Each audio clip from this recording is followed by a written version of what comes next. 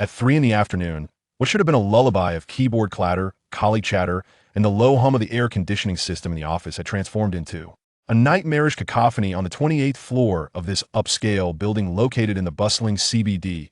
Screams, howls, collisions, and the jarring sound of shattering glass replaced the tranquil ambience. The air was thick with an overwhelming stench of blood, mingled with an indescribable odor reminiscent of rust and decay.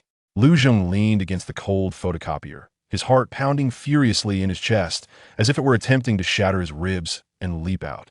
He pressed his hand tightly over his mouth, breathing as softly as possible, terrified that even the faintest sound might attract the attention of the lurking things outside the partition. His dress shirt was soaked with cold sweat and splattered with blood from an unknown source, clinging uncomfortably to his skin, cold and clammy. He had discarded his tie an hour ago, after witnessing his supervisor pounce upon intern Xiao Lu, biting into her throat. Reflecting on that moment, now felt like recalling an event from a century past. 3 hours ago, everything was still normal. The IT was Monday, and the tiresome weekly meeting ensued, with the project manager passionately extolling quarterly targets while colleagues discreetly scrolled through their phones. Beneath the table, Liu Zheng was no different. He occasionally looked up and nodded in agreement, his thoughts drifting to the game he had failed to complete the night before and the rent due this month. The only oddity was the sporadic news alerts about outbreaks of rabies and unexplained riots in certain cities. Yet, in this age of information overload, such sensational headlines were commonplace, often swiftly drowned out by the latest gossip, failing to garner significant attention. Lu Zheng merely dismissed them with a flick of his finger, muttering to himself, "Where's the trouble this time?" Before losing interest.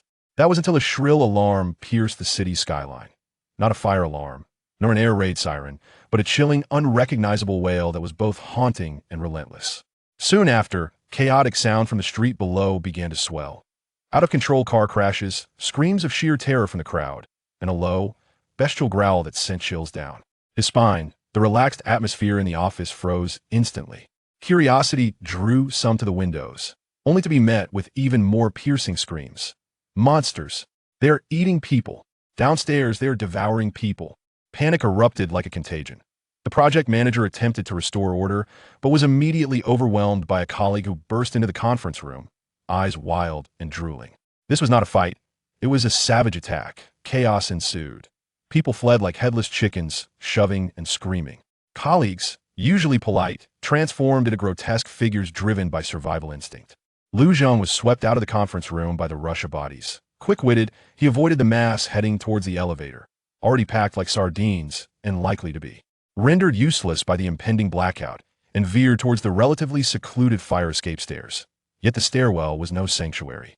In the darkness, gasps, cries, the sounds of pursuit, and ravenous gnawing intertwined.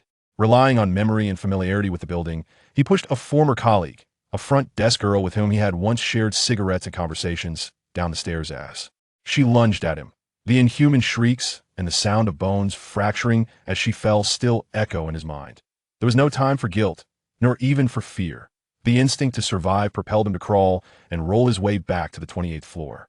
This level seemed cleaner, perhaps due to its elevation and the fact that most employees were downstairs in meetings or dining.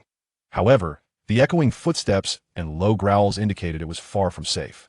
He hid in the print room, a modest space with at least 2 solid walls and a single entrance. Locking the door, he barricaded it with a heavy binding machine and several boxes of printer paper. Then he collapsed to the floor, panting heavily, trembling uncontrollably. Outside lay a hellish scene. Through the frosted glass door of the print room, he glimpsed shadows shambling past, sometimes frantic living beings, sometimes those grotesquely bloodied infected. The screams of the living being overpowered and the satisfied crunching of the infected gnawed at his fraying nerves like a dull knife. He retrieved his phone, finding no signal. The screen displayed the time, 3:17 p.m. Notifications of unread messages and missed calls flooded the screen, most from parents and a few friends, frozen in time just before the disaster erupted. He tried calling his parents, only to be met with the cold, relentless busy tone. A chilling sense of despair gripped him. Stay calm. Lu Zheng, stay calm. He pinched his thigh hard, the pain sharpening his scattered thoughts slightly. You must survive.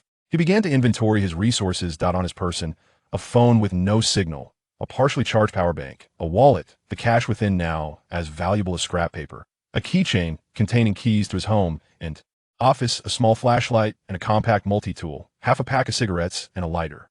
In the print room, several bulky multi-function printers, now merely cumbersome metal objects, abundant A4 paper, currently useless, spare toner cartridges of no value, a small refrigerator holding some colleagues' drinks and snacks, and a water cooler with more than half a tank of bottled water. Food and water were paramount. He carefully assessed the contents of the refrigerator. 3 cans of cola, 2 bottles of mineral water, several apples, a partially consumed bag of cookies, and a few energy bars. Not much, but ration wisely. It might last 2 or 3 days. Water was more critical. He found a few disposable cups and filled one with water from the cooler, drinking in small, hurried sips. The moisture soothed his parched throat, alleviating some of his fear. Then he undertook an action that seemed trivial in ordinary circumstances, but was crucial at this moment. He found a marker and, with determination, inscribed today's date on the clean whiteboard. July 14th, 2035, Monday. Beside it, he drew an X. He needed to record the passage of time, to prevent himself from losing track of it in despair. After accomplishing this, he leaned against the wall, striving to recall any useful knowledge. He had enjoyed watching survival shows and disaster films, but had never imagined he would need to apply such knowledge in real life. Fragments of information swirl in his mind. Seek safety, stay hydrated, avoid making noise, find weapons. Weapons. He glanced around the print room, his gaze landing on a metal wrench used for changing supplies, approximately 30 centimeters long and weighty.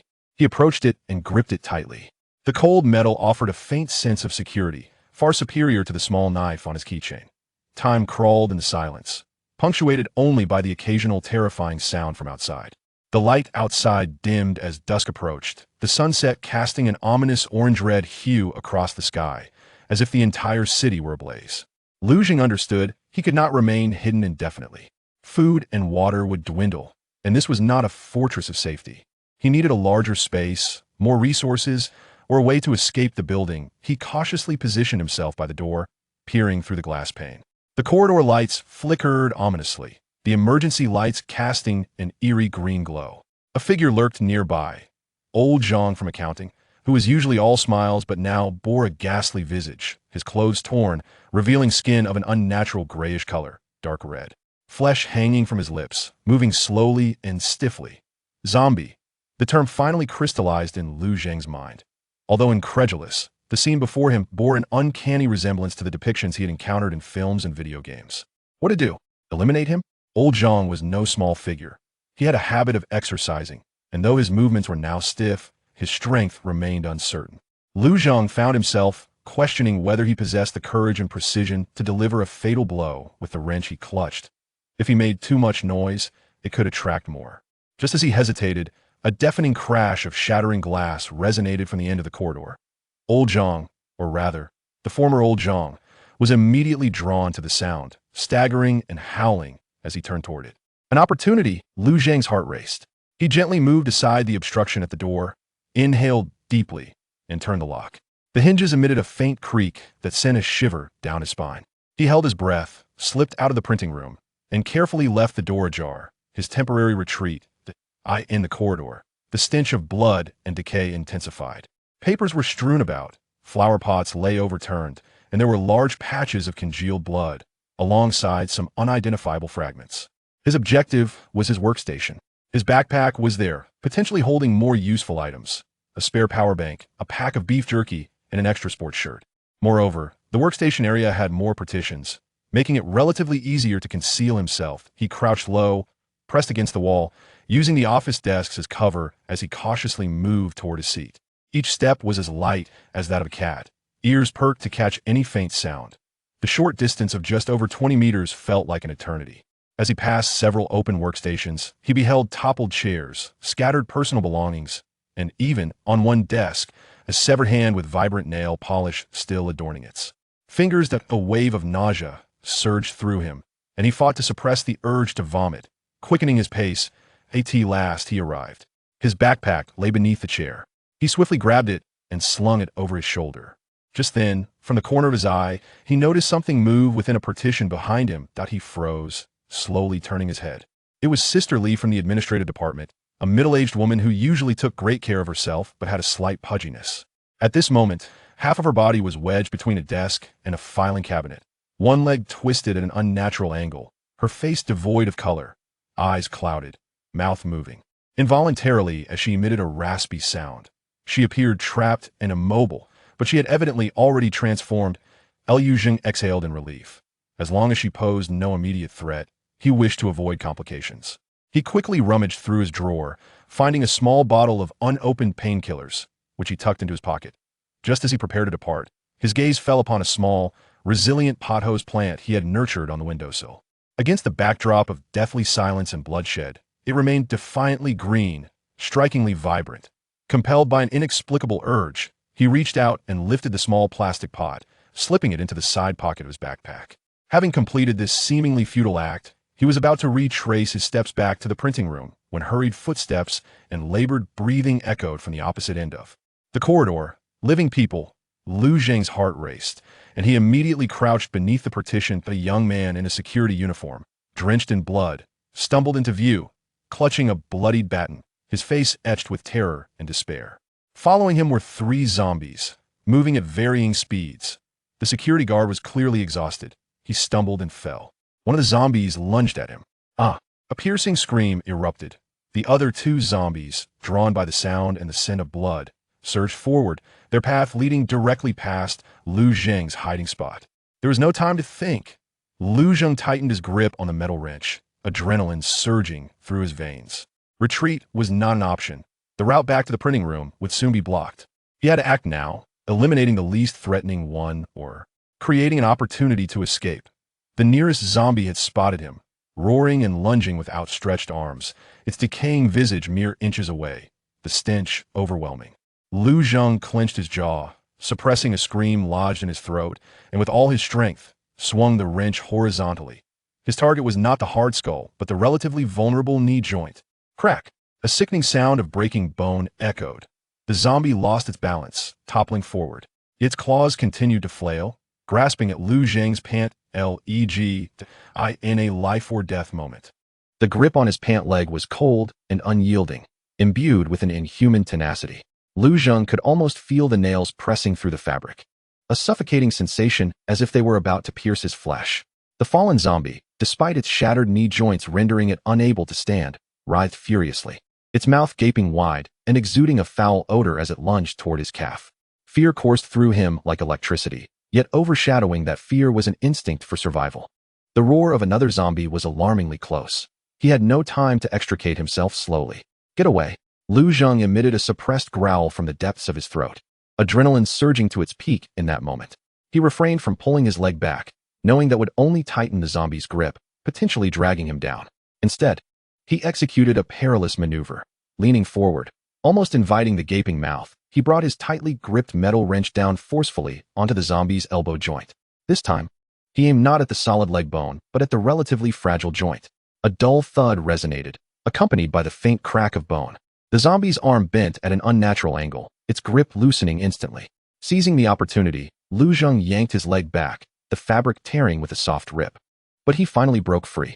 Almost simultaneously, another zombie lunged at the spot he had just occupied, its desiccated, dark claws grazing his back, stirring a fetid breeze. Liu Jing staggered forward a couple of steps, barely regaining his balance, his heart pounding as if it might leap from his throat. There was no time for fear. He pivoted to confront a new threat. This zombie appeared to have been a young man in life, clad in a courier uniform now drenched in congealed blood. Its movements were swifter than those of the previous zombie with shattered knees. Though still stiff, its assault was more ferocious. No direct confrontation. The thought flashed through Liu Jing's mind. He was merely a desk-bound office worker, lacking in physical prowess and any combat training. It would be folly to measure strength and endurance against a creature that felt no pain. His gaze swiftly scanned the surroundings. This was an open office space, cluttered with desks and partitions. Eureka! Without hesitation, he dashed deeper into the workstation area, opting not for a straight escape, but for a serpentine route through the narrow passages between desks. The courier zombie roared in relentless pursuit, toppling several chairs with a cacophony that felt jarringly loud in the otherwise quiet floor. Liu Jing's heart sank. This noise could attract more creatures. It was imperative to dispatch this one quickly. He rounded a corner and abruptly halted, pressing his back against a sturdy wooden desk partition, hands gripping the wrench tightly at chest level, panting heavily as he fixed his gaze on the corner. The footsteps and growls grew dangerously close. Now was the moment. As the zombie's figure appeared around the corner, Lu Zheng summoned all his strength and swung the wrench upward with fierce intent. His target was not the head, but the chin. This strike, long in the making, was entirely unexpected. With a crisp crack, the zombie's jaw appeared to be dislocated, its head snapping back, momentum abruptly halted, and its body lost balance, toppling backward. An opportunity. Lu Zheng did not let this fleeting chance slip away. He lunged forward, seizing the moment while the zombie lay incapacitated. Lifting his foot to deliver a ruthless stomp with the sole of his leather shoe onto the creature's neck. 1 strike, 2 strikes, 3 strikes. He lost count of how many times he stamped down until he felt the gratifying snap of the cervical vertebrae beneath his foot, until the body ceased its struggle, reduced to faint, involuntary convulsions. Only then did he come to a halt, leaning on the wrench, gasping for breath, sweat trickling down his forehead into his eyes. Stinging and painful, he had killed it. In the truest sense, he had exterminated a zombie. There was no revulsion or nausea as he had imagined. Only an overwhelming sense of exhaustion and a chilling realization in this new world. If you do not kill them, they will consume you. There is no third possibility. He forced himself to regain composure, scanning his surroundings with heightened vigilance. The commotion had been considerable, but fortunately, no new zombies had emerged for the time being. Perhaps there were simply not many zombies on this floor, or they had been lured away by disturbances in other areas. His gaze fell upon the first zombie whose legs he had shattered. It was still crawling in place, emitting frustrated hissing sounds. Lu Zheng approached, paused in silence, and raised the wrench once more, targeting the back of its skull, bringing it down with force. The world fell silent. In the corridor, only the faint sounds of gnawing from the devoured corpse of the security guard remained, alongside distant roars and crashing noises. Leaning against the partition, Lu Zheng quickly assessed his situation. He was greatly fatigued, his arms trembling slightly from exertion. His pant leg was torn, but fortunately, he was unharmed. The wrench was stained with a grotesque mixture of red and white, emanating a nauseating odor. He could not linger for too long. The air was thick with the scent of blood, a source of danger. His eyes landed on the administrative area not far away. There, independent glass doors seemed to offer a greater sense of security, and he recalled that the administrative department's storage room might contain useful items, a first aid kit, possibly some snacks, and perhaps even weapons, such as a paper cutter or sturdier tools. Taking a deep breath, he adjusted the straps of his backpack, gripped the bloodied wrench tightly, and cautiously made his way toward the administrative department. The glass door was closed but not locked. He gently pushed it open a crack, slipped inside sideways, and quickly locked the door behind him. The interior was relatively tidy, yet in disarray, with documents scattered across the floor and several desks overturned. He swiftly scanned the area, confirming the absence of lurking threats. The first item he located was a first aid kit on the wall. Upon opening it, he found a satisfactory assortment of basic medical supplies: iodine, gauze, bandages, adhesive plasters, painkillers, and cold medicine. He felt as though he had struck gold, hastily stuffing essential medications, particularly the iodine and gauze, into his backpack. He also added the bottle of painkillers he found in a drawer. Next, he discovered a brand new metal paper cutter in a drawer, far sharper and sturdier than his multi-functional knife card. He replaced the small knife card with the paper cutter, securing it to his belt. While rummaging through another cabinet, he stumbled upon an unexpected treasure: half a case of bottled mineral water, 24 bottles, with 10 or so remaining, and several boxes of individually wrapped chocolate bars and compressed biscuits. It felt like a timely boon. He resisted the overwhelming urge to feast immediately, merely unwrapping a single chocolate bar and quickly popping it into his mouth, savoring the faint energy that the sugar provided. He then carefully stowed the remaining food and water into his backpack. The bag grew considerably heavier, yet this weight brought with it a sense of joy. As he prepared to leave, his gaze was drawn to an intriguing object on the desk of the administrative supervisor. It was a uniquely shaped metallic USB drive, dark silver in color, bearing faint signs of wear, suggesting it had been around for some time, starkly contrasting with the modern office equipment surrounding it. Carelessly placed beside a pen holder, it seemed to be of little importance. Compelled by an inexplicable force, Lu Zheng approached and picked up the USB drive. It felt icy to the touch, its material not resembling ordinary plastic or aluminum alloy. Instinctively, he squeezed it, and at a subtle seam on the surface, a barely perceptible pale blue glow flickered briefly, so fleeting that he questioned his own perception. What could this be? He murmured to himself. But now was not the time for contemplation. He casually slipped the USB drive into his pocket, hoping to discover its contents on a computer later. Though the prospect seemed dim, with his supplies replenished and a more practical weapon acquired, Lu Zheng's confidence was slightly restored. Yet, he understood that the administrative department was not a place for prolonged stay. He needed to find a more secure and defensible stronghold or devise a means to escape the building. Exiting the administrative area, he returned to the corridor, observing with heightened caution. Beside the corpse of the security guard, a ravenous zombie appeared to have satisfied its hunger, sluggishly raising its head with murky eyes fixed upon Lu Zhang. Ignoring the creature, he circumnavigated the body and moved towards the fire escape. He recalled that 2 floors above the 28th level lay the rooftop. Perhaps the rooftop would offer a relatively safe option. At least it provided a wide view, making it difficult to be cornered, and it might contain water tanks, indicating a potential water source. However, as he approached the fire escape door, his heart sank. The fire door was firmly shut, yet behind it, he could hear distinct scratching and banging sounds, accompanied by multiple growls. There were zombies in the stairwell, and likely a considerable number of them. This route was impassable. He quickly retreated, his mind racing. Taking the elevator was out of the question, and with the stairwell blocked, his gaze shifted to the window at the far end of the corridor. Perhaps he could find a way to climb over to the adjacent annex, or utilize the fire hose to slide down.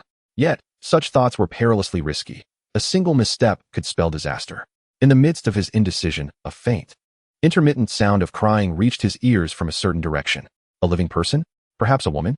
Lu Zhang halted in his tracks, clenching his wrench tightly. He cast a conflicted glance towards the source of the sound, which led to a corridor connecting to a small internal library and a rest area. To save or not to save?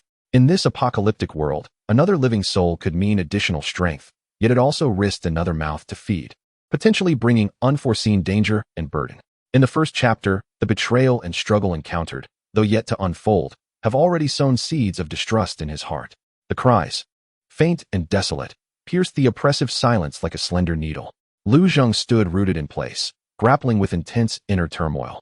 In the shadowy depths of despair, should a flicker of humanity be ignited at this moment?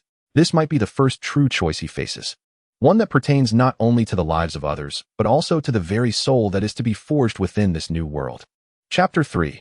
Glimmers and choices. The cries were like gossamer threads, delicate, feeble, yet tenaciously weaving through the silence and bloodshed, entwining themselves around Lu Zhang's heart.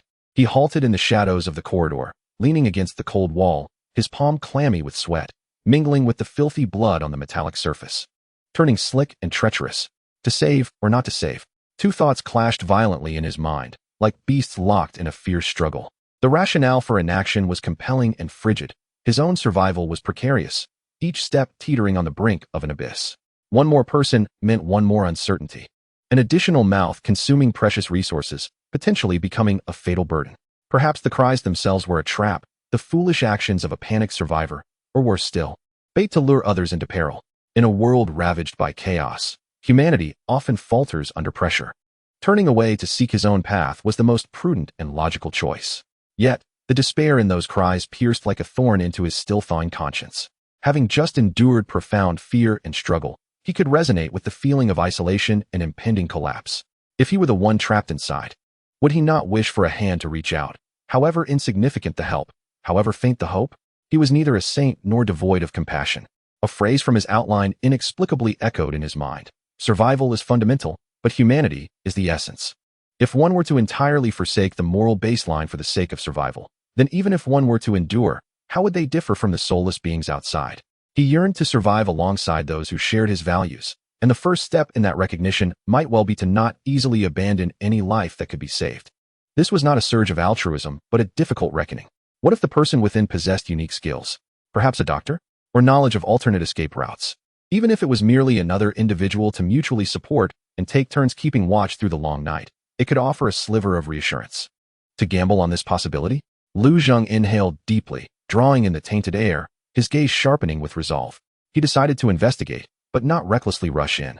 He established 3 principles. First, his own safety must take absolute precedence.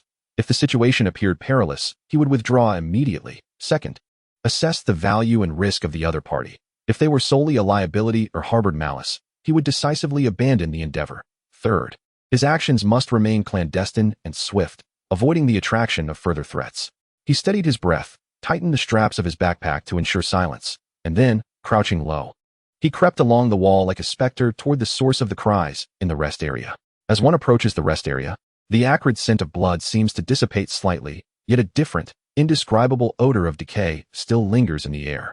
The rest area comprises a small library, housing company documents and a modest selection of leisure books, a coffee bar, and several sofas with accompanying tables, all partitioned from the external corridor by glass walls.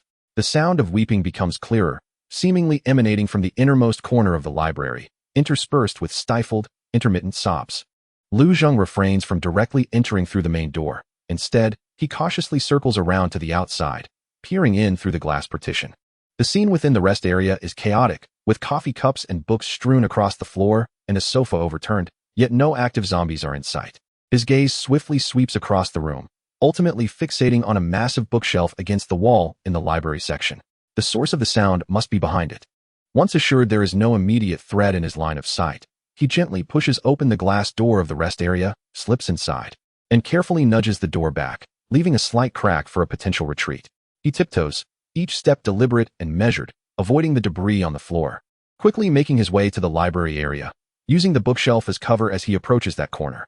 At last, he glimpses the source of the sound.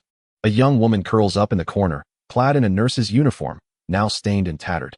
She clutches her knees tightly, burying her head in the crook of her arms, her shoulders quaking from suppressed sobs. Beside her lies the lifeless body of a zombie, unmistakably the company's cleaning lady. Her skull caved in from a heavy brass bookend, red and white matter splattered across the ground. The woman's bare calves bear a distinct abrasion, oozing droplets of blood, though it does not appear to be a bite or scratch. A nurse? A flicker of interest ignites in Lu Zheng's mind. This could prove valuable. Yet, he does not reveal himself immediately. Instead, he surveys the surroundings with vigilance. The area is relatively enclosed, with only one entrance. If it were to be blocked, it would pose significant trouble. Above the bookshelf, the space is empty, with a considerable gap to the ceiling, offering no concealment. For the moment, it is safe. Hush! Lu Zheng emits a barely audible sound. The woman jolts like a startled rabbit, lifting her head. Her face is streaked with tears and grime.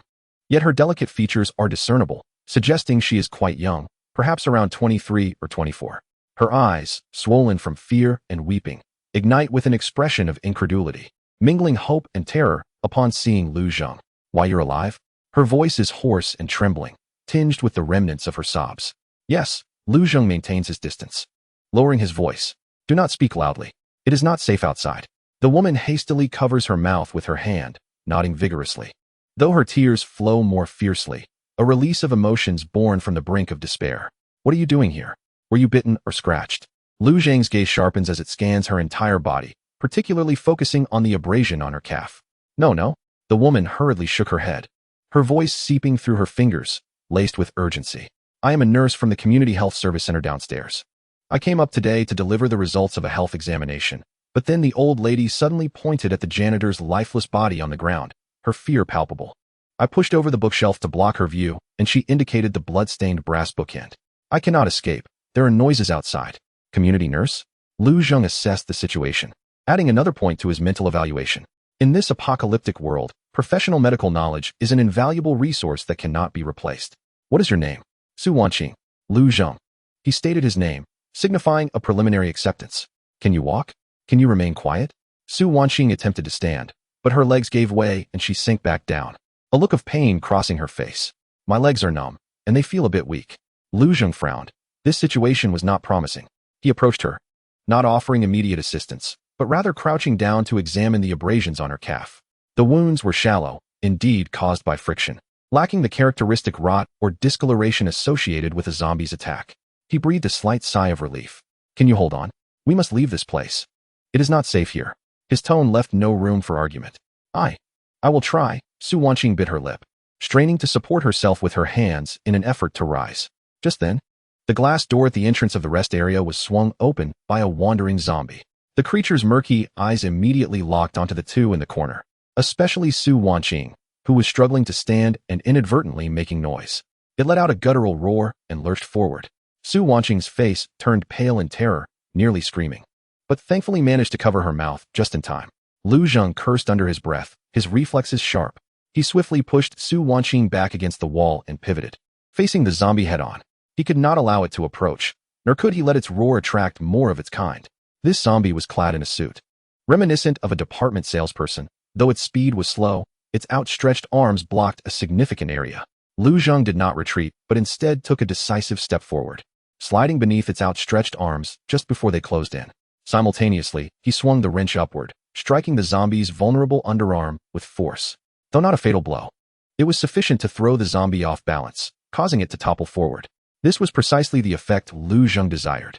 In the instant the zombie fell, he swiftly maneuvered behind it, raising the wrench and aiming for the back of its skull. With a resounding thud, the impact resonated. The zombie twitched a couple of times before becoming still. The entire sequence transpired in the blink of an eye, markedly more decisive and efficient than his previous encounters. Lu Zheng felt a twinge of surprise at his own resolve and effectiveness, as if his body were rapidly acclimating to the brutal dance of life and death. Move quickly, Lu Zheng urged, pulling Su Wanqing, still dazed, to her feet, disregarding her weak legs, half supporting and half dragging her upwards. Can you grab anything? His gaze swept across the bloodied brass bookend on the ground. It was heavy and sharp-edged, potentially more effective as a close combat weapon than the wrench. Realizing the urgency, Su Wanqing promptly bent down to retrieve the bookend, clutching it tightly to her chest, as if it might offer her a semblance of safety. Lu Zheng no longer hesitated, supporting Su Wanqing as they swiftly exited the lounge and returned to the corridor. He cast a glance towards the direction of the administrative department and then at the fire escape, where unsettling sounds still echoed. Ultimately, he directed his gaze towards the far end of the corridor, leading to the offices of the company's senior executives and a spare safety passage. This seldom traversed route might offer a more favorable situation. This way, he resolved, it was imperative to find a temporary stronghold where he could catch his breath and gather his thoughts. His apartment lay at the other end of the city, now appearing utterly unreachable. Therefore, an easily defendable makeshift refuge was of paramount importance. And what place could possibly serve this initial requirement better than the independent office of the executive, especially that of the vice general manager? Known for his emphasis on security and privacy, with Su Wanqing leaning on him, he trudged towards that glimmer of hope, navigating the perilous corridor illuminated by the blood-red sunset. Behind them, new roars emerged from the darkness, seemingly urging them onward. Each step tread the precarious line between the unknown and hope. The wrench in his hand and the brass bookend tightly clutched by Su Wanqing were the only faint glimmers of light they could grasp in this abyss of despair. Chapter 4. Fortification and flicker. The corridor appeared endless.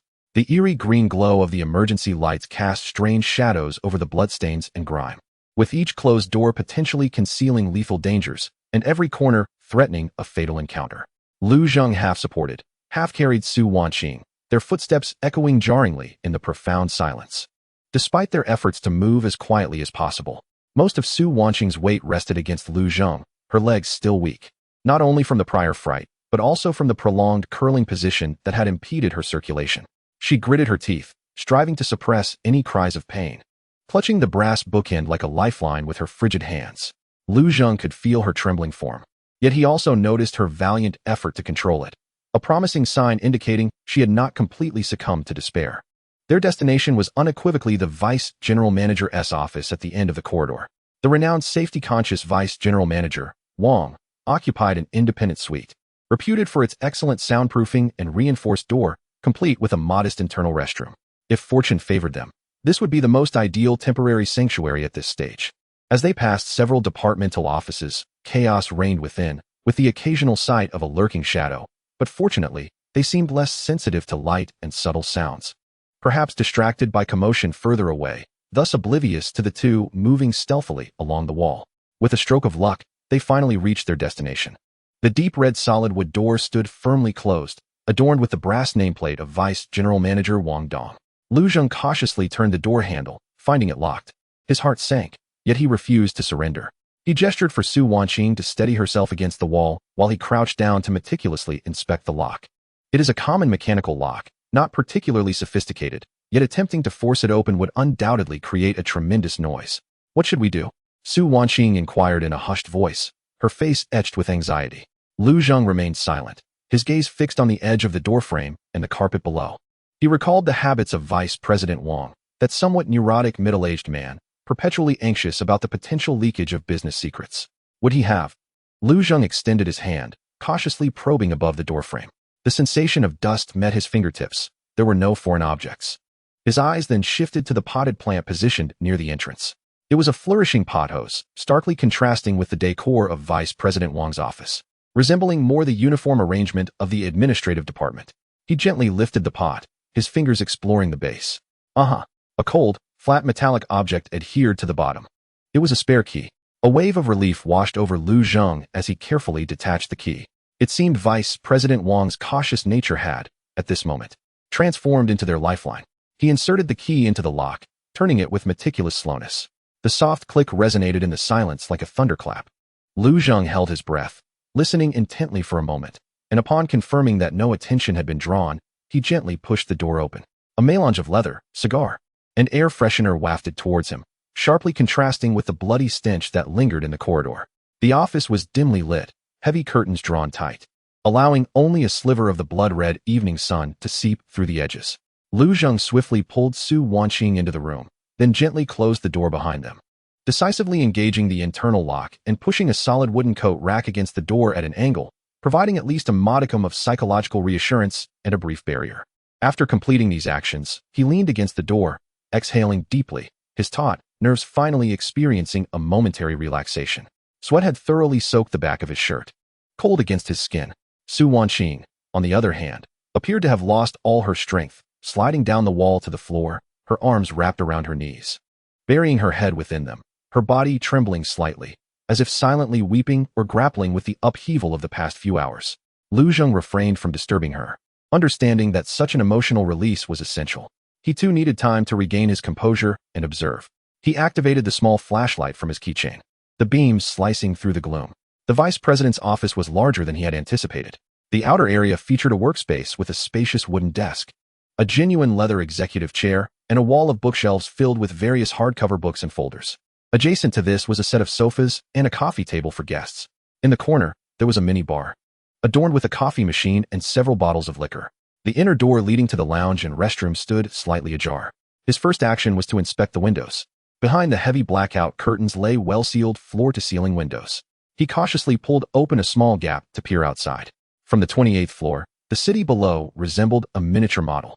But the once bustling scene had vanished, replaced by countless immobile vehicles, sporadic plumes of black smoke, and small figures, akin to ants, meandering along the streets. In the distance, the iconic buildings of the city loomed silently in the twilight, with occasional flashes behind some windows, leaving one to wonder whether they were signals of distress or something else entirely. A vivid tableau of civilization's collapse unfolded before his eyes. He drew the curtains tightly, ensuring no gaps remained. Following this, he swiftly inspected the inner lounge and restroom. The lounge was small, furnished only with a single bed and a wardrobe. The restroom was clean and tidy, equipped with a toilet and a sink. He turned on the faucet, and to his relief, a thin stream of water flowed forth. Though slightly murky, it was at least fresh. He let the water run for a moment until it cleared somewhat, then cupped his hands to splash his face, the cold shock invigorating him. He drank a few sips, quenching his parched throat. Is there still water? Su Wanqing raised her head, her face still marked by tears, yet her eyes regained a glimmer of vitality. Yes, conserve it, Lu Zheng nodded, handing her a bottle of mineral water he had brought from the administration department. Start with this, it's clean. Su Wanqing gratefully accepted, sipping eagerly yet cautiously. Lu Zheng began a systematic inventory of the resources within this makeshift stronghold. He opened the small refrigerator beneath the minibar, discovering several bottles of mineral water, a few cans of beer and soda, and a handful of slightly wilted fruits. Above the bar, he found a cabinet stocked with coffee beans, sugar cubes, and individually packaged snacks such as cookies and nuts. In the desk drawer, he unearthed a powerful flashlight, far superior to his keychain version, along with spare batteries, a multifunctional tool, a box of cigars, and a finely crafted letter opener. Though small, it appeared razor-sharp.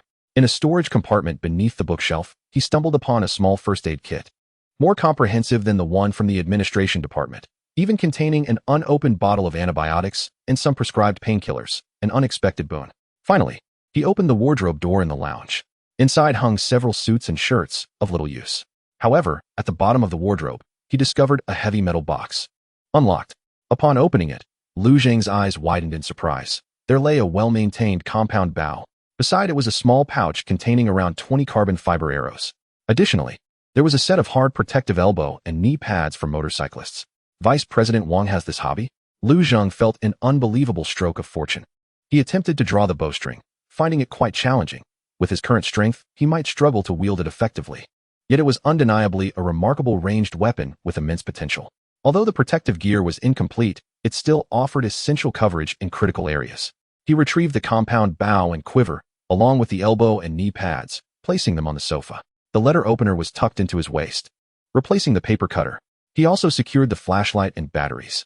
After accounting for the supplies, Lu Zheng felt significantly reassured. With food and water, if it were just the two of them, they could likely sustain themselves for 4 to 5 days with careful rationing. In terms of weaponry, they had a wrench and a brass bookend for close combat, the compound bow, though currently unusable, and a sharp short blade for defense. The medical supplies had also been replenished. Most importantly, this room was relatively sturdy, discreet, and possessed an independent water source. The skies swiftly darkened. The last vestiges of daylight consumed by the encroaching night. The city succumbed to an eerie darkness, illuminated only by sporadic glimmers of fire and the occasional flicker of unknown lights breaking the silence. Inside the room, shadows enveloped everything, save for the faint glow emitted by a small flashlight placed on the coffee table, resembling a candle flickering in the wind. "Are we safe?" Su Wanqing inquired softly, curled up on the carpet in the corner, hugging her knees. "For now," Lu Zheng replied, seated on the sofa as he cleaned the bloodied wrench. His tone calm, yet tinged with pessimism. "This is the best refuge we could find at the moment. However, we cannot remain here indefinitely. Our food will deplete, and our water may run out. Moreover, who knows what changes might occur outside." He recalled the zombies' rigid movements, but instinctively sensed that matters would not be so straightforward. Thank you for saving me." Su Wanqing raised her head, her eyes shimmering like a frightened deer in the flashlight's dim light, filled with genuine gratitude. "If it weren't for you, no need for thanks. You are of value to me as well," Lu Zheng interjected, his tone almost coldly pragmatic. He deemed it necessary to establish this from the outset. "You are a nurse. Your expertise is more precious now than anything else. We must rely on each other to enhance our chances of survival." Su Wanqing paused, seemingly taken aback by Lu Zheng's forthrightness, yet she quickly nodded, her gaze firming. "I understand. I will do my utmost. I can handle external injuries and common medical care reasonably well." "Excellent." Lu Zheng placed the cleaned wrench beside him. "Now, we need to establish some rules. First, absolute silence must be maintained, especially at night. Second, all supplies will be distributed uniformly, managed by me. Third, we will take turns keeping watch. I will guard the first half of the night, and you will take the latter half. You must recover your strength as quickly as possible. Any objections?" "No." Su Wanqing shook her head, not contesting Lu Zheng's natural leadership. In extreme circumstances, a calm and decisive leader is essential for survival. Lu Zheng retrieved a small amount of compressed biscuits and a chocolate bar from his backpack, dividing a portion for Su Wanqing. "Eat a bit to replenish your energy. Then try to rest. I will wake you during the latter part of the night." The two silently consumed their modest dinner. Outside, the world lay in utter silence, yet within this enclosed office, a faint flicker of order and cooperation began to ignite amidst the despair of the dark wasteland. Leaning back on the sofa, Lu Zheng kept the powerful flashlight within reach, his ears alert to any subtle sounds beyond the door. Meanwhile, the cold outline of a USB drive in his pocket served as a stark reminder that this world might still harbor deeper secrets. The night had only just begun. Chapter 5. Purge and Emergence. The darkness enveloped the office like thick ink, soaking every corner. Lu Zheng switched off the flashlight, allowing his eyes to adjust to the profound blackness. Only the gradually steadying and elongated breaths of Su Wanqing and the rhythmic beating of his own heart attested that time had not come to a standstill. Keeping watch tested one's willpower, particularly after a day fraught with life and death escapes, where fatigue surged like a tide, repeatedly attempting to drown him. He pressed firmly on the web of his hand, using the pain to dispel drowsiness, his ears attuned like radar, capturing any hint of unusual sound from beyond the door. In the latter half of the night, he roused Su Wanqing, initially bewildered.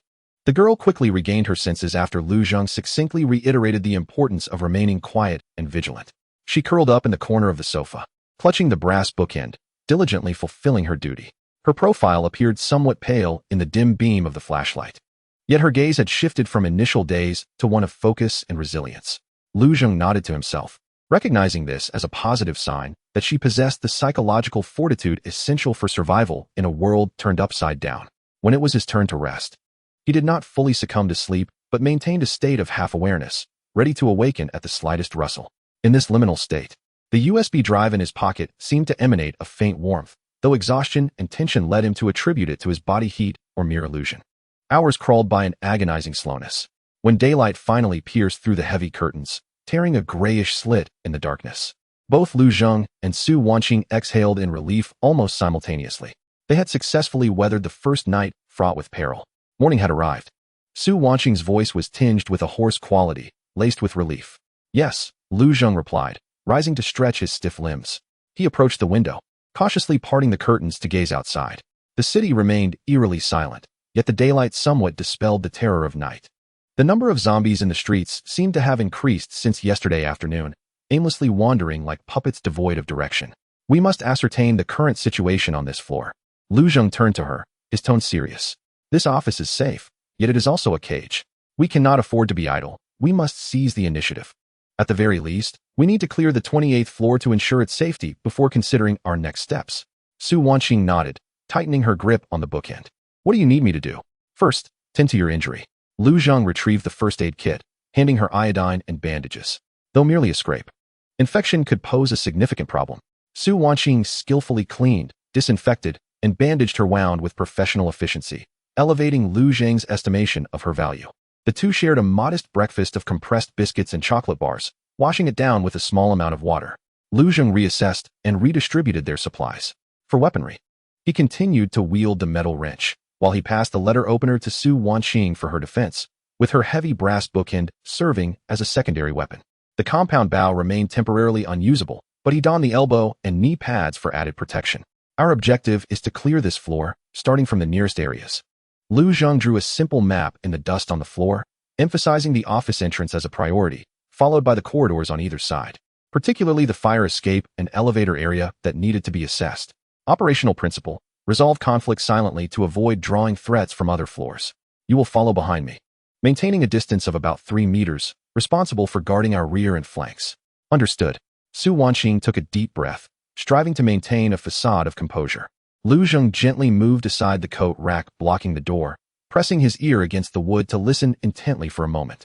Once he confirmed there were no unusual sounds outside, he slowly turned the internal lock and opened the door a crack. The corridor appeared even more vivid and unsettling than the previous day. Congealed blood, scattered debris, and the 2 corpses of the zombies Lu Zheng had dispatched lay nearby, bathed in the cruel light of dawn, presenting a stark realism.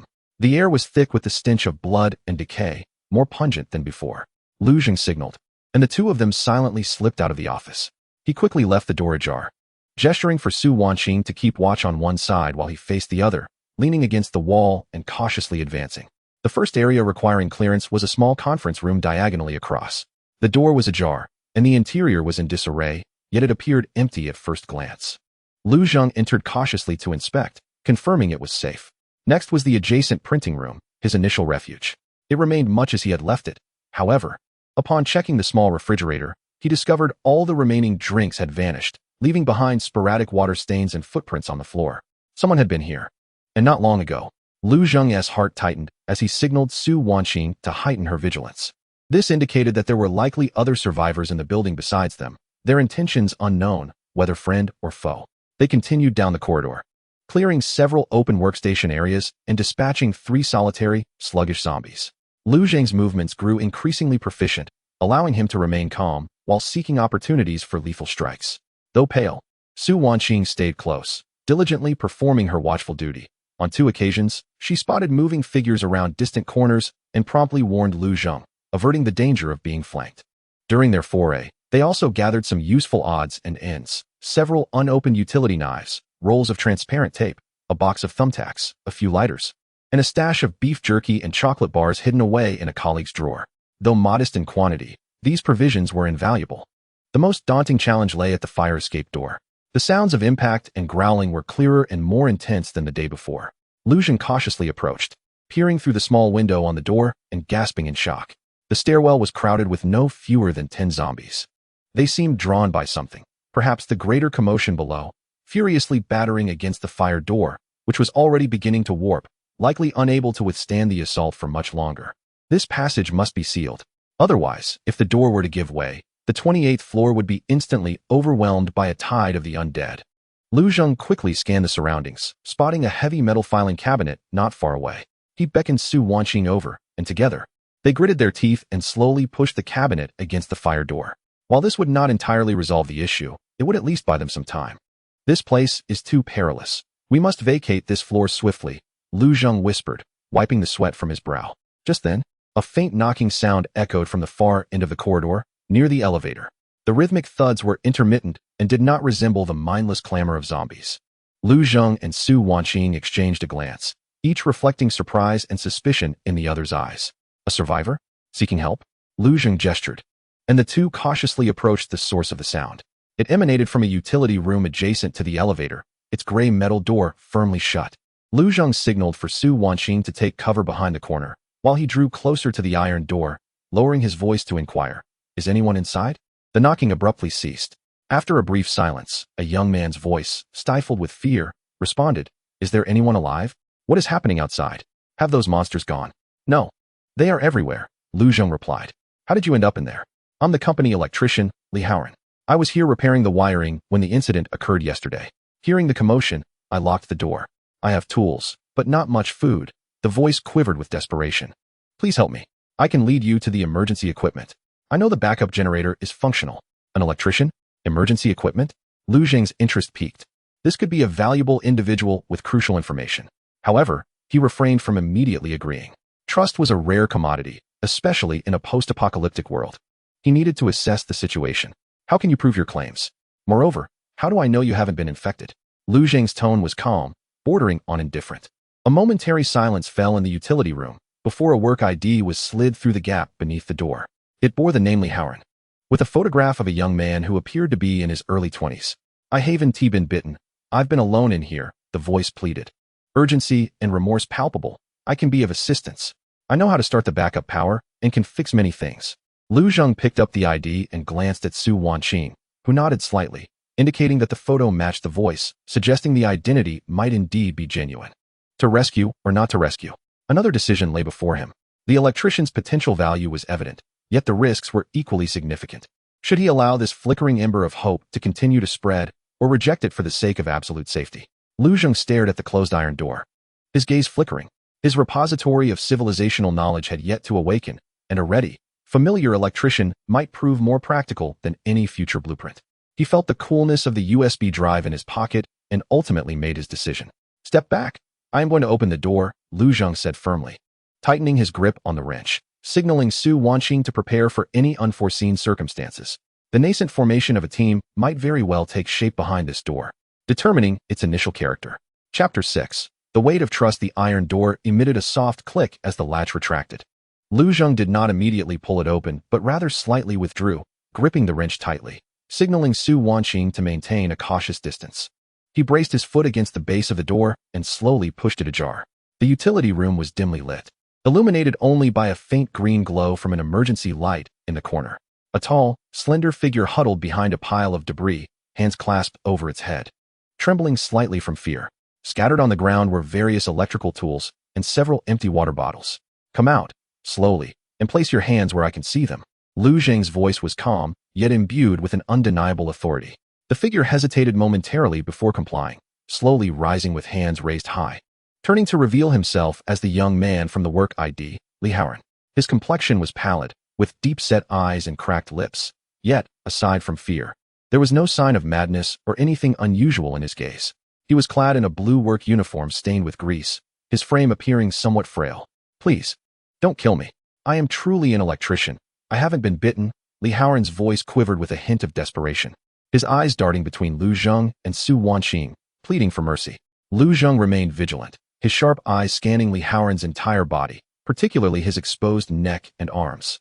"Roll up your sleeves and pant legs, then turn around." Li Haoran hastily complied, rolling up the sleeves of his uniform and pant legs, awkwardly turning in place to show that, aside from some bruises and scrapes, he bore no wounds. "See, I've been hiding here all along." After a meticulous examination, Lu Zheng's grip on the wrench slightly relaxed, though he did not let it go entirely. "You mentioned you could start the backup generator?" Yes. Li Haoran seized the opportunity as if it were a lifeline, nodding vigorously. "The building has an independent backup diesel generator located in the basement's machine room. It undergoes routine maintenance and trial runs every month. I know the procedure. If we can procure diesel, we might be able to temporarily supply power to certain areas. I also know of some emergency passages and ductways that could be safer than the stairways." Temporary power? Emergency passages? These two pieces of information piqued Lu Zheng's interest. Power meant light, potential access to information, such as through a radio, and even the brief use of certain equipment. Moreover, safer routes were precisely what they desperately needed at that moment. "Why are you sharing this with us? What do you seek in return?" Lu Zheng queried directly. In a world like this, kindness was seldom without ulterior motives. I'm I want to leave with you. Li Haoran's voice trembled on the brink of tears. I'll die here alone. There is no food or water, and outside are monsters. I have some utility. I can fix things and work. Please take me with you. His fear and pleas appeared genuine, and the value he proposed was indeed tangible. Lu Zheng glanced at Su Wanqing, seeking her counsel with a mere look. She nodded gently and murmured, "He doesn't seem to be feigning, and an extra pair of hands could provide additional strength." Lu Zheng pondered for a moment. Taking in Li Haoran meant an additional mouth to feed, further straining their already limited resources, along with an uncertain risk. Yet, his professional skills and information were rare commodities in the current environment. This was yet another gamble, one that wagered on the preservation of humanity and professional worth. Remember 3 points. Lu Zheng fixed his gaze into Li Haoran's eyes, his tone chillingly serious. First, absolute obedience to commands. Second, any concealment or betrayal will lead to death.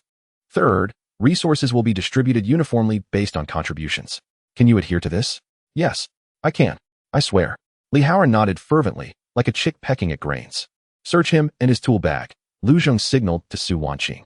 Su Wanqing stepped forward, a touch of awkwardness in her demeanor. Yet she meticulously examined Li Haoran's pockets and his tool bag. Inside, apart from electrical tools, a multimeter, a bundle of wires, and several components. There were no weapons or other suspicious items. Very well, from this moment forth, you shall accompany us. Lu Zheng finally set down the wrench. I am Lu Zheng, and this is Su Wanqing, a nurse. Remember what you have said. Thank you. Thank you, Brother Zheng. Thank you, Sister Su. Li Haoran nearly dropped to his knees, overwhelmed by the joy of survival and the immense pressure that left him somewhat incoherent. The trio did not linger in the tool room. Lu Zheng instructed Li Haoran to collect his tool bag, and they swiftly retreated to the vice president's office. After closing the door and securing the coat rack, the atmosphere began to ease slightly. Lu Zheng produced a modest amount of food and water for Li Haoran. The young man devoured the provisions ravenously, nearly choking, prompting Su Wanqing to offer him water and gently pat his back. This subtle gesture brought tears to Li Haoran's eyes, and he expressed his gratitude through a choked voice. While Li Haoran replenished his strength, Lu Zheng unfurled a company floor plan he had discovered on Vice President Wang's desk. Haoran, indicate the location of the backup generator room and the emergency exits you are aware of. Also, what is the current status of the building's electrical system? Li Haoran leaned closer, pointing at the map with his finger. The generator room is located here, at the far end of the second basement. The main power supply must have long been cut off. Currently, the emergency lighting circuits are being sustained by batteries, but that won't last much longer. If we can start the backup generator, we might restore power to some critical areas, like the emergency supply for the elevator. However, diesel is a significant issue. The storage in the generator room is likely only sufficient for a few hours. The elevator? Lu Zheng frowned. That contraption is far too perilous and noisy. We cannot use it unless absolutely necessary. Now, tell me about the emergency exits. Ah, certainly. Li Haoran pointed to several spots on the map. Here and here. There are maintenance-specific pipe shafts and ventilation ducts. Some of these spaces are relatively spacious and could allow for crawling, leading to certain areas below. But I am not entirely certain where they lead. Moreover, the situation inside is unknown. The most reliable option might be the fire escape. But recalling the noise outside the door earlier, his complexion paled. The fire escape is currently blocked, but that won't hold for long, Lu Zheng remarked gravely. We must find a way to leave this building before the horde breaks through the door. Our ultimate goal is to return to my apartment, which may offer greater safety and contain some of my supplies. He refrained from mentioning the USB drive and the knowledge base. Apartment? In which area? Su Wanqing inquired. West City, in the Jingsua Garden community, Lu Zheng replied. That is quite distant. Li Haoran clicked his tongue. That spans over half the city. How many of those fiends lie in wait along the way? Thus, we require a plan, along with ample supplies and equipment. Lu Zheng's gaze swept across the office's resources, finally resting on a composite bow.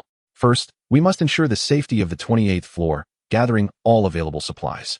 Then, we shall attempt to explore the lower floors in search of diesel or, at the very least, ascertain the possibility of descending. He turned to Li Haoran. How long will you need to regain your strength?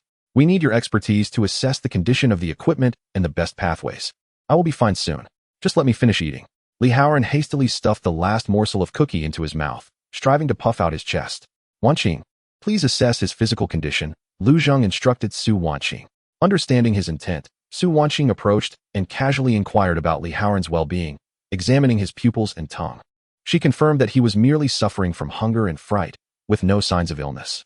Good, Lu Zheng declared as he rose to his feet. We shall rest for half an hour before commencing our operations.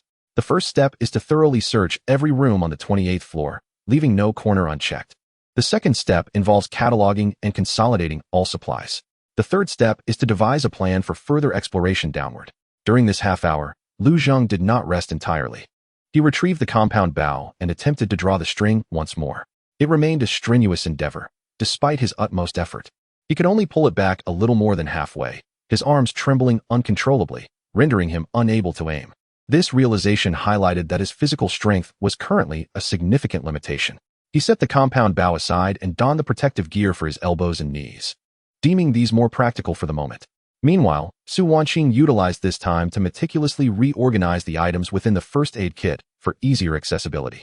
She also secured some soft materials, such as a roll of thick gauze, to her arm and calf using tape and thumbtacks, fashioning a rudimentary cushioning pad. After finishing his meal, Li Haoran proactively began to arrange his toolkit, positioning the screwdrivers, pliers, and utility knife for easy reach, his gaze regaining the focused intensity characteristic of a skilled technician. Half an hour later, the trio set out once more. With Li Haoran's presence, both efficiency and safety were markedly enhanced. His familiarity with the building's structure allowed him to identify rooms likely containing special items, such as a spare stationary cupboard or additional water jugs in the pantry. Under his guidance, they stumbled upon a small storage room containing several boxes of bottled water, likely remnants from a departmental event, along with unopened packets of coffee candies and creamer, and most importantly, 2 boxes holding a total of 24 jugs of water. Although cumbersome to move, this was an exceedingly valuable resource. They also pried open a locked manager's office, using Li Haoran's tools, and discovered a compact outdoor emergency kit. Inside were waterproof matches, a multifunctional survival knife, a compass, a small roll of paracord, and a whistle for emergencies. These items, once mere toys for enthusiasts in the pre-apocalyptic world, had transformed into essential survival gear. The entire clearing process was fraught with tension yet devoid of peril, and they successfully dealt with 3 zombies trapped in an isolated office. Lu Zheng noted that one of the zombies moved slightly faster than the others. Though still clumsy, this subtle change raised his suspicions. Was the virus enabling these creatures to adapt or evolve in some manner? Once the last room on the 28th floor was inspected and deemed safe, the trio returned to the assistant general manager's office, laden with their bountiful spoils. The supplies have been meticulously arranged: food, compressed biscuits, chocolate, beef jerky, Snickers, and a small quantity of candy, water, bottled water, large water containers, and the remnants of a small half-barrel from the office water dispenser. Medications, 2 first aid kits merged, tools, wrenches, letter openers, brass bookends, an electrician's toolkit, and survival knives, as well as various miscellaneous items, flashlights, batteries, tape, lighters, and paracord. Observing these provisions, the spirits of the trio were momentarily steadied. At the very least, they would not succumb to hunger or thirst in the immediate future. They now possessed a reserve of food and water sufficient for 3, possibly 4 days. Lu Zheng summarized the situation, yet idly consuming their resources was not a viable strategy. The horde at the fire escape was a veritable ticking time bomb. They must act swiftly. He spread out a floor plan. My suggestion is that tomorrow morning, we attempt to explore the 27th floor. Our objective is to gather additional supplies, particularly in search of potential barrels of diesel, and to assess the risks of descending. Haoran, you need to focus on inspecting the high voltage and low voltage shafts on the 27th floor to see if you can locate any circuit diagrams or ascertain the conditions of the lower levels. Wanqing, your role is to maintain vigilance and provide support. Any questions? Su Wanqing and Li Haoran shook their heads, their expressions solemn. They understood that the true challenge was just beginning, and the fragile bond of trust among them would soon face its first severe test in the forthcoming actions. As night fell once more, the trio took turns keeping watch in the office. In the darkness, hope and pressure coexisted. Lu Zheng rubbed the silent USB drive in his pocket, his thoughts drifting to the distant apartment and the even more uncertain future. The nascent form of the team had begun to take shape, yet the path ahead remained fraught with thorns. Chapter 7. The abyss gazes back. The first light of dawn failed to dispel the heaviness and chill that lingered within the office building. Inside the vice president's office, the trio stood ready. After a night of rest, Li Haoran's complexion had improved considerably, his gaze now imbued with a touch of vitality and the focused intensity characteristic of a technician.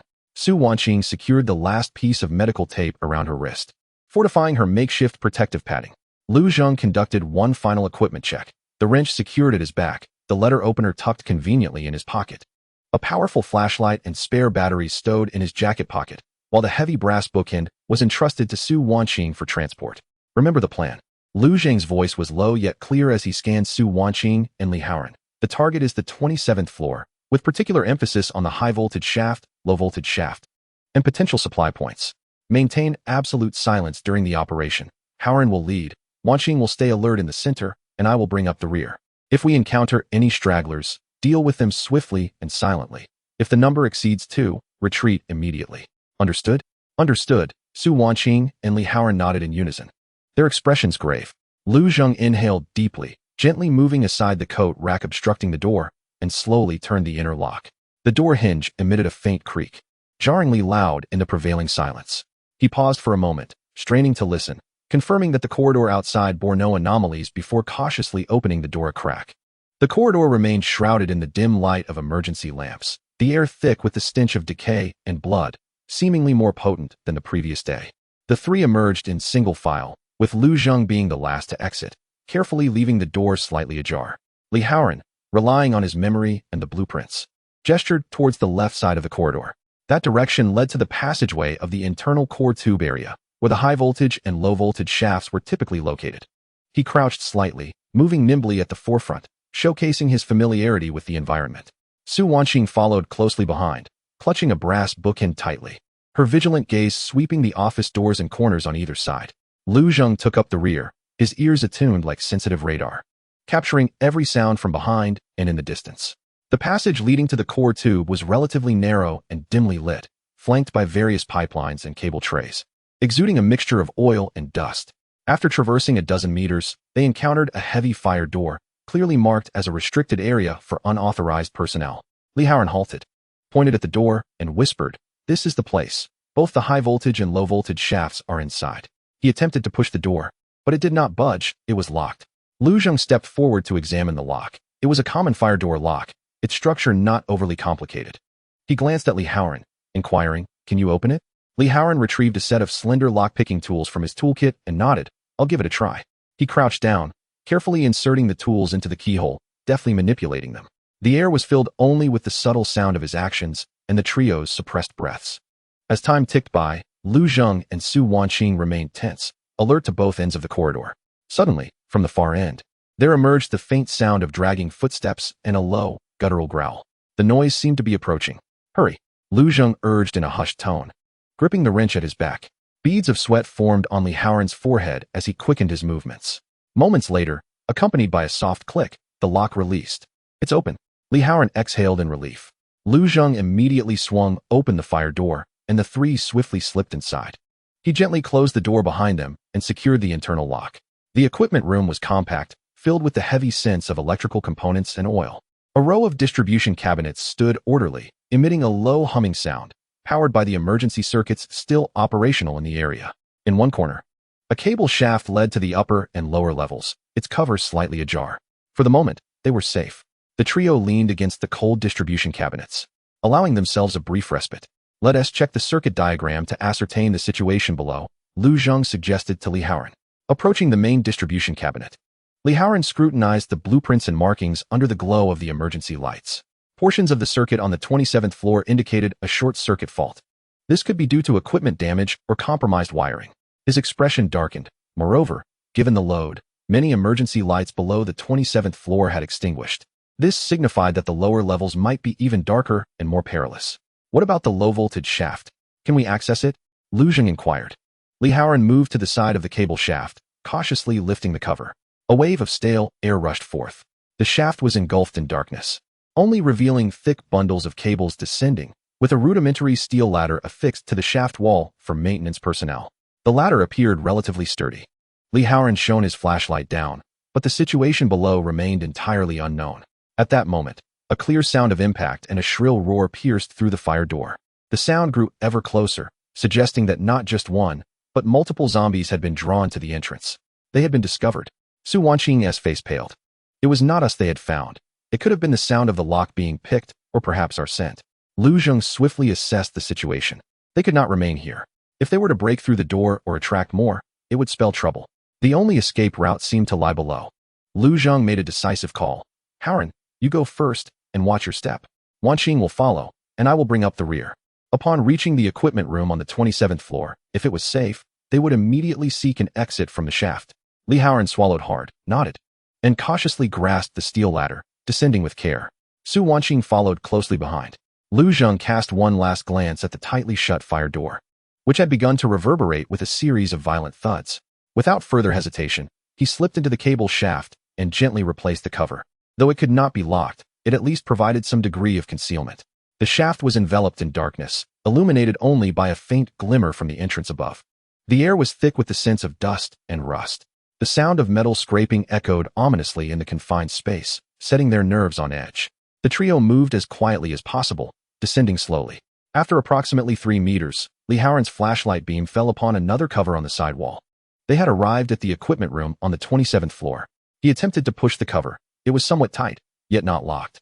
Bracing himself with his shoulder, he exerted force, and the cover swung inward. An even stronger wave of musty, indescribably putrid odor assaulted them, causing all three to gag involuntarily. Li Haoran was the first to squeeze through, followed by Su Wanqing and Lu Zheng. They quickly turned back, collectively pushing the cover into place. Although it could not be locked, it at least sealed off the shaft.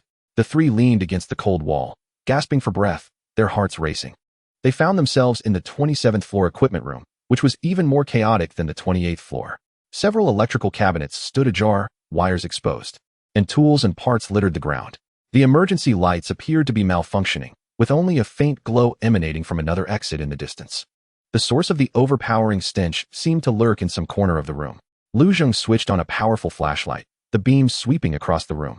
The light froze upon a pile of debris in the corner. There, curled up, were 2 bodies.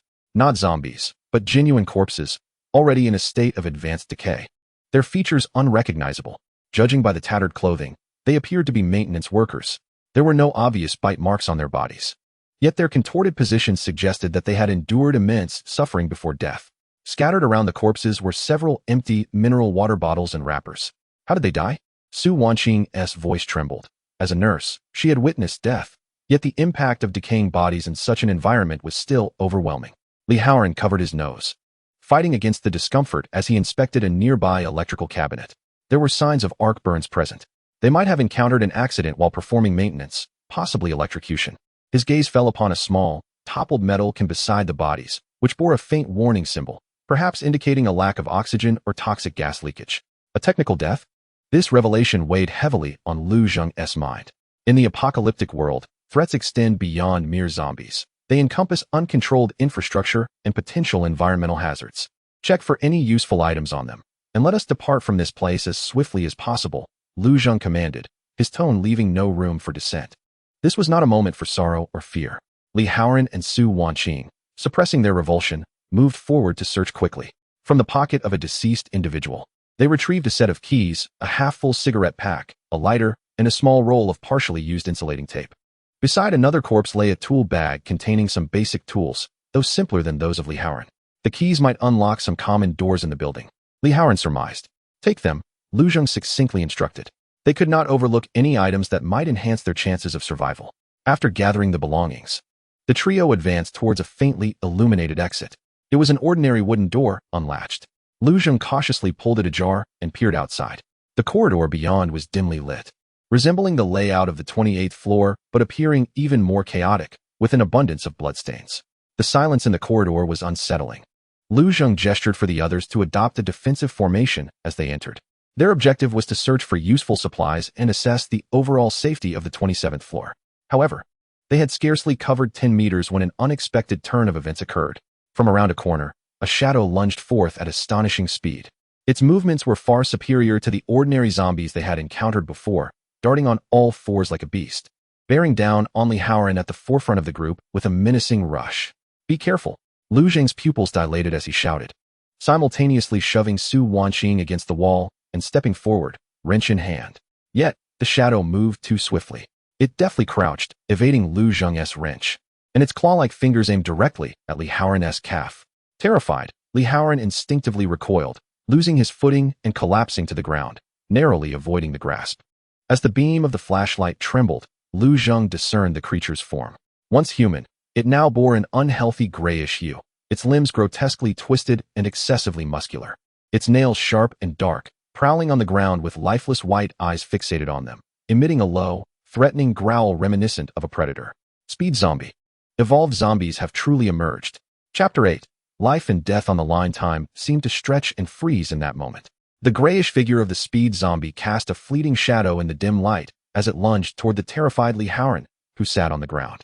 Its distorted claws were less than a foot from Lee Howren's ankle, and within its murky white eyes lay an insatiable thirst for fresh flesh.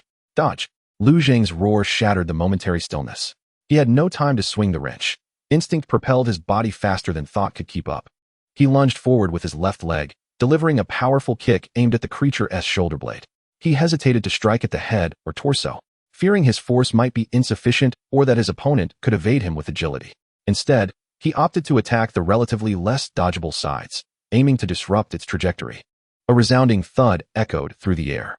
Lu Zheng felt as though he had kicked a hard leather bag filled with sand. The immense recoil caused him to stagger backward. Yet the impact proved effective.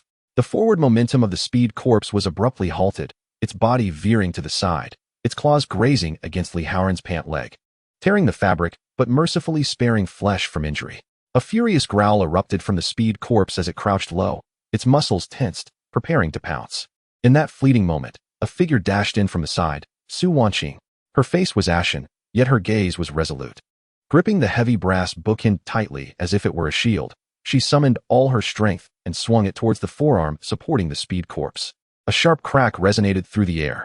The edge of the brass bookend was remarkably hard, and Su Wanqing's desperate blow was imbued with extraordinary power. The forearm of the speed corpse bent at an unnatural angle, releasing a shrill cry of agony as it lost its balance and tumbled sideways. An opportunity. Lu Zheng steadied himself, without a hint of hesitation, seizing this fleeting moment. He lunged forward, the metallic wrench slicing through the air, striking forcefully at the speed corpse's temple, which had been raised in pain. This time he did not miss. A sickening thud reverberated. The wrench's tip sank deep into its skull. The speed corpse convulsed violently for a brief moment before collapsing, motionless, dark red viscous liquid oozing from the wound. Silence, an oppressive silence, enveloped the corridor, broken only by the heavy, rapid breaths of the three individuals. Lee Howren sat on the ground, mouth agape, still in shock at the unfolding events. The chill from the torn fabric at his pant leg served as a stark reminder of how close he had come to death. Su Wanqing maintained her stance, arms trembling as she held the bookend, stained with dark crimson blood and a few streaks of grayish viscous matter. She gazed at the now motionless speed corpse, then at her own hands, her stomach churning violently, though she forced herself to endure. Lu Zheng's heart raced as he swiftly withdrew the wrench, cautiously prodding the corpse with his foot to ensure it was truly dead before gradually rising. He turned to Su Wanqing, his expression a mix of surprise and admiration. The timing, courage, and strength exhibited in that moment were all vital. This seemingly delicate nurse had demonstrated an unexpected bravery and decisiveness at a crucial juncture. "Are you all right?" Lu Zheng's voice was hoarse as he first inquired about Su Wanqing before shifting his gaze to Lee Howren on the floor. Su Wanqing took a deep breath, lowering the bookend and shaking her head, though her complexion remained pale. It was then that Lee Howren regained his senses, scrambling to his feet. His voice laced with a sob. "I am fine. Thank you, Brother Zheng. Thank you, Sister Su. If it weren't for you." Lu Zheng interrupted him, his tone leaving no room for argument. In the apocalyptic realm, even the slightest oversight could prove fatal. Lee Howren hastily rolled up his tattered pant leg, scrutinizing his calf. Aside from a red mark inflicted by the fabric, there were no visible wounds. Only then did the trio truly exhale in relief. What was that thing earlier? How could it move so swiftly? Lee Howren gazed at the lifeless body on the ground, his voice trembling with residual fear. "Evolved entity," Lu Zheng remarked gravely, crouching down to prod the corpse of the fast-moving zombie with a wrench. Its speed and agility far surpassed that of ordinary zombies. It appeared that their troubles were more substantial than anticipated. He observed that the muscle tissue of this swift zombie seemed more developed, with its joints exhibiting structural adaptations for rapid movement. At that moment, his gaze sharpened. Deep within the shattered cranium of the zombie, he noticed a minuscule, crystal-like object reflecting a faint glimmer in the dim light. It was not a fragment of bone. The luster was peculiar. Hesitating for a moment, he carefully used the tip of the wrench to clear away the shattered bone and brain matter. Indeed, there lay a crystal, approximately the size of a fingernail, exhibiting an irregular polyhedral shape, its dark red hue bordering on black, embedded within. It felt icy to the touch, its surface smooth, exuding an ineffable sense of energy. "What is this?" Su Wanqing inquired, her attention drawn to the anomalous object. Lu Zheng wrapped it in a tissue, extracting it to examine closely in his palm. The crystal felt heavy, significantly denser than stones of the same volume. A peculiar sensation arose within him. This object was undoubtedly extraordinary. Could the evolution of zombies be linked to this crystal? Uncertain, yet recognizing its potential significance, Lu Zheng carefully encased the crystal in tissue, placing it into an empty vial which he stowed in the inner pocket of his backpack for further study later. They could not linger. The earlier commotion might have attracted other entities. With his reminder, Su Wanqing and Li Haoran became aware that the danger had not yet subsided. From the depths of the corridor, the faint sound of dragging footsteps seemed to echo ominously. What should we do? Should we continue exploring? Li Haoran asked anxiously. Lu Zheng quickly assessed the situation. The emergence of one swift zombie made it likely that others could exist. The environment on the 27th floor was shrouded in darkness, and the circumstances were unclear. The risks of further exploration were exceedingly high. Moreover, they had already acquired crucial intelligence: the existence of evolved zombies, the potential significance of the crystal, along with a set of keys. Their primary objective now was to process this information and ensure the safety of their current stronghold. Retreat, Lu Zheng decisively commanded, instructing them to retrace their steps back to the equipment room on the 28th floor, and then return to the office. The trio sprang into action. With Lu Zheng covering their rear, Su Wanqing and Li Haoran swiftly retreated in the direction they had come. Fortunately, the door to the equipment room remained closed, allowing them to enter rapidly, lock it behind them, and then ascend back to the 28th floor via the cable shaft. They encountered no new zombies along the way. Their return marked by an absence of peril. When they finally arrived at the relatively secure office of the Deputy General Manager and reinforced the door anew, the three collapsed onto the floor in exhaustion. This brief descent, though not lengthy, had subjected them to life-threatening crises more intense than all their previous encounters combined. Lu Zheng withdrew the vial containing the dark red crystal, scrutinizing it closely under the light. Su Wanqing leaned in to observe as well, her nursing instincts rendering her particularly sensitive to such foreign entities. Li Haoran, still shaken, meticulously examined his toolkit, as if seeking a semblance of safety within its confines. This object elicits a sense of discomfort in me, yet it possesses a peculiar allure, Su Wanqing remarked, her brow furrowed. Is it akin to an energy core? Li Haoran interjected, referring to those depicted in science fiction films. Lu Zheng remained silent, his gaze fixated on the crystal, his mind awash with tumultuous thoughts. As the apocalypse looms, with evolving zombies and enigmatic crystals, this world grows increasingly unfamiliar and perilous. Might this unexpectedly acquired crystal hold the key to unraveling certain enigmas? Or could it herald new opportunities and risks? He carefully stowed it away, recognizing the imperative to distill lessons from their recent endeavor and to strategize their next steps. The emergence of the swift corpses signified a sharp increase in survival challenges. They required greater strength, more comprehensive plans, and the urgency to vacate this peril-laden office building, returning to the relative safety of their familiar apartment.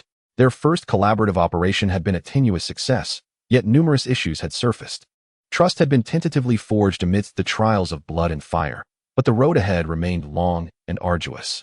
Outside, the sun descended once more, casting a crimson glow upon the desolate ruins of the city. Within the office, the three gathered around a meager light source, inventorying their supplies, tending to minor injuries, and sharing the scant remaining clean water. The flame of survival, far from extinguishing after each crisis, burned more fiercely in their mutual reliance. Lu Zheng gazed intently at the irregular dark red crystal within its vial, feeling a faint, chilling sensation through the glass. This was no ordinary object. Within it, a subtle luminescence seemed to swirl, exuding an almost lifelike pulse, yet it also radiated an aura of death and foreboding. This object makes me uneasy. As if countless eyes are upon me, Su Wanqing remarked, instinctively rubbing her arms. Her nursing instincts rendered her wary of such unknown biological specimens. Yet it is undoubtedly connected to the mutations of those monsters. Li Haoran leaned in closer, his technical mindset focusing on its physical properties, high density, with a structure unlike any known natural mineral. Could it be a viral crystal? Or an energy conduit? An energy conduit? Lu Zheng pondered, instinctively reaching into his pocket for the dormant USB drive. The moment his fingertips brushed against its metallic surface, a transformation occurred. The dark red crystal seemed to quiver slightly, its surface luminescence accelerating dramatically.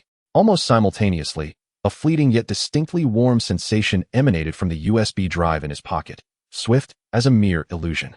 Lu Zheng recoiled, his pupils constricting. Was there a connection between the two?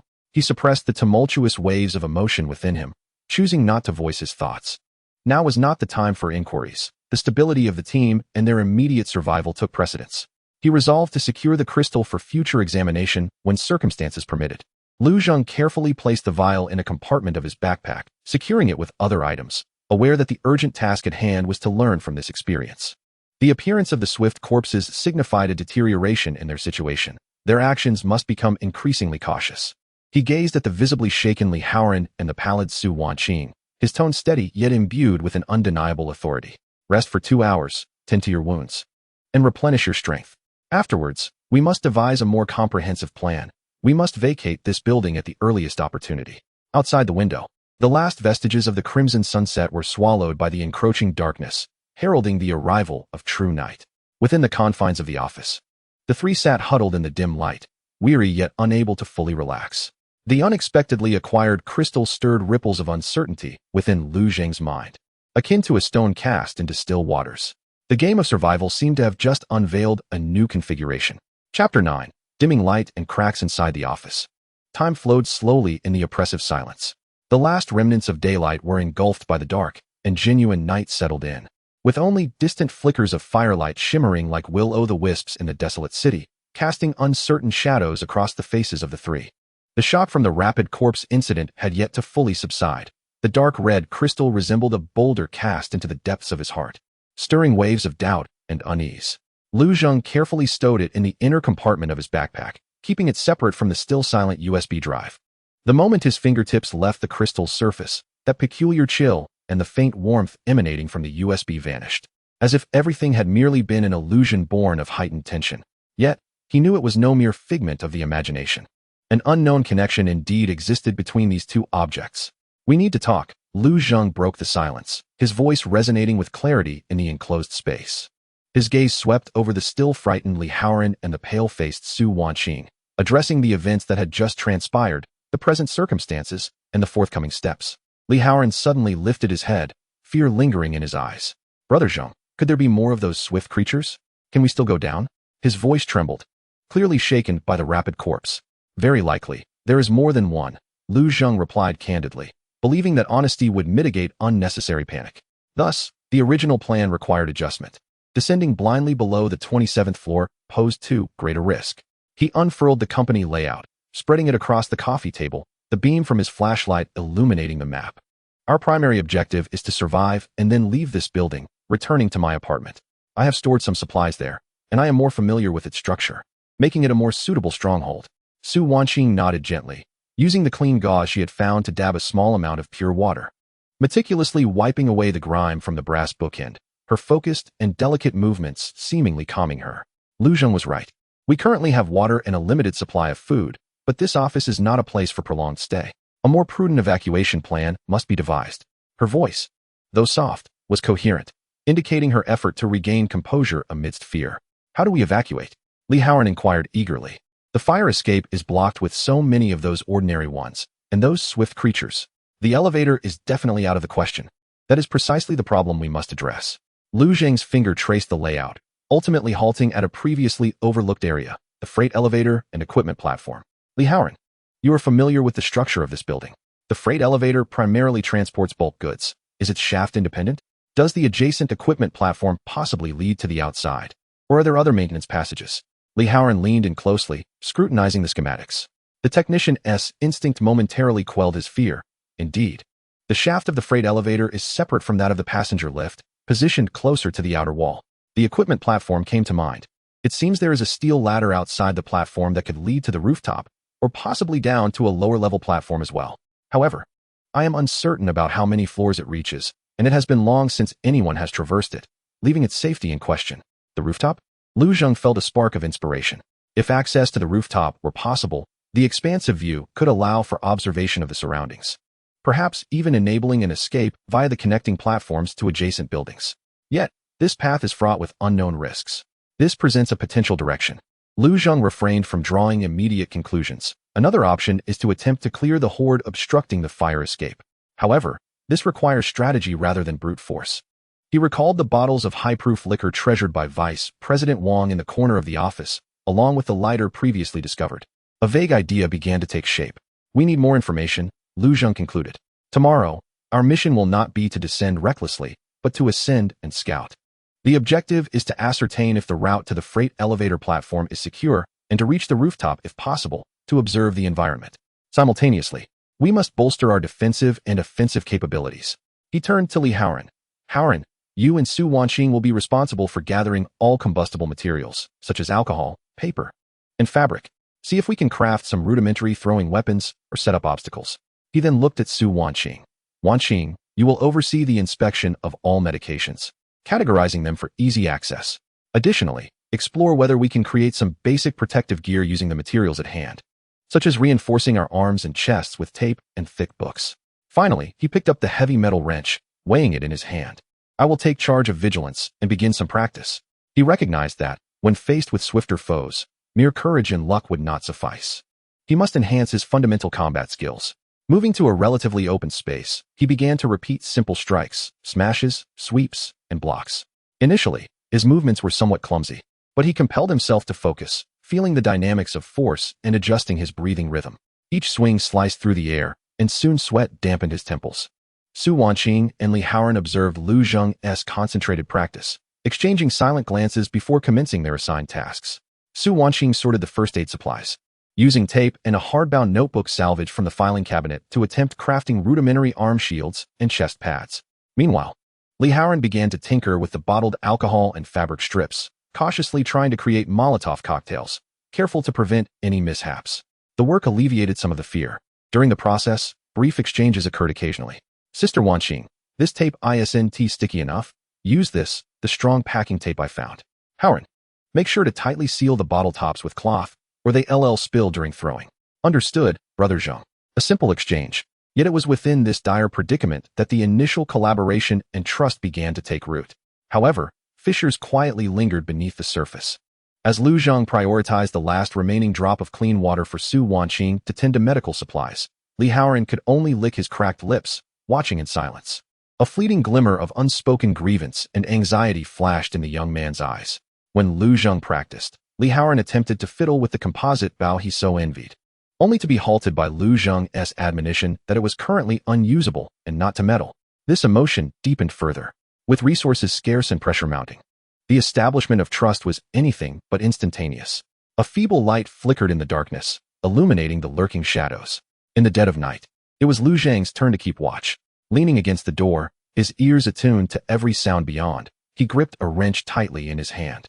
The other two, wrapped in spare suits found in the wardrobe, huddled on the sofa, their sleep shallow and frequently interrupted by nightmares. Lu Zheng's gaze fell once more upon the vial containing the blossoming crystal. After much hesitation, he could not resist the urge to gently extract it. In the near-total darkness, the crystal seemed to emit an exceedingly faint, nearly imperceptible dark red glow. Compelled by an inexplicable force, he reached into his pocket to feel the USB drive. This time, he sensed no overt warmth. Yet, as he brought the crystal closer to the USB drive, a delicate, almost static-like sensation coursed through his fingertips. Simultaneously, a slight dizziness enveloped him, and his mind flooded with a myriad of fragmented, incomprehensible symbols and images, flashing by too swiftly to grasp. He abruptly pulled the crystal away, and the dizziness vanished instantaneously. His heart raced wildly. This was no mere illusion. The crystal and the USB drive were undoubtedly interconnected. It seemed they were interacting with one another. Or perhaps, the crystal served as a key, a source of energy? A bold, almost absurd thought arose within him.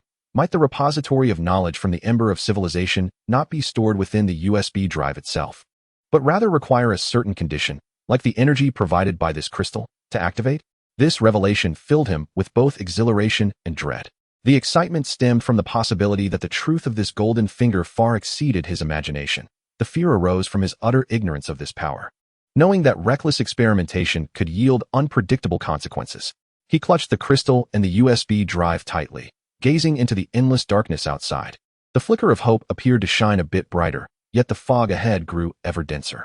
On the path of survival, in addition to the visible zombies, there existed these unseen, potentially more perilous enigmas. Lu Zheng held the crystal and USB drive firmly in his palm, attempting once more to capture that peculiar sensation. He focused intently, even trying to silently invoke words like activate and connect within his mind, but this time, apart from the cold touch and oppressive silence, there was no response whatsoever. It was as if the fleeting dizziness and hallucination from earlier had merely been an illusion born of extreme fatigue and mental strain. He repeated his attempts several times, until a sharp pain throbbed at his temples, compelling him to abandon the endeavor. Clearly, this connection was far from something he could actively control at present. Perhaps specific conditions were necessary, or perhaps a stronger energy stimulus was required. Or maybe his body or mind had yet to reach a certain threshold. He carefully separated the crystal and USB drive once more, but within him, a seed that yearned to break through the soil had already been sown. This secret must be unraveled, yet it requires both time and opportunity. Fatigue washed over him like a tide. The relentless stress and physical exertion left his eyelids heavy. He steeled himself and persevered through the latter half of the night. As the first light of dawn began to creep in, the faint rays struggled to penetrate the heavy curtains, casting vague outlines in the dimly lit room. It was then that Lu Zheng gently roused Su Wanqing. "The dawn is breaking. You should rest for a while." "I will prepare," he said, his voice hoarse. Su Wanqing rubbed her eyes, and, upon noticing the bloodshot state of Lu Zheng's eyes, nodded silently, handing him a small bottle of clean water. "You need this more." Lu Zheng accepted it without hesitation, taking a small sip that offered some relief to his parched throat. He noticed in the corner that Li Haoran had also awakened, curled up and observing their interaction with a complex expression. His lips moved as if to speak, but ultimately, he lowered his head and began to fiddle with his toolkit. In the soft morning light, hope and alienation intertwined like shadows on this small island of survivors. A new day was about to dawn, heralding an unknown journey of exploration that awaited them. Chapter 10. The ascent. The morning light filtered through the gaps in the curtains, slicing pale beams through the dust-laden air. Inside the office, no one could truly find solace in sleep. After a brief respite, the three gathered around the coffee table, nibbling on compressed biscuits accompanied by bottled water. The atmosphere heavy with tension and silence. The fears of yesterday had not yet fully dissipated, and the uncertainties of today weighed heavily on their hearts. Lu Zheng swallowed the last crumbs of biscuit, forcing them down as the dry remnants scraped against his throat, causing a slight sting. His gaze swept over Su Wanqing and Li Haoran. Both bore bloodshot eyes, yet their expressions were no longer as dazed as the previous day. Instead, there was a resolute, almost resigned determination and vigilance. "The plan remains unchanged," Lu Zheng spoke, his voice deep yet clear. "The objective is the freight elevator platform. We must attempt to reach the rooftop. The core of our actions, stealth, reconnaissance, and avoidance of combat." He held up the dark red crystal, shaking it before them. "I have some speculations regarding this, but we will discuss it further once we find a safer location. For now, survival is paramount." Su Wanqing nodded silently, carefully stowing away the small bottle of water designated for her. Li Haoran licked his cracked lips, his gaze lingering momentarily on the crystal before quickly averting it, nodding vigorously in agreement. Once again, they checked their equipment.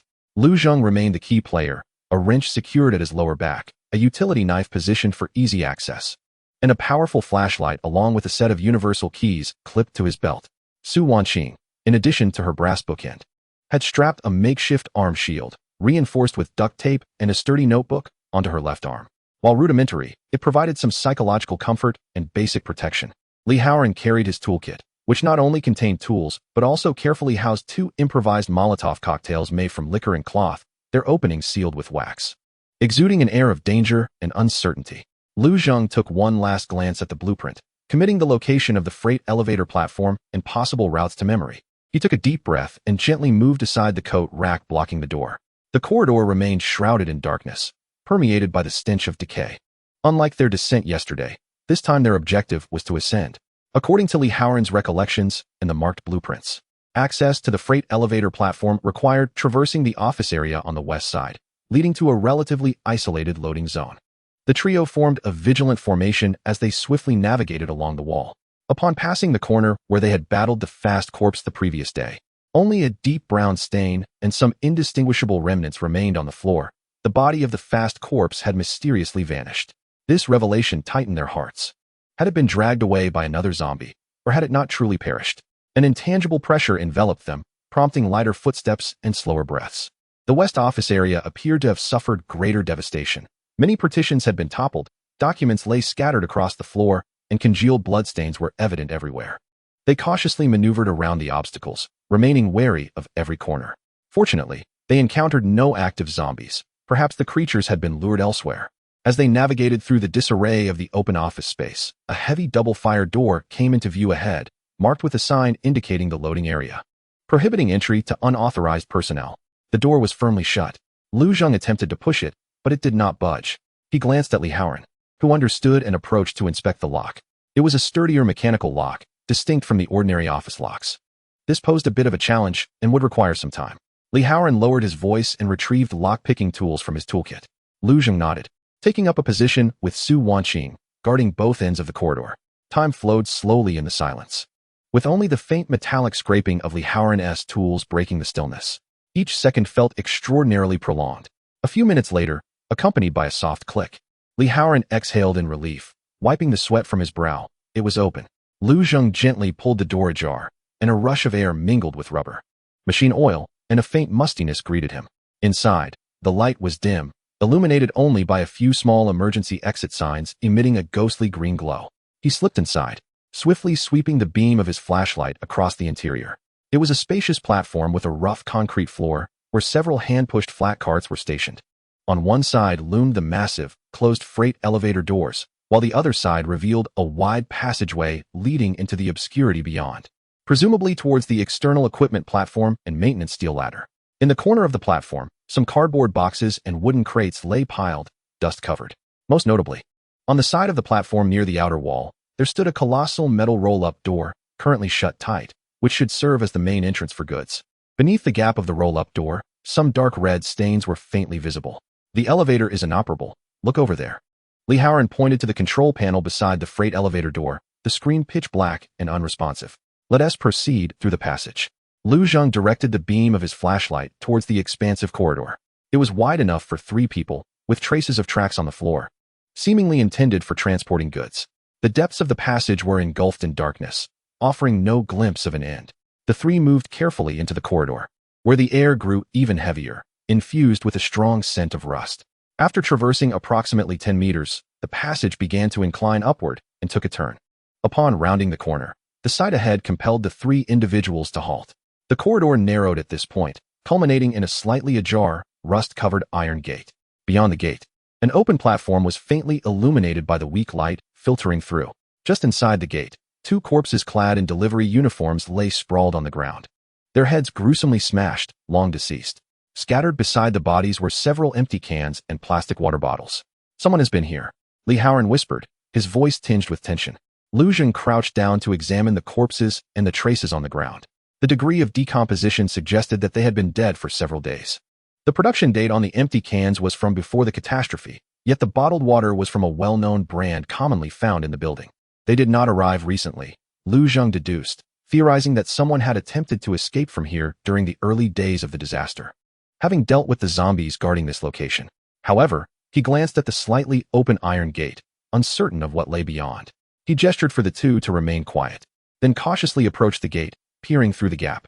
Outside was a small concrete platform strewn with discarded air conditioning units and construction materials. At the edge of the platform stood a severely rusted vertical steel ladder, leading upwards to the rooftop and descending into the obscured depths below, shrouded in mist.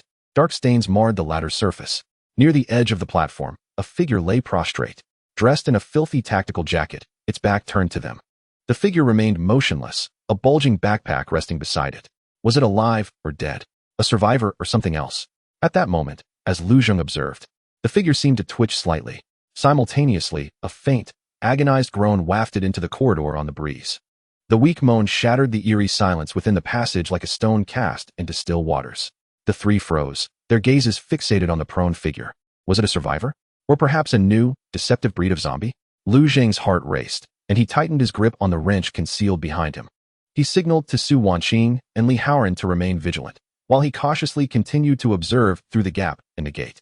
The figure twitched again, accompanied by suppressed, intermittent gasps, resembling a human enduring immense suffering. "Help me," came a faint call, laced with breathlessness, as though it might falter at any moment. This time, it was clearer. It was human, and it seemed gravely injured. Lu Zheng refrained from immediate action. The hearts of individuals in this apocalyptic world were more unpredictable than those of zombies. Could this be a trap, utilizing the wounded as bait to lure other survivors? His keen gaze swept across the platform. Aside from that figure and the nearby backpack, there appeared to be no other obvious threats. Piled debris created numerous visual blind spots, yet outwardly, all remained quiet. "What do we do?" Su Wanqing whispered, her eyes reflecting the instinctive concern of a nurse. "It seems like a living person, injured, but we cannot be certain there isn't an ambush." Lu Zheng replied in a deep voice, his mind racing with considerations. To save him might invite peril. To leave him could mean missing a potential ally. A violation of the principles that still lingered within him. I will take a look, Su Wanqing interjected suddenly, her tone resolute. As a nurse, I can assess his condition. If it is a trap, you will have the opportunity to assist from outside.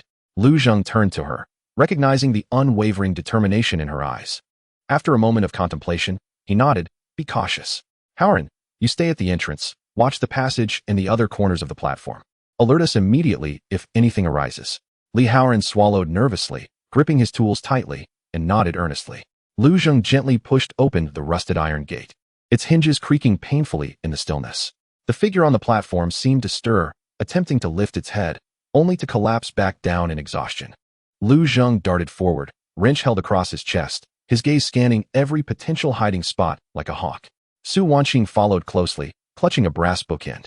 Though her attention remained primarily on the injured individual, Li Haoran stood guard at the entrance, anxiously scanning both sides. The wind on the platform was stronger than in the passage, carrying the unique dust and faint scent of blood from the urban ruins. Once Lu Zheng confirmed there were no immediate threats nearby, he gestured for Su Wanqing to approach. She crouched down, maintaining a safe distance, and softly inquired, "Can you hear me? Where are you injured?" The figure struggled to turn his head, revealing a weathered face, now twisted by blood loss and pain. He appeared to be in his 40s, with a buzz cut and dark skin, an old scar marking his face. Despite his dire state, there remained an indomitable spirit in his brow. His lips were cracked, his gaze vacant, yet upon seeing Su Wanqing, a flicker of desperate hope ignited within his eyes. "My leg. Steel bar," he stammered, his eyes darting between Lu Zheng and Li Haoran. Particularly upon noticing the wrench in Lu Zheng's hand and his defensive stance, a glimmer of understanding and wariness crossed his expression. Su Wanqing followed his gaze to his lower body, where a rusty rebar protruded from his left thigh, the wound a gruesome sight. Surrounded by mangled flesh and soaked through his trousers, pooling beneath him in a deep crimson. The infection emanating from the wound was severe, emitting a foul odor. It was miraculous that he had survived this long. The wound required immediate attention, or... Su Wanqing glanced up at Lu Zheng, her expression grave, implying that without intervention, the man would undoubtedly perish. Lu Zheng studied the unfamiliar man, then glanced at the bulging, blood-stained backpack beside him. This man possessed a demeanor unlike that of an ordinary worker, suggesting he had weathered many storms. His injury appeared accidental rather than a trap. However, to save him would mean bearing the burden of a critically wounded individual, consuming precious medical supplies and energy. At that moment, the man seemed to muster his last ounce of strength, pointing weakly to the backpack beside him, his voice faint yet clearer, "Map. Safe point in the west of the city." The mention of the west sent a jolt through Lu Zheng. His apartment was located in that very area. This information was invaluable. The scales between saving or forsaking tipped dramatically in an instant. Chapter 11. Decisions and Sparks. The words City West Safe Point resonated within Lu Zheng's heart like a boulder cast into a silent abyss, stirring tremendous waves of emotion. His apartment lay precisely in the city west. This revelation aligned perfectly with his innermost plans and even sparked unexpected hope for the existence of a larger, safer haven. The balance between salvation and inaction shifted dramatically with this crucial intelligence. While risks still loomed, the potential rewards were compelling enough for Lu Zheng to resolve to take a chance. Save him. Lu Zheng's voice rang out decisively, shattering the brief silence. He cast a keen glance at Su Wanqing and Li Haoran. Wanqing, assess the injuries immediately and find a way to stabilize him. Haoran, maintain vigilance in our surroundings, especially at the passage entrance and the edge of the platform. Sound the alarm at the slightest disturbance. His commands were clear and unequivocal. Without a moment's hesitation, Su Wanqing, driven by her nursing instincts, bent down to examine Wang Tai's wounds. Meanwhile, Li Haoran, despite the tension etched on his face, tightened his grip on the tools at hand and retreated to the iron gate, anxiously watching the depths of the passage and the fog below the platform. Lu Zheng quickly moved forward, crouching beside Wang Tai, his gaze swiftly scanning the rusted rebar that had pierced through his thigh. The condition of the wound was dire. The metal had penetrated muscle and torn blood vessels. Although bleeding had slowed due to partial coagulation, the risks of infection and hypovolemic shock loomed perilously high. Extracting the rebar at this juncture would undoubtedly be fatal. The rebar cannot be removed now, Su Wanqing stated with professional calmness, her rapid speech betraying the urgency of the situation. "We need hemostatic clamps, a substantial quantity of disinfectant, and gauze. Our supplies are insufficient. We must secure the rebar to prevent further injury." then swiftly transfer him to a relatively safe location for surgery. Lu Zheng glanced at Wang Tai's pallid face, marred by blood loss and agony, and asked in a low voice, "Can you endure? We need to move you." Wang Tai gritted his teeth, veins bulging on his forehead. Sweat mingling with blood trickling down his face, yet the resolute glimmer in his eyes remained undiminished. He nodded with difficulty, "As long as I'm not dead. Let us proceed." Time was of the essence. Lu Zheng swiftly retrieved the limited roll of bandages and a small bottle of iodine from his backpack, handing them to Su Wanqing. She moved deftly, first applying iodine cautiously around the wound, then utilizing the bandages and two relatively straight sticks found among the platform's debris to stabilize the exposed rebar, minimizing movement as much as possible. Throughout this ordeal, Wang Tai clenched his jaw, stifling muffled groans of pain, never uttering a single cry. This astonishing willpower left Lu Zheng, who supported him, profoundly astonished. Such resilience was extraordinary. Once stabilized, Lu Zheng and Li Haoran carefully hoisted Wang Tai, one on each side. Given Wang Tai's considerable weight and the need to avoid contact with his injured leg, the task proved exceedingly challenging. Su Wanqing picked up Wang Tai's bulging backpack, taking the lead to scout ahead. Back through the passage. "We must head to the loading platform. It offers more concealment than here," Lu Zheng commanded. The trio slowly and laboriously retreated through the passage, with Li Haoran nervously closing the iron gate behind them. Though it could not be locked, it provided at least a semblance of psychological comfort. Returning to the relatively spacious loading platform, they gently placed Wang Tai upon a pile of comparatively soft, discarded packaging bags. The lips of water Wang Tai were cracked and parched. Without hesitation, Lu Zheng produced half a bottle of water he had saved, carefully offering him a few sips. Wang Tai swallowed greedily, a glimmer of gratitude flashing in his eyes. After a brief moment of respite, Lu Zheng understood that this was not a place to linger. "Haoran, check if that large roll-up door can be locked or reinforced from the inside. Wanqing, continue to tend to the wounds and do your best to buy us some time." Li Haoran hastily went to inspect the roll-up door, while Su Wanqing began to meticulously clean the wounds and prepare a makeshift infusion device using limited plastic tubing and needles. Attempting to replenish some sugar and saline, Lu Zheng squatted beside Wang Tai, lowering his voice. "Mr. Wang, you mentioned there is a safe point in the west of the city. What is the specific situation? How do you know?" Wang Tai took a breath, his gaze regaining some clarity. He looked at Lu Zheng and then at the busy Su Wanqing and Li Haoran, seemingly making some sort of assessment. After a moment, he whispered, "I am Wang Tai, a former reconnaissance soldier. When the virus outbreak occurred, I was at a comrade's house in the west of the city. Later, I broke out and sought a military evacuation point, but encountered a swarm of monsters on the way, which scattered us. I hid and discovered a stronghold established by survivors near the Jingsua Garden community. It has walls and patrols, and its scale is considerable. I intended to join them, but was ambushed while traversing this commercial area." He glanced at the rebar in his leg, a flicker of animosity in his eyes. "Not monsters, but humans. A few ruffians robbed me of my weapons and some supplies, pushing me onto this heap of debris. Jingsua Garden. That was the very community where Lu Zheng resided." His heart raced with sudden urgency. This revelation not only confirmed the existence of a safe point, but also pinpointed its location with remarkable accuracy. "Are there many people? How is the defense?" Lu Zheng pressed on. "The exact number is unclear, but it appears to be organized. The walls have been temporarily reinforced, and there are lookout posts." Wang Tai gasped. "However, there are also quite a few monsters roaming outside, and I sense that some of them are different, faster, and more ferocious." He referred to the fast corpses, which aligned with Lu Zheng's own encounters. Just then, a low exclamation came from Li Haoran's side. "Zhenggu, this roll-up door can be locked from the inside with a bolt. I also found some steel bars that can reinforce it." This was undoubtedly good news. The loading platform, with its sturdy door capable of being secured, provided a relatively open space, making it more advantageous for defense and relocation than the office, and could temporarily serve as a more forward stronghold. Lu Zheng swiftly made a decision.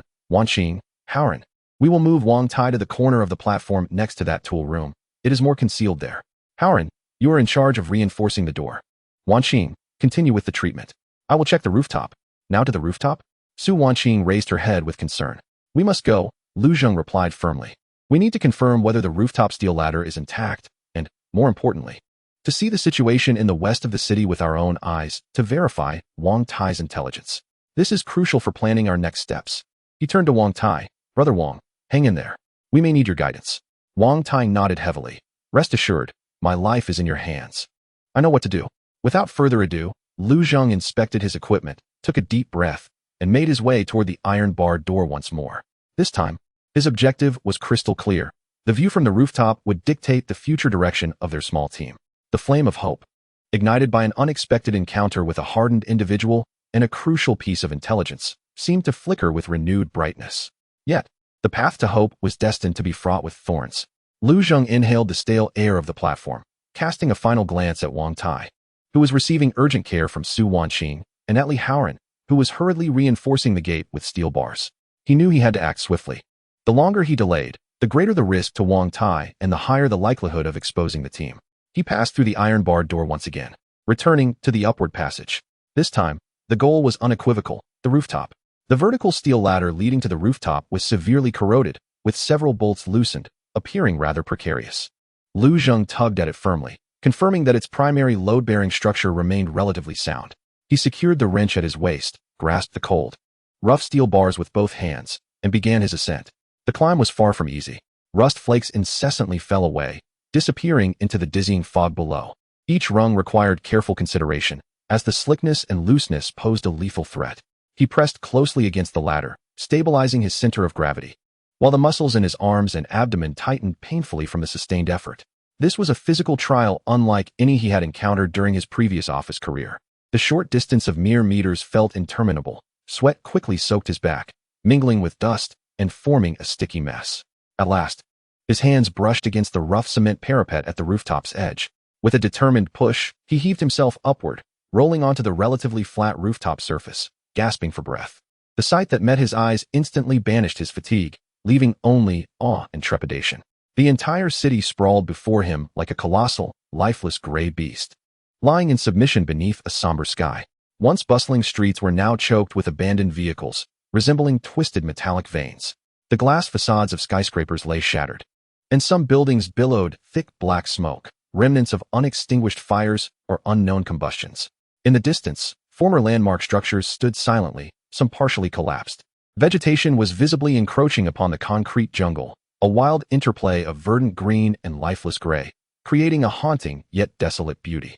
Silence reigned supreme, yet occasionally, faint explosions or indistinguishable, prolonged roars echoed from the depths of the city, a reminder of the endless dangers lurking within the ruins.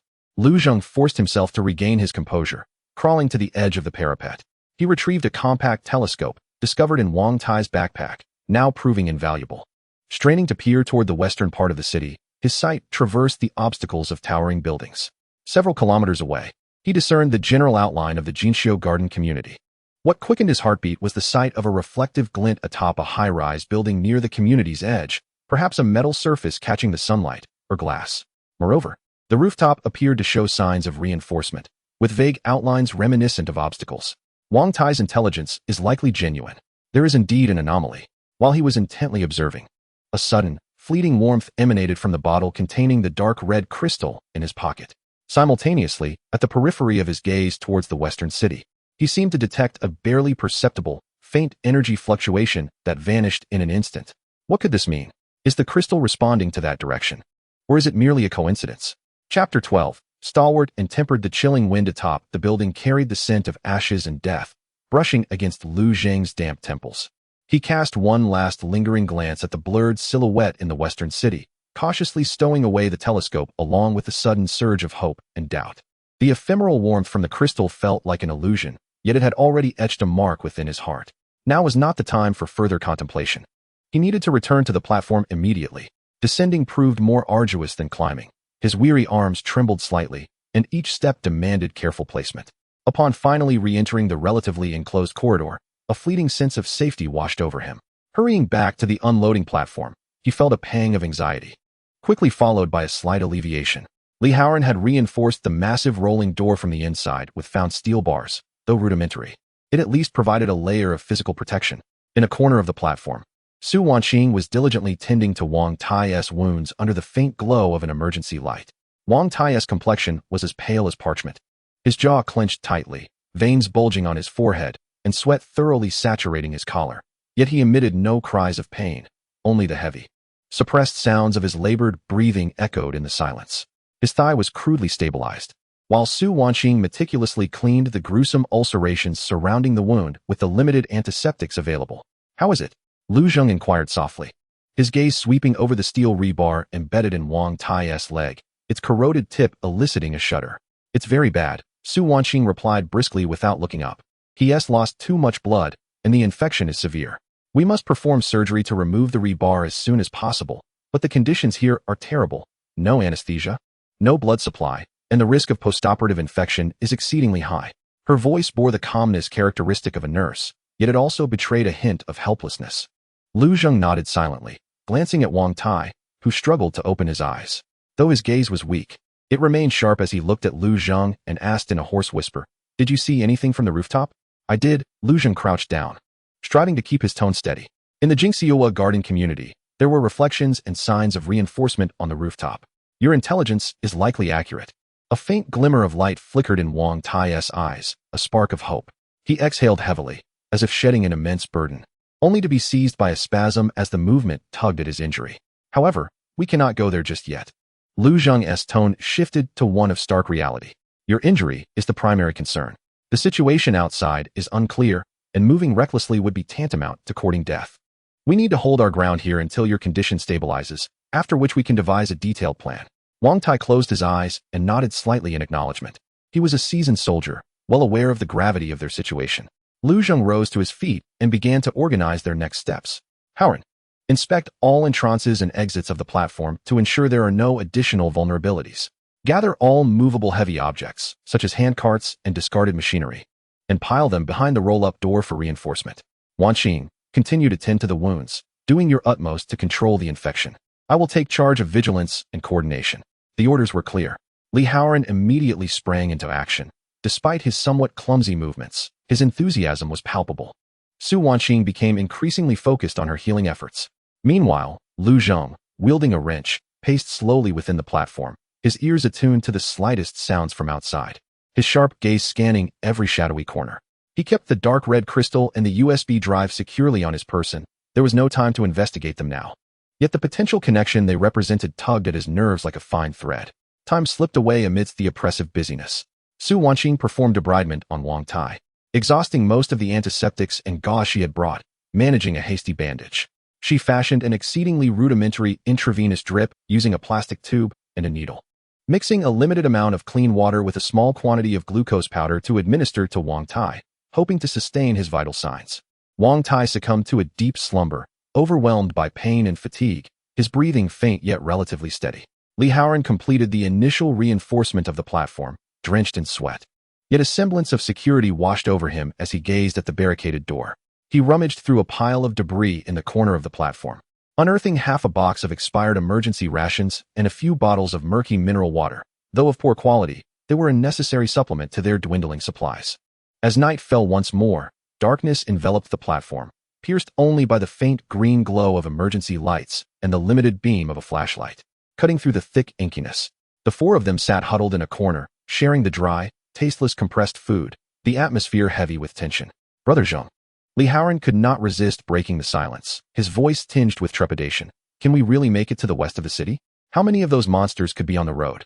"We must go." Lu Zheng's voice was resolute. "This is not a place for lingering. Food and water will eventually run out. The information Wang Tai provided is our only hope." He glanced at the unconscious Wang Tai. "Moreover, we need his experience and strength." Su Wanqing gently wiped the cold sweat from Wang Tai's forehead, murmuring, "His willpower is strong, but his body has endured too much. We need to observe for at least a few days. If the wound does not worsen and his temperature decreases, then we may consider moving." "A few days?" Lu Zheng pondered. "A few days is fraught with uncertainties. The horde lingering in the fire escape, the potential presence of other survivors, or looters, and those evolved corpses are all looming threats."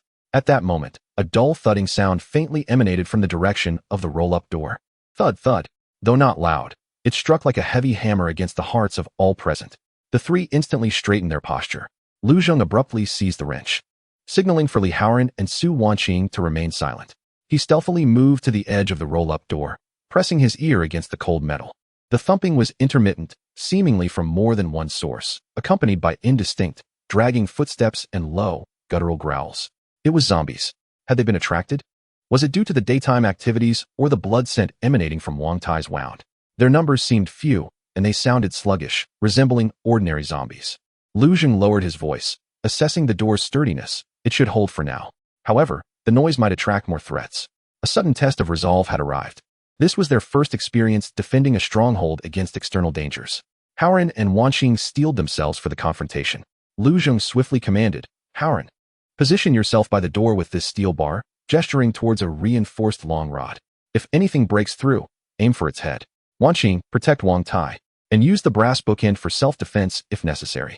I will remain mobile to assist. There was no time for fear, only action.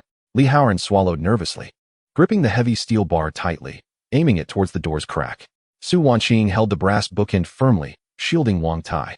The sound of impacts continued, causing the roll-up door to shudder slightly. In the dim light, the breaths of the three, along with the injured individual, intertwined, beads of sweat trickling down their foreheads. The agony of holding their ground was far more grueling than fleeing. Lu Zheng clutched the wrench, his gaze piercing. He understood this was merely the beginning. In this desolate wasteland, every breath was a confrontation with death. Their team would either fracture under pressure or be reborn from the flames of adversity. Time dragged on amidst the dull thuds and labored breaths. Each minute felt elongated, taut nerves resembling tightly wound springs, poised to snap. Li Haoran's hands clenched the steel bar fiercely, his knuckles whitening from exertion, eyes fixated on the gently trembling gap of the roll-up door, sweat cascading down his temples, oblivious to its intrusion into his collar. Su Wanqing huddled close to the unconscious Wang Tai, the brass bookend resting against her chest, her breath rapid. Eyes darting between the entrance and the wounded man. Lu Zheng stood like a statue, ensconced in the shadow beside the door, ears attuned to every sound from outside. His mind racing through countless scenarios. The impacts came sporadically, at times torrential like a downpour, at others, punctuated by silence, leaving only unsettling scraping and growling. It seemed the number of zombies outside had not significantly increased, yet their relentless persistence was a profound psychological drain. Would they continue to batter the door indefinitely? Li Haoran's voice trembled slightly, the prolonged tension causing his muscles to ache. As long as we keep quiet, they may gradually disperse or be drawn away by sounds from elsewhere. Lu Zheng replied in a hushed tone, attempting to bolster morale. Hold steady, conserve your strength. Suddenly, a more forceful impact resonated, the roll-up door emitting a painful metallic groan, rust even shaking loose from the seams. It appeared that more than one zombie was exerting force simultaneously. Prepare, Lu Zheng commanded sharply, tightening his grip on the wrench. His body slightly leaning forward like a coiled cheetah ready to spring. Li Haoran gritted his teeth, directing the steel bar's tip at the door's most vulnerable point. Su Wanqing held her breath, shifting Wang Tai further into the corner. Yet, the anticipated breach did not occur. After the ferocious banging, the commotion outside gradually subsided. The growls and scratching sounds seemed to shift elsewhere, fading into the distance. After what felt like an eternity of tense minutes, silence enveloped the outside, leaving only the rhythmic thumping of their own hearts. Had the crisis been averted for the time being? The three individuals dared not exhibit the slightest negligence, quietly awaiting for half an hour. Upon confirming that no further sounds emanated from beyond the door, they finally exhaled a long sigh of relief. Li Haoran, almost utterly exhausted, slid down against the wall and gasped heavily. Su Wanqing also relaxed her tense body, wearily massaging her temples. They might have been diverted or temporarily lost their target. Lu Zheng approached the door, listened intently once more, and remarked, "Yet we must not let our guard down. We shall take turns keeping watch. Haoran, you rest for 2 hours first, then it will be Wanqing's turn, while I will keep watch for the latter half of the night." Following this harrowing scare, the bond within the team seemed to strengthen silently. Confronting threats together and sharing the burden of stress is the most direct means of fostering trust. The latter half of the night passed relatively peacefully. Leaning against the wall, Lu Zheng remained vigilant while his gaze fell upon an unremarkable vent opening in the platform's ceiling. This was something Li Haoran had discovered earlier, noting that the grid cover was somewhat loose. A thought began to germinate in his mind. If the rolling shutter door were completely blocked, could this vent serve as an alternative escape route? Perhaps even a silent means to scout the outside world? As dawn light began to filter through, Lu Zheng shared this notion with the recently awakened Li Haoran and Su Wanqing. The vent? Li Haoran looked up, acknowledging that theoretically, climbing through was possible. Yet the conditions within remained entirely unknown, potentially blocked, or perhaps harboring other dangers. For now, it shall serve as a last resort, Lu Zheng stated. But we need to ascertain its feasibility. Today, our task is to thoroughly fortify this stronghold, while also investigating the situation near the vent entrance. With the arrival of dawn came new challenges and objectives. To hold fast is not merely a passive defense, it is also an active pursuit of future avenues. Chapter 13. Deep within the ducts, the air within the unloading platform was so thick it felt as though it could be wrung of water. Although the sounds of the zombies knocking had faded into the night, the psychological shadow they cast clung to each individual like a malignant curse. Daylight seeped through the crevices above the rolling shutter, casting pale patches of light on the dust-covered floor, which only served to deepen the shadows in the corners. Wang Tai briefly awakened at dawn, his consciousness hazy. After consuming some sugar salt solution, he slipped back into a deep slumber. Su Wanqing examined his wounds, noting no significant deterioration. Yet there were no signs of improvement either. His high fever persisted, rendering his complexion a ghastly shade. The steel rebar, like a vicious curse, was embedded in his leg, continually sapping his vitality. Time had become the most extravagant yet cruelest of commodities. Lu Zheng stood at the center of the platform, his gaze sweeping over the reinforced door before looking up at the dark vent opening in the ceiling. The grid cover was slightly askew, its edges rusted, resembling a silent mouth leading to the unknown. The thought that had emerged the previous night became increasingly vivid. We cannot remain passive. Lu Zheng's voice shattered the silence, drawing the attention of Li Haoran and Su Wanqing. Brother Wang's condition cannot afford delay, and the situation outside may deteriorate at any moment. That vent may be our only proactive escape route. Li Haoran followed Lu Zheng's gaze, a look of trepidation crossing his face. Brother Zheng, it looks terrifying inside. The darkness loomed ominously, concealing unknown passages that beckoned for exploration. It was precisely this uncertainty that necessitated investigation. Lu Zheng spoke with unwavering resolve. If the conduit was unobstructed, it might lead to other areas of the building, perhaps even unveil safer routes or supplies. He placed particular emphasis on the latter. Resources, aside from time, were their most pressing scarcity. Su Wanqing gently pressed a damp cloth to Wang Tai's forehead, attempting to bring his fever down. She lifted her gaze. Concern etched in her eyes. Exploration is perilous. The confines of the pipe are narrow. Should danger arise, retreat would be fraught with difficulty. I am aware of the risks, Lu Zheng replied, positioning himself beneath the conduit and illuminating it with his flashlight. All he could discern were the oil-stained and dusty walls nearby, with an abyss of darkness swallowing the light further within. Hence, we require a plan. Haoran, you are the most slender among us and possess technical expertise. You should take the lead in this reconnaissance. Li Haoran's face paled instantly, and he shook his head fervently. Me? I can't. Brother Zheng, I'm timid. What if? There are no what-ifs, only necessities, Lu Zheng interjected, his gaze piercing. We are a team, and everyone must contribute. Your physique is advantageous, and you have the tools to assess the direction and load-bearing capacity of the pipe. I will secure a rope around your waist. You will scout ahead while Wanqing and I hold the rope, ready to pull you back if needed. We will maintain communication and signal each other with flashlight beams. He produced the length of paracord he had previously found. This will serve as our safety line. Lu Zheng's plan was straightforward yet pragmatic, maximizing safety considerations.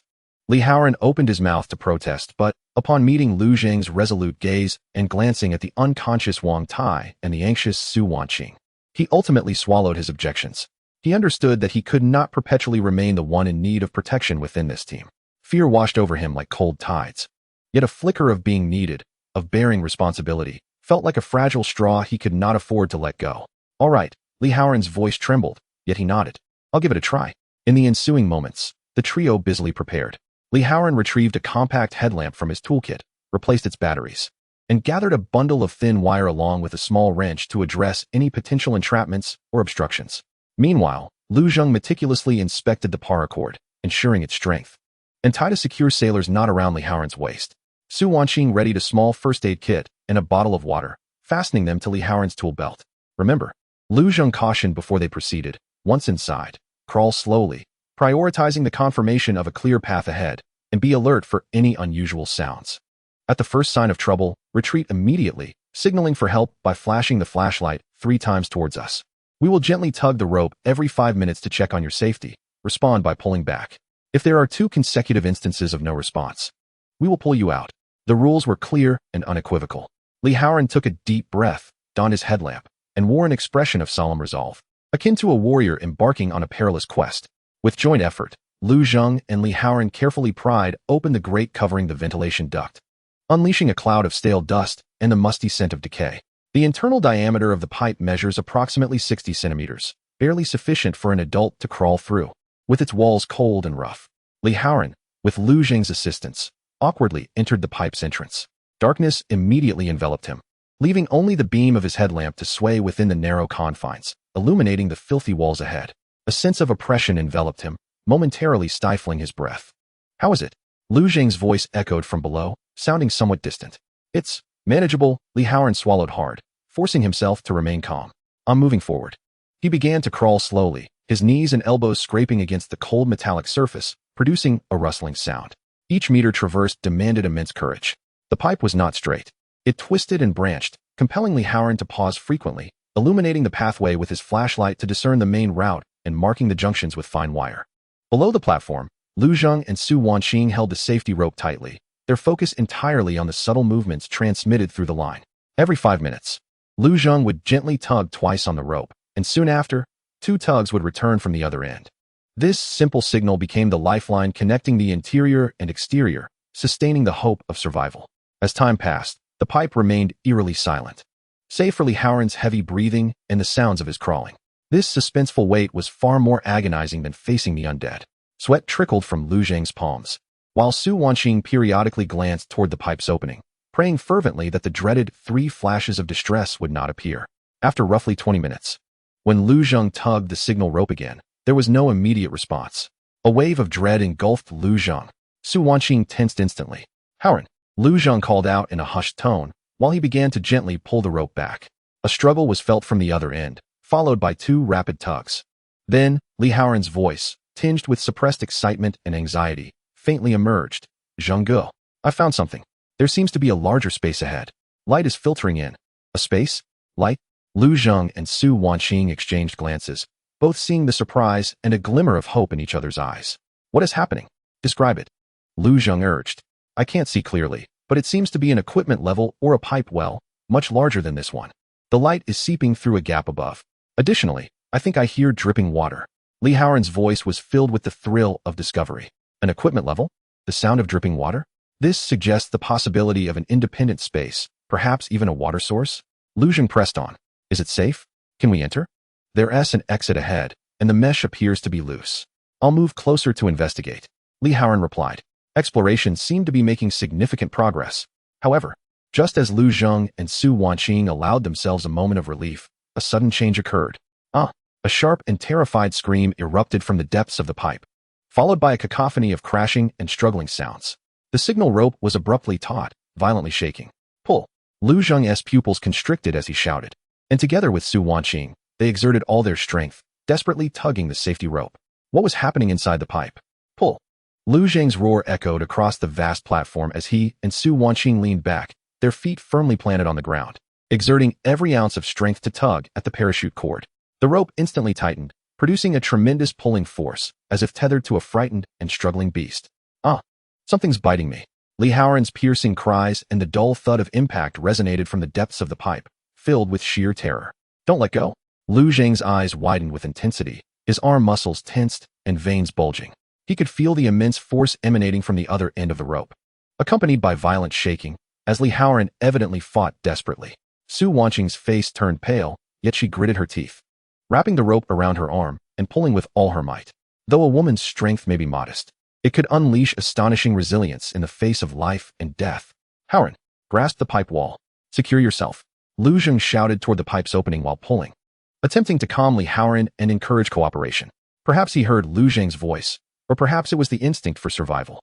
But the struggle transmitted through the rope suddenly shifted. It was no longer merely being dragged, but included efforts to kick back and claw at the surface. Simultaneously, a series of sharp, grating screams echoed from within the pipe, reminiscent of a small creature being trampled or struck. "It's rats. Enormous rats. A whole swarm." Li Haoran's voice trembled with a mix of tears and disgust, yet the fear seemed to wane, replaced by anger and fighting spirit. Accompanying his cries were increasingly dense thuds and the shrieks of the rats. Seizing the opportunity, Lu Zheng and Su Wanqing pulled together with all their might. Inch by inch, the rope was drawn back, the heavy sensation of dragging gradually alleviating. Moments later, illuminated by the beam of their headlamp, Li Haoran, bloodied and filthy, was finally dragged out from the pipe's mouth, crashing heavily onto the platform floor. He clutched a bloodied screwdriver tightly in his hand, his chest heaving violently as he gasped for breath, his eyes filled with the terror of having survived a near-fatal encounter. His pant leg was torn open with several distinct bite marks, oozing blood, though the wounds appeared shallow. Most alarming was a scratch on his face. extending from the corner of his eye to his chin, bleeding profusely. Mutated rats the size of cats with red eyes. Li Haoran babbled incoherently, his body trembling uncontrollably. Su Wanqing immediately rushed over, applying gauze from the first aid kit to his facial wound and inspecting the bites on his leg. The wounds were shallow but required immediate disinfection to prevent possible infection. Her voice was urgent yet professional. Meanwhile, Lu Zheng swiftly replaced the grid cover at the pipe's opening and secured it with a steel rod to prevent any rats from escaping. He gazed anxiously at the dark, deep pipe, realizing that the threat within was not merely darkness and the unknown, but also these ferocious, swarming mutated creatures. Their first venture into exploration ended in such a heart-stopping manner. However, the information Li Haoran brought back, the existence of a space with light and the sound of dripping water, seemed like a seed, quietly sprouting new possibilities within the soil of despair. The path leading to this possible outcome is fraught with thorns and fangs. Chapter 14, 7 Days Under Siege. Time within the loading dock seemed to have solidified, ensnared by a thick darkness and anxiety. The scratches on Li Haoran's face, after Su Wanqing had exhausted the last remnants of iodine for disinfection, barely staunched the bleeding. Wrapped in clean gauze. Yet, the shadows cast by pain and fear ran deeper. He curled in a corner, cradling his knees, his body trembling slightly.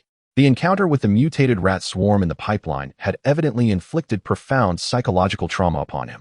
Once Su Wanqing had finished tending to his wounds, she immediately returned to Wang Tai's side, continuing to apply a damp cloth for physical cooling while monitoring his faint and rapid pulse, her brow furrowed in deep concern. Lu Zheng paced like a restless beast in a confined space. Wang Tai's vital signs were slowly and irreversibly deteriorating, the steel bars acting as a malicious countdown timer, consuming his last vestiges of life with each passing moment. Outside the door, the relentless battering and howls of zombies, though less dense than on the first night, never truly ceased, serving as a constant reminder of their dire predicament. The ventilation duct, now compromised by the presence of the rat swarm, had proven to be fraught with peril in the short term. They were trapped. Food and clean water were visibly dwindling, and their medical supplies were on the brink of exhaustion. The air of despair thickened, akin to the polluted atmosphere within the dock. No more time to wait. By the dusk of the third day, when Lu Zheng observed Su Wanqing shaking her head at the nearly depleted first aid kit, he resolved to act. Wang Tai's lips were already cracked and purplish, his breathing so faint it was nearly imperceptible. A gamble was necessary. Tonight, I will attempt a bold incursion through the duct. The objective is the equipment level, to search for medicines, particularly antibiotics, and water. It's too dangerous. The rats, Li Haoran exclaimed in terror, lifting his gaze. Use fire. Lu Zheng's eyes fell upon the liquor and cloth strips he had previously discovered, crafting several makeshift torches. Animals fear fire. It should be able to drive them away. Haoran, once I enter, you are to hold the grating firmly with the steel bar to prevent the rats from following. Wanqing, be prepared. Once I return with the supplies, we will immediately proceed with the surgery. This was a mad plan. Using open flames within the narrow duct posed risks of suffocation and igniting the oily residues. Yet, it was the only viable option to save Wang Tai, and indeed, to save themselves. There was no time for hesitation. As night fully descended, the dock was plunged into an abyss of silence, interrupted only by the occasional scratching of zombies outside. Lu Zheng tightly bound several cloth strips soaked in liquor around a broken mop handle, fashioning 3 rudimentary torches. Li Haoran nervously gripped the steel bar, stationed at the duct's entrance. Su Wanqing placed the last bit of clean water and a sharp fruit knife, found in Wang Tai's backpack, nearby, preparing for the worst. If Lu Zheng failed, or if the medicines proved ineffective, she would have to attempt the bleakly hopeful amputation without anesthesia or sanitation. Are you ready? Lu Zheng's voice resonated with an unusual calm in the darkness. He ignited the first torch, the flickering flames instantly dispelling a small area of darkness, illuminating the solemn and resolute faces of the 3. Li Haoran nodded emphatically, bracing himself against the steel bar. Su Wanqing took a deep breath, firmly grasping Wang Tai's cold hand. Lu Zheng cast one last glance at the unconscious Wang Tai, resolutely turned around, and once again plunged into the dark, light-devouring tunnel. Brandishing a torch, the searing flames scorched the dust in the air, producing a series of crackling sounds. This time, he did not crawl slowly, but rather moved forward as swiftly as possible, the flickering light casting wild shadows on the narrow walls of the tunnel. After advancing approximately 20 meters, he was indeed met with the familiar, spine-chilling sounds of squeaking and rustling in the darkness ahead. The swarm of rats had been drawn in by the torchlight and the scent of living flesh. Lu Zheng steeled himself and swung the torch forward with great force. The intense flames swept through the tunnel, singeing the fur of several large rats at the forefront. Their crimson eyes wide with terror as they emitted piercing shrieks and stumbled backward. The innate fear of fire temporarily subdued their ferocity. Seizing the opportunity, Lu Zheng hastened his pace, waving the torch to drive them away while scrambling forward with all his might. The rat swarm stirred, hesitant to approach the flames too closely, yet unwilling to disperse, lingering at a distance with their greedy, malevolent red eyes glinting. Lu Zheng could feel the cold sweat trickling down his back. He had to find the entrance to the equipment level without delay. After advancing another 10 meters and rounding a bend, he indeed stumbled upon a more spacious area. Weak daylight filtered through a gap above, revealing a chamber filled with various pipes and valves. The floor composed of grated steel plates leading into a profound darkness below. Near the pipe outlet, a small puddle of water lay, the source of the dripping sound that Li Haoran had previously heard. As Li Haoran had indicated, the grating around the outlet was indeed corroded and loose. Lu Zheng kicked it vigorously, and with a loud clang, the grating fell away. Without hesitation, he extinguished the nearly burnt-out first torch to conserve fuel, ignited the second, and then cautiously descended. The air within the equipment level was damp, permeated with the sense of rust and mildew. He quickly scanned his surroundings. The space was limited, cluttered with discarded parts and toolboxes. He rushed to the edge of the small puddle. The water was shallow and murky, yet it appeared to be clean condensation. He carefully filled his water bottle. Next, he frantically rummaged through the toolboxes and corners. Fortune finally smiled upon him. At the bottom of a dust-laden toolbox, he discovered a half-full first aid kit. Inside were several packets of expired yet well-sealed oral antibiotics, a few vials of sealed injectable painkillers and adrenaline, and most importantly, several unopened bags of saline solution and glucose injections. He had found it. Lu Zheng's heart soared with joy as he quickly stuffed all the medications and saline into his backpack. He also found a small tin of industrial petroleum jelly and a roll of electrical tape, which he took as well. Not daring to linger, he retraced his steps. Lighting the third torch, he once again faced the lurking rat swarm in the tunnel. The return journey proved even more arduous. The rats seemed to realize that their prey, laden with treasures, was attempting to escape, becoming increasingly agitated, with bolder ones attempting to ambush through the gaps in the flames. Lu Zheng endured several bites on his arms and calves, but thankfully, the wounds were not deep, protected by his clothing. As he fervently crawled while brandishing a torch, a singular thought consumed his mind: to return. When his head finally emerged from the pipe, Li Haoran and Su Wanqing immediately rushed to pull him out. He collapsed onto the ground, gasping for breath, yet clutching his backpack tightly to his chest. He pushed the backpack towards Su Wanqing, who trembled as she opened it. The sight of the medical supplies and saline solution brought tears streaming down her face. Brother Wang is saved. Without a moment's respite, Su Wanqing plunged into action. She first administered adrenaline to Wang Tai to stimulate his heart, followed by an infusion of saline to replenish his fluids.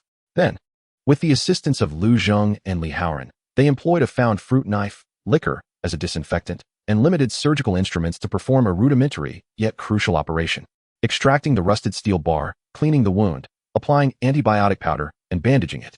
Throughout the ordeal, Wang Tai momentarily regained consciousness due to excruciating pain.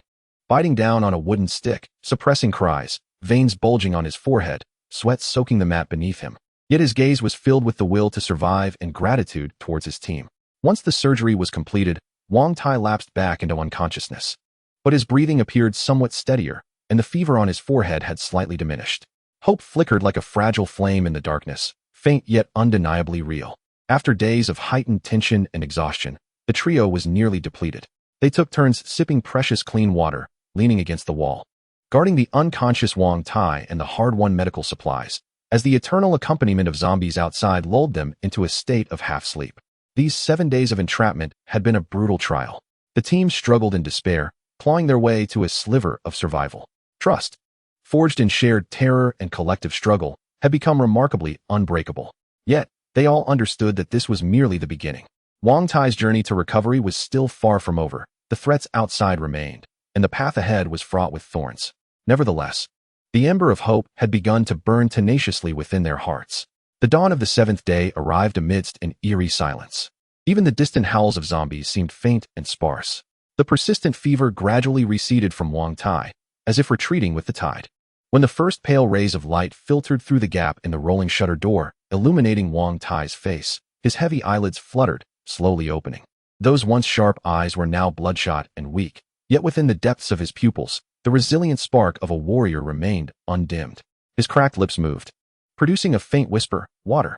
Su Wanqing, standing by, immediately reddened around her eyes and carefully dipped a bottle cap into the precious clean water, moistening his lips.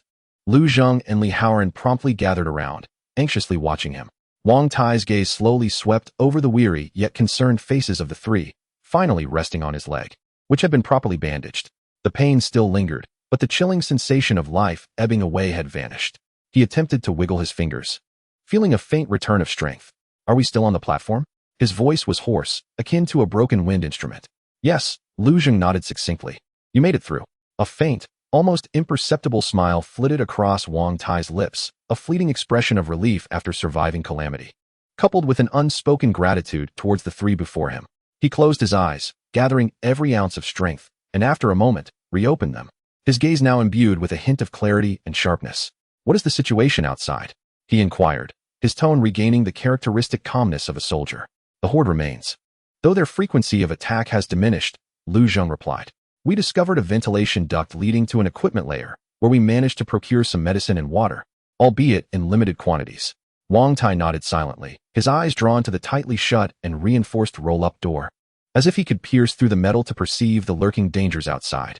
"I cannot linger. My injuries require time to heal, yet our resources are dwindling." His words elucidated the core dilemma faced by the team. The injured required rest while their refuge's supplies were on the verge of depletion. "I understand," Lu Zheng said, taking a deep breath as he made a decision. "Today, I shall ascend to the rooftop once more. It is imperative to ascertain a route that safely leads to the western side of the city. We must vacate this building swiftly." Hope accompanied his awakening. Yet graver challenges loomed ominously on the horizon. Chapter 15. Strategies and Desperation. Wang Tai's reawakening was akin to a slender crack tearing through a heavily clouded sky, allowing a glimmer of light to seep through.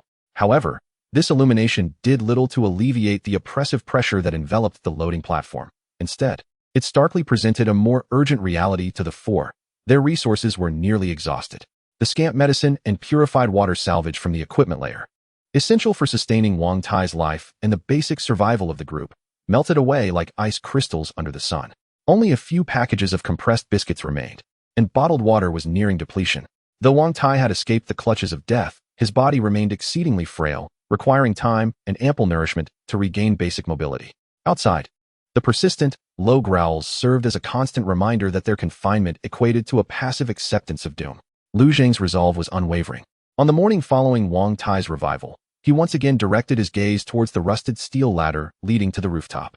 This time, his objective was clearer and heavier, not in pursuit of the unknown, but in search of a tangible escape route that could lead the team, especially the gravely injured Wang Tai, away from this deathly edifice. "I shall ascend once more to survey the situation, focusing on confirming a safe passage to the ground that leads towards the western part of the city," Lu Zheng stated, as he checked the parachute cord at his waist and the wrench secured at his back, addressing Su Wanqing and Li Haoran, who had gathered around. Wang Tai leaned against the corner, pale yet intently listening. "It's too dangerous, Zhenggu," Li Haoran remarked. Fear still etched on his face from their previous venture into the duct. "The view from the rooftop is splendid, but the staircase down is certainly impassable. Do you expect us to scale the outer wall?" The very thought sent shivers down his spine. "There will always be a way," Lu Zheng replied, his tone calm, yet resolute. "This building is not isolated. There may be a corridor leading to an adjacent structure, or perhaps a maintenance ladder on the outer wall, or even a sewer pipe. We must find it." He turned to Su Wanqing. "Wanqing, take good care of Brother Wang. Haoran, keep watch at the entrance and remain vigilant."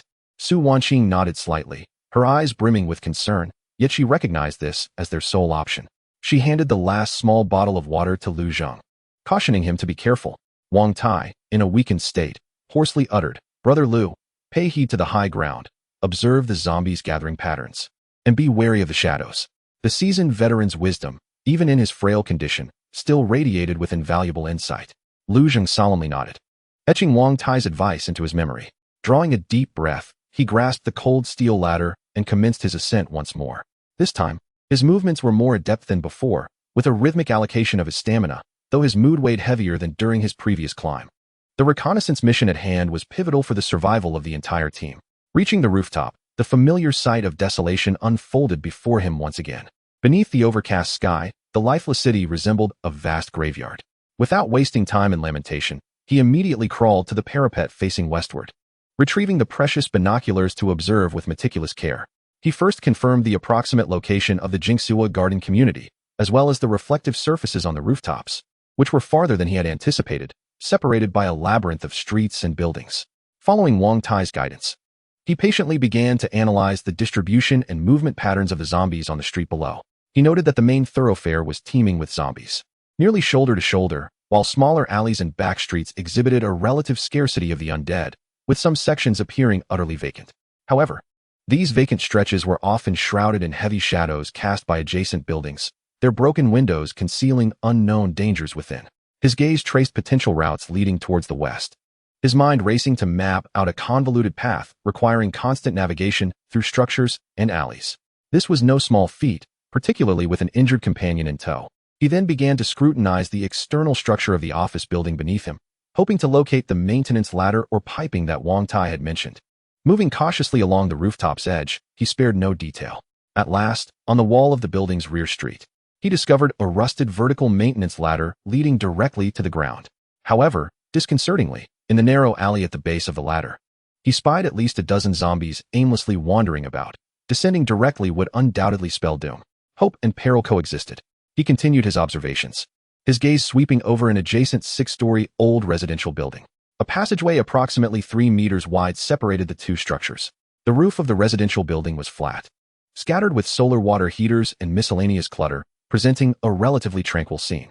If he could reach that side, perhaps he might find a better escape route within the residential building, or at the very least, temporarily evade the dense throng of zombies surrounding the office building. But how could he traverse that gap? For an ordinary person, jumping over 3 meters without a running start was exceedingly perilous, especially with injured members among them. Lu Zheng's heart sank. Were they truly destined to be trapped here?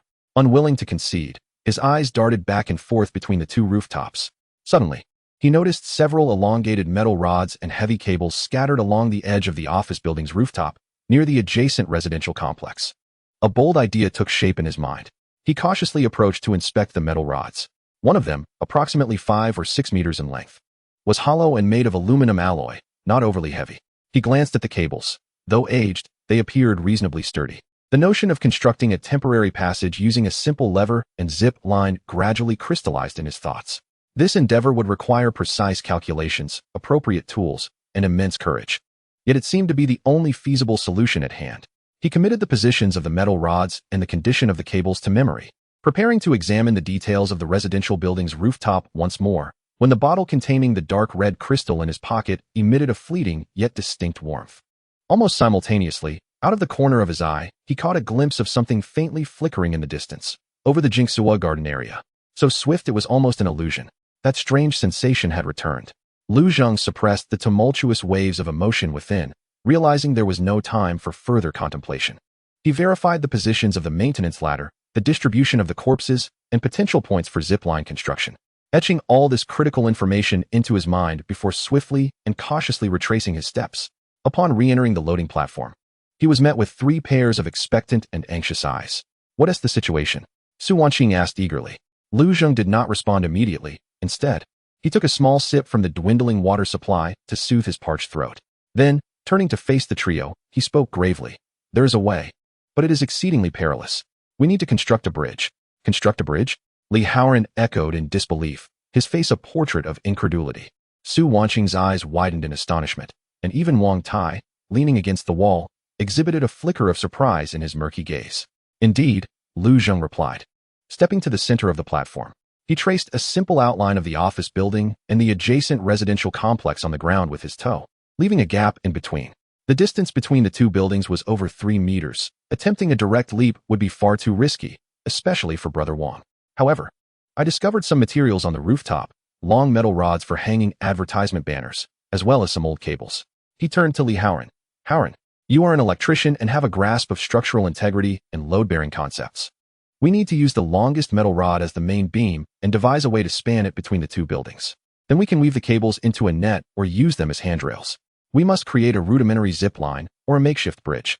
Li Haoran leaned closer, scrutinizing the rudimentary sketch on the ground, his brow furrowed in concentration.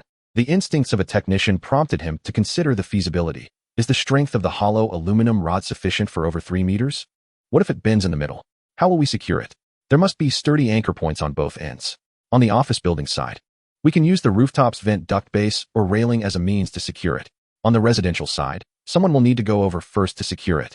Lu Zheng pointed to the outline of the residential building, marking the first risk point. The second risk is, even if the bridge is constructed, how do we safely transport Brother Wang across? Su Wanqing immediately interjected, suggesting that a rudimentary safety harness could be fashioned from rope, allowing them to secure him on the back of one of their own as they made their way across. Alternatively, if they could create a zip line using pulleys and a basket, it might prove to be safer, though it would require additional materials and tools. While they possessed some tools, they were not particularly specialized. Lu Zheng nodded, acknowledging the necessity to maximize their existing resources. Haoran, you and I will be responsible for the design and construction. Wanqing, you shall prepare a plan for transporting Brother Wang and attend to him. This is our only hope at present. Wang Tai, frail and weak, raised his hand and pointed to himself. May I propose a suggestion? We should first send someone lightly equipped to scout ahead, ensuring the rooftop is safe before identifying suitable anchor points. We cannot risk everyone at once. The caution of the veteran was particularly crucial at this moment. I concur. Lu Zheng immediately accepted the proposal. I will go first. Haoran will assist and secure our position from the rear. He paused, casting his gaze over the trio, acutely aware of the perilous nature of their endeavor. Any misstep could lead to irrevocable consequences. Yet, they had no better alternatives. Let us rest for a moment, account for all available tools and materials, and commence our operation in an hour. With the decision made, the atmosphere grew heavier, infused with a sense of determined resolve mixed with the fear of the unknown. The order for a brief respite left no one truly at ease. Li Haoran buried himself among the tools, meticulously inspecting each plier and wrench for integrity, sorting the metallic components and cables, his fingers trembling slightly from anxiety, yet his gaze remained intensely focused. Meanwhile, Su Wanqing utilized this time to weave a sturdy makeshift safety harness from the found rope and resilient fabric salvaged from an abandoned sofa, frequently pausing to check on Wang Tai's condition, offering him sips of precious clean water. Wang Tai closed his eyes to rest, striving to regulate his breathing and conserve every ounce of strength he might need. Occasionally, he opened his eyes, scanning the flurry of activity among his companions with a complex expression, filled with gratitude yet tinged with the weight of being a burden. Lu Zheng leaned against the wall, appearing to rest, while his mind raced, replaying each detail of the forthcoming operation: how to safely reach the rooftop, how to transport the heavy metal rod, how to find a reliable anchor point on the building's roof, and, in the event of failure, what their escape route would be. He touched the U-disc and crystal vials stored close to him. The faint warmth they exuded seemed to offer a sense of inexplicable reassurance. Yet it was overshadowed by a greater enigma. Now, he must concentrate all his efforts on the immediate challenge of survival. An hour later, the operation commences. The first step is to return to the rooftop. This time, Lu Zheng and Li Haoran proceed together. Li Haoran carries a heavy toolkit on his back, firmly gripping a steel bar as both a weapon and a crowbar. The steel ladder leading to the rooftop remains rusted and perilous. The two ascend cautiously, with every sound amplified in the silent shaft, each slight metallic creak quickening their heartbeats. Fortunately, they do not disturb any lurking dangers. Upon reaching the rooftop once more, the expansive view is both liberating and grim, revealing a panorama of death. The wind is colder than before, swirling with ashes and a faint stench of decay. Lu Zheng strides directly towards the scattered metal rods of advertising banners. The longest one measures approximately 6 meters in length and is hollow, made of aluminum alloy, resembling the thickness of a bowl. He attempts to lift it, finding it exceedingly heavy and difficult for one person to maneuver. Come, let's lift it together. Lu Zheng beckons to Li Haoran. The two align themselves and, with combined effort, hoist the metal rod, the weight pressing heavily on their shoulders. Each step requires utmost caution, balancing carefully while minimizing noise. They transport the rod to the edge of the protective wall near the residential building and gently set it down. Li Haoran, drenched in sweat, is not only fatigued from physical exertion, but also from the intense mental strain. The second step involves surveying and securing. Lu Zheng meticulously examines the conditions atop the residential building. The opposite rooftop appears chaotic, cluttered with discarded solar water heaters, construction materials, and debris, yet shows no signs of activity. The key is to locate a sturdy anchor point. He identifies a concrete base of a ventilation duct and a robust, embedded abandoned antenna pole. Do you see that base and the antenna pole? Lu Zheng points across. Once we reach there, prioritize securing them tightly with the cable to our metal rod. The sturdier, the better. As for us, I will devise a way to secure it to the steel framework of the protective wall. Li Haoran follows his gaze, swallowing hard and nodding, his complexion paling. The distance of over 3 meters looms, with a dizzying drop below. A misstep could prove fatal. The third step, and the most perilous, is constructing the pioneer passageway.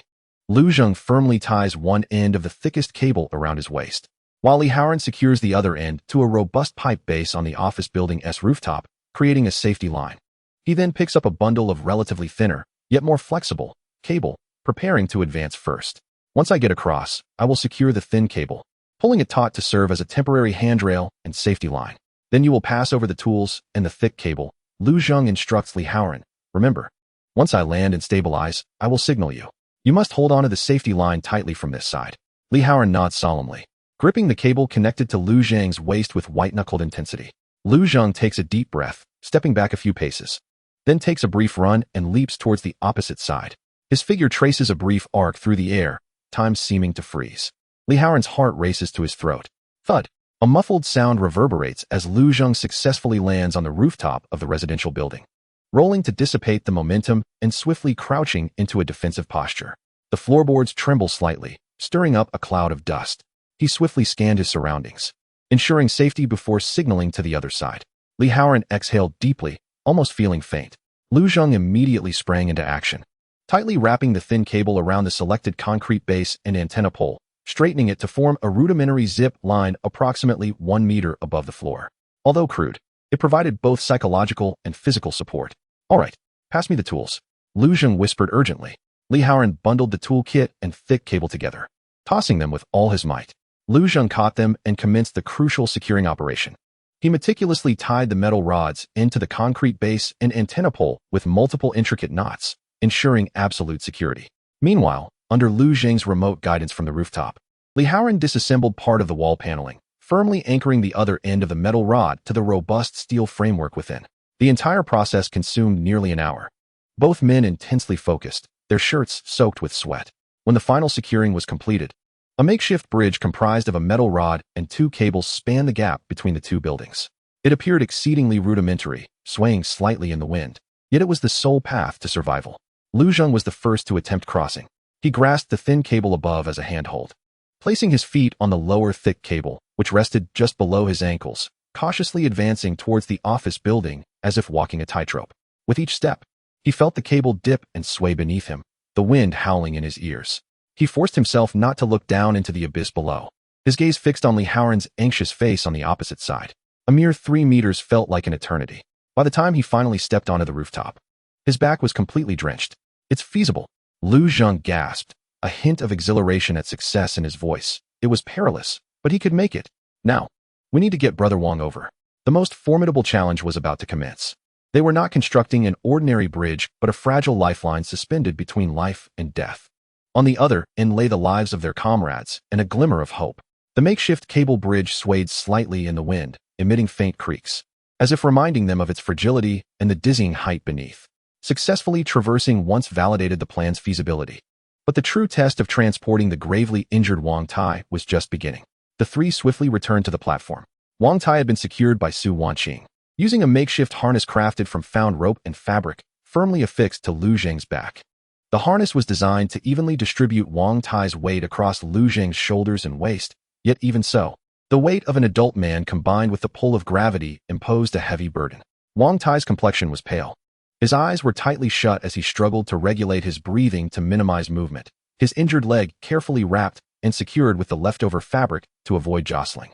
Brother Wang, relax, trust me, Lu Zheng whispered, sensing the rigidity of the body on his back. Wang Tai did not open his eyes, but emitted a muffled grunt from his throat, gripping the harness straps on Lu Zheng's shoulders tightly. This was a profound trust, a complete surrender of life. Su Wanqing and Li Haoran meticulously examined each knot and connection point, confirming their accuracy. Su Wanqing hung the final first aid kit and a small canteen at a readily accessible position on Lu Zheng's waist. Her gaze was filled with concern, yet predominantly resolute. With caution, she urged him to proceed step by step. Li Haoran remained at the rear, prepared to provide support.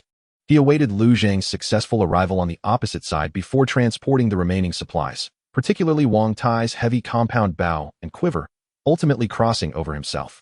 He gripped the safety rope tightly, with a thicker cable securely fastened to a robust pipe within the platform, ready to maintain a slight tension at the rear as an additional safeguard once Lu Zheng embarked on his journey. Are you ready? Lu Zheng inquired. Standing at the edge of the platform, gazing at the rooftop of the neighboring building, taking a deep breath. The weight on his back necessitated even greater control over his center of gravity. Ready. Both Li Haoran and Su Wanqing responded in unison. Lu Zheng took his first step, placing his feet upon the thick cable that served as a foothold, grasping the thin rope above for support. The weight suddenly intensified, causing the cable beneath him to sag significantly, its swaying becoming markedly pronounced. Each step was exceptionally arduous. He had to exert all his core strength to maintain balance, while also being mindful of Wang Tai's condition behind him. The wind seemed to quicken, billowing his clothing and adding to the instability. Wang Tai on his back felt the sway and cautioned in a low voice, striving to relax his body and minimize interference with Lu Zheng. The short distance of just over 3 meters now felt interminable, akin to traversing an abyss. Beads of sweat trickled down Lu Zheng's forehead, and his arm muscles trembled slightly from exertion. He dared not look down, his gaze fixed firmly on the concrete base across the way, a symbol of life. Li Haoran, positioned behind, gripped the safety rope tightly, carefully adjusting its tension in accordance with Lu Zheng's movements. It could not be too taut to disrupt balance, nor too loose to lose its protective function. His mind straining to the utmost. Su Wanqing held her breath, her hands clenched tightly, silently praying. Time passed second by second. Lu Zheng moved at a painstakingly slow pace, each step akin to treading on a razor's edge. Midway, a gust of strong crosswind struck, causing the suspension bridge to sway violently. Lu Zheng stumbled, nearly losing his balance, while Wang Tai emitted a muffled grunt. "Be careful." Li Haoran nearly gasped in alarm, swiftly tightening the safety rope. Lu Zheng's heart raced. He summoned all his strength, anchoring his feet firmly on the cable, employing his waist to stabilize his form. He paused for a few seconds, waiting for the wind to subside before continuing onward. At last, after what felt like an eternity, Lu Zheng's right foot landed upon the rough concrete surface of the rooftop. He staggered forward a few paces, distancing himself from the edge, and then cautiously crouched down to relieve Wang Tai from his back, allowing him to lean against a discarded water heater. "We did it," Lu Zheng gasped, the relief washing over him as he observed Li Haoran and Su Wanqing on the opposite side, nearly exhausted, yet radiating the elation of survival. However, just as Lu Zheng prepared to signal Li Haoran to commence the transport of supplies, a clear, chilling scratching sound emanated from behind the half-open, rusted iron door leading into the building's interior. The sound of scratching, though not loud, pierced through the silence with an unsettling sharpness. The rooftop, far from the sanctuary they had imagined, was filled with tension. Chapter 17. The truth behind the door. That distinct sound of scraping shattered the fragile bubble of hope that had just begun to rise after their successful escape. The air atop the residential building became instantly suffocating. Lu Zheng, having just relaxed his muscles after shedding a heavy burden, felt them tense up once more. He swiftly turned, shielding the frail Wang Tai behind him, his gaze piercing as it fixed upon the half-closed, rust-laden iron door. Li Haoran, suspended in the middle of the rope bridge and preparing to toss supplies, nearly lost his grip at the sound, frozen in a state of indecision. On the opposite shore, Su Wanqing's face drained of color, her hands instinctively covering her mouth. The scratching persisted, slow and methodical, evoking an unsettling sensation akin to nails scraping against metal, rather than the frenzied assaults or howls of zombies. Lu Zheng's heart raced, yet he compelled his mind to remain calm and analytical. The source of the noise was unmistakable, emanating from behind the door. If it were a zombie, given their nature, the scent of a living human so close would have incited a frenzied assault long ago. This restrained sound was, in fact, more peculiar. "Haoran, stay still. Steady yourself," Lu Zheng whispered urgently towards the rope bridge. Li Haoran, upon hearing this, clung tightly to the cable, afraid to breathe. Lu Zheng slowly drew the knife he had secured at his waist, its blade glinting coldly in the dim light. He gestured for Wang Tai to lower himself, while he crouched, using the discarded water heater and building materials scattered across the rooftop as cover, cautiously inching closer to the iron door. Each step was taken with utmost care, ears attuned to any faint sounds from behind the door. The scratching continued, seemingly oblivious to the commotion outside. Lu Zheng held his breath, leaning closer to the crack of the door to peer inside. What lay beyond was a dimly lit stairwell, the insufficient light revealing only a few steps near the entrance. The scratching appeared to originate from a place beyond the line of sight at the corner of the stairs. The air was thick with dust and a faint mustiness, devoid of any strong scent of blood or decay. At that moment, a faint, weak whimper, intertwined with the scratching, emerged. It was not the growl of a zombie. Was it the sound of an animal? Lu Zheng's heart stirred, daring to push the door crack wider, expanding his view. In the shadow of the stairwell's landing, he glimpsed a grayish figure futilely clawing at a tightly shut fire door leading into the building. The creature was small, resembling a dog. As if sensing the shift in light and sound, it suddenly turned. A pair of remarkably bright eyes glinting with caution as they peered through the door crack. A low, threatening growl emanated from its throat, yet its body instinctively shrank back, revealing its evident fragility and fear. Lu Zheng discerned that it was indeed a dog, of indeterminate breed, medium-sized with matted, dirty fur, its ribs visible due to emaciation. One of its hind legs appeared injured, curled beneath it in a protective manner. It had been desperately scratching at the fire door, seemingly trapped within the stairwell. A surviving dog? Lu Zheng was momentarily taken aback. Since the outbreak of the apocalypse, the animals he encountered were either highly aggressive mutants or mere remnants, devoured and left to decay. This was his first encounter with a creature that appeared relatively normal, albeit weak and injured. Its survival in such an environment was, in itself, a miracle. The threat was mitigated to some extent. At least it was not an immediately lethal zombie. Yet, Lu Zheng remained vigilant. A dog, when cornered, could exhibit extreme aggression, especially when protecting itself. He cautiously stepped back a few paces, returning to Wang Tai's side, and swiftly explained the situation in hushed tones. A dog? Wang Tai lifted his head with difficulty, a flicker of surprise crossing his murky gaze, swiftly followed by the instinctual analysis of a seasoned soldier. Cautious of the potential viral threat it might carry, Lu Zheng nodded, acknowledging the risk that could not be dismissed. However, as he observed the dog's frail and fearful demeanor, he glanced at his anxious companions across the way and the grievously injured individual beside him, weighing his options rapidly. The creature showed no signs of aggression, and its feebleness was apparent. The stairwell was temporarily sealed. It could not escape. They would not concern themselves with it for now. The immediate priority was to ensure Hao Ran and Wan Qing crossed safely and then find a suitable place to settle. Lu Zheng made his decision. This was not the moment to complicate matters, yet the potential factor could not be entirely ignored. He returned to the doorway, carefully closing the iron gate to its previous position, preventing the dog from easily charging out while leaving a narrow gap for observation. He then signaled to Li Hao Ran, indicating it was safe to proceed. Li Hao ran, as if granted reprieve, hurriedly threw the bundled supplies over. Once Lu Zheng caught them, Li Hao Ran cautiously continued moving, ultimately reaching the rooftop of the residential building unscathed. Soon after, Su Wanqing, carrying the remaining supplies, crossed the rope bridge with Li Hao Ran's assistance. Navigating carefully and successfully, all three, along with one injured companion, had finally relocated. They had temporarily escaped the besieged rooftop of the office building. Yet, the new environment was equally fraught with uncertainty. The rooftop of the residential building was more chaotic than that of the office, cluttered with discarded solar panels, construction debris, and broken furniture, yet it offered more cover.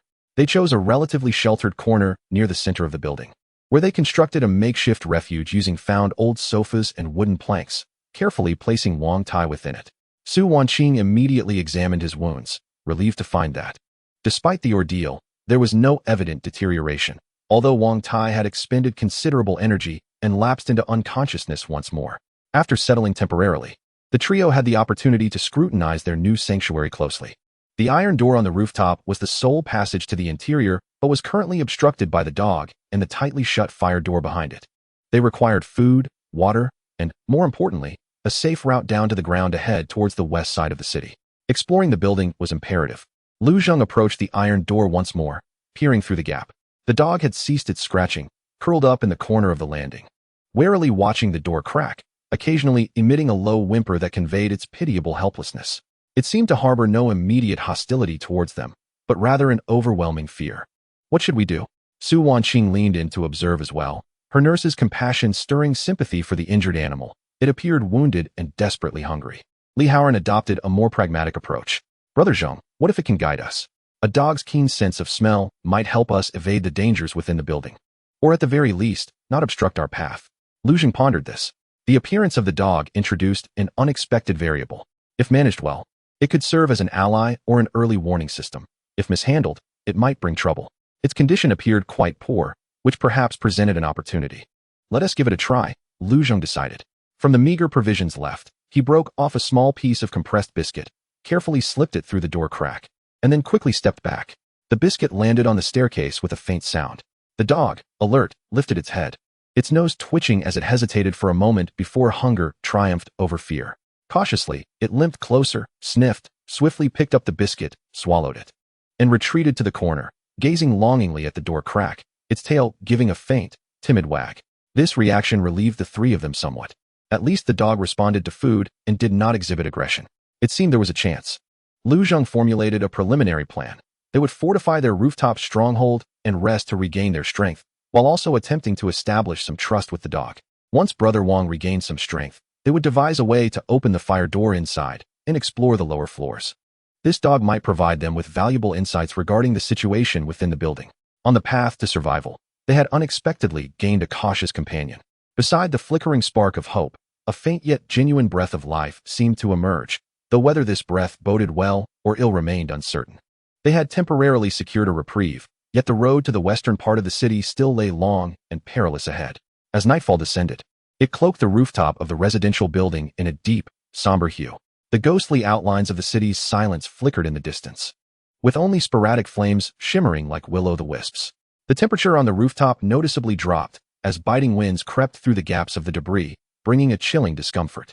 Within their makeshift refuge, the atmosphere was heavy and weary.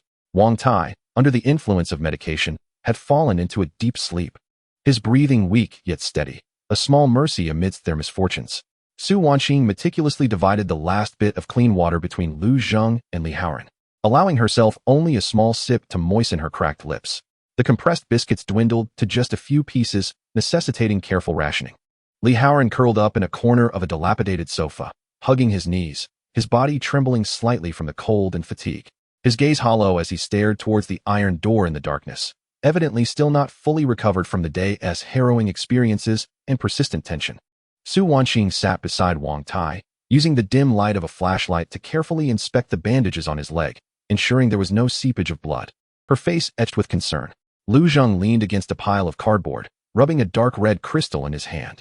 The crystal emitted no glow in the darkness, yet its faint, enigmatic connection to the western part of the city and the USB drive tugged at his thoughts like an invisible thread. He cast a glance towards the iron door. The dog's movements had ceased, likely curled up asleep in the stairwell. A living, relatively normal creature in this desolate world is, in itself, a miracle, bringing forth both new possibilities and risks. We must urgently find a way down, Lu Zheng whispered, breaking the silence, as the resources here would not last for 2 days. At dawn tomorrow, our primary task will be to find a way to open that fire door and explore the conditions within the building. What about the dog? Su Wanqing inquired softly, her voice tinged with compassion, as it seemed gravely injured and hungry. Let us observe first, Lu Zheng replied pragmatically. If it does not attack us, we may attempt to maintain a non-aggressive state with a small amount of food. However, should it obstruct us or display any hostility, his unspoken words were clear. Survival must take precedence. Li Haoran raised his head, a tremor of fear in his voice. Brother Zheng, could there be many of those things inside? It is possible, Lu Zheng admitted without reservation. Thus we must exercise greater caution. We will take turns keeping watch. Haoran, you will guard the first half of the night, Wanqing the middle, and I will take the last shift. Should anything unusual occur, awaken everyone immediately. Once the arrangements were made, Li Haoran forced himself to stay alert, positioning himself near the entrance of the rope bridge, vigilantly scanning the surrounding darkness. Su Wanqing leaned against Wang Tai, gradually succumbing to fatigue, her eyes fluttering shut. Lu Zheng, however, did not rest immediately. Utilizing the faintest glimmer of light, he scrutinized the crystal in his hand once more, striving to recall the fragmented information that had flashed through his mind during that brief moment of perception. Yet, aside from chaotic lines and symbols, he gleaned nothing. This enigmatic repository of knowledge seemed shrouded in a thick fog, requiring a specific key to unlock its secrets. He carefully stowed away the crystal and cast his gaze towards the iron door. Behind the door lay the dog, the staircase, and the unknown floors, a realm fraught with uncertainty. Yet, retreat was no longer an option. Hope glimmered like a faint light in the night, tenuous yet undeniably present, sustaining them as they precariously traversed the edge of despair. The dawn would herald the commencement of a new round of challenges. Chapter 18. The edge of hunger. Dawn did not bring warmth. Only a pallid light filtered through the heavy clouds, meagerly casting itself upon the debris-strewn rooftop. The biting cold wind was more piercing than the previous night, swirling dust and fragments into a mournful wail. Inside the makeshift shelter, Wang Tai trembled slightly in his sleep, tormented by cold and pain, while Su Wanqing draped her thin jacket over him, her own lips already tinged with purple from the chill. Li Haoran curled up in a corner, his stomach audibly protesting in the stillness.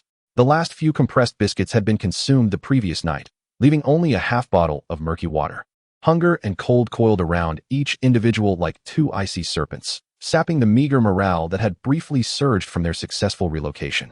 The spark of hope appeared feeble against the harshness of reality. Lu Zheng forced himself to ignore the burning sensation in his stomach and the chill in his limbs. He must take action. The instinct for survival overwhelmed his fatigue. We cannot wait any longer.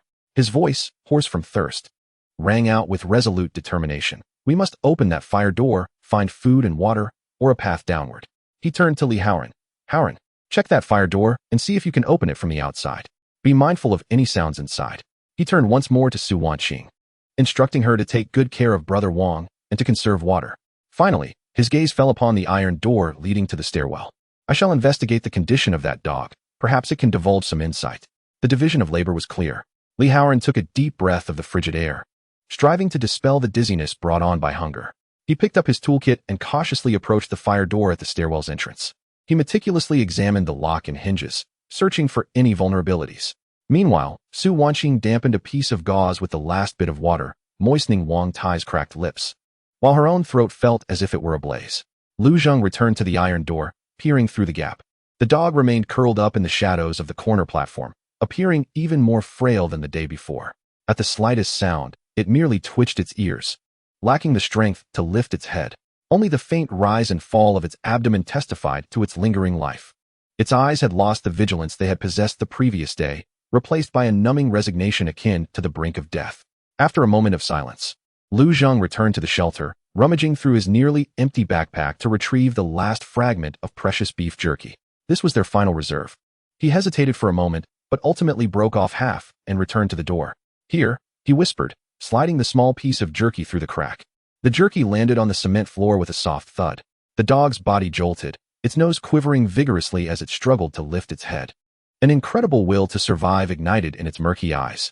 It attempted to stand but faltered on its injured hind leg, resorting to crawling as it desperately clawed at the jerky, dragging it closer to its mouth and nearly swallowing it whole. After consuming the morsel, it looked up at Lu Zheng through the gap, letting out an extremely faint, almost pleading whimper. This response stirred something within Lu Zheng. The dog was not only weak but seemed to harbor no animosity toward them. It had even developed a sense of dependency. Perhaps it could indeed serve as an early warning system? At that moment, a low voice came from Li Haoran's direction. Jinggu, this lock is dead. It's an electronic lock that automatically locks when the power is cut.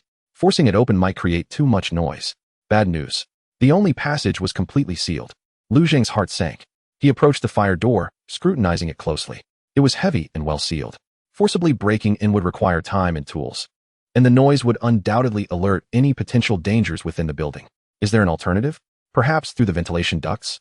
Or finding a way down the outer wall? Lu Zheng inquired, his gaze sweeping across the chaotic rooftop. Li Haoran shook his head, his expression grim. I checked. The ventilation ducts are too small for a person to pass through. The outer wall is perilous, and there are no suitable anchor points for descent. With their retreat cut off and their path ahead obstructed, they found themselves trapped on this frigid rooftop, resources dwindling. Despair began to spread like a plague. Lu Zheng forced himself to remain composed. He walked to the edge of the rooftop, once again surveying the silent city below. As his eyes scanned the adjacent buildings, he suddenly noticed a lower commercial building's rooftop, where a large, damaged plastic awning appeared to be sheltering a pile of boxes and debris. The distance was considerable, yet an exceedingly risky plan began to take shape in his mind. He returned to the group, his tone grave. There is a possibility. I spotted supplies on the rooftop of the building below. However, we need someone to attempt the descent from the suspension bridge using ropes.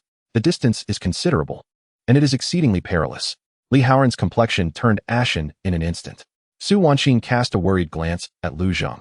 I'll go, Lu Zheng declared without hesitation. Haoran, assist me in securing a fixed point and provide cover. Wanqing, you will be responsible for signaling.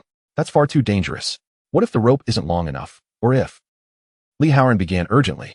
There are no alternatives. Lu Zheng interrupted him, his gaze sharp.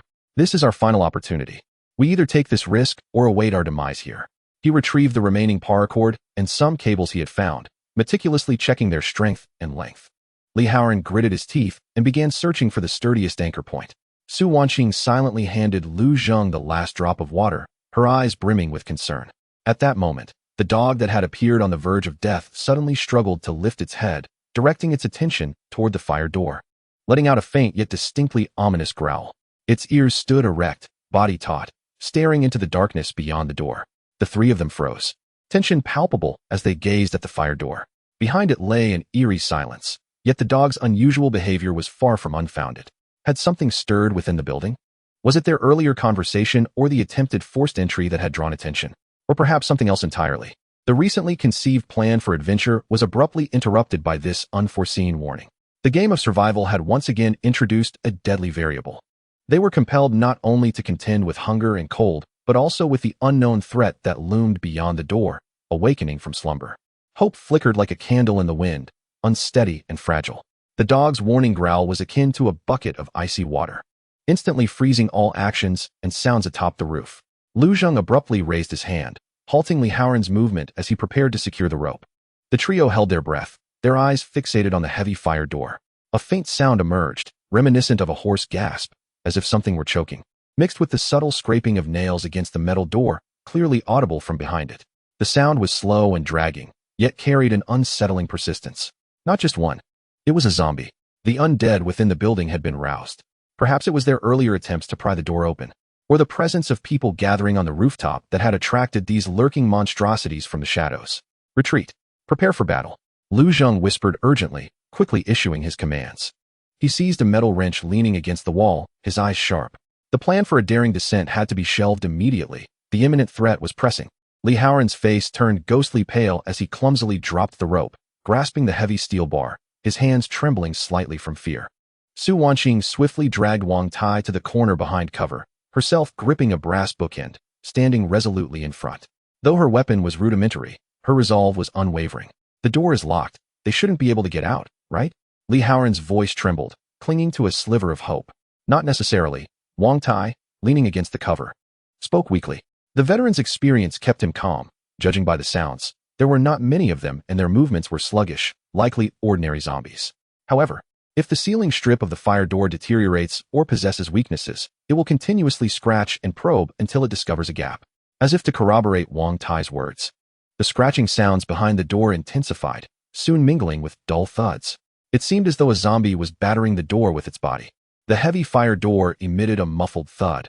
Although it did not seem likely to be breached immediately, the incessant noise was particularly jarring in the deathly silence. And none could guarantee how long the door would endure. We cannot wait, Lu Zheng decisively declared. They would attract more creatures. The threat behind the door must be dealt with proactively. How to resolve this? We cannot enter, Li Haoran urged anxiously. Lu Zheng's gaze swept across the clutter of debris on the rooftop before swiftly fixating on several scattered, jagged pieces of broken concrete. Open the door, just a crack, he exclaimed, luring them out to confront them at the entrance. Utilizing the terrain, we can eliminate them one by one. This was an exceedingly perilous plan. Opening the door to potential doom, even the slightest miscalculation could unleash a horde of zombies, with catastrophic consequences. It is far too dangerous. Su Wanqing gasped in alarm. There is no better alternative, Lu Zheng stated resolutely. Haoran stepped back a few paces, preparing to brace the door with a steel bar to control the size of the opening. Wanqing, you tend to Brother Wang and be ready to assist at any moment. I will handle the first one to emerge. He moved swiftly, propping two larger pieces of concrete against either side of the doorframe, creating a narrow V-shaped passage, leaving only a gap wide enough for one person or one corpse to pass through. This would restrict the zombie's exit path, preventing encirclement. Are you ready? Lu Zheng took a deep breath, gripping the wrench tightly, standing at the end of the concrete passage, signaling to Li Haoran. Li Haoran swallowed the non-existent lump in his throat, gripping the steel bar tightly, and nodded. Lu Zheng kicked the bottom of the fire door with force, producing a sound, while simultaneously commanding, open. Li Haoran exerted all his strength, inserting the steel bar into the door crack, forcibly prying open a gap of about 20 centimeters. Almost instantly, a grayish, decayed hand with fallen nails thrust out, clawing wildly. Following this, a twisted, grotesque face, its eyes murky, pressed against the door crack, emitting a greedy growl, desperately trying to squeeze through. Now is the moment. Lu Zheng seized the opportunity, lunging forward, the wrench slicing through the air as he struck the head wedged in the door crack. Bang! A dull thud resounded. The skull shattered, red and white matter splattering forth. The zombie's body stiffened, collapsing, lodged in the door crack. But in the next moment, another zombie climbed over its fallen companion, pushing outwards with even greater frenzy. The stench assailed them. Hold it! Lu Zheng bellowed, retreating a half step, swinging the wrench once more. Li Haoran desperately braced the door with the steel bar, preventing the gap from widening. As the second zombie's head emerged halfway, Lu Zheng's wrench was already upon it. Another sharp crack echoed, eliminating the second threat. The pounding and howling behind the door seemed to pause momentarily, but soon resumed, as if there were more. Close the door, Lu Zheng ordered swiftly. Li Haoran withdrew the steel bar, and the fire door slammed shut under its own inertia, trapping the subsequent zombies inside, leaving only two corpses wedged in the door crack and a scene of chaos. The brief skirmish concluded, and the rooftop momentarily returned to silence, save for the labored breaths of the three individuals. Though the immediate danger had abated, the threat behind the door lingered, and the commotion had likely drawn attention. Lu Zheng regarded the bodies caught in the door's gap, his brow furrowed. Clearing the entrance and ensuring that the door would not be easily breached became a new urgent task, forcing their plans to scavenge for supplies to be postponed once more. They remained trapped on the brink of hunger and cold, while the building beneath them loomed like a waking beast, having merely revealed a glimpse of its menacing visage. Chapter 19. Stench and dim light. The two zombie corpses lodged in the fire door's crevice resembled putrid masses of flesh, emanating a nauseatingly strong odor. Thick, dark red blood mingled with grayish brain matter, slowly spreading and congealing on the cold concrete floor, attracting a few flies unperturbed by the chill, whose buzzing was particularly jarring in the eerie silence. This grotesque sight and smell incessantly reminded everyone of the perilous encounter they had just endured, as well as the ongoing threat lurking behind the door. It must be cleared away. Lu Zheng suppressed the churn in his stomach, his tone resolute.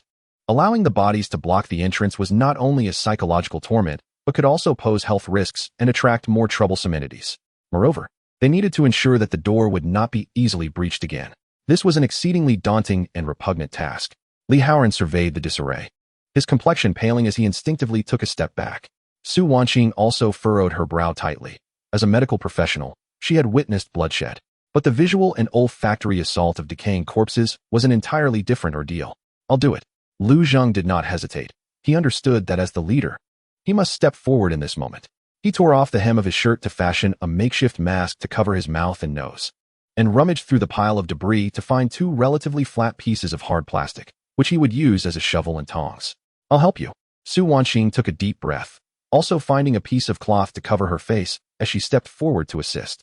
She realized that allowing Lu Zheng to handle this alone would be too slow and perilous should there be any movement behind the door. Seeing this, Li Haoran felt a surge of guilt and responsibility. He steeled himself to find tools.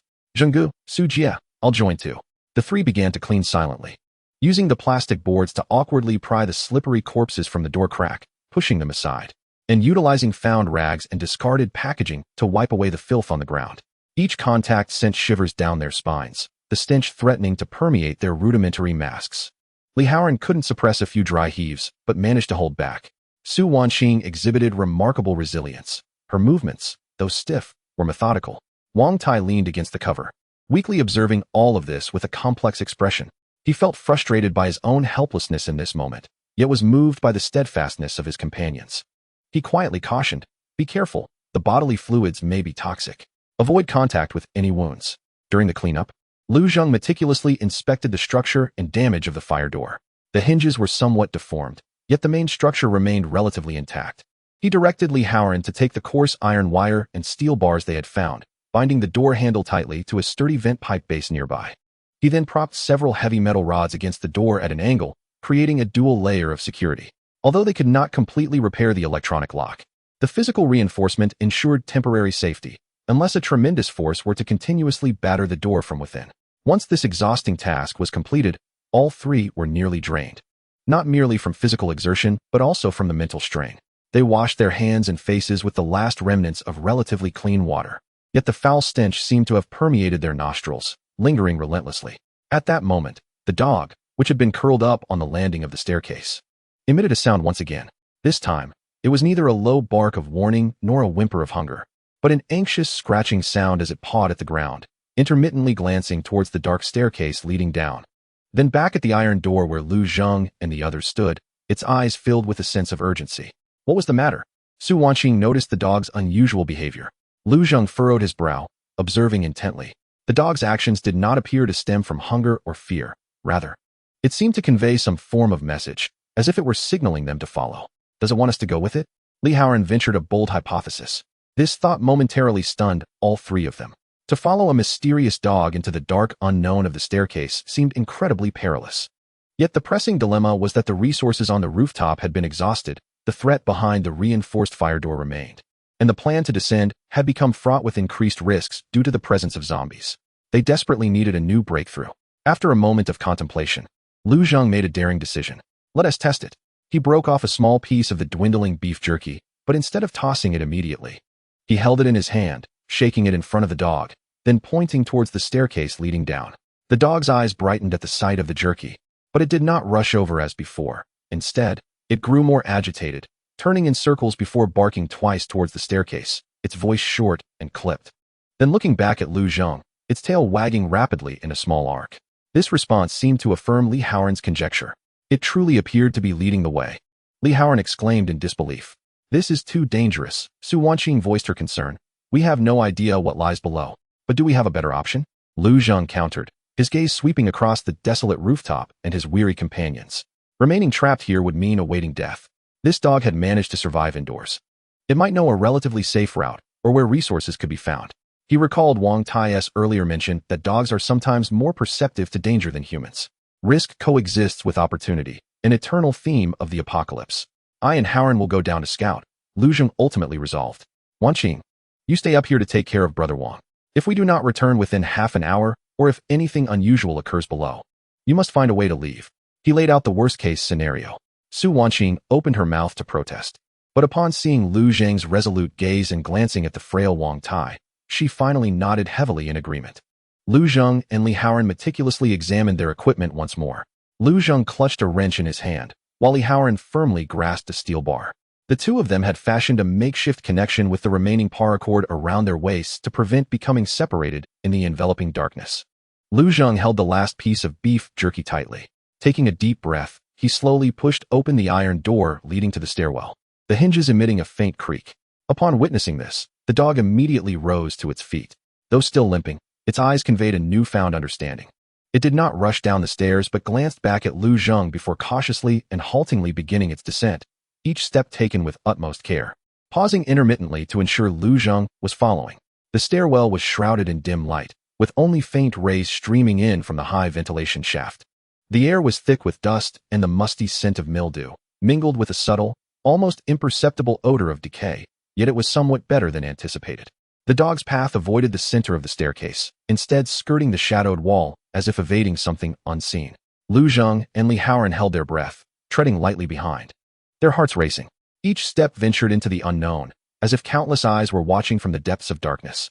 Would this dying dog lead them to their doom or a glimmer of hope? The flickering flame of fragile optimism struggled to survive in the fetid and shadowy stairwell. The darkness within the stairwell was as thick as ink, with only a few shafts of muted light slicing through the dust-laden air. The steps beneath them were strewn with debris and indiscernible stains, requiring utmost caution with each movement to avoid slipping or making noise. The air was saturated with a pungent mildew and dust, accompanied by an unsettling, vaguely sweet scent reminiscent of rotting fruit. The dog, leading the way, moved with unexpected caution.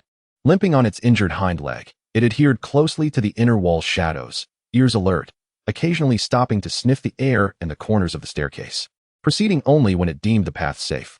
Lu Zheng and Li Haoran held their breaths, closely trailing behind at a distance of about 3 meters.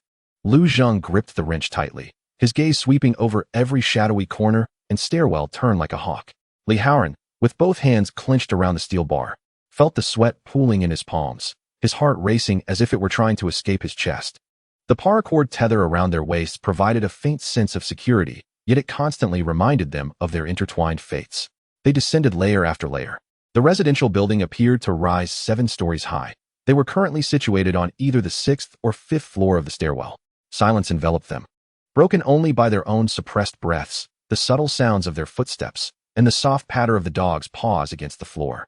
This profound stillness was more disconcerting than any cacophony, reminiscent of the calm before a storm. Upon reaching another landing at a stairwell turn, the dog abruptly halted, no longer proceeding downward, but instead turning towards a standard residence security door on the side of the platform. It sniffed vigorously at the crack of the door, then turned to look at Lu Zheng, emitting an exceedingly faint whimper. With its front paw, it gently scratched the ground, its gaze revealing an urgent anticipation. This door appeared quite ordinary. The metal surface was somewhat rusted, and the peephole was hollow. The doorknob was coated in dust, suggesting it had not been disturbed for quite some time, indistinguishable from other tightly shut doors. Did it want us to enter? Lee Howard asked in a hushed voice, disbelief lacing his tone, trembling with apprehension. To intrude upon the abode of an unknown resident posed significant risks. Who could tell what lay hidden beyond that door? Lu Zheng refrained from answering immediately. He meticulously observed the door and its surrounding environment. There were no apparent signs of damage along the doorframe, and no light seeped through the crack. The dog's signal was unmistakably clear, exhibiting a guiding demeanor rather than a warning. He inhaled deeply, arriving at a decision. He gestured for Lee Howard to remain vigilant of the staircase, while he cautiously approached the security door, pressing his ear against the cold metal and straining to listen. Behind the door, an eerie silence prevailed. He attempted to gently turn the doorknob. Click! The sound resonated with startling clarity in the stillness. The door was not locked. Chapter 20. An unexpected sanctuary. The hinges emitted a slight, dry creak, echoing harshly in the deathly quiet stairwell. Lu Zheng's muscles tensed, the wrench held firmly across his chest, prepared to confront any dangers that might spring forth from behind the door. Lee Howard stood just behind him, gripping a steel bar, his breath quickening. The door slowly opened inward. Contrary to their expectations, no sudden attack or roar ensued. Instead, a gust of air laden with dust and mildew, yet surprisingly devoid of any intense stench of decay, rushed forth. Behind the door lay a dim and silent space. The dog, now perhaps aptly dubbed their guide, nimbly limped inside the moment the door creaked open, glancing back at Lu Zheng, its tail wagging slightly and quickly, issuing short and urgent whimpers as if urging them to follow. Lu Zheng hesitated before entering, positioning himself against the doorframe, his sharp gaze swiftly scanning the interior. Utilizing the faint light filtering in from the stairwell and his gradually adjusting vision to the darkness, he discerned that this was an ordinary residential entrance. The floor was covered in dust, littered with various items, but there were no signs of blood or struggle. The direction of the living room was even darker. The silhouettes of furniture were faintly visible, maintaining a state of dilapidation yet relative cleanliness. Safe for now, Lu Zheng whispered to Lee Howard, though he did not lower the wrench. Come in quietly. The two men cautiously stepped into the house, gently closing the security door without locking it, leaving a small gap for emergencies. The dust beneath their feet was disturbed, creating clear footprints. Upon their entrance, the dog ceased its urging and instead trotted towards a nearby direction adjacent to the living room, stopping once more before a closed door. It scratched at the door panel and then turned back, looking at Lu Zheng with expectant eyes. Its intention was unmistakable. It was not the vacant living room that held its focus, but rather a specific room within. Lu Zheng and Lee Howard exchanged a glance, each reflecting uncertainty and a flicker of hope in the other's eyes. The dog's behavior was strikingly purposeful. It seemed genuinely intent on leading them to a particular place. Lu Zheng gestured to Lee Howard to remain vigilant towards the living room and foyer, while he approached the door with measured steps. It was an ordinary wooden door, adorned with a slightly faded child's drawing of a sunflower. Dust clung to the doorknob, yet the frame exhibited no signs of violent intrusion. Pressing his ear against the door, he listened intently. An eerie silence enveloped him. He attempted to turn the doorknob, only to discover it was locked. Howard, give this a try. Lu Zheng stepped aside. Understanding the cue, Lee Howard retrieved a rudimentary lock-picking tool from his kit. Though his technique lacked finesse, after a bit of effort, a subtle click resonated as he successfully disengaged the lock. Taking a deep breath, Lu Zheng gradually pushed the door ajar. A wave of musty odor and an indescribable scent reminiscent of a pet's den escaped into the air. The room beyond was darker than the hallway, with the curtains drawn tightly. Utilizing the light filtering through the crack, Lu Zheng discerned that this appeared to be a bedroom. The floor was cluttered with disheveled bedding, while empty water bottles and food wrappers littered the corners. In the farthest wall's nook, amidst the bedding, a figure seemed to curl up. His heart raced as he instinctively raised his wrench, causing Lee Howard to instinctively recoil in fear. Yet, the figure remained motionless, devoid of any breath or sound. However, the dog became agitated, darting over to the figure and nudging it with its nose, emitting a sorrowful whimper. Lu Zheng cautiously approached, directing his flashlight towards the scene.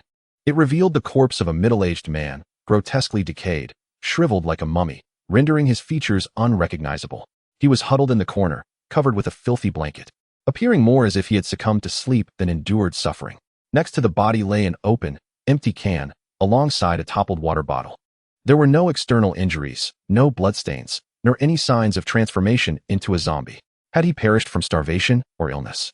Lee Howard's voice trembled, tinged with fear and a hint of sympathy. Lu Zheng silently nodded. It seemed that this was indeed the dog's owner. after the outbreak of the virus. This man had taken refuge in this room with his dog, ultimately succumbing to the depletion of resources. The dog had remained there until their arrival. The dog's mournful whines resonated with sadness as it incessantly licked its owner's desiccated hand before becoming restless, pacing the room, and finally scurrying under the bed. Scratching at something. A thought struck Lu Zhang. He crouched down and shone his flashlight beneath the bed. There, amidst the shadows, lay several boxes and a backpack. He carefully dragged them out. Upon opening the boxes, both Lu Zhang and Li Haoran's breaths quickened. One box contained sealed bottled water, albeit a tad dusty. The packaging remained intact. Another held military ration bars and assorted canned meats. Additionally, there was a medical kit, stocked with basic supplies such as disinfectant, gauze, antibiotics, and painkillers. The backpack contained odds and ends. A multi-tool military knife, a windproof lighter, several batteries, a hand-crank radio, along with a few atlases and a thick notebook. A treasure. This was nothing short of a small survival cache, especially in their moments of utter despair. How wonderful. We have salvation. Li Haoran was so overwhelmed with emotion that he was on the verge of tears, reaching out for water. Wait. Lu Zhang restrained his hand. Even though his own throat felt parched, yet he remained vigilant. We must check the shelf life of the water and food. Also, be mindful of any sounds. The two of them swiftly and meticulously examined their supplies. The water and canned goods were produced before the catastrophe and had a long shelf life, presenting no issues. The medications were also well packaged. Lu Zhang picked up the notebook and flipped it open. Its pages were densely filled with writing. The earlier entries chronicled mundane details, while the latter transformed into a survival log resembling a diary. On X day of X month, the power went out, and the outside was filled with monsters. Fortunately, I brought back Gray Shadow, seemingly the dog's name, to hide at home. On X day of X month, food supplies are dwindling. Gray Shadow only ate half a can today. On X day of X month, the radio received a faint signal. There is a gathering point at the Jingxua Garden in the west of the city, but it's too far away. On X day of X month, I think I have a fever. I gave the last of my medicine to Gray Shadow, as its leg is injured. The record abruptly ended here. The notebook confirmed many of their suspicions. The Jingxua Garden in the west of the city likely harbors a survivor's stronghold. The dog named Gray Shadow is either a military canine or one that has undergone special training, exhibiting remarkable loyalty. Its owner perished amidst the depletion of resources and illness. Lu Zhang gazed at Gray Shadow, still lamenting beside its master's corpse, and felt a profound sense of reflection. This dog, after the death of its owner, still guards this legacy and chose to guide them here upon sensing their presence. Is it instinct or a degree of wisdom? It seemed to understand that these items could save its life, and perhaps the lives of others. Let us organize our things and depart swiftly. Lu Zhang quelled his emotions and commanded, "Bring it along, Gray Shadow." The loyalty and intelligence displayed by this dog, along with its potential reconnaissance abilities, were of immense value. They quickly packed the supplies into their backpacks, keeping the most urgently needed water and a few cans outside. Lu Zhang cautiously approached Gray Shadow. It raised its head warily, but did not attack. Lu Zhang placed a piece of beef jerky in his palm and extended it towards the dog. Gray Shadow hesitated, glancing at its owner's lifeless body before looking back at Lu Zhang. Ultimately, it cautiously inched closer, consumed the beef jerky, and then licked Lu Zhang's hand. This gesture seemed to convey acknowledgement and submission. "Let us proceed, Gray Shadow," Lu Zhang whispered, attempting to loosely tie a piece of paracord to its collar. Gray Shadow gave one last nuzzle to its master's hand, emitting a low, mournful whine before rising and limping after Lu Zhang toward the door. With a bountiful harvest and an unexpected new companion, the trio quietly left the sorrowful refuge, returning to the dimly lit stairwell. Hope, for the first time, took on such a tangible form in their grasp. However, the challenge of safely returning to the rooftop and transforming these supplies into enduring capital for survival loomed before them as a daunting task. The path ahead remained long and arduous. The weight of the supplies rendered the return journey up the stairs particularly steep. Lu Zhang and Li Haoran shared the burden of the backpacks and boxes as evenly as possible, taking careful steps to avoid making noise, all the while being mindful of Gray Shadow's injured leg. The military dog seemed to comprehend their intentions, enduring pain while stealthily following closely along the shadowy wall, its heavy breathing betraying the struggle within. The journey back to the rooftop proved to be more seamless than anticipated. The stairwell remained eerily silent, and the sounds of impact behind the fire door had momentarily ceased. As Lu Zhang was the first to peek out from the exit, Su Wanqing almost instantly rushed over, her face a canvas of worry and hope. "We found it. Water, food, and medicine." Li Haoran, suppressing his excitement, whispered a report, gently placing the heavy box down. Upon seeing the supplies, Su Wanqing's eyes immediately reddened, but she quickly turned her attention to Wang Tai, who was assisted by Lu Zheng, and to the scruffy yet vigilant gray shadow trailing behind them. What is this? It is called Gray Shadow, a military dog. It led us to these supplies. Lu Zheng succinctly explained, gesturing for Su Wanqing to first attend to Brother Wang with the medication and treat his wounds. Su Wanqing sprang into action, opening the medical kit, skillfully preparing the medicine, disinfecting, and changing the bandages. The antibiotics and painkillers administered to Wang Tai allowed the tension in his furrowed brow to ease slightly. The refreshing water revitalized everyone, akin to a long-awaited rain after a drought.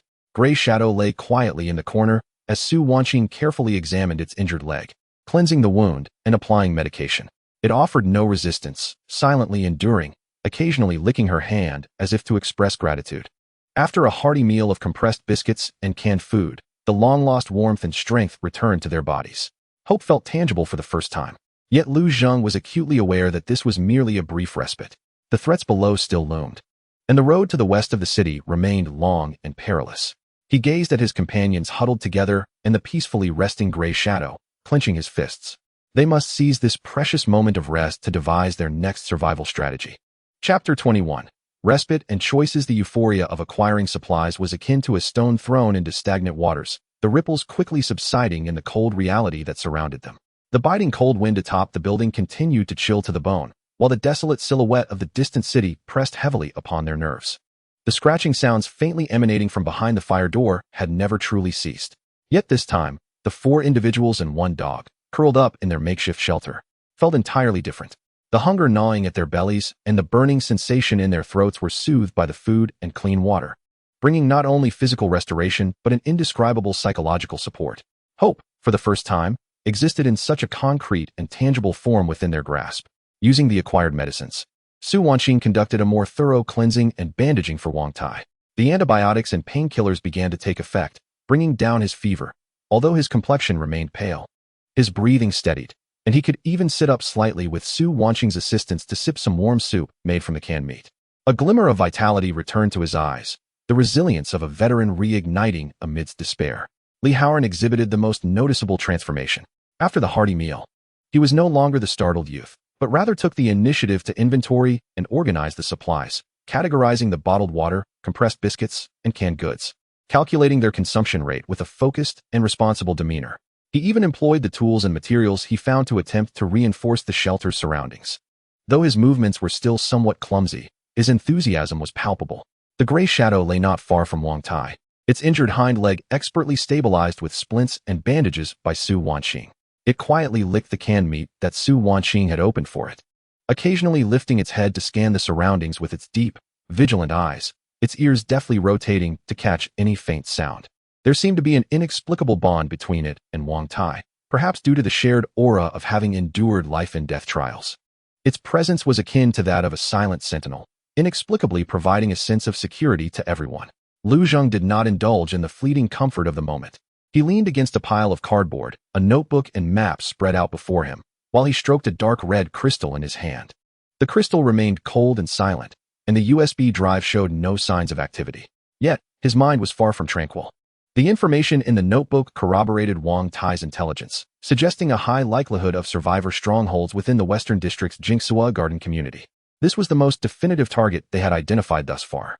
However, the distance indicated on the map and the intricate network of urban roads loomed like an insurmountable chasm before them, considering their current capabilities. Traversing this distance was tantamount to a gamble. We must devise a plan.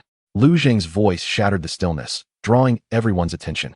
He pointed to their current location on the map, his fingers slowly moving westward, tracing over symbols representing buildings, streets, and potential danger zones, finally resting on the circled Jingsua Garden. The road ahead was long, with the situation in between entirely unknown, relying solely on foot, especially with an injured person. He glanced at Wang Tai, acknowledging the risks were too great. What shall we do? Li Haoran set aside his task and leaned closer to the map, the color draining from his face once more. Wang Tai, weak yet articulate, spoke clearly. We need a means of transportation, at least a sturdy vehicle. The veteran's insight struck at the heart of the matter. Lu Zheng nodded in agreement. Indeed, a vehicle is crucial. We will also require fuel, spare parts, and a relatively safe route to drive the vehicle out. His gaze swept over the rooftop's edge. We must find a way down to the ground. To search the nearby streets, particularly parking lots or repair shops. This task sounded far more perilous than holding their position on the rooftop.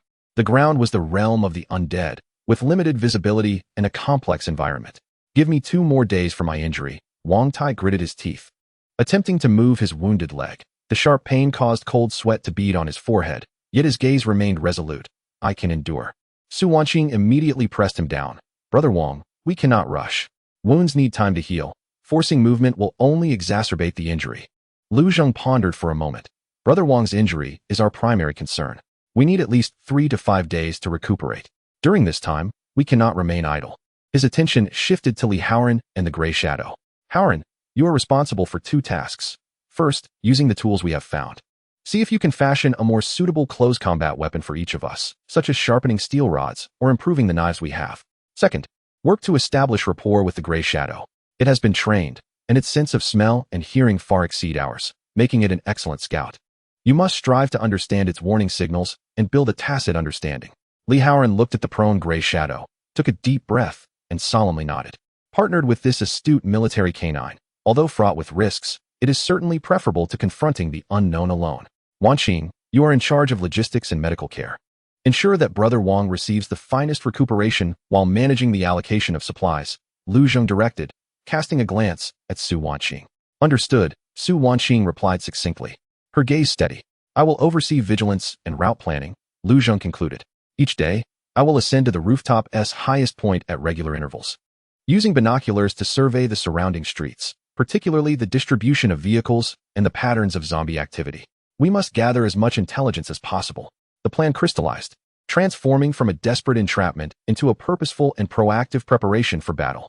Each individual clearly understood their respective tasks, and a force known as hope quietly began to coalesce.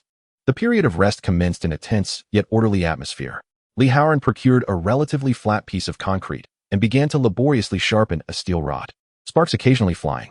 Su Wanqing diligently tended to Wang Tai while reorganizing and repackaging supplies for easier transport. She also utilized clean fabric and plastic sheeting she had found to attempt the creation of more efficient water bags and rudimentary backpacks.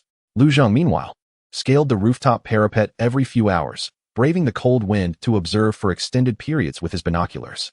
He meticulously recorded the models and locations of abandoned vehicles on nearby streets, noting the movements and fluctuations in the zombie hordes, seeking potential vulnerabilities. He discovered that during the day, the zombies moved sluggishly, primarily congregating in shadowy areas, yet certain major intersections remained densely blocked by throngs of the undead. As night fell, however, some regions exhibited an alarming increase in zombie activity, with shadows darting across the streets that were likely the evolved fast zombies. The injuries of the Gray Shadow improved swiftly under Su Wanqing's care. It seemed to possess an innate resilience. Its rapport with Li Haoran was also beginning to bear fruit. Li Haoran noted that the Gray Shadow responded to specific gestures and low verbal commands.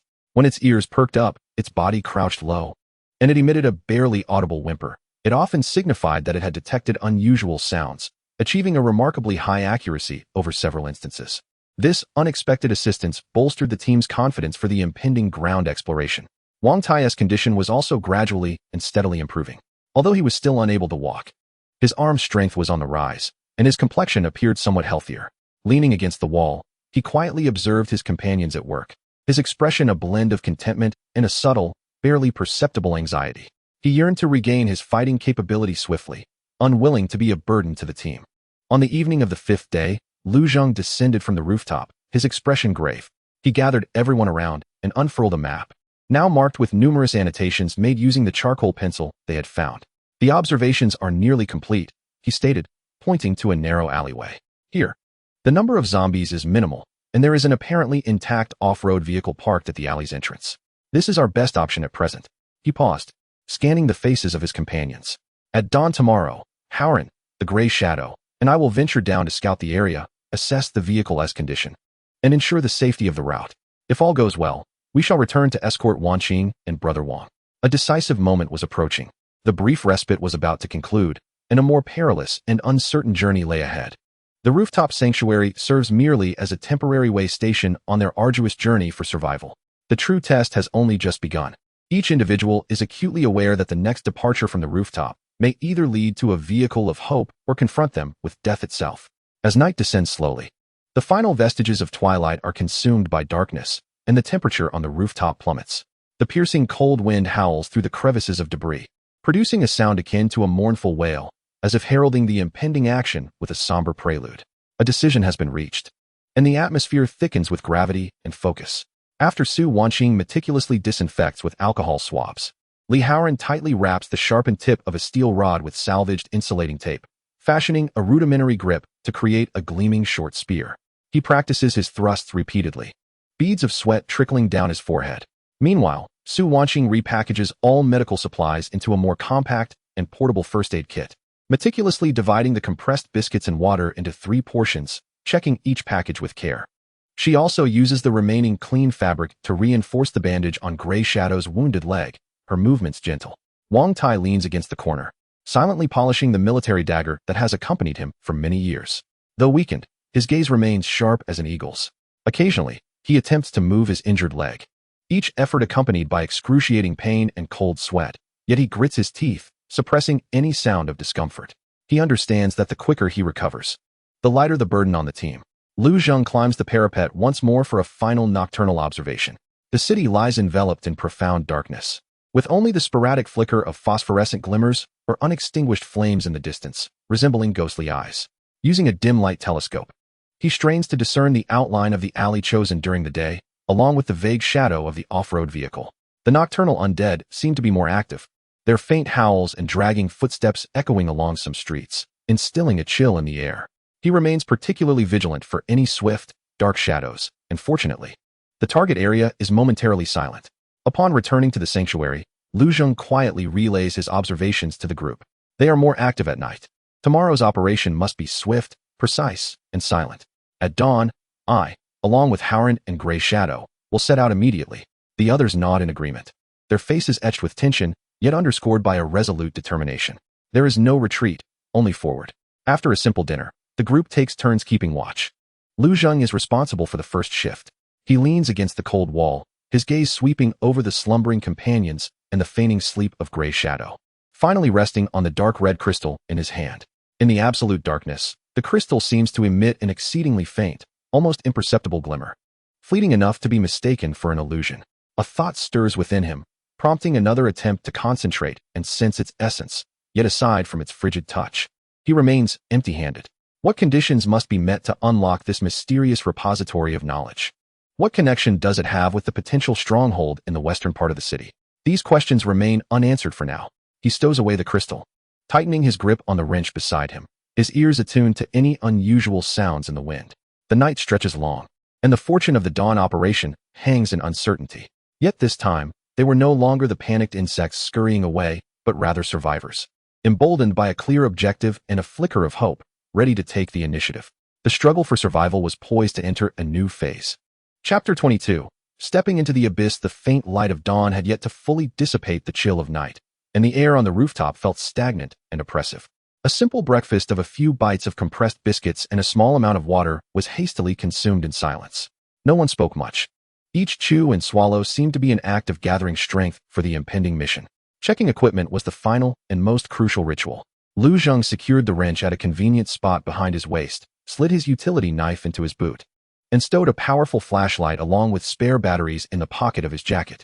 Li Haoran repeatedly ensured the grip of his homemade spear was secure, its steel tip glinting coldly in the morning light. Su Wanqing placed her fully stocked backpack within Wang Tai's reach, while she carried her brass book stand and first aid kit with her.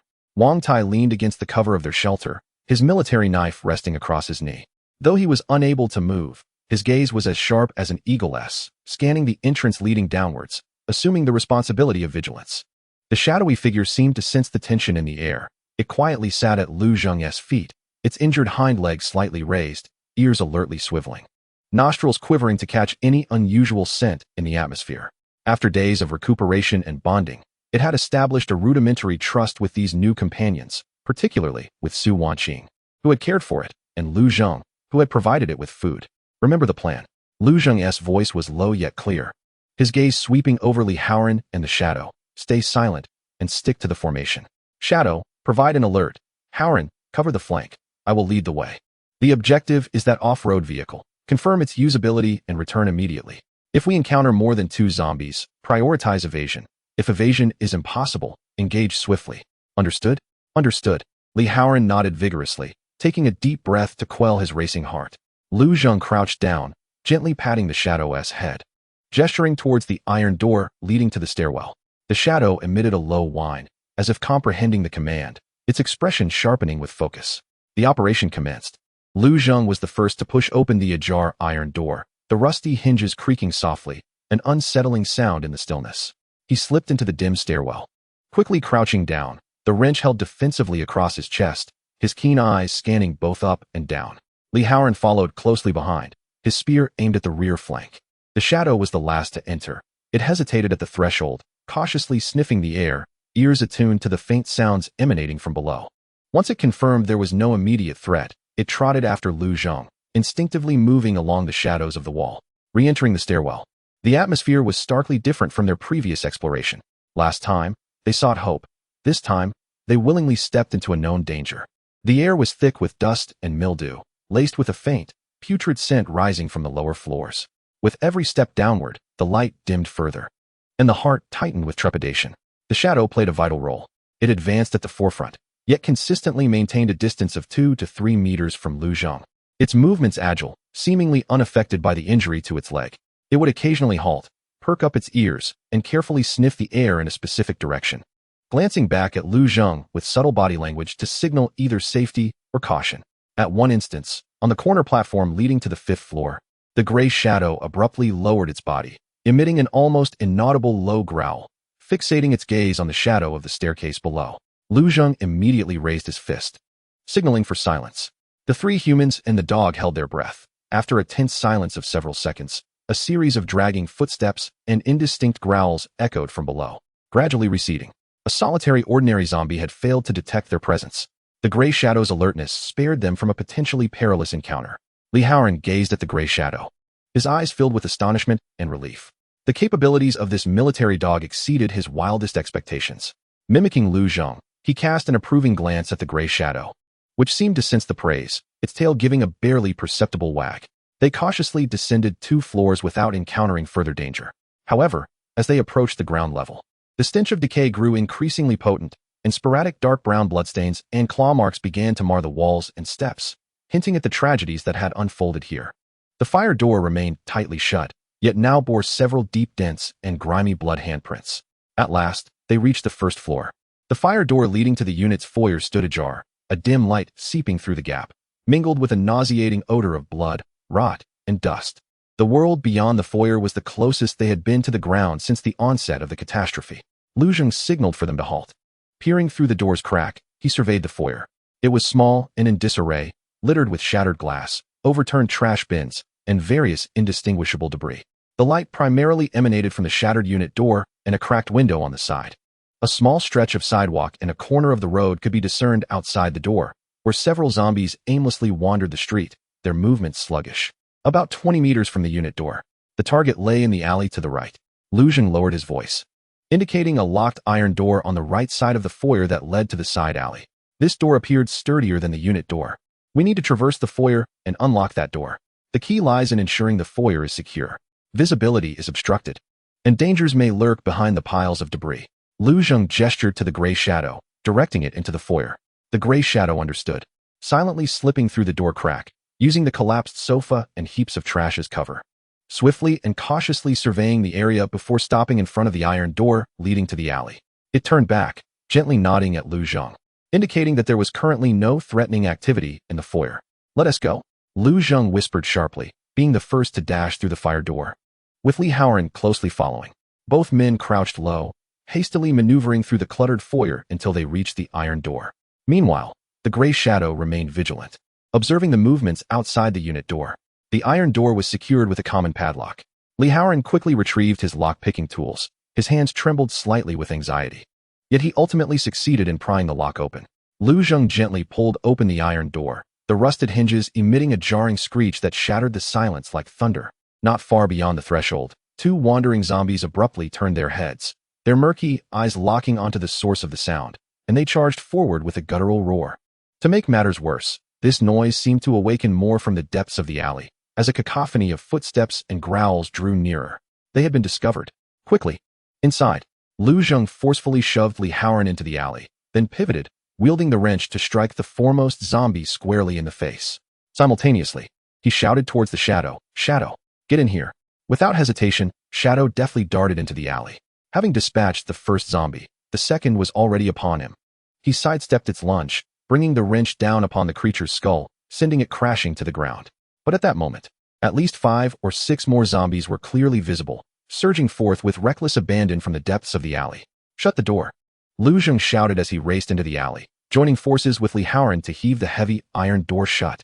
Li Haoran quickly found a metal rod and wedged it into the door latch as a temporary barricade. Bang, bang, bang.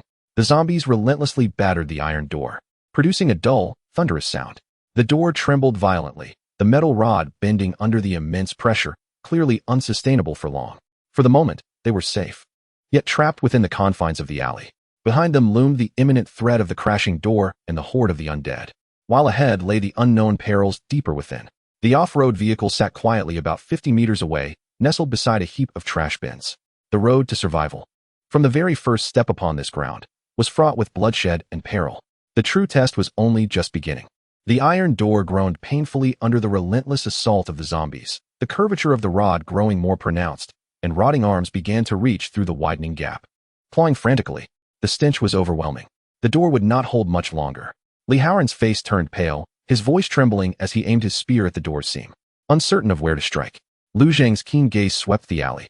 50 meters ahead, the dark green off-road vehicle stood still, like a solitary beacon in the darkness.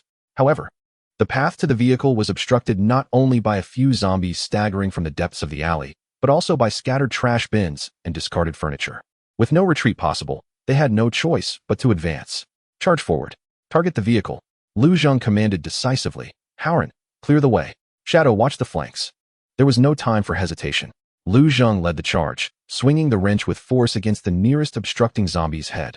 Li Haoran gritted his teeth, closely following, thrusting his spear into another zombie's chest. Shadow growled, and though hindered, it nimbly darted to Lu Zheng's side, issuing a menacing roar at a zombie that emerged from behind a pile of debris, diverting its attention and creating an opportunity for Lu Zheng to attack. In an instant, the narrow alley transformed into a battleground of life and death. Each of Lu Zheng's strikes was executed with unyielding determination, aiming for a swift kill to avoid entanglement. Initially, Li Haoran's movements appeared somewhat stiff, but at the brink of death, his survival instincts surged forth, rendering his thrusts decisive and fierce. Shadow's barks and feigned attacks played a pivotal role, repeatedly averting the danger of being overwhelmed. However, the number of zombies was greater than anticipated. Just as a few were dispatched, 3 or 4 more surged from the depths of the alley, one of which moved with alarming speed, lunging forward with a ferocious roar. "Beware of the fast zombie." Lu Zheng's pupils dilated as he shouted a warning. He narrowly dodged the attack, swinging the wrench in retaliation, but only grazed the creature's shoulder. The agile zombie swiftly pivoted and lunged again. At that moment, a gray shadow suddenly darted out from the side, sinking its teeth into the ankle of the zombie's supporting limb. Although the injury lacked the strength to deliver a fatal blow, the unexpected distraction caused the zombie to falter. Seizing this fleeting opportunity, Lu Zheng swung the wrench with a gust of wind, shattering its skull with precision. Quickly, Lu Zheng gasped, disregarding the blood splattered on his face as he pressed onward. Li Haoran strained to push aside a dilapidated sofa blocking their path, clearing the way for their escape. A mere 50 meters felt like crossing a threshold between life and death. When the trio finally reached the off-road vehicle, the iron gate behind them emitted a final mournful creak before being violently smashed open. A dark tide of corpses surged into the alley like a flood unleashed. Lu Zheng yanked the car door open, relieved to find it unlocked. He swiftly climbed into the driver's seat, while Li Haoran and the gray shadow hurriedly scrambled into the back. "The keys. Do we have the keys?" Li Haoran frantically rummaged through the glove compartment and sun visor. Lu Zheng's heart sank. There were no keys inside the vehicle. He bent down to inspect beneath the steering wheel, searching for a means to hotwire the ignition. But the wiring was too convoluted, and time was running out. The growls of the undead grew louder, the nearest zombies now less than 10 meters away. Rotting faces pressed against the car windows, leaving behind a repulsive slime. In a moment of despair, the gray shadow suddenly began to paw anxiously beneath the seat, emitting a series of urgent whines. Li Haoran instinctively reached down, and his fingertips brushed against a cold metallic object, a dusty car key that had slipped deep into the seat's crevice. Found it! Li Haoran exclaimed with unrestrained joy, handing the key to Lu Zheng. Lu Zheng snatched it up, his fingers trembling slightly from anxiety as he inserted the key into the ignition. The sensation of the key sliding into the lock was both cold and solid. His fingers turned pale from the force exerted, and he held his breath, twisting it forcefully. Click! A dull electronic chime resonated, and several warning lights on the dashboard flickered briefly before extinguishing. The engine remained unresponsive. The interior was enveloped in silence, save for the increasingly close growls and thuds of the zombies battering the windows, like the countdown of death itself. Is it out of power? Or is it broken? Li Haoran's voice quivered with despair as he looked towards Lu Zheng. For a fleeting moment, Lu Zheng's heart stopped, but he immediately forced himself to regain composure. He tried turning the key once more, this time lingering in the start position, applying steady pressure. The starter emitted a strained and muffled grinding noise, akin to the labored breaths of a dying patient, slowly attempting to rouse the engine. Each sound frayed the nerves of everyone inside the vehicle. The windows were now plastered with contorted, decayed faces. The scraping of nails against the glass was unbearably grating. The vehicle began to tremble slightly. The horde was pushing against it. The gray shadow in the back seat growled anxiously, its fangs bared, emitting a menacing roar at the monsters outside. Accelerate! Accelerate! Li Haoran gripped the spear tightly, his nails nearly embedding into his palm. Lu Zheng's temples throbbed with veins, sweat trickling down his temples. He maintained a firm grip on the ignition, his mind focused on a singular thought. Start. Boom. It felt as if a century had passed when a deep, resounding roar suddenly erupted from the engine compartment. Immediately after, the vehicle shuddered slightly, the needle on the dashboard springing to life. The steady vibrations of the engine coursing through the seats and into his very being. Success! Brace yourselves! Lu Zheng shouted, his gaze sharpening like a blade. He swiftly engaged reverse gear, slamming the accelerator to the floor. The tires screeched against the ground as the vehicle lurched backward. The immense inertia violently propelled several zombies clinging to the sides away, the sound of their bones shattering distinctly audible. The rear window was instantly stained red with filthy blood. However, the reverse space was limited, with a wall just a few meters behind. Lu Zheng quickly slammed on the brakes, sharply turning the steering wheel to engage the forward gear. The SUV roared like a beast breaking free from its cage, charging toward the exit of the alley. Ahead, a dense throng of corpses obstructed their path. Rotted flesh, severed limbs, and contorted faces formed a suffocating wall. Push through. Lu Zheng gritted his teeth, flooring the accelerator. The engine roared in fury, the speed suddenly surging. Bang, bang, bang. A series of violent impacts resounded, the vehicle jolting violently. Filthy blood splattered across the windshield as the zombie limbs were sent flying and crushed. Vision was momentarily obscured, and Lu Zheng had to rely on memory and instinct to steer. Li Haoran shut his eyes tightly, hands gripping the seat, his face pale. The gray shadow was thrown beneath the seat, letting out a whimper. The SUV, with its sturdy frame and powerful engine, carved a bloody path through the horde of corpses. Putrid liquid and bits of flesh splattered all over the vehicle. Finally, a glimmer of light appeared ahead, bursting out of the alley and onto a relatively open street. Yet, the crisis was far from over. The roar of the engine shattered the eerie stillness of the neighborhood like a stone thrown into calm waters. From all directions, the wandering zombies were drawn to the sound, akin to sharks sensing blood, howling as they surged from every corner, storefront, and behind abandoned vehicles. Their numbers far exceeded those in the alley. Too many. There's no turning back. Li Haoran trembled as he gazed at the tide of corpses approaching in the rearview mirror. Lu Zheng quickly scanned the street. Retracing their steps to the building's entrance was impossible. That route was completely blocked. He sharply turned the steering wheel, the SUV drifting into another relatively narrow side street with fewer zombies. Take a detour. Return from the back. Lu Zheng focused intently ahead, his mind racing, recalling the terrain observed from the rooftop earlier. They must leverage the vehicle's speed and agility to shake off the majority of the horde and find another path closer to the building. The SUV weaved frantically through the dilapidated streets, constantly changing direction, braking abruptly, and accelerating. Lu Zheng pushed his driving skills to the limit. Each turn a narrow escape from abandoned vehicles and lunging zombies.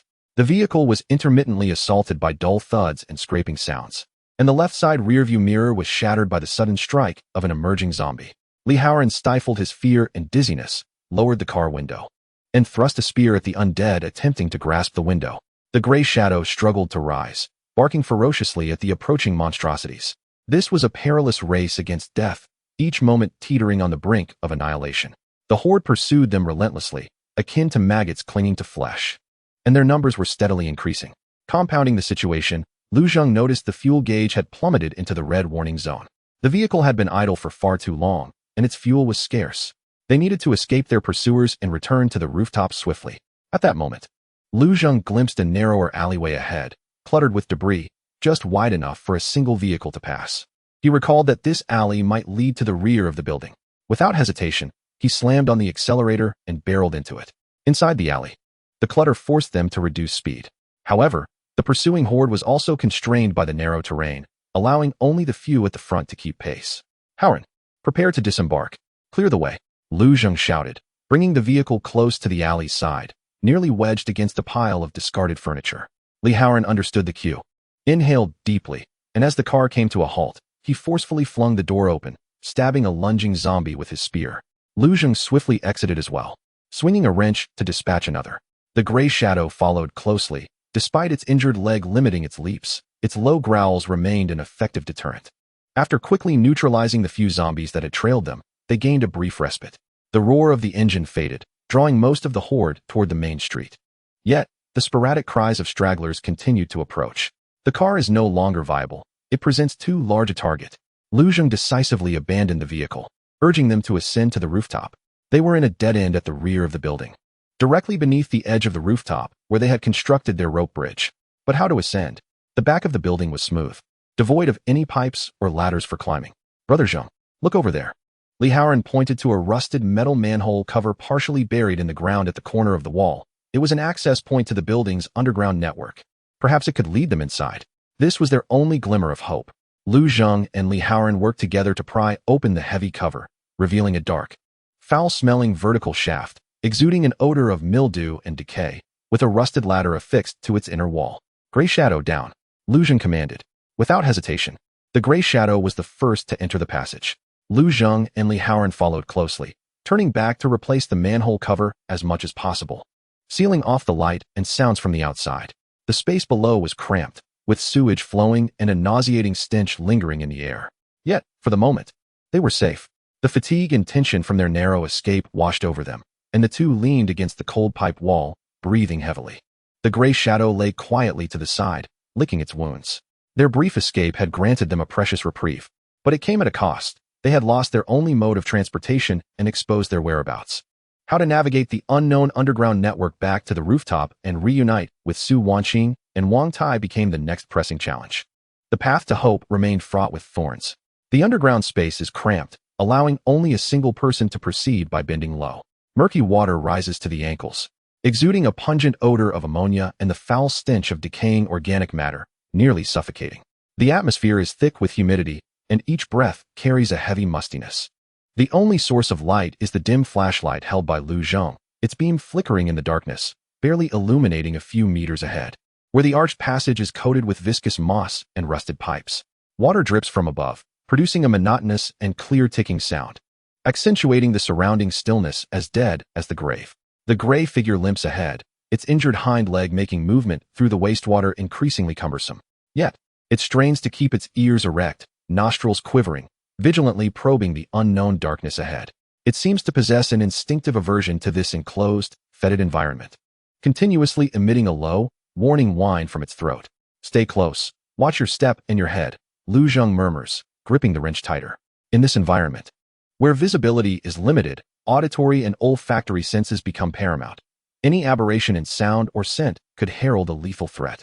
Li Howren follows closely, his spear aimed towards the rear, anxiously scanning their surroundings, fearful that something might suddenly leap from the gaps in the pipes or the murky water. The passage is not straight, but rather labyrinthine, with various forks and junctions. Relying on memory and his sense of direction, Lu Zheng struggles to ascertain the path leading to the building's foundation.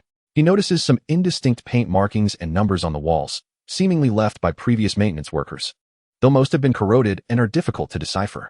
After advancing several meters, they encounter a slightly larger junction chamber, where multiple pipes of differing diameters converge. The water in the center of the chamber is deeper, with some unidentifiable fluffy debris floating on its surface. Just as they prepare to wade through, the gray figure suddenly halts, its fur bristling, fixating intently on a larger drainage pipe entrance to the left, emitting a more urgent and piercing growl, its body even shifting slightly back into a defensive stance. There is something. Lu Zheng immediately raises his hand to signal a stop, swiftly directing the flashlight towards the pitch-black pipe opening. In the darkness, a faint, spine-tingling rustling sound emerges, resembling countless feet scuttling. Suddenly, several fist-sized shadows, their eyes gleaming with red light, surge forth from the depths of the pipe.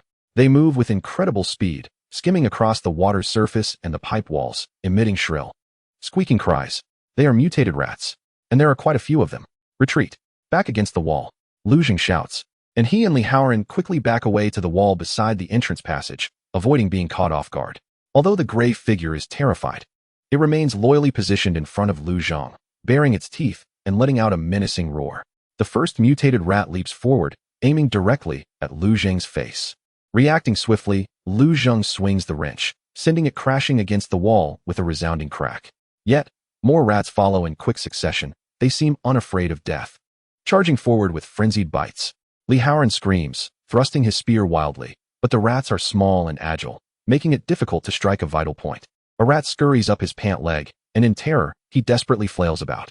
The gray shadow, despite its injuries, relentlessly tore at the approaching rats with its agility and sharp teeth. The air was thick with the cacophony of the rodent's shrieks, human shouts, and the growls of the dog, echoing hauntingly within the confined space. We cannot engage them. Flash the flashlight at them. Find something to shield ourselves, Lu Zheng exclaimed, vigorously swinging a wrench while rapidly moving the beam of his flashlight towards the densest cluster of rats. The blinding light seemed to disorient these creatures accustomed to darkness, momentarily slowing their assault. In a panic, Li Haoran seized a piece of broken wood floating on the surface of the water, wielding it wildly to fend off the attacks from the side. Seizing the opportunity, Lu Zheng stepped forward decisively, bringing the wrench down forcefully upon several rats near the pipe's entrance, attempting to sever their source of entry. Hurry! We must cross this chamber and reach the passage on the other side, Lu Zheng shouted. It was imperative to vacate this open area swiftly and enter the relatively narrow passage to limit the onslaught of the rats. The trio, along with the dog, retreated while battling fiercely, scrambling through the knee-deep filthy water towards the entrance of the opposite passage. The rats remained in hot pursuit, yet their numerical advantage diminished within the constricted confines. Lu Zheng urged Li Haoran and the Gray Shadow to proceed first, while he held back to dispatch a few of the closest pursuers before finally slipping into the passage. He turned the flashlight back to ensure that the horde had not followed en masse, allowing him to breathe a slight sigh of relief. After this unexpected ordeal, the three were utterly exhausted, their bodies smeared with filth.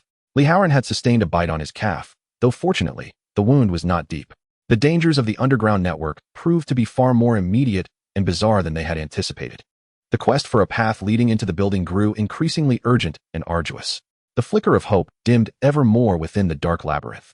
Chapter 24. Breathing and undercurrents. As Lu Zheng and Li Haoran, accompanied by the Gray Shadow, emerged from the depths of hell, filthy and breathless, onto the cold concrete of the rooftop, Su Wanqing was nearly overcome with joy. She rushed forward, disregarding the acrid stench emanating from them, urgently assessing the condition of the two men and the dog. Are you all right? Is anyone hurt? Her voice trembled as her gaze darted between Lu Zheng and Li Haoran, finally settling on the visibly exhausted Gray Shadow, whose bandaged wounds were soaked in muck. We're fine. Just incredibly foul-smelling, Li Haoran replied, collapsing onto the ground, gasping for air, his face a mix of relief and profound fatigue. His pant leg, torn by a rat's bite, had been crudely bandaged, but the blood seeping through mingled with the mud, rendering him a sorry sight. Lu Zheng fared slightly better, though his pallor was alarming. He struggled to unload the heavy backpack, which contained vital supplies salvaged from the skirmishes with vehicles and alleyways, including several bottles of water, some canned goods, and a multifunctional military knife. He immediately turned to Wang Tai. Brother Wang, how are things? Wang Tai leaned against the shelter, his complexion appearing healthier than before, and a glimmer of vitality shone in his eyes. He nodded slightly, his voice still hoarse but stronger. Much better. The medicine is effective. The antibiotics and relatively ample food and water had initiated a challenging process of self-repair for his body. Su Wanqing had already begun to busy herself with preparations. She first soaked a piece of precious clean cloth in pure water to cleanse and rebandage Li Haoran's leg wound, meticulously inspecting it for any signs of abnormal redness or ulceration, her concern for plague or viral infection easing slightly thereafter. Next, she turned her attention to the injured leg of Gray Shadow, carefully unwrapping the old bandages soaked in filth, cleaning the wound, and applying fresh medication and gauze. Gray Shadow seemed to sense her assistance. Despite trembling in pain, it offered no resistance, merely gazing at her with its moist eyes, emitting soft whimpers from its throat. Meanwhile, Lu Zheng seized the moment, collaborating with Su Wanqing to inventory the supplies they had salvaged. Water was of utmost importance, although limited. It sufficed to sustain them for several days. The canned food would provide invaluable calories and protein. The military knife and the assorted tools in the kit held practicality far exceeding their current rudimentary weapons. However, the scarcity of fuel and the loss of their vehicle cast a shadow over their plans to head west. Without the vehicle and fuel, it's all been for naught. Li Haoran lamented, taking a large gulp of water, frustration evident in his voice.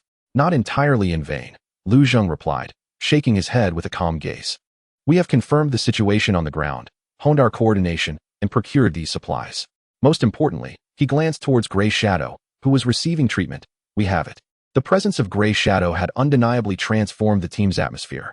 It was not merely a formidable scout, but seemed to embody a symbol of loyalty and spirit that persisted amidst despair. Su Wanqing's tender care for it, Li Haoran's instinctive awareness of its location and danger, and even Wang Tai's gaze, imbued with the recognition of a seasoned soldier for an exemplary comrade, all spoke to this. After a brief respite and cleanup, exhaustion surged like a tide. The relentless intensity of their struggles had drained everyone's energy. They took turns sipping water and eating something before arranging the watch schedule. Lu Zheng insisted on taking the first shift, allowing the still-shaken Li Haoran and the recovering Wang Tai and Su Wanqing to rest. As night deepened and the cold winds persisted, the rooftop fell back into silence. With only their synchronized breaths and the occasional soft whimper from Gray Shadow, due to its pain breaking the stillness. Leaning against the parapet, Lu Zheng vigilantly observed the darkness. Once again gripping the dark red crystal and the cold USB drive in his hand. This time, as he concentrated, attempting to perceive the elusive repository of knowledge. An extremely faint, almost imperceptible sensation aroused within him, like a speck of dust cast into an ancient well, sending ripples across the lake of his heart. It was not concrete information, but rather a form of resonance, especially when his gaze inadvertently swept over the direction of the Jingxiwa garden. Indicated by both the notebook and the map, the crystal seemed to convey an inexplicable, fleeting warmth for a brief moment. This sensation vanished in an instant, so swiftly that he thought it a mere illusion. He tried to capture it again, but found nothing. The crystal and USB remained cold and silent. Was it a psychological effect, or was some condition gradually being satisfied? Was it distance, the stimulus of danger, or the involuntary glance he cast at Gray Shadow? Curled up and peacefully asleep beside Su Wanqing? Was it due to this unexpected, vibrant companion? The enigma remained unresolved. Yet this faint sensation, akin to a spark flickering in the dark, ignited a deeper desire for exploration within Lu Zheng's heart. The secrets of this apocalyptic world were far more numerous than he had ever imagined. However, tranquility is often fleeting. In the latter part of the night, during Li Haoran's watch, the once dormant Gray Shadow suddenly raised its head, its ears twitching violently. A suppressed growl emanating from its throat as its gaze fixated intently on the street below. Its demeanor had shifted from the alertness it exhibited towards mice or ordinary zombies to a state of heightened tension and fear, as if facing a formidable adversary. Startled, Li Haoran swiftly roused the lightly sleeping Lu Zheng and Su Wanqing. Brother Zheng, the Gray Shadow is acting strangely. Instantly alert, Lu Zheng leaned cautiously over the wall's edge, peering downwards. The moonlight was dim, casting most of the street into shadow. Initially, everything appeared as usual, with only a few scattered zombies wandering about. But soon, Lu Zheng's keen senses detected movement in the shadows at the far end of the street. Something was moving with alarming speed and an eerie silence. It was not the sluggish gait of a typical zombie. Rather, it resembled a ghostly stealth.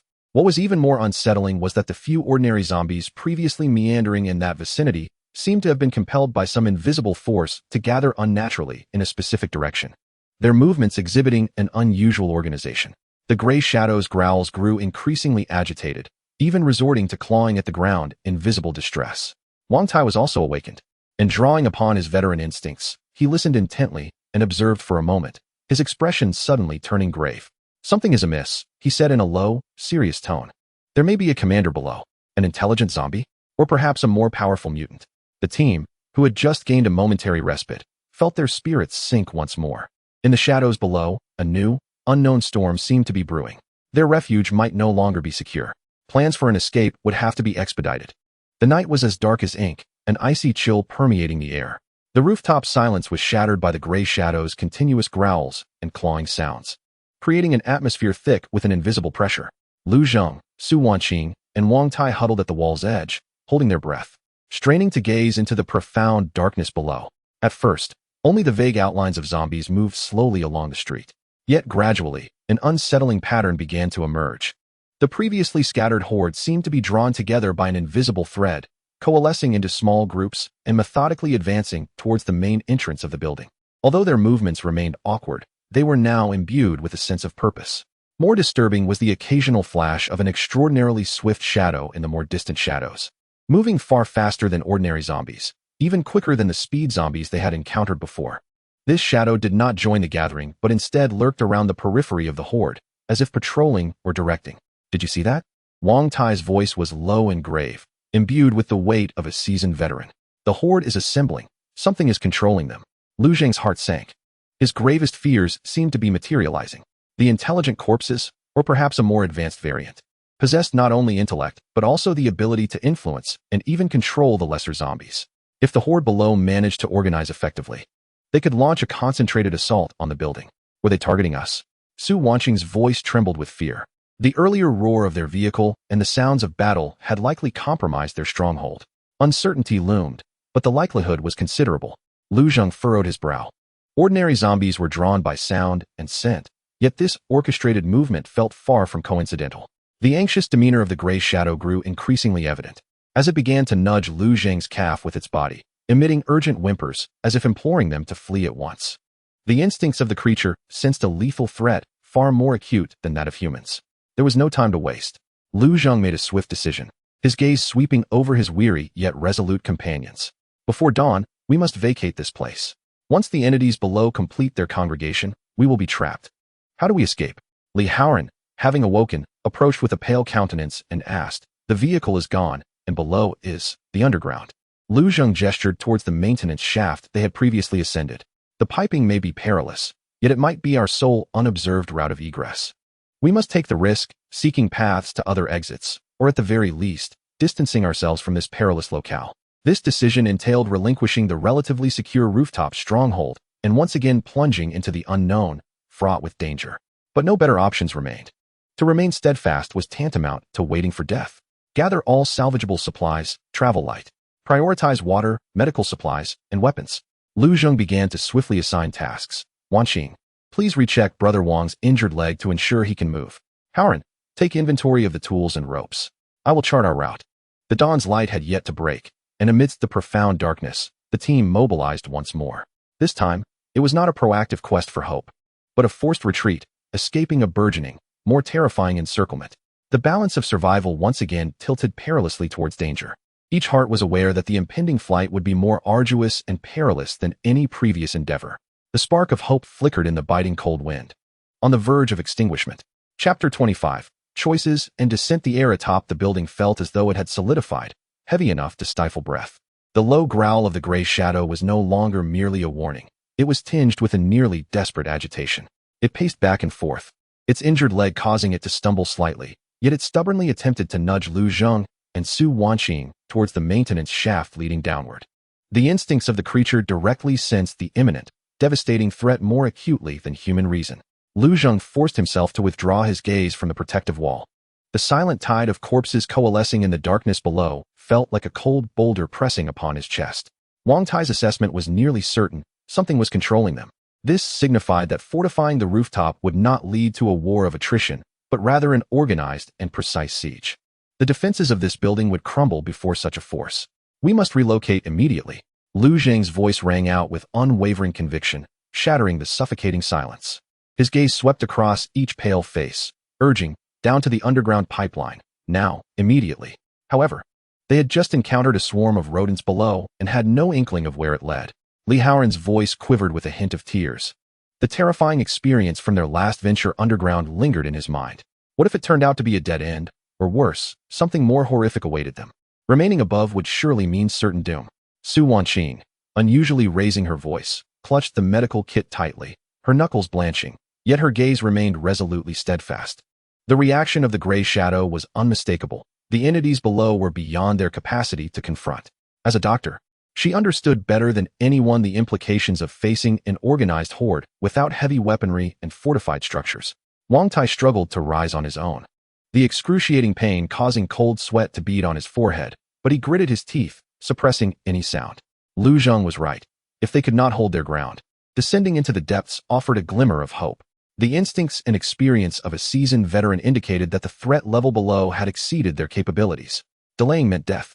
The moment of decision allowed no room for excessive hesitation. The instinct for survival overwhelmed their fear.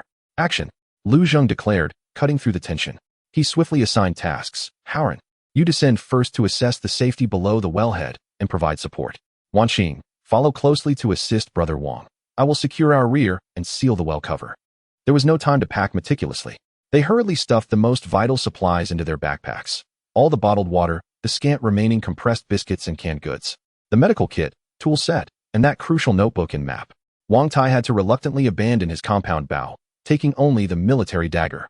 Lu Zheng concealed the USB drive and crystal close to his person. Li Haoran took a deep breath, the first to grasp the cold ladder, trembling as he slid down into the darkness. It swiftly enveloped his figure. Moments later, his subdued voice echoed from below, safe for now. Su Wanqing followed closely behind, needing to reach the ground first to assist the mobility-impaired Wang Tai. He draped his arm over Lu Zheng's shoulder, each step accompanied by suppressed groans and sharp pain. Cold sweat soaking through his clothes. The descent was slow and arduous, with Lu Zheng exerting nearly all his strength to support him. The gray shadow paced anxiously at the well's edge, unable to climb the ladder. Lu Zheng cast one last glance at the eerily silent rooftop. A place they had defended for days, filled with despair, hope, and fleeting respite, before unhesitatingly hoisting the gray shadow into his arms. To his surprise, it did not struggle but emitted a soft whimper, burying its head into Lu Zheng's embrace. Quickly, Lu Zheng fashioned a taut knot with a length of paracord around its midsection, securing the other end to his waist, and began the difficult descent, climbing down with one hand while bearing the weight. Once everyone had entered the well, Lu Zheng exerted all his strength to drag the heavy cast-iron cover back into place. With the shrill sound of metal scraping, the last sliver of light was extinguished, plunging the world into a thick, foul darkness reeking of decay and sewage. The sense of complete enclosure immediately constricted around each individual's throat. The beam of the flashlight once again became their sole source of illumination, flickering against the narrow, slick walls of the circular pipeline. At this moment, they found themselves at the bottom of a maintenance shaft within the main pipeline, their feet submerged in ankle-deep sewage, which flowed sluggishly in a specific direction. The air was thick with pollution, and each breath carried a metallic, decayed sweetness. As the shadow fell, it swiftly freed itself from its tether, yet unlike the last encounter, it did not recklessly charge ahead. Instead, it remained close to Lu Zheng's calf, ears perked and nose twitching vigorously, emitting a low, vigilant growl from its throat. Its reaction was more intense than during the previous encounter with the swarm of rats. Evidently, something in this profound underground realm deeply unsettled it. Which way should we go? Li Haoran's voice echoed within the pipe, sounding particularly hollow. Lu Zheng crouched down, carefully directing his flashlight towards the flow of water, while also inspecting the faintly rusted markings on the pipe wall. Following the direction of the current seemed the most logical course. Urban sewage systems typically distinguish between main and auxiliary lines. The main conduit could lead to a wastewater treatment facility or river outlet, suggesting a potential path toward the outskirts or, at the very least, a more open area. This was the only rationale they could rely upon. To head upstream would likely plunge them deeper into the heart of the city, increasing the danger. With no better option, the group set forth once more, though the atmosphere was considerably more somber than before. Lu Zheng led the way, his flashlight cautiously sweeping through the endless darkness ahead. Li Haoran supported Wang Tai in the middle, while Su Wanqing, having fallen behind, frequently glanced back to remain vigilant of their rear. The shadow acted like a living radar, perpetually on high alert, each subtle reaction sending ripples of tension through the group. The interior of the pipe was not static. They periodically needed to traverse broader junctions or squeeze through smaller branches into larger main lines. Each shift in environment signified an unknown risk. The sewage continued to rise, now reaching their calves, making movement increasingly arduous. The frigid water siphoned away their body heat, depleting their already limited stamina. Silence became their greatest torment. Aside from the sounds of flowing water, heavy breathing, and footsteps, there was only a profound stillness. Yet beneath this silence, it felt as though countless eyes were watching them. Suddenly, the shadow emitted a low growl directed at a dark, lateral branch opening. Its body crouched low, fangs bared. Lu Zheng immediately raised his hand to signal a halt, swiftly directing the flashlight towards the opening. Deep within, faint sounds reminiscent of a slippery object scraping against the pipe wall could be heard, but they quickly faded away. Nothing emerged, yet the sensation of being watched lingered ominously. They dared not linger, quickening their pace to navigate through the area. Wang Tai was exceedingly fatigued, reliant almost entirely on Li Haoran for support, his complexion pale as parchment in the dim light. Su Wanqing continuously encouraged him while anxiously monitoring his injured leg, fearing that infection might worsen in the contaminated water. Hope, in this endless subterranean darkness, seemed perpetually on the verge of being drowned in the cold sewage. The choices they were forced to make plunged them into an even more profound nightmare. The cost of survival was becoming increasingly burdensome. The sewage within the pipe grew deeper, chillingly cold, now surpassing their knees. Each step became an arduous struggle, stirring up refuse that emitted an even more pungent stench. Wang Tai bore nearly all his weight upon Li Haoran, each movement accompanied by suppressed groans of pain, his face appearing eerily pale in the flickering light of the flashlight. Su Wanqing followed closely behind, one hand supporting him while the other tightly gripped a brass bookend, vigilantly scanning their surroundings. Fearful that Wang Tai might slip or be dragged into the murky water, the state of the gray shadow deteriorated further. The filthy water soaked its hind leg wound, causing it to tremble from pain and cold, yet it persevered in fulfilling its sentinel duty, though its whimpers grew weak and intermittent. Lu Zheng was compelled to slow his pace, constantly monitoring its condition. We must find a place to rest. Brother Wang can't hold on much longer. And the gray shadow also requires attention for its wounds. Su Wanqing's voice was laced with anxious breaths. Lu Zheng was acutely aware of this. Yet as he surveyed their surroundings, all he saw was endless darkness and sewage, devoid of any dry footing.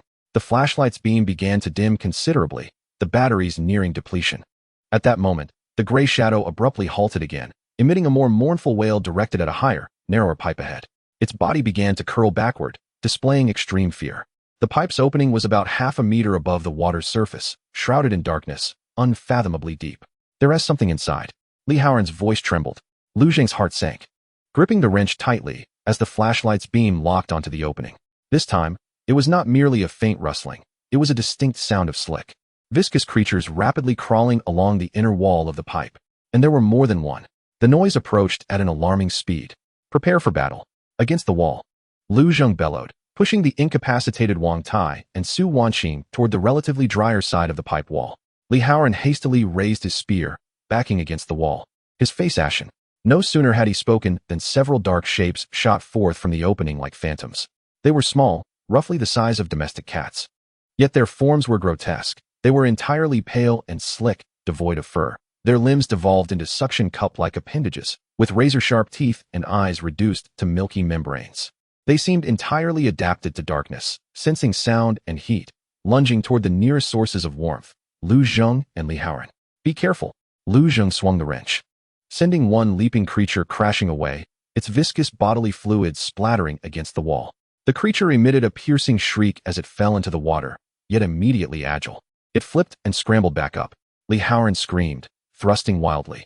His spear struck one creature's body but penetrated as if it were rubber, while another leapt onto his shoulder, its sharp teeth sinking toward his neck. In a critical moment, a gray shadow suddenly lunged forward. It was the gray shadow. Ignoring its injured leg, driven by its remaining instincts and loyalty, it clamped down on the creature, violently shaking its head and tearing at it. The creature, in pain, released its grip, tumbling into the sewage with the gray shadow, engaging in a fierce struggle. Gray shadow, Su Wanqing shrieked.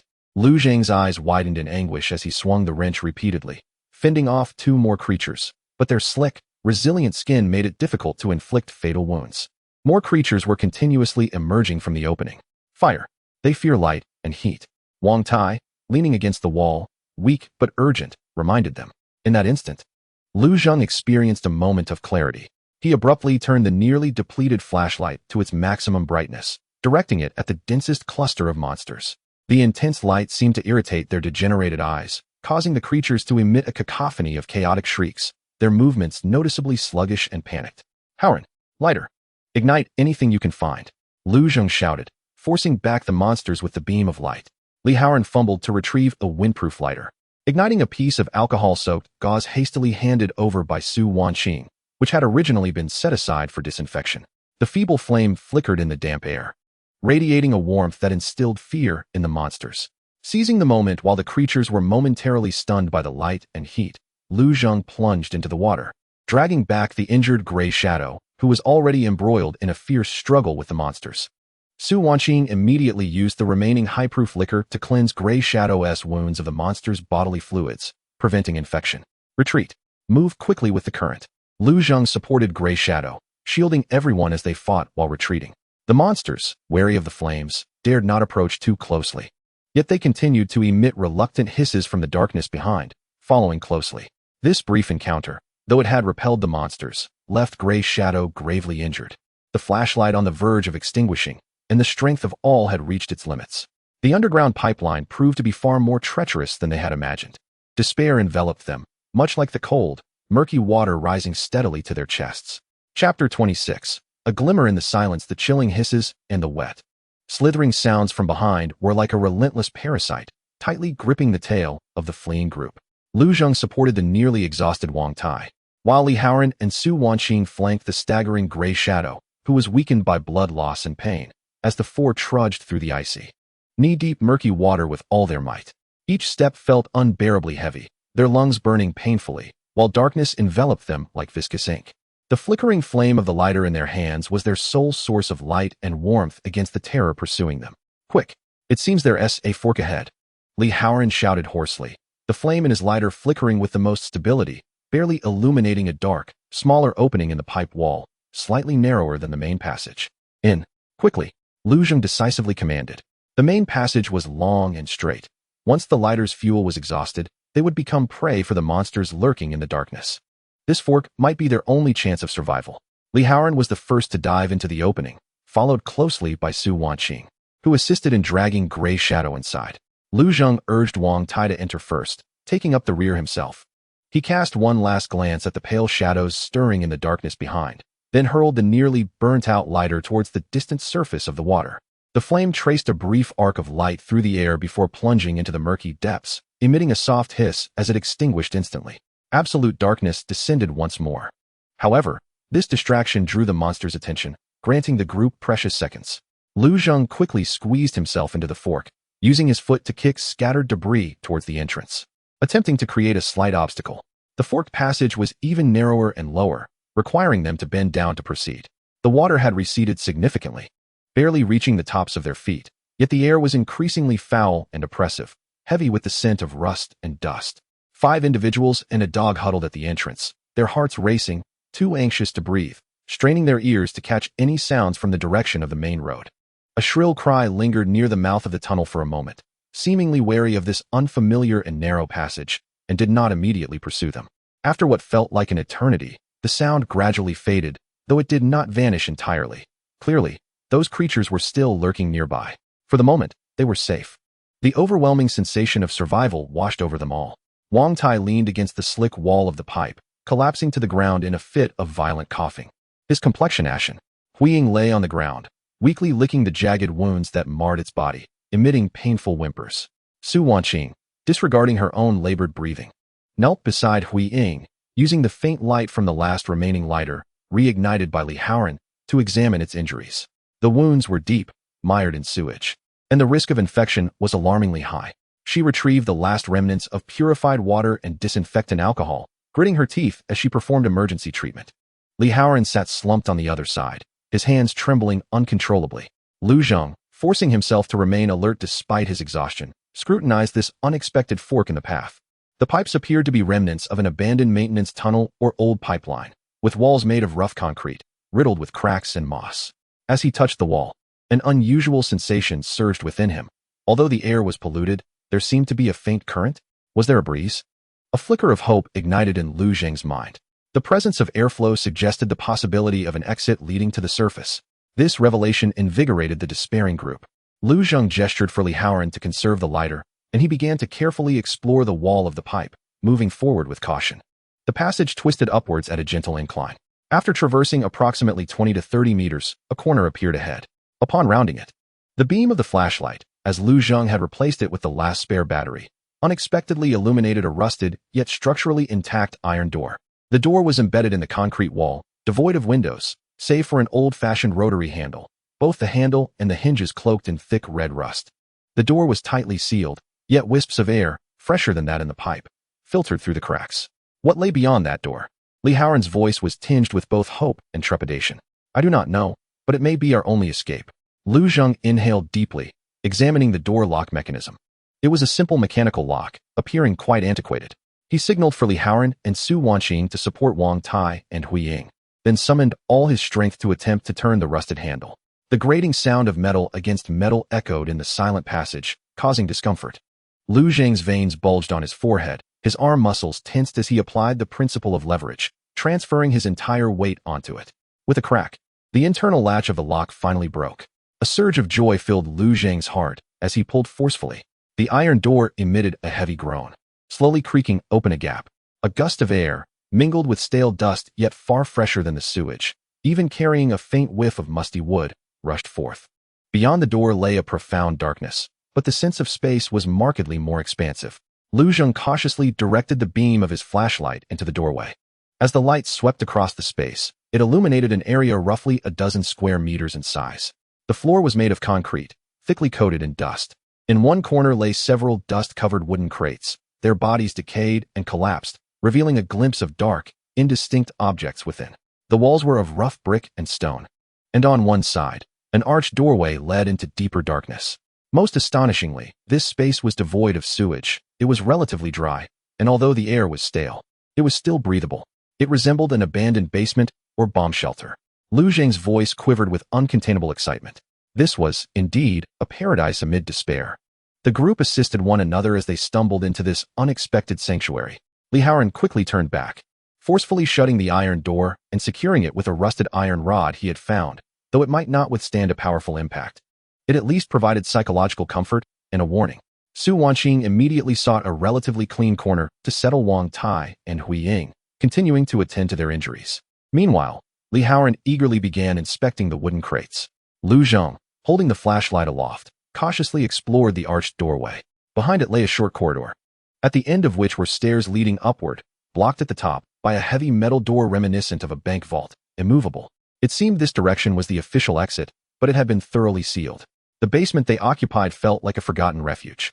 Though the exit was blocked, this relatively safe, dry space allowed the weary team to breathe a sigh of relief. They could finally escape the omnipresent sewage, foul odors, and the terror of pursuit. A soft call from Li Haoran broke the silence. Zhenggu, come quickly. Lu Zheng hurried over to see Li Haoran prying open a relatively intact crate, revealing dozens of rusted cans, neatly stacked. Although the labels had long since rotted away, the cans themselves appeared to be sealed adequately. In another crate nearby, he discovered candles wrapped in oiled paper. Though damp, most were preserved remarkably well. There were even a few boxes of old matches that might still be usable. Food and light. Li Haoran's voice trembled with a mix of joy and catharsis. Lu Zheng picked up a can, weighing it in his hand, warmth flooding through him. In this desperate abyss, they had stumbled upon supplies for survival and a means to dispel the darkness. This seemingly trivial discovery felt momentous in that moment. Su Wanqing lit a candle, its soft, steady glow dispelling the harsh, pale light of the flashlight and alleviating the anxiety that filled the cold underground space, bringing a long-lost, faint warmth. She secured the candle atop an empty can and carefully placed it between Wang Tai and Hui Ying. Leaning against the wall, Wang Tai watched the flickering flame, glancing at the industrious Su Wanqing and the excited Li Haoran counting supplies, before his gaze settled on Lu Zheng, who was meticulously inspecting the metal door, a faint, almost imperceptible smile tugging at the corners of his mouth. Hui Ying seemed to sense the newfound safety, tiredly closing his eyes, his breathing gradually steadying. The dire situation had not changed. The path ahead remained shrouded in uncertainty. Yet within this silent abyss, the scant resources, a flickering candlelight, and this temporarily secure corner stirred ripples of hope, akin to a stone cast into an icy lake. They still faced numerous challenges, including the risk of wound infections, limited supplies, and the quest for an escape. Nonetheless, they had secured a precious opportunity to breathe and regroup. The spark of survival flickered defiantly once more in the pitch-black darkness. The dim candlelight swayed in the dust-laden basement, elongating the shadows of those present and casting them upon the mottled walls, reminiscent of ghostly figures. After a fleeting moment of euphoria, The weight of reality crashed back in like a tide. Though the canned food was invaluable, its quantity was limited and required meticulous rationing. Each candle burned down was a loss. Su Wanqing meticulously inspected Wang Tai's injured leg under the candlelight. The wound, having been soaked in contaminated water, exhibited a pale, swollen edge. Fortunately, there were no signs of pronounced necrosis or foul odor, thanks to her earlier decisive measures of disinfection and antibiotics. Yet, her brow furrowed with concern. Brother Wang, the wound must remain dry and clean, but the risk of infection is considerable under these conditions. Wang Tai gritted his teeth and nodded. I can endure. The condition of the gray shadow was even more alarming. It lay on the ground, breathing heavily, its temperature noticeably elevated. Su Wanqing tended to its deep, bone-revealing scratches, noting that the pale creature's claws seemed to carry some form of toxin or bacteria, with ominous redness and swelling appearing around the wounds. It requires more potent antibiotics, and I'm uncertain of their efficacy on animals, she admitted, her voice tinged with helplessness. Lu Zheng silently accounted for their supplies: 27 cans, 12 candles, 2.5 boxes of matches, and less than 5 liters of clean water. He opened the water-damaged notebook, now dried but stained, and by candlelight, scrutinized the indistinct map once more. His finger traced the blurred mark representing their current location, slowly moving westward until it rested upon the circled area designated as the Splendid Garden. The distance remained despairingly far. Li Haoran leaned against a crate, his eyelids heavy. Yet he dared not succumb to deep sleep, tightly gripping the sharpened steel rod in his hand. Each faint sound echoing from the distant pipes sent a shiver through him. The basement offered a momentary respite, yet it was far from a place for prolonged stay. Resources dwindled, injuries worsened, and hope flickered like a candle in the wind, fragile and wavering. Lu Zheng extinguished most of the candles, leaving only one to illuminate the darkness. The shadows encroached once more, and in the silence, they could only hear each other's restrained breaths and the gray shadow's pained gasps. The next decision loomed ominously. Chapter 27. Echoes of the Abyss. The silence of the basement was not one of peace, but of a suffocating thickness. Time lost its measure here, with only the slowly burning candle shortening its wax tears, chronicling the passage of life. The gray shadow's breathing grew increasingly faint, shifting from anguished gasps to intermittent wheezes. The fever dulled its once alert eyes, leaving only a murky haze of suffering. Su Wanqing exhausted every method she could conceive to physically lower its temperature, cleanse the wounds, and even diluted half of the last precious antibiotic powder in water, attempting to administer it with a dropper, but the effect was negligible. The wound on his leg was swollen and glistening with a sinister redness, its edges beginning to ooze a pale yellow pus that exuded an ominous odor. Wang Tai's condition was equally dire. Prolonged exposure and movement had exacerbated the swelling of his injured leg. Although he had yet to develop a fever, every slight movement brought excruciating pain, rendering his pallor alarmingly ghostly as he clung to consciousness by sheer willpower. Su Wanqing, too, found her complexion deteriorating. The unrelenting tension, coupled with a lack of sleep and nourishment, left her with deep dark circles beneath her eyes and rendered her movements sluggish. Li Haoran mechanically counted the dwindling supplies, the figures striking each heart like cold daggers: 21 cans of food, 7 candles, less than a box of matches, and enough clean water to last merely 2 days. Despair crept silently like mildew across the walls of the basement. Lu Zheng sat against the wall, tightly gripping the dark red crystal and the cold USB drive. The suffering of his companions and the depletion of resources weighed heavily upon his heart. He closed his eyes, striving to dispel distracting thoughts and concentrate fully, attempting to recapture that faint sensation he had experienced before. He recalled the location of the splendid garden noted in his notebook, envisioning that land which might harbor hope, repeatedly whispering his yearning for knowledge and survival methods in his heart. Initially, silence enveloped him once more, as if the previous tremor had been merely an illusion on the brink of collapse. Yet, just as he was on the verge of surrender, consumed by despair, an exceedingly faint hum, akin to a candle flickering in the wind, emanated once again from the depths of the crystal. This time, it was slightly clearer than before. No longer merely warmth, but rather a vague directional pull. As he focused his thoughts towards the west, that sensation seemed to intensify momentarily when he contemplated concepts of wounds, infections, and medicine. An array of fragmented, indecipherable symbols flickered within the crystal, accompanied by a fleeting illusion of a faint antiseptic scent dancing at the tip of his nose. Gone in an instant. This sensation was too weak and ethereal to provide any tangible assistance, yet it sparkled like a lifeline, reigniting the nearly extinguished fire in Lu Zheng's heart. It confirmed that he was not simply fantasizing. This mysterious spark did indeed exist, and might be slowly awakening due to their dire circumstances and his fervent plea. He abruptly opened his eyes, his gaze fixating on the heavy metal door in the corner, sealed shut. During his earlier inspection, he had merely ascertained that the door could not be opened from the inside. But at that moment, a wild thought surged forth. Could this basement, this refuge storing cans and candles, contain other storage rooms? Or perhaps that door did not lead directly to the surface but connected to other functional areas, such as a medical point or warehouse from a bygone era. Even a 1 in 10,000 chance was worth wagering everything. The shadows and Wang Tai could not afford to wait. We cannot sit idly by. Lu Zhang's voice resonated in the silence, hoarse yet imbued with undeniable strength. He stood up, took a new candle, lit it, and walked towards the metal door. Su Wanqing lifted her head, confusion mingled with a glimmer of hope in her eyes. Lu Zhang, what do you intend to do? I will inspect this door and the basement further. Lu Zhang meticulously caressed the cold metal door and the surrounding walls. The presence of supplies suggested there might be more than meets the eye. Perhaps there were unnoticed ventilation ducts, maintenance openings, or hidden doors. He refrained from mentioning the crystal's sensing ability, deeming it too ethereal, a mere utterance of which would only amplify uncertainty. Li Haoran leaned closer, rekindling a flicker of enthusiasm. Exactly. This is how it's portrayed in movies. Such secret bases must have a contingency plan. Lu Zhang instructed Li Haoran to hold the candle while he carefully tapped the door frame and the adjacent brick wall with the handle of his dagger. Listening intently to the variations in sound, he scrutinized each brick on the floor, searching for any signs of looseness or gaps. Su Wanqing, summoning her strength, also began to explore another wall. As time slipped by, the only sound was the dull thud of their efforts, yielding nothing. Just as Li Haoran began to lose hope, Lu Zhang's dagger handle struck what appeared to be an ordinary brick at the lower right corner of the door frame, producing a sound that seemed just a tad hollow. Intrigued, he crouched down and carefully scraped away the thick layer of dust and mildew accumulating along the edge of the brick. Indeed, at the seam between the brick and the cement, he discovered a minuscule, irregular gap that did not resemble natural masonry, but rather seemed to conceal a meticulously crafted filler. Something is amiss here, Lu Zhang whispered. The three of them perked up and gathered around. Lu Zhang cautiously pried along the gap with the tip of his dagger. The filler appeared to be a type of hardened clay mixture, quite brittle. After removing a small piece, a dark hole emerged, just large enough for a finger to probe. Is it a keyhole? Or some mechanism? Li Haoran asked excitedly. Lu Zhang attempted to insert the tip of his dagger, sensing metallic components within.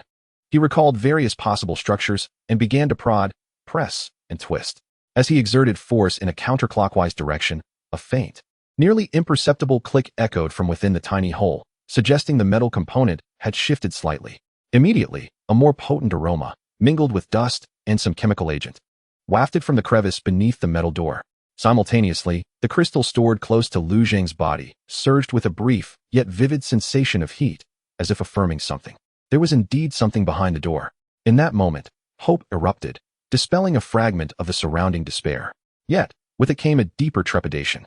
What lay beyond the door? More resources for survival or a new, lethal threat? In this abyss of despair, every echo could lead to either salvation or doom. The faint click and the ensuing chemical scent stirred tumultuous waves in their hearts, intertwining hope and fear, rendering their breaths momentarily suspended. Their essay response, Li Haoran whispered, nearly leaping with excitement, causing the candle flame to flicker. Su Wanqing moved closer, inhaling the slightly acrid scent mixed with dust. Her instincts as a physician prompting her to quickly assess. It resembles the smell of disinfectant or perhaps a type of preservative. This revelation brought a hint of color back to her pale visage. If there truly were medical supplies behind the door, then Gray Shadow and Wang Tai would be saved. Lu Zhang suppressed the excitement bubbling within him and scrutinized the small hole and its surrounding structure with heightened diligence. Clearly, this was merely a triggering mechanism, not the main lock. He attempted to push or pull the metal door, but it remained immovable. The method of opening it was likely more intricate. He searched for any additional mechanisms or keyholes nearby. Lu Zhang gestured for Li Haoran to bring the candle flame closer to the door, illuminating it from top to bottom and side to side. The three of them held their breath, their fingertips exploring the cold, rough surface of the metal door, leaving no unusual protrusion, indentation, or color variation unnoticed. Dust fell softly, and time flowed slowly in the silence, each second filled with immense anticipation and anxiety. Suddenly, Su Wanqing's finger brushed against a small area on the right side of the door, about a meter from the ground, that felt slightly different from the surrounding texture. She gently swept away the dust to reveal a palm-sized thin metal plate embedded in the door, its color darker than the rest. with an almost imperceptible gap along the edges. At the center of the metal plate was an inconspicuous small port, reminiscent of an old computer's parallel port. Here, Su Wanqing gasped. Lu Zheng immediately stepped forward to examine it. This port was clearly not a mechanical lock hole, but rather a remnant of an electronic lock. In a world long devoid of power, electronic locks should have been rendered obsolete. Yet, the existence of such a concealed mechanical triggering device, that small hole mechanism, sparked a bold thought in Lu Zheng's mind. He abruptly retrieved the black USB drive he had kept close since before the disaster, a mysterious vessel containing the knowledge of civilization's flame. He had previously attempted to read it on every abandoned computer he could find, all in vain. But now, gazing at that small port, the shape and size of the USB drive seemed to align perfectly. Desperate times call for desperate measures. Lu Zheng took a deep breath and carefully aligned the metal connector of the USB drive with the small hole, tentatively attempting to insert it. Click! A faint sound echoed as it fit snugly. To their astonishment, the USB drive fully inserted into the port. In an instant, nothing appeared to happen. Just as everyone braced for yet another failure, a faint, almost imperceptible buzzing emanated from within the heavy metal door, as if some lingering capacitor was releasing its final charge. Following this, an exceedingly hidden indicator light at the edge of the door frame flickered with a faint, nearly invisible red glow before extinguishing completely. Simultaneously, Lu Zheng felt a brief, mild warmth emanating from the door panel's port where the USB drive was inserted. The dark red crystal he kept close to him also resonated with a fleeting, clearer pulse than any before, as if it had established an inexplicable connection with the USB drive. A low, muffled mechanical sound resonated from within the metal door. Though faint, it was unmistakably audible. Soon thereafter, accompanied by a grating noise akin to rusted components being forcibly activated, the heavy door began to slowly shift, creating a nearly imperceptible gap. A more potent and chilling aroma, mingling antiseptic and aged paper, surged forth from the crevice. The door had opened. A profound surprise and a deeper sense of vigilance instantaneously captivated everyone. What awaited them beyond the door was either the hope of salvation or the descent into another abyss of despair. The answer lay hidden in the inky crevice beyond. Chapter 28. The gift of the medical station, a chilling amalgamation of disinfectant and aged paper wafted through the ajar door, like a tangible tide crashing against Lu Zheng's face, imbued with a long-buried solemnity. The beam of his flashlight quivered as it pierced the profound darkness, initially illuminating the smooth concrete floor just beyond the threshold, where a thin layer of dust lay undisturbed, devoid of debris or filth, starkly contrasting the chaos of the outside pipes. His heart thundered in his chest, a tumultuous blend of immense hope and heightened caution. Lu Zheng inhaled deeply, suppressing his roiling emotions, and pressed himself against the doorframe, cautiously sweeping the flashlight upwards and side to side. What emerged within the beam was a space slightly smaller than the outside basement, yet more orderly. The walls were coated in smooth white paint, albeit marred by cracks and mildew, still faintly echoing a semblance of past cleanliness.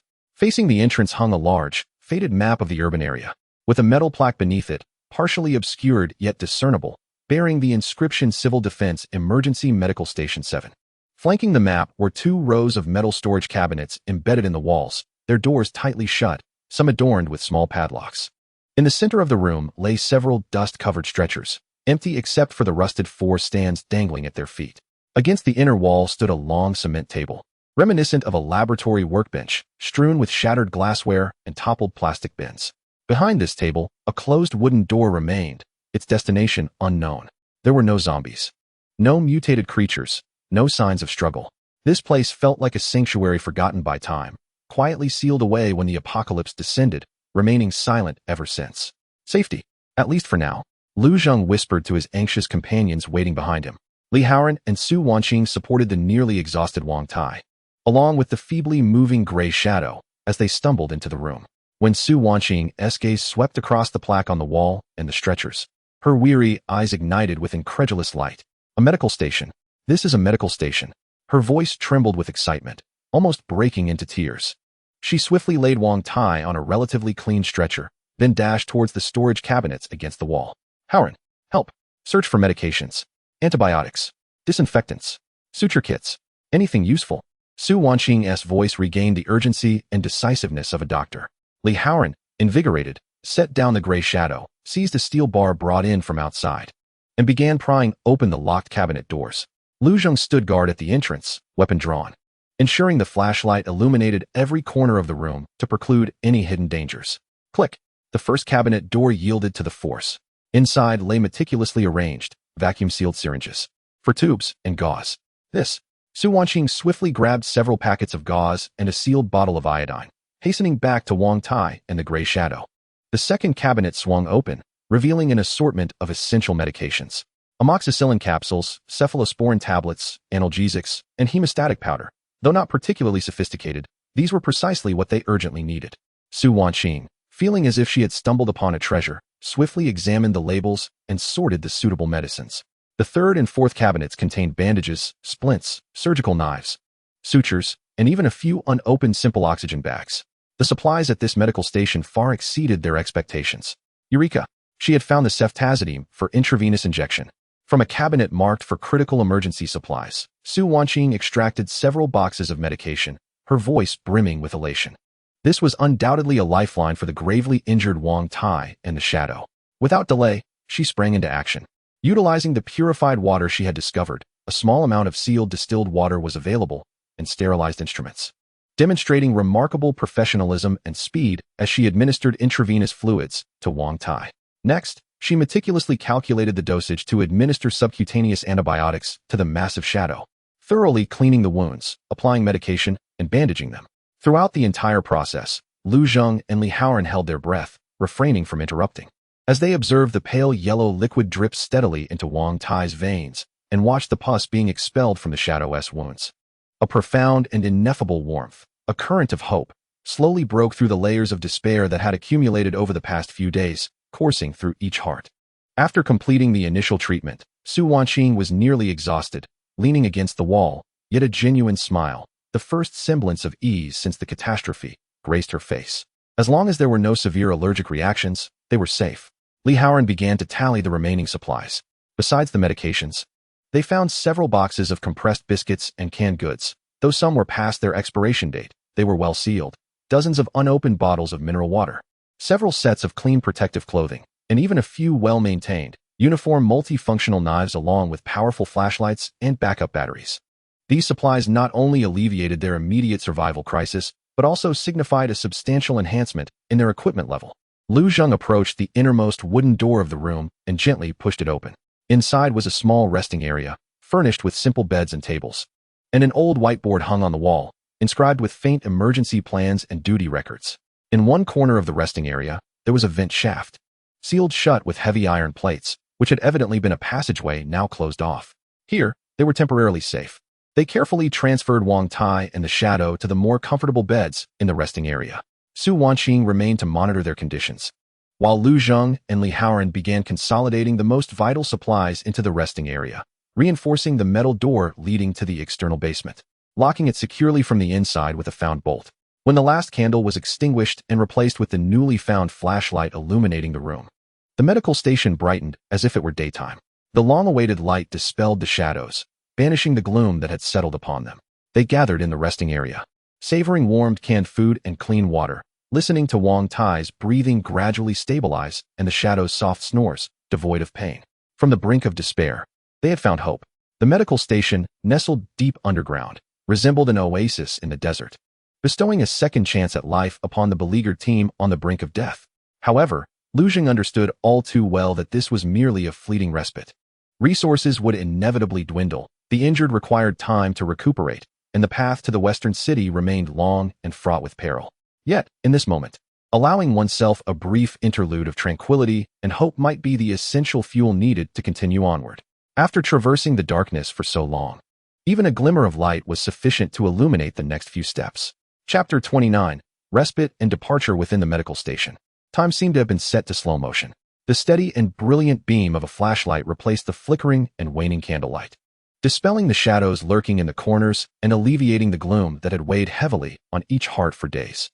The air was infused with the clean scent of disinfectant and freshly unwrapped gauze, overpowering the stench of sewage and blood, and bringing forth a long-awaited sense of order that was comforting. However, this peace was not one of silence. Su Wanqing's diligent figure was the pulse of this place. Periodically, she measured Wang Tai's temperature, checked the swelling of his injured leg, and meticulously changed the dressings. Thanks to the potent antibiotics, Wang Tai's high fever finally subsided before nightfall. Though his complexion remained pale, his breathing had stabilized considerably, and he spent most of his time in a slumber, gathering strength. The condition of Guiying was more distressing yet miraculous. Although its temperature remained elevated, the visible redness and swelling of its wounds had receded, no longer oozing pus. And it could even weakly lift its head to lap at the liquid food Su Wanqing had prepared by mixing crushed meat with nutritional tablets. The indomitable vitality of the animal was on full display at this moment. Li Haoran had taken on the role of chief steward of supplies. He meticulously recounted, categorized, and labeled all provisions. Food was arranged by caloric content and shelf life. Medications were organized by efficacy and urgency, and tools and weapons were cleaned and maintained. He even utilized a found marker to sketch a simple inventory chart on the whiteboard in the lounge, making daily consumption transparent. This orderly endeavor was not merely for survival. It resembled a spiritual ritual of defiance against chaos, allowing him to uncover his value and sense of purpose within the team. Lu Zheng, meanwhile, bore the primary responsibilities of vigilance and exploration. He devoted considerable time to scrutinizing every corner of the medical station. The sealed ventilation shaft became his focal point of investigation.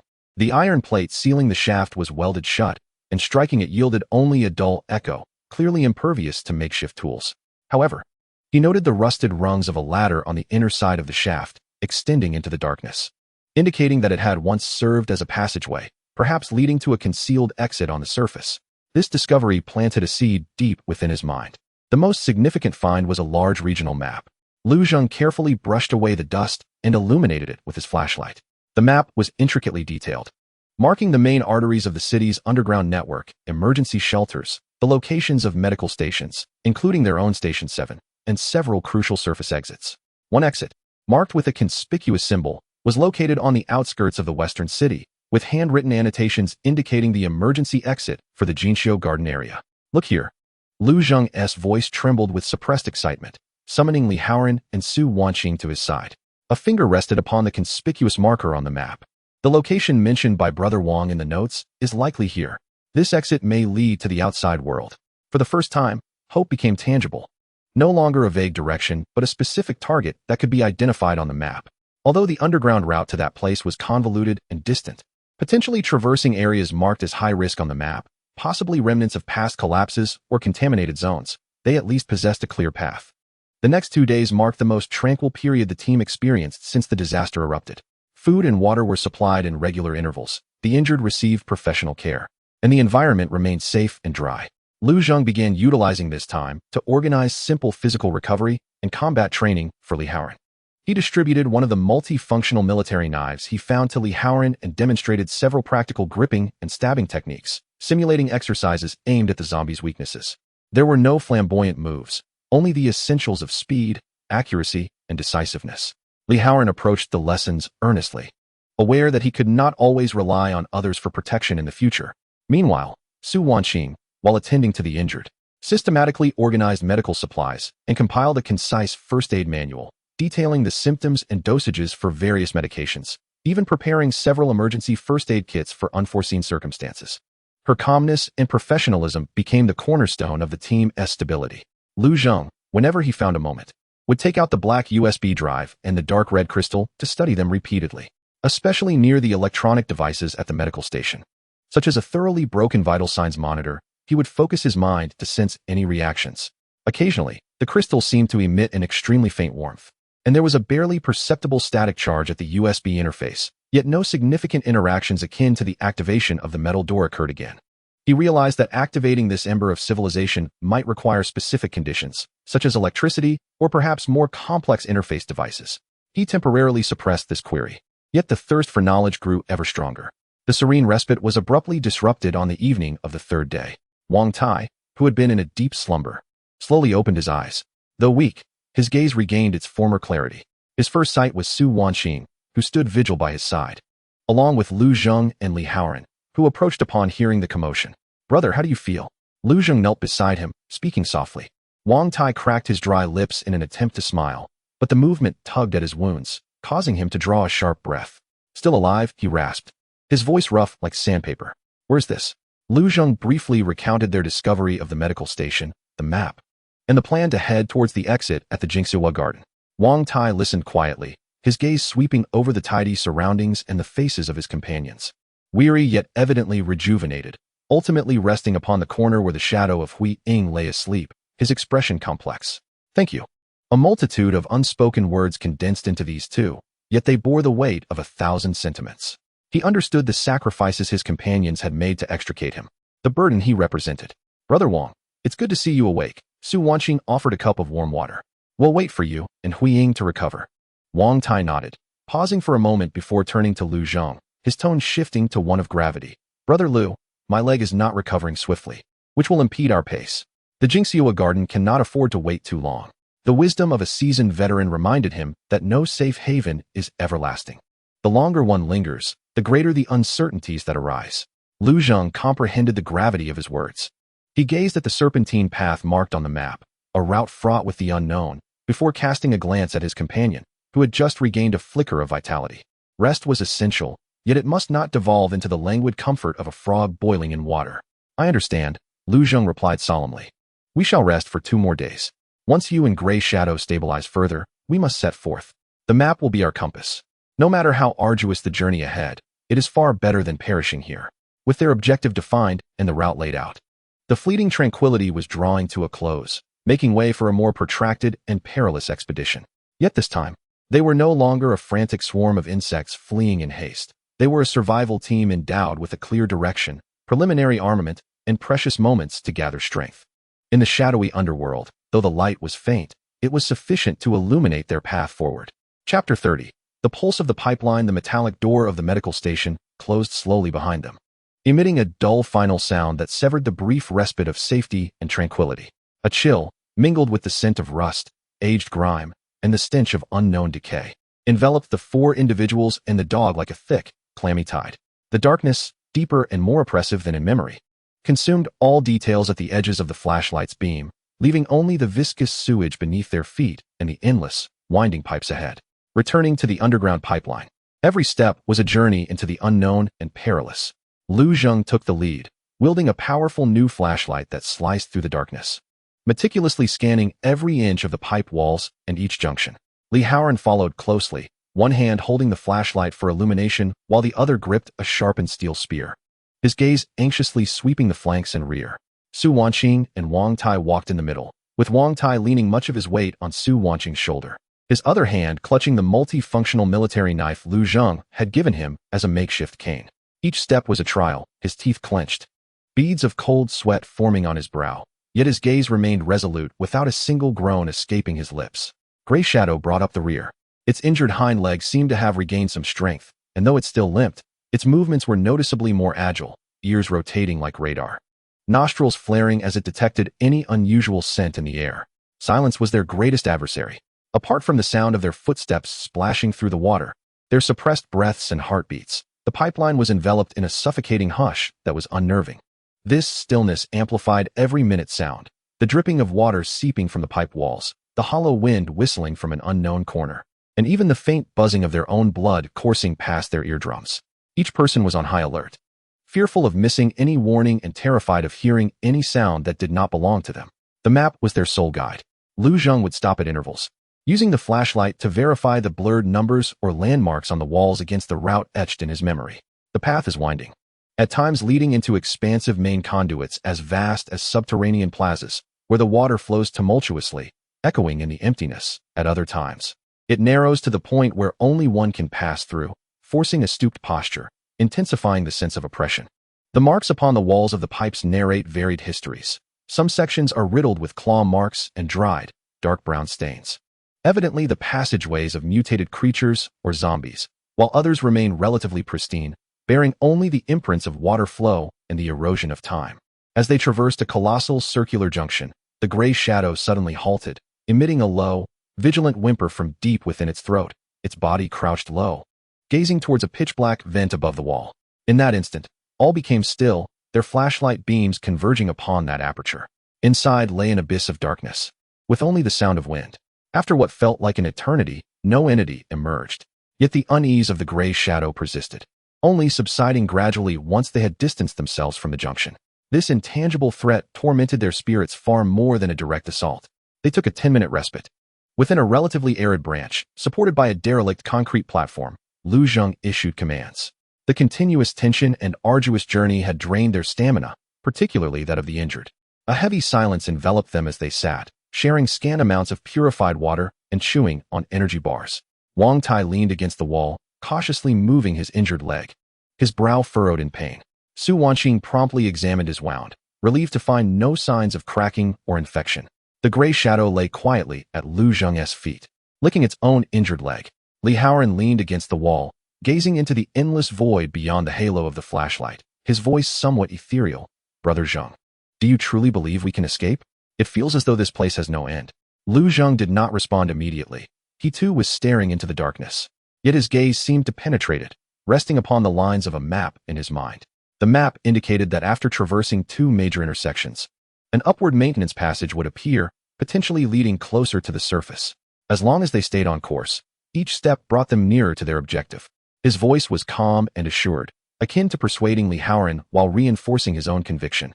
He retrieved the dark red crystal, cradling it in his palm, concentrating to sense its energy. This time, the crystal emitted not a gentle warmth, but an extremely subtle, nearly imperceptible pulsation. And when he faced the direction they were to advance, this vibration seemed to clarify. This revelation quickened his heartbeat, yet he refrained from expressing it. Such a feeling was too subjective to serve as a basis for decision-making, though undeniably a potent source of encouragement. After their rest concluded, the group resumed their silent journey. As they proceeded, the environment of the pipes began to exhibit subtle changes. The moss and mold upon the walls took on strange hues, with patches of fluorescent green and dark purple appearing, while the air grew heavy with a faint, sickly sweet odor reminiscent of sulfur mixed with rotting fruit. The murky water beneath them deepened in color, shimmering with an eerie, oily sheen. Caution, the environment here is amiss, Lu Zheng murmured, signaling for everyone to remain close to the center of the pipe, away from the walls on either side. After roughly half an hour of travel, the most dreaded scenario unfolded. The pathway ahead was obstructed by a vast expanse of dark red, vine-like plants cascading from above, resembling a heavy curtain. These tendrils were coated in slime, exuding a pungent, cloying stench of decay, with viscous juices of the same hue slowly dripping in various places. Under the beam of the flashlight, it became evident that the pipes behind the vines had seemingly collapsed, leading to a severe blockage. Is it impossible to proceed? Li Haoran's voice was tinged with despair. Lu Zheng observed carefully, discovering that the vines were not entirely impenetrable. On the side closest to the water flow, there was a narrow gap, barely wide enough for a person to crawl through. However, the edges of the fissure were slick with slime, and the darkness within was profound, concealing unknown perils. We must squeeze through here. I will go first, Haoran will follow, Wanqing will tend to Brother Wang, and Huiying will stay close to me. Lu Zheng unsheathed his military knife, inhaled deeply, lowered his body, and braced himself for the venture. At that moment, Huiying exhibited extreme agitation, barking fiercely at the gap in the vines, and even positioning itself to shield Lu Zheng from advancing. Simultaneously, the crystal in Lu Zheng's palm emitted a sudden, sharp vibration akin to an alarm.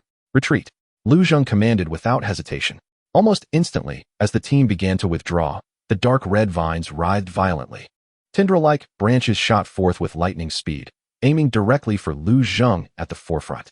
With remarkable reflexes, Lu Zheng swung his knife, severing one of the tendrils, which splattered corrosive juice, sizzling upon contact with the water's surface. More tendrils emerged from the vines. It's a mutated plant. Fall back. As Lu Zheng defended himself with his knife, he also covered the team's retreat. Li Haoran summoned his courage, thrusting a steel spear at the pursuing tendrils. Su Wanqing strained to assist Wang Tai in moving backward. In the chaos, Huiying lunged at a tendril attempting to ensnare Lu Zheng's ankle, biting down fiercely and tearing at it, buying precious time for Lu Zheng to evade. However, another tendril seized the opportunity to coil around Huiying's injured hind leg. Huiying!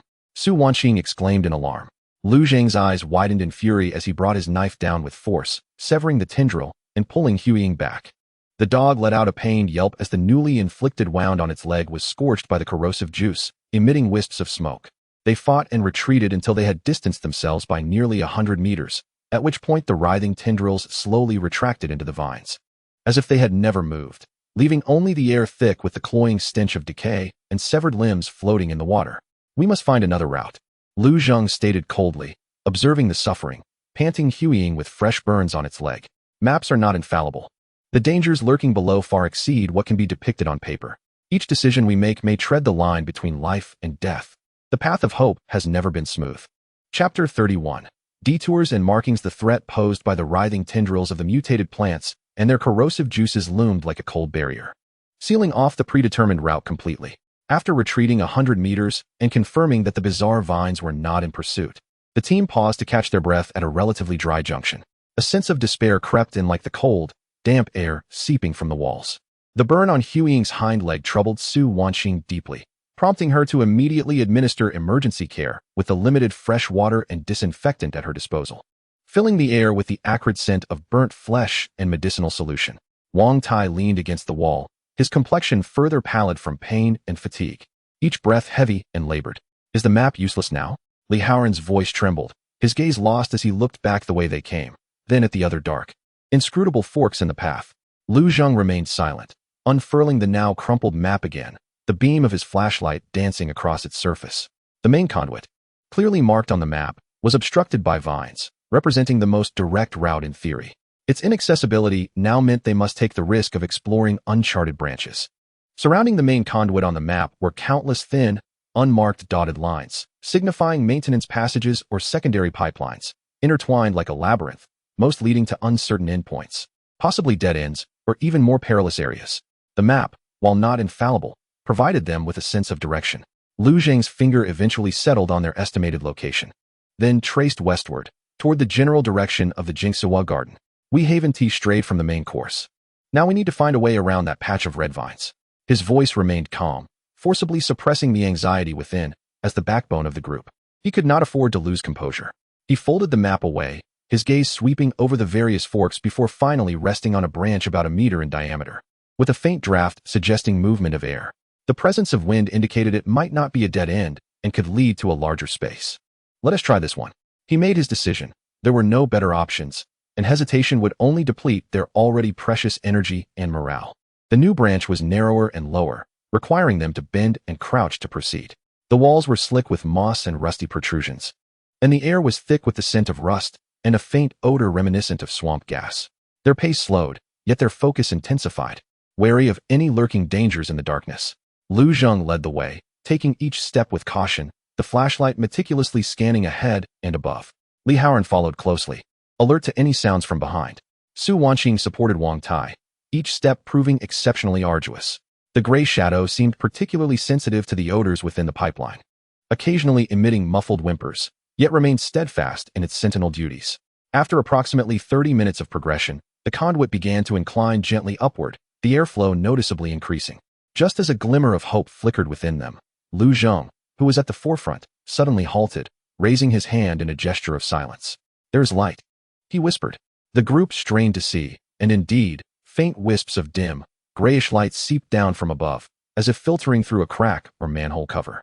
Simultaneously, a subtle sound reminiscent of countless tiny claws scratching against metal, accompanied by faint squeaks, emanated from the direction of the light source. "Is it an exit?" Li Haoran's tone was laced with hope. Yet, Lu Zheng furrowed his brow. He gestured for everyone to extinguish their flashlights and, after allowing their eyes to adjust to the dimness, observed intently. The light originated from an upward slope resembling a maintenance shaft, but it appeared partially obstructed by some material, casting a net-like shadow. The scratching and squeaking noises were unmistakably those of rats, an overwhelming number of them. Lu Zheng's voice turned grave. He discerned that the obstruction at the well's mouth was a colossal, chaotic nest composed of tattered rags, bones, and refuse, teeming with countless filthy, mutated rats whose eyes glimmered with a sinister red light. It appeared they had made this place their den. Could they rush past? Li Haoran swallowed hard. No. Lu Zheng decisively refuted. The numbers were overwhelming. Disturbing them would incite a tide of rats. Moreover, the well's opening was blocked by the nest, making it arduous to clear in the short term. He noticed fresh claw and bite marks on the edge of the well, indicating the aggressive nature of these rodents. Their hopes had turned into a trap once more. They seemed to have discovered a potential exit to the surface, yet were thwarted by a more immediate peril. Reluctantly, they had to retreat once again in search of a new path. This time, the sensation of frustration weighed heavier upon them. Their stamina waned with each fruitless exploration, and their supply of potable water dwindled. Over the next few hours, they attempted 2 additional passages. One sloped downward, ultimately submerged in murky water that rose to their waists and emitted a pungent stench. The lack of visibility and inherent risks compelled them to abandon it. The other twisted and turned for a considerable distance, only to culminate in a completely collapsed dead end, where a mound of bricks and earth sealed off all routes. With each failed attempt, the atmosphere grew increasingly oppressive upon their return to the temporary resting junction. Wang Tai's injured leg throbbed painfully from the frequent movement, and Su Wanqing's treatment could only provide temporary relief. The spirit of the gray shadow visibly waned, its injured leg rendering movement exceedingly difficult. Li Haoran's face bore the marks of exhaustion and confusion. Even Lu Zheng felt a profound weariness settling deep within his bones. Upon returning to their starting point once more, Lu Zheng refrained from immediately choosing the next passage. He leaned against the wall of the pipe, closed his eyes, and endeavored to calm his restless emotions. He gripped the dark red crystal in his pocket tightly. This time, he sought not merely to sense direction, but to concentrate his entire being on a more specific yearning: safety, a path that would circumvent danger. Initially, the crystal remained silent. Yet, just as he was on the verge of surrender, an exceedingly faint but clearer sensation of guidance emerged, more distinct than in any previous instance. It was no longer a vague warmth or vibration, but rather an almost instinctual directional indication, leading him to the most inconspicuous of the many passages, a diminutive opening obscured by a half-rotten plank.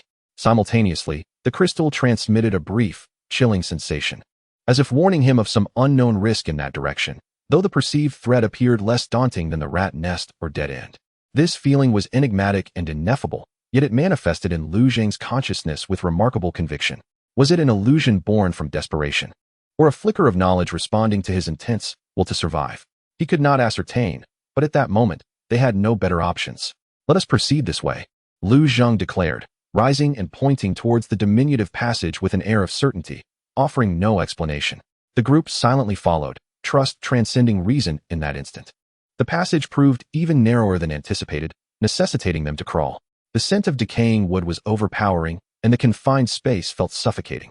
After crawling for several dozen meters, a faint sound of flowing water emerged ahead, not the murky flow of underground sewage, but a clearer sound, reminiscent of an underground river. Simultaneously, as Lu Zheng's flashlight swept across the corridor walls, he suddenly discerned an anomaly. Beneath a patch of moss, there lay a remarkably concealed arrow marking, etched by a sharp object. Adjacent to the marking was a vague, primitive symbol resembling a mountain peak.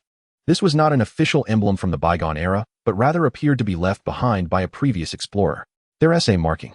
Lu Zheng's voice quivered with restrained excitement.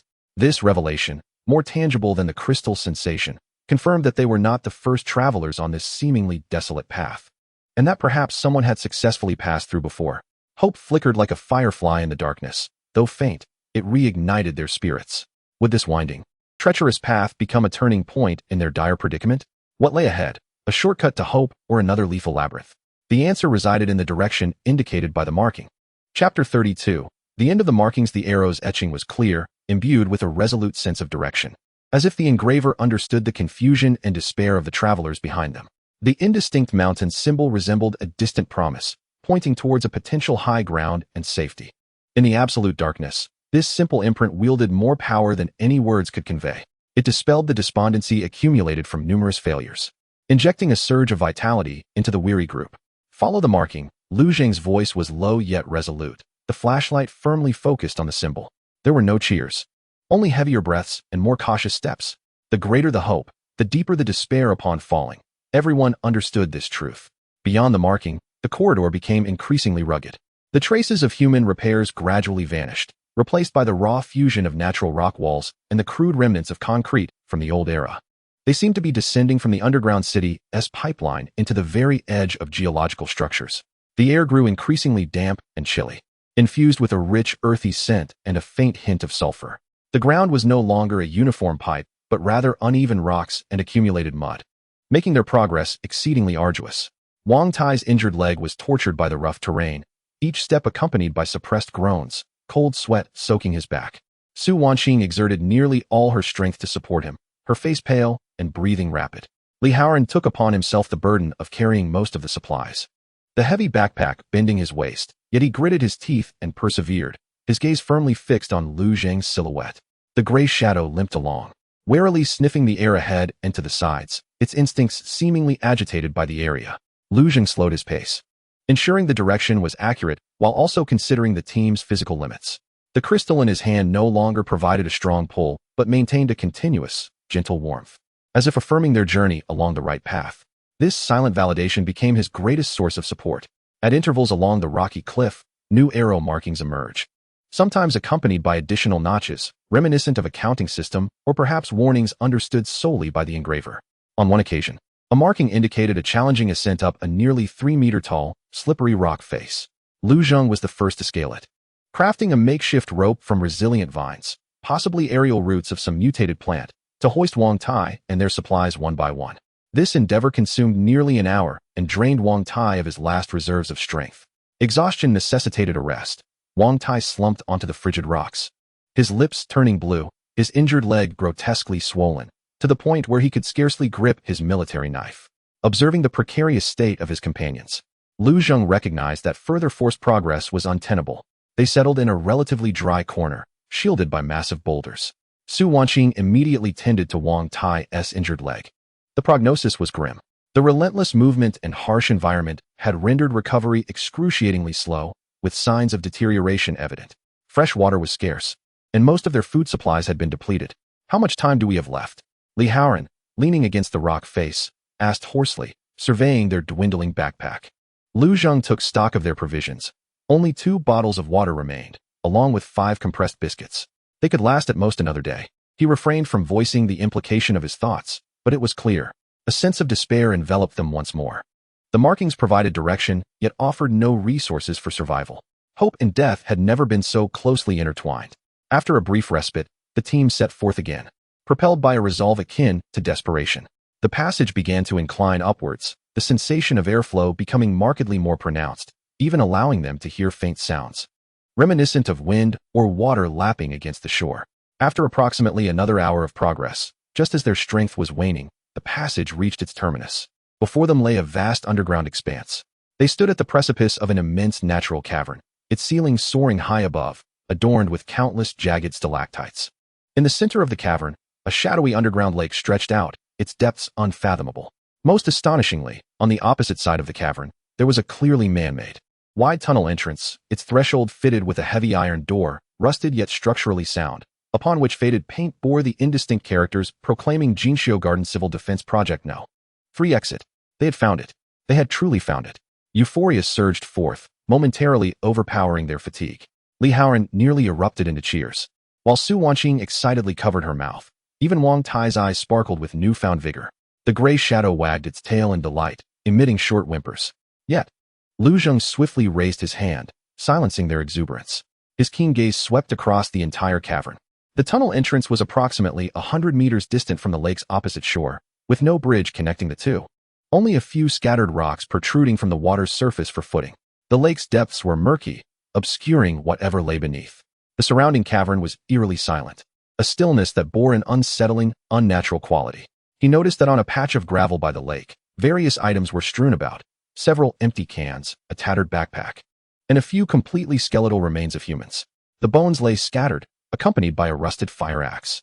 The final arrow marking was etched into the edge of the cave entrance where they stood, pointing directly towards the tunnel on the opposite shore of the lake. The engravings were deep, as if imbued with a final hope. At the end of the marking lay the promise of salvation, yet it was also littered with the remnants of failure.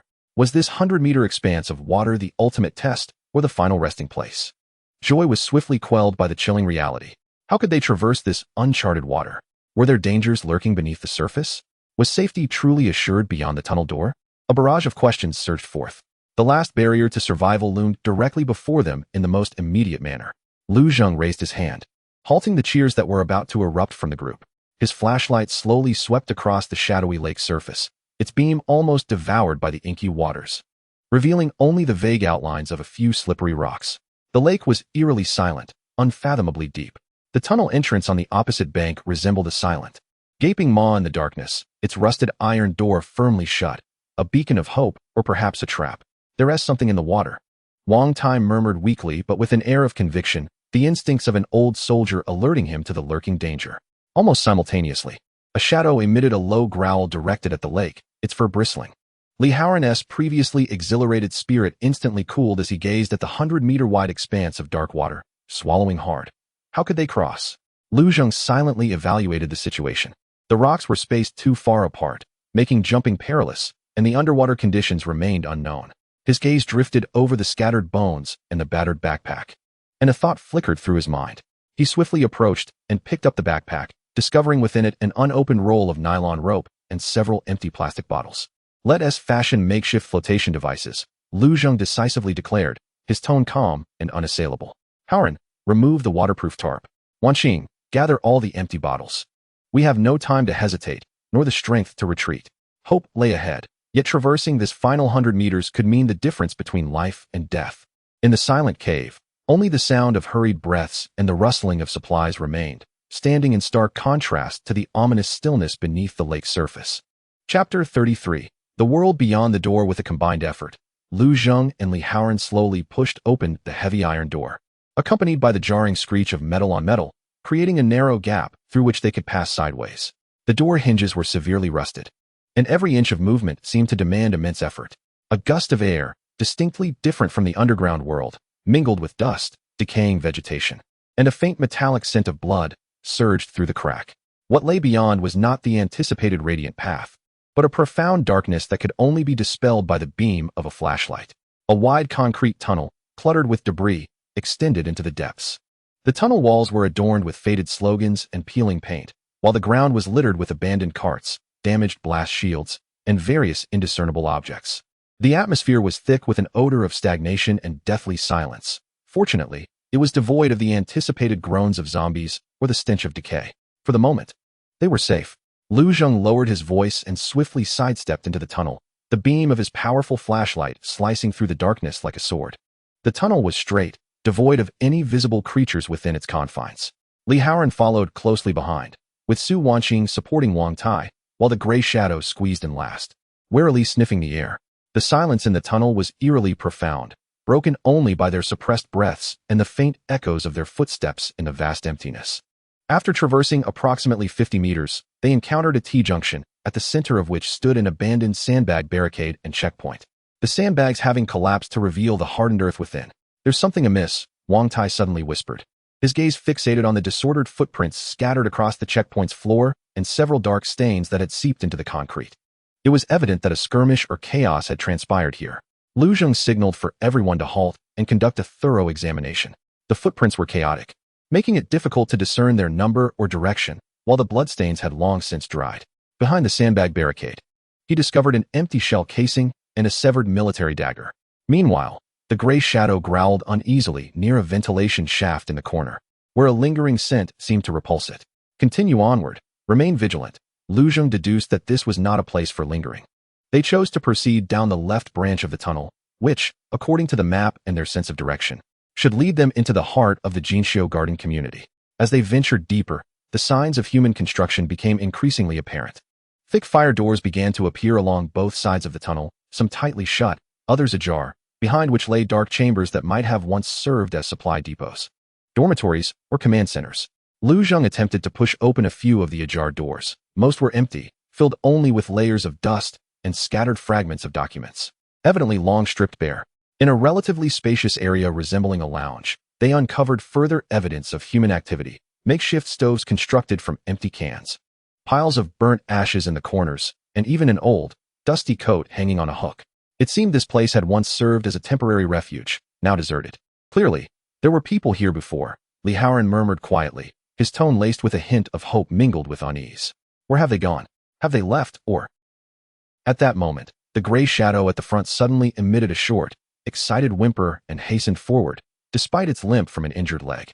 At the end of the tunnel, a faint light emerged. "It's an exit." The group felt a surge of energy and quickened their pace. The light emanated from a heavy metal gate, partially obstructed by debris, that swung upward. Outside, they could discern the hazy glow of natural light and the faint chirping of birds. Lu Zheng and Li Haoran worked together to clear the clutter of broken furniture and rubble blocking the gate, pushing the barrier upward with all their might. After an eternity, the long-forgotten, albeit dim, daylight poured in, painfully piercing their eyes that had grown accustomed to darkness.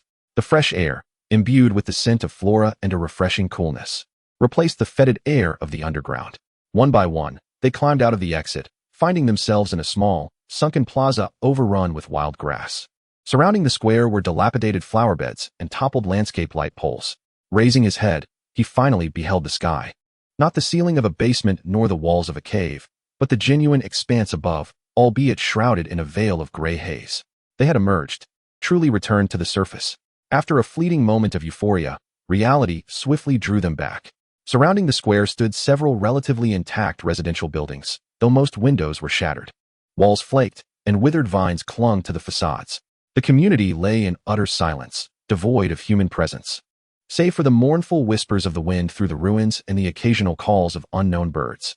The air, infused with the freshness of vegetation, still carried a faint scent of decay. Was this the fabled splendid garden? Li Haoran surveyed his surroundings, his tone laced with uncertainty.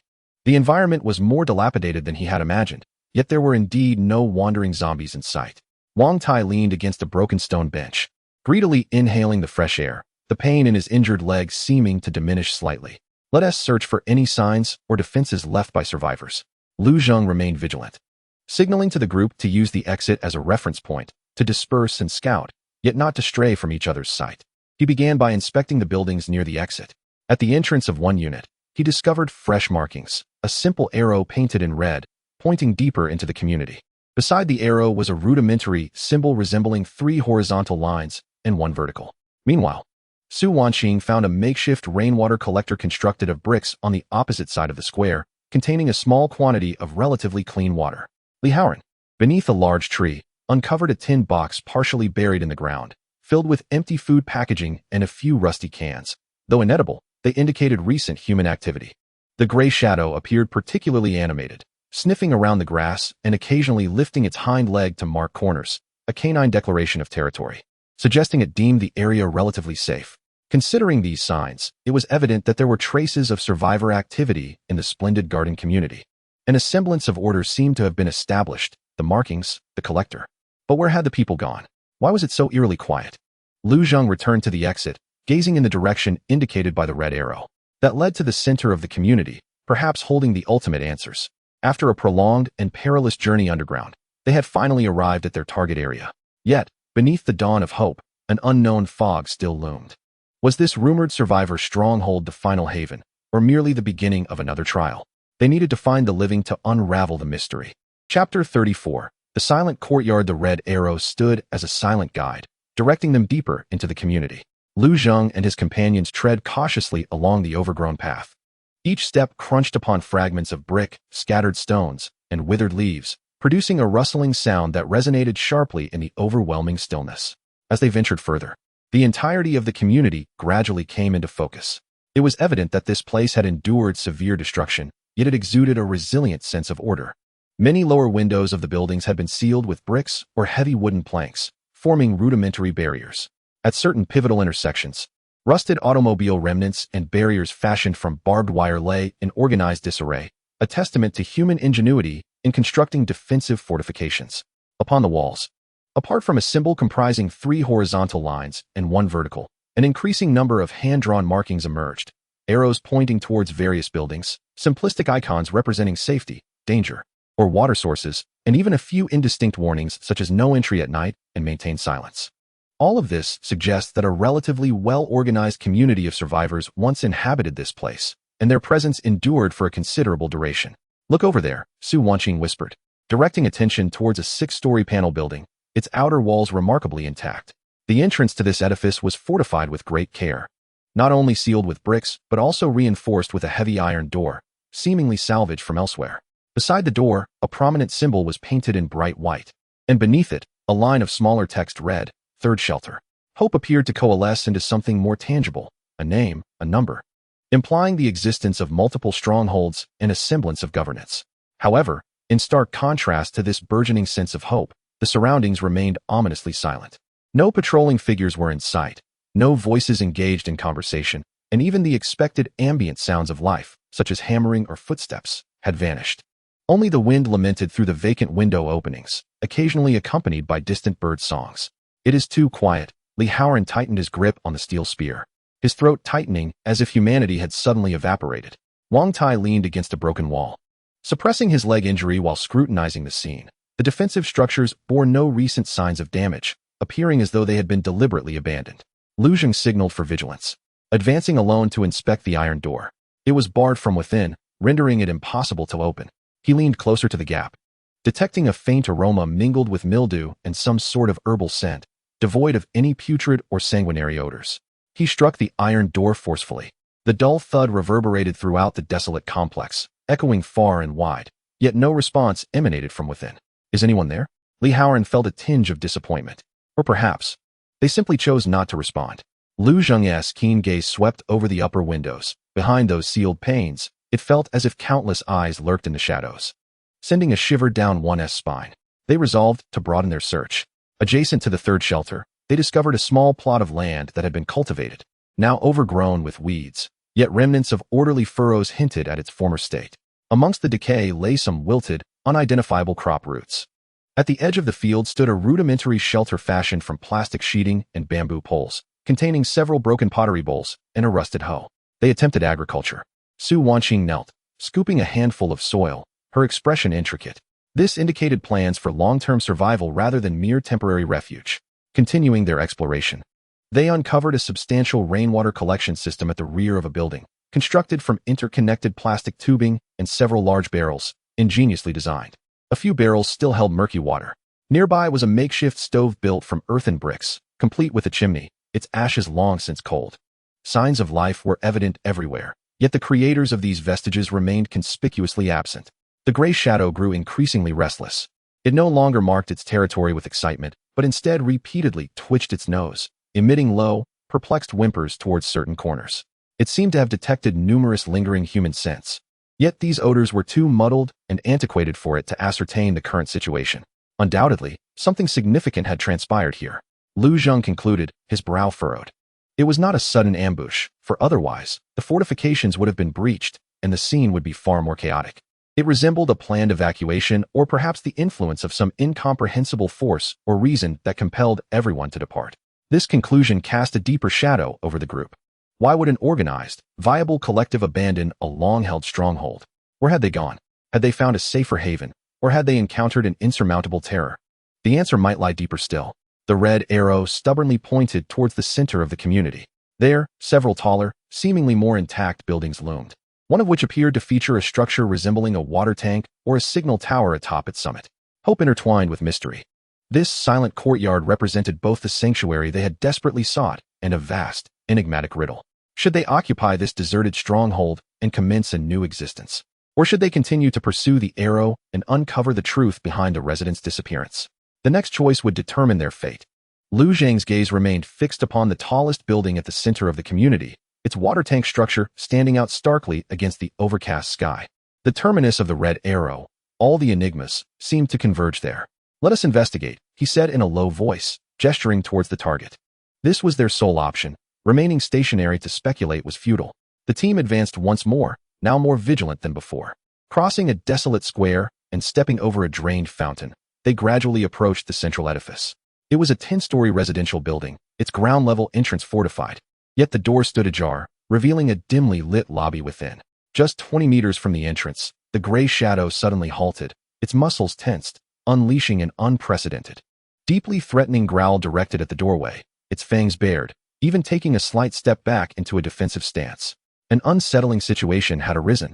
Lu Zheng immediately raised his hand, signaling the team to halt, his heart racing. He gripped his military knife tightly, his sharp gaze sweeping the dimness beyond the door. Li Haoran and Su Wanqing swiftly positioned Wang Tai behind them, anxiously peering towards the entrance. An eerie silence prevailed within, with no sounds emanating from beyond. Yet, the gray shadow's instincts were infallible. Lu Zheng inhaled deeply, picked up a fragment of stone from the ground, and hurled it towards the door with all his might. The stone clattered against the tiles inside, producing a clear echo. Almost instantaneously, a faint yet spine-chilling scratching sound emerged from the darkness behind the door, akin to fingernails scraping across concrete. Following this, an indescribable odor, a noxious blend of decay and some acrid chemical, wafted through the door with the breeze.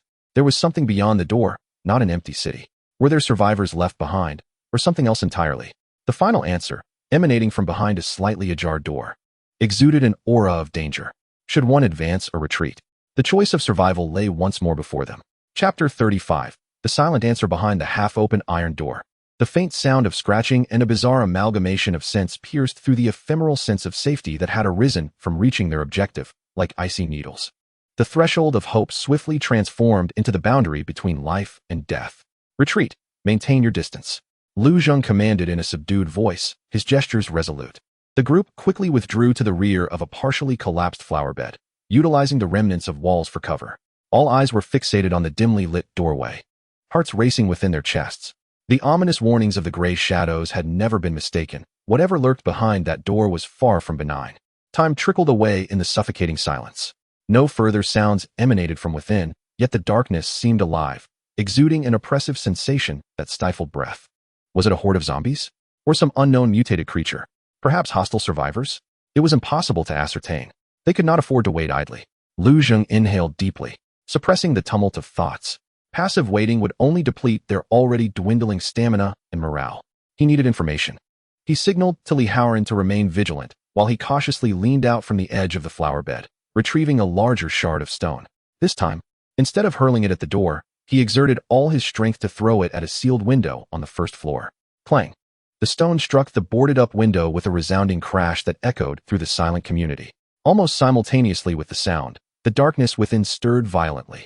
A deep, hoarse roar, utterly unlike a human voice, reverberated from the depths, followed by a rapid succession of scratching noises, as if something was agitated and struggling to break free. Concurrently, the stench of decay mixed with chemical odors intensified abruptly. It was a zombie, not just one. With the acuity of an experienced soldier, Wang Tai swiftly discerned the true nature of the sound, yet his brow furrowed deeper. Something about this cacophony felt amiss.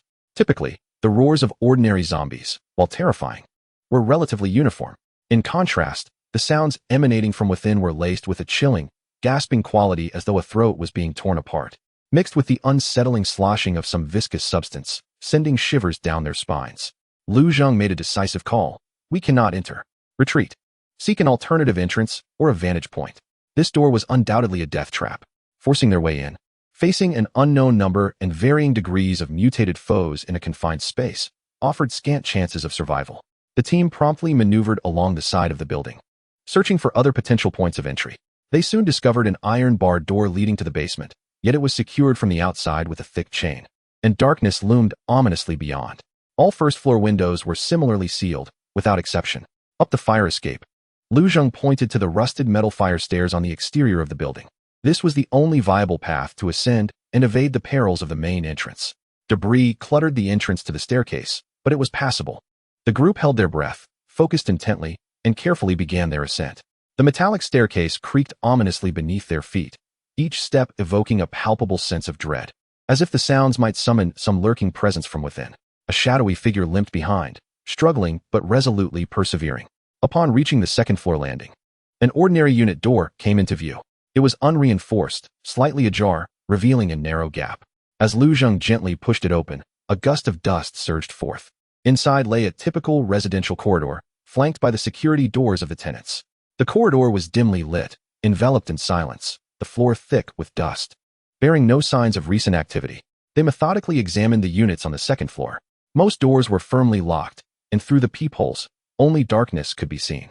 One door stood wide open, revealing chaos within. Furniture toppled, belongings scattered, and walls marked with long-dried, darkened bloodstains, evidence of a past tragedy that had long since settled into dust. There were neither the undead nor the living to be found. Ascending further to the third and fourth floors, the scene remained eerily similar: dilapidation, silence, and remnants of devastation frozen in time. Apart from their own footsteps and breaths, no other sounds punctuated the stillness. As they climbed higher, the vista gradually expanded. Peering out of the stairwell windows, they beheld a sweeping view of the Jingsua garden community, its orderly layout, robust defenses, cultivated fields, and rainwater collection systems, all attesting to what had once been a well-organized stronghold poised for long-term survival. Yet now, it resembled nothing more than an exquisite tomb. What had caused such a complete abandonment of this bastion? What were the strange noises emanating from within? Upon reaching the seventh floor, they stumbled upon a new revelation. At the end of the corridor stood a door markedly different from the others, bearing the inscription Residence Activity Center. Unlocked, it swung open to reveal a spacious hall scattered with tables and chairs, the walls adorned with faded photographs of community events. Most striking was a whiteboard in one corner, densely scribbled with notes in marker. Albeit somewhat illegible, the contents were still discernible. They gathered around eagerly. The whiteboard appeared to contain a record of duties or perhaps urgent announcements. Water source testing abnormal. Cease use of central reservoir. Date, 10/17. Cases of vomiting and fever reported. Isolate to Building 3. Date, 10/19. Dr. Wang has fallen ill. Urgent need for antibiotics. Date, 10/21.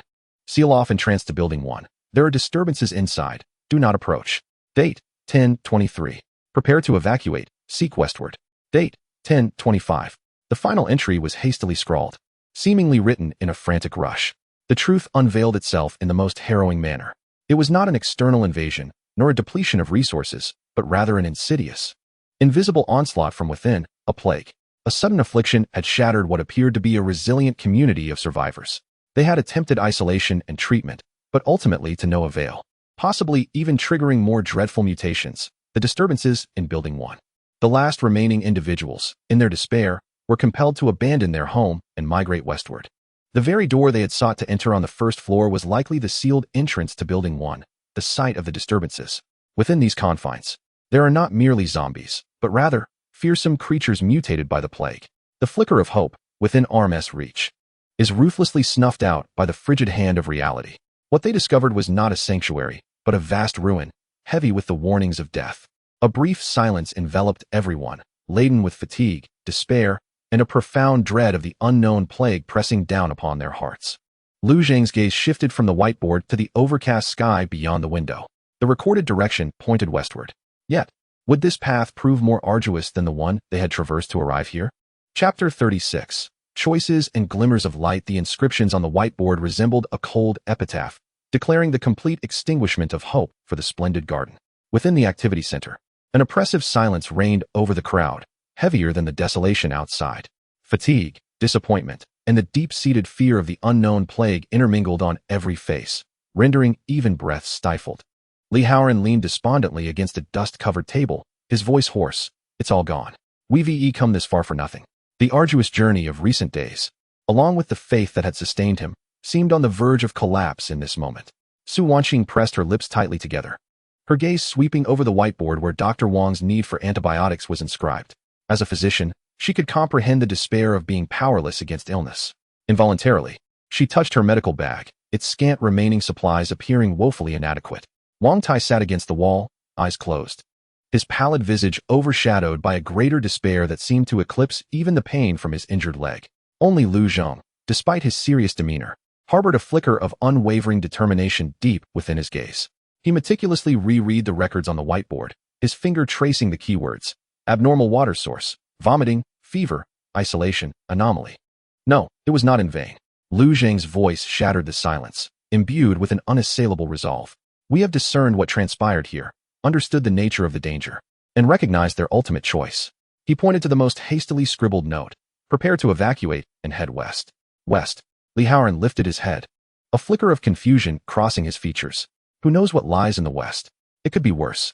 Staying here is far worse, Lu Zhang asserted decisively. The source of the plague may still be present. We are completely unaware of the anomalies within Building 1. The water source here is contaminated, and much of the food has likely been taken by those who evacuated. To remain is to await death. He approached the window, gazing toward the west. Beneath the gray sky lay rolling hills partially cloaked in vegetation and, in the distance, a hazy outline of the city. Their choice to head west must have been grounded in reason. Perhaps they were aware of other strongholds, or in search of cleaner water. In any case, this provided them with direction rather than flailing about like headless flies. Everyone understood the rationale, yet making the decision to leave remained a formidable challenge. It meant relinquishing this established stronghold, one fortified with defenses, and embarking once more on a journey fraught with unknown perils, especially as supplies dwindled and many were injured. We need resupply, Su Wanqing murmured, returning to the most pressing issue, particularly concerning medications and water. If she had encountered a similar situation on the road, she would not have continued speaking, yet her meaning was unmistakable. Wang Tai also required a more stable environment to recuperate. Lu Zhang nodded. We cannot hastily retreat as they did. We need time, at least a day, to gather all available supplies. He turned to Wang Tai. Brother Wang, you need to rest. So do we. The preliminary plan was set, to use the 7th floor of this building as a temporary stronghold, taking a day to cautiously search the other relatively safe buildings in the community, avoiding the obviously problematic Building 1 and the central water source, seeking any remaining food, medicine, containers, and useful tools. Simultaneously, Wang Tai and Hui Ying should be afforded precious time to rest. The operation commenced immediately. Lu Zheng and Li Haoran were responsible for the search, while Su Wanqing stayed behind to care for the injured and organize the existing supplies. The search had to be conducted with utmost caution. No one knew what lay behind those locked doors, empty rooms, decaying corpses, or trapped zombies. The process was slow and oppressive. They pried open door after door. Most interiors in disarray, valuable supplies long scavenged. Occasionally, they stumbled upon unexpected treasures, a sealed bag of salt, a few cans past their expiration date, but still well sealed, a pristine military canteen, and even a small roll of fishing line with several hooks discovered in a drawer. Medicine was the rarest find. They only located half a bottle of iodine and a few common painkillers in a bathroom cabinet. While searching a building near the edge, they made a heart-stopping discovery. In one apartment on the 4th floor, the door had been barricaded from the inside with heavy objects. They exerted great effort to pry open a gap, and a wave of intense putrefaction assaulted them. Shining a flashlight inside, they beheld 2 highly decayed bodies tightly embraced in the living room, devoid of external injuries, surrounded by empty water bottles and medicine boxes. They seemed to have voluntarily isolated themselves until death arrived. This scene silently narrated the cruelty of the plague.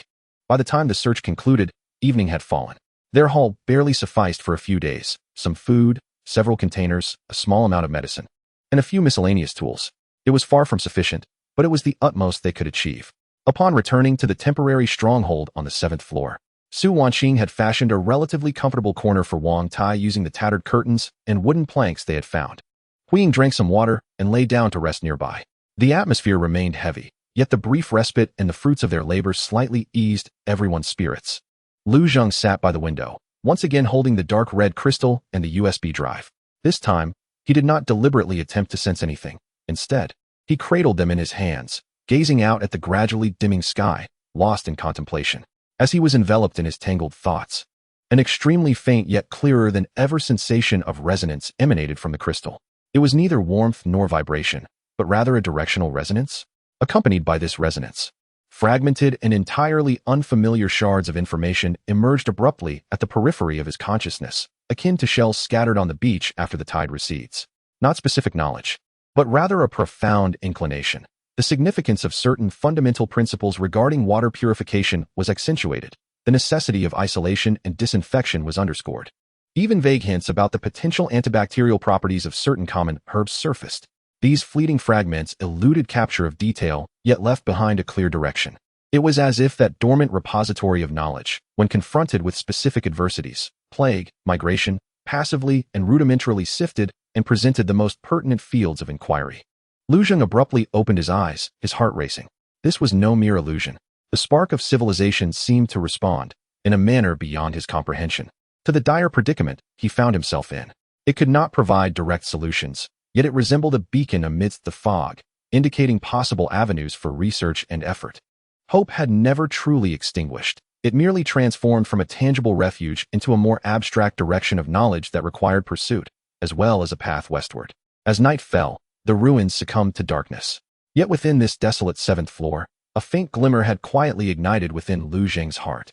The road ahead remained arduous, but at the very least, it was no longer shrouded in utter darkness. Chapter 37. The first step westward. The first rays of grayish light filtered through the shattered window frame, sparingly illuminating the cold concrete floor of the security room.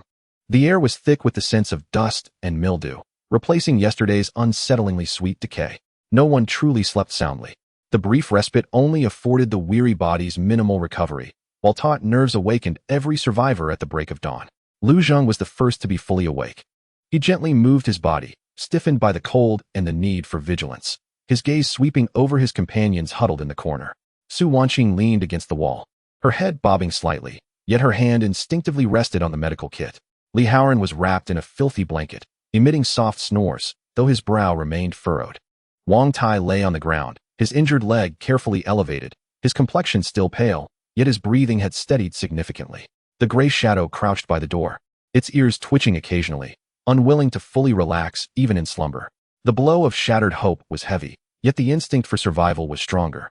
Lu Zheng understood that action was imperative. Stagnation meant despair, and despair, in this apocalyptic world, was the prelude to death.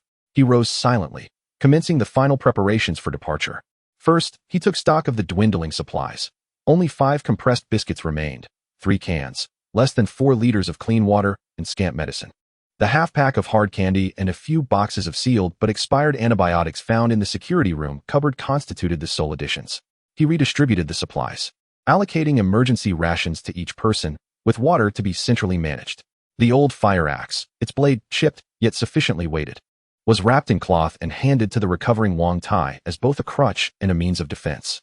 The slightest sound roused the others. In silence, the group meticulously gathered their belongings, nibbling on their meager rations of compressed biscuits, washed down with scant sips of water. The atmosphere was stifling, yet their movements were swift, as the discipline of survival had been ingrained in their very bones. Unfurling the yellowed map, Lu Zheng examined the newly discovered details from the security room. This map offered a more comprehensive overview than those they had previously encountered, delineating the roads, buildings, and even the topographic contours within a 5-kilometer radius of the Jingsua Garden. To the west, the map indicated a path through an old industrial area, followed by a parched riverbed, and then a series of undulating hills.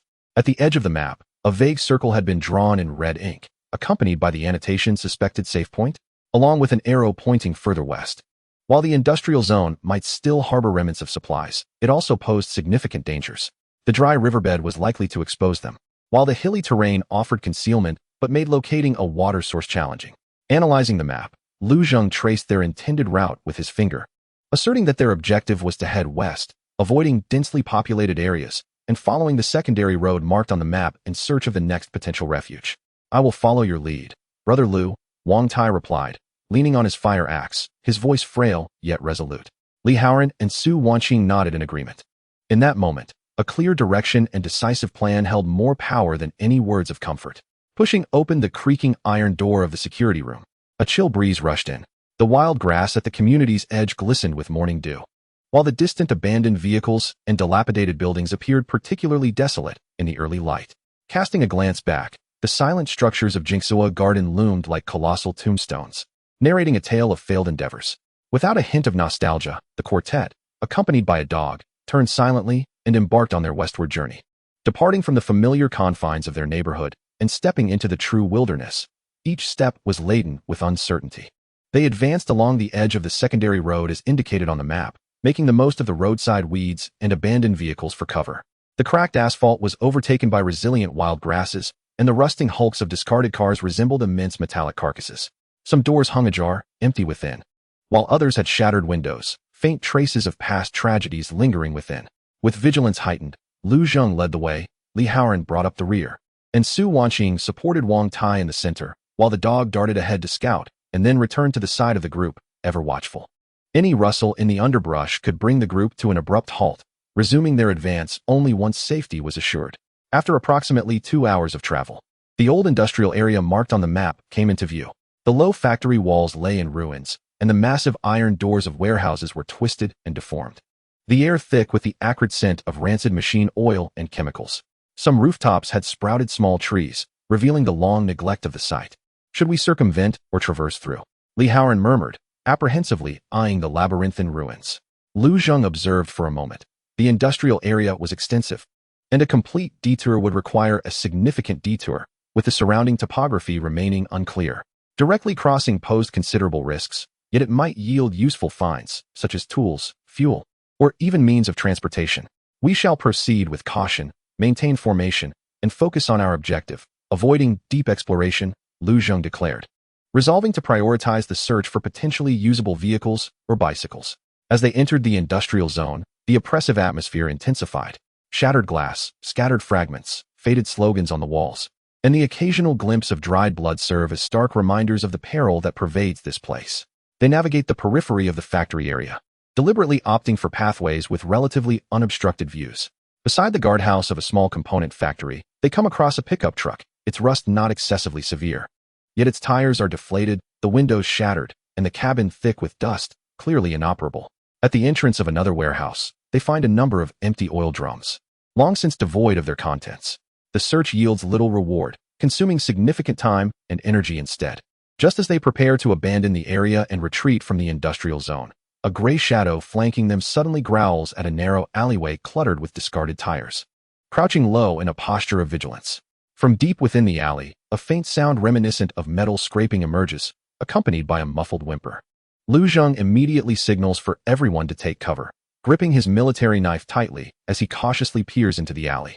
There, amidst the shadows of the tire pile, a frail figure curls up, seemingly a half-grown child, clad in tattered clothing, attempting to move a heavy iron box, producing the scraping noise. The whimpering emanates from beneath the child's feet, a gaunt little dog, tethered by an iron chain. A survivor? A child? How could they be alone here? The unexpected encounter jolts Lu Zheng's senses into high alert. Are they friend or foe? A trap? Or yet another tragic emblem of a post-apocalyptic world? The first step westward presents an unforeseen dilemma. Lu Zheng's pupils constrict as he swiftly conveys a signal. Li Haoran immediately lowers his stance, his steel spear aimed at the alley's entrance. Su Wanqing ushers Wang Tai behind a pile of tires, gripping her scalpel tightly. The gray shadow's whimper transforms into a more menacing growl. The child seems to sense something amiss, abruptly looking up, revealing a pair of terrified, wide eyes on a grimy face. He clutches the emaciated dog tightly and turns to flee deeper into the darkness. Don't move. Lu Zheng hisses, his tone stern yet devoid of malice. We are not raiders. The child freezes, his frail body trembling uncontrollably, while the dog whimpers weakly in his arms. In the shadow, those eyes are filled with a desperate intertwining of fear and vigilance. The path westward confronts them with the trials of humanity at its very first step. Chapter 38. The dilemma in the alley. Time seems to freeze at the entrance of the narrow alley, cluttered with discarded tires. The child's small frame trembles violently from sheer terror, his wide eyes brimming with the wild alertness and despair of a cornered animal. Clutching the whimpering dog as if it were his sole anchor in this desolate world, Lu Zheng's low voice acts like a cold chain, pinning him in place, rendering him unable to advance or retreat. The air thickens with tension, almost palpable enough to squeeze water from it. Li Haoran's spear remains unwaveringly directed toward the alley, while beads of sweat form in Su Wanqing's palm around her scalpel. Wang Tai leans against the tire pile, the pain in his injured leg rendering his complexion pale.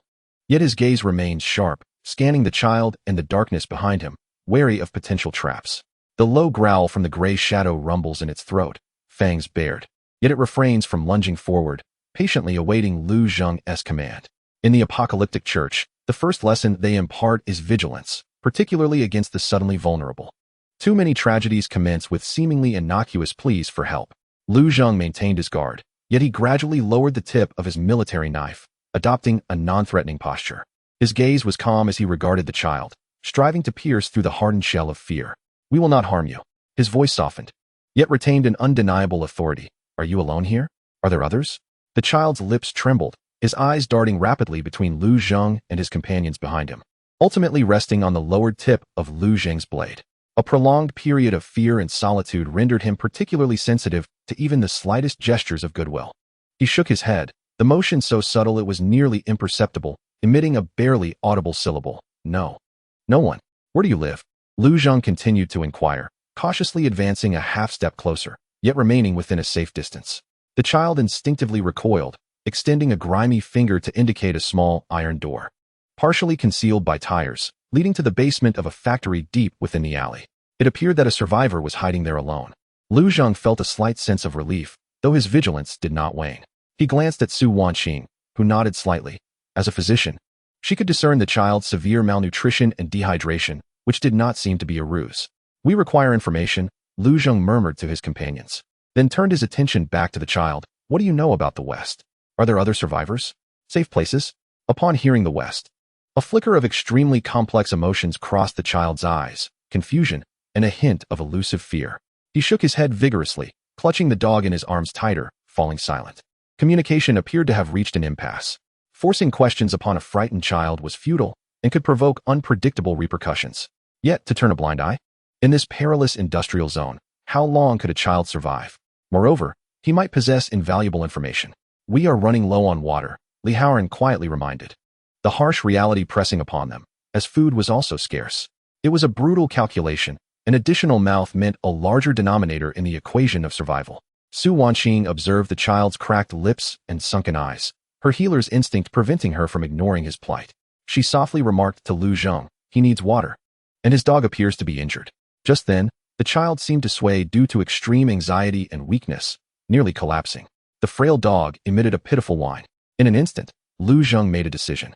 He could not stand by and watch a child perish before him, especially when the child posed no direct threat. However, this assistance must be conditional and controlled. Give him a little water, Lu Zheng instructed Su Wanqing, then fixed a stern gaze upon the child. You, approach slowly. No tricks. Su Wanqing retrieved the dwindling water bottle from her backpack, poured a small cap full of water, carefully placed it on the ground, and then stepped back a few paces. The pristine water appeared exceptionally precious against the filthy ground. The child gazed at the cap of water, his throat convulsing violently. As the yearning for survival ultimately triumphed over fear, he hesitated, inching forward step by step at an excruciatingly slow pace, his eyes ever watchful of Lu Zheng and the others.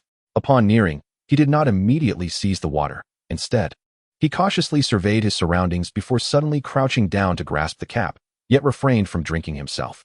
Instead, he gently offered it to the mouth of the emaciated dog cradled in his arms. This subtle gesture momentarily stunned everyone. In a situation where his own survival was at stake, he prioritized the care of his animal companion. Such an act seemed to reflect the flicker of humanity that had not completely extinguished within the child. The thin dog greedily lapped up the water, and as the child watched it, a hint of softness appeared on his soiled face. Once the dog had quenched its thirst, he extended his tongue to taste the remnants of water clinging to the edge of the cap, then gazed longingly at the water bottle in Su Wanqing's hands, silently pleading for just a little more.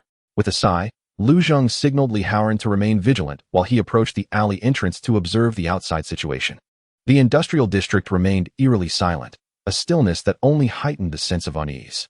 Su Wanqing poured another capful of water and handed it to the boy. This time, he did not hesitate. He swiftly drank it all and exhaled deeply. Though still afraid, the hostility in his gaze had diminished somewhat. What is your name? How long have you been here? Su Wanqing inquired gently.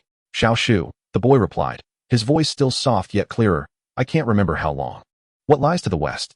Lu Zheng returned, kneeling to bring his gaze level with the boy's, hoping to alleviate the oppressive atmosphere. Tell us what you know, and we may consider taking you with us. Upon hearing the possibility of leaving, Xiao Shu's body jolted with a flicker of yearning, quickly overshadowed by a deeper terror. He shook his head vigorously, clutching the dog tightly, as if it were his talisman. We can't go west. They will capture people. Who? Lu Zheng's heart sank. The raiders? Or something else? Yet, Xiao Shu tightly sealed his lips, resolutely shaking his head, his eyes brimming with fear, as if uttering their name would summon disaster. The thread of inquiry seemed to fray once more, yet the term they pierced each heart like a thorn. The journey westward appeared more perilous than anticipated. Having rescued a child, they were met with an even more unsettling warning.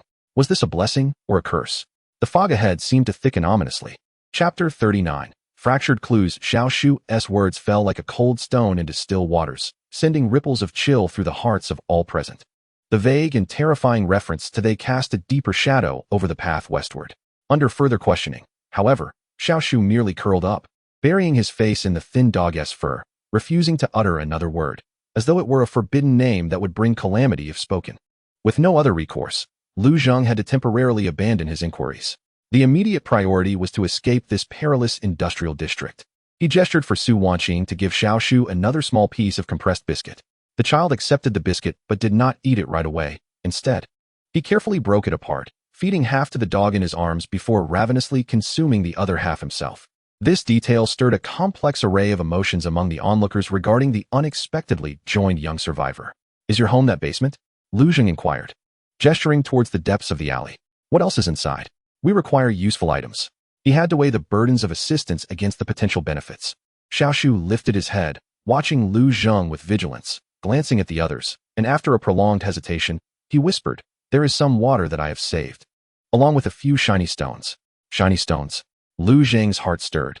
Could they be the nascent forms of energy crystals? He maintained a calm demeanor. Lead us to see them.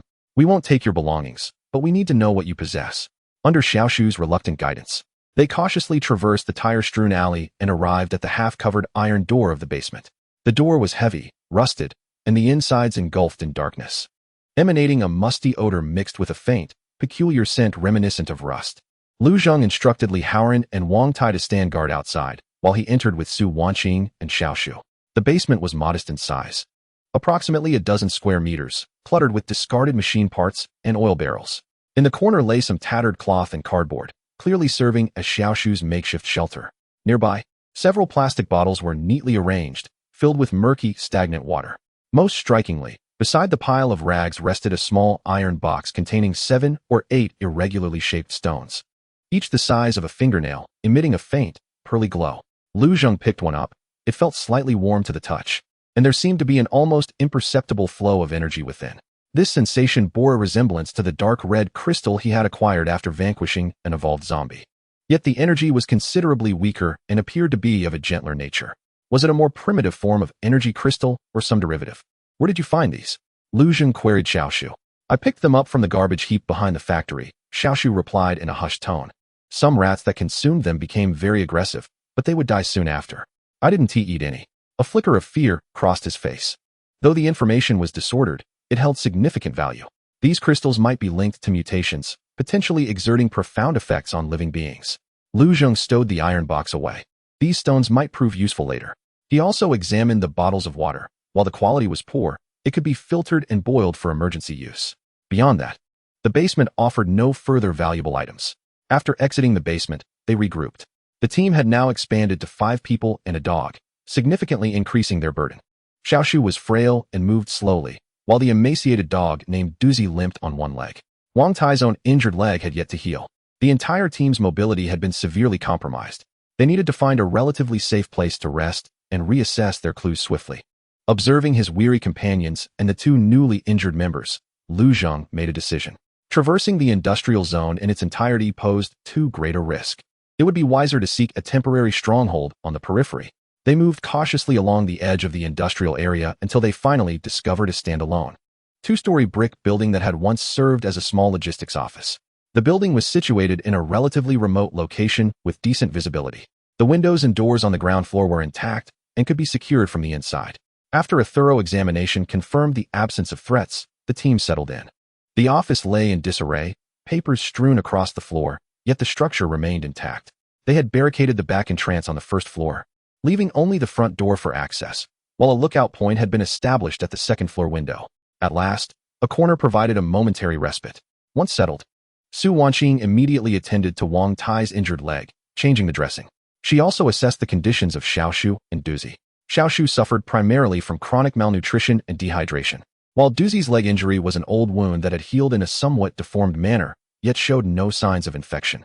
After a moment's hesitation, she retrieved the last precious antibiotic and administered a small dose to Xiaoshu as a precaution against potential infection, then proceeded to clean and bandage Duzi's injured leg. As Xiaoshu observed Su Wanqing's actions, the fear in his eyes gradually transformed into a sense of reliance and gratitude. He quietly assisted her by handing over items, his movements careful and deliberate. Taking advantage of the lull, Lu Zheng attempted to communicate with Xiaoshu once more. This time, rather than pressing them directly, he approached the conversation through more mundane inquiries. Xiaoshu, where did you originally live? How did you end up here? Perhaps sensing a modicum of safety and goodwill, Xiaoshu's guard lowered somewhat. He began to recount his story in fragmented sentences. He had lived with his grandmother in a small village on the other side of the industrial area. Following the outbreak of the virus, many in the village perished or fled. His grandmother succumbed to illness. He had been hiding with Duzi, ultimately discovering this relatively concealed basement, surviving by scavenging expired food from the factory and collecting rainwater. Regarding the others, he only knew that long ago. A group of individuals clad in dirty uniforms and driving noisy trucks had come to the industrial area, capturing several survivors who were hiding there. He had narrowly escaped by hiding deep within the basement. He had heard the captured individuals screaming, uttering words like farm and work. Since then, he had dared not venture west, believing it to be a territory inhabited by malevolent beings. The information remained fragmented, but it began to form a clearer picture. There was likely a stronghold, a farm, controlled by some armed force in the west, which captured survivors for labor. This elucidated why the residents of Jingsua Garden migrated westward. Was it by compulsion or in search of refuge? And highlighted the immense risks associated with traveling that direction.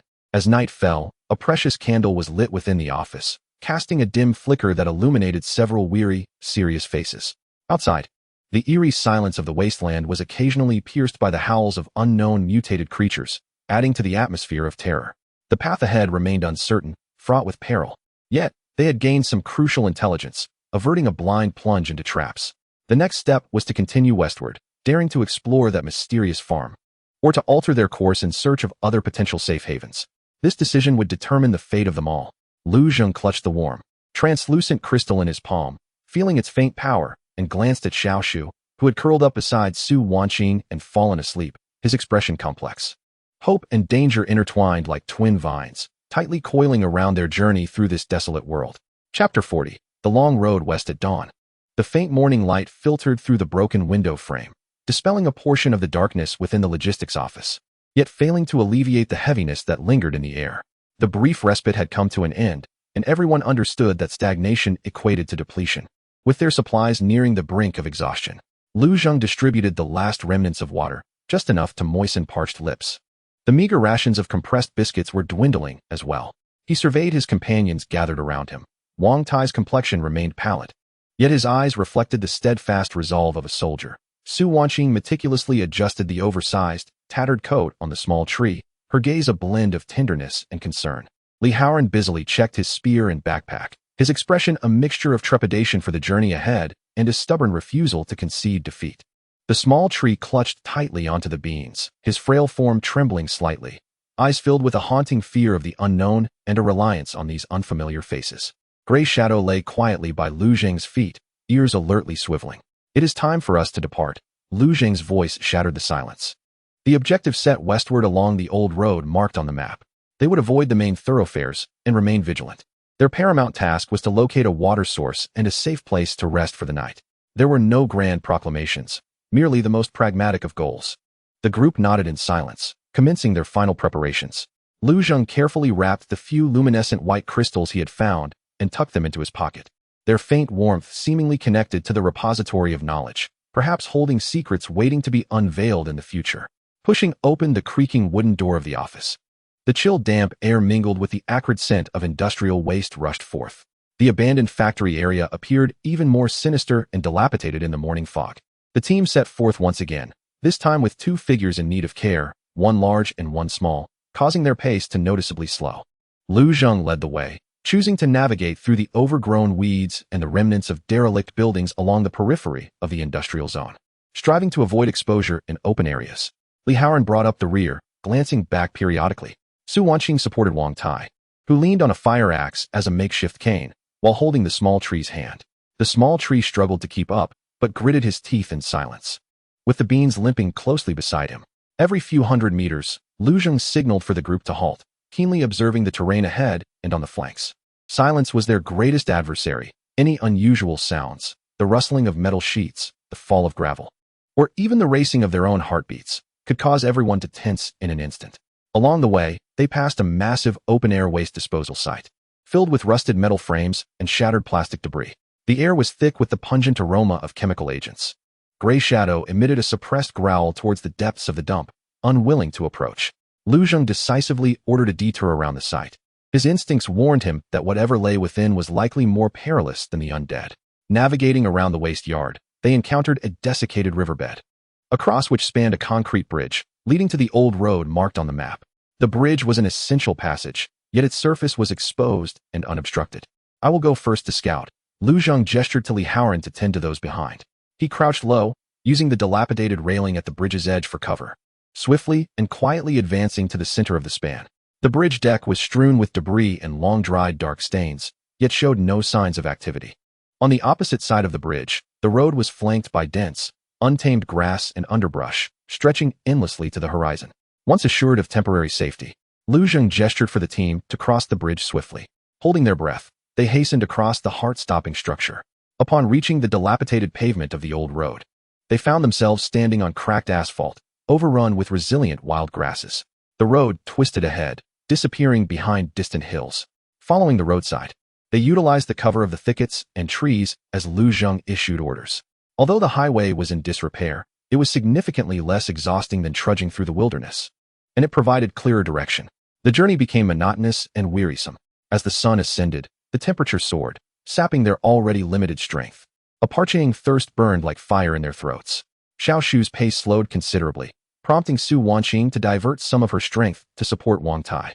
Wang Tai remained silent, yet the cold sweat beating on his forehead betrayed the agonizing pain he endured with each step. At noon, they paused for a brief respite in a relatively dense grove of poplars by the roadside. Their provisions had been depleted, and only a few sips of water remained. A sense of despair crept in like a relentless blight. Brother Zheng, at this rate, we won't tea last until we find a water source. Li Haoran's voice was hoarse, laced with hopelessness. Lu Zheng did not respond. Instead, he crouched down, meticulously scanning the ground and surrounding vegetation. Fragments of survival knowledge swirled in his mind as he sought low-lying areas, examined plant species, and looked for signs of animal activity. He drew his military knife and began to dig on a slightly damp slope. After excavating about half a meter deep, the soil became moist. Yet no water was in sight. Just then, the gray shadow suddenly barked gently toward a certain direction in the depths of the forest, not as a warning, but more like a signal. Lu Zheng's heart stirred. He gestured for everyone to remain quiet, and cautiously made his way toward the direction indicated by the gray shadow. As he pushed through a thicket, he stumbled upon a small, leaf-covered depression. The pit's bottom contained a small pool of murky water, seemingly collected rainwater. The water was dirty, but it was indeed water. Suppressing his excitement, Lu Zheng returned to the group. They had found a bit of water, but it required purification. He retrieved an empty plastic bottle and a relatively clean cotton garment to create a rudimentary filtering device, slowly pouring the murky water through multiple layers of fabric. The collected liquid, while still slightly yellow, had become significantly clearer. It must be boiled before consumption, Su Wanqing reminded him, but conditions did not allow for a fire. Let us collect it for now, Lu Zheng decided, carefully dividing the filtered water into several bottles. This meager supply was far from sufficient, yet it offered a glimmer of hope to persevere. This discovery also reminded Lu Zheng that the guidance from their knowledge base and the gray shadow's keen instincts were invaluable assets in this dire predicament. After a brief rest and replenishing a modicum of moisture, just enough to moisten their lips and throats, the team resumed their journey. The afternoon trek proved even more arduous. The scorching sun beat down mercilessly, doubling the torment of fatigue and thirst. Xiao Shu was nearly dragged along by Su Wanqing and Li Haoran, alternating between supporting and carrying him. As evening approached, the sunset painted the sky in a haunting shade of orange-red. At long last, they beheld a new silhouette on the horizon, not the anticipated oasis of hope, but rather a sprawling expanse of ruins, which seemed to have once marked the outskirts of a town. The outlines of lowly houses flickered dimly in the twilight. An old road led directly towards this desolate site. Tonight, they had no choice but to find shelter within. Lu Zheng gazed at his weary companions and made a decisive call. Camping in the wilderness posed significant dangers. Although the ruins were equally perilous, they at least offered walls and a roof for cover. However, as they drew nearer, they observed something peculiar about the ruins. Many of the houses bore crude yet uniform markings on their walls, a circle adorned with a simple motif of wheat. These were starkly different from the symbols they had encountered in the splendid garden. Moreover, near the entrance of the ruins, they discovered a makeshift barricade, constructed from discarded automobiles and barbed wire. Beyond the barricade, indistinct shadows seemed to sway. Were these new survivors, or the very entities that had been described as capturing others? Hope and danger once again appeared simultaneously before them, and the fatigued group had to confront yet another unknown encounter. Chapter 41. Wheat ears and cautionary lines. The last vestiges of the setting sun cast an ominous dark red hue over the outline of the abandoned town. A rudimentary barricade spanned the main entrance, composed of rusted car carcasses, twisted barbed wire, and sturdy wooden stakes haphazardly piled together. It was far from sturdy, yet it exuded a clear sense of exclusion and warning. Beyond the barricade, the rooftops and windows of several relatively intact two-story buildings flickered with the presence of shadowy figures. A fleeting glint suggested either weapons or binoculars. Lu Zheng quickly signaled for silence, and the entire team instinctively crouched low, utilizing the waist-high, overgrown grass and the skeletal remains of a few derelict vehicles for cover, effectively vanishing from sight. The exhaustion from their long journey was instantly swept away by an acute sense of tension, replaced by their honed survival instincts. "How many are there?" Wang Tai whispered, suppressing the sharp pain radiating from his leg, as his keen gaze swept across the structures beyond the barricade. The veteran's experience propelled him into a state of readiness. At least 3 observation points. He could not discern the exact number of individuals present. Lu Zheng squinted, carefully distinguishing the vague silhouettes. The adversaries did not conceal their presence, adopting a posture that demonstrated strength, serving both as intimidation and perhaps a veiled declaration of boundaries. Xiao Shu began to tremble uncontrollably, while Duzi emitted a whimper of fear, burying his head into Xiao Shu's embrace. "Is it them?" The child's voice quivered, invoking terrifying memories of abduction. "The markings are different," Su Wanqing whispered soothingly, yet her grip on the medical kit tightened. The circular wheat motif was dissimilar to the arrows of the splendid garden and even diverged from Xiao Shu's descriptions of them, but this did not necessarily signify goodwill. Li Haoran anxiously licked his cracked lips, clutching his steel spear. "What should we do? Charge in, or take a detour?" Charging in would be a foolhardy plan. The enemy lay in wait, holding the advantage of terrain, and their numbers remained uncertain. A detour? The night was nearly upon them, and traversing through these entirely unfamiliar, potentially treacherous ruins under the cover of darkness posed an even greater risk. Moreover, the team was in dire need of rest and supplies. Lu Zhang's mind raced with thoughts. Fragments of knowledge regarding human sociology and conflict avoidance flowed silently through his mental reservoir. Weighing the pros and cons against the current reality, he swiftly deduced that the most viable strategy was to exhibit a modicum of force to avoid being underestimated, while simultaneously emitting non-aggressive signals to gauge the other party's response. We do not initiate hostilities, yet we must convey that we are not easily trifled with. Lu Zhang spoke in a low voice. Howren, you and I shall maintain a vigilant stance and rise slowly, allowing them to see that we possess weapons, albeit with our barrels pointed downward. Wanqing, Brother Wang, you and the children, Little Tree and Doozy, stay behind the cover. Should the situation change, retreat immediately without looking back. This was a daring decision, splitting the group in two, yet it was the course of action that minimized risk to the greatest extent. Taking a deep breath, Lu Zhang exchanged a glance with Li Haoran, and together they rose cautiously from behind the abandoned vehicle. Lu held his saber at his side, while Li Haoran's spear angled towards the ground. Their silhouettes appeared tall and alert against the twilight backdrop. Almost as soon as they revealed themselves, a figure leaned out from a second-floor window of a nearby building, clearly visible. It was a man clad in a mix of camouflage and standard work attire, with a worn baseball cap perched on his head, wielding an old hunting rifle. The barrel was not directly aimed at them, yet it maintained a distinctly guarded angle. Stop! Who are you? The man's voice was gruff, reverberating with an undeniable authority amidst the stillness of the ruins. We are passing survivors, merely seeking a place to rest for the night and replenish our water supplies. Lu Zhang replied loudly, striving to keep his tone steady, devoid of fear or provocation. We mean no harm. Passing. The man scoffed, skepticism lacing his tone. In these times, who casually passes through? Where do you come from? Where are you headed? These inquiries struck at the core, but were fraught with perilous traps. To answer truthfully, mentioning the splendid garden, could invoke panic and rejection, as it had recently suffered a plague. To fabricate a story? In this apocalyptic era, a faltering lie could prove more lethal than outright hostility. Lu Zhang opted for ambiguity and countered with a question. We fled from the east, having heard that there might be a way to survive in the west. He paused, his gaze sweeping over the wheat sheaf markings on the wall, and deliberately asked, do these markings signify a place called the Wheat Sheaf Group? We only wish to trade for some essentials and leave once the exchange is complete. By explicitly mentioning a possible organization, he not only demonstrated that he was not entirely ignorant, but also probed the other party's reaction. Indeed, upon hearing the term Wheat Sheaf Group, the man at the window visibly faltered, seemingly taken aback by Lu Zhang's knowledge of the name. He turned to converse quietly with someone behind him, then returned with a somewhat softened tone, though his vigilance remained intact. This is the Wheat Sheaf Outpost.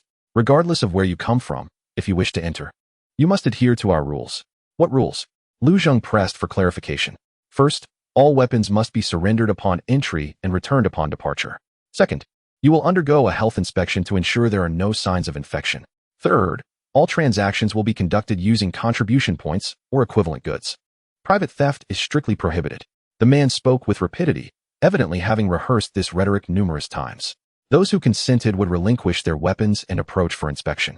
Those who disagreed were kindly asked to take a detour, for this desolate expanse did not welcome the ambiguous. Surrendering their arms?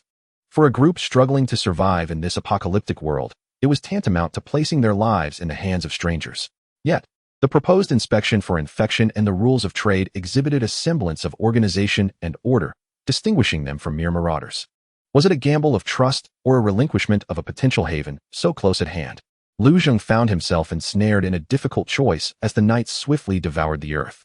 His gaze collided with the sharp eyes of the guard at the window, as if igniting invisible sparks. The demand for disarmament struck at the most sensitive nerve of survival in this dystopia. Countless possibilities flashed through his mind. Was it a sincere security measure or a trap designed to ensnare? He slightly tilted his head and whispered quickly, audible only to Li Haoran beside him. Do you see that low building to the right? If anything goes awry, it will be our nearest refuge. Li Haoran swallowed hard, nodding nervously, his grip on the spear tightening until his knuckles turned white. We need to discuss this. Lu Zhang raised his voice towards the window while slowly retreating, signaling his lack of immediate hostile intent. Once sheltered behind the cover of an abandoned vehicle, Wang Tai immediately whispered, we cannot surrender everything. We must retain a fallback. His gaze swept over Su Wanqing and Xiao Shu, clearly indicating that the vulnerable members needed protection. Su Wanqing pressed her lips together, glancing at the frail Xiao Shu and the weary Wang Tai, murmuring, "If we could exchange for medicines and clean water."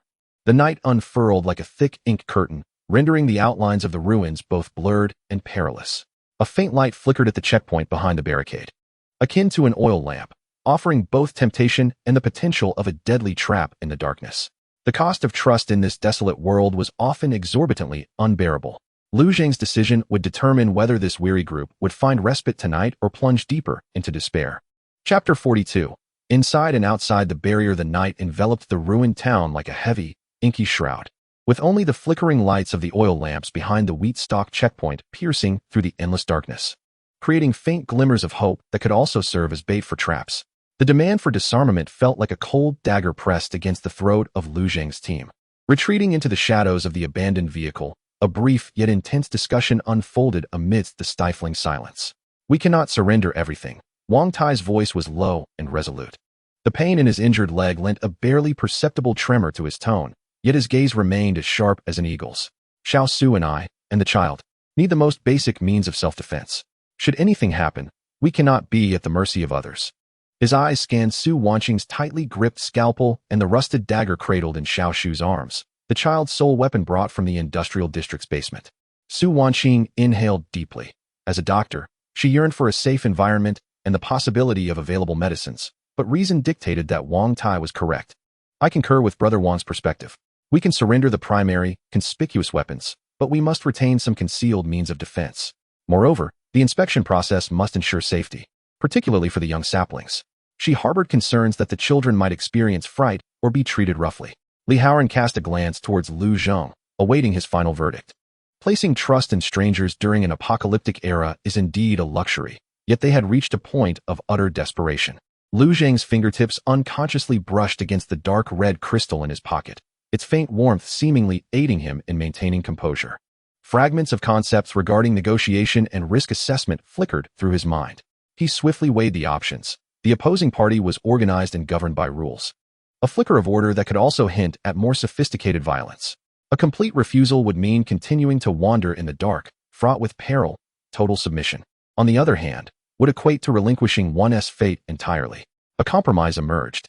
At last, Lu Zheng spoke, his voice low yet imbued with undeniable resolve. "I, along with Haoran, shall surrender our long weapons, namely, the steel spear and the fire axe, but retain our close-range blades. Wanqing's scalpel and the young sapling's dagger may be concealed as a last resort. Brother Wang's fire axe may be kept as a walking aid, but it must be explicitly stated as such. Simultaneously, we require that your leader or a responsible individual step forward for negotiations. The inspection must occur in a well-lit, relatively open area, and our group must remain together, with no acceptance of separate inspections." This proposal not only displayed a willingness to cooperate, but also preserved their bottom line and capacity to retaliate. The risks persisted, yet they were as controlled as possible. It was worth a try. Wang Tai nodded in agreement. Su Wanqing and Li Haoran also expressed their consent. Lu Zheng rose once more, striding towards the barricade, with Li Haoran following closely behind. This time, he voluntarily sheathed his military knife, refraining from surrendering it, while Li Haoran planted the steel spear into the ground, signaling a temporary disarmament. "We agree to most of the conditions," Lu Zheng called out to the figure at the window, still vigilant with a firearm. "We are willing to surrender our long weapons and accept inspection and trade. However, we have 3 stipulations. First, our group must remain together during the inspection. Second, we need to meet with someone who holds authority here. Third, my companion has a severe leg injury and requires his tools for support. They cannot be fully relinquished." The man at the window fell silent for a moment, seemingly conferring with those behind him. After a while, he responded, "Wait." A few minutes later, sounds emerged from behind the barricade as several figures approached, bearing windproof oil lamps.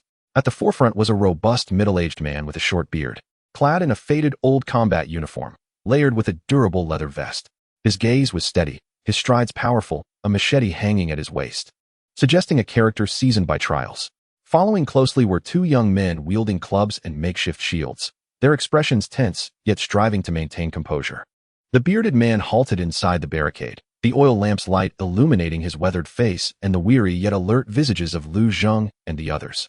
His gaze lingered on Lu Zheng and Li Haoran for a moment before sweeping over Wang Tai, Su Wanqing, and the young sapling behind their makeshift cover. particularly pausing when he noticed the frail sapling and the injured Wang Tai, his eyes betraying a flicker of concern. "I am Zhao Taizhu, the temporary head of this outpost." The man's voice, though softer than that of the one at the window, still exuded an authoritative command. "I can partially acquiesce to your requests. The examination can be conducted together, overseen by our physician, right here on this cleared patch behind the barricade, where there is light.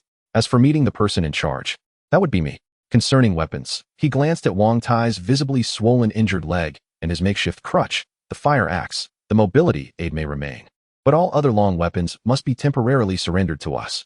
This is non-negotiable, for the safety of the several souls within the outpost." His response was direct and decisive, showcasing both authority and a degree of understanding, particularly regarding the treatment of the injured. Most importantly, he mentioned the several souls, implying that the outpost indeed housed a considerable group of survivors rather than mere bandits. Lu Zheng exchanged a glance with his companions and nodded slightly. "Very well." At Zhao Tieju's signal, a gap was created in the barricade. Lu Zheng and Li Haoran were the first to hand over their steel spears and the fire axe, excluding Wang Tai's, to the young man standing behind Zhao Taizhu. In that moment of exchange, both parties remained on high alert, the air seemingly suspended. Subsequently, the entire group, including the injured Wang Tai, supported by Su Wanqing, the tightly clinging Xiao Shu, and the wary figure of gray shadow trailing at the back, slowly passed through the barricade. Duzi, frightened, nestled into Xiao Shu's embrace, too afraid to utter a sound. Beyond the barricade lay a small, cleared area where a modest campfire flickered, providing illumination and a modicum of warmth. A middle-aged woman, though clad in worn attire, appeared clean and was wearing a mask. She awaited their arrival, beside a rudimentary medical kit. She was presumably the outpost's doctor. "And Zhang, I appreciate your assistance." Zhao Taizhu addressed the physician before stepping back a few paces, crossing his arms as he supervised the examination process. While two of his subordinates stood guard at the gap in the barricade, the examination proceeded with a level of professionalism and gentleness that surpassed expectations. Dr. Zhang began by inquiring about each individual's basic health status, specifically whether they experienced fever, vomiting, or any conspicuous signs of infection. She then employed a simple stethoscope to listen to heart and lung sounds, meticulously assessing Wang Tai's injured leg, as well as the conditions of Xiao Shu and Duzi. She paid special attention to any unusual spots or ulcers on their exposed skin. The injured party bore an old wound with a history of infection, which had been contained but required continued medication. The child exhibited severe malnutrition and dehydration. The puppy also had an old injury. The remaining individuals appeared to be in acceptable condition, with no acute signs of infection detected. Dr. Zhang reported her findings to Zhao Taizhu. Her voice, muffled by the mask, nonetheless conveyed a clear conclusion. Zhao Taizhu nodded, the lines on his face seeming to soften slightly. "Welcome to the Maizi outpost, for the time being." He gestured, "Follow me. I shall arrange for your accommodations. We will discuss the matter of trade at dawn." He signaled for his subordinates to return the weapons to Lu Zheng and Li Haoran, excluding the spear and axe, then led them into the interior of the outpost. Passing through the cleared area, they entered a neighborhood that had been simply tidied up. Most windows of the houses were boarded up or bricked shut, with only a few structures illuminated. Occasionally, patrolling individuals strolled by, nodding in acknowledgement to Zhao Taizhu, while casting curious and scrutinizing glances at Lu Zheng and his unfamiliar companions. This place indeed resembles a miniature community, struggling to survive. Order prevails, yet an oppressive sense of resource scarcity permeates the atmosphere. They were brought to a relatively intact two-story building, guarded at the entrance. The first floor comprises several vacant rooms, which will serve as their temporary abode. They were cautioned not to roam freely at night, as the outpost enforces a curfew. After Zhao Taizhu relayed his instructions, he departed, leaving two guards stationed outside. Upon entering their designated room, they found it furnished with only a few tattered mattresses and a handful of chairs. The dust was minimal, indicating regular cleaning. As they closed the door, shutting out the outside gaze, a collective sigh of relief escaped them, yet their taut nerves remained unrelaxed. They had entered a fenced sanctuary, but was this truly a place of hope or merely another, larger prison? The unfamiliar rules, unknown neighbors, and Zhao Tieju's temporary welcome hinted at the brewing storms beneath this fleeting tranquility. Chapter 43. A night at the outpost. The room allocated to them was permeated with dust and the musty scent of mildew. Yet compared to the biting night winds and omnipresent threats outside, these four walls and the ceiling above felt like a heavenly refuge. The rhythmic footsteps of the guards outside served as a form of surveillance, curiously providing a semblance of safety within the order. After such prolonged tension, the moment relaxation set in, an overwhelming fatigue washed over them. Wang Tai, nearly collapsing onto a worn mattress with Su Wanqing's assistance. Felt a searing pain in his injured leg that brought cold sweat to his forehead. He gritted his teeth in silence. Xiaoshu clutched Dizzy, curled up on a relatively clean chair in the corner, his large eyes timidly surveying this temporary haven, instinctively paralyzed by fear of the unfamiliar surroundings. Li Haoran leaned against the door, attentively listening to the sounds outside while inspecting the military knife that had just been returned to him, ensuring it could be drawn swiftly if needed. Lu Zheng did not rest immediately. He meticulously examined the entire room. The first floor contained 2 adjacent rooms, and they occupied the larger one, devoid of anything but a few mattresses and chairs. The smaller room was empty, cluttered only with discarded odds and ends. The windows had been boarded up from the outside, leaving only narrow slits for the faint moonlight and the glow of the patrolling oil lamps within the outpost to seep through. The structure was reasonably sturdy, and the door latch was intact. It was a place easy to defend, yet perilous to become trapped in. They would take turns keeping watch. With no room for complete relaxation, Lu Zheng quietly arranged the shifts, instructing, Haoran, you take the first half of the night. I'll take over the latter half. Li Haoran nodded and moved a chair behind the door, peering out through the crack. Su Wanqing, disregarding her own need for rest, immediately set to work. She began by examining Wang Tai's injured leg, unwrapping the bandage to find the wound slightly reddened and swollen from the long trek, fortunately, without signs of festering. With the last remnants of clean water, she carefully cleaned the area and applied the scarce medicinal powder she had found at the medical station before rebandaging it. We must procure more antibiotics and clean bandages as soon as possible, she expressed her concerns to Lu Zheng. Brother Wang's injury cannot be delayed, and Xiaoshu also needs nutritional support.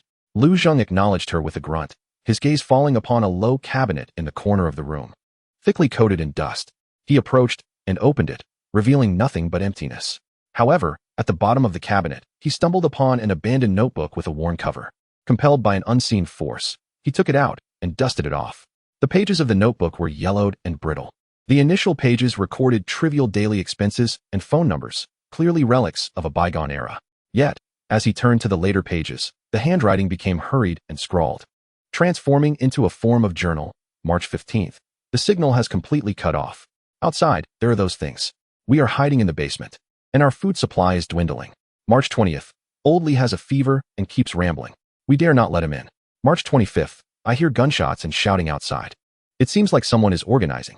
Is it the military? The diary abruptly ceased, the final page marred by several forceful, desperate exclamation marks. This inadvertently discovered journal served as a diminutive time capsule, narrating the tragic fate of the former occupant of this room and corroborating the chaos and despair of the early apocalypse. Lu Zheng silently closed the notebook and placed it back in its original spot, a stark reminder of the fragility of their temporary safety. As the night deepened, the watchtower was not entirely silent. Occasionally, faint whispers, coughs, and even muffled cries could be heard from afar. These sounds of human activity stood in stark contrast to the desolate wilderness, which was only filled with the howling of the wind and mutated creatures, imparting an eerie sense of life, yet revealing the immense pressure borne by this small community. In the latter half of the night, Lu Zheng took over the watch from Li Haoran. He sat behind the door, utilizing the faint light seeping through the crack to once again retrieve the dark red crystal and the USB drive. In this relatively tranquil and secure environment, he endeavored to concentrate his mind on communicating with the mysterious knowledge repository. This time, in addition to the familiar warmth, he seemed to catch glimpses of more subtle information flows, akin to poorly received radio signals, intermittent and indecipherable, yet undeniably present. He attempted to focus his thoughts on pressing needs such as water purification, makeshift weapon manufacturing, and basic medical care. The warmth emanating from the crystal seemed to intensify, but the specific knowledge remained shrouded in obscurity. It appeared that unlocking this ember of civilization was no simple task, requiring particular circumstances or a deeper connection. Time passed slowly. In the darkest hour before dawn, a faint yet jarring argument emerged from the depths of the watchtower, shattering the night's quietude. We're running out of supplies. Zhao, if you keep sheltering outsiders, we will all starve. An agitated voice, though restrained, rang clear in the still night. Shut up. Lu, rules are rules. Turning a blind eye to those in need makes us no different from the beasts outside. Besides, they might possess what we require. Zhao Tieju's deep and authoritative voice resounded. Require? That scrap? That cripple is nothing but a burden. I know my limits. Mind your post, or I'll not tolerate such words again. The quarrel quickly subsided, but the implications within their words weighed heavily on Lu Zheng's heart. Resources were dwindling, internal discord was brewing, especially regarding their aversion to outsiders. Zhao Taizhu had temporarily quelled the dissent, yet this tension flickered like an ember in the shadows, poised to ignite once more. Their stay in this place was destined to be anything but tranquil. As the first light of dawn broke, a gentle knock resounded from outside. Accompanied by a youthful voice, "Daylight has arrived. Chief Zhao requests your presence to discuss the transaction." A new day commenced, shifting the challenges of survival from the life and death struggles of the wilderness to the intricate games played within this small human settlement. They needed to secure supplies swiftly while also discerning the rules and potential threats of this new environment. After a brief respite, a new trial awaited them. The morning light, filtered through the slats of wood, cast mottled patterns upon the ground. The knock roused everyone in the room from slumber, banishing all remnants of sleep. Lu Zheng exchanged a wary glance with Li Haoran, signaling Su Wanqing to care for Wang Tai and Xiao Shu. As he inhaled deeply and slowly drew back the door latch, outside stood a young guard, his expression somewhat fatigued, yet his gaze remained composed. Not far behind him, Zhao Taizhu stood with his back to them, gazing at the wisps of smoke rising from the watchtower's center. His broad silhouette appeared steady in the morning light, though it bore an imperceptible weight of pressure. "Chief Zhao is waiting for you," the young guard said, stepping aside to clear the passage. Lu Zheng stepped out into the morning air, which was brisk and tinged with the scent of smoke and a faint hint of mildew. He noted the gravity etched across Zhao Tieju's brow as he turned to face them, yet his tone remained calm. "How did you rest? Let us discuss what you require and what you can offer." His scrutinizing gaze swept over Lu Zheng and his companions, ultimately resting on Lu Zheng's face with an expression that blended examination with a near-resigned honesty. The stockpile at the watchtower was dwindling, and the rules could not be bent. Chapter 44. Transactions and Rules in the Soft Morning Light. Zhao Tieju's words carried an undeniable weight of reality. The stock was low, and the rules must not be broken. This succinct introduction set the tone for the impending transaction. It was not an act of charity, but rather a stark exchange of equivalents. The most fundamental tenet of a post-apocalyptic world. Lu Zheng nodded in understanding. He gestured for Li Haoran to retrieve all valuable items from their backpack, laying them out upon a rough wooden table in the center of the watchtower. The collection was scant. A few boxes of expired yet well-sealed canned goods, procured from the industrial area, a small bag of salt, several lighters, a roll of unopened nylon rope discovered in the security room, and a handful of relatively intact old tools, pliers, screwdriver. Most strikingly, Lu Zheng ultimately decided to present a pearlescent crystal, emanating a faint yet pure glow that starkly contrasted with the surrounding desolation. Zhao Tieju's gaze traversed the items, pausing slightly upon seeing the salt and lighters, both of which were considered hard currency. However, when his eyes fell upon the pearlescent crystal, his pupils imperceptibly constricted, and a fleeting expression of mixed surprise, longing, and restrained intensity crossed his face. A tall, thin man behind him responsible for inventory, the same Lu Laolu from the previous night's quarrel, could not suppress a gasp. An energy crystal? This designation stirred something within Lu Zheng. They indeed recognized this item, and it seemed to hold significant value for them. Zhao Taizhu soon regained his composure. He picked up the crystal, weighing it in his hand and feeling its faint warmth, and spoke in a low voice.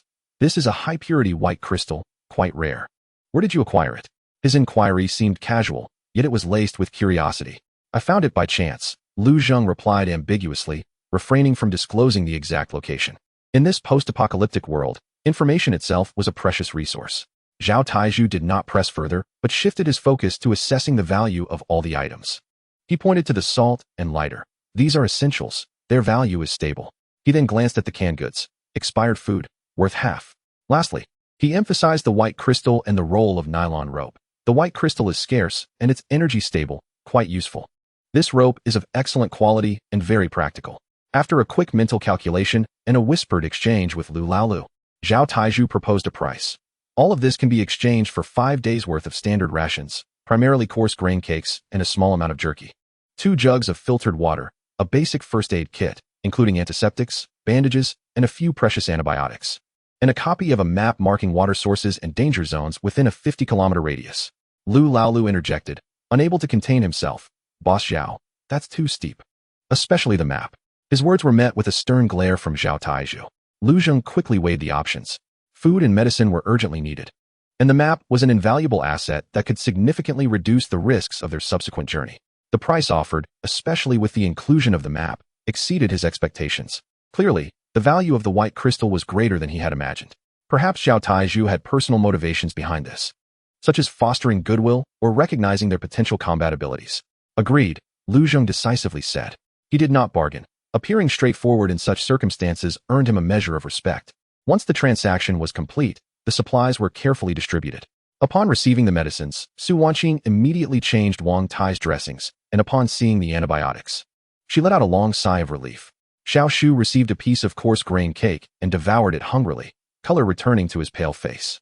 At this moment, Zhao Taizhu proposed the next steps. According to the station's rules, if outsiders stay for more than a day, they must pay a fee or earn contribution points through labor to offset it. You may choose to leave or stay and work for a few days to gather supplies before departing. He listed some tasks: reinforcing the walls, clearing specific areas of zombie threats, and searching for particular supplies. This was a more direct choice. Staying meant they could obtain ample rest and supplies. But it also implied deeper involvement in this small society, potentially facing unknown risks. We need to discuss this, Lu Zheng replied without immediate consent. Zhao Taizhu expressed understanding and granted them half a day to consider. As he left, he casually remarked, if you are interested in crystals or have more sources, perhaps we could explore deeper collaboration. There is a place called the Distribution Center about 3 days' journey to the west of the station. There the news flows more freely, and the scale of trade is larger. This statement planted a seed in Lu Zheng's mind. The distribution center? A larger trading market? This may well be the pivotal juncture for them to acquire additional resources and unveil more truths of the world. Upon returning to their temporary abode, the team engaged in deliberation. Wang Tai and Su Wanqing inclined towards prolonging their stay for 2 to 3 days, allowing for the healing of wounds and restoration of stamina, while seeking further intelligence. Conversely, Li Haoran displayed a keen interest in the distribution center. Xiao Shu listened quietly, tightly clutching Duzi. For him, this relatively safe environment was already a luxury. Ultimately, Lu Zheng resolved to remain for 3 days, exchanging labor in the relatively secure task of reinforcing the walls for contribution points, while endeavoring to gather as much information as possible from the residents of the outpost regarding the distribution center and the situation to the west. In the afternoon, Lu Zheng and Li Haoran commenced their work. The so-called wall reinforcement primarily involved bolstering the vulnerable points of the outpost's perimeter with sandbags and scrap metal. The work was monotonous and laborious, yet it afforded a valuable opportunity to observe the inner workings of the outpost. Lu Zheng noted that most survivors bore pallid expressions and were taciturn, yet they worked with a commendable efficiency, clearly accustomed to such order. They also overheard numerous grievances regarding resource scarcity and dissatisfaction, with Zhao Tiezhu's insistence on sheltering outsiders, referring to themselves, primarily voiced by Lu Laolu and his companions. Simultaneously, Lu Zheng discovered a small, solar-powered radio device within the outpost. Although its communication range was limited, it appeared to be their sole link to the outside world. This revelation ignited a fervent desire within him for the knowledge of long-distance communication technologies found within the repository of civilization's embers. 3 days elapsed amid intense labor and information gathering. Wang Tai's injury stabilized, and Xiao Shu's visage exhibited signs of health. They exchanged their toil for additional sustenance and a small vial of fuel. The moment of departure arrived. As they bid farewell, Zhao Taizhu approached Lu Zheng privately, presenting him with a rudimentary compass and a more simplified hand-drawn map directing towards the distribution center. Be cautious, the journey ahead is fraught with peril.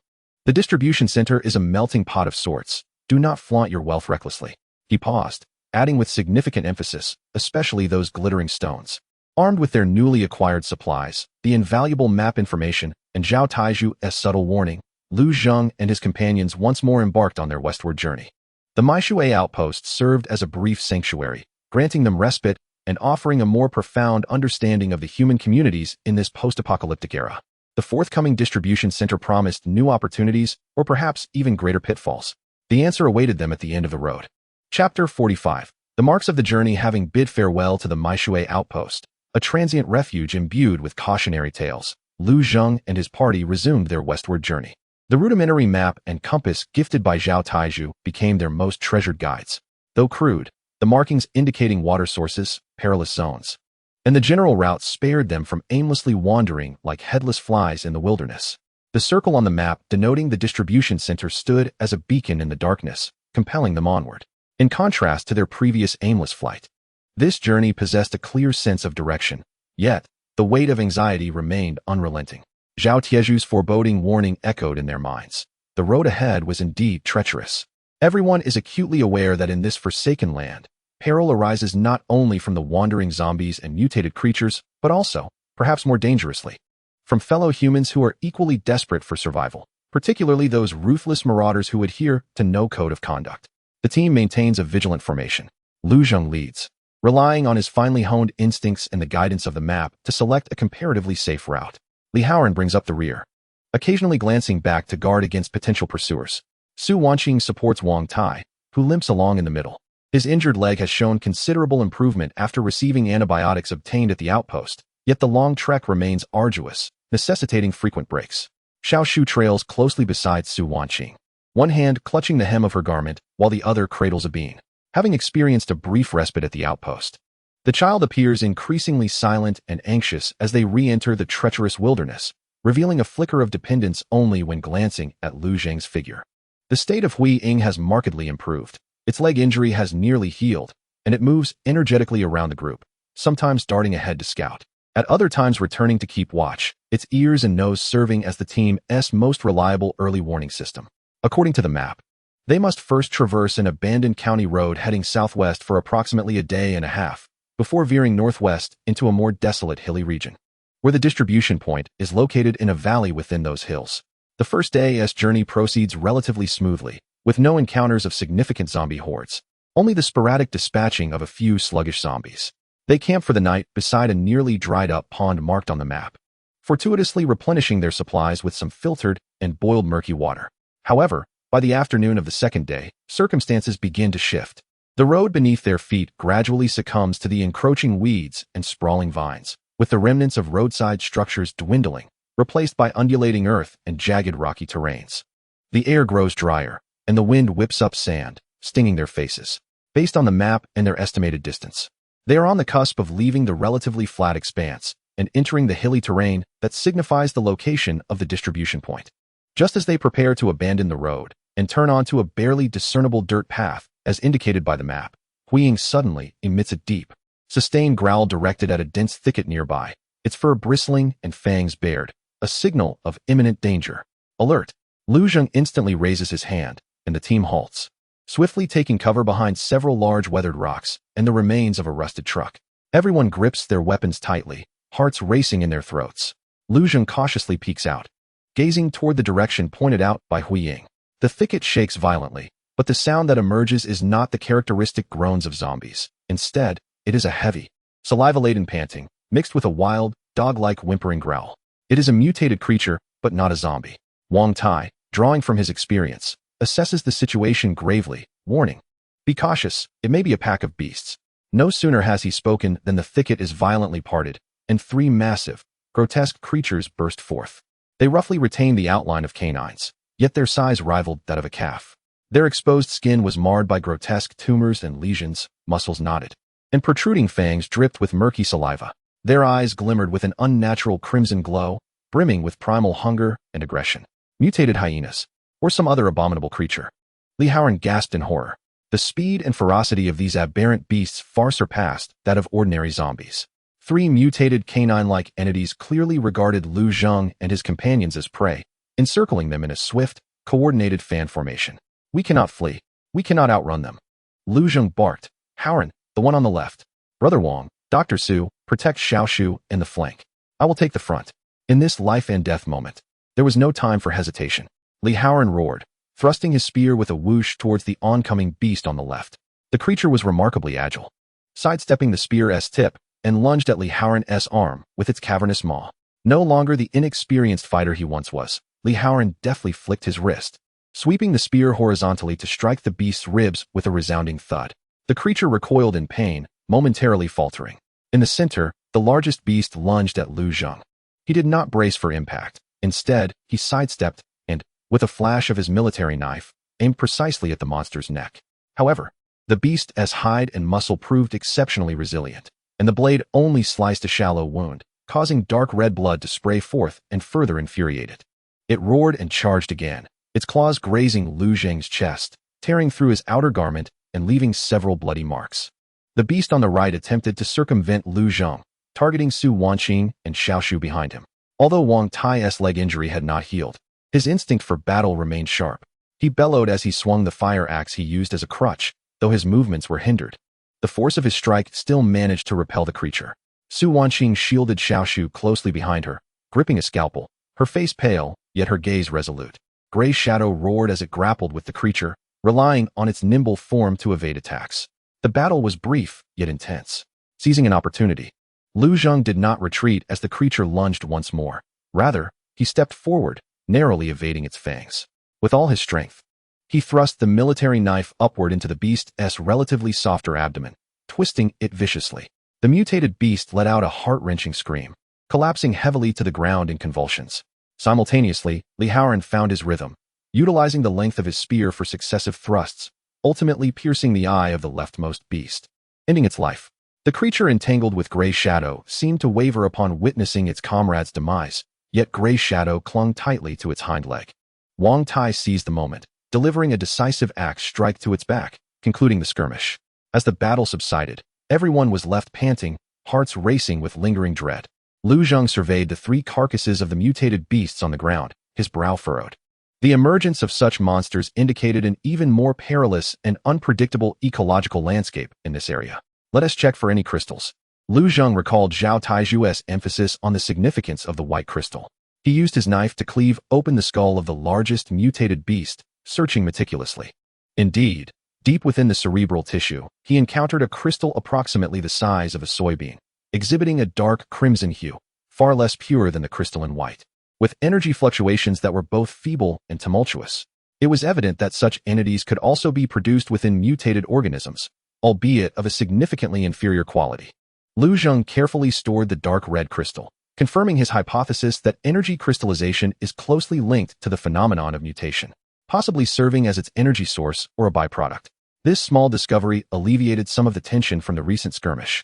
They swiftly attended to their wounds, primarily Lu Zheng's chest scratches, which Su Wanqing meticulously disinfected with alcohol before bandaging, daring not to linger, and promptly departed from the blood-scented battlefield. As they traversed the earthen path, the terrain gradually ascended. At dusk, they stumbled upon a partially collapsed stone hut, which appeared to have once served as a forest guard station or inspection post, nestled behind a wind-sheltered hillside. The stone structure was relatively sturdy, offering a broad view, making it a rare spot for an overnight stay. After a thorough inspection confirmed the absence of danger, the team settled into the hut. Inside, dust had accumulated, and it was devoid of furnishings, yet the walls and roof remained intact. They closed the door and reinforced it with stones, finally securing a night of respite. Gathered around the dim light provided by a solar-powered flashlight, they shared cold rations, their emotions a complex tapestry. The vivid memories of the day's battle lingered, and the path ahead appeared even more uncertain. However, it was a source of solace that the team had endured the trials of combat, fostering a deeper synergy, particularly evident in Li Haoran's remarkable growth. Lu Zheng produced a map, his finger tracing the circle that represented the distribution center. At this pace, within a little over a day, we shall reach the edge of these hills.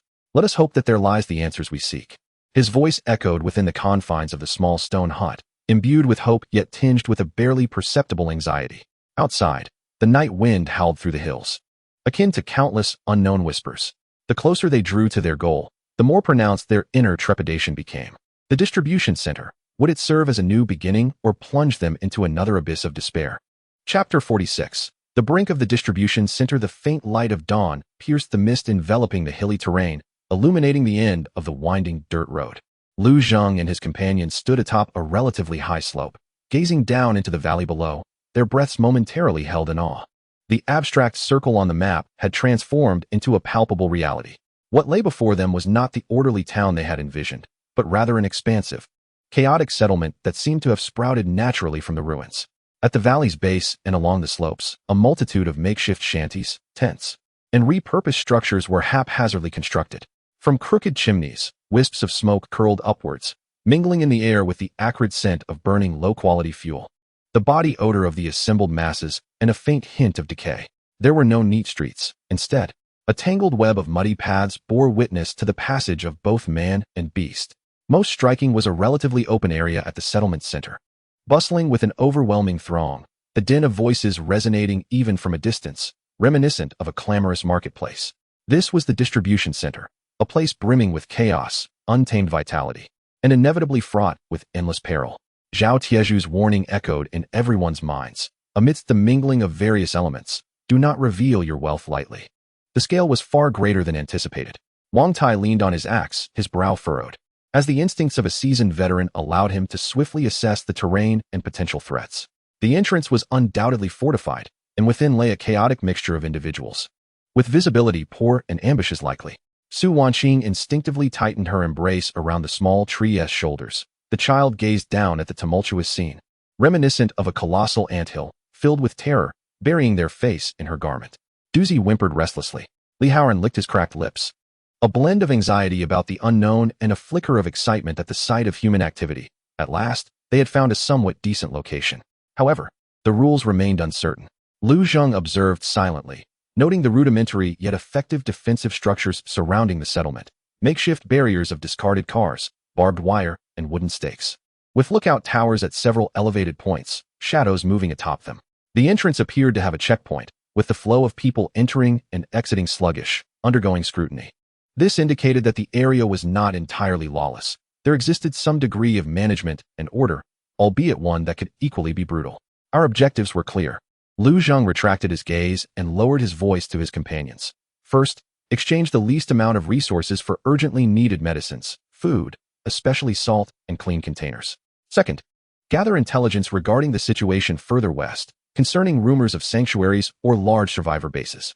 Third, understand the true purpose and market value of energy crystals. He particularly emphasized the last point, as the translucent white and dark red crystals could be their most significant bargaining chips, yet they might also be a death sentence. Everyone remember, Lu Zheng's gaze swept over each face, his tone serious. Maintain a low profile, trust no one, and do not reveal our secrets, especially concerning the crystals. Act according to my cues. In case we get separated, let this hillside be our temporary assembly point. The group nodded gravely. After a brief rest and equipment check, they inhaled deeply and made their way down the steep slope towards the valley, a place where chaos and danger coexisted. As they approached the entrance, the sense of disorder and noise enveloped them. Along the muddy path, many emaciated figures sat or lay, their expressions vacant, like pitiful souls cast to the fringes of the gathering. Some gazed at them with hollow eyes, while others cast unabashed, greedy looks, appraising them like fat sheep. The air was thick with despair and hostility. The checkpoint was guarded by several individuals clad in mismatched uniforms, wielding rudimentary weapons, their demeanor haughty and impatient. A figure resembling a leader bellowed, "New arrivals? Do you understand the rules? The entrance fee is 1 day's ration per person or equivalent goods. Register your weapons. No disturbances allowed inside, or face severe penalties." A blatant exploitation, yet it imposed a crude form of order. Lu Zheng did not hesitate. He counted out a few coarse grain cakes from their already limited supplies and handed them over. The guard weighed them, disdain evident in his expression. Yet he waved them through, marking a hasty note in a tattered ledger as a form of registration. The weapons were merely glanced at, not confiscated, indicating a tacit acceptance of the necessity for armed self-defense. Stepping into the heart of the gathering, it felt as though they had entered an entirely different world. On either side of the narrow, muddy, and crowded passage, a plethora of stalls thronged the space. Some merely spread a tattered cloth on the ground, displaying a few rusted tools or empty cans. Others erected slightly more complete shelters, hanging dried strips of meat or showcasing murky jars of water. The cacophony of hawkers, haggling voices, quarrels, and the cries of children clashed together, assaulting the eardrums. The wares being traded were diverse, from the most basic necessities such as food, water, and astonishingly priced medicines, to weapons, ammunition, fuel, batteries, and an assortment of parts, books, and even items that bore the semblance of antiques. The predominant method of exchange was bartering, though occasionally one might spot someone using a crude, perforated metal piece as a form of small currency, albeit with limited acceptance. Lu Zheng instructed Li Haoran and Wang Tiexiong to remain vigilant of their flanks and rear, while he, accompanied by Su Wanqing and Xiao Shu, feigned searching for suitable trading partners, weaving slowly through the crowd. He meticulously observed the various stalls, paying attention to prices and the intricacies of transactions, while also eavesdropping to gather fragmented bits of information. From the west, I've heard that Greystone City has been rather tumultuous lately, having clashed with the predators several times. Pure water? Yes, 1 jug for that machete, no haggling. The Clean Dust Society is recruiting again, claiming they can find some pure land. I heard there was a good item from the black market yesterday, a blue crystal, snatched away by the Blood Wolves. The information was chaotic but undeniably valuable. Lu Zheng had caught wind of multiple factions' names: Greystone City, Predators, Clean Dust Society, Blood Wolves, learned about the conflicts in the west. and confirmed the existence of a higher-tier energy crystal, blue crystal, which was indeed a hard currency, along with the existence of a so-called black market. In a relatively secluded corner, a stall caught Lu Zhang's attention. The stallholder was a taciturn, scarred middle-aged man, displaying a few well-preserved old books, primarily on mechanical repair and agricultural cultivation, along with various types of batteries and a small box of clearly handcrafted bullets. These items, particularly the books, represented knowledge in the apocalypse, unlikely to attract the interest of ordinary marauders. Kneeling down, Lu Zhang picked up a copy of Practical Internal Combustion Engine Repair, casually flipping through its pages while stealing glances at the stallholder. The man's gaze was steady, imbued with the focused demeanor characteristic of a technician, contrasting sharply with the cunning or greedy expressions of most other vendors. "How do we trade?" Lu Zhang inquired softly. The stallholder lifted his gaze to scrutinize him, then glanced at his companions, pausing momentarily on Su Wanqing's medical pack and Xiao Shu. In a gravelly voice, he replied, "Books for antibiotics or painkillers, batteries for food, bullets for weapon parts or crystals." The objectives were clear and the demands pragmatic. A thought sparked within Lu Zhang. He needed knowledge, and the stallholder required medicines, perhaps a relatively reliable trading partner. Rather than immediately producing the medicines, he tentatively asked, "Crystals? Any kind of crystal will do." A glimmer of interest flickered in the stallholder's eyes as he lowered his voice. "It depends on the quality. White ones, stable energy, are best. Multicolored, it depends. If you have some, don't reveal them here. Let us discuss it further in the back." The statement alludes to the value of the crystal and the accompanying risks. Lu Zhang remained noncommittal, merely noting the location of the stall. He chose not to engage in immediate transactions, opting instead to observe further. Just as they prepared to depart from that corner, Lu Zhang acutely sensed a malevolent gaze fastening onto them from behind. Casually seizing the opportunity to adjust his backpack, he glanced back and spotted several ragged men with fierce countenances exchanging furtive glances, slowly encroaching upon them. Clearly, their group, which consisted of both young and old, including women, was perceived as a soft target to be easily manipulated. The crisis had quietly descended shortly after their arrival at the bustling marketplace. Chapter 47. Undercurrents of the market. That sinister gaze clung to Lu Zhang and his companions like a malignant shadow. Amidst the chaotic clamor of the market, the sensation of being preyed upon by ravenous wolves was strikingly palpable. The assailants did not strike immediately. They were clearly assessing their approach, yet their encirclement was steadily tightening, subtly herding Lu Zhang and his party towards a relatively secluded dead end cluttered with discarded debris and refuse. Lu Zhang's mind raced. Displaying weakness and fleeing would only embolden them further. In this unfamiliar territory, being scattered could yield catastrophic consequences. A direct confrontation? They were outnumbered by at least 4 or 5 ruthless individuals, while his group included 2 vulnerable members, Wang Tai and Xiao Shu, who needed protection. "Back to the wall. Form a triangular formation," Lu Zhang commanded in a low voice, his tone brooking no dissent. He deliberately chose not to retreat towards what seemed like an easier escape route. Instead, he led his team towards the end of the dead end where a relatively intact brick wall stood. This appeared to be a risky yet calculated decision. Backing against the wall could prevent them from being attacked from behind, minimizing the combat area and maximizing the advantages of Li Haoran's long weaponry and his own close combat skills, while simultaneously safeguarding the injured and the child in their midst. The team members quickly grasped the plan. Though Wang Tai had mobility issues, his combat instincts were ingrained, and he immediately positioned himself against the brick wall, wielding a fire axe as a makeshift crutch to form a pivotal point in their formation. Su Wanqing drew Xiao Shu close behind Wang Tai, gripping a scalpel tightly, her gaze vigilant. Li Haoran and Lu Zhang took positions on either side, brandishing a steel spear and a military knife, while Huiying crouched low, baring her teeth in a threatening growl, guarding the flanks. Their swift and professional response evidently caught the gangsters off guard. The group, clad in filthy rags and armed with rusty machetes and iron pipes, bore cruel grins that faltered upon witnessing Lu Zhang and his companions' resolute stance, their steps slowing. "Hey, newcomers, do you understand the rules? This territory is under our protection. If you want to set up a stall, you need to pay a protection fee," barked the leader, a man with a scarred face and a missing front tooth, attempting to intimidate them. Lu Zhang maintained a stoic expression, his icy gaze sweeping over the group and ultimately fixing on the scarred man. "We are merely passing through and do not wish to cause trouble. We have nothing extra to pay," he replied, his voice steady and calm, imbued with the composure that comes from surviving life and death struggles, a tranquility that served as its own form of intimidation. Passing through, the scarred-faced man let out a derisive chuckle. his avaricious gaze sweeping over the medicinal bag behind Su Wanqing and the steel spear held by Li Haoran. "You lot don't seem too shabby. And the woman is rather fetching. Leave the bag, drop the weapons, and scram. I'll spare your lives." His words shattered the facade completely. Negotiation was no longer an option.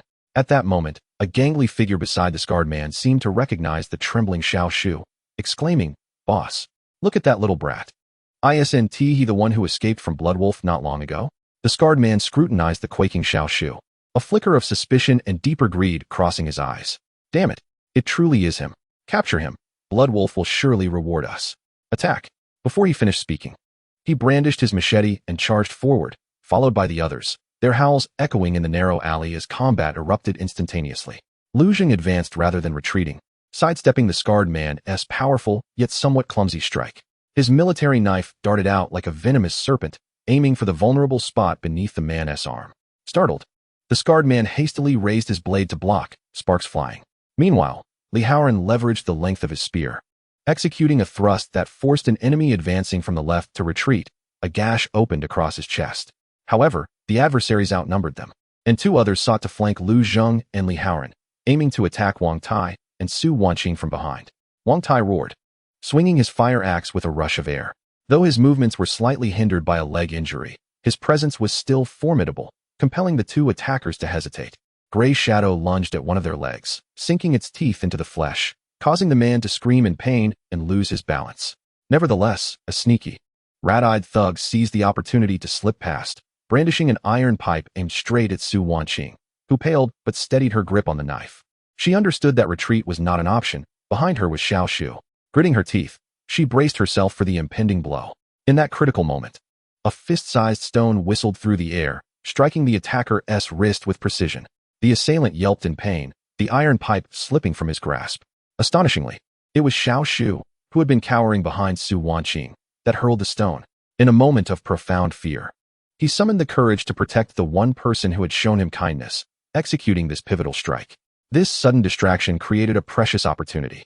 Seizing the moment when the scarred man was momentarily distracted by his companion's scream, Lu Jing lunged forward, his military knife thrusting upward with force, piercing deep into the man's abdomen. The scarred man's eyes widened in disbelief as he collapsed. With their leader slain, one enemy ensnared by Gray Shadow and another nursing a wounded wrist, the remaining two sensed the tide turning and their spirits crumbled in an instant. With a shout, they turned to flee, abandoning their fallen comrades. The battle commenced abruptly and concluded even more swiftly, leaving a lifeless body and a wounded man groaning on the ground. The air thick with the scent of blood. Lu Jing and Li Haoran panted heavily, weapons at the ready, ensuring no new threats emerged. Su Wanqing hurried to check on Xiao Shu, who trembled all over, but in his eyes, alongside fear, there flickered an indescribable emotion. The commotion had evidently drawn the attention of others in the marketplace, yet most merely cast indifferent glances before resuming their activities, as if such occurrences were commonplace. Only a handful of scrutinizing gazes lingered, accompanied by a subtle hint of apprehension. Here, exhibiting sufficient prowess served as a form of camouflage. "Clear out, let's move." Lu Jing swiftly scavenged the scarred man's corpse, finding little more than a few pieces of moldy jerky and a subpar dagger. Meager spoils, yet significant in establishing dominance. They dragged the injured man behind a refuse heap, leaving him to his fate. Upon exiting the dead-end alley and rejoining the throng, the atmosphere had markedly shifted. Several initially hostile stares had receded considerably, with some even willingly parting to grant them passage. Such is the law of the marketplace, brutal yet effective. They returned to the stall of the scar-faced vendor. The proprietor, evidently informed of the earlier altercation, lifted his eyelids to regard Lu Jing, scanning their group, particularly pausing for a moment on Xiao Shu, before speaking coolly. "It appears you are not mere soft targets. Come in and talk." He gestured towards a small space partitioned by tattered canvas behind his stall. Lu Jing instructed Li Haoran and Wang Tai to remain vigilant outside, while he led Su Wanqing and Xiao Shu to bend and enter. The interior was cramped, illuminated by a dim oil lamp, cluttered with various components and tools. The air thick with the scent of machine oil and metal. "I am Lao Jin," the vendor stated directly. "Do you have any medicine?" "What kind?" Su Wanqing produced the remaining antibiotics and a small bottle of disinfectant acquired from the wheat spike outpost. Lao Jin scrutinized them carefully, nodding. "Genuine, but the quantity is insufficient." "What do you wish to exchange?" "Information." Lu Jing fixed his gaze upon him. "All there is to know about energy crystals. Furthermore, what lies beyond the Western marketplace?" What is the Purification Society, and what of Greystone City? A glimmer of intrigue flickered in Lao Jin's murky eyes as he weighed the medicine in his hands, falling silent for a moment, seemingly deliberating. Ultimately, the necessity for the pharmaceuticals overrode his reticence regarding information. Crystals are hard currency, he rasped. The most common is the variegated crystal, volatile and unstable, of little use, primarily for charging inferior weapons. The next tier is the white crystal, like the one you possessed earlier, with stable energy that can power various devices and even be absorbed to enhance one's physique, albeit with considerable risk. There are better ones. Blue crystals and purple crystals are said to exist at an even higher level, though I have yet to encounter them. He pointed to a complex little box connected to wires on his stall. This old radiation detector of mine can only be occasionally activated with white crystals. Direct absorption? Lu Zheng felt a jolt of realization. This seemingly validated his subtle connection with the crystals. Indeed, but incorrect methods can be fatal. It is said that major factions possess safe absorption techniques. Lao Jin continued. The Western marketplace is merely a chaotic springboard. 3 days' journey to the west lies Greystone City, a significant stronghold with walls and order, yet far more complex. Entrance is not easily granted. The Purification Society is a group of eccentric individuals proclaiming they can locate a sanctified land to purify the world. Many are inclined to believe them. As for the Blood Wolves, he cast a glance at Xiao Shu. They are a band of marauders entrenched in the north, ferocious, best avoided. Though brief, the information significantly expanded Lu Zheng's horizons. He suppressed the turmoil of excitement within, exchanging a modicum of salt and a subpar dagger for an old, tattered copy of Fundamentals of Practical Mechanical Repair and a few usable batteries from Old Jin's stall. As he departed from Old Jin's booth, dusk was fast approaching. The marketplace had not transformed into a haven of safety due to their minor triumph. Rather, the encroaching night would only amplify the lurking dangers. They needed to find a place to spend the night swiftly. At the periphery of the market, they bartered their last morsels of food with a seemingly honest one-eyed elder to rent a dilapidated wooden shack. The structure was drafty from all sides, yet it provided a semblance of security with a door that could close. Huddled together in the frigid dwelling, sharing the scant remaining rations, they reflected on the harrowing day they had endured. Though fraught with peril, they had successfully established a foothold in the marketplace, acquiring invaluable information. And their team had weathered the test of real combat, with Little Tree displaying remarkable courage. Lu Zheng caressed the worn mechanical tome and the crystal in his pocket, his mind swirling with thoughts. The road ahead remained shrouded in uncertainty, yet their objectives appeared somewhat clearer. In this desolate post-apocalyptic world, knowledge, strength, and intelligence were indispensable. They were painstakingly grasping at these flickering embers of hope. Outside, the night in the marketplace was rife with unsettling sounds, distant wails, unintelligible roars, muffled gunfire, and the close, unsettling sounds of gnawing and rustling, weaving a relentless symphony of death that scratched at everyone's nerves through the gaps in the wooden walls. No one could truly find solace in sleep. All held their weapons tightly, eyes wide open in the darkness, relying on the faint sounds of each other's breathing to affirm their safety. Little Tree curled up in Su Wanqing's embrace, trembling now and then from nightmares or the cacophony outside, while she gently patted his back, humming a tuneless lullaby, the only flicker of warmth in that desolate night. Leaning against the cold wall, Lu Zheng gripped his military knife, yet his consciousness drifted into a state of semi-awareness. He once again attempted to establish a connection with the enigmatic repository of knowledge, focusing his thoughts on the keywords acquired from Old Jin, Energy Crystal, Limestone City, and the Purification Society. This time, perhaps due to the relatively still environment or the intensity of the information, he felt a clearer pulse emanating from the dark red crystal in his pocket, akin to a faint heartbeat. In tandem, the chaotic stream of information in his mind seemed to exhibit the slightest traces of organization, with fragments of basic concepts regarding energy, such as stability, conductivity, and biological adaptation risks, flashing momentarily. Although this did not form a complete understanding, it was no longer a mere chaos. This realization solidified his belief that unlocking the knowledge repository was closely tied to his proactive exploration and acquisition of key information. As the darkness before dawn reached its zenith, the tumult outside seemed to peak, only to gradually subside like the ebbing tide. As the first pale rays of light struggled to seep through the cracks in the wooden planks, illuminating the dust-laden air within the room, everyone appeared as if they had endured an extended torment, utterly fatigued, yet their gazes were sharper for having survived the night. It was time to depart. Lu Zheng's voice was somewhat hoarse as he rose, stretching his stiff limbs. This place was not suitable for lingering. Each moment spent here increased the peril. The group silently gathered their meager belongings, moistening their cracked lips with the last remnants of fresh water and gnawing on the hard, coarse-grained biscuits to replenish their strength. Upon leaving the dilapidated wooden shack, the morning gathering place was enveloped in an eerie silence, starkly contrasting the previous day's clamor. The muddy path lay deserted. Save for a few fresh corpses silently narrating the night's brutality, the air thick with the scent of blood and gunpowder. Strange markings adorned the entrances of some shanties, potentially serving as proof of survival from the night or as warnings. They proceeded cautiously toward the exit, remaining vigilant of the tightly shut shanties on either side. Occasionally, a curtain would lift slightly, revealing a pair of wary or numbed eyes, only to swiftly close again. Here, survival was the sole theme, and indifference the universal language. The guards at the exit had changed shifts. Their expressions remained impassive as they simply checked their registration marks, the scratches on that tattered notebook, before waving them through, uttering not a word about the events of the previous night, as if it were a commonplace occurrence. Stepping out of the stifling atmosphere, they breathed in the relatively cool air of the wilderness, each feeling a sense of rebirth. Yet the road ahead was still long and fraught with danger.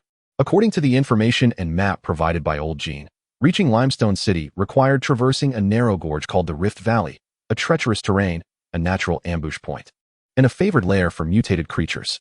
Following that was a stretch of relatively open, yet desolate hilly terrain. The Rift Valley was perilous, but it was the most direct route. Taking a detour would require an additional 4 to 5 days, and our supplies could not sustain such a delay. Lu Zheng unfurled the map, pointing at the winding line that meandered between steep cliffs. Wang Tai scrutinized the map, his brow furrowed. In such a place, one man can hold the pass. If someone sets an ambush above, or if there are troublesome mutants inside, we would be like fish in a barrel. But there was no alternative. Lu Zheng folded the map, his gaze resolute, remaining alert as they moved swiftly through. Gray Shadow, I'm counting on you, he said, patting the creature's head. After a night of rest, albeit a tense one, Gray Shadow appeared much improved, seeming to understand the dangers ahead. With its ears perked high and nose twitching incessantly, the team set forth once again, departing the ruins of the gathering place and advancing toward the western, undulating mountains. The path beneath their feet grew increasingly rugged, the vegetation thinning out to reveal extensive stretches of bare rock and red earth. The sky was overcast, leaden clouds hanging low, seemingly poised to unleash rain at any moment, adding to the oppressive atmosphere. After approximately 2 hours of travel, 2 steep cliffs loomed ahead, as if cleaved by a giant axe, with a narrow passage barely wide enough for 3 or 4 people to pass side by side. This was the Rift Valley. The entrance was strewn with bizarre stones, and the wind whistled through the gorge, emitting a wailing shriek that sent chills down one's spine. Lu Zheng signaled the team to halt, conducting a final inspection and preparation. He instructed Li Haoran to check the weapons, while Su Wanqing reaffirmed the location of the medicines. Meanwhile, he and Wang Tai meticulously examined the traces at the entrance of the gorge. There were footprints, a chaotic array of varying ages, along with shallow tire tracks, reminiscent of a unicycle or motorcycle. Wang Tai, utilizing the keen observation skills honed from his years as a soldier, concluded that this path was frequently traversed by individuals and objects. However, they had yet to spot any fresh tracks of large mutated beasts. Caution was paramount. Lu Zheng inhaled deeply, stating, I will lead, Haoran will bring up the rear. Maintain a compact formation and move swiftly. Should any situation arise, do not hesitate, charge forward or seek cover. He took the lead, stepping into the shadow of the crevice. The light dimmed instantly, with towering rock walls on either side casting immense shadows that seemed eager to engulf them. The ground was strewn with gravel and sand, making movement arduous. The wind rushed through the narrow space, swirling dust that stung their faces. Each member held their breath, and aside from the sound of footsteps and the wind, only the pounding of their own hearts could be heard. The Gray Shadow led the way, its senses heightened to their utmost, detecting any hint of unusual scents or sounds. The team advanced silently and swiftly, navigating the winding gorge where visibility was compromised. Every turn held the potential for peril. As they reached a relatively wide bend in the gorge, the Gray Shadow abruptly halted, its fur bristling as it emitted a series of sharp, urgent barks toward the cliff face to the left. Something is up there, Lu Zheng warned sharply, instantly raising his weapon to gaze upward. There, about 10 meters high on the left cliff, several dark figures nimbly leaped among the jagged rocks, emitting piercing squeals. They were not large, roughly half a meter long, covered in dark gray fur, adorned with long tails and sharp claws. Most alarming were their eyes, glinting with a bloodthirsty red glow, and their mouths wide open, revealing a multitude of sharp teeth. It's the gorge monkeys. Be cautious, they move in packs, are incredibly agile, and adept at throwing stones. Wang Tai shouted. Almost as soon as he finished, several fist-sized rocks came crashing down from above with a whistling sound. Scatter. Seek cover. Lu Zheng pulled a small tree beside him and dashed behind a protruding boulder. Li Haoran and Su Wanqing quickly shielded Wang Tai as they sought refuge. The stones struck the ground and rocks with a resounding thud, kicking up clouds of dust. The onslaught had only just begun. More gorge monkeys emerged from the crevices and caves in the rocks, numbering at least 20 or 30. They screeched wildly, leveraging their advantageous position to continuously hurl stones and even fragments of bones and metal they had gathered, raining down like a deluge. The team found themselves pinned behind a few scattered rocks, unable to raise their heads, let alone advance. The gray shadow roared in fury but could not reach the high-flying foes. We cannot be trapped here. Lu Zheng observed the distribution of the monkeys through a narrow gap in the rocks. They were primarily concentrated in the midsection of the left cliff, using the rocks for cover as they attacked. Haoran, cover me. I'll draw their attention. You look for an opportunity to spear a few down. It's too dangerous. Su Wanqing exclaimed urgently. There is no time to hesitate. Lu Zheng took a deep breath, seizing an opportunity amidst the chaos of the monkey horde. He leapt from behind the rocks, moving swiftly and erratically while hurling several prepared stones into the densest part of the group. This action indeed drew the ire of the majority of the monkeys, who retaliated by launching more rocks in his direction. Utilizing his agile movements and instincts, Lu Zheng navigated through the rain of stones, narrowly escaping peril. At that moment, Li Haoran let out a thunderous shout, emerging from behind another cover. His steel spear, like a venomous dragon unleashed, struck with precision at a monkey that had dared to venture out to throw stones. Taken by surprise, the creature was pierced in the shoulder and let out a shriek as it plummeted from the cliff. This blow caused a ripple of confusion and fear among the monkeys. Seizing the moment, Lu Zheng hurled more stones and shouted, "Charge forward." Quickly, the team took advantage of the distraction and burst forth from their cover, sprinting across the valley amidst the dwindling barrage of stones. The gray shadows pursued closely behind, occasionally turning to roar in intimidation. The monkeys appeared to be momentarily subdued by Li Haoran's strike, their pursuit lacking fervor. Once the team exited the canyon, the attacks gradually ceased, leaving only the echoes of their defiant cries against the cliffside.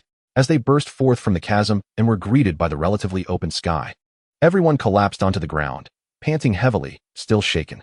Lu Zheng conducted a quick check. Aside from Li Haoran sustaining a minor cut from a flying shard of rock, the others were unharmed, a stroke of luck.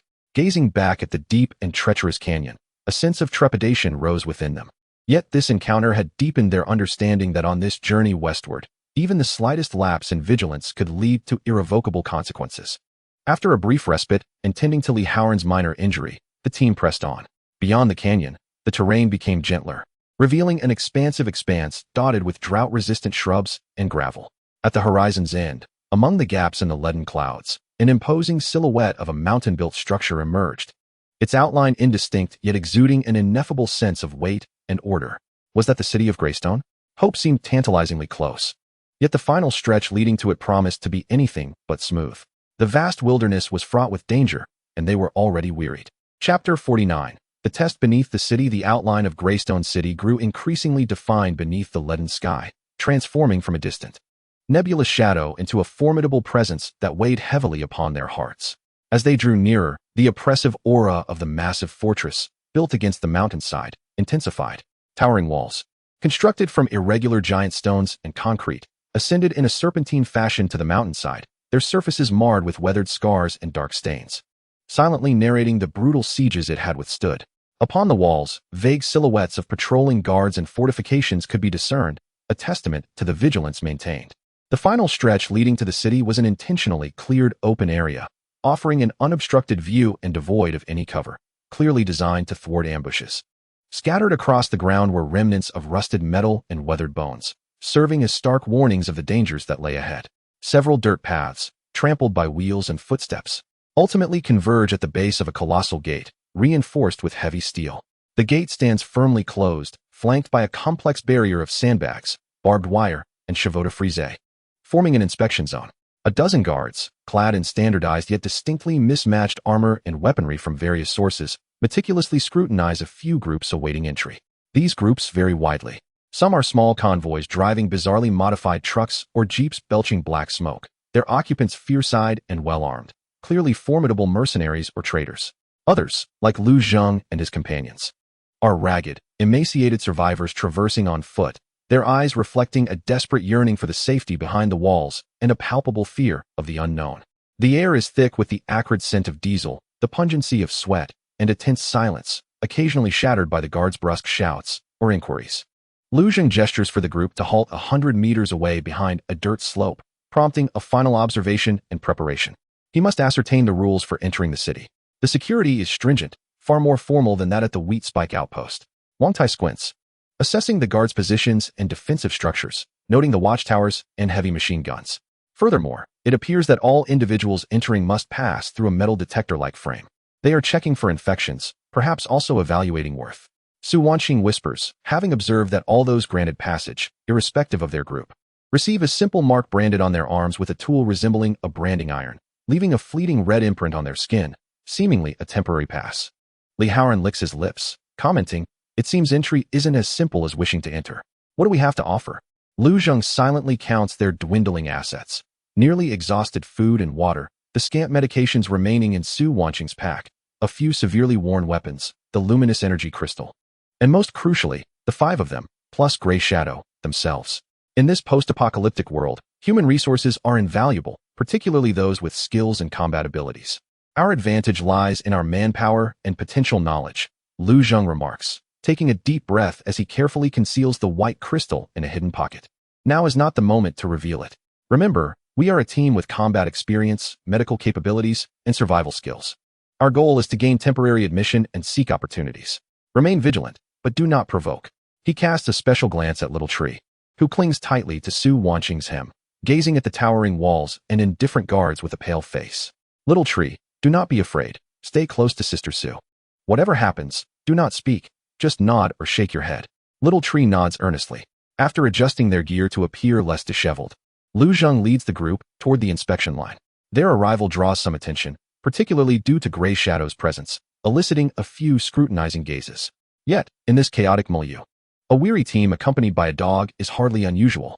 The process of queuing is slow and agonizing, with sporadic sounds of quarrels and pleas emanating from the front. A small group attempting to deceive the guards, with a member exhibiting evident symptoms of infection, skin lesions, was mercilessly expelled, resulting in a brief altercation. Ultimately, that group fled in disarray under the threat of the guards' rifles, vanishing into the desolate expanse. This scene cast a shadow over all those awaiting their turn. Finally, it was the turn of Lu Zheng and his companions. A scarred, sharp-eyed guard resembling a squad leader approached, his gaze sweeping over the 5 individuals and a dog with a chilling indifference. New arrivals? State your origin and purpose. All weapons must be surrendered for inspection, and you are to undergo an infection screening. Any concealment or resistance will bear consequences. We come from the Eastern Distribution Center, seeking refuge and trade, Lu Zheng succinctly replied, signaling Li Haoran and Wang Tai to place their steel spears and fire axes in the designated container while he surrendered his military knife. Su Wanqing hesitated, clutching her scalpel tightly before reluctantly placing it inside under the watchful gaze of the guard. Only Wang Tai's axe, serving as a support, was permitted to be retained upon Lu Zheng's explanation. Next came the infection screening. They were required to pass through a rudimentary metallic frame flickering with a faint red light, seemingly a modified relic from an era of radiation or thermal detection. A masked guard scanned their pupils and examined any exposed skin for wounds. When it was Xiao Shu's turn, the child, frightened, hid behind Su Wanqing. The guard clicked his tongue in annoyance, prompting Lu Zheng to step forward and soothe the child, allowing the inspection to be completed with difficulty. Grey Shadow was also meticulously examined for its teeth and fur. Having cleared the screening, the guard's demeanor softened slightly. Next came the questioning. What skills do you possess? Or what valuable supplies do you carry? The squad leader produced a notepad. Lu Zheng replied in a low voice. We have combat personnel, a doctor, and experience in wilderness survival. He gestured towards Su Wanqing's medical pack, which contained several emergency supplies. A doctor? The squad leader raised an eyebrow, glancing at Su Wanqing with apparent surprise. What is the condition of your supplies? Su Wanqing produced the remaining antibiotics and disinfectants. After a brief examination, the squad leader nodded. Indeed, genuine goods, albeit in limited quantity. Doctors are a scarce resource. He pondered for a moment before jotting down a few notes on the notepad. You may enter the city, but under certain conditions. First, all personnel must register and receive temporary identification cards. He indicated a branding iron. These will be valid for 3 days. Second, as per regulations, an entry tax must be paid, or you may accept a dispatch task to offset the fee. A task? Lu Zheng's heart tightened. Indeed, the city does not support idlers. The squad leader stated flatly. Judging by your appearance, you likely possess little in terms of supplies for tax offset. Conveniently, the patrol team has a temporary assignment to clear a few newly emerged zombie nests at the edges of the abandoned southern mining area. The risk is moderate, and the reward is temporary residency and basic rations. Will you accept? If not, please leave. A task. They were faced with a life-and-death trial right from the outset. Lu Zheng swiftly exchanged glances with his companions. Wang Tai nodded slightly, Li Haoran clenched his fists, and Su Wanqing, looking at the frail Xiao Shu, displayed a resolute gaze. They had no choice. To leave meant returning to the perilous wilderness, a certain death. To accept, although fraught with danger, presented a glimmer of hope and the possibility of a foothold. We accept the task, Lu Zheng declared emphatically. Very well. The squad leader appeared accustomed to such choices. Showing no surprise, he grasped the branding iron and heated it over the flames, gesturing for Lu Zheng to extend his arm. A pungent odor of singed flesh wafted through the air, accompanied by a fleeting moment of excruciating pain as a simple symbol, representing a temporary labor combat sequence, was seared onto his forearm. The same procedure was carried out in succession, and even the young tree could not escape this fate. The child wept silently, biting his lip to stifle his cries. The gray shadow was also registered, adorned with a crude collar. Once the formalities were concluded, the weapons were returned, temporarily held by the guards, to be issued during missions. The heavy gate creaked open with a jarring metallic scrape, revealing a narrow opening just wide enough for a single person to pass through. Beyond lay a dimly lit corridor and the deeper unknown. Enter. Report to the labor camp in Zone 3 and seek out Manager Wang for the allocation of specific tasks. Remember, you have only 3 days. The squad leader waved his hand, no longer regarding them. Lu Zheng brushed his fingers over the searing brand on his arm and stepped first into the shadow beyond the door, followed closely by the others. As the last person crossed the threshold, the heavy gate thunderously slammed shut behind them, sealing off the desolation and clamor of the wasteland and severing any chance of retreat. Before them lay an upward-sloping, dimly lit rocky tunnel, the air damp and cold, mingled with the scent of mildew and a hint of something akin to disinfectant. Sturdy rock walls flanked the tunnel, with armed guards stationed at intervals, their expressions devoid of warmth. They entered Greystone City, not as guests, but as the oppressed laborers who must barter their toil and blood for a fleeting respite. The first trial had just concluded, harsher challenges awaited ahead. Chapter 50. The first night in the labor camp with the heavy gate closing behind them, separating them from the winds and perils of the wasteland. It felt like a burdensome shackle, proclaiming the temporary refuge and the price that must be paid. Upon stepping into the interior of Greystone City, the initial sensation was not one of safety, but rather a profound oppression, tightly bound by rules and order. The corridor sloped upward, hewn from solid rock, with walls adorned at intervals by yellowish glow of fluorite lamps, seemingly relics of a bygone era, modified to emit light through faint radiation. The dim illumination did little to dispel the shadows, instead accentuating the jagged contours of the rock face. The air was damp and cold, infused with the musty scent of mildew, a faint whiff of disinfectant, and an indescribable amalgamation of body odor and the residue of smoke from many who had long congregated here. Armed guards stood watch on either side of the tunnel, their expressions indifferent, treating the newly arrived Lu Zheng and his companions as mere disposable commodities. Following the guards' instructions upon entering the city, they ascended the main tunnel. The passage was not isolated. Branching openings appeared intermittently along the sides, some sealed with rough wooden doors or iron bars, while others led into the ominous depths beyond, from which echoed the distant sounds of machinery, metallic clanging, or muffled voices. This place did not resemble a haven of peace and prosperity. Rather, it felt like the intricate and relentless machinery of survival, vast and complex. After approximately 10 minutes of walking, a relatively spacious cave emerged before them, resembling a bustling transportation hub where several tunnels converged. The rock wall on one side of the cave was riddled with numerous openings of varying sizes, akin to a beehive. Some of these openings were adorned with tattered curtains, allowing a faint light to seep through. In the center of the cave, a makeshift settlement was haphazardly constructed, with numerous figures weaving in and out, squatting, most clad in tattered clothing, gaunt and weary, their expressions either numb or wary. This was the labor camp of District 3. The air was thick with the acrid scent of burning low-grade fuel mingled with the faint aroma of food being cooked. A few individuals, seemingly in charge, donned slightly better old work uniforms, vociferously assigning tasks or distributing supplies. The entire camp was chaotic and noisy yet operated within an invisible framework. The arrival of Lu Zheng and his companions drew some attention, but those gazes quickly shifted away. In this place, new faces were a common sight. The true concern lay in whether one could survive and establish a foothold. They located a small shack at the edge of the camp with a wooden sign indicating a registration office. Inside sat a middle-aged man, corpulent with drooping eyelids, who was meticulously counting a thick, frayed ledger under the glow of a fluorite lamp. He glanced up at Lu Zheng and his group, his gaze lingering momentarily on the brands on their arms, and lazily inquired, "New arrivals? Here for task credits to offset the city tax?" "Yes, we are here for the task of clearing the zombie nest in the southern mining area," Lu Zheng replied calmly. "Oh, that job." The rotund man scratched a few notes in the ledger. "I'm Wang, responsible for labor registration in District 3. The rules are simple. During your task, the camp provides minimal shelter and 2 meals a day. Upon task completion, you can exchange your proof for temporary residence rights and 3 days' worth of basic rations." He chuckled ominously, leaving the consequences of failure or overdue tasks unspoken yet clear. "What is your team's name? Any special notes?" Lu Zheng quickly responded. "We are the Watchman Squad. We have combat personnel and a doctor." He deliberately emphasized Su Wanqing's identity. "A doctor?" Wang's small eyes gleamed with interest as he scrutinized Su Wanqing, seemingly surprised. That could be useful." "All right, noted." He wrote a few more words in the ledger. "Find an empty shelter in the camp. There are a few in that corner. Remember, don't cause trouble and adhere to the camp's rules.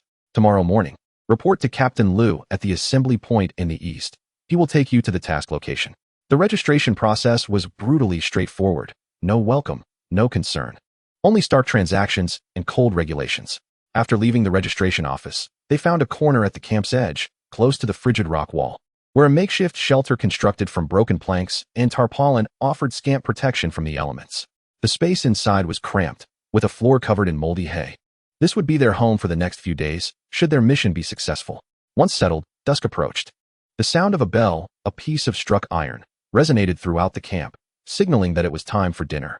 Following the crowd, they made their way to a central clearing in the camp, where several large pots were set over a fire, bubbling with a gray-green, viscous paste that emitted an indescribable odor.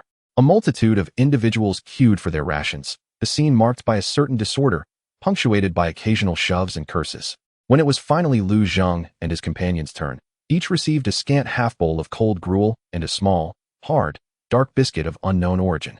Gazing into their bowls at the nearly inedible food, and then around at those numbly swallowing the same fare, everyone acutely sensed the brutal reality of existence at the bottom of Limestone City. This was not akin to the desperate struggle for sustenance in the wilderness. Rather, it was a form of hardship that had become institutionalized and normalized. "We must complete the task," Lu Zheng murmured to his companions, his tone resolute. This endeavor was not solely for survival, but also to grasp a glimmer of possibility for change. As night descended, the labor camp remained far from tranquil. A cacophony echoed against the rock walls, the cries of children, the coughs of the ill, the disputes among men, and the muffled sobs that drifted in from unknown sources. The makeshift shelter was drafty, the cold biting. The 5 of them and a dog huddled together, relying on one another's body heat for warmth. Xiao Shu pressed closely against Su Wanqing, trembling slightly, whether from the chill or fear was uncertain. Lu Zheng found no solace in sleep.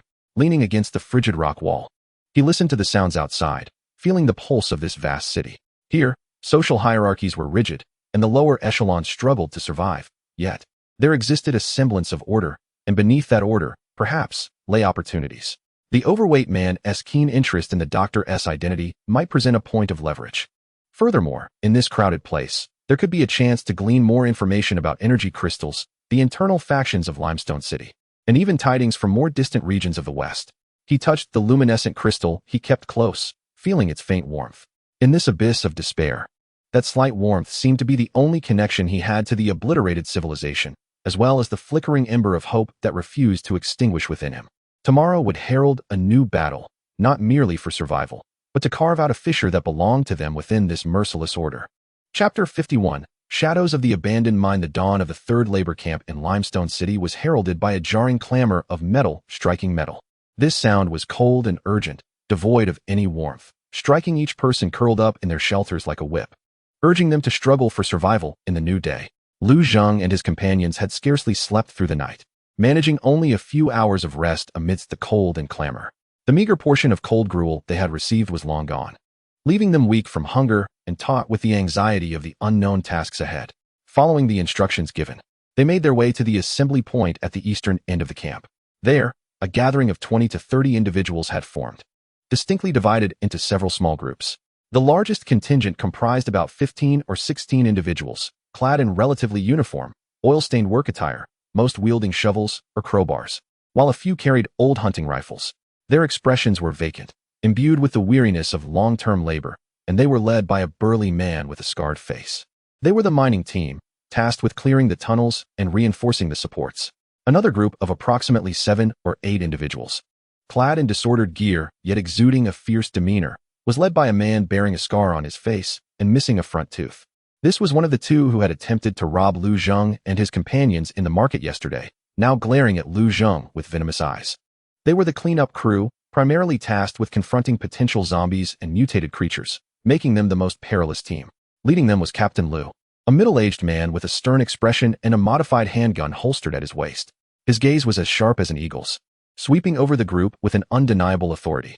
Lu Zheng's team had been temporarily assigned to the cleanup crew, alongside a few scattered rookie teams like theirs, some wearing expressions of fear while others feigned composure. Captain Lu wasted no time with idle chatter. He succinctly outlined the mission. The objective was the abandoned No. 3 mine in the south. Intelligence indicated that a fresh horde of corpses had gathered deep within the tunnels, their numbers unknown, potentially including mutated beings. Our task was to clear the area, ensuring the safety of the miners who would subsequently enter for operations. The miners were responsible for perimeter security and subsequent cleanup.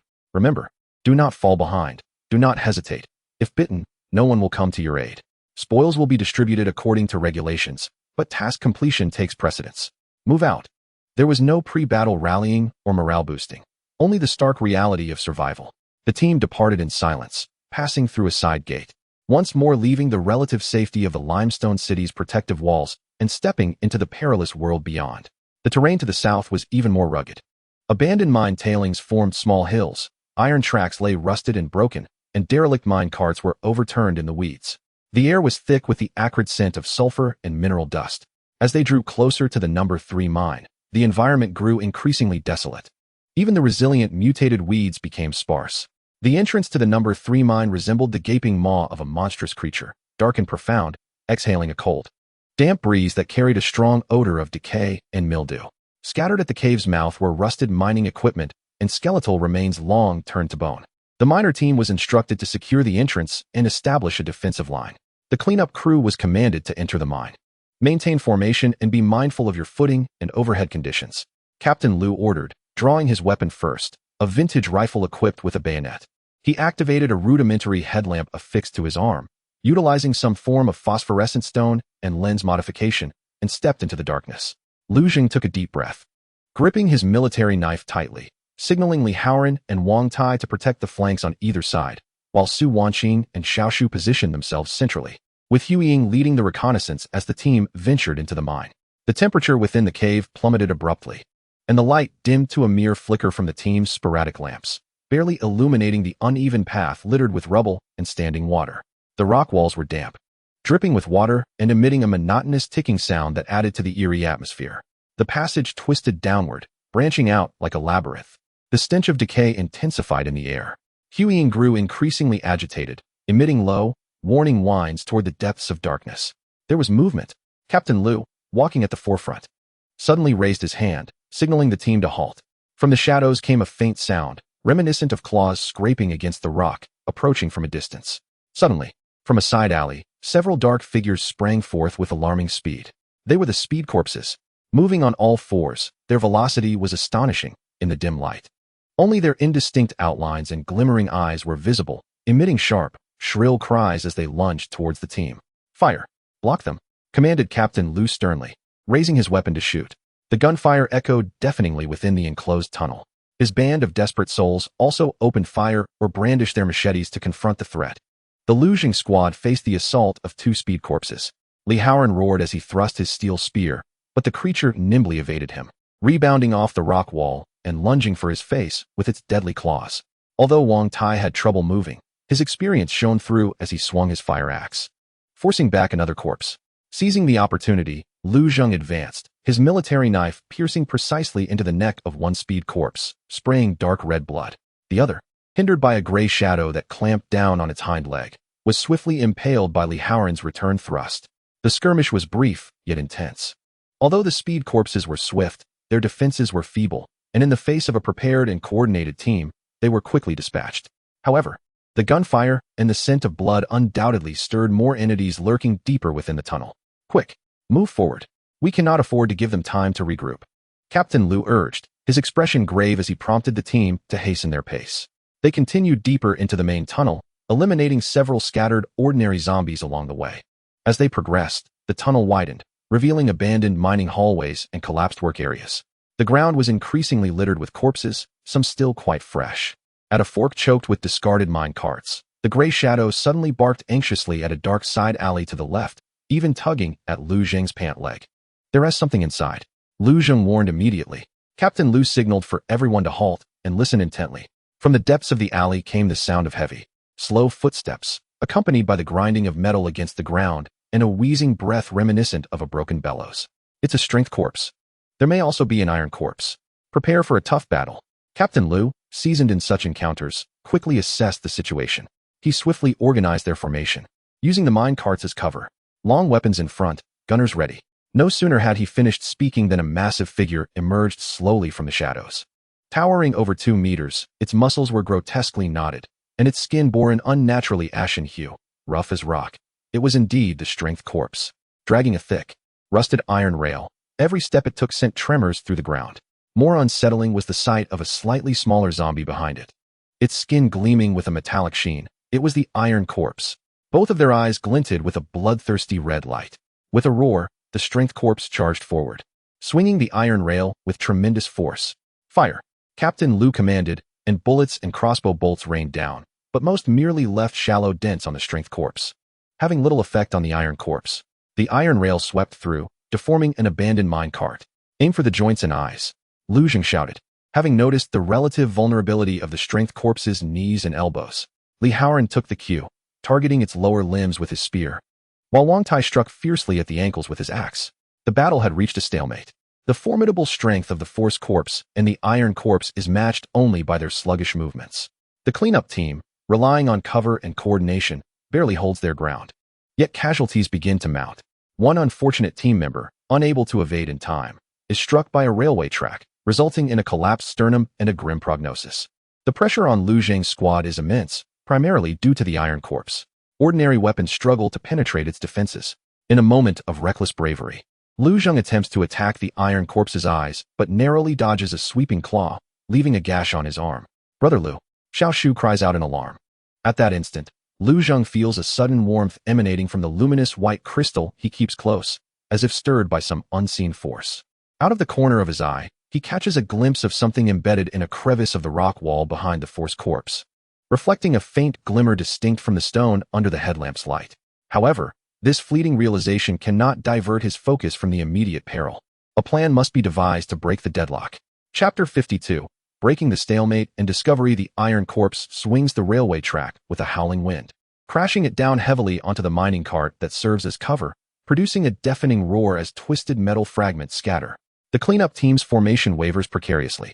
Conventional weaponry proves ineffective against the thick-skinned force corpse and the even more resilient iron corpse, leading to increasing casualties and a palpable atmosphere of despair.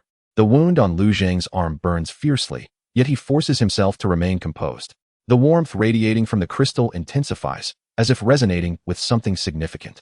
His keen gaze sweeps over the sluggish iron corpse, which relies primarily on its formidable defenses, then fixates on the crevice in the rock wall, where something indeed reflects the faint light, and the crystal's sensations seem to point in that direction.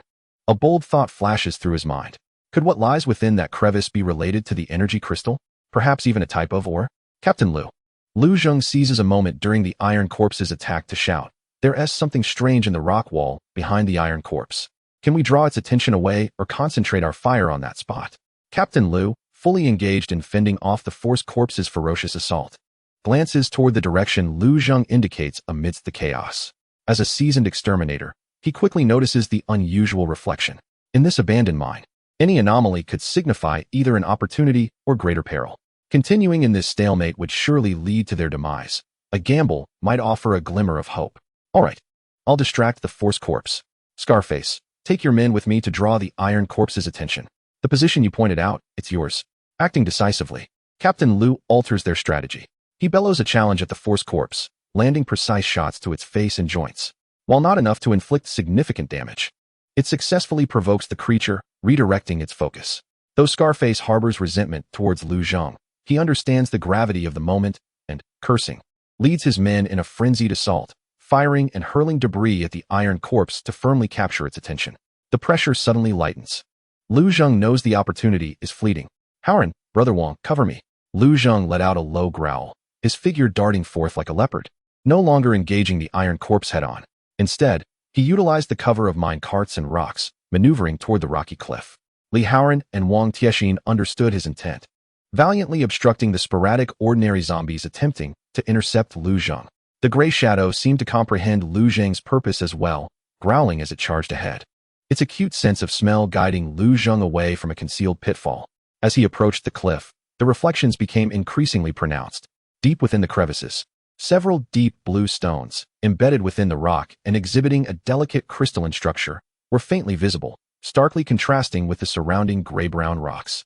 The closer he got, the more intense the warmth of the white crystal in his embrace became, even vibrating slightly. It was it.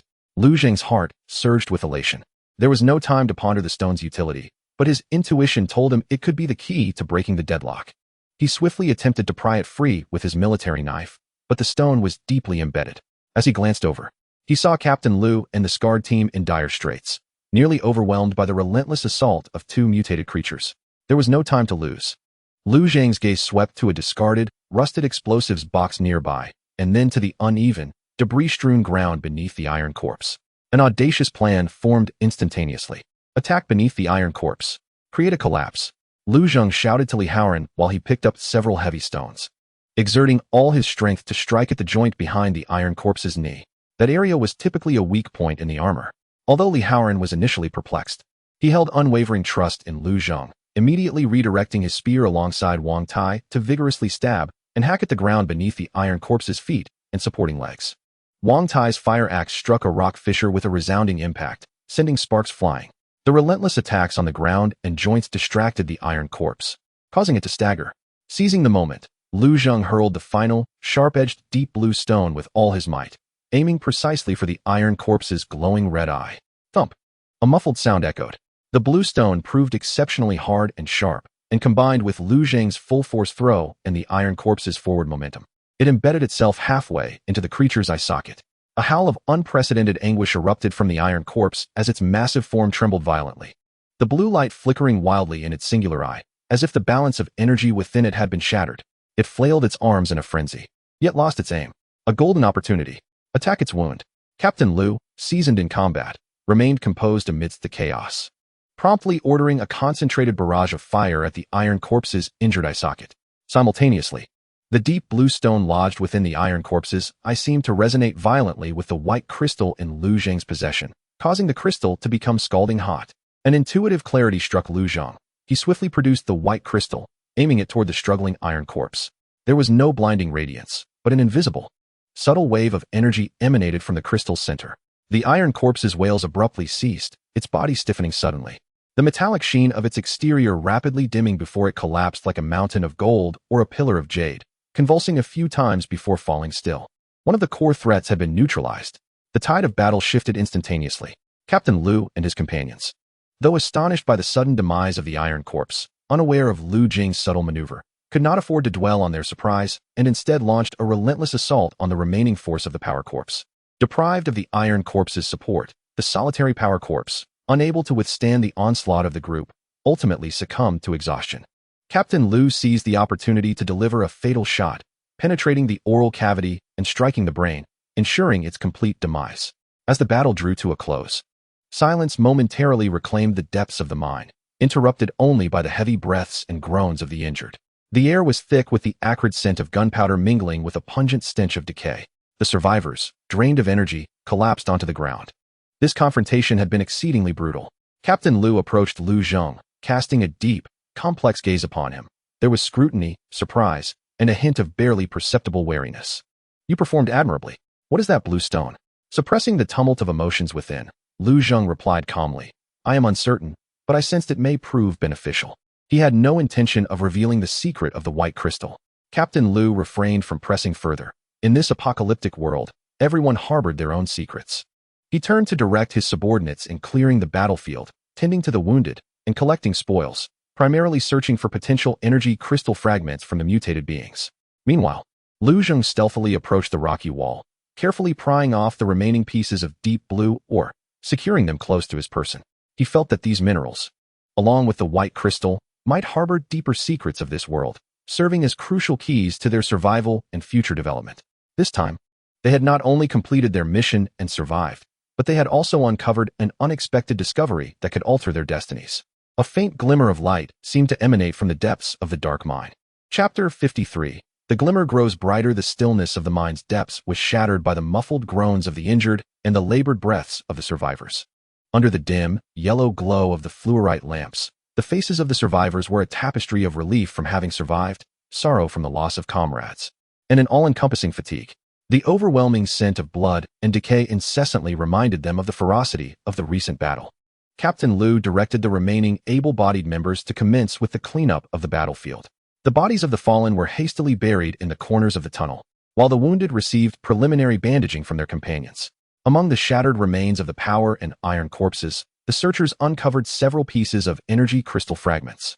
Each the size of a fingernail, their dull and murky hues in stark contrast to the superior quality of the white and dark red crystals previously obtained by Lu Zheng. Nonetheless, in this post-apocalyptic world, they remained valuable commodities. By protocol, these spoils were to be collected by Captain Liu and later distributed according to contribution.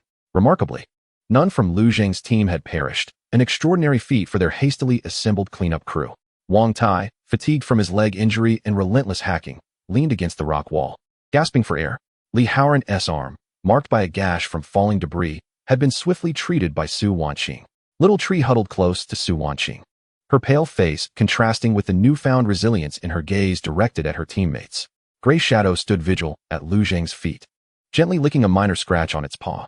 After attending to the various tasks, Captain Liu approached Lu Zheng once more, his gaze now lingering on Lu Zheng's face with less scrutiny, but infused with a deeper complexity. He tossed a small piece of energy-boosting jerky, wrapped in oil paper and dark in color, to Lu Zheng. Glancing at Su Wanqing, who was tending to Wang Tai, he whispered to Lu Zheng, "Your team is impressive. Especially you. Your adaptability and keen insight are commendable. Keep that bluestone safe. The researchers might find it intriguing, and it could be exchanged for something valuable. However, be wary of the burdens that accompany treasures. Do you understand?" This was a well-meaning caution, as well as a subtle acknowledgement. Lu Zheng accepted the jerky with a nod. "I understand. Thank you, Captain Liu." He refrained from probing further into matters regarding the research facility. It was not the appropriate time. "Take a 10-minute break. Then we will withdraw. The miners will handle the subsequent cleanup," Captain Liu declared before turning to oversee the others. Lu Zheng distributed the jerky to his companions, keeping only a small piece for himself, which he chewed slowly.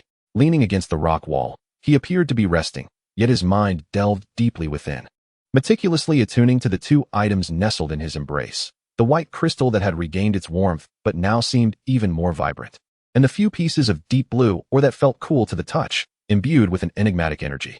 In the final moments of battle, the peculiar resonance between the white crystal and the blue ore, coupled with the sudden collapse of the iron corpse, was no mere coincidence.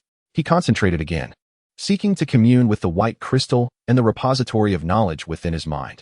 This time, as his thoughts brushed against the blue ore, the chaotic fog of information in the repository seemed to ripple slightly, revealing a fleeting glimpse of several indistinct fragments of words: energy conductor, catalyst, instability. The information remained incomplete, yet the direction became evident. This blue ore appeared to be a crucial material capable of interacting with energy crystallization, the white crystal. Its emergence was akin to a key, slowly yet resolutely prying open the tightly shut door of his knowledge repository. 10 minutes later, the team began their withdrawal. The journey back was significantly easier, yet the atmosphere remained heavy. Traversing the lengthy tunnel, the moment they re-emerged into the dimly lit sky, a sense of dazed relief washed over them, as if they were witnessing daylight anew. At the mine's entrance, the miners had established a rudimentary defensive line. Upon seeing Captain Liu lead the team out, especially noting the evident reduction in their numbers and the injuries they bore, expressions of both gravity and relief mingled on their faces. A burly, scar-faced miner approached, offering Captain Liu a water pouch. "You've worked hard, old Liu. Captain Liu accepted the pouch, took a sip, and wiped his mouth. The area is mostly cleared, though there are some scattered items. Be cautious as you enter. As for the spoils, we'll settle up according to the usual customs. He gestured towards Lu Zheng and the others. The journey back to Greystone City was marked by a profound silence. Upon passing through the side door and returning to the familiar yet stifling environment of the third labor camp, the setting sun bathed the enormous rock face in deep crimson hues. Wang Pengzi was still at the registration desk upon seeing the team return. Especially noting Lu Zheng's squad was largely intact, a flicker of surprise crossed his small eyes, quickly masked by his habitual lethargy. Oh, you're back? Looks like the mission was a success. Where's the proof? Captain Liu tossed a metal plaque, signifying the mission's completion, onto the table, its surface marked with distinctive engravings. Mission accomplished. I will report the casualty list and the inventory of spoils to you later. Please arrange for their temporary accommodations and rations. He indicated towards Lu Zheng and the others. Wang Pengzi examined the nameplate, nodded, and recorded the details in a notebook. He then produced several rough hard cards bearing the insignia of Greystone City, which served as temporary residence permits for Lu Zheng, valid for a duration of 7 days. He gestured for his subordinates to bring over a small sack of coarse grain cakes and several water bladders filled with fresh water. This is your share for the next 7 days. Your accommodation remains the same. You've performed well, and should there be better opportunities in the future, you will be considered first. His words carried an undercurrent of persuasion. Clutching this meager yet significant token that symbolized their tentative foothold in Greystone City, they returned to their leaky shelter, each person feeling a wave of exhaustion wash over them. Yet this time, the shelter seemed less unbearable. Su Wanqing promptly tended to Wang Tai's leg injury, reapplying the bandages.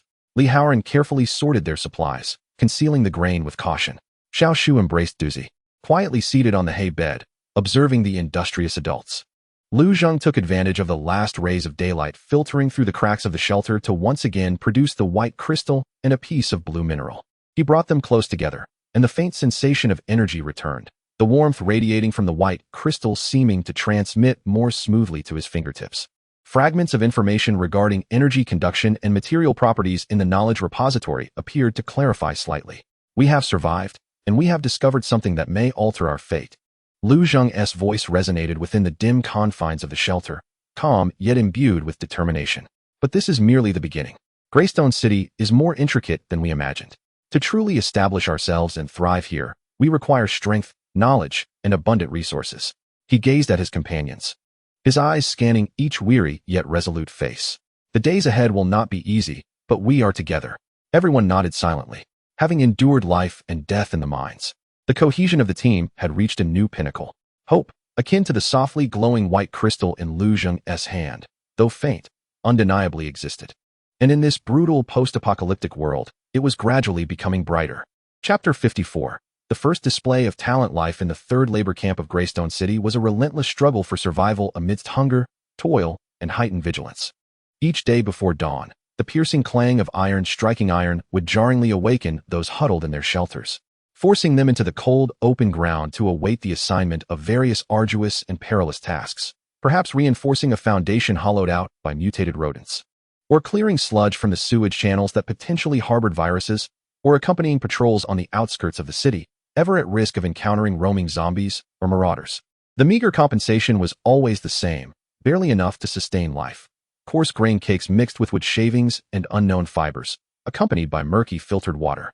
The eyes of the labor camp inhabitants were mostly dulled, like machines wound up to perform, mechanically repeating each day to survive. Yet Lu Zheng and his small team were different. A flicker of flame burned within them, a fragile hope forged through life and death battles in the depths of the mines. This hope materialized in the deep blue minerals and lustrous white crystals that Lu Zheng kept close to him.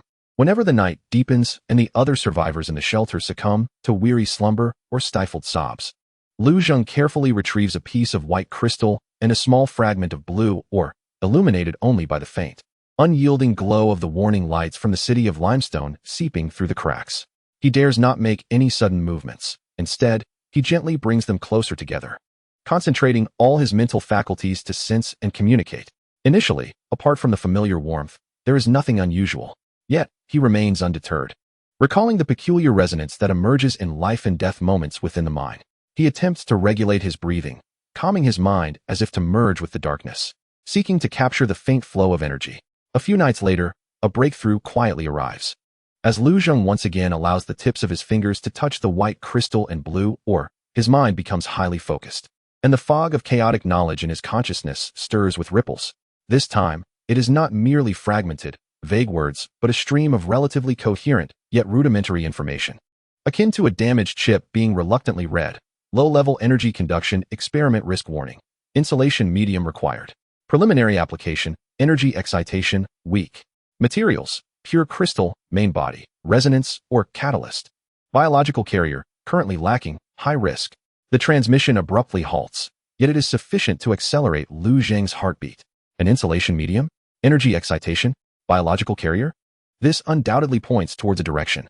Although the biological carrier is marked as high risk and currently unavailable, the first two elements seem feasible to explore. The so-called insulation medium, in the present environment, could easily be obtained from dry wood, stones, or animal hides. Lu Zheng immediately recalls the old fur shed by the gray shadow, which they had kept for emergencies. As for energy excitation, considering the fate of the iron corpses in the mine, does it suggest using the blue ore as a catalyst to invigorate the energy of the white crystal, yielding some effect? This is an exceedingly perilous experiment. A moment's carelessness could trigger uncontrollable energy, leading to unimaginable consequences. Yet, remaining stagnant is a path to certain demise. Lu Zheng is acutely aware that even a slight technological breakthrough in this apocalyptic world could mean a substantial increase in survival chances. He opts for a relatively safe approach. He finds a small, relatively flat stone to serve as a base, spreads a palm-sized piece of tanned gray shadow fur on top as an insulation layer, and then delicately places the luminous energy crystal at the center of the fur. Finally, he holds his breath, using a thin stick to pick up a tiny fragment of deep blue ore and slowly, gently brings it closer to the white crystal. At the moment the blue ore fragment touches the surface of the white crystal, a faint hum, almost imperceptible, resonates. The surface of the white crystal suddenly ignites with a soft, flowing milky glow, no longer the previously subdued warmth, but genuinely emitting a visible glimmer. Simultaneously, an energy wave, several times stronger than before, radiates outward from the white crystal, still weak, yet potent enough to raise the fine hairs on Lu Zheng's arm. It worked. It can indeed be stimulated. Suppressing his excitement, Lu Zheng carefully observes. The white light endures for approximately 3 to 4 seconds before swiftly dimming and returning to its original state. The minuscule blue or fragment, resembling a grain of rice, seemed to have dulled in hue, as if it had exhausted some form of energy. He promptly extended a dry twig towards the recently activated white crystal. As the tip of the twig approached a mere finger's breadth from the crystal, he distinctly observed the minute point of contact transforming into a charred blackness, releasing a wisp of nearly invisible azure smoke. Was this the manifestation of extreme heat, or perhaps some form of energy combustion? Despite its feeble effect, limited range, and fleeting duration, consuming the catalyst, the blue ore, this was undeniably a monumental breakthrough.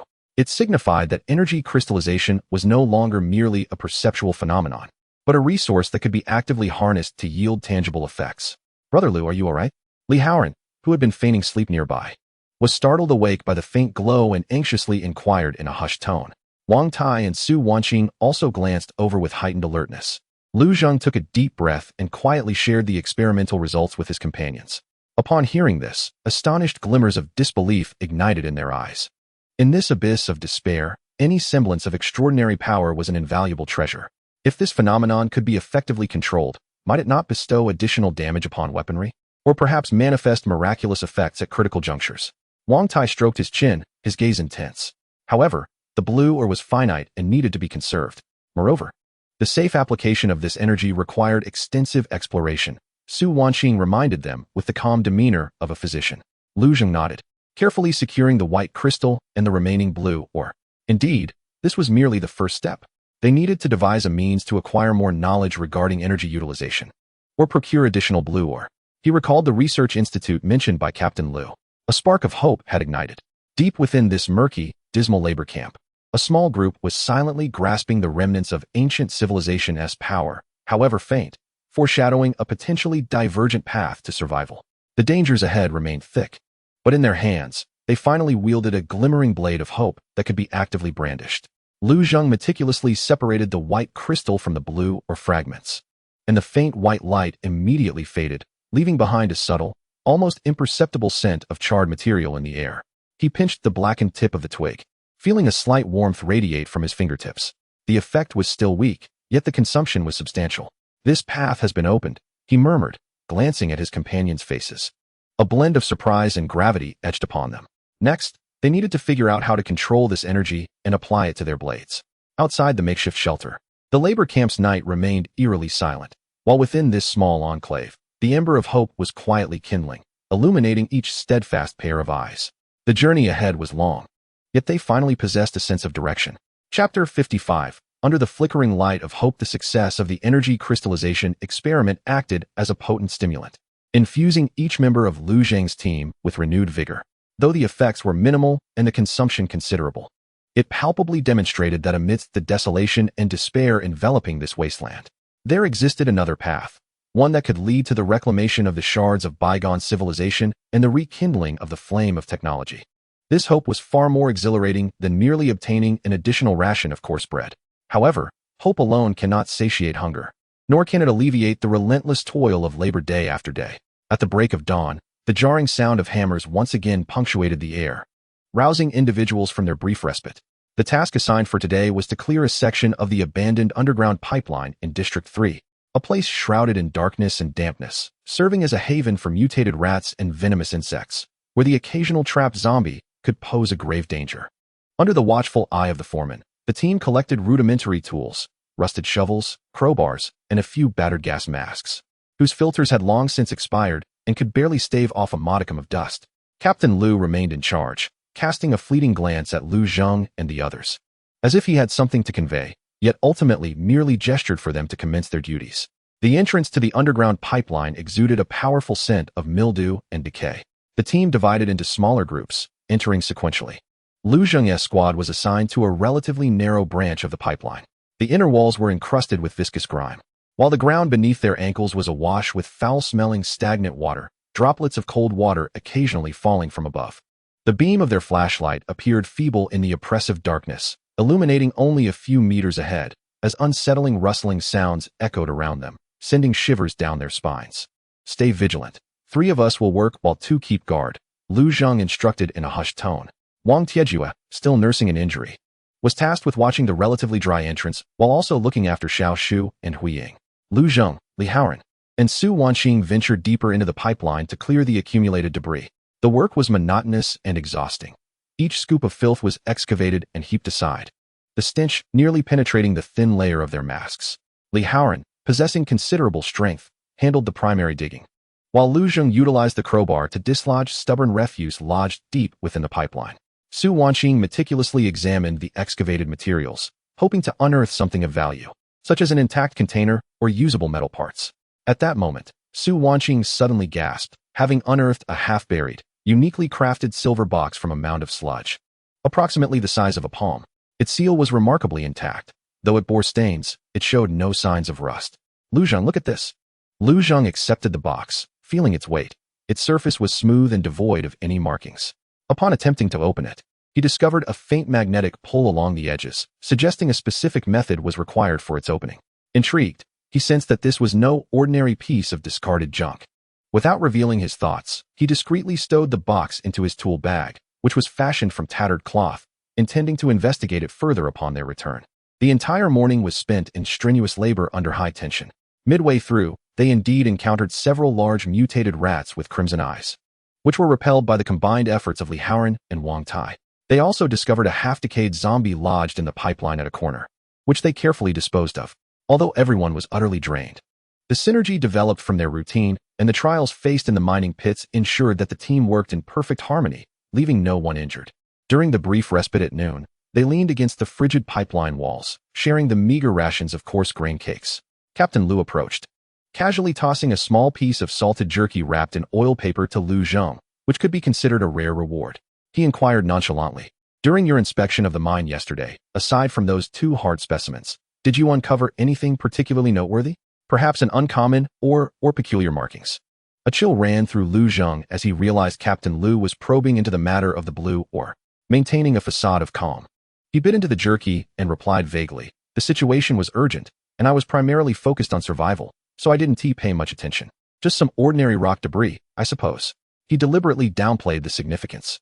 Captain Lu squinted at him for a few seconds, refraining from further inquiry, but said meaningfully, The depths of Greystone City are profound. Some items, held in hand, may be treasures, but they could also serve as death warrants. Tread carefully. With that, he turned and walked away. This conversation solidified Lu Zheng's belief that the value of the blue ore was likely greater than he had anticipated, and it had already attracted attention. This was both an opportunity and an immense risk. The afternoon's labor continued to be arduous. Yet during the clearance of another section of pipeline, they stumbled upon an unexpected discovery. Behind a pile of collapsed bricks, they found an abandoned small tool cabinet, which surprisingly contained several relatively intact tools from a bygone era, a still sharp alloy pliers, a small roll of insulated copper wire, and even a palm-sized solar charging panel that, though somewhat damaged, seemed to house a functional multi-purpose hand-crank flashlight. These discoveries invigorated the group. In a world ravaged by calamity, intact tools represented the assurance of survival. Lu Zheng meticulously examined the flashlight, giving it a few shakes, and to his astonishment, the indicator light flickered weakly, though not enduring. This suggested it might still be reparable. Alongside the silver box, today's findings far exceeded expectations. As evening approached, the team, weary to the bone, returned to the labor camp. After submitting the tools and receiving their daily rations, Lu Zheng's squad returned to their dilapidated shelter. Inside, Wang Tai carefully polished the alloy pliers, clearly enamored. Li Haoran examined the copper wire, contemplating its potential use for weapon reinforcement. Su Wanqing scrutinized the silver box under the dim light, attempting to discern a method to open it. Little Tree, clutching a handful of beans, quietly observed the adults at work, his eyes gleaming with a hint of brightness. Lu Zheng, meanwhile, held the hand-crank flashlight, endeavoring to repair it. He recalled fragments of relevant information from his knowledge base, and, combining it with the rudimentary tools at hand, he cautiously disassembled, cleaned, and inspected the wiring. When he successfully reconnected a broken wire and cranked the handle once more, the flashlight emitted a beam that, while not overly bright, was considerably more stable. "We did it," Li Haoran exclaimed in delight. This light dispelled the heavy darkness in one corner of the shelter and illuminated the long-lost, heartfelt smiles on everyone's faces. In this abyss of despair, every small triumph shone like a diamond in value. Lu Zheng directed the beam towards the silver box in Su Wanqing's hands. In the clearer light, they finally noticed an exceedingly fine seam on the side of the box, suggesting it required a specific magnetic key to unlock. "It appears we must devise a way to find the key," Lu Zheng whispered. "The path of hope is invariably strewn with new enigmas and challenges. Yet at this moment, those who grasp the light possess more courage than ever to confront them." Chapter 56. The enigma within the box. The beam of the handheld flashlight, having stabilized, pierced through the dark prison like the first ray of dawn, illuminating not only the corners of the makeshift shelter, but also igniting a clearer hope within each heart. Though the illumination was faint, it symbolized their remarkable success in resurrecting the technologies of a bygone era, bestowing it with profound significance. In the midst of this dim glow, the silver metal box, which required a key, appeared even more mysterious and alluring. In the ensuing days, life in the labor camp remained arduous and repetitive. Yet the state of Lu Zheng's team underwent a subtle transformation. They continued to awaken each day to the jarring sounds of hammers, confronting various filthy and perilous tasks, and receiving only meager rations sufficient for mere survival. However, an intrinsic motivation sustained them. The nighttime shelter no longer served merely as a cage of suffering. It had transformed into a miniature laboratory and seminar room. Utilizing the repaired flashlight, conservatively employed, primarily relying on its steady beam for meticulous tasks, Lu Zheng began to systematically attempt to establish a connection with the repository of knowledge in his mind. No longer did he engage in aimless contemplation. Instead, he concentrated on several specific avenues: the stable application of energy crystallization, potential methods to unlock the silver metal box, and the improvement and combination of the tools at hand, such as alloy pliers and copper wire.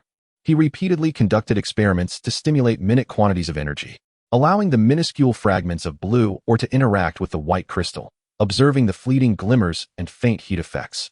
He endeavored to wrap the found copper wire around a stick, attempting to channel or amplify this energy, but to little avail. The copper wire quickly heated and softened instead. The repository offered only vague warnings. Insufficient energy dissipation. Conductivity requires purification and stabilization. The road ahead was long, yet each failed attempt deepened his understanding of the energy's temperament. Meanwhile, their research on the silver box also progressed. Under more ample lighting, Su Wanqing, with her meticulousness as a doctor, discovered that the fine seam along the side of the box bore an almost imperceptible inscription resembling circuit board patterns. Drawing from his experience as a veteran, Wang Tai assessed that this intricate box was unlikely to be opened by brute force, and it likely contained a self-destruction mechanism. Li Haoran suggested that there might be individuals within Greystone City who possessed knowledge of manipulating such relics from the old era, perhaps as Captain Liu had vaguely mentioned regarding a research institute. This conjecture tightened the hearts of everyone present. Engaging with the research institute undoubtedly posed immense risks, potentially exposing their possession of blue or and even greater secrets. Yet, this also represented the sole avenue to unravel the mystery of the silver box and acquire further knowledge. It was a dilemma fraught with complexity. A turning point emerged from an unexpected source.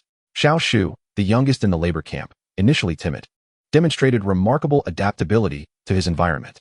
Under the conscious protection of Lu Zheng and the gentle care of Su Wanqing, he gradually shed his fears. Despite the brutality of the labor camp, there existed an underlying code of survival. Some elderly men and women, also struggling to survive, would occasionally discreetly offer Xiao Shu a bit of wild fruit or a small piece of clean cloth. The young tree began to lend a hand, for instance, by vigilantly guarding its share of food during distribution or by remaining alert to any suspicious sounds around the shelter. One evening, while holding onto some beans for fresh air, daring not to wander far, it spotted a man whose attire was somewhat cleaner and unlike that of an ordinary laborer, engaged in a hushed conversation with the hefty overseer, Wang. In his hand, the man seemed to possess an object reminiscent of the silver box discovered by Lu Zheng and his companions, albeit slightly smaller in size. The man deftly slid a flat, metallic card along the side of the box, which promptly clicked open. The young tree committed the card's shape and the man's gestures to memory and later discreetly relayed this information to Lu Zheng. Could it be a magnetic card key? Lu Zheng pondered, feeling a surge of realization. This corroborated their suspicions and illuminated their path forward. The key was likely held by specific individuals within Grey Rock City, perhaps those in the inner city or personnel from the research institute. The challenge of obtaining it loomed large. For the time being, they needed to exercise caution. Lu Zheng advised his companions to conceal the box for now. What they most urgently required was to solidify their standing and amass strength. Only when they were no longer pawns at the mercy of others would they have the chance to engage with those individuals or find alternative means. Everyone nodded in agreement. In their current phase, discretion and self-enhancement were paramount. They redirected their focus towards practical improvements, utilizing the alloy pliers and some collected metal scraps. Wang Tai and Li Haoran began to experiment with weapon upgrades. They sharpened the front end of a sturdy wooden stick and reinforced the tip with heated metal shards, crafting a more durable spearhead.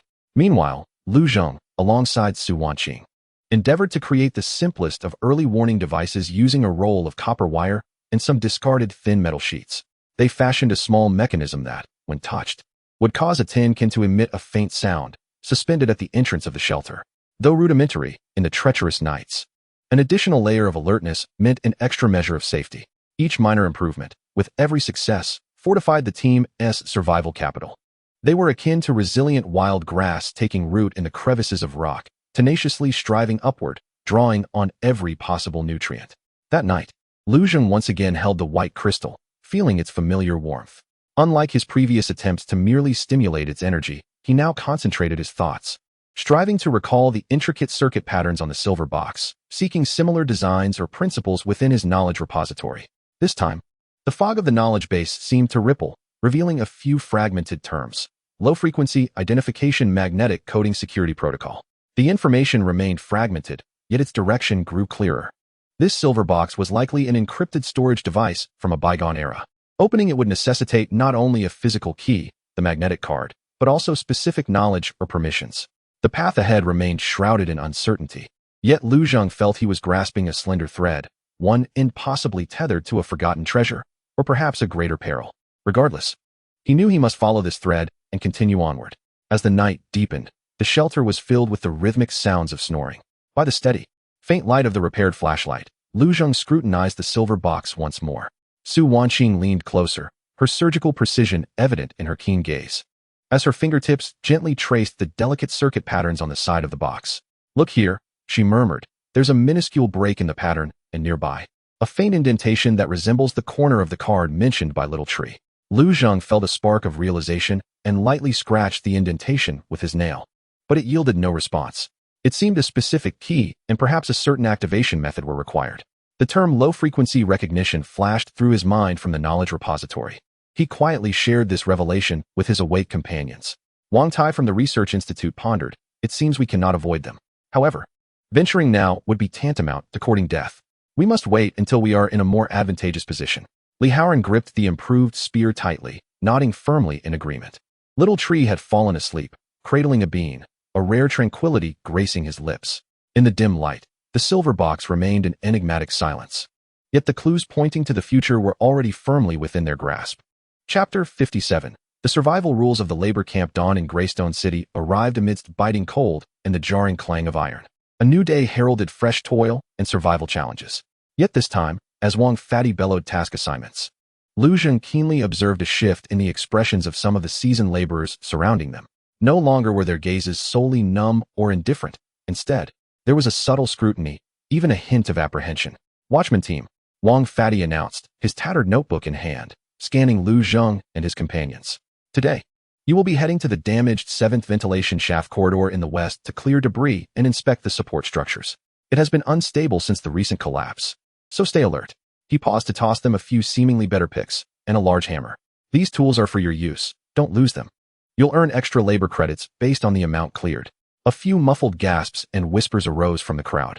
The task at the 7th ventilation shaft was dirty and perilous. However, the rewards for successfully clearing the passage were significantly greater than those for routine labor, typically reserved for capable teams willing to take risks.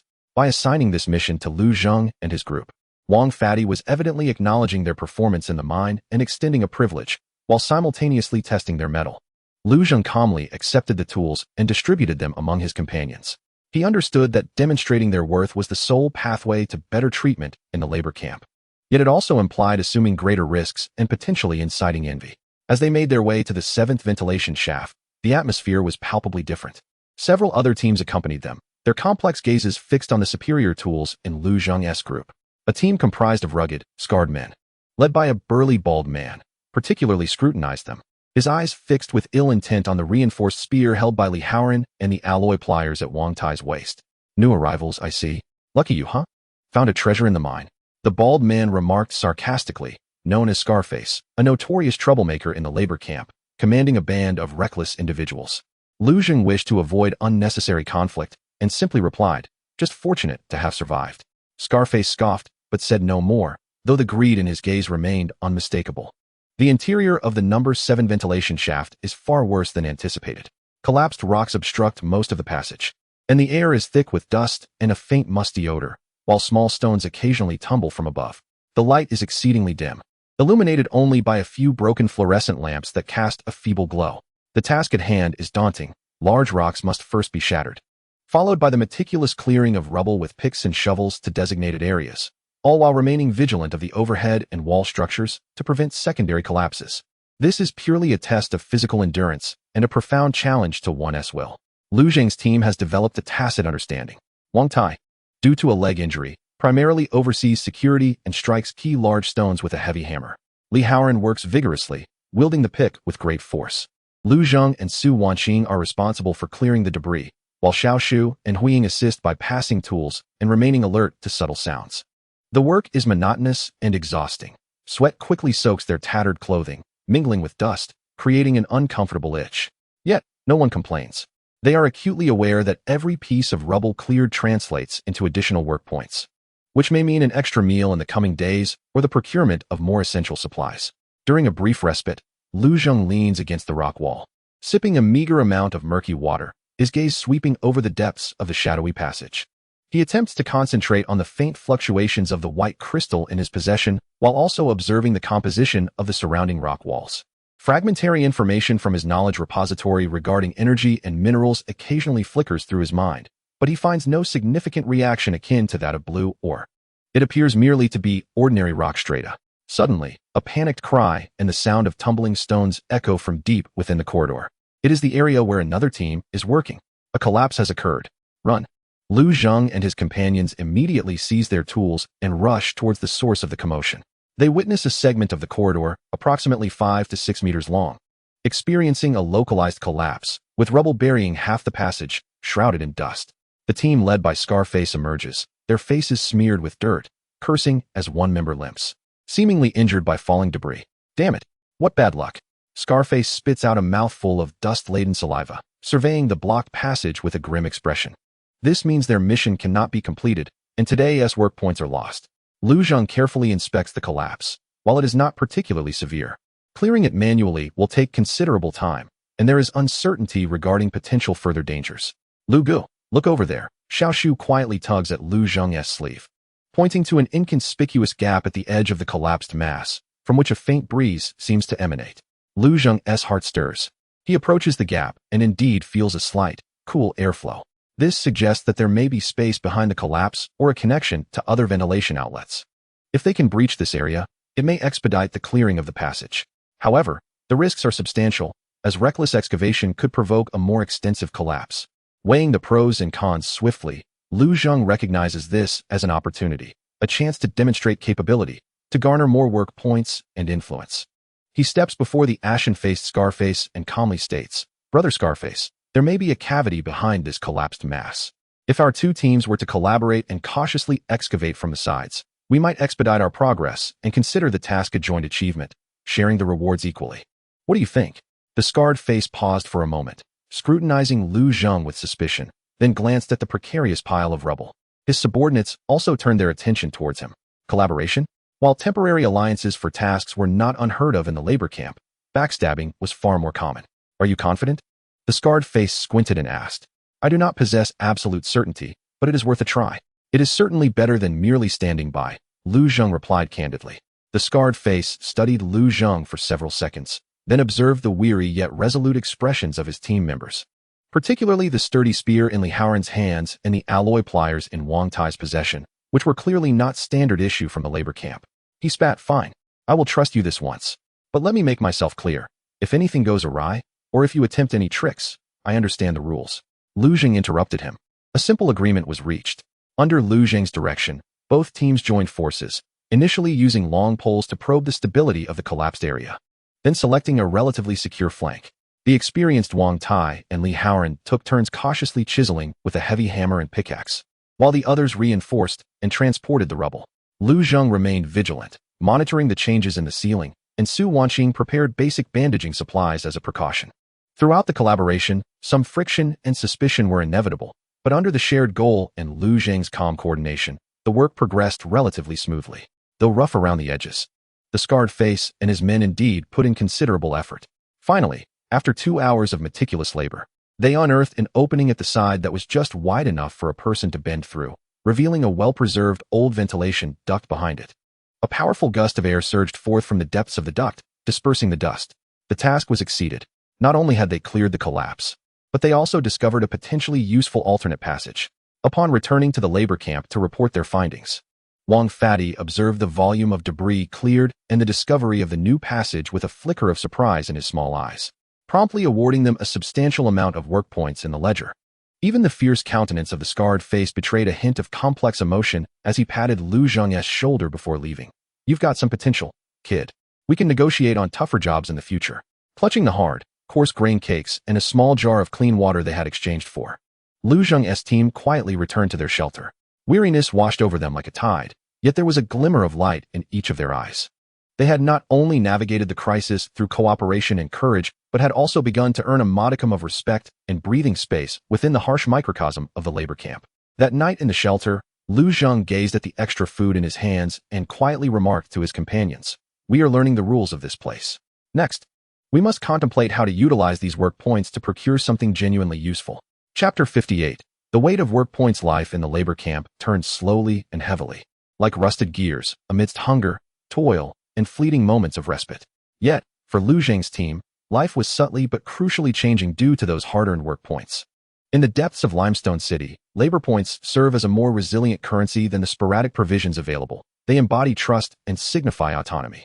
The labor points accrued from the task in the 7th ventilation shaft corridor are substantial enough to procure rations exceeding the daily allotment by 3 days. Or even more crucial items. In the dim light of their makeshift shelter, the team convened for their inaugural strategic meeting. While sustenance is essential, what they currently lack is not merely the means to stave off hunger, but resources to enhance their chances of survival. Lu Zheng spread a small heap of crude tokens representing labor points upon the ground, his voice resonant and somber. "Brother Wang's leg injury necessitates superior medication to prevent a relapse. Our weaponry demands fortification. Furthermore, intelligence may well outweigh material supplies in significance. Suwon nodded in agreement. I have inquired, and there exists a makeshift market at the east end of the labor camp where knowledgeable individuals occasionally engage in discreet exchanges. It is possible we might acquire genuine anti-inflammatory medication or information regarding that silver box. She cast a glance at the silver metallic box, carefully concealed beneath the hay. Wang Tai rubbed the old scar on his leg. Tools and weaponry materials must take precedence.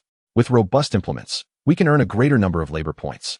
Li Haoran was more forthright. Can we exchange for some metal scraps and rope? I wish to enhance the sensitivity of the warning mechanism at the entrance of our shelter. Little Tree listened quietly, clutching a handful of beans, his gaze shifting with the adults' discussion, as if he too were endeavoring to ponder their plight. Ultimately, they resolved to allocate the majority of their labor points towards acquiring practical medical supplies and materials, reserving a small portion to explore the market for information and potential opportunities. Upon completing their routine labor the following day, Lu Zheng instructed Li Haoran and Wang Tai to take the bulk of their labor points to the official exchange point for metal scraps to reinforce their weaponry and a small jar of purportedly more effective ointment. He, meanwhile, accompanied Suwon and Little Tree, carrying a modest amount of labor points toward the more chaotic area at the eastern end of the labor camp, known as the market. This place resembled less a market than a vast, spontaneously formed exchange station for refuse. The muddy expanse, encircled by several partially collapsed structures, teemed with a diverse array of individuals. No one hawked their wares. Transactions unfolded in silence or hushed whispers. Some displayed a few rusted nails, others clutched half a whetstone, while some merely offered snippets of information or acted as intermediaries. The air was thick with a sense of despair and vigilance. Leveraging her identity as a physician and her gentle demeanor, Suwon quickly struck up a conversation with an elderly woman huddled in a corner, who had several grimy little bottles before her, in exchange for a few coarse grain cakes and a small piece of jerky acquired with labor points. She secured 2 wax-sealed packets of authentic antibiotics and a small vial of disinfectant alcohol. This was a significant boon. Meanwhile, Lu Zheng scanned the crowd with keen eyes, searching for potential sources of information. He noticed a gaunt, middle-aged man squatting beneath a crumbling wall, devoid of possessions, mindlessly tracing patterns in the dirt with a branch. The man's gaze lacked the numbness or greed exhibited by others. Instead, it bore an air of detachment and contemplation. Lu Zheng approached, crouched across from him, and, without uttering a word, gently placed a token representing a modest quantity of labor points beside the pattern he had drawn in the earth. The middle-aged man lifted his eyelids, his murky gaze briefly assessing Lu Zheng, then casting a glance at the dominoes. A wry smile crept upon his lips as he inquired, "What do you wish to know?" The price dictates the inquiry. In Greystone City, is there a place dedicated to the study of artifacts from the bygone era? Or perhaps someone capable of unlocking special boxes? Lu Zheng lowered his voice. The man paused, scrutinizing Lu Zheng for a few seconds before leisurely replying. The inner city, the research institute, is the domain of those old gentlemen. As for opening boxes, he chuckled softly. There's a one-eyed, limping fellow named Old Mo at the market's northern corner. He used to deal with precision instruments, so he might have some insights. However, approaching him carries inherent risks. That old coot has a peculiar temperament, and many eyes are upon him. Swiftly, he smoothed out the pattern on the ground with a stick, retrieved the domino, and retreated into the shadows, lapsing into silence. Though brief, the information was crucial. The Inner City Research Institute and Old Mo. Both leads indicated a heightened level of risk. Armed with the acquired supplies and intelligence, the trio returned to their makeshift shelter. Li Haoran and Wang Tai had also returned, bearing several hefty iron plates, a length of resilient steel wire, and a small jar of pungent black ointment. Wang Tai immediately had Su Wanxing change his dressing. Applying the ointment to his injured leg elicited a burning sensation. Yet he did not flinch, instead exhaling in relief. This is legitimate, far superior to the previous herbal refuse. Li Haoran, brimming with excitement, began to reinforce his spearhead with the newly obtained materials and improve the shelter's alert mechanism with the steel wire. Little Tree assisted nearby, his eyes sparkling with enthusiasm. As night fell, the shelter remained cold, yet the atmosphere had shifted. The wounds had received better treatment, the weapons had sharpened, and the alert system offered an added sense of reassurance. More importantly, they had a clear next goal: to make contact with Old Mo. Lu Zheng produced the silver box, scrutinizing it once more under the light of the repaired flashlight. The intricate circuit patterns on its surface appeared even more vivid and complex under the steady illumination. He was acutely aware that taking the next step could either unveil a new door or lead to catastrophic peril. Yet stagnation in this apocalyptic world was a form of slow death. "We need a plan," Lu Zheng addressed his gathered companions. "We cannot approach Old Mo directly. We must first ascertain his circumstances and identify the right moment. When the market opens next time, we will act separately. Howren and Little Tree will keep watch while Dr. Sue and I make contact." The group nodded solemnly. They resembled individuals navigating a treacherous, icy surface, each step requiring utmost caution as they tested the ground ahead. Yet they knew that to reach the other side, they must continually advance. The points earned not only brought material improvements, but also the choice to act and the courage to face the unknown. This seemingly minuscule weight was quietly shifting the trajectory of their fates. As the night deepened, the wind outside the shelter wailed. Lee Howren, utilizing the stable dim light from the repaired flashlight, meticulously reinforced his spearhead with the newly acquired metal plates and wire. The sound of metal grinding together both delicate and resolute. Wang Tai, with fresh ointment on his leg, felt a fiery sensation that relaxed his brow. Lu Zheng caressed the cool silver box, his fingertips tracing the intricate circuit patterns, his gaze serene. The next phase of their plan was set, fraught with both risk and opportunity. Amidst the desolate ruins, they cautiously laid a modest yet crucial cornerstone for a bleak tomorrow, utilizing the scant resources and leverage they had recently acquired. Chapter 59, Shadows in the Bazaar. With the plan set, all that remained was to wait and prepare. Life in the labor camp continued to drag on, mired in repetitive toil and scarcity, yet the mindset of Lu Zheng's team had subtly transformed. Like lurking predators, they completed their daily grueling tasks, accumulating meager credits while discreetly observing and gathering intelligence in meticulous preparation for the impending trip to the bazaar. 3 days later marked the day the labor camp tacitly allowed the bazaar to open. On this day, oversight was relatively lenient, and many who had completed their basic labor would flock to the eastern ruins, seeking to exchange various goods for survival supplies. At dawn, the sharp sound of hammers echoed punctually. Today's task involved clearing a section of severely corroded metal pipes in the Western District, a filthy job fraught with danger. The air was thick with the acrid scent of rust and the stench of sewage. Lu Zheng's team worked in silence, each member's gaze notably vigilant. They needed to conserve their strength and avoid injury at critical moments. The Scarface gang was operating in the same area. During a break, the scarred man, chewing on an unknown root, swaggered over to Lu Zheng's vicinity, casting a sidelong glance at their improved tools. "Not bad, kid. I heard you racked up quite a few credits at well number 7 last time." His tone was casual, but curiosity gleamed in his eyes. Lu Zheng paused his work, wiped the sweat from his brow with a rag, and replied calmly, "Just lucky, Scarface. There happened to be a cavity behind the collapse, which saved us quite a bit of effort." "Cavity?" Scarface scoffed. "I reckon you hit the jackpot.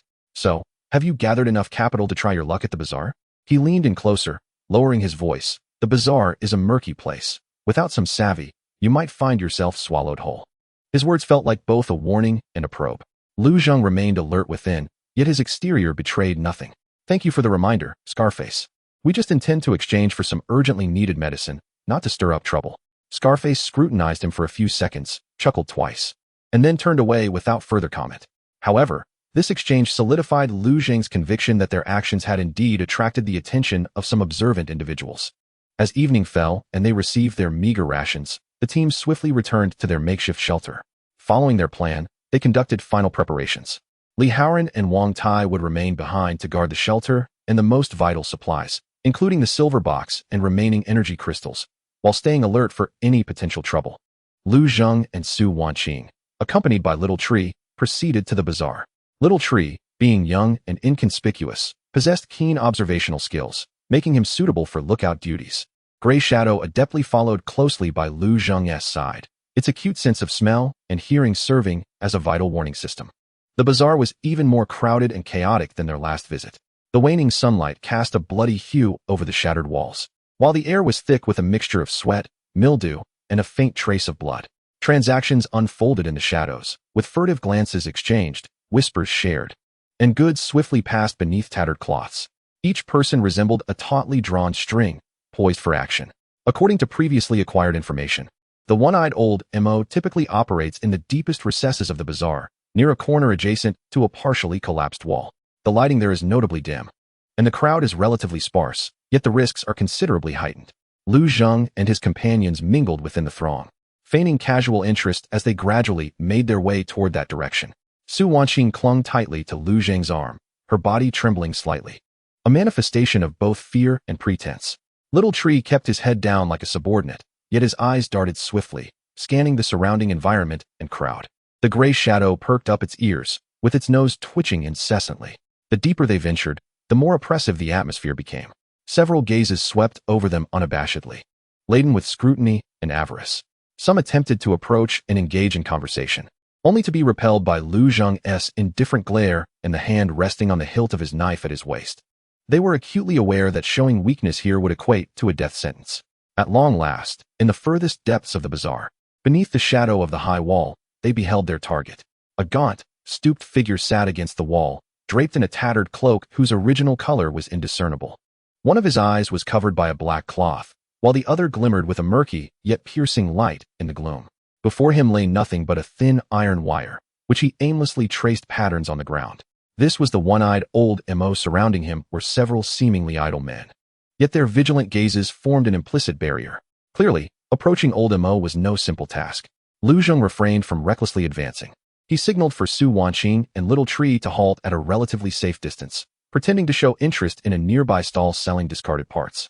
All the while observing discreetly, he needed to identify a suitable moment, one that would evade the watchful eyes while simultaneously capturing old Mo's attention.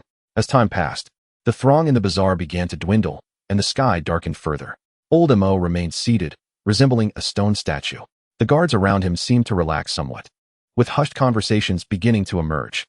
At that moment, Little Tree gently tugged at Lu Zheng's sleeve, whispering almost inaudibly, "Brother Lu, the scar-faced man over there seems to be watching us." Lu Zheng's heart sank, and he caught a glimpse from the corner of his eye. Indeed, spotting two scar-faced henchmen mingling within the crowd not far away, appearing to engage in a transaction while their gazes intermittently drifted toward them. The situation had grown complex. Was the presence of the scar-faced men here a mere coincidence, or was it a deliberate pursuit? If they were to approach Old Mo now, they could easily attract unwanted attention with unpredictable consequences. Should they continue to wait for a safer opportunity or dare to take the risk? Lu Zheng's mind raced, weighing the pros and cons. He understood that opportunities were fleeting, yet reckless actions could lead to irrevocable consequences. He had to make a decision. Lu Zheng's demeanor sharpened. The emergence of the scar-faced henchmen added an unpredictable variable to an already perilous endeavor. He quickly assessed that an aggressive approach would inevitably expose them, while retreating could result in a missed opportunity. Gradually, he began to withdraw toward the more populous area. Lowering his voice, he tightened his grip on Su Wanqing's hand, signaling Little Tree to follow. The three of them nonchalantly turned toward a nearby stall trading in second-hand clothing, using the cover of the bustling crowd to move toward the entrance of the bazaar. Indeed, those two figures silently trailed behind them. As Lu Zheng's thoughts raced, he discreetly gestured to the gray shadow while passing a corner cluttered with discarded oil barrels. The astute mutated dog immediately understood, crouching low and slipping into the shadows. Moments later, a resounding crash echoed nearby as an oil barrel toppled over, causing a stir among the crowd and diverting their attention. Seizing this opportunity, Lu Zheng and his companions swiftly slipped into a narrow crevice in the ruins, barely wide enough for a single person. At the end of the crevice lay a partially collapsed basement, brimming with construction debris, yet it served as an excellent hiding spot. Holding his breath, Lu Zheng listened intently as the footsteps of their pursuers hesitated outside the crevice before gradually fading away. They had not followed. Su Wanqing exhaled in relief, her back drenched in cold sweat. What should they do now? Lu Zheng's gaze sharpened as he peered deeper into the market. Old Mo's stronghold had been confirmed. Next time the market opened, we shall take a different route. This reconnaissance mission, although it did not engage the target, had unveiled the path and its associated risks. In this predatory wasteland, patience oftentimes outweighs courage. Chapter 60. Infiltration through the crevice. The brief confrontation deep within the market was akin to a bucket of cold water poured over Lu Zheng, awakening him completely. In this realm of ruins, any unusual movement could be captured by lurking eyes, inviting disaster. The appearance of Scarface's henchmen was no mere coincidence. They were either after the resources Lu Zheng's team might possess or had grown suspicious of their frequent forays into the depths of the market. Returning to their concealed basement, a stifling atmosphere enveloped them. Su Wanqing's complexion paled as she leaned against the wall, gasping for breath, while Xiaoshu nestled close to her. His large eyes filled with dread. The gray shadow lay quietly at Lu Zheng's feet, emitting a low whimper as if filled with remorse. "We are being watched." Lu Zheng's voice rang clear in the confined space. Scarface's men would not relent easily. Contact with Old Mo was temporarily off the table. What now? Li Haoran clenched his fists, a sense of unwillingness bubbling within him. Is the silver box to remain unopened? This is not a matter of surrender. It is a strategic shift, Lu Zheng replied, his gaze sweeping over his companions, calm and resolute. A direct confrontation would be ill-advised. They required a more covert route, an opportunity they had yet to anticipate. In the ensuing days, life at the labor camp appeared outwardly unchanged. Lu Zheng's team worked diligently, receiving meager rations and returning to their shanty, blending seamlessly with the other laborers struggling for survival. Yet, beneath the surface, their actions began to shift quietly. Lu Zheng no longer attempted to venture directly into the depths of the market. Instead, he turned his focus to the labyrinthine environment of the labor camp itself. The third labor camp, nestled against the mountainside, consisted of countless abandoned mine shafts, tunnels, and rudimentary shanties. Many areas had long been deserted, with collapsed passages becoming neglected dead ends. These locations often represented blind spots for oversight and might conceal unknown shortcuts. Utilizing the scant moments available after labor and the cover of night, Lu Zheng, accompanied by Li Haoran, began to explore these forsaken areas like phantoms. They evaded the crowded main paths, crawling along rusted ventilation ducts, slipping into tunnels partially sealed by rubble, utilizing a repaired flashlight to illuminate every conceivable direction. The endeavor was fraught with peril. Landslides, venomous creatures, and potentially hidden mutated beings lurked in every shadow, demanding utmost caution with each step. Su Wanqing and Wang Ti's were tasked with remaining behind to provide cover, utilizing improved early warning devices to monitor the surroundings of their shelter. They endeavored to exchange their accumulated labor points for more practical supplies, particularly ropes and metal reinforcements. Xiao Shu's mission was to observe the daily activities and patterns of Scarface's subordinates and other suspicious individuals within the labor camp. This was a silent reconnaissance and counter-reconnaissance operation. Sweat soaked their tattered garments, their hands and feet marred by sharp stones and rusted iron, yet no one uttered a complaint. They all understood that they were fighting for the future of their team. Hard work does not betray the diligent.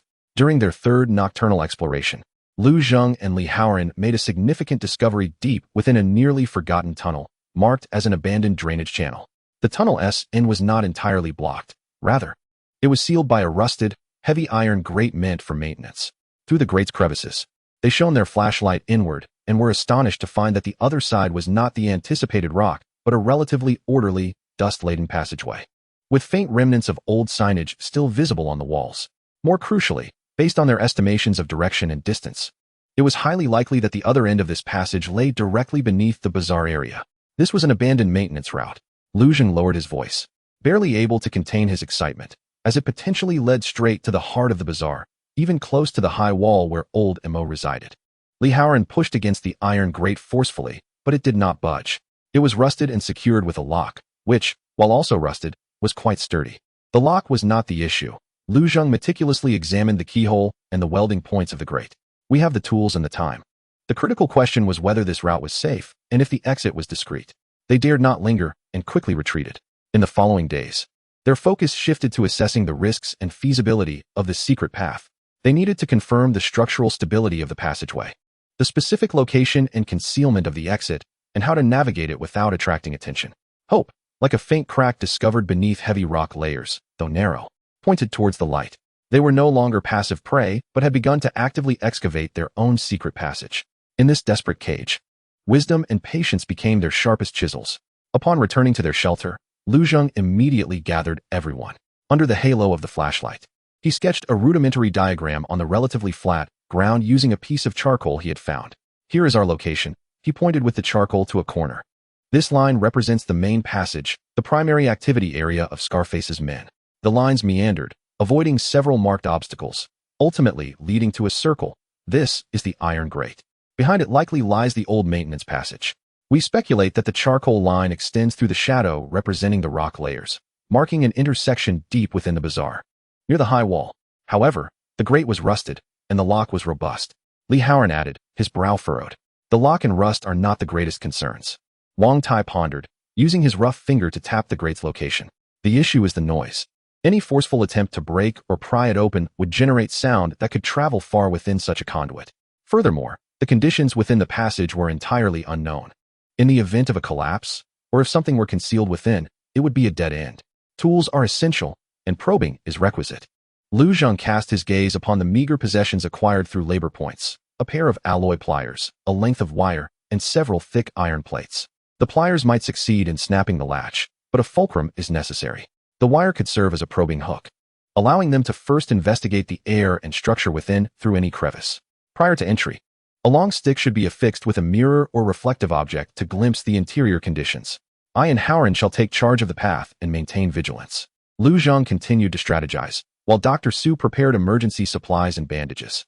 Brother Wang, given your impaired mobility, please conceal yourself with Xiaoshu near the entrance of the passage.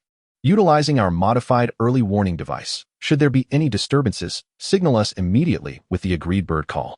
Huiying will accompany you, as its senses are sharper than ours. If the inside is indeed accessible, and we can approach Old Mo, Su Wanqing inquired softly, unconsciously clutching a roll of clean cloth, how shall we converse with him? He appears to harbor distrust towards others. With sincerity and leverage, Lu Zhang responded, grasping the silver box he had kept close, the cold metal instilling a sense of resolve. This might serve as their key to unlocking dialogue. Furthermore, we may offer to assist him in exchange for the means to open the box. In the labor camp, only those of value can survive and negotiate terms.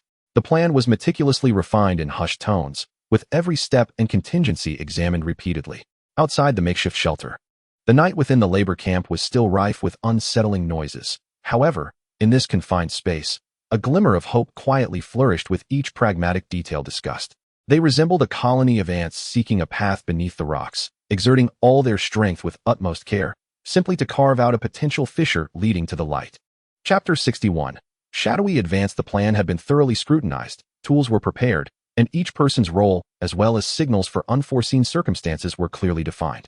On the eve of the next market day, as the moonlight was shrouded by thick clouds and the clamor of the labor camp gradually gave way to the weary sounds of snoring and the lament of the night wind, Lu Zhang's team commenced their operation. Within the makeshift shelter, the group silently checked their equipment. Lu Zhang and Li Haoren wrapped the alloy pliers in tattered cloth to prevent reflections from clashing, ropes coiled around their waists, and the long stick bound with small, polished metal pieces became their eye for exploring the passage. Su Wanqing divided the first aid supplies into several small bags, ensuring each person carried a portion. Wang Tai meticulously adjusted the improvised early warning bell made from wire and an empty can, while Xiaoshu gently stroked Huiying's neck, whispering reassurances. The air was thick with tension and determination. Remember, safety is paramount. Upon hearing the warning, retreat immediately along the predetermined route. Do not hesitate, Lu Zhang concluded, scanning the group with a solemn yet clear voice.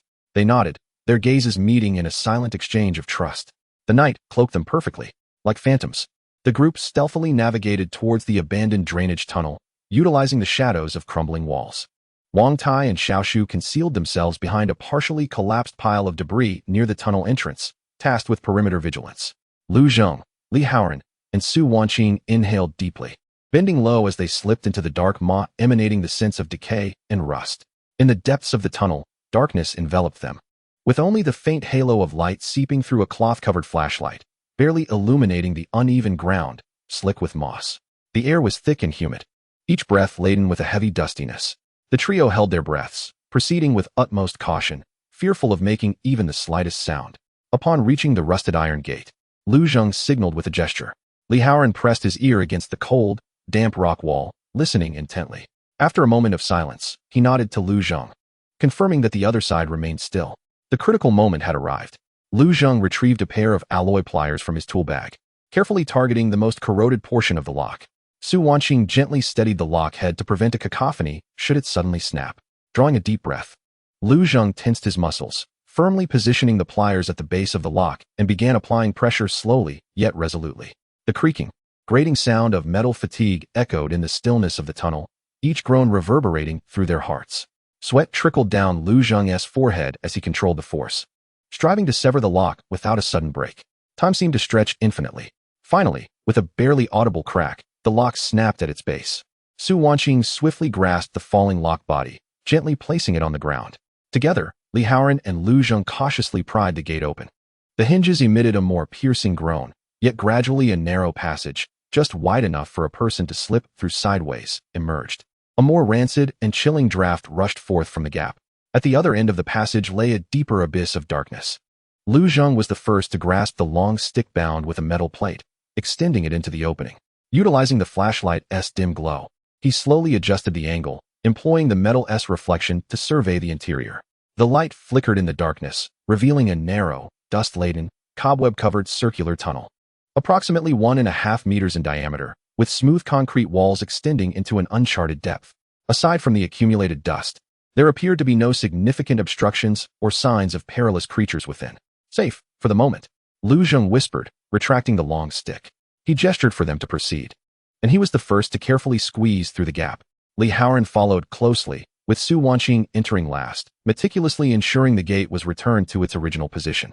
Inside the tunnel, an eerie silence prevailed, broken only by their suppressed breaths and the rustling of clothing against the walls. They had to stoop low as they advanced, each step sinking into the thick dust, leaving clear footprints behind. The beam of the flashlight was their sole source of illumination, appearing feeble amidst the encroaching darkness. After traversing approximately 20 to 30 meters, the tunnel presented a downward slope. Lu Zheng signaled for a halt, probing ahead once more with the long stick. The light flickered across the bottom of the slope, suggesting a more spacious area beyond. However, just then, a shadowy figure suddenly wriggled through the rear gap, its small size allowing it to pass effortlessly, emitting a deeply suppressed growl as it latched onto Lu Zheng's pant leg, hindering his advance. A situation had arisen. The trio instantly tensed, holding their breaths. Lu Zheng promptly extinguished the flashlight, plunging the tunnel into absolute darkness and silence. Moments later, an exceedingly faint sound, reminiscent of something being dragged or scraped, emanated from the open space below the slope. The sound was not that of human footsteps. Rather, it resembled the crawling of some multi-legged creature, and the quantity seemed considerable. The noise persisted for several seconds before gradually receding into the deeper darkness of the conduit. A cold sweat drenched Lu Zheng's back. He dared not let his guard down and waited in silence for a few more minutes. Once he confirmed that there were no further sounds, he cautiously reopened his flashlight, its beam immediately sweeping towards the base of the slope. There, he beheld a slightly larger maintenance chamber connected to the bottom of the slope, where the ground and walls bore remnants of a viscous, reflective substance, alongside several shed, bristly black chitinous fragments. They must have just passed a swarm of mutated centipedes or similar creatures. Li Haoran spoke in a hushed tone, tinged with trepidation, suggesting that had it not been for the warning from the gray shadow, they might have stumbled upon them unwittingly. It appeared that these creatures followed a predetermined path of movement. They resolved to avoid this direction. Lu Zheng marked the location and led the team toward a smaller branch conduit on the opposite side of the maintenance chamber. This passage was narrower, yet the air felt somewhat fresher. After maneuvering through with difficulty for a while, they encountered damage on one side of the conduit, exposing the rough rock behind it. Shining his flashlight onto the exposed area, Lu Zheng noticed something embedded within the crevices of the rock. He carefully cleared away the moss and dust, revealing a small segment of rusted metal piping, still attached to a broken valve. "Is this an old water supply pipe?" Su Wanqing whispered. At that moment, the dormant repository of knowledge in Lu Zheng's mind stirred, seemingly awakened by the presence of this relic from a bygone industrial era. A few vague terms and diagrams flickered through his thoughts. The pressurized main water supply auxiliary maintenance valve is typically located near the primary structure. A realization dawned upon him as he meticulously examined the valve and the direction of the pipe. Judging by the specifications and positioning of this remnant, it was highly likely that this had once been a main water supply line leading to a significant area. "Then we should follow it this way," Lu Zheng declared decisively, pointing towards a direction that formed an angle with their original path, suggesting it might lead to a more central region. Perhaps it was not merely a marketplace, but rather closer to the inner city. This discovery might prove more valuable than finding a shortcut to Old Mo Hope. Akin to the rusted compass uncovered in the labyrinthine darkness of the conduits, albeit flawed, indicated new possibilities. They adjusted their course, delving deeper into the unknown. Chapter 62. The end of the pipeline following the direction indicated by the rusted old water supply pipe. Lu Zheng and his companions continued their arduous journey through the narrow, dark maintenance passage. The stale, musty air seemed to have lessened, replaced by a drier scent, mingled with faint metallic and oily undertones. The conduit was not a straight path. It curved and sloped intermittently, yet its overall trajectory pointed towards the core area of the inner city built against the limestone cliffs. Each step required utmost caution. The gray shadow scouted silently several meters ahead, its ears swiveling to capture any subtle sounds. Lu Zheng wielded a long stick affixed with metal pieces, occasionally probing around corners and the overhead pipe walls, while Li Haoran remained vigilant at the rear, with Su Wanqing protected in the middle. The halo of their flashlights served as the sole source of illumination in this absolute darkness, also providing a fragile sense of security. After approximately half an hour of progress, a change became apparent ahead in the passage. The walls of the pipes no longer exhibit the smoothness of concrete. Instead, They reveal embedded, long-defunct cable ducts and valve interfaces. The dust accumulating on the ground has thinned considerably, and one can even discern some indistinct, unnaturally formed scratches. We may be approaching a vestige of a bygone functional area. Lu Zheng lowered his voice, signaling everyone to remain vigilant.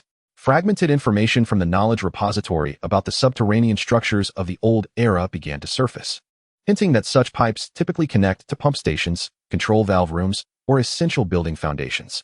The passage began to incline upwards, with a faint light emanating from the end, not the artificial glow of a flashlight, but a cold, bluish-green fluorescence, reminiscent of some bioluminescent moss. The trio treaded lightly, holding their breath as they approached cautiously. At the passage's end stood not an exit, but a heavy, airtight metal door, sealed with a grid observation window. The door was severely corroded, yet its structure remained intact, the hinges and massive manual locking mechanism still indicative of its former sturdiness. The faint fluorescence emanated from the grid of the observation window. Lu Zheng leaned closer to peer inside. Beyond the door lay a modest, roughly 10 square meter square space, resembling a small relay valve room. The walls were adorned with rusted pipes and valves, most of which had deteriorated. The source of the bluish-green glow was a peculiar moss-like plant thriving in the damp corners and on the extensive rusted metal surfaces. They pulsated with a soft luminescence, casting an eerie light throughout the room. However, it was not the unusual fluorescent moss that captivated Lu Zheng's attention, but rather the situation on the opposite side of the valve room. There was another airtight door of similar dimensions, though it appeared to be in worse condition. Its body distorted, revealing a significant gap. Through the fissure, one could see that the other side was not shrouded in darkness, but rather illuminated by a rhythmic, yellowish light. And faintly, one could hear a distant, methodical mechanical hum. Where could this lead? Was it to some sector of the inner city? Just as Lu Zheng was fixated on observing, the shadow beside him suddenly became exceedingly restless. It was not focused on the door gap, but rather on the direction from which they had come, emitting a suppressed yet warning growl, its fur bristling with alarm. Almost simultaneously, Lu Zheng heard it too. From the depths of the dark pipe they had just traversed, came a distinct sound of footsteps, certainly not an illusion. The footsteps were heavy and chaotic, indicating more than one individual, rapidly approaching their location, accompanied by rude shouts and the sound of dragging objects. Quick, hide. Lu Zheng's heart raced, and he hissed in urgency. How could there suddenly be others in this pipe? Had the scarred man discovered the passage and followed them? Or were there already others utilizing this tunnel? The space at the valve room's entrance was cramped, offering no place to conceal themselves. Their only hope lay in the distorted gap of the door. Lu Zheng made a swift decision, straining to turn the rusted wheel of the airtight door. The wheel, however, refused to budge. Li Haoran stepped forward to assist, and the two exerted every ounce of their strength. Their muscles tensed, and beads of sweat instantly streamed down their faces. The wheel finally emitted a piercing creak, turning ever so slightly, causing the gap in the door to widen by a mere centimeter, far from enough for passage. The sound of approaching footsteps grew louder, and the beam of a flashlight began to flicker around the corner of the pipe behind them. There was no time left. Lu Zheng's gaze swept across the dense array of pipes and valves in the valve room. They needed to find cover. The three individuals and their dog quickly squeezed into the valve room, with Lu Zheng being the last to enter. He exerted all his strength to push the door back into place, though it could not be completely locked. They curled up behind a row of thick, rust-stained vertical pipes, holding their breath, just as the footsteps reached the threshold of the door. Damn it, this place is hard to navigate. Hurry up and move the stuff over. The boss is still waiting over there, grumbled a hoarse male voice. Less chatter, this route is safe enough. If the patrol finds us smuggling supplies, we're all done for. Came another voice, even darker in tone. Smuggling supplies? Lu Zheng's heart jolted. It seemed this abandoned pipeline was not as forgotten as they had thought, but rather utilized by certain individuals as a secret transport route. Were these people's so-called boss and the area beyond the door with light and sound referring to a stronghold of some faction within Limestone City? Has this door been moved? The hoarse voice suddenly remarked with suspicion, the flashlight beam sweeping across the airtight door. Lu Zheng's heart raced, gripping his military knife tightly.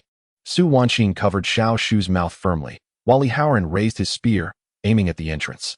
Are you seeing things? This rusty door has been here for ages.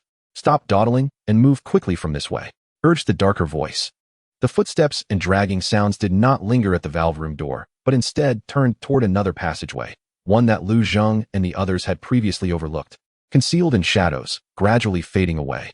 Inside the valve room, the three remained motionless until the sounds outside completely dissipated, finally exhaling a long breath as cold sweat soaked their backs. That had truly been a close call. While the immediate crisis had been averted, an even greater enigma and potential peril lay before them. This secret passage was not their exclusive discovery. It appeared to be entwined with deeper power struggles and illicit activities within Limestone City. Lu Zheng once again gazed at the warped door crack from which light seeped. Was the world beyond the door a greater opportunity or a deeper trap? With every subsequent step, they would need to tread with utmost caution. Chapter 63. The Underflow Retreat in the Valve Room. Time seemed to freeze. The faint glow of bioluminescent moss illuminated the tense faces of the trio and their dog, with the only sounds being their strained breaths and the distant, gradually receding footsteps and dragging noises from the corridor. Once those sounds faded completely into the depths of another fork in the pipeline, a heavy silence enveloped them, allowing them to finally relax their taut muscles. They went that way, Li Haoran whispered, indicating the shadowy passage. The group they had just heard had departed from there. That route appeared to lead in another direction. Lu Zheng did not respond immediately.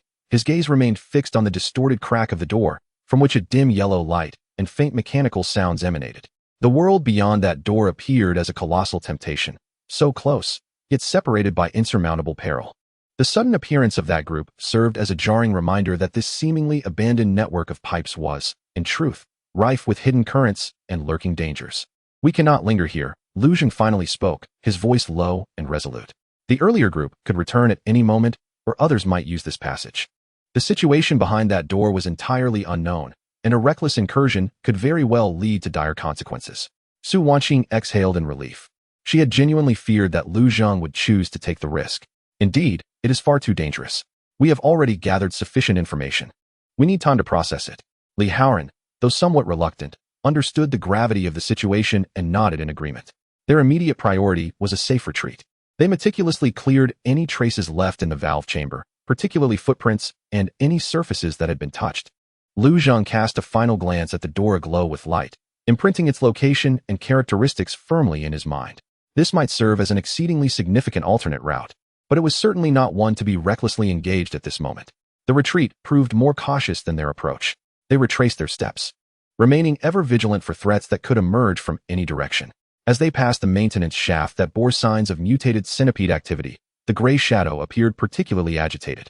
They nearly held their breath as they swiftly and silently traversed through. Upon returning to the iron gate they had severed the lock from, Wang Tai and Xiaoshu remained on high alert in their concealed position. When they saw the trio return safely, a hint of relief crossed Wang Tai's tense face, while Xiaoshu nearly lunged towards them. What was it like inside? What did you find? Wang Tai inquired urgently in a hushed tone. We'll discuss it back at the shelter. This place isn't safe. Lu Zheng signaled for silence, cautiously restoring the gate to its original state.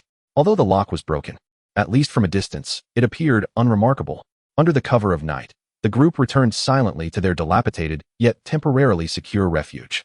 Only when the tattered curtain of the shelter was drawn, effectively shielding them from prying eyes, did they collectively breathe a sigh of relief, a wave of exhaustion washing over them.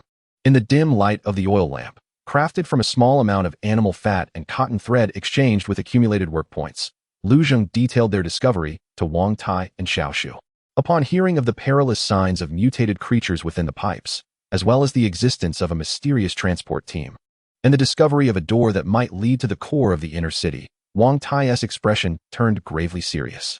Smuggling supplies is a significant taboo in Greystone City, Wang Tai intoned somberly. He understood the local rules far better than Lu Zheng and the others.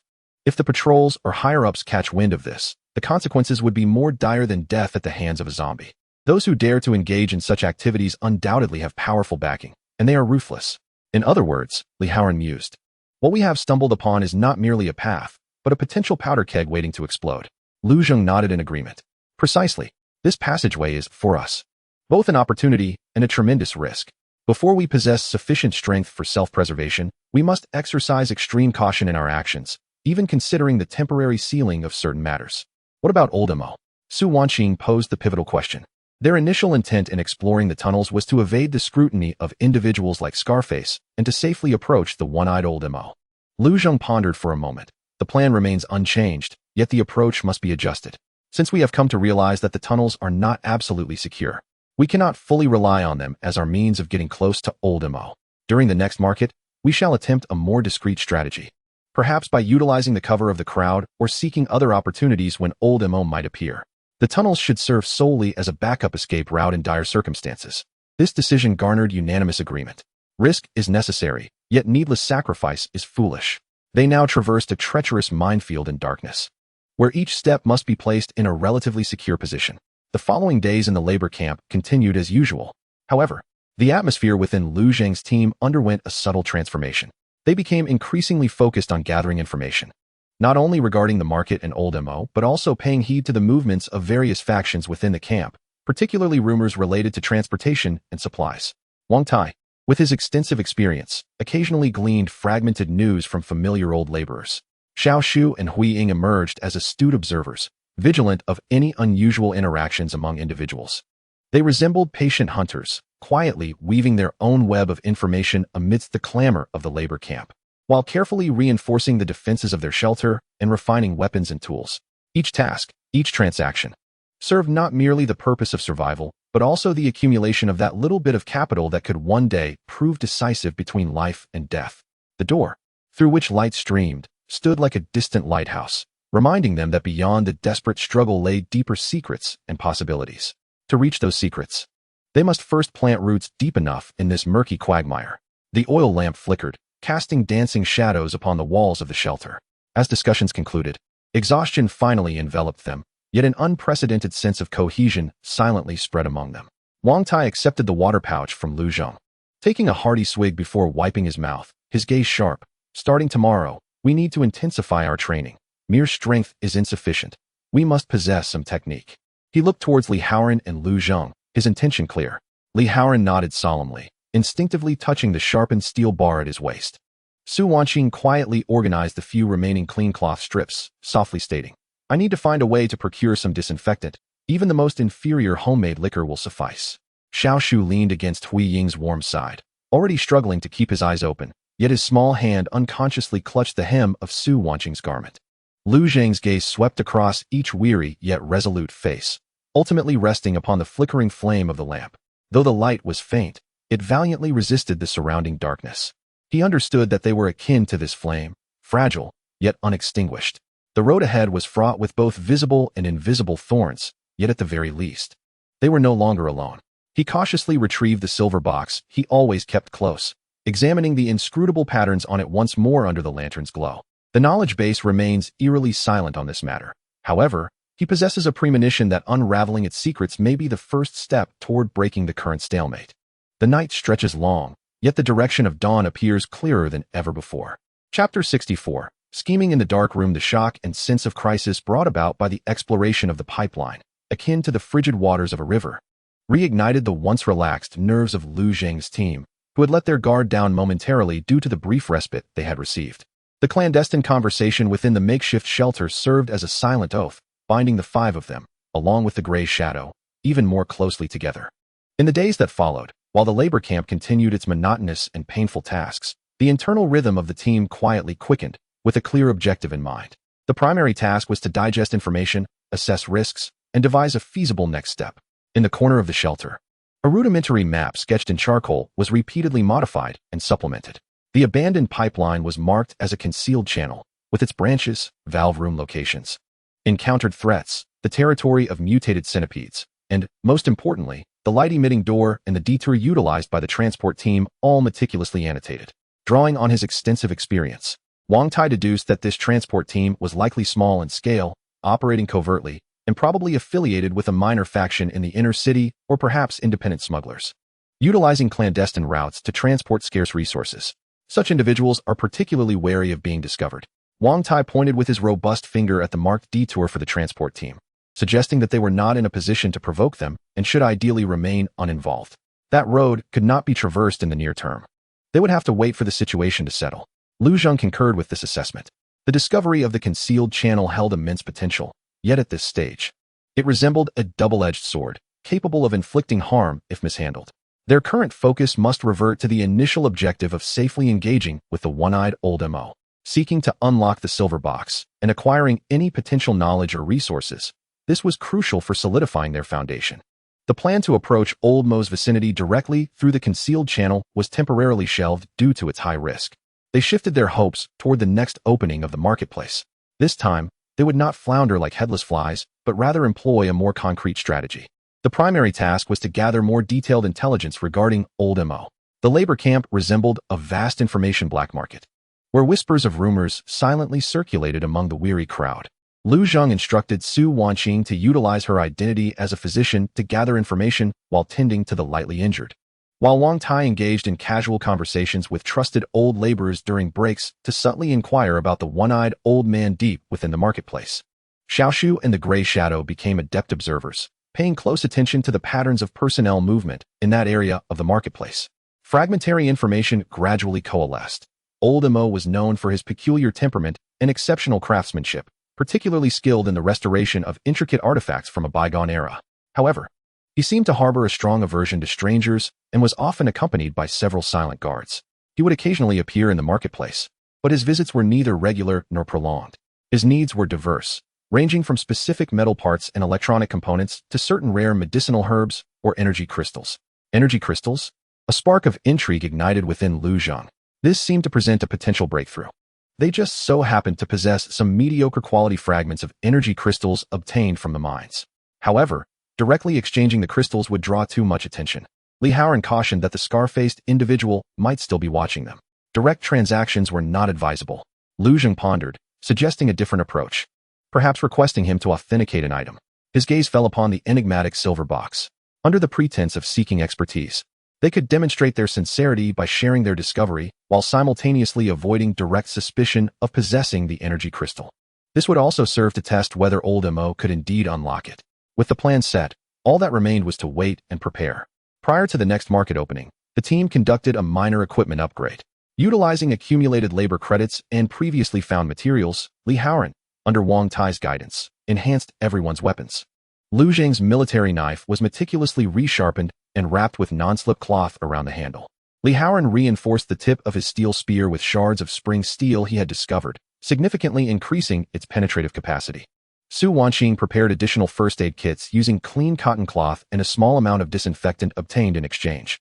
Even Little Tree crafted a rudimentary yet effective short spear from a sturdy wooden stick and sharpened metal pieces for self-defense.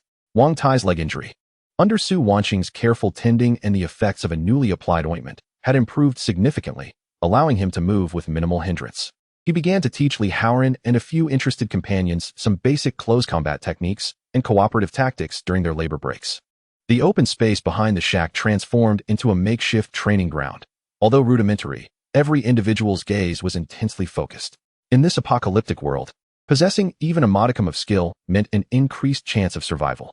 As for Lu Zheng himself, in the stillness of the night, he dedicated himself to establishing a connection with the vast repository of knowledge in his mind and the white crystal, blue ore. He no longer attempted to forcibly ignite its power, but instead focused his thoughts on the patterns of the silver box and the characteristics of the energy crystal. As if engaging in a dialogue, the feedback from the knowledge repository remained fragmented, yet fleeting words such as encryption logic, energy frequency, and resonant unlocking occasionally flickered through his mind, providing him with a vague sense of direction on how to open the silver box, potentially bolstering his confidence in his interactions with Old Mo. The sky over Grey Rock City was perpetually shrouded in a dreary haze, oppressive enough to stifle one's breath.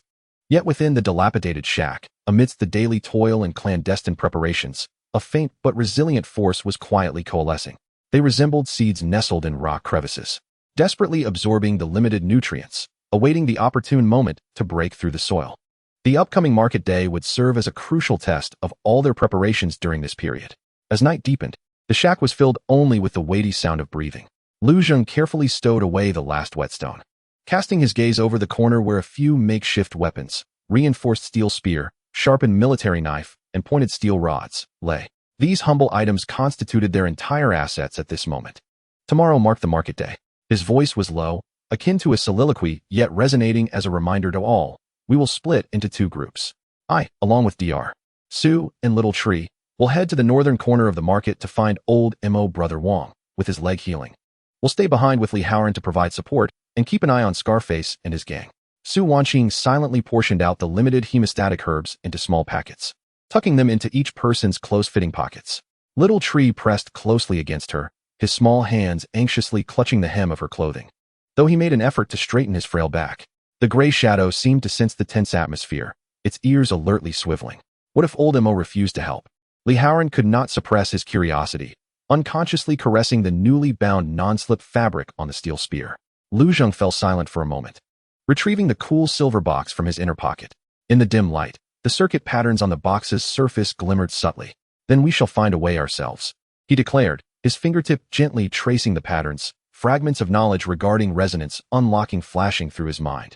Yet, it was imperative to ascertain what this object truly was. Wang Tai heavily patted Li Haoran's shoulder, his voice gravelly. Kid, remember, in a place like the bazaar, if you show fear, it's truly over. We shall not provoke trouble, but we must not shy away from it either.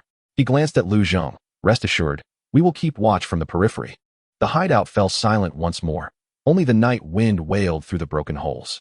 Each individual remained wide-eyed in the darkness, awaiting the arrival of dawn. The bazaar tomorrow would be yet another gamble for them, an opportunity to carve out a future amidst the desolation. The stakes were meager, yet they had no path of retreat.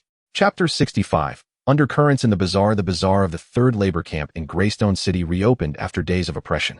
The murky air seemed even heavier than before, the throngs of people, the hushed bargaining, and the vigilance and greed concealed beneath numbed expressions painted a grim picture of survival in a post-apocalyptic world.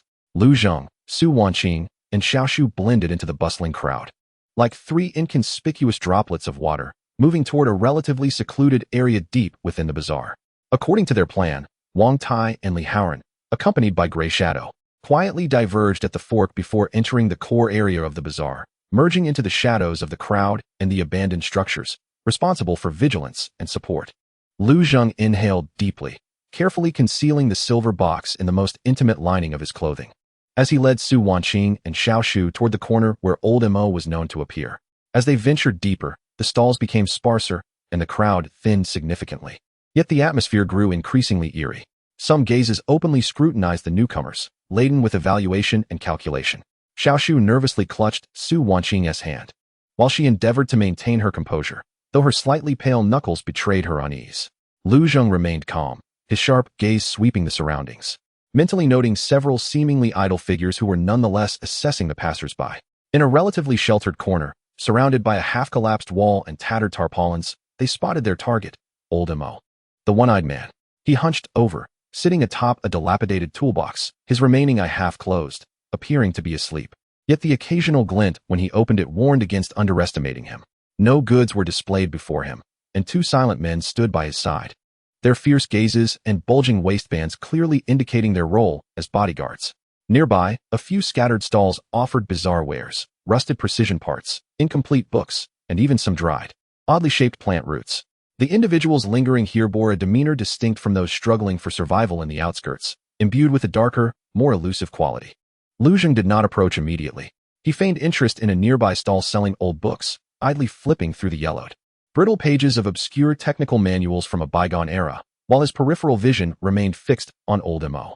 He was observing, scrutinizing how old Mo engaged in trade, noting the response times of the guards, and deciphering the latent rules of this small enclave. An opportunity arose when a man attempted to barter with old Mo, offering a handful of poorly crafted, multicolored shards of energy crystals in exchange for medicine. Old Mo merely raised an eyebrow and dismissed the pile with an impatient wave of his hand, as if swatting away a fly. The man persisted, but one of old Mo's guards stepped forward, emitting a low grunt, which immediately silenced the man, who retreated in discontent. He had no interest in ordinary commodities and demanded quality in energy crystals, Lu Zheng mused, confirming his earlier suspicions. At that moment, a commotion arose from the entrance of the market. Scarface strode in with several underlings, his gaze sweeping through the crowd like a comb, seemingly in search of something. Lu Zheng's heart raced as he whispered urgently to Su Wanqing and Little Tree, "Separate and blend into the crowd behind a busy stall. Do not look back." Su Wanqing understood immediately, pulling Little Tree along, pretending to be captivated by a nearby stall selling crude pottery, and they melded into the swelling throng. Lu Zheng quickly crouched down, using the bookstall as cover, minimizing his profile as his heart quickened. Was Scarface's appearance a coincidence, or was he after them? Scarface and his entourage did not venture deep into the market, but paused at several stalls selling weapons and food, loudly inquiring about prices while occasionally glancing deeper into the market. Lu Zheng held his breath, his mind racing. Charging straight at old Mo was too risky. Yet missing this opportunity could mean a long wait for the next market. And if Scarface truly harbored suspicions, future precautions might be even more stringent. He had to take a risk, but with a different approach. When Scarface's attention seemed drawn by a stall owner selling smoked meat, who was embroiled in a price dispute, Lu Zheng suddenly stood up from behind the book stall, abandoning all pretense, and strode purposefully towards Old Mo's corner. This action immediately alerted Old Mo's guards, who stepped forward, hands instinctively resting on their weapons. Old Mo's solitary eye opened fully, coldly assessing the uninvited visitor. Lu Zheng halted 5 paces away, a distance that conveyed harmlessness while allowing for swift reaction if necessary. He raised his hands, signaling that he bore no weapons, and spoke rapidly, yet clearly. Old Mo, I am not here to trade, but to seek your counsel. I have acquired a peculiar item that I cannot comprehend and wish to request your expertise. His words flowed quickly, and his gaze was sincere, striving to avoid provoking an excessive reaction from them. Old Mo remained silent, his singular eye appraising Lu Zheng as if evaluating the value and risk of an object. The distant clamor seemed to intensify, as Scarface appeared to be embroiled in a dispute. Lu Zheng dared not delay. He slowly reached into his garment, a motion that tensed the guard's muscles. But what he produced was not a weapon, but a shimmering silver box. He did not pass it over, but merely cradled it in his palm, allowing Old Mo to discern the peculiar patterns upon its surface.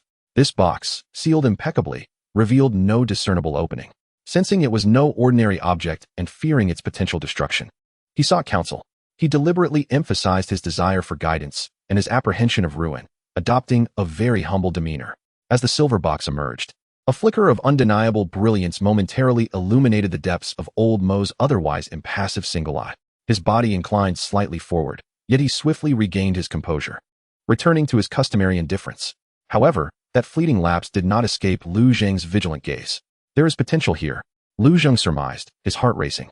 Old Mo refrained from immediately grasping the box. Instead, he rasped, his voice akin to sandpaper scraping against wood. Where did you acquire this? His inquiry struck at the very heart of the matter, laden with scrutiny. It was unearthed while clearing out old pipes, found amidst a pile of refuse, Lu Zheng replied.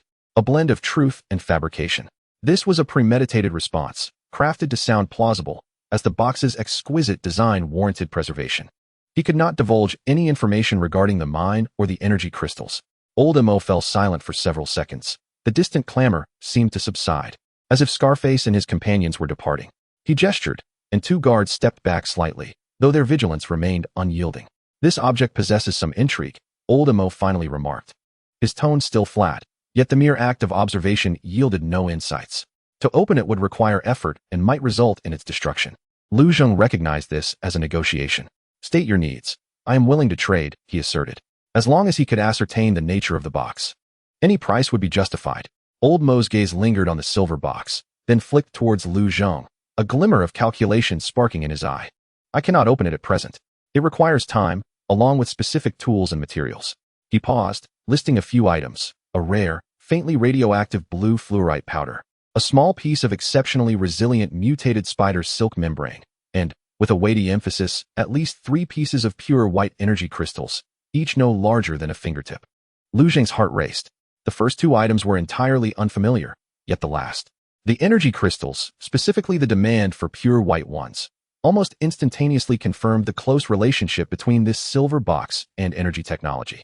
Furthermore, it was evident that Old Mo indeed required energy crystals of a high standard. These items are difficult to procure, Lu Zheng thought, his expression revealing genuine concern. Especially the pure white crystals. Those they had obtained from the mines remains varied greatly in quality and fell far short of the purity required. If they could not be found, the discussion would be moot. Old Mo closed his eye once more, resuming his aloof demeanor, clearly indicating it was time to take leave. Return when you have gathered them. But do not keep me waiting too long. My memory is not the best. His words carried a subtle threat, hinting that the opportunity might soon vanish. Lu Zheng understood that today's dealings had reached their conclusion. He carefully stowed the silver box away and stated solemnly, I will endeavor to find them. With that, he did not linger, swiftly turning to merge into the thinning crowd, rejoining the anxious Su Wanqing and Xiao Shu. They did not tarry, immediately making their way toward the market's exit. Upon reuniting with Wang Tai and Li Haoran, who were stationed at the periphery, they exchanged a brief glance before hastily heading back toward the labor camp. Though the silver box remained unopened during this encounter, the information gleaned proved to be of paramount importance. Old Mo's demeanor, the conditions he set forth, particularly his demand for pure white crystals, acted as pieces of a puzzle, directing them toward a clear, yet arduous path. Hope appeared more tangible, yet the road leading to it was fraught with even more formidable obstacles.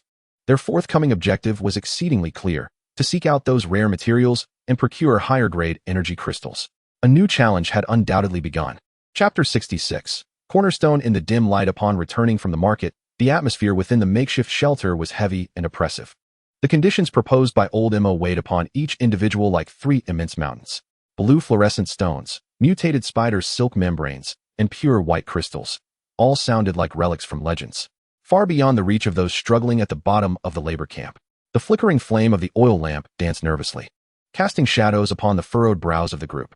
After a prolonged silence, Wang Tai, with his rough palm wiped across his face, was the first to shatter the stillness. Acquiring these items may be challenging, yet at least the path has been illuminated.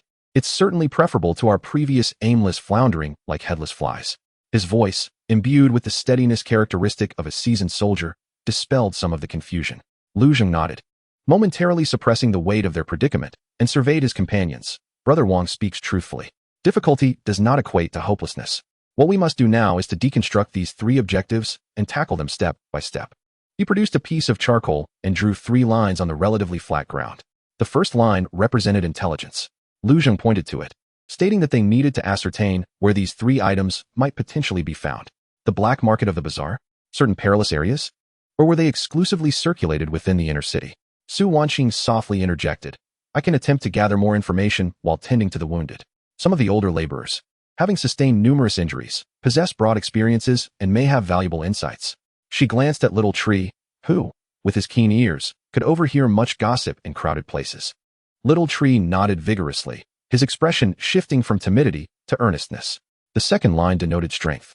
Lu Zheng indicated it, asserting that even if they discovered the locations, lacking the capability to obtain the items would be futile. They required better equipment, enhanced skills, and particularly, the ability to confront potential combat scenarios. He turned to Wang Tai and Li Haoran. Wang Tai flexed his wrist, the joints emitting a faint crack. Starting tomorrow, we must intensify our training. Not only will we practice against one another, but we must also strategize on how to utilize the terrain and cooperate effectively. The scrap yard behind the shelter can be transformed into a rudimentary training ground. Li Haoran clenched his fists, his gaze aflame. I am ready. Sweating now is far preferable to bleeding later. The third line represented resources. Lu Zheng marked it down, highlighting that whether purchasing information, exchanging equipment, or even potentially needing to procure items from the black market, all required labor points and other materials. We must devise a way to earn more capital. This presented a practical dilemma. The routine labor in the camp barely sufficed for survival, and the accumulated labor points were minuscule. Perhaps we could undertake some more perilous tasks within the camp that offer greater rewards? Li Haoran ventured tentatively. The labor camp occasionally assigns additional tasks to clear specific areas or assist in patrols, which carry significant risks but offer commensurate rewards. Lu Zheng pondered for a moment. It is worth considering, yet we must choose wisely and prepare thoroughly. One cannot risk their life merely for points. He paused and glanced at Su Wanqing. Perhaps her medical expertise could help us procure some urgently needed supplies. Su Wanqing nodded slightly. I understand. I will strive to conserve medical materials and, when necessary, exchange my skills for more beneficial resources. With this preliminary direction established, the oppressive atmosphere lightened considerably. With a clear objective in sight, even the most arduous challenges seemed preferable to floundering blindly in despair. Hope began to rekindle amidst this modest planning. In the days that followed, life in the labor camp remained harsh, yet the demeanor of Lu Zheng's team began to subtly transform. They no longer toiled mechanically for mere survival. Instead, each day was viewed as an opportunity to accumulate resources and enhance their abilities. In the early morning, before dawn broke, the sound of dull thuds and hushed exertions emanated from the debris yard behind the shanty. Wang Tai simplified the military combat techniques he knew, tailoring them to the realities of apocalyptic warfare, guiding Li Haoran and Lu Zheng through combat training. They learned to utilize discarded metal barrels and crumbling walls as cover, how to coordinate their efforts to flank opponents, and how to inflict maximum damage with minimal exertion. The training was grueling and monotonous. Sweat soaked their ragged garments, and bruises marred their skin, yet no one complained. Xiao Shu and Huiying stood watch from a distance, vigilant for any potential spies. During the daytime labor, they worked harder and were increasingly aware of their surroundings and the information within it. While treating wounds, Su Wanqing would seemingly casually mention bizarre materials, observing others' reactions. Xiao Shu, like a vigilant creature, quietly listened amidst the crowd's clamor, mentally noting any useful snippets. Meanwhile, Lu Zheng, while hauling heavy loads or clearing rubble. Pay particular attention to unusual mineral fragments or distinctive plant fibers. At night, the shanty became more than just a place for rest. By the dim light of an oil lamp, Su Wanqing meticulously organized the dwindling supply of medicines, attempting to concoct more effective salves with limited ingredients.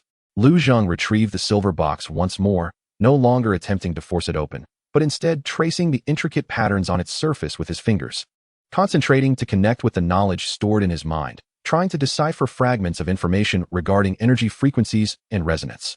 Occasionally, when he directed a flicker of thought towards the low-quality white crystal shards in his possession, he sensed an almost imperceptible response from the silver box, akin to a heartbeat.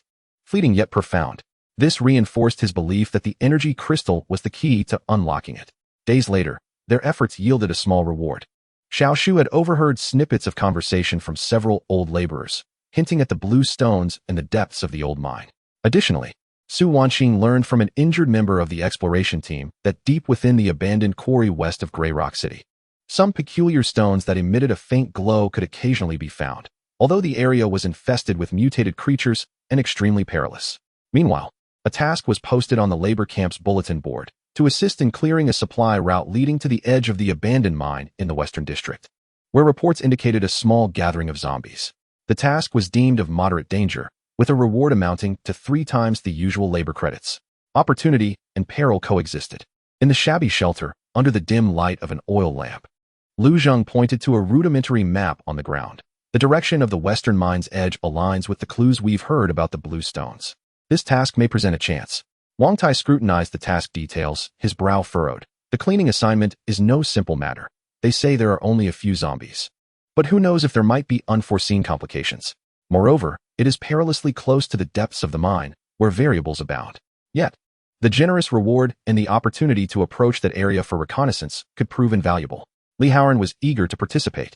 Su Wanqing looked at Lu Zheng with concern. It's too risky. Lu Zheng pondered for a moment, his gaze sweeping over the group. We cannot remain trapped here indefinitely. This opportunity is worth pursuing, but we must be thoroughly prepared. He turned to Wang Tai. Brother Wang, we need to devise a detailed action plan, encompassing our route, emergency protocols, reconnaissance, and retreat strategies.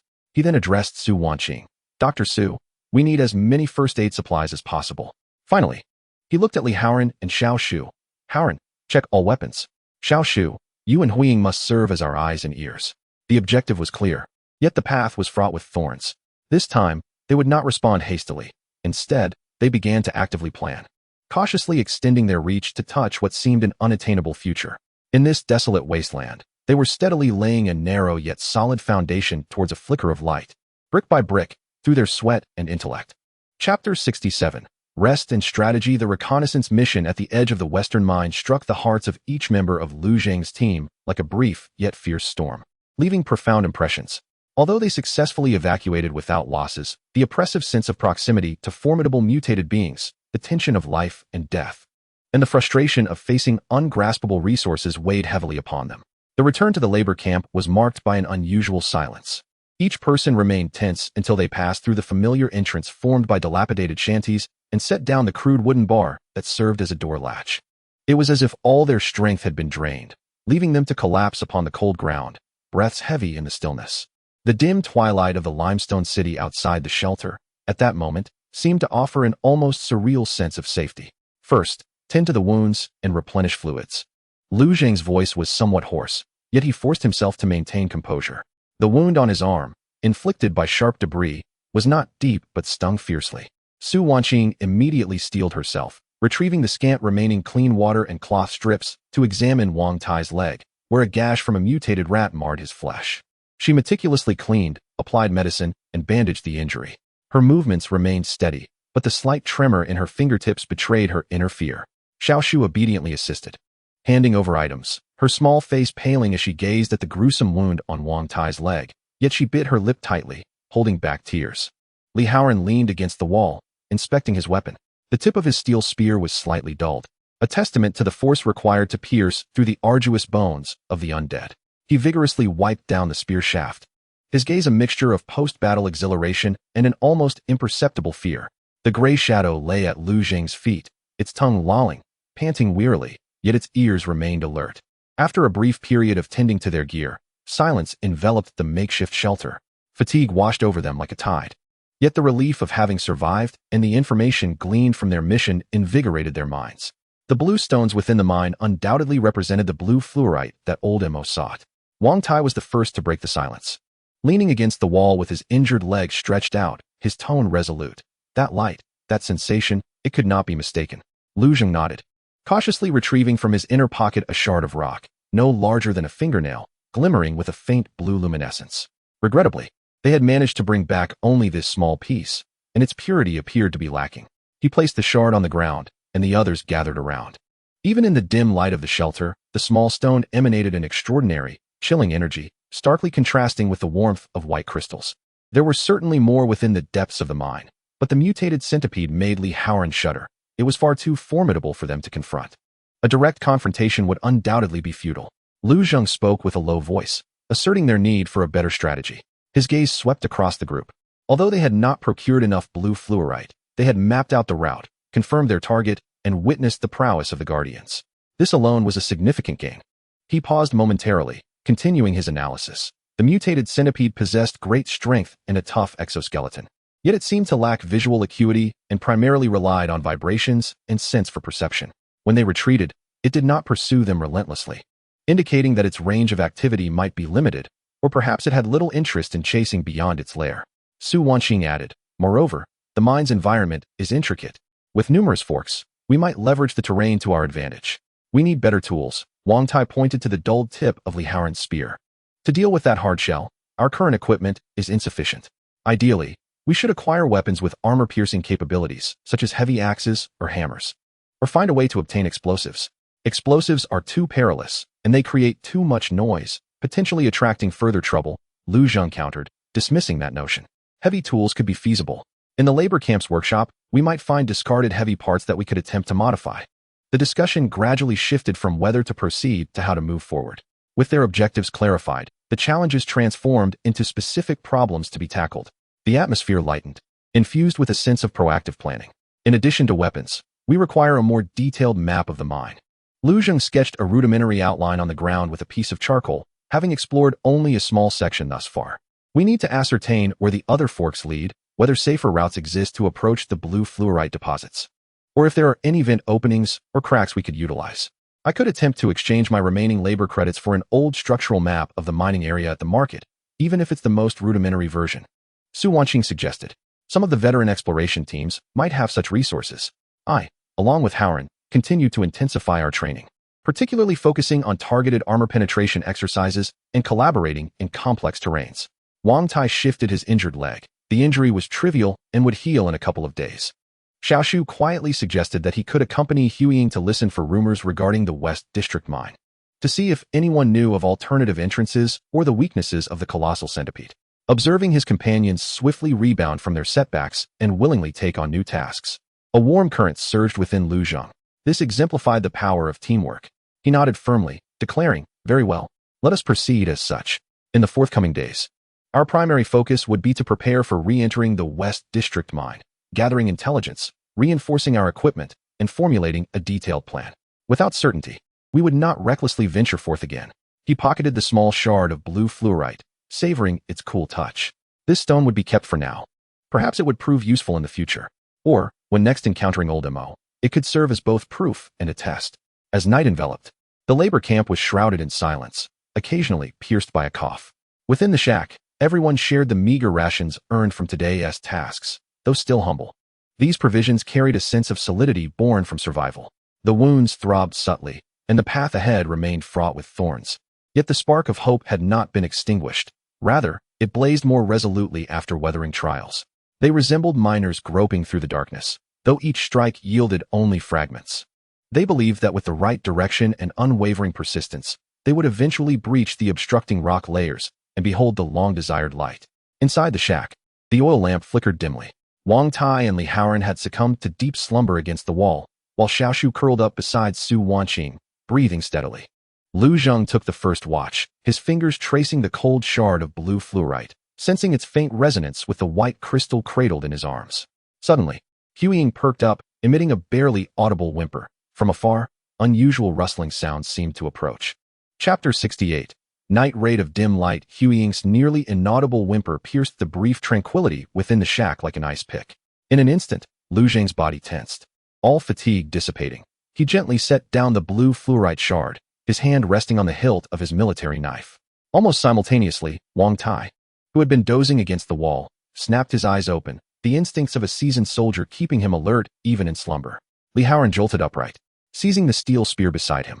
Su Wanqing swiftly shielded the startled Xiaoshu behind her. Outside the shack, the faint, intermittent rustling, reminiscent of something brushing against the ground, approached from multiple directions. It was not the heavy footfalls of humans, but rather akin to a multitude of multi-legged creatures crawling in, and there seemed to be many of them. Extinguish the light, Lu Zhang commanded in a hushed tone. Li Haoran promptly covered the diminutive lamp with a thick cloth, plunging the shack into impenetrable darkness. All held their breath, listening to the thunderous rhythm of one another's heartbeats. Hui Ying emitted a low, menacing growl, its fangs glinting faintly in the dark, directed toward the entrance of the shack. Utilizing the faint, unwavering glow of the ever-watchful light filtering through the frayed curtain, Lu Zhang discerned several elongated shadows, reminiscent of oversized centipedes, slithering along the ground towards their makeshift shelter. These were mutated scorpion-tailed rats. This species, notorious for its potent venom and penchant for decaying matter, typically lurked only in refuse or beside corpses, rarely venturing near human habitation unless lured by some irresistible attraction. A fleeting thought struck Lu Zhang, the fragment of blue fluorite. Its subtle energy emissions could prove to be an irresistible temptation for certain mutated creatures. They were drawn by the blue stone. Lu Zhang whispered urgently, "We must not let them enter. The shelter is too cramped. We cannot maneuver." Wang Tai, dragging his injured leg, seized the fire axe leaning against the wall and bellowed, "Block the door. Use fire. These creatures fear flames." This wisdom stemmed from the accumulated experiences of the apocalypse, as most mutated arthropods harbor a natural dread of fire. However, their supply of kindling was limited. The oil lamp was a precious source of illumination and should not be squandered. Haoran used that. Lu Zhang pointed to a makeshift torch crafted from an old tin can and tattered rags in the corner. Soaked in subpar fuel they had previously exchanged a scarce amount of work credits for, intended for emergencies. Li Haoran understood immediately, swiftly grasping the torch and striking one of the few remaining matches with trembling hands. With a sharp hiss, the torch ignited, the flickering flame instantly dispelling the darkness at the entrance. Illuminated by the firelight, they beheld 4 or 5 scorpion-tailed rats, each roughly the size of a domestic cat, brandishing menacing mandibles and venomous stingers, now at the threshold of the shelter. Startled by the sudden blaze, they paused momentarily, their tails agitatedly swaying. Wanqing, Xiaoshu, retreat to the back. Lu Zhang positioned himself at the forefront, brandishing his military knife across his chest. Su Wanqing clutched Xiaoshu tightly. Retreating to the far corner of the shelter, a small knife, usually employed for cutting fabric, gripped firmly in her hand, her gaze resolute. Wang Tai and Li Haoran stood shoulder to shoulder at the entrance, the axe and the flaming torch forming their initial line of defense. The gray shadows crouched low, emitting a series of low growls, poised to pounce at any moment. One scorpion-tailed rat seemed unable to contain itself, lunging forward in an attempt to circumvent the torch. Wang Tai, with remarkable swiftness, swung the fire axe, landing a precise blow upon the creature's exoskeleton, producing a dull thud. The scorpion was sent reeling. Yet it quickly struggled to regain its footing, its shell remarkably resilient. Seizing the opportunity, Li Haoran thrust the torch forward, the flames nearly singeing the antennae of another approaching scorpion, which emitted a sharp hiss and retreated in alarm. Yet the remaining scorpion-tailed rats did not withdraw. Rather, the injury of their companion ignited their ferocity, compelling them to assault from various angles. The confined space at the shelter's entrance rendered Wang Tai and Li Haoran's defense strenuous and perilous. This cannot continue. We cannot outlast them. Lu Zhang's anxiety surged. With limited fuel and Wang Tai's injured leg hindering movement, the consequences of extinguished flames or a breached defense were too dire to contemplate. At that critical moment, Xiaoshu abruptly broke free from Su Wanqing's grasp, dashing to the corner of the shelter, seizing a battered wooden basin typically used to catch rainwater and a short wooden stick, and began to strike it with fervent intensity, producing a resounding clamor. The child exerted every ounce of strength, shrieking, "Get away! You vile creature! Get away!"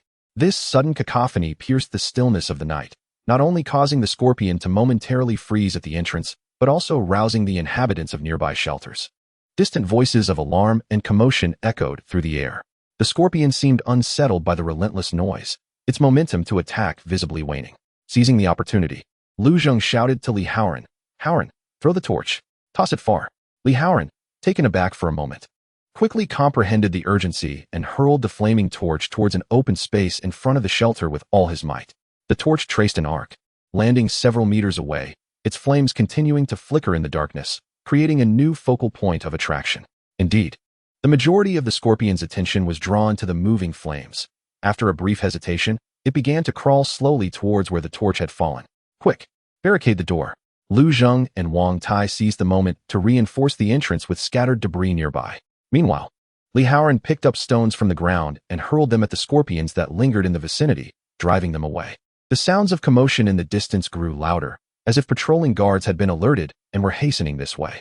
The scorpions ultimately abandoned their assault, vanishing swiftly into the shadows of the dark ruins.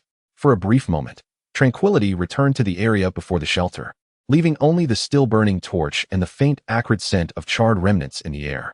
Everyone collapsed to the ground, gasping for breath, cold sweat soaking their clothes.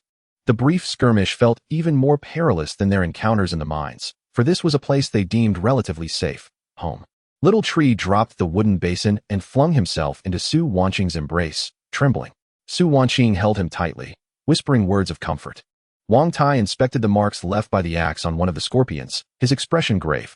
These creatures' exoskeletons are becoming increasingly resilient. Moreover, they typically do not attack densely populated areas unless something particularly enticing draws them in. All eyes turned to Lu Zheng, or rather, to the corner where he had placed the fragments of blue phosphorescent stone. Lu Zheng approached silently, picking up the stone that still emitted a faint glow, his heart heavy. This unknown mineral was both a key to hope and potentially a harbinger of doom.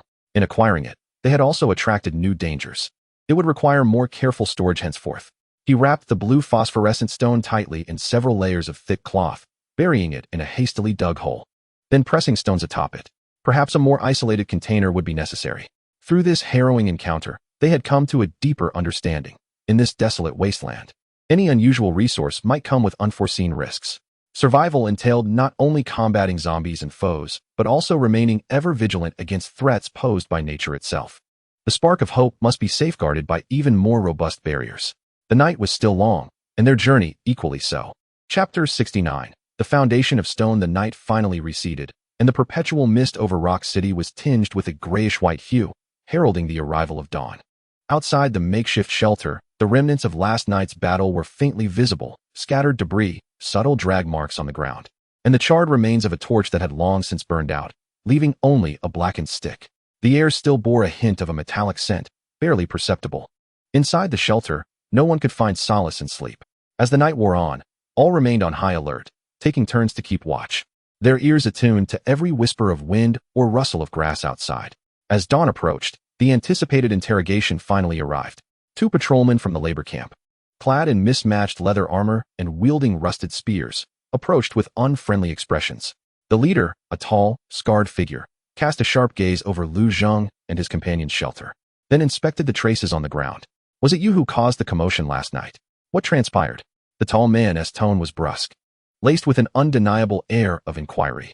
Lu Zheng had already prepared his response and stepped forward, his demeanor calm yet tinged with just the right amount of lingering trepidation. Sir, we were beset by mutated scorpion-tailed mice that emerged from nowhere and approached our threshold. We had no choice but to ignite a fire and create a ruckus to scare them away. He deliberately omitted any mention of the blue phosphorite, attributing the disturbance to a common nocturnal threat. The other guard, somewhat portly, kicked at the remnants of the torch and muttered, "Damn it, these creatures are becoming increasingly rampant." The tall man scrutinized Lu Zheng for several seconds, then glanced at the seemingly anxious Su Wanqing and Xiaoshu within the shelter, as well as the weary but vigilant Wang Tai and Li Haoran. His gaze lingered on the fresh bandage on Wang Tai's leg. "Injured? I was grazed by a shard of rock while dodging. It's nothing serious," Wang Tai replied in a low voice. The tall man chose not to probe further, merely stating coldly, "Consider yourselves fortunate. You've shown some ingenuity. From now on, remain alert at night and avoid causing such disturbances that might disturb those above you. You want to enjoy the consequences." His reference to those above clearly indicated the overseers of the inner city. After issuing his warnings, the two patrolmen turned and continued their rounds elsewhere.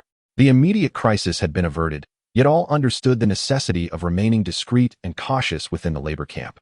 Following the events of the night, the disposal of the blue phosphorite fragments became a pressing concern. Simply wrapping them in cloth and burying them would clearly not suffice for safety. Lu Zheng recalled the knowledge from the old world regarding certain radioactive materials that required containment in lead boxes.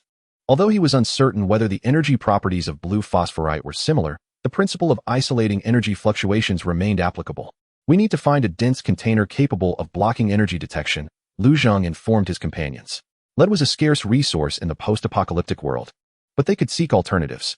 In the ensuing half-day, amid the completion of their routine and exhausting labor, the team members began to observe all potential materials for crafting a suitable container.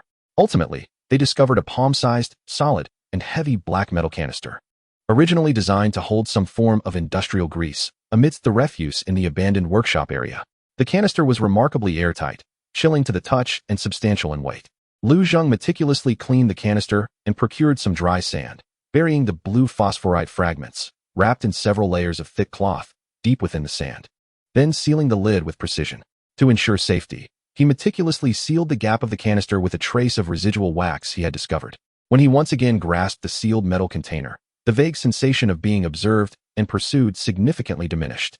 The shadow drew closer to the jar and sniffed it, no longer exhibiting the previous restlessness. This method proved effective. Such a small triumph invigorated the team's morale. It demonstrated that even in the face of unknown perils, by employing thoughtful consideration and utilizing fragments of ancient knowledge, they possessed the capacity to devise strategies. The sense of accomplishment derived from solving problems through their own intellect far surpassed the mere acquisition of a weapon. Next, they needed to contemplate how to confront the colossal centipede lurking within the mine. Wang Tai looked at the well-stored canister and steered the conversation back to their primary objective. Under Su Wanqing's care, his leg injury was healing rapidly, which provided him with greater confidence. Li Haoran brandished a steel spear, sharpened and reinforced with fragments of hard alloy he had found. Next time we go, we'll certainly show it a thing or two. However, Lu Zheng advocated for a more cautious approach. Relying solely on brute force and existing weaponry was insufficient. We must leverage the environment, create traps, or identify its weaknesses. He recalled the centipede's aversion to fire and its reliance on vibrational perception. Perhaps we can create some noise to lure it to a more advantageous terrain, followed by a fiery onslaught. Su Wanqing proposed another angle. In the past few days, I gathered information that the joints and abdomen of such a large mutated centipede might be relatively vulnerable. Additionally, some seasoned hunters mentioned that strong, irritating odors, such as the sap from certain mutated plants or thick smoke, could disrupt its perception. Little Tree quietly added, I heard someone mention that there is an old ventilation shaft in the western mine, which seems to connect to another layer near a blue glowing area. The fragments of information gradually coalesced. The makeshift shelter transformed once again into a temporary command center. Lu Zheng sketched a rough map on the ground with charcoal, marking the known mine tunnels, potential locations for the ventilation shaft, and the envisioned ambush points. Each member contributed their thoughts on how to create noise bait, how to set traps in the narrow passages of the mine, and how to prepare fire sources and smoke materials. The plan remained rudimentary, rife with uncertainties. Yet, compared to their previous reckless explorations, this time they possessed a clear goal, an initial strategy, and a more acute awareness of the risks involved. They were akin to honing a crude weapon. With each discussion and preparation, they were tempering and reinforcing it. The days in the labor camp passed in sweat and dust, while the nights were spent in cautious vigilance and proactive strategizing. The flicker of hope had not been extinguished by the nocturnal attacks. Rather, it propelled them to construct the first genuine line of defense, not a physical wall of earth, but a bastion rooted in knowledge, experience, and teamwork, a steadfast inner rock. This cornerstone, though small, was sufficient to enable them to stand a little more firmly upon this desolate wasteland. Inside the shelter, the oil lamp cast the shadows of several individuals upon the mottled wall.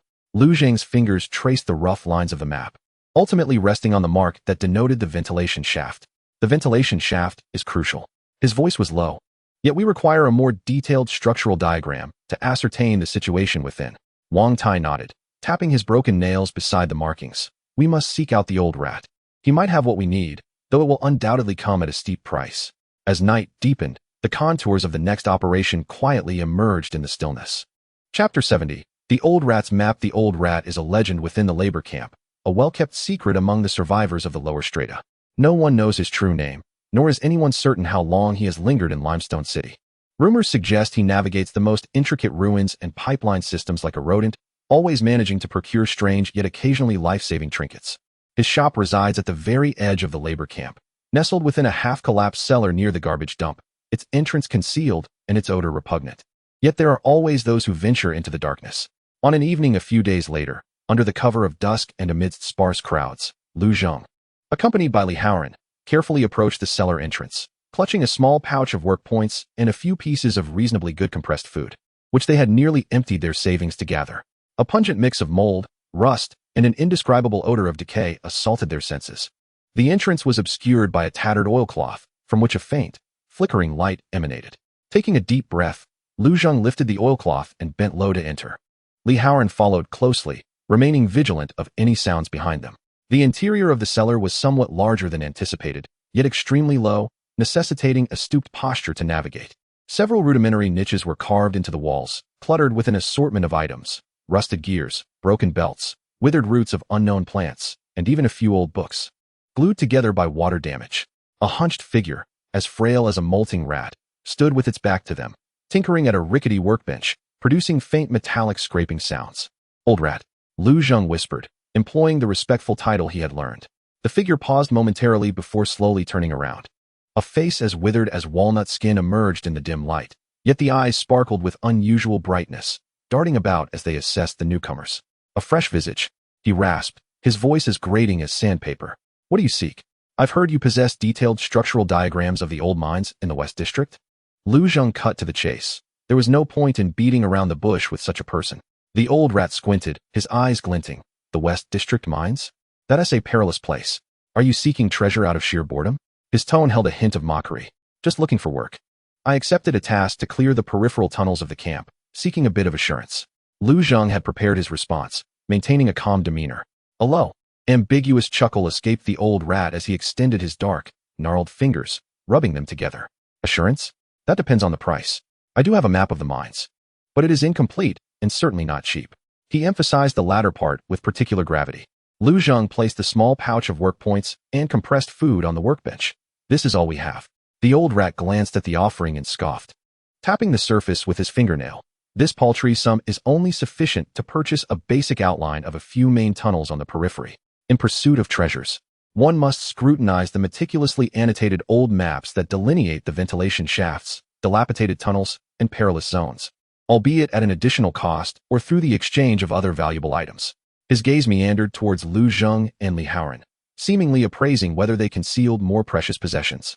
A flicker of inspiration ignited in Lu Zheng's mind as he recalled the tightly wrapped fragment of blue fluorite, yet he promptly quelled the thought. Such a conspicuous item must not be carelessly unveiled. After a moment of contemplation, he retrieved a small cloth pouch from his pocket, containing 2 meticulously concocted medicinal powders by Su Wanqing, intended for emergency hemorrhage control and inflammation. Though limited in quantity, their efficacy surpassed the inferior herbal remedies dispensed by the labor camp by several folds. With this addition, the makeshift healing salve proved quite effective.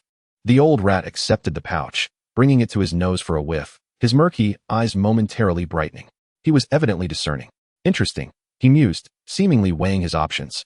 Ultimately, he turned around and rummaged through a heap of debris behind him for quite some time before extricating a thick, severely worn, yellowed paper, heavily inscribed with various colored markings and lines. "Here, take this." The old rat spread the map across the table. Tracing the lines with his finger, the red lines indicated the main passage, the blue lines denoted known ventilation shafts and abandoned tunnels, and the crossed-out areas signified collapsed zones, while skull icons marked regions inhabited by formidable entities. "Bear in mind, this is an old map. Its current state is unknown to anyone. Should you perish, do not blame me." His tone conveyed a dispassionate indifference. Lu Zheng and Li Haoran leaned closer, scrutinizing the map. Although tattered, it proved more detailed than they had anticipated. Not only did it mark the main mining passage where they had encountered the mutated centipede, but it also clearly illustrated the locations of several ventilation shafts. One of these paths, indeed, appeared as Little Tree had described, seemingly capable of circumventing towards the rear of the blue fluorite vein.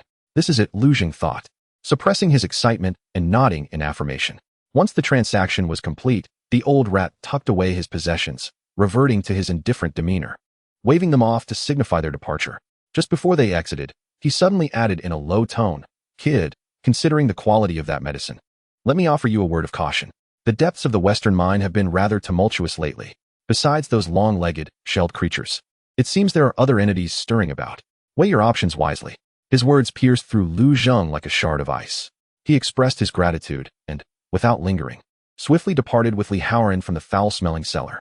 On their way back to their makeshift shelter, both remained exceptionally vigilant, confirming that no one was tailing them before slipping inside. Within the shelter, Wang Tai, Su Wanqing, and Little Tree had been anxiously awaiting their return, only relaxing upon seeing them safely back. Under the flickering oil lamp, the battered map was carefully unfurled. All eyes were drawn to its surface.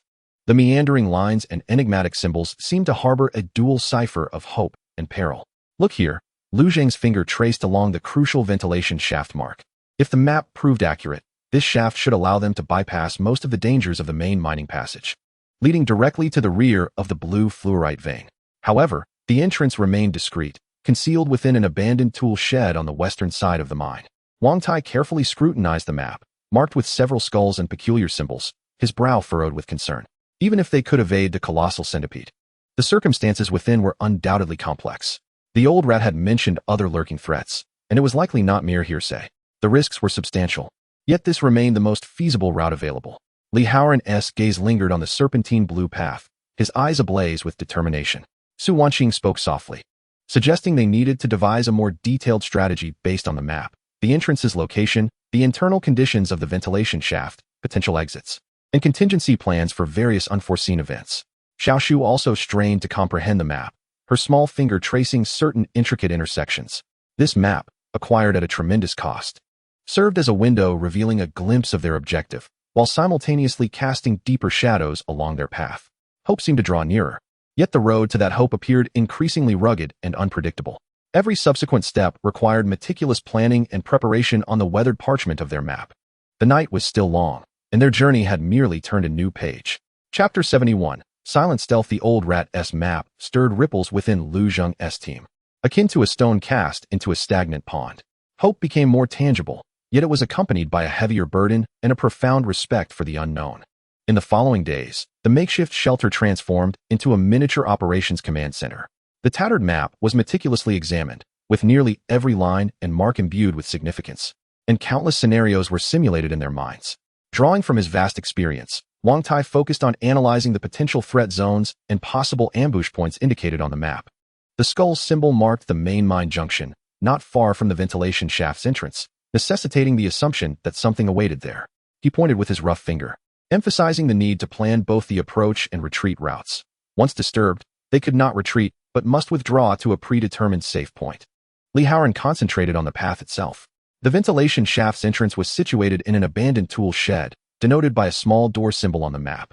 However, after all these years, was the door still intact? Had it been blocked? The map offered no answers to these practical inquiries. Su Wanqing and Xiaoshu were tasked with organizing and preparing supplies. In addition to standard weapons, water, and first aid kits, they needed to prepare extra long ropes, crowbars, and additional tools for creating sound and light. Su Wanqing even devised a method to enhance the torches with limited materials, ensuring they burned longer and produced less smoke. Xiaoshu meticulously sorted and bundled all items, ensuring they could be accessed swiftly and silently. Lu Zheng synthesized all the information, repeatedly refining their operational steps. Their primary objective was to confirm the usability of the ventilation shaft's entrance and to conduct a preliminary exploration of the shaft's interior. They sought not to delve deeply, but merely to ascertain the entrance's condition. If feasible, they would plan a subsequent entry. If not, they would retreat immediately and seek alternative solutions. He continually emphasized the reconnaissance nature of this operation, urging the team to avoid rashness born of impatience. After thorough preparations, on a typically overcast morning in the limestone city, shrouded in leaden skies, the team set forth once more. This time, they eschewed the easily exposed main route. Instead, guided by the map and Wang Tai's familiarity with the terrain, they stealthily navigated along the ruins and abandoned pipeline areas on the outskirts of the labor camp, making their way towards the western mine's edge. Each member of the group was on high alert. Wang Tai and Li Haoran positioned themselves in the front and rear, respectively, vigilantly surveying their surroundings. Su Wanqing and Xiaoshu were shielded in the center, while Huiying scouted ahead like a phantom, its keen ears and nose serving as the most sensitive warning system for the team. Lu Zheng provided support from the middle, tightly gripping an improved steel spear, his sharp gaze sweeping over every potential hiding spot. The path proved more arduous than anticipated. Loose stones occasionally tumbled from the ruins, producing a jarring sound that pierced the silence. Some mutated, venomous vines lurked among the crumbling walls, requiring careful evasion. The air was thick with the sense of rust and decay, occasionally mingled with a faint, elusive odor belonging to mutated creatures. Following the directions on the map, they took longer than expected to finally approach the designated derelict tool shed. It was a low structure, half buried underground and constructed from prefabricated panels, most of which had collapsed. The entrance was partially blocked by twisted metal and concrete debris, leaving only a narrow gap that required bending to enter. Scattered around were rusted tool parts and shattered rubble, enveloping the area in an eerie silence. "This is the place," Wang Tai whispered, signaling for everyone to halt and conceal themselves behind a crumbling wall. He meticulously examined the ground surrounding the tool shed, searching for any fresh footprints or signs of crawling. Huiying also crouched low, its nostrils flaring as it discerned the scents in the air. There were no apparent signs of large creatures having been active recently. After observing for a moment, Wang Tai quietly remarked, "However, we must not let our guard down." Lu Zheng nodded and gestured accordingly. Li Haoran and Wang Tai advanced first, cautiously clearing the obstacles at the entrance while striving to minimize noise. Lu Zheng and Su Wanqing maintained vigilance, with Xiaoshu closely following Su Wanqing, her large eyes anxiously fixed on the dark entrance. The blockage was gradually removed, and the entrance expanded just enough for a single person to squeeze through. A chilling draft, mingled with decades of dust, mold, and some metallic oxidations, wafted out. Wang Tai picked up a small stone and gently tossed it inside. The sound of the stone rolling echoed hollowly within before fading into silence, devoid of the anticipated roar or commotion. "I'll go in first." Wang Tai took a deep breath, repositioned his axe for easier access, bent down, and entered. Lu Zheng followed closely behind. The interior of the tool shed was cramped and dimly lit. With the beam of a flashlight, they could see rusted tool racks and discarded parts strewn across the floor. In the innermost corner, the small door marked on the map was unmistakable, a heavy metal inspection well cover embedded in the ground, covered in thick rust, yet appearing structurally intact. At the center of the cover was a square pivot that required a specialized wrench to open. Hope seemed to lie beneath this rusted cover. However, whether they could open it and what secrets lay hidden below remained a mystery. The true challenge has only just begun. Wang Tai scraped the heavy rust from the pivot of the well cover with the edge of his axe, revealing the equally corroded metal structure beneath. Li Haoran handed him a thick iron rod, attempting to wedge it into the square hole of the pivot, but the gap was nearly filled with rust. "It's completely rusted, forcing it one to work," Wang Tai murmured, brushing his fingers over the rust powder and shaking his head. Lu Zheng gestured for him to step aside, retrieving a small bottle containing a noxious, viscous black liquid from his tool bag. This was a rudimentary rust remover, a mixture of collected residual machine oil and a small amount of acidic plant juice. He carefully dripped the liquid into the crevice of the pivot, the air growing thick with a sharp, acrid scent. "It needs time to penetrate, at least a quarter of an hour," he whispered, his gaze warily scanning the sole entrance of the tool room. The waiting seemed interminable, each second laden with visions of the unknown depths below and vigilance against potential threats from outside. Suddenly, the gray shadow perked its ears, emitting a faint whimper directed at the well cover. Beneath the cover, a faint sound emerged, as if something was dragging across the surface. Everyone's hearts leapt into their throats. Chapter 72. The ghostly light below the well. The gray shadow's suppressed whimper, akin to a bucket of icy water, plunged the already tense atmosphere in the tool room to a freezing point. All movements froze, and eyes collectively turned towards the rusted well cover. The subtle dragging sound from below seemed to vanish, leaving an oppressive silence that was even more unsettling than the previous disturbance. Lu Zheng quickly signaled for everyone to disperse, taking advantageous positions with their weapons aimed at the well opening, holding their breath in anticipation. Wang Tai silently maneuvered to the side of the well cover, his axe poised above the pivot, ready to strike at a moment's notice. Li Haoran stepped back a couple of paces, his spear pointed forward, blocking the space directly above the well. Su Wanqing pressed closely against the wall, clutching a packet of medicinal powder tightly. The gray shadow crouched low, its fangs bared, a continuous low growl rumbling in its throat. Time ticked by, and the well remained utterly silent. It was as if the previous sound had merely been a figment of their collective imagination, or perhaps the unintentional brush of a small creature against the well wall. "We cannot wait idly," Lu Zheng said in a low voice, his eyes sharp. The uncertainty of waiting would only drain their resolve and introduce further variables. He signaled for Wang Tai to continue attempting to open the well cover, but at a slower pace, with gentler movements, while instructing Li Haoran to prepare a torch. Should there be any unusual activity, they would immediately ignite it and toss it down the well to fend off any threats. Wang Tai understood, once more inserting the iron rod into the pivot hole. This time, he refrained from forceful prying, instead employing a delicate finesse, akin to turning a massive, rusted lock. Applying pressure ever so slowly, millimeter by millimeter, rust particles fell away, the metallic friction producing a painfully acute, yet meticulously controlled creaking sound. Everyone's hearts were in their throats, ears attuned to any sign of movement from the depths below. Aside from the faint sounds created by Wang Tai, the well remained eerily silent. Suddenly, a soft click echoed. The pivot seemed to have loosened slightly. Wang Tai felt a surge of joy, but his movements did not falter as he continued to apply pressure slowly. After what felt like an eternity, accompanied by a more pronounced sound, akin to a viscous substance being torn apart, the pivot of the well cover was finally completely unscrewed. Wang Tai and Lu Zheng exchanged a glance, inhaling deeply. Together, they grasped the edge of the manhole cover, slowly elevating it to create a narrow opening. A chilling, damp draft, reeking of mildew and imbued with an indescribable antiquity, surged forth from the crevice. Contrary to their expectations, no immediate threat emerged. Lu Zheng received the torch from Li Haoran, which was already lit but mostly shrouded in cloth, and cautiously extended it into the manhole, rotating it gently to inspect the depths below. Illuminated by the flickering flame was a vertical concrete shaft, roughly 1 meter in diameter. Its walls adorned with dark moss and water stains. Rusted iron rungs descended along the shaft. However, most had corroded and fractured, appearing exceedingly precarious.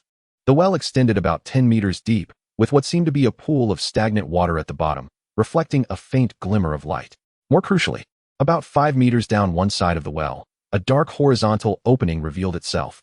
This was likely a ventilation duct leading into the depths of the mine. A tightening sensation gripped Lu Zheng's heart as he discerned, within the torchlight, several familiar, bristly black exoskeletal fragments at the edge of the pooled water, shed skin from a mutated centipede. Moreover, it appeared that the molting had occurred not long ago. The peculiar noise they heard earlier might have been caused by some creature, perhaps the recently molted centipede, or another organism, startled by their movements.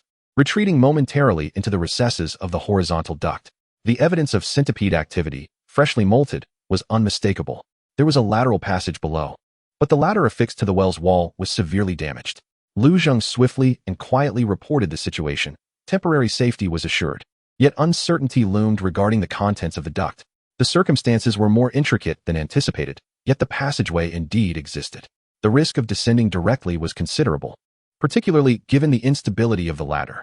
"We need a rope," Wang Tai promptly assessed, suggesting they secure a rope at the well's opening for descent. This would facilitate both entry and exit, enabling a quick retreat in case of danger. They had brought a long rope, but the challenge lay in anchoring it securely at the well's edge. There were no particularly suitable anchoring points in the tool shed. "Use this." Li Haoran indicated towards a heavy, half-buried cast iron tool bench in the corner. The group exerted considerable effort to maneuver the relic to the well's edge, fastening one end of the rope securely around it and tying a sailor's knot. Wang Tai tugged firmly to ensure its stability. "I shall descend first." Lu Zheng passed the torch to Li Haoran and wrapped the rope around his waist and legs, securing a makeshift safety knot, with his military knife firmly in hand. "Haoran, use the torch to illuminate my descent and watch the well's mouth. Brother Wang, guard the well's entrance and be prepared to assist. Dr. Su Xiaoshu, keep watch at the door." With arrangements in place, Lu Zheng hesitated no longer. Grasping the rope with both hands and pressing his feet against the well wall, he began his slow descent. Li Haoran promptly directed the torch into the well, striving to illuminate the depths below. Wang Tai stood at the well's opening, axe in hand, his gaze vigilant. Su Wanqing and Xiaoshu anxiously monitored both the entrance to the tool shed and the situation below. The descent was excruciatingly slow, each inch marked by the faint sound of falling debris. The well walls were slick and frigid, and the stale odor intensified. Lu Zheng's mind was intensely focused, his gaze sweeping over the stagnant water below and the ominous horizontal opening, while his ears attuned to any unusual sounds. At last, his feet made contact with the icy, bone-chilling water, which reached up to his knees. Steadying himself, he unfastened the safety knot at his waist and cautiously stood in the water, raising a brighter fluorescent stick, an invaluable item acquired through a meager exchange of labor points, while surveying his surroundings. The confined space at the bottom of the well was dominated by stagnant water and sludge. The horizontal opening, roughly the height of a person, was shrouded in darkness, descending into an unfathomable abyss. The edges were lined with the remnants of dried slime and the discarded skins of centipedes. Yet, on the inner wall of the opening, Lu Zheng's pupils dilated as he discerned faint, familiar blue-green fluorescence. It was the fluorescence of fluorite, although merely scattered fragments embedded in the rock. This confirmed the accuracy of the map, This ventilation shaft indeed held the promise of leading to the mineral vein. Hope flickered in the dimness of the well, akin to that meager glow. However, simultaneously, an intense sense of being watched emanated from the depths of the dark pipe, sending chills down his spine. Danger lurked perilously close. Chapter 73. A perilous glimpse into the pipe. The bottom of the well was damp and chilly, the air thick with a musty odor and an indescribable, insect nest-like stench. Leaning against the cold concrete wall, Lu Zheng held the fluorescent stick, which emitted a steady, cool light, illuminating a small area around him. The water submerged his calves, the biting cold seeping through his tattered pant legs. Yet, his attention remained riveted on the dark entrance of the horizontal ventilation duct. The dried slime and broken centipede skins at the edges of the opening appeared exceptionally vivid under the fluorescent light, silently proclaiming the identity of the local inhabitant. The faint blue-green fluorescence embedded in the inner wall of the opening whispered like a devil's temptation, beckoning the adventurer to proceed. Most unsettling was the vague sensation of being observed emanating from the depths of the pipe. It was no illusion, but rather an instinctual awareness of danger. Honed through countless brushes with life and death, something lay quietly in that dark abyss, waiting. Lu Zheng refrained from recklessly advancing. He slowly crouched down, bringing the fluorescent stick closer to the water's surface to scrutinize the area beneath the pipe's entrance. Within the muddy bottom, he seemed to detect some unnatural scrapes. He also noted a fresh, deep scratch on the wall beside the opening, approximately waist-high, as if it had been fiercely scraped by some hard, sharp object. "What's the situation down there?" came Wang Tai's voice, lowered to a whisper, echoing faintly against the well walls. "There are signs of recent activity. The opening bears scratches." "And it feels off," Lu Zheng replied, tilting his head back to respond quietly, ensuring his voice carried only upward. "I'll assess the condition of the pipe's entrance without venturing further." Standing upright again, he transferred the military knife to his left hand and retrieved a small stone tied with fine cord from his tool bag with his right, a makeshift probing tool crafted in haste. Carefully, he rolled the stone along the bottom of the pipe into the encroaching darkness. The pebbles emitted a faint gurgling sound as they rolled forward for approximately 2 to 3 meters, seemingly colliding with something, resulting in a muffled noise before coming to a halt. There was no anticipated roar or assault. However, Lu Zheng keenly sensed that. At the moment the sound of the pebbles ceased, the feeling of being watched from deep within the pipe intensified momentarily, only to quickly dissipate, returning to an eerie silence. This was far from normal. If it were an ordinary mutated creature disturbed in its territory, it would either attack or flee, never lurking with such restraint to observe. Something was concealed within, alert and motionless. Lu Zheng reported back, his tone grave. He cautiously extended a glow stick into the mouth of the pipe, probing as deeply as possible. The light tore through the darkness, illuminating a section of the pipe extending about 5 to 6 meters ahead. The pipe was approximately 1.5 meters in diameter, with smooth walls coated in dust and cobweb-like strands of viscous filaments. The ground was relatively dry, littered with small stones and decaying debris. At the farthest reach of the light, there appeared to be a downward bend. Just as Lu Zheng prepared to retract the glow stick, a fleeting glimpse caught the corner of his eye. Something in the shadow at the bend seemed to glimmer. It was swift, a mere flash. Was it a shell? Or an eye? Almost simultaneously, the gray figure that had been vigilantly watching at his feet suddenly lunged forward a half step, emitting a more urgent and cautionary growl towards the depths of the pipe. Its fur bristling. "Retreat." A warning bell rang in Lu Zheng's mind. He didn't hesitate to hiss a command while swiftly stepping back, pressing against the wall of the well. His military knife poised across his chest. Whatever it was, the gray figure's reaction indicated that danger was imminent. Above the well, Wang Tai and Li Haoran tensed at the commotion. Wang Tai gripped his axe tighter, while Li Haoran ignited the torch fully, ready to assist from above. From deep within the pipe came an exceedingly faint, rustling sound, reminiscent of numerous tiny appendages scraping against the ground. The sound approached gradually, slow yet persistent, imbued with a disconcerting rhythm. The feeling of being observed faded, replaced by a chilling, almost tangible intent to kill that began to permeate from the darkness. Lu Zheng held his breath, his eyes fixed intently on the opening. Under the glow of the stick, the first sight to emerge at the bend were two rapidly quivering, whip-like black tentacles. Following closely, a massive, grotesque dark red head slowly emerged, covered in a thick shell, its compound eyes reflecting a cold light in the dim glow. It was the mutated centipede they had encountered before, yet it appeared larger than before, its shell a deeper hue, exuding an aura of danger. It did not immediately charge. Instead, it used its tentacles to sense the information in the air, its compound eyes locking onto Lu Zheng at the bottom of the well. its enormous jaws slightly opening and dripping viscous liquid. One-on-one, in such a confined space, facing this evidently more formidable centipede, Lu Zheng had no hope of victory. Centipede. At the entrance, Lu Zheng shouted upwards at a rapid pace, his voice still restrained but laced with undeniable urgency. Prepare to hoist me up. As he spoke, he swiftly secured the glow stick to his belt, his free right hand grasping the descending rope, quickly wrapping it around his waist. His eyes remained fixated on the poised centipede, which seemed to sense its prey's intent to flee.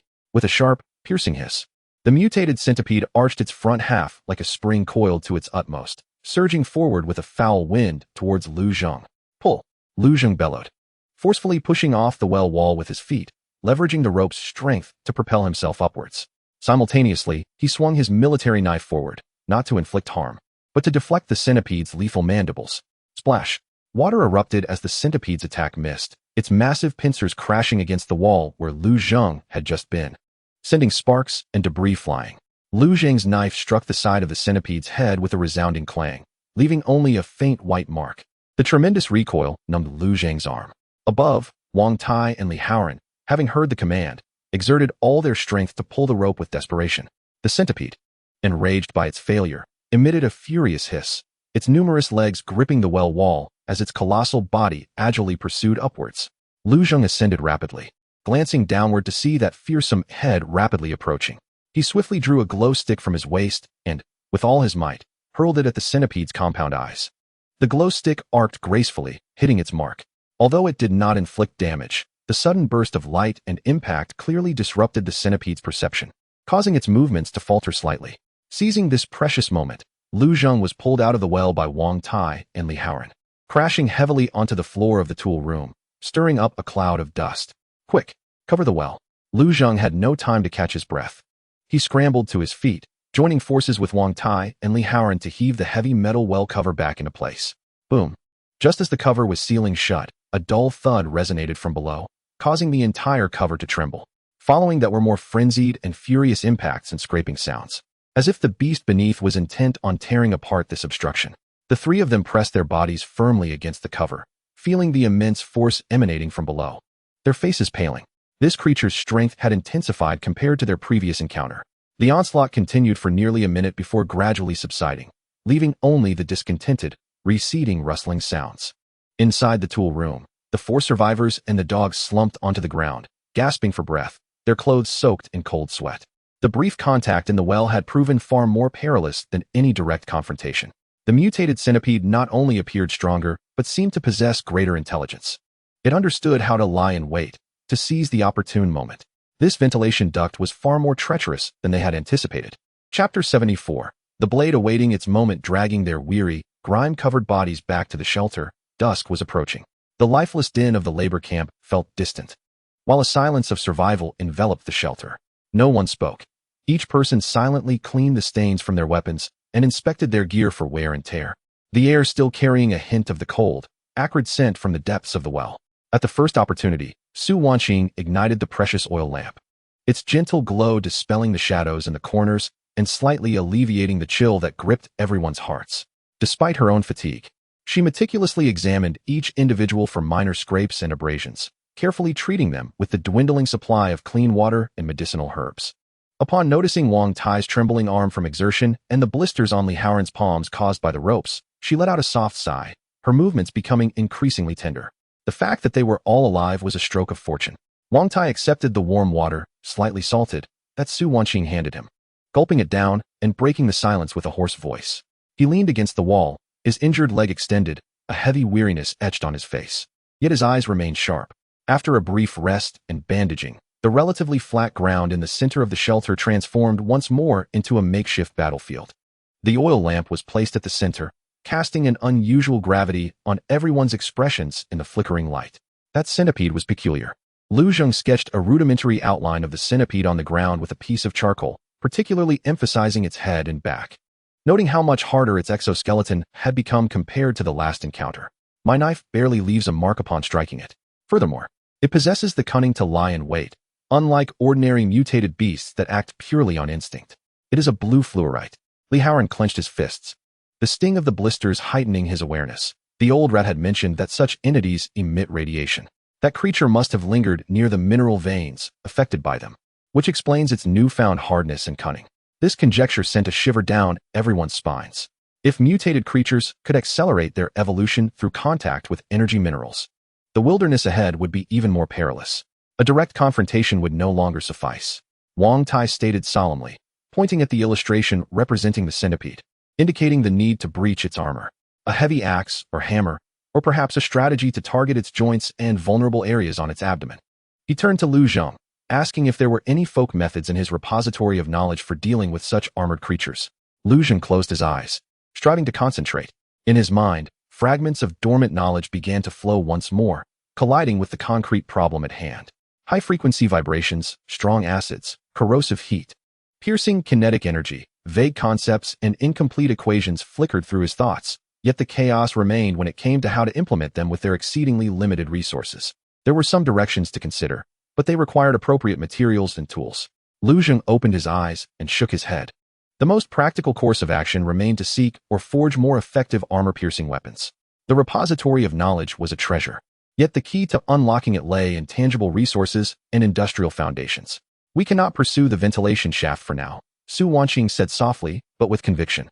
"If we disturb it, it will surely take precautions. Moreover, the space underground is too confined for us to maneuver effectively." Little Tree quietly sat beside Su Wanqing, unconsciously stroking the fur of the gray shadow, and suddenly whispered, "Could old Grandpa Emo have a way to open the box? Or perhaps he knows how to deal with that giant bug." The child's innocent thoughts pointed to a possibility that had been momentarily set aside. This remark awakened everyone. Indeed, old Mo is presently the only known individual who might possess insights regarding the blue fluorite and similar intricate apparatuses. Rather than recklessly venturing like headless flies, it would be wiser to attempt to engage with old Mo. After all, they now possess a tangible fragment of blue fluorite, which holds far greater persuasive power than mere words. Xiaoshu is correct. Lu Zhong glanced at the metallic canister, tightly wrapped and obscured in the corner, and proposed, "Next time at the market, we shall make another attempt. This time, we shall bring the sample." He was, of course, referring to the minuscule shard of blue fluorite. Speaking through tangible evidence might just unlock old Mo's reticence. The objective had once again crystallized: to acquire methods or weaponry to confront the hardened exoskeleton and to endeavor to reopen the silver box. The next step towards achieving this goal was to approach the market with their key in hand, facing that astute one-eyed elder. In the ensuing days, life seemed to revert to a semblance of arduous routine. The labor during the day remained demanding, yet within each individual burned an indomitable flame. Wang Tai began to specifically instruct Li Haoran in the techniques of slashing and thrusting, with a focus on how to target moving small objects and exert force to penetrate barriers. Lu Zhong, whenever he found a moment, endeavored to engage in deeper discourse with the knowledge repository, no longer fixating on specific blueprints, but striving to comprehend the fundamental principles concerning material properties and energy transmission. Su Wanqing sought to concoct more stimulating and corrosive powders with the limited materials at her disposal. Even if the effects were slight, it was nonetheless an effort. Even Xiaoshu diligently followed suit, learning to tie knots and identify some common hazardous plants. They resembled a cohort of seeds silently gathering strength amidst the harsh winter, gradually transforming the lessons of failure and newly acquired knowledge into nourishment for growth. The shack remained dilapidated, and food continued to be scarce, yet an invisible force, named preparation, was quietly coalescing. The forthcoming opening of the market would serve as yet another test of their patience and the fruits of their preparation. The darkness remained thick, yet the blades in their hands were being honed to a finer edge upon the whetstone of adversity. The flickering flame of the oil lamp danced restlessly, casting the solemn profiles of the group upon the mottled wall. Lu Zhong circled the joints and mandibles of the mutated centipede on the rudimentary diagram drawn on the ground with a charcoal pencil. The exoskeleton was hard, but the connections might be its vulnerability. Next time, the strikes must be more precise, more swift. Wang Tai grasped the dulled fire axe, illuminated by the light, and, using a rough stone he had scavenged, meticulously sharpened the splintered edge of the axe, the harsh scraping echoing within the shack. If the tool was unwieldy, then no technique would suffice. He needed something heavier, or perhaps a means to affix a barb point to the spearhead. Su Wanqing counted the dwindling clean cloth strips and herbs, her brow furrowing slightly. The medicinal supplies were nearly depleted. Next time they ventured out, they needed to find a way to barter for more. She cast a complex gaze at the sealed metallic canister in the corner. The blue fluorite fragment within represented hope, yet felt like a hot potato. Xiaoshu, leaning against the warm fur of the gray shadow, struggled to keep his eyes open. Yet his small hands unconsciously mimicked Li Haoran's thrusting motions. The gray shadow's ears twitched occasionally, warily surveying the profound darkness beyond the shack. The next market visit must yield results. Everyone understood that they could not endure a second adventure of this nature. The night is still long, and the sound of stone grinding against metal resonates like a somber prelude to the impending unknown. Chapter 75. The Dark Language of the Market.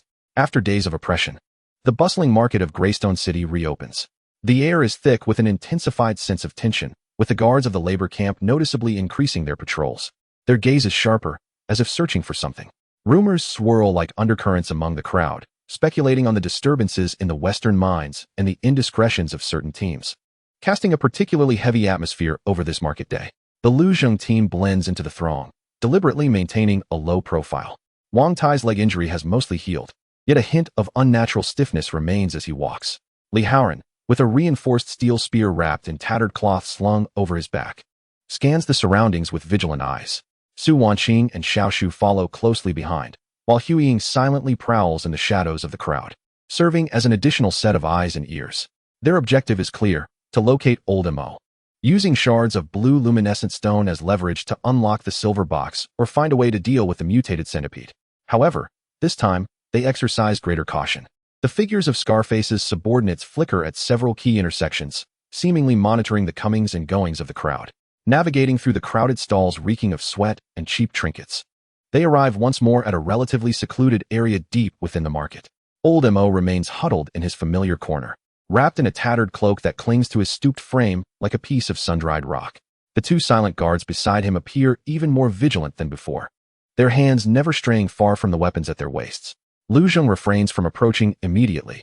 He gestures for the others to pause at a nearby stall brimming with old parts, feigning interest in the goods while discreetly observing. He notices that Old Mo seems somewhat distracted today.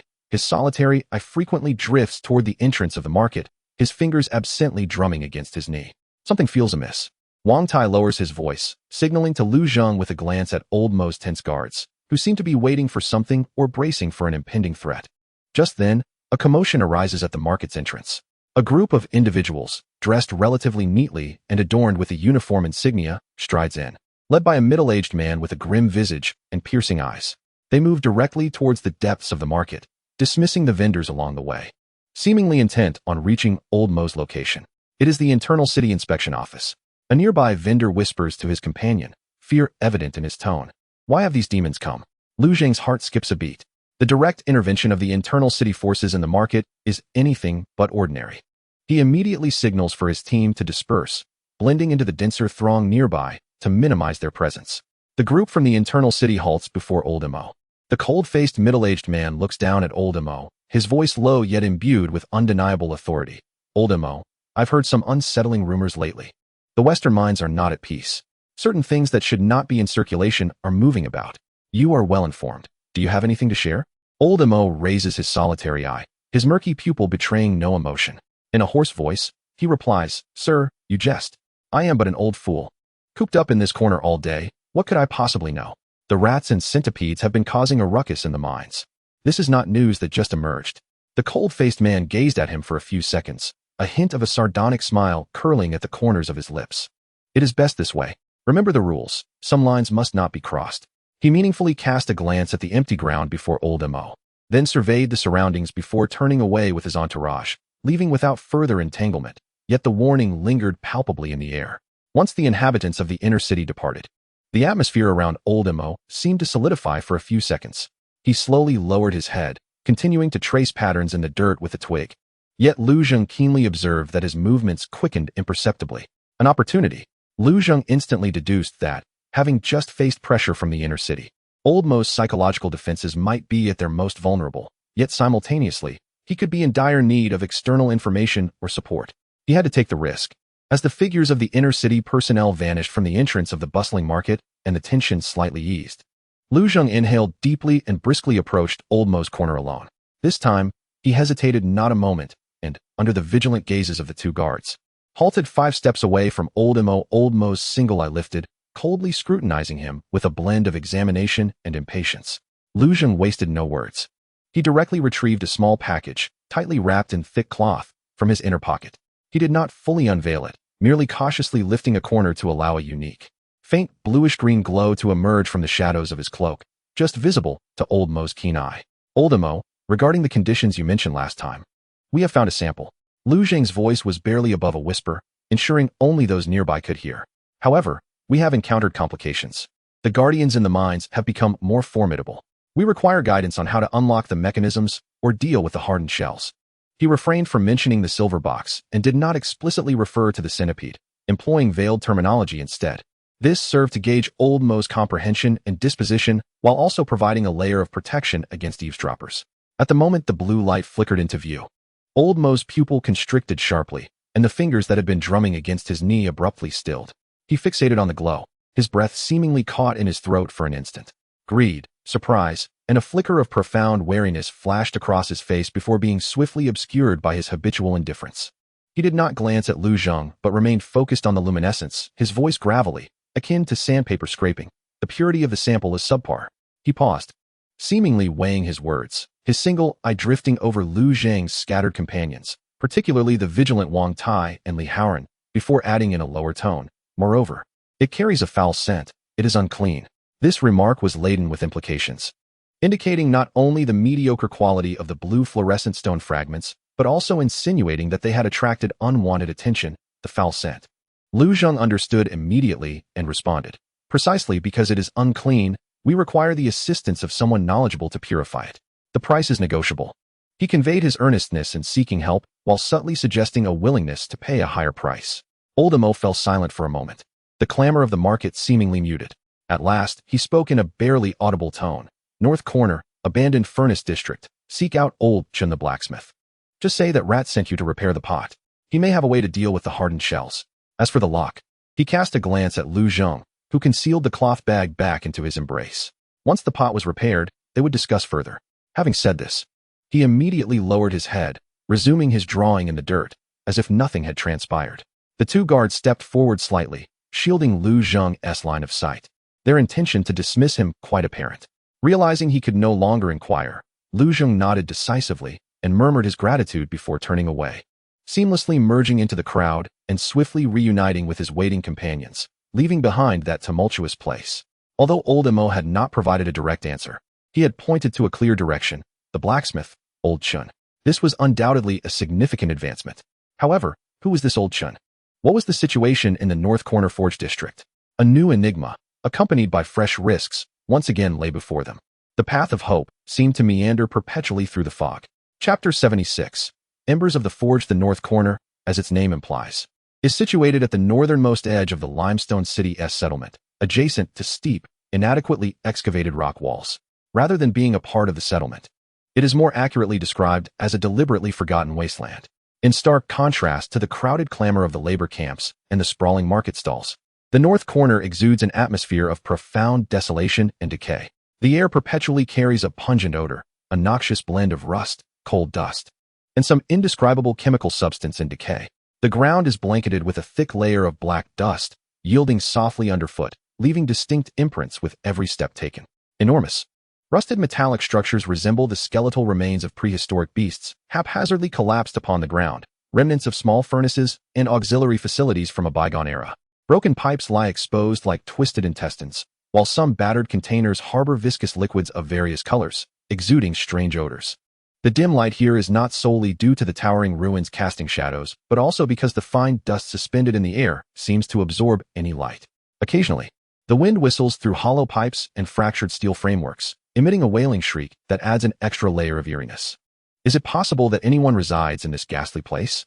Li Haoran whispered, tightening his grip on the steel spear, scanning the crevices of the ruins that could easily conceal several individuals. The gray shadow at his feet whined restlessly, its nose twitching, clearly unsettled by the complex sense that filled the air. The path Old Mo indicated should be correct, Lu Zhang murmured, his gaze sharply assessing the surroundings. Vague information from the knowledge repository regarding the industrial zones of the old era surfaced, aiding him in identifying the largest, partially collapsed arch structure, which may have once served as the main furnace workshop. Nearby, some lowly shelters, crudely patched with scrap metal, might now serve as potential living quarters. Look for chimneys or places with relatively clean entrances, he suggested. Su Wanqing covered her mouth and nose with a tattered cloth, her brow furrowed. As a physician, She instinctively felt a profound aversion and wariness toward the environment. Be cautious of your steps and avoid any stagnant water, particularly those of unusual colors, she cautioned, especially tightening her grip on Xiao Shu's hand. Xiao Shu's eyes widened, a mixture of fear and the curiosity of a child drawn to an adventure among the ruins. As he closely followed Su Wanqing, Wang Tai, the most seasoned among them, signaled the group to advance in a loosely formed diamond formation, taking up the rear himself, ever vigilant of the movements behind them. In such an area, apart from the person they were searching for, there could very well be other lurking dangers, mutated rats, venomous insects, or worse. They navigated cautiously through the steel ruins, opting for paths that offered a relatively clear line of sight, deliberately avoiding spaces that might pose a risk of collapse or were overly confined. After approximately 10 minutes of careful traversal, they encountered no significant threats, aside from a few startled, abnormally large black rats scurrying past. At last, in a relatively sheltered corner near a rock face, they stumbled upon a unique dwelling. It was a giant metal can, half embedded in the mountainside, repurposed into a shelter. The can was heavily rusted, yet the entrance was concealed by a thick, patched leather curtain. A small patch of ground at the entrance had evidently been cleared, littered with scraps of metal and semi-finished parts. Most strikingly, beside it stood a rudimentary yet functional fire pit, constructed from bricks, with faintly glowing embers still burning within, wisps of pale blue smoke curling upward. Adjacent to the fire pit lay a battered but meticulously mended anvil, exuding a warmth of human activity. "There's a whiff of life here," Wang Tai murmured, gesturing for the group to halt. "It seems we have arrived." Lu Zheng nodded. Taking a deep breath and tightening his grip on the rebar he wielded as both a staff and a weapon, signaling the others to remain vigilant as he approached alone. Stopping about 5 meters from the leather curtain, he refrained from hastily lifting it.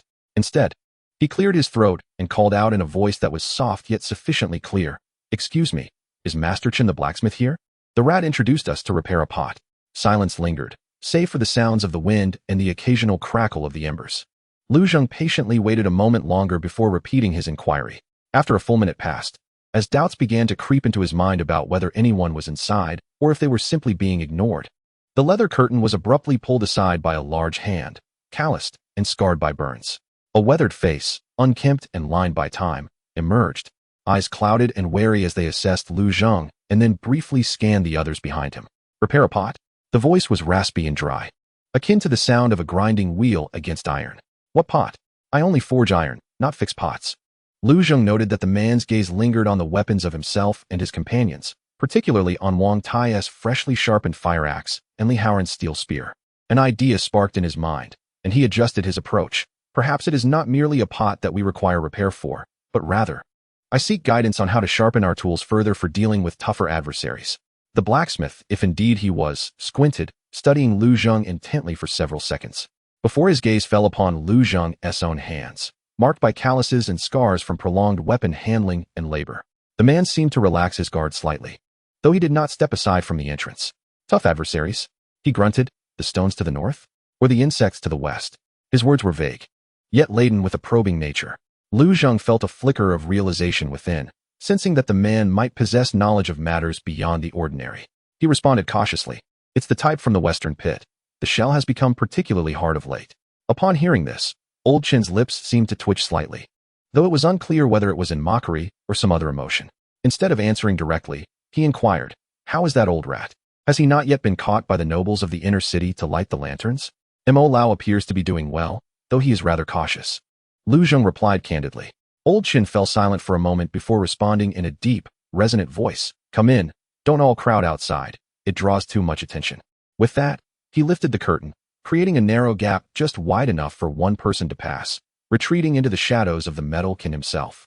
Lu Zheng glanced back at his companions. Wang Tai gave a slight nod, signaling him and Li Haoran to enter first, while he, Su Wanqing, and Xiao Shu would remain outside on guard. In such an environment, it was unwise for everyone to enter an unfamiliar, enclosed space. Lu Zheng exchanged a knowing glance with Li Haoran, and the two carefully made their way into the half-submerged metal can. The interior was somewhat larger than anticipated, yet it felt overwhelmingly oppressive. The air was thick with coal smoke, the scent of sweat, and the odor of heated metal. A small hole in the ceiling allowed a sliver of light to penetrate, casting a dim glow throughout the space. In one corner lay a makeshift bed of straw and rags, while a rudimentary forge occupied the center, its fire extinguished but still retaining residual warmth. The walls were adorned with an array of oddly shaped tools, semi-finished metal components, and even some contraptions resembling animal traps. Old Chun stood next to the forge, scrutinizing Lu Zheng and Li Haoran under the faint light streaming from the ceiling, particularly their bundled steel spears and axes. These tools are inadequate, he succinctly assessed. The steel is too soft. They may suffice against ordinary corpses, but against something truly formidable, they're merely sticks for kindling. He picked up a seemingly unimpressive, entirely black short-handled hammer leaning against the wall and swung it casually, creating a gust of wind. To break hard shells, one must rely on weight. Sheer force can accomplish what finesse cannot. He gestured toward a spiked weapon hanging on the wall, its tip designed with a triangular piercing cone. Alternatively, one must employ skill, finding gaps and using sharp implements with blood channels. We lack suitable materials and tools, Lu Zheng admitted, understanding that there was no point in concealing the truth before a true expert, also acknowledging their lack of craftsmanship. Old Chun regarded Lu Zheng with eyes accustomed to fire and iron. Skills can be taught, materials can be procured. However, the price is not cheap. His gaze swept over Lu Zheng, assessing, what do you have, apart from that nearly decaying life of yours? The trial had already begun with the first step into this furnace of embers. Chapter 77. The transaction before the anvil. Old Chun's question, what do you have, struck the heavy air like a cold iron anvil. The dim light within the metal can illuminated only the floating dust in the air and Old Chen's scarred, coal-stained face, obscuring any discernible expression. His gaze was as rough and direct as the hammer and chisel at his side, weighing the worth of the two young men before him. Lu Zheng met Old Chen's scrutinizing gaze, hesitating to respond immediately. He swiftly scanned the cramped space filled with discarded metal parts, semi-finished tools, a small amount of fuel in the corner, and several meticulously preserved stones of varying textures. It was evident that what Old Chen lacked was not merely ordinary labor credits, but rather something far more practical, resources that could immediately be transformed into survival capital or enhance his craftsmanship. Our current offerings are rather limited. Lu Zheng spoke candidly, neither exaggerating nor belittling their situation. We have accumulated some labor credits from the work camp, though I understand you might find them lacking in value. There are a few decent quality white crystal fragments discovered at the mine's edge, though he cautiously omitted mentioning the blue fluorite. Dr. Su possesses some herbal knowledge and can concoct emergency medicines and snake-repellent powders.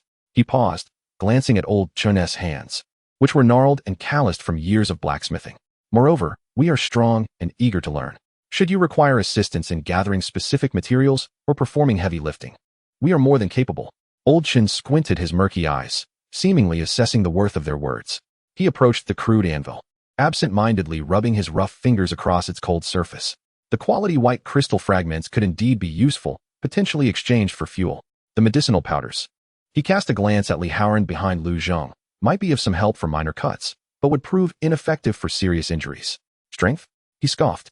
In this world, the most abundant resource is labor, and those who rely solely on it perish the quickest. His words were sharp and pragmatic. Lu Zheng refrained from retorting, patiently awaiting the continuation of the conversation. He understood that Old Chen's reluctance to dismiss them outright was merely a form of negotiation.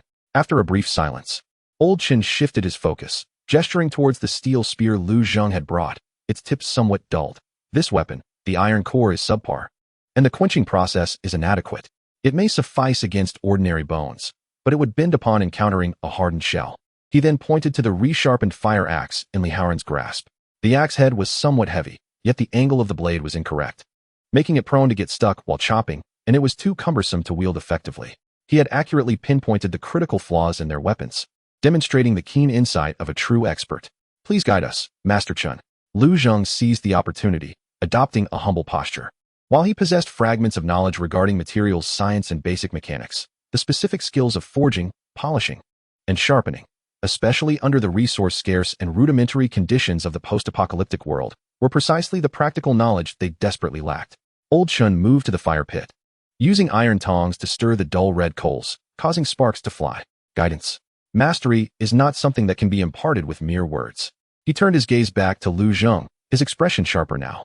However, considering that old rat-ass face and your commendable sincerity, I might be inclined to make a trade. What do you require? I am in need of a specific material. Old Chun scratched at the ground with the tongs, describing a small heat treatment workshop that once existed deep within the northern ruins, where remnants of high-temperature salt blocks and a type of fire-resistant clay should still remain. This location is somewhat ominous. It is said to be inhabited by swift-moving entities, and I have always refrained from venturing there alone. If you can procure these materials, especially the clay, the more the better. By swift-moving entities, he clearly referred to the rapid corpses. In return, I can assist in reforging these two items, ensuring they are less prone to failure. Additionally, I shall impart some knowledge on material identification and the fundamentals of basic refinement. Lao Chen's terms were clear. He sought to exchange perilous tasks for tangible assistance and fundamental knowledge. This is a quintessential transaction of risk and opportunity in a post-apocalyptic world. The high-temperature salt blocks and green clay are evidently crucial auxiliary materials for Lao Chen's exquisite forging. Their value is self-evident. However, venturing into the abandoned workshop, potentially inhabited by swift corpses, carries an exceedingly high risk. Lu Zheng did not immediately acquiesce, but instead inquired, "Could you provide a rough description of the workshop's location and its interior conditions? Also, what precisely do you mean by green clay?" Lao Chen appeared somewhat pleased with Lu Zheng's caution, appreciating that he was not reckless. He approached the interior wall of the canister, where he had sketched some rudimentary markings with charcoal that only he could fully comprehend. In the northern district, near the Rift Canyon, there lies a partially collapsed red brick building, accompanied by a leaning chimney. The workshop should be beneath it. The green clay is yellowish-green, slightly slippery to the touch, hardens when fired, and is durable. My description is rather straightforward. The situation inside remains unclear, as no living soul has dared to venture deep in for quite some time. Those who slip away prefer such shadowy corners. The information is limited, and the risks are immense. Yet, the rewards promised by Lao Chun align perfectly with their urgent need to enhance weapon performance and acquire invaluable survival skills. "We need to discuss this further," Lu Zheng stated, refraining from making a unilateral decision, as this matter directly involved the safety of the entire team. Lao Chun nonchalantly waved his hand. "Do as you wish. Gather what you can and return to me. Remember, the green clay is the key." He paused for a moment, adding, "Just don't die out there. Keep my space clean." The conversation concluded. Lu Zheng and Li Haoran exited the metal canister, greeted by the relatively fresh yet still tainted air outside. Wang Tai and Su Wanqing, who had been waiting, immediately cast inquiring glances at them. Lu Zheng briefly recounted Lao Chen's terms. Upon hearing this, Wang Tai's brow furrowed tightly. The area near the Rift Canyon in the northern district is a hazardous zone strictly prohibited by the labor camp. Swift corpses are one concern, but the terrain is treacherous and easily navigated awry, not to mention the rumored presence of mutated bat swarms. However, if we wish to confront the creature in the mine, superior weaponry is an absolute necessity. Li Haoran clenched his fists. Moreover, learning genuine skills from Lao Chun would enable us to repair and modify our tools independently, which is of far greater significance. Su Wanqing expressed her concern. "It's too dangerous. Our medical supplies are limited, and in case of injury." Little Tree nestled closely against Gray Shadow, whispering, "Gray Shadow has a keen nose. He can help us find our way and detect danger." On the journey back to the labor camp, the team fell into silence, each member bearing a heavy heart. The path Lao Chen pointed out leads to greater strength and knowledge, yet it also beckons deeper dangers. To go or not to go? This decision weighed heavily upon each member, akin to a burdensome iron brand pressed upon their chests. The setting sun elongated their shadows, casting them upon the ruins, seemingly foreshadowing the rugged and uncertain road ahead. A solemn team decision was imperative to determine whether to continue risking it all or to retreat temporarily and seek alternative solutions. Chapter 78. Resolute northward in the makeshift shelter, the flickering light of the oil lamp illuminated 5 faces, each etched with gravity and concern. The trading conditions proposed by Old Chun weighed heavily upon everyone's hearts, akin to a burdensome millstone. Venturing into the northern district's fractured canyon to seek out blue clay and high-temperature salt blocks was undoubtedly akin to stepping into the lion's den. However, to refuse meant forfeiting a crucial opportunity for equipment upgrades and skill acquisition, making their encounters with the increasingly formidable mutated centipedes in the mine even more daunting. "We cannot go." Wang Tai spoke first, his voice low yet resolute. He pointed to the still fading bruise on his leg. "I've been to the outskirts of that treacherous area. It's not merely a matter of speeders. The terrain is excessively complicated, littered with collapsed structures and countless crevices. Moreover, the labor camp strictly prohibits approaching it. Should we be discovered by the patrols, the consequences would be far graver than facing zombies." As the most seasoned veteran, his priority lay in survival rates and the inherent risks of the rules. "But without better weapons, how are we to confront that creature in the mine?" Li Haoran retorted, his youthful face etched with frustration. "Next time we encounter it, we might not even have the chance to escape." Old Chun had promised to teach them the skills necessary for crafting weapons and tools, emphasizing that this was the path to long-term progress. He valued the enhancement of their strength and the possibilities of the future. Su Wanqing gently pressed her hand upon Li Haoran's arm, signaling him to remain calm. She turned her gaze to Lu Zheng, her eyes filled with concern. Brother Wang is correct. The Northern District is far too perilous. Our medical supplies are dwindling. And should anyone suffer a severe injury, I may be unable to assist. As a doctor, she understood all too well the scarcity of the team's medical resources. Each injury was a toll on their lives. Little Tree nestled beside Su Wanqing, whispering, "But the gray shadow is formidable. It can sense danger." The child's innocent words highlighted a crucial point. They were not entirely without resources. The gray shadow's alertness and keen sense of smell would serve as significant advantages in such a convoluted environment. Lu Zheng silently absorbed everyone's opinions, his fingers unconsciously tracing patterns in the dust on the ground. He comprehended Wang Tai's caution, a hard-earned wisdom forged from countless brushes with death. He recognized Li Haoran's urgency, the young man's thirst for strength serving as the team's driving force. He understood Su Wanqing's apprehension, grounded in a rational sense of responsibility. Little Tree's remark reminded him to adeptly leverage every advantage they possessed. The risks are substantial. Lu Zheng finally spoke, his tone steady as he surveyed the group. Yet, this opportunity may be singular. Someone like Old Chen will not wait indefinitely for us. If we refuse him, we may sever our path to strengthening our capabilities. He paused, shifting his focus. However, we cannot act recklessly. Should we decide to proceed, we must prepare meticulously, minimizing risks to the utmost extent. He picked up a piece of charcoal and sketched a rudimentary outline of the Northern District upon the ground. First, intelligence. We cannot rely solely on Old Chen's account. Brother Wang, how much can you recall about the terrain features at the Northern District's edge? Haoran, tomorrow during labor. Find a way to speak with those seasoned exploration team members or scavengers. Subtly inquire about the situation near the fractured canyon, particularly regarding the activities of the speeders and rumors of the mutated bats. There's no need to ask for specific locations to avoid raising suspicion. Wang Tai pondered for a moment before nodding. I remember there are a few iconic collapsed tower cranes there that could serve as reference points. The road conditions are perilous. We must pay particular attention to our footing. Li Haoran nodded vigorously. Understood. I will exercise caution. Next, we must consider our equipment and supplies. Lu Zheng turned to Su Wanqing. Dr. Su, please take inventory of all our medications and bandages, prioritizing hemostatic and disinfectant supplies. Also, see if we can use the remaining points to exchange for some sturdy ropes and torches. The more we have, the better. Illumination and climbing tools are paramount.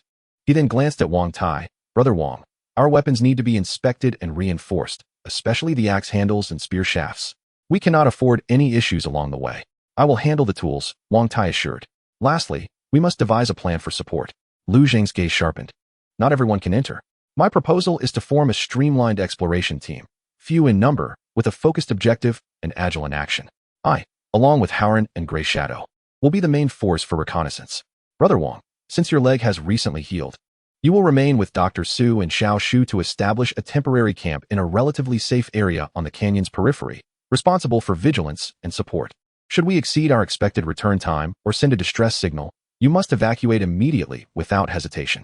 This division of labor took into account each person's strengths and current conditions. Lu Zheng and Li Haoran possess formidable combat abilities, making them suitable for an assault. Wang Tai's experience lends itself well to command and securing our retreat, while Su Wanqing and Xiao Shu remain in the rear, ensuring a degree of safety and providing medical assistance. Wang Tai furrowed his brow, clearly uneasy about allowing Lu Zheng and Li Haoran to venture deep into danger. Yet he recognized that this was the most rational arrangement. He spoke gravely. Very well.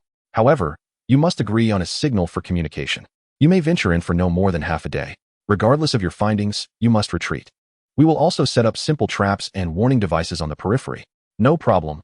Lu Zheng nodded. The signals will be a whistle, short bursts for spotting a target, continuous long notes for encountering danger, and a combination of one long and one short for retreat. The plan gradually took shape through discussion, each detail meticulously scrutinized.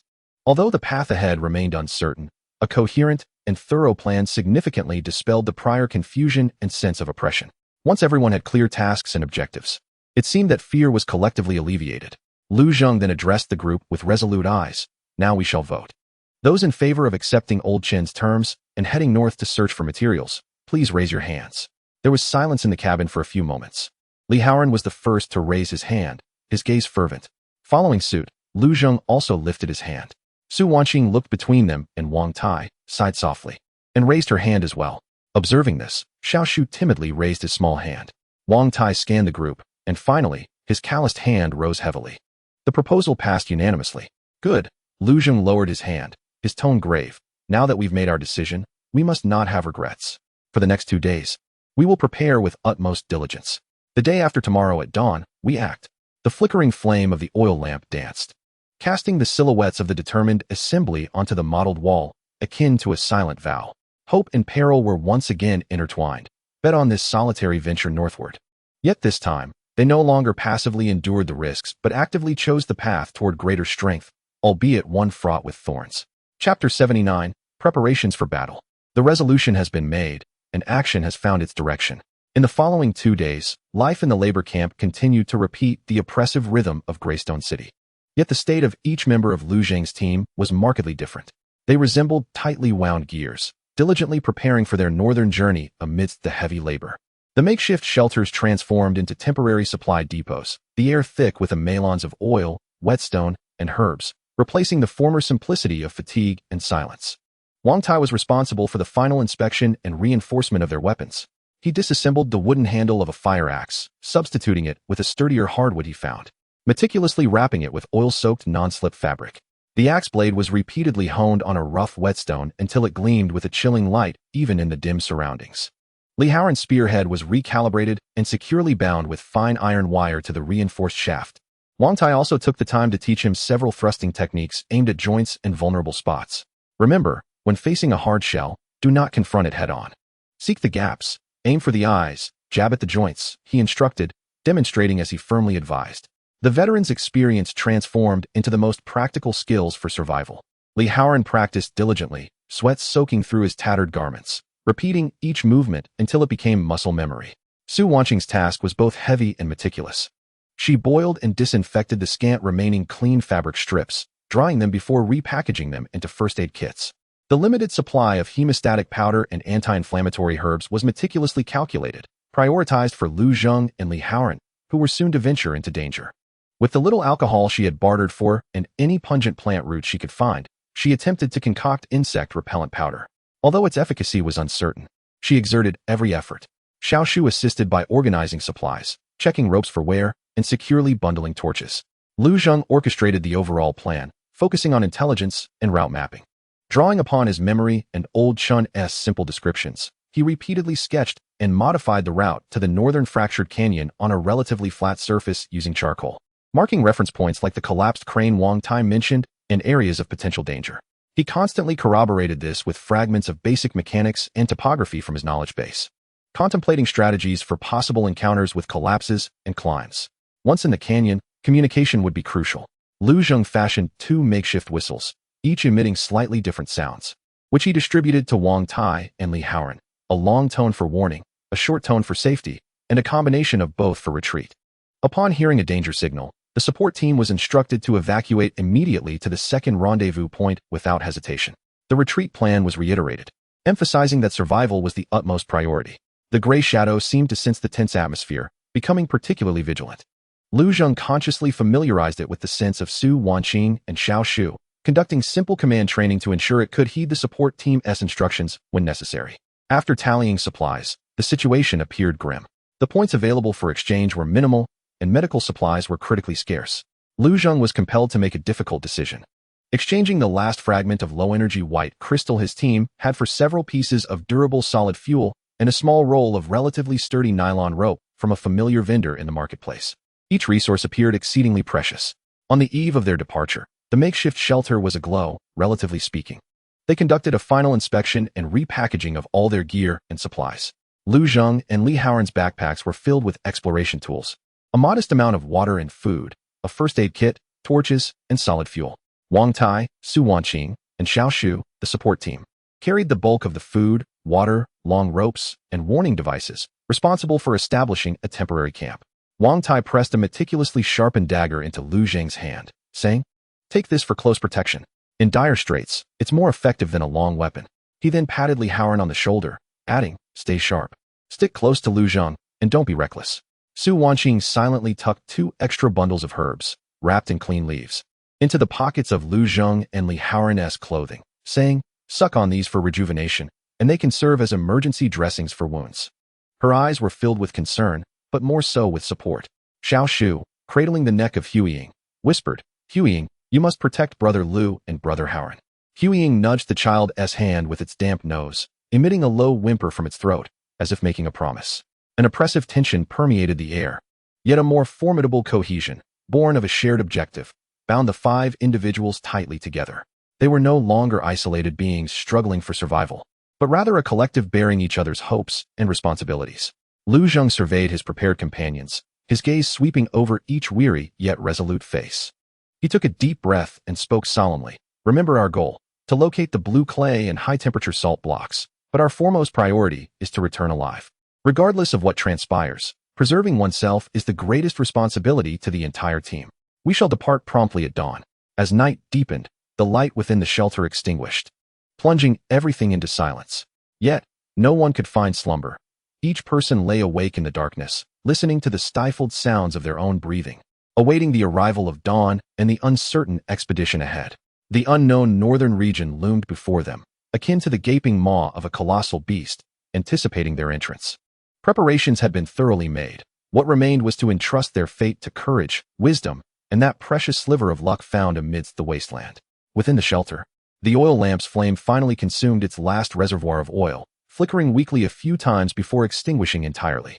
Darkness surged forth like a tangible tide, amplifying every sound several-fold. Wang Tai's deliberately muted snoring echoed from the corner, embodying a veteran's resilience, forcing himself to rest even in dire circumstances. Li Haoran's breathing was somewhat rapid, occasionally punctuated by the faint sounds of tightened muscles as he shifted, clearly not truly asleep. Silence enveloped Su Wanqing and Xiao Shu's area. Yet Lu Zheng could sense their unwavering gazes, clear even in the darkness, filled with worry and anticipation. Huiying silently moved to Lu Zheng's side, resting its warm head upon his knee, emitting a soft, soothing whimper from its throat. Lu Zheng's fingers unconsciously combed through the coarse strands of hair, the texture providing an oddly comforting sensation.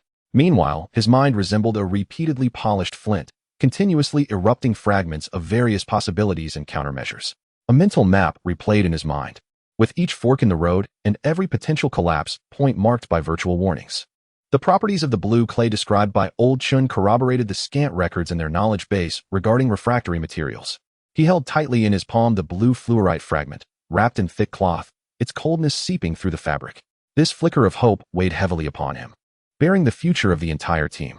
He recalled the icy, multifaceted eyes deep within the mine, the faint azure glow at the bottom of the ventilation shaft, Old Mo's shrewd single eye, and Old Chen's hands marred by burn scars. All of these memories formed an invisible chain, drawing them towards the unknown ruins in the north. Time flowed slowly in the darkness, each second scraping against the rough stone like a relentless grind.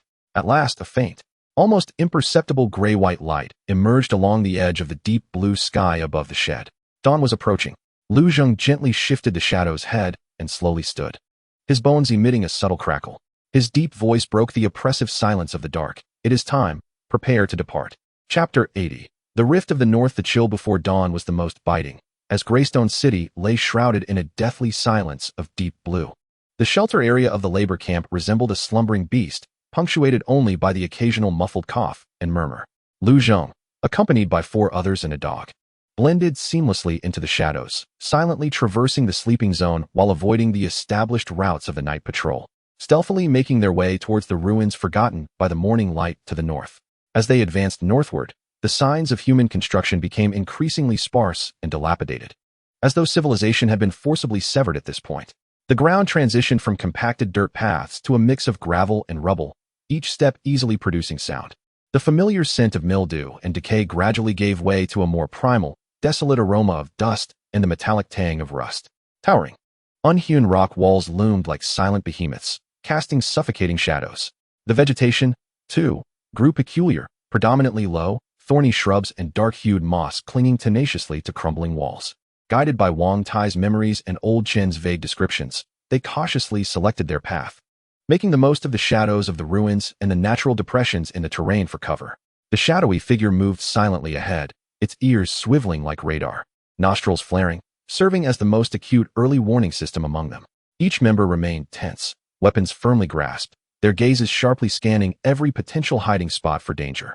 The initial hours of their journey passed relatively peacefully, aside from a few startled, oversized mutated rats scurrying away, presenting no real threat.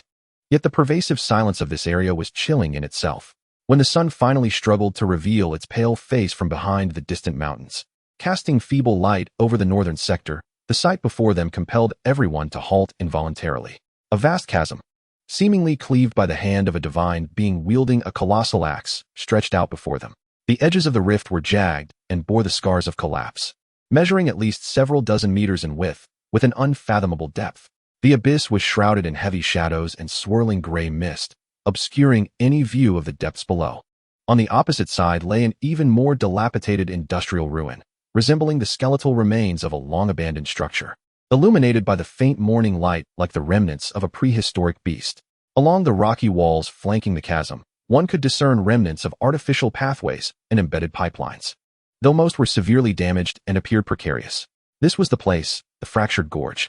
Wang Tai lowered his voice, his tone grave, more sinister than I had anticipated. He pointed toward one side of the chasm, where a half-buried square structure made of red bricks was faintly visible. Beside it leaned a massive, broken metal chimney. This must be the red brick house and chimney that old Chen had mentioned. The objective lay in plain sight.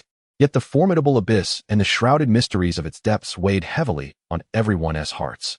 Descending directly into the gorge and climbing up the opposite side was evidently impractical. Their only hope lay in seeking out the remnants that connected the two banks. They cautiously traversed the edge of the chasm in search of a possible passage. Before long, they stumbled upon the remains of an abandoned metal bridge spanning the gorge. Most of the bridge deck had collapsed, leaving only a few twisted main beams and corroded steel cables, dangling like a dying serpent across the chasm. Beneath the main beam, approximately 10 meters down, there appeared to be a relatively wide platform formed by fallen rocks, where a dark opening could be discerned, resembling the exit of some pipeline or an abandoned maintenance tunnel.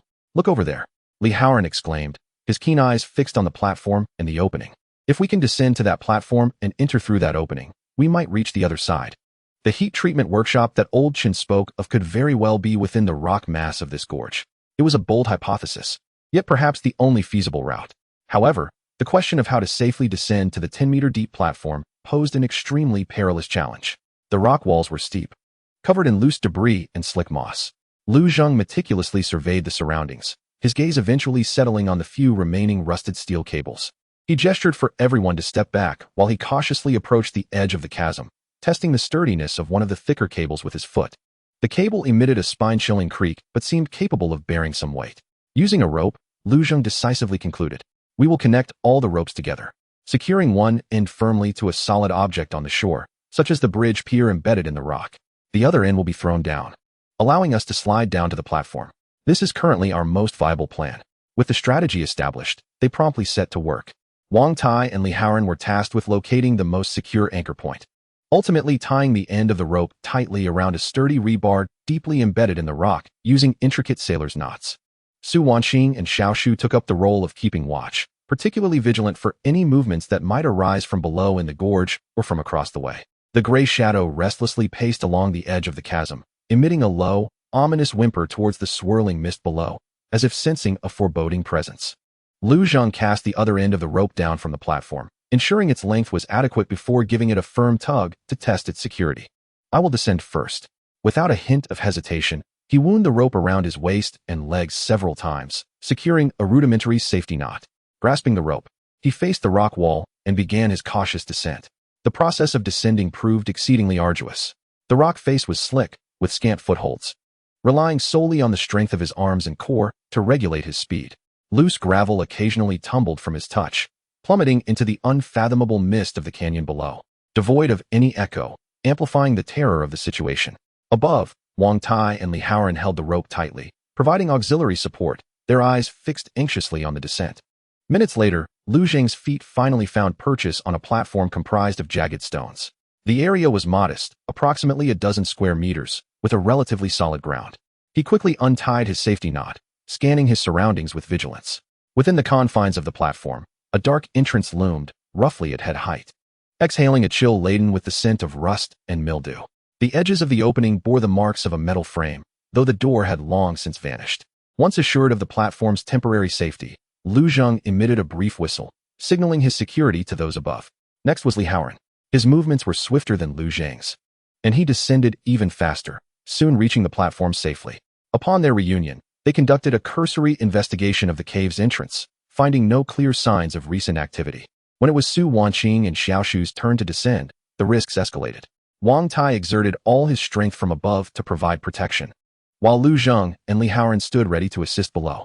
Su Wanqing secured herself and Xiao Shu with a short rope, gritting her teeth as she painstakingly maneuvered downward. Xiao Shu squeezed his eyes shut, gripping Su Wanqing's clothing tightly, his face pale. When they finally stepped onto the platform, breaths of relief were shared among the group. Lastly, it was Wang Tai's turn. His weight posed the greatest test for the rope and anchoring point. He descended with extreme caution, each step deliberate and steady. Just as he had reached the halfway point, an unexpected calamity struck. A sharp crack echoed from above. The steel rebar embedded in the rock, worn by years of corrosion and sudden stress, had snapped partially at its base. The rope slackened abruptly, and Wang Tai's body plummeted more than half a meter. Wang Dage. The collective gasp rang out from those above and below.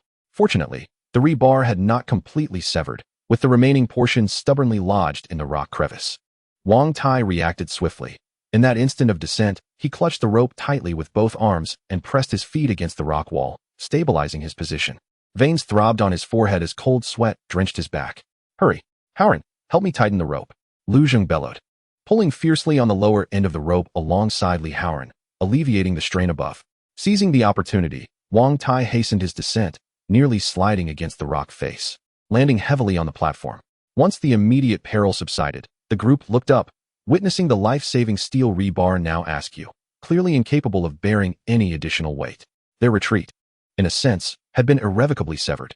Before them lay a gaping maw, deep and exuding an ominous aura. It seemed to be an entrance to hell. Yet it might also serve as a shortcut to hope. With no path for retreat, they had no choice but to advance. Lu Zheng inhaled a deep breath of the cold, rust-laden air, his grip tightening around the steel spear. He checked his equipment, steeling himself to enter the abyss. Chapter 81. The perilous descent. The cave's entrance resembled a greedy mouth, devouring the faint light from the outside world and swallowing the silhouettes of 5 individuals and a dog. The moment they stepped inside, they were greeted by a pungent amalgam of rust, aged grease, the fador of some creature's nest, and the peculiar damp chill of the underground, which rendered their breaths momentarily stifled. The temperature plummeted abruptly. Unlike the arid cold of the barren expanse outside, this was a penetrating chill that seeped into the marrow. The ground was slick with moss and unknown stains, necessitating utmost caution with each step taken. Darkness was not absolute. Sparse, feeble glimmers of sickly green or ghostly blue emanated from moss and fungi thriving in the damp seams and walls of the passage, providing scant illumination. These faint lights offered no comfort.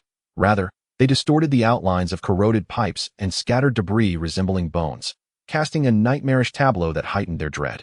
The air was heavy, amplifying the sound of their labored breaths, the thunderous beating of their hearts, and the subtle friction of their footsteps against the ground, creating an unsettling symphony in the confined space. Lu Zheng led the way, his left hand brandishing a diminutive torch crafted from fabric soaked in a small amount of solid fuel, while his right hand clutched the steel spear. The torch's flickering flame barely dispelled the darkness ahead, its wavering light elongating and distorting his shadow, projecting it onto the grimy walls like a malevolent specter. Li Haoran followed closely behind, wielding another torch, warily surveying the rear and flanks. Bringing up the rear was Wang Tai, whose experience rendered him reliant on sound and instinct. He held his axe slightly raised, ready to strike at a moment's notice. Su Wanqing walked in the middle, guiding Xiao Shu, who tightly grasped the fur around the neck of Hui Ying, the dog. Hui Ying, low to the ground, rotated its ears attentively, nostrils flaring as it emitted a continuous, low whimper filled with foreboding. The interior of the pipe was more labyrinthine than anticipated. The main passage measured approximately 2 meters in diameter, but sporadically branching paths of varying sizes emerged, some blocked by rusted valves or collapsed debris, while others plunged into unfathomable depths. Icy droplets occasionally fell from above, landing on their necks or helmets, provoking involuntary shivers. The walls of the pipe were encrusted with thick layers of greasy grime and rust, and unsettlingly large. Desiccated traces of suspicious slime were occasionally visible.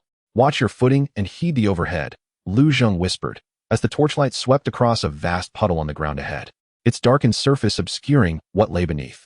Avoid contact with the pipe walls. They are exceedingly filthy. After traversing several dozen meters, they arrived at a relatively spacious circular valve chamber, formed by the convergence of several pipes. At the center stood a colossal valve wheel, so rusted that its original form was indiscernible, surrounded by scattered broken parts and the desiccated remains of several sizable mice, having been gnawed upon. It was evident that something had stirred within this chamber. Wang Tai cautiously prodded the lifeless rat with the tip of his axe, his brow furrowed in concentration. Time had elapsed, yet vigilance was paramount. At that moment, the gray shadow abruptly halted, its fur bristling in alarm. It emitted a more urgent and menacing growl, directed towards a smaller, downward-sloping side tunnel to the left, revealing its fangs as its front paws anxiously scraped the ground. Something was amiss. Lu Zheng immediately signaled for everyone to halt, extinguishing a torch to conserve fuel. All members pressed against the tunnel wall, holding their breath. In the darkness, a faint yet rapid rustling sound emerged from the depths of the side passage, drawing closer with alarming speed. The noise, though soft, carried an unsettling rhythm, as if innumerable tiny appendages were simultaneously skimming across the ground. Insects. Countless. Li Haoran's voice tightened as he gripped his steel spear. Lu Zheng swiftly extended the torch forward, illuminating the intersection. A tide of dark gray was surging from the depths of the tunnel. It consisted of a swarm of mutated creatures resembling gigantic aquatic insects, each the size of a fist, encased in hard shells and adorned with numerous legs. Their compound eyes glimmered in the torchlight, their mandibles clicking ominously, producing a chilling scraping sound. Back against the main tunnel wall. Do not allow them to encircle us, Wang Tai roared, hastening to the left side and sealing off the primary direction of the side passage alongside Li Haoran. Lu Zheng guarded the right and front flanks. Su Wanqing quickly pulled the small tree behind her, leaning against the cold tunnel wall, clutching the dagger Lu Zheng had given her tightly.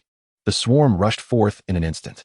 They appeared unfazed by the flames, charging directly at the living obstacles in their path. Attack! Wang Tai bellowed, his fire axe sweeping through the air with ferocity, shattering the shells of the foremost giant aquatic insects and scattering their viscous innards. Li Haoran thrust his spear with precision, piercing the joints or relatively softer abdomens of the creatures.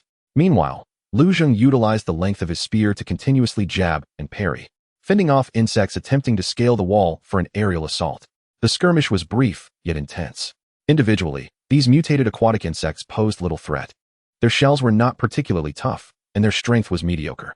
However, their sheer numbers, surging forward relentlessly, along with their ability to spray a mildly corrosive and foul-smelling liquid, made them formidable. Many insects sought to circumvent the frontal assault, aiming to attack Su Wanqing and the small tree from behind.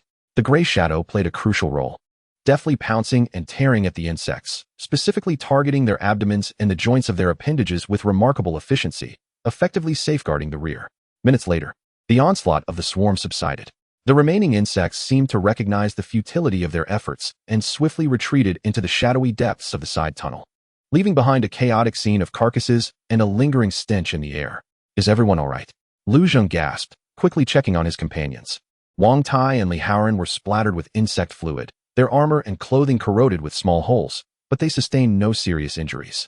Su Wanqing and the small tree were startled but had not been directly attacked. The gray shadow shook the insect fluid from its paws, letting out a low growl to signal its well-being. This is truly revolting, Li Haoran remarked, eyeing the twitching corpses of the insects on the ground, still unsettled. It seems this tunnel is far from safe. Wang Tai wiped the grime from his face and pressed on, now even more cautious. After cleansing the insect fluid from their bodies, the team continued their journey. After this encounter, the atmosphere grew increasingly tense. The forewarning from the shadowy figure allowed them to narrowly escape disaster, yet it underscored the perilous nature of this underground realm. As they ventured further, the tunnels began to incline upward, and the musty odor in the air seemed to diminish somewhat, only to be replaced by a faint, earthy scent reminiscent of a mixture of clay and sulfur. A thought sparked in Lu Zheng's mind, recalling old Qin's description of the green clay. They arrived at a section where the ground had collapsed severely. Parts of the tunnel ceiling had caved in, revealing fissures in the rock above, through which faint beams of daylight filtered, casting ethereal columns of light. In this relatively illuminated area, Lu Zheng noticed that between a pile of fallen rocks and remnants of the pipes, the exposed rock layer displayed a unique yellow-green hue, its texture delicate and somewhat slick to the touch. Wait. Lu Zheng crouched down, carefully scraping a small amount of powder with his dagger, leaning closer to the torch for a meticulous examination and inhaling its scent.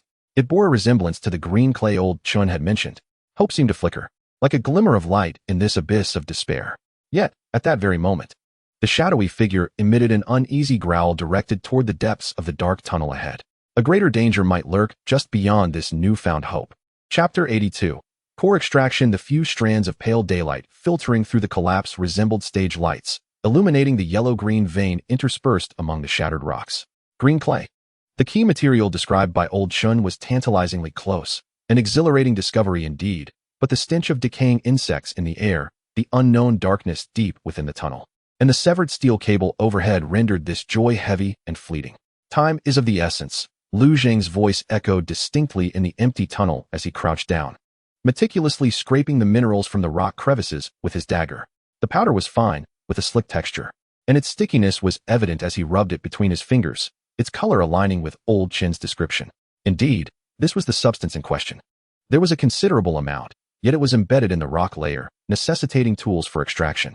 The challenge lay in how to collect and transport it. They had only their backpacks and a few rudimentary cloth bags. The green clay was fragile. Only relatively intact chunks could ensure its efficacy. Wang Tai approached, tentatively striking the edge of the vein with the blade of his axe. The rock was not particularly hard, but using the axe directly would create too much noise and waste a significant amount of material. His seasoned judgment suggested that finding natural fissures to pry it out with a crowbar-like tool would be optimal. Li Haoran rummaged through the surrounding debris, hoping to find suitable tools. Su Wanqing, along with Xiao Shu, reorganized their backpacks to clear space and laid down a relatively unblemished plastic sheet inside to prevent contamination of other supplies.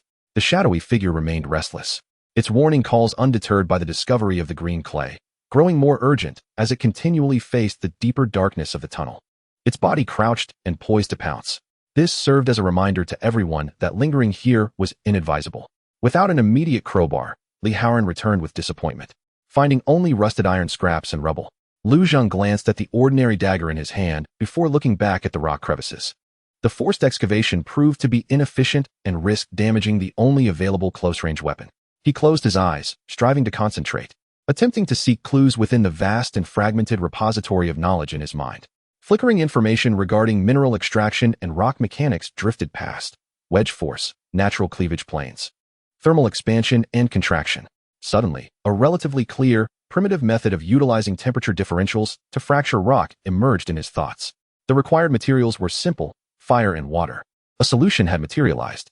Lu Zheng opened his eyes and pointed to the section of the ore vein that was most tightly bound to the surrounding rock wall, appearing the most resistant to leverage. Haoran, gather the remaining solid fuel and create a small fire here to concentrate heat on this rock. Brother Wang, Dr. Su, prepare our water bags, but use them sparingly. Although they did not fully comprehend his intent, the others acted immediately, driven by trust. Li Haoran constructed a makeshift stove from rubble and ignited the precious solid fuel. The eerie blue flames licked at the frigid rock, and warmth began to accumulate. Wang Tai and Su Wanqing pulled the little clean water remaining into 2 water bags. After approximately 10 minutes of heating, the rock's surface darkened, and its temperature rose significantly. Lu Zheng signaled to extinguish the fire. Slowly pour water onto the adjacent, darker, cooler stone, he commanded. The icy spring water met the searing rock's edge, instantly vaporizing with a sizzle, generating a cloud of white mist. The hot rock contracted sharply upon contact with the cold. At that moment, a subtle yet distinct cracking sound emanated from the junction of the ore vein and rock wall. A previously inconspicuous fissure suddenly widened under the stress of thermal expansion and contraction. Now was the moment. Wang Tai, quick of hand, accurately inserted the axe blade into the fissure, leveraging it to pry forcefully. A substantial chunk of ore, connected to surrounding bedrock, yet primarily composed of blue clay, broke free with a resounding thud, tumbling to the ground. It was about the size of a basin, substantial in weight, yet relatively intact. We succeeded, Li Haoran exclaimed in delight. This method proved far more efficient than brute force, preserving tool integrity. Following the same procedure, they pried off 2 smaller chunks of blue clay ore, estimating the weight capacity of their backpacks and the energy required for the return journey. Lu Zheng decided it was prudent to stop while ahead. That's enough. Let us clear the scene and sweep the debris into the fissure. We must not leave obvious traces. The 3 of them worked together to securely wrap the 3 hefty chunks of blue clay ore in plastic sheeting, placing them into Lu Zheng and Wang Tai's primary backpacks, while Li Haoran's backpack carried the remaining supplies. The burden increased significantly, hampering their movements. At that moment, a low growl from the shadowy figures transformed into a piercing shriek. It was no longer a warning, but a frenzied expression of perceived threat. It fixated on the depths of the dark passage, body arched, fangs fully bared. Something was approaching. Move quickly. Lu Zhang's heart raced, and he immediately commanded. The team hastily retreated along their path. The heavy backpacks impeded their speed, and the slick floor of the passage demanded utmost caution with each step. From the darkness behind them came a sound unlike the previous swarm of insects. A heavy, dragging noise mingled with the sound of metal scraping against the ground. And it was not slow. We can't run back. The way is blocked. Wang Tai shouted urgently as they sprinted. We need to find a side path. Or a defensible position. Misfortune seldom comes alone. As they sprinted over 100 meters, a side path, initially partially obstructed by debris, suddenly caved in, revealing a larger opening. Simultaneously, the heavy, dragging sounds and the clanging of metal from behind grew ever closer. With an unknown peril ahead, relentless pursuers behind, and their escape route overhead severed, they found themselves trapped in a dire predicament. Into the side path, Lu Zhang decisively commanded, gesturing toward the newly exposed gap. Rather than face an ambush on the main thoroughfare, it was wiser to plunge into the unknown, where perhaps a glimmer of hope awaited. Without hesitation, the group charged into the narrower, darker passage. Wang Tai and Li Haoran were the first to enter, swiftly turning to guard against any threat from behind. Lu Zhang assisted Su Wanqing and Xiao Shu in following, with Gu Ying trailing closely behind. The air within the side path was thick with the acrid scent of rusted metal and decaying oil. The ground was covered in a soft, thick, unknown fibrous substance that muffled their footsteps yet instilled a sense of unease. In the depths of the passage, vague outlines of abandoned machinery and scattered large components could be discerned. At that moment, the entity pursuing them finally emerged into the light at the juncture of the main road and the side path. It was an indescribable monstrosity, vaguely humanoid yet grotesquely massive, towering over 2 meters in height. Its form appeared to be a haphazard amalgamation of discarded metal parts, tattered canvas, and some viscous black substance, with a thick, rusted metal chain trailing behind it, scraping against the ground with a grating sound. It lacked a discernible head, instead possessing several uneven shards of glass or crystal embedded above its torso, glimmering like compound eyes. Though it moved slowly, each step was heavy and powerful, exuding an oppressive aura that was suffocating. It paused at the side path's entrance, those compound eyes seeming to scan the darkness into which Lu Zhang and the others had fled, emitting a low, creaking sound reminiscent of old gears grinding. Yet it did not pursue them immediately. It appeared to hesitate, perhaps intimidated by the heavily oil-scented passage. The monster blocked their only exit but refrained from launching an immediate attack. This brief standoff provided Lu Zhang's team a fleeting opportunity to catch their breath. Yet it also trapped them in an unfamiliar dead end, potentially fraught with further dangers. Hope and despair found a precarious equilibrium in the depths of this passage. Saturated with the sense of oil and rust, they had to seize this precious moment to seek a new path to survival. Chapter 83. Seeking opportunity in despair. The heavy, metallic dragging sounds lingered at the junction, resonating like a funeral knell in each heart. The stitched-together behemoth of scrap metal and dark viscous material remained, its glass-adorned visage occasionally swiveling toward the shadows of the side path, and then back to the direction from whence they had come, emitting unsettling creaks as if weighing its options. Its evident wariness of the oil-scented passage granted Lu Zhang's team an agonizing yet invaluable respite. They could not afford to remain idle. The depths of the side path represented the only unknown direction, potentially their sole chance at survival. Advance carefully. Listen for any alternate exits or defensible positions, they urged one another. In the depths of darkness, Lu Zhang's voice resonated with an undeniable resolve, subdued to its utmost.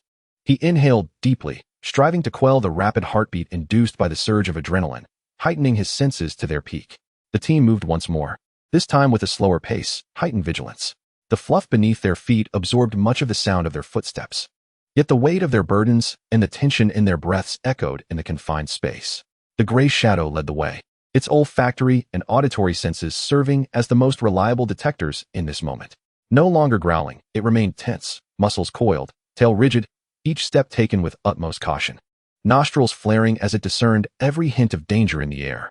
The fork in the path proved deeper than anticipated, meandering downward. The walls on either side gradually transformed into massive, rusted remnants of machinery. Some thick, grease-covered pipes extended along the walls, occasionally draped with black, congealed oil, resembling stalactites. The air was thick with the pungent scent of machine oil and rusting metal, intermingled with a faint, acrid hint reminiscent of sulfur. This place resembled an old maintenance corridor or a layer of energy conduits. Drawing upon his experience, Wang Tai suppressed his voice to a whisper treading carefully, wary of potential oil slicks or hidden pits beneath his feet. After advancing approximately 100 meters, the passage seemed to culminate in an open space. Illuminated by the dim glow of their torch, they discerned the scene before them, a portion of a small, abandoned workshop, partially buried underground. Most of the workshop had collapsed, engulfed by earth and boulders, yet the corner they occupied had miraculously survived. Monstrous, unfamiliar machines stood like colossal steel beasts in the shadows, draped in layers of grease and dust. The ground was littered with an array of oddly shaped tools and parts, most too corroded to identify. "Look over there," Lee Howard exclaimed, his keen eyes spotting a half-open, heavy metal cabinet in the corner of the workshop. The cabinet door hung askew, and it appeared to contain various items. Lu Zheng gestured for everyone to remain alert as he approached cautiously. Inside the cabinet lay several block-like objects wrapped in oil-resistant paper, relatively well-preserved, with indistinct chemical symbols and the word high temperature printed on the packaging. He carefully tore open a corner, revealing a white, slightly yellowed crystalline block that felt icy to the touch, yet emitted a faint sulfuric aroma upon closer inspection. High-temperature salt blocks. Lu Zheng felt a jolt of excitement. This was another crucial material that Old Chun required, unexpectedly found here. He swiftly examined the other packages, discovering about 7 or 8 blocks, each roughly the size of a brick. This was undoubtedly a momentous windfall. However, the joy was fleeting. From the other end of the workshop came a more distinct sound of metal scraping, as if something was moving, and not just one entity. The gray shadow abruptly turned toward that direction, emitting a suppressed, deeply threatening growl from its throat. Something had been drawn here. Wang Tai immediately raised his axe, positioning himself protectively in front of Su Wanqing and Xiao Shu. Li Haoran tightened his grip on the steel spear, standing shoulder to shoulder with Lu Zheng. From the shadows deep within the workshop emerged 3 creatures, slightly smaller in stature, yet structurally resembling the monster at the intersection. They stood approximately a person's height. Their bodies assembled from fragmented metal plates, gears, and rubber tubes, moving with a certain stiffness, yet their eyes sparkled with a malicious glimmer. They seemed drawn to the breath of the living, or perhaps merely to the subtle sound of Lu Zheng rummaging through the cabinet. A direct confrontation was unwise. Lu Zheng swiftly assessed the situation. The workshop was relatively spacious but cluttered with debris, rendering defense precarious, and being surrounded would yield dire consequences. The environment must be utilized. His gaze darted across the workshop, landing on a rusted yet robust chain hanging from the ceiling, alongside a heap of disordered, heavy metal parts beneath it. An audacious plan swiftly crystallized. "Brother Wang, Howard, attract their attention and lure them over there." Lu Zheng pointed towards the area beneath the chain, speaking rapidly. "Dr. Su Xiaoshu, take cover behind that large machine. Gray Shadow, stay vigilant at the flanks." There was no time for hesitation. Wang Tai and Li Haoran immediately created a clamor, striking nearby metal equipment with their weapons to generate noise. The 3 small amalgamated creatures were indeed drawn in, emitting shrill sounds of friction as they staggered towards them. Seizing the opportunity, Lu Zheng dashed towards the chain, exerting all his strength to pull it sharply. With a creak and a clang, the rusted chain snapped, taking with it a portion of the shattered support arm and the heavy parts stacked above, crashing down with a thunderous roar. Dust and debris filled the air. The falling objects did not strike the 3 monsters directly, but successfully obstructed their path and created a tremendous noise. The creatures seemed momentarily stunned by the sudden collapse. Their movements halted. "The large one is coming." Gray Shadow, ever alert at the intersection, issued the highest level of warning. The heavy, dragging footsteps quickened abruptly, clearly. The cacophony in the workshop had thoroughly roused the enormous being. "This way, hurry," Lu Zheng shouted, not pausing to assess the aftermath. He had noticed that above the area where the chain had collapsed, a narrow maintenance passageway appeared to extend upwards. Wang Tai and Li Haoran immediately relinquished their entanglement, shielding Su Wanqing and Xiao Shu as they rushed towards the direction Lu Zheng indicated. It was a vertical shaft requiring climbing, filled with rusted rungs. Its entrance narrow enough for only one person to pass through, yet perhaps it was the sole path to survival. Brother Wang goes first. "Haoran, cover the rear." Quickly, Lu Zheng assisted Wang Tai in climbing up the shaft, followed by Su Wanqing and Xiao Shu. Li Haoran repelled a small creature attempting to circumvent the debris with his steel spear before hastily retreating. At that moment, the colossal amalgamated monster burst into the workshop entrance like a runaway truck. It spotted the climbing individuals and let out an enraged roar, akin to metal being torn apart. Accelerating towards them, the heavy chain scraping the ground and sparking brilliantly. "Haoran!" Lu Zheng cried out urgently. Just as Li Haoran grasped a wrong, the monster was nearly upon him. The immense arm, constructed from twisted metal, swept towards him with a fierce wind. In that critical moment, Gray Shadow leaped forth like lightning from the side, not to attack the creature's hardened body, but to sink its teeth into the rusted chain trailing along the ground. Pulling with all its might, the momentum of the monstrous creature was momentarily interrupted by an unexpected stumble. Its sweeping arm grazed past Li Haoran's backpack, crashing into the machinery nearby with a deafening roar. Seizing this precious half-second of hesitation, Li Haoran exerted himself to ascend 2 rungs. Lu Zheng grasped his arm, pulling him into the vertical shaft's entrance. Guiying, come here, Lu Zheng shouted downward. Guiying adeptly evaded the creature's ensuing stomp, leaping to seize the lowest rung of the ladder, skillfully climbing upward. The monster below emitted a furious roar, violently crashing against the structure beneath the shaft, causing the entire passage to tremble as rusted metal debris rained down. Yet, its massive form was evidently too large to enter this narrow corridor. For the moment, they were safe. The 5 individuals and a dog huddled in the dim, rust-scented shaft, listening to the monster's frenzied impacts from below, gasping for breath, drenched in cold sweat. Their recent escape had been a matter of mere moments. Had any part of their plan faltered, they would have been lost souls in the depths below. Lu Zheng felt the hard high-temperature salt block in his backpack and glanced at his shaken companions. The materials had been secured, yet they found themselves trapped in this unknown vertical passage with no knowledge of where it led. Below lay the enraged monster. Above loomed an inscrutable darkness. Their path to survival remained elusive. Chapter 84. A glimmer in the rift. The shaft was thick with the scent of rust and the weight of suppressed breaths. Below, the metallic creature's frenzied crashes and roars reverberated through the narrow passage, akin to the howls of a cornered beast, causing the corroded rungs to tremble slightly as ancient dust and debris fell. Each impact tightened the hearts of those crowded in the middle of the shaft, fearful that the fragile structure might collapse entirely, burying them in this dark abyss.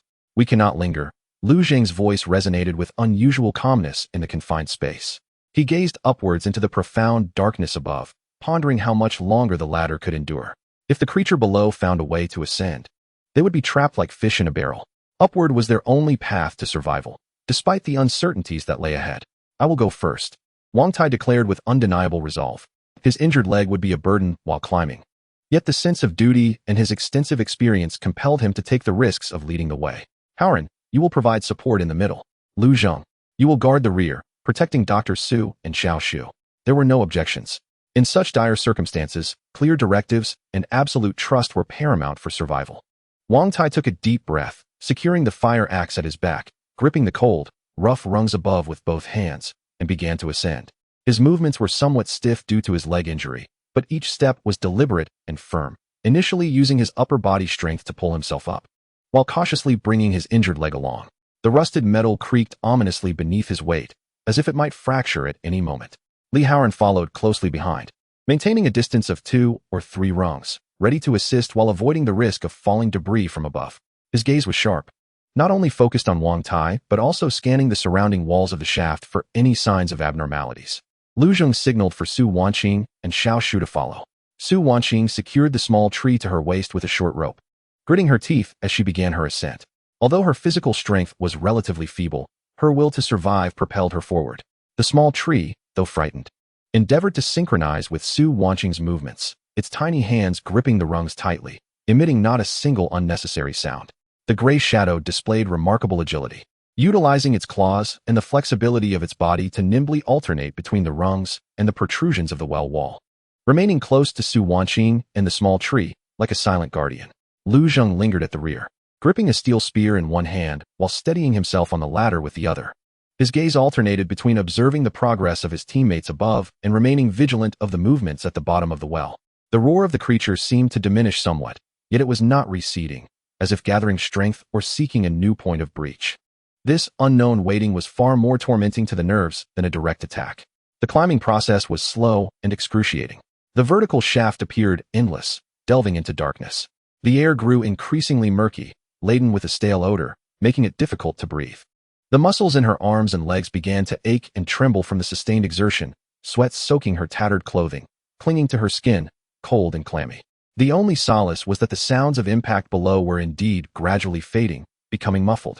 Time became an indiscernible entity.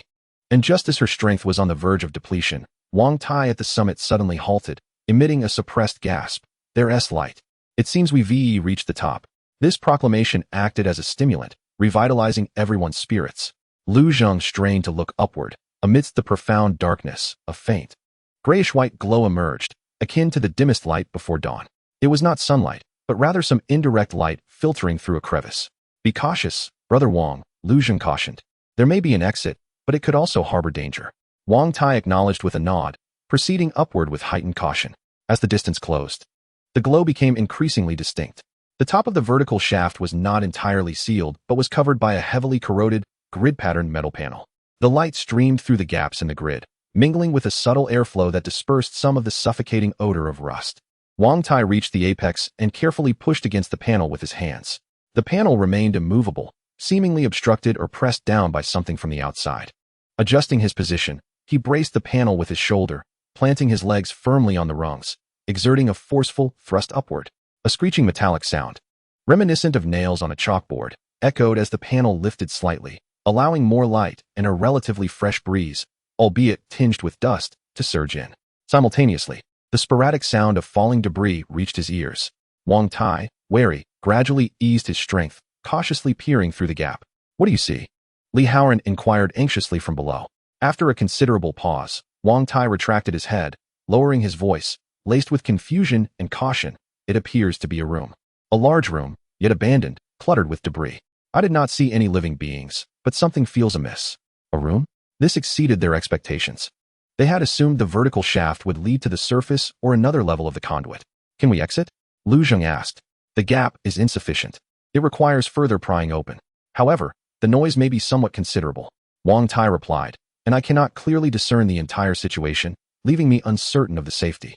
Caught in a dilemma, remaining within this vertical shaft would inevitably lead to peril due to exhaustion or structural collapse. Conversely, daring to pry open the cover and enter the unknown chamber could confront us with new dangers. Lu Zheng quickly weighed his options. The shaft was no place for prolonged stay. The upward passage was currently the only option. He spoke in a low voice, "Prepare to exit. Brother Wang, Hao Ran and I will assist you in prying open the cover. Once it is opened, do not rush out. Observe carefully. Dr. Su, Xiao Shu, be ready. If anything occurs, follow closely." With the plan established, Lu Zheng instructed Su Wanqing and Xiao Shu to stabilize themselves a few rungs down, while he climbed to the top, positioning himself in a triangular formation with Wang Tai and Li Haoran, collectively bracing the heavy metal cover with their shoulders. 1, 2, 3, lift. The three exerted force simultaneously. Their leg, back, and arm muscles strained to the limit. The rusted hinges emitted a piercing groan as the cover was gradually pried open, the gap widening, allowing more light to flood in, illuminating the sheen of sweat on their faces, veins standing out prominently. Finally, with a resounding crash, the cover was fully lifted and toppled onto the ground outside, producing a tremendous noise that echoed throughout the vast space. The trio swiftly retreated beneath the entrance of the shaft, pressing against the wall, gripping their weapons tightly, holding their breath, and listening intently to the sounds outside. The echoes gradually subsided. Outside, there were no anticipated roars or footsteps, only an unsettling silence, more disquieting than the roars of the monsters below. Wang Tai cautiously poked his head out again, quickly scanning the surroundings before retreating, his expression graver. "It's an abandoned hall, reminiscent of some workshop or warehouse from a bygone era. There are dilapidated machines and crates everywhere. I did not observe any obvious threats." However, he paused, seemingly in search of suitable words. "It's too quiet, unnaturally so." Lu Zheng's heart sank. In a land fraught with peril, an abnormal tranquility often heralds greater danger. Yet, they had no means of retreat. "Gray shadow." Lu Zheng gestured. Gray shadow deftly emerged from the hole, silently landing on the ground outside, crouching low, its ears rotating, nostrils flaring as it carefully sensed the surroundings. It did not immediately issue a warning, but remained vigilant, cautiously advancing a few steps. After a few minutes, there were still no disturbances outside. Gray shadow remained silent. There was no longer time to wait. Lu Zheng made up his mind. "I will go out first. Brother Wang, Hao Ran, cover me. Dr. Su, Xiao Shu, heed my signal." He took a deep breath of the dust-laden, yet relatively fresh air flowing in from the hole, tightened his grip on the steel spear, and with a powerful thrust, agilely vaulted out of the shaft, stepping into the unknown, silent, abandoned hall. Chapter 85. The silent corridor. Lu Zheng's feet landed on the floor, coated in dust and debris, producing almost no sound. He quickly crouched, the steel spear positioned before him, his gaze sweeping the surroundings like that of a hawk. Gray shadow leapt out silently, crouching at his feet, a suppressed growl rumbling in its throat, its muscles taut. Before them lay an exceedingly spacious and forsaken hall, with an astonishing ceiling height of at least 5 or 6 meters. The light filtering in came from several rows of severely damaged, dirt-laden high windows set into the upper walls, casting the eternal leaden hue of the gray limestone city, a faint yet uniform illumination that enveloped the entire space in a lifeless haze. The air was thick with the scent of dust, the acrid odor of aged machine oil evaporating, and a peculiar chill that permeated the essence of decay. The interior of the hall was a chaotic tableau, resembling a colossal refuse dump forgotten by time. Massive, rusted remnants of machinery lay strewn about like the skeletal remains of prehistoric beasts, haphazardly piled or toppled on the ground, coated with a thick layer of dust resembling shrouds. Severed conveyor belts hung limply like dead serpents, while a variety of oddly shaped metallic parts, fragmented wooden crates, and decaying paper documents littered the area, crafting a multitude of shadowy corners and blind spots. The floor was blanketed in a deep layer of dust that yielded softly beneath their feet, revealing a few disordered, nameless footprints and drag marks, all worn and indistinguishable in age. What was most unsettling, however, was the almost tangible silence that enveloped them. Apart from their own oppressive breaths and heartbeats, no other sounds could be heard. No whispers of wind, no chirps of insects, no distant moans of the undead.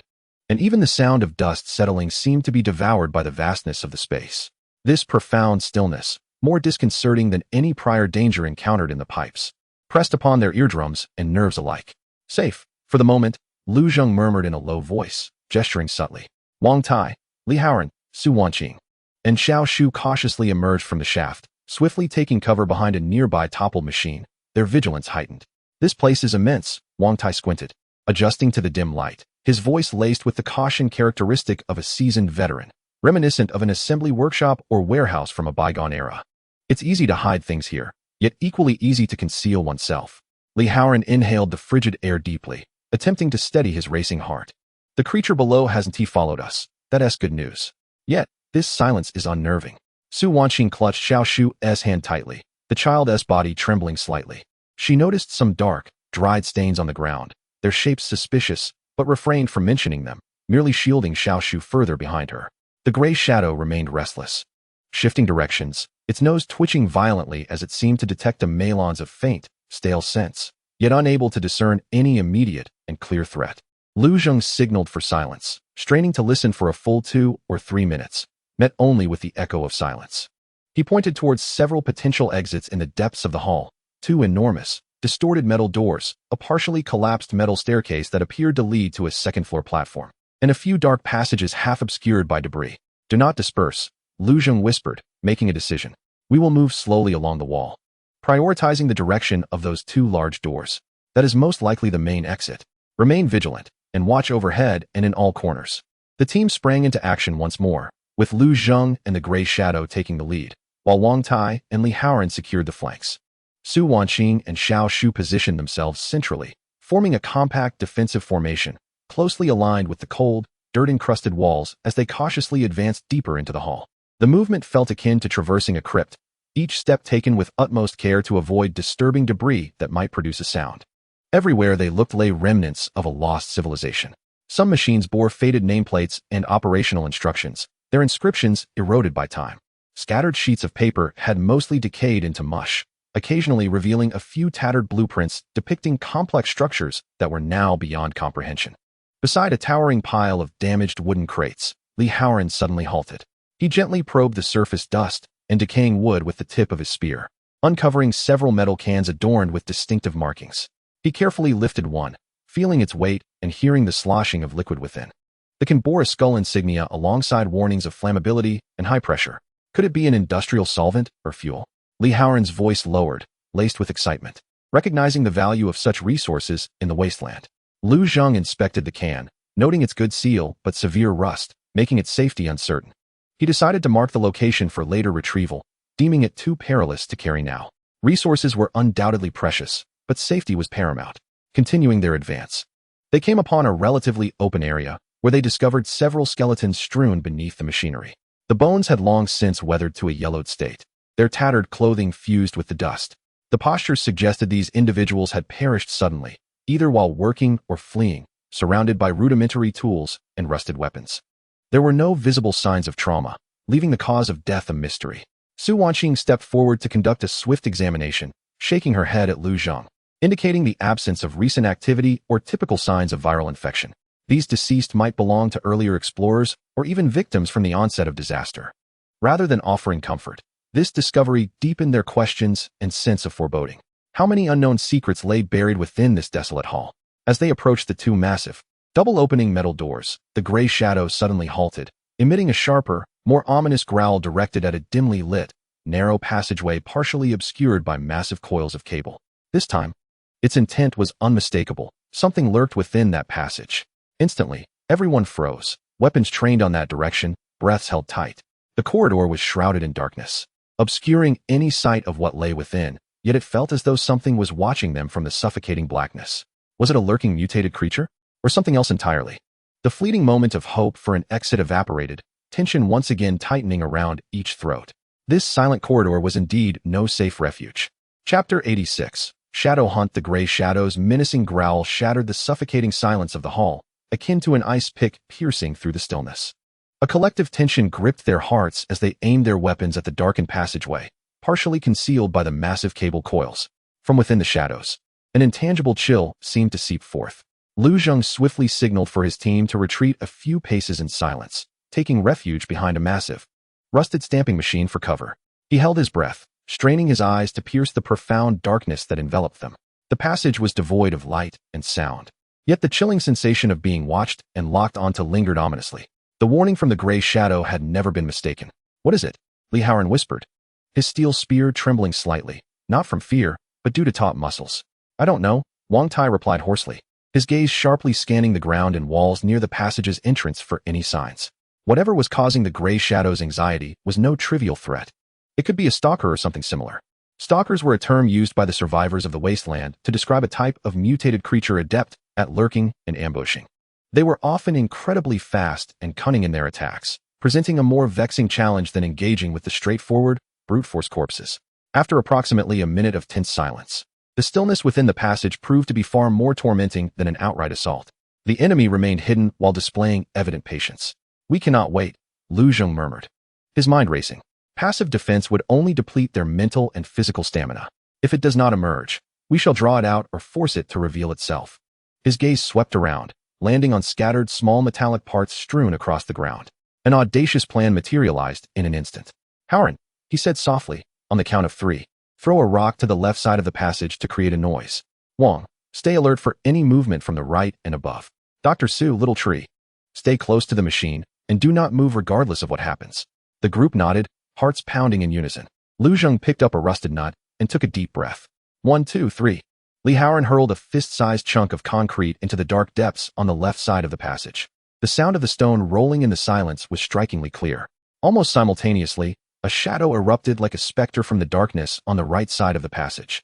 It moved with a speed far exceeding that of the previous corpses. Rather than charging directly at Li Haoran, it traced a bizarre arc, utilizing the shadows cast by debris on the ground, targeting Wang Tai, who was positioned conspicuously on the flank. A classic feint. The creature was not large, roughly the size of a large dog, bearing a form reminiscent of both a wolf and a lizard, cloaked in dull, black, horn-like scales that nearly camouflaged it within the surrounding environment. Its limbs were exceptionally elongated, equipped with sharp, hooked claws, and it moved nearly without sound. Most terrifying of all was its head. Lacking eyes, it possessed a massive, constantly opening and closing maw, filled with dense, spiraled fangs. To the left, Lu Zhang bellowed as the shadow moved, having anticipated that the true attack would originate from the opposite side. His steel spear shot forth like a striking serpent, aiming to intercept the path of the shadow's assault. Wang Tai remained unflustered. The instincts of a seasoned veteran compelled him to react almost as soon as Lu Zhang called out. He did not retreat, but instead, with a sudden turn of his shoulder, swung his fire axe with tremendous force, blocking the creature's trajectory toward his neck. Clang! Sparks flew. The blade of the axe clashed violently against the chitinous scales of the shadow, producing a resonant metallic sound. Remarkably, the creature's armor proved as resilient as iron. The tremendous force of the impact caused Wang Tai to emit a muffled grunt, retreating a half-step as his hands tingled with numbness. The shadow, momentarily halted by the strike, emitted a piercing, shrill cry. In that fleeting instant of suspension, Li Haoran's steel spear lunged forth, seizing the opportunity to thrust directly at the creature's comparatively softer abdomen. However, the shadow's reaction was astonishingly swift. It contorted its body mid-air, causing the spear to graze its scales, igniting a shower of sparks. With one missed strike, the shadow landed, springing its limbs to vanish once more into the darkness. "Do not let it escape," Lu Zheng bellowed, fully aware that if this adept ambusher were to conceal itself again, its next assault would be even more lethal. Without hesitation, he hurled another metallic component at an empty oil barrel nearby. The resounding crash reverberated throughout the hall, evidently disrupting the shadow's perception, causing its movements to falter momentarily. This was the moment. The gray shadow, ever poised, lunged forth like an arrow released from its bow, targeting not the creature's hardened back, but rather its slender hind limb joints with a coordinated precision. Its canines sank deep into the flesh. The shadow screeched in agony, whipping around to retaliate against the gray shadow. Death. Wang Tai and Li Haoran would not squander this perfect opportunity. They struck simultaneously, axe and spear aimed at the exposed neck and vital areas of the shadow as it turned. Lu Zheng stepped forward, his spear darting like lightning toward the creature's fearsome maw. The sounds of the blade piercing flesh and the cracking of bone resonated almost in unison. The shadow, grievously wounded, thrashed wildly, flinging the gray shadow aside. Yet Wang Tai's axe had nearly cleaved through half of its neck, while Li Haoran's spear had pierced its chest cavity. Lu Zheng's spear tip became lodged between the creature's closing fangs. The creature's struggles quickly waned, dark red, viscous blood gushing from its wounds, carrying a sharp, acrid scent. The shadow collapsed to the ground, convulsing a few times before becoming still. The battle concluded in mere seconds. All were left panting heavily, their clothes soaked with cold sweat. Although the skirmish was brief, it had been exceedingly perilous. Any misstep could have resulted in severe injury or even death. "Gray Shadow," Xiao Shu cried, his voice tinged with distress. The gray shadow, having been flung several meters away, rolled twice before rising, baring its teeth and shaking its head. It limped slightly on its front leg, but appeared largely unscathed. Approaching the corpse of the shadow, it warily sniffed before raising its head to emit a low, victorious whine. What a formidable creature, Li Haoran thought, still shaken as he gazed at the monster on the ground. Its scales are indeed tough, and its speed is astonishing. It is a dark-scale hunter. Wang Tai wiped the sweat from his brow, his expression grave. "I encountered one while patrolling the wilderness. It took considerable effort to bring it down. These beings thrive in the shadows of such complex ruins. It seems this hall is far from safe." Su Wonking hurried to examine the gray shadow, finding only minor sprains and abrasions, which relieved her. She retrieved some medicinal powder for basic treatment. Meanwhile, Lu Zheng crouched down, cautiously inspecting the dark-scale hunter with his dagger. Its armor was as hard as iron, an excellent natural material for protection. The sharp claws could be fashioned into weapons. More importantly, the presence of this stealthy, mutated beast indicates that this hall possesses an ecosystem vital for its survival, possibly housing other creatures or a water source. Yet it also signifies that this is far from a safe haven. We must gather ourselves and depart swiftly. Lu Zheng rose, casting a vigilant glance at the shadowy passage. The recent commotion may have attracted other entities. They removed the monster's lethal claws and a few intact scales, hastily erasing the traces of their battle. Following this encounter, the camaraderie and trust within the team seemed to deepen, yet their spirits grew heavier. This desolate hall loomed like a dark maw, concealing untold deadly fangs. The urgency to find an exit was unprecedentedly intense. Chapter 87. In pursuit of survival, the cold corpse of the dark-scaled hunter lay upon the ground, its dark red blood seeping into the dust, exuding a pungent metallic scent. The fleeting sense of victory was swiftly overshadowed by a more oppressive weight. The sounds of combat may have roused other entities within the hall. They must leave at once. "Let us inspect that passage," Lu Zheng whispered, gesturing towards the dim fork from which the dark-scaled hunter had emerged. Perhaps danger lurked there, but it might also conceal a route or a clue. Wang Tai and Li Haoran cautiously approached the entrance, one to the left and one to the right. Lu Zheng readied his spear, while the gray shadow carefully sniffed the air within the passage, its ears twitching to catch any faint sounds. The passage was darker than the hall, the air stagnant and infused with a musty odor mingled with an acrid scent reminiscent of some chemical reagent. Not long, they reached a half-collapsed small storeroom at the end. Scattered within were shattered glass vessels, rusted metal racks, and some broken containers bearing indistinct biochemical symbols. The walls bore large splatters of darkened, long-dried stains, a testament to violent upheaval. "Look at this." Li Haoran cautiously prodded a pile of glass shards with the tip of his spear, revealing a tattered hardbound book beneath, its cover inscribed with the words laboratory log and biological sample management. The log was soaked in congealed blood, yet some pages remained partially legible. Lu Zheng delicately picked it up, utilizing the faint light filtering in from the hall to skim through it. The entries were fragmented and hastily scribbled. Imbued with an aura of despair. Sample number 3, abnormal activity, containment failure. They can mimic sounds. Power outage, emergency doors locked. We are trapped inside. Engineer Lu has gone mad. He opened the C-zone valve, intending to perish with them. The alarms are blaring, yet no response from outside. Greystone City has abandoned us. The final pages were a chaotic scrawl of scratches and bloodied handprints, rendering the dates indecipherable. The fragments of information pieced together a horrific tableau. This had once been a secret biological laboratory affiliated with Greystone City, where a breach or a creature revolt occurred during the disaster, trapping the personnel within and culminating in tragedy. The mention of sound mimicry and the C-zone valve sent chills down their spines. Beneath Greystone City lay such a place. Wang Tai's expression darkened. As a seasoned veteran, he possessed a deeper understanding of the potential dangers these facilities harbored. The C-zone. Lu Zheng's mind stirred, recalling Old Chin's mention of the thermal processing workshop. Perhaps the layout of the laboratory could illuminate their path forward. He swiftly rummaged through the clutter and indeed discovered a crumpled, partially stuck area diagram within a damaged drawer. The blueprint was tattered, but it delineated several marked zones. Sample area, A. Analysis area, B. High-temperature processing area, C. Along with a line indicating an emergency ventilation duct that seemingly led to a point marked as an abandoned shaft at the edge of the map. The high-temperature processing area was the workshop that Old Chun had mentioned. Li Haoran exclaimed in excitement. The diagram indicated that from their current location in the analysis room of Area B, a maintenance passage could circumvent to Area C. Furthermore, the exit of the emergency ventilation duct appeared to be in proximity to Area C, connecting to a higher section of the shaft they had previously ascended. This clarified the complexity of the shaft passage. A glimmer of hope flickered once more. But the diagram also revealed that the entrance to the maintenance passage leading to Area C was located on the opposite side of the hall, necessitating a traverse across the entire open expanse. We must proceed, Lu Zheng resolved.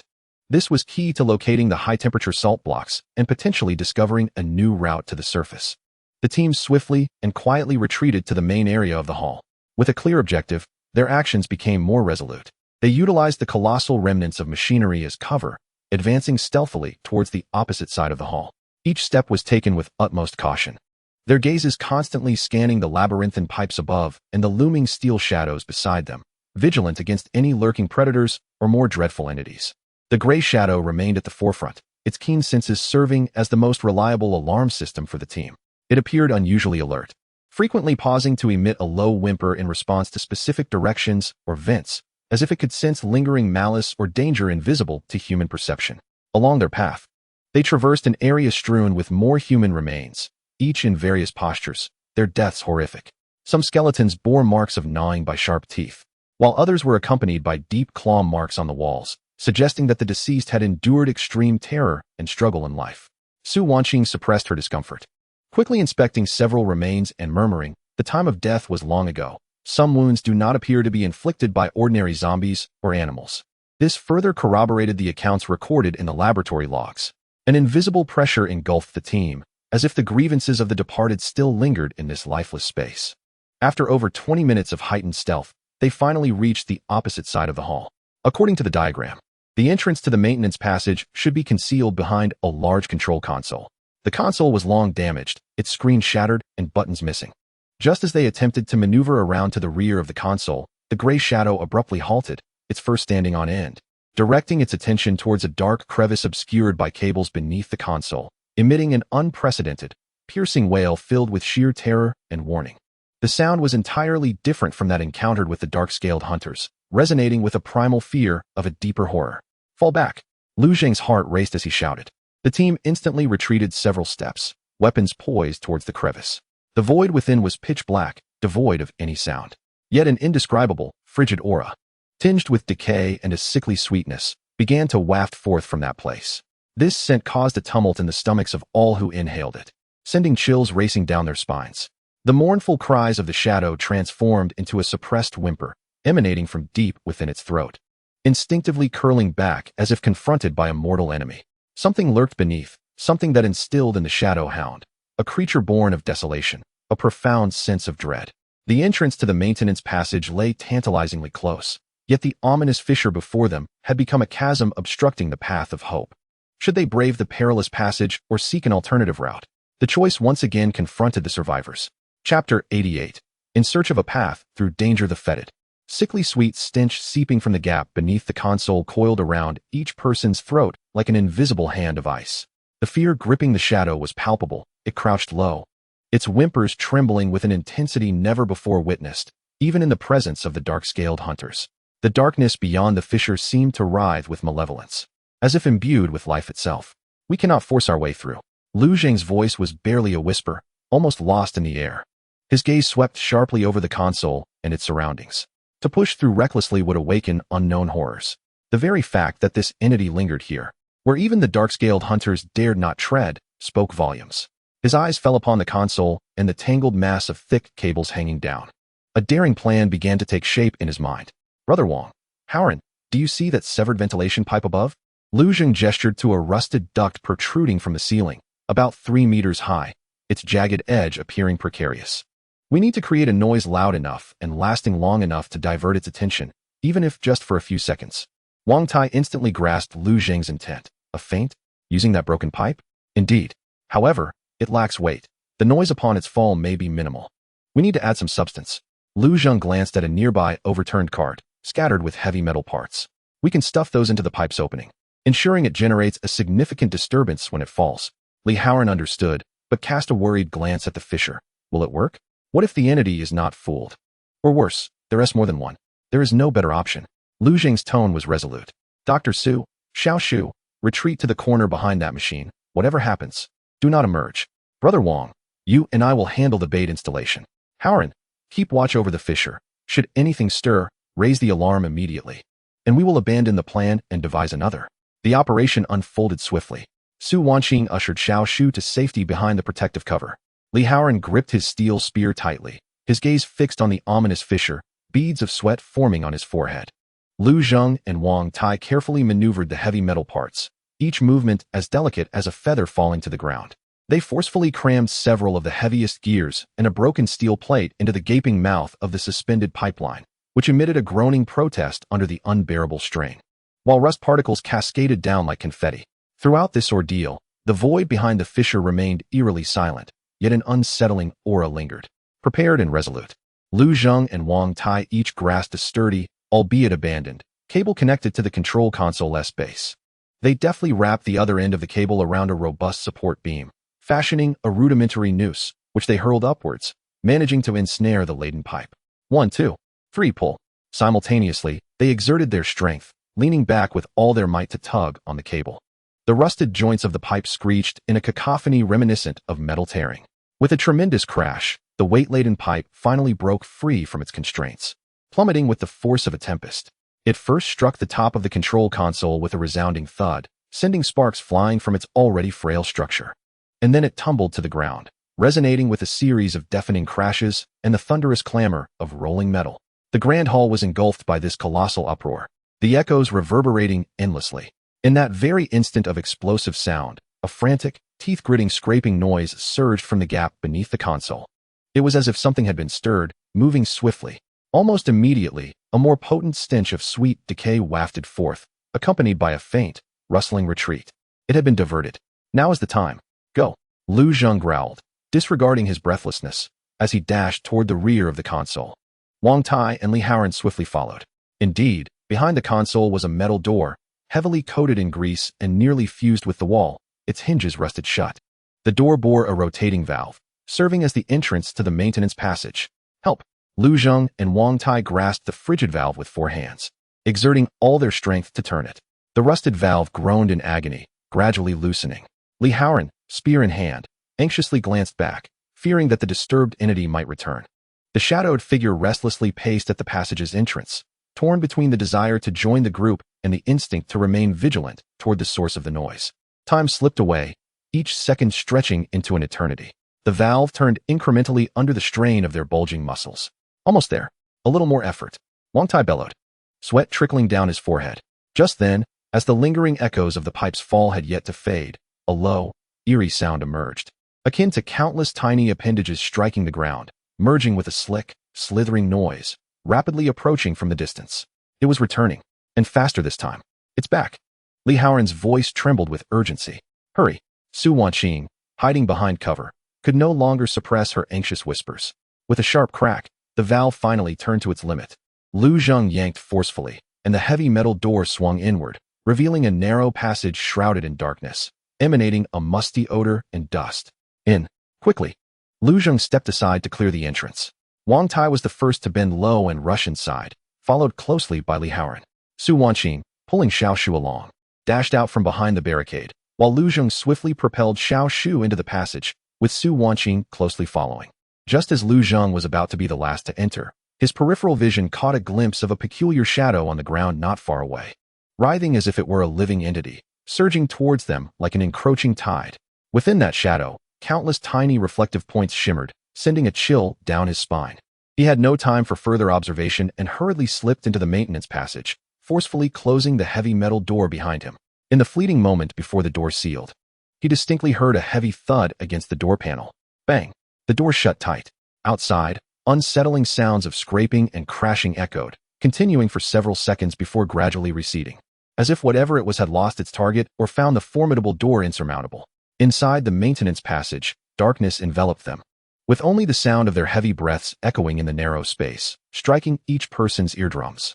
The air was thick with a foul mixture of rust, ancient dust, and an indescribable metallic tang reminiscent of ionization, each breath carrying a gritty sensation that made their throats itch. After a few seconds, their vision began to adjust to the oppressive gloom. By the faint glow of a flashlight, only one was activated to conserve power. Its rays largely obscured by cloth, they could discern that they were in a narrow corridor, barely wide enough for 1.5 people and just tall enough for Wang Tai to avoid hitting his head. The cold metal walls were coated with thick layers of grease and rust, while the grid-like metal flooring creaked slightly underfoot, leading into an unfathomable abyss below, either a layer of cables or a ventilation shaft. Check your gear. Count heads. Lu Zheng's voice resonated in the darkness, adopting a deliberately subdued tone imbued with unwavering authority. Is everyone all right? All good. Yes.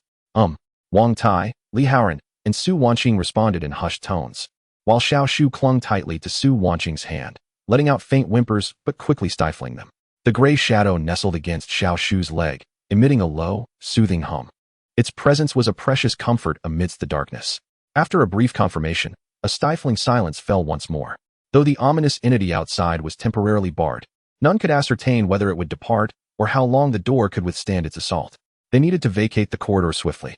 The map indicated that this passage led to Zone C, the high-temperature processing workshop. Lu Zheng, with the meager light, scrutinized the crumpled blueprint once more. The direction was forward, and approximately 100 meters ahead, there might be a junction. Stay vigilant. Watch your footing and overhead, he instructed. The group resumed their movement, this time with a more compact formation.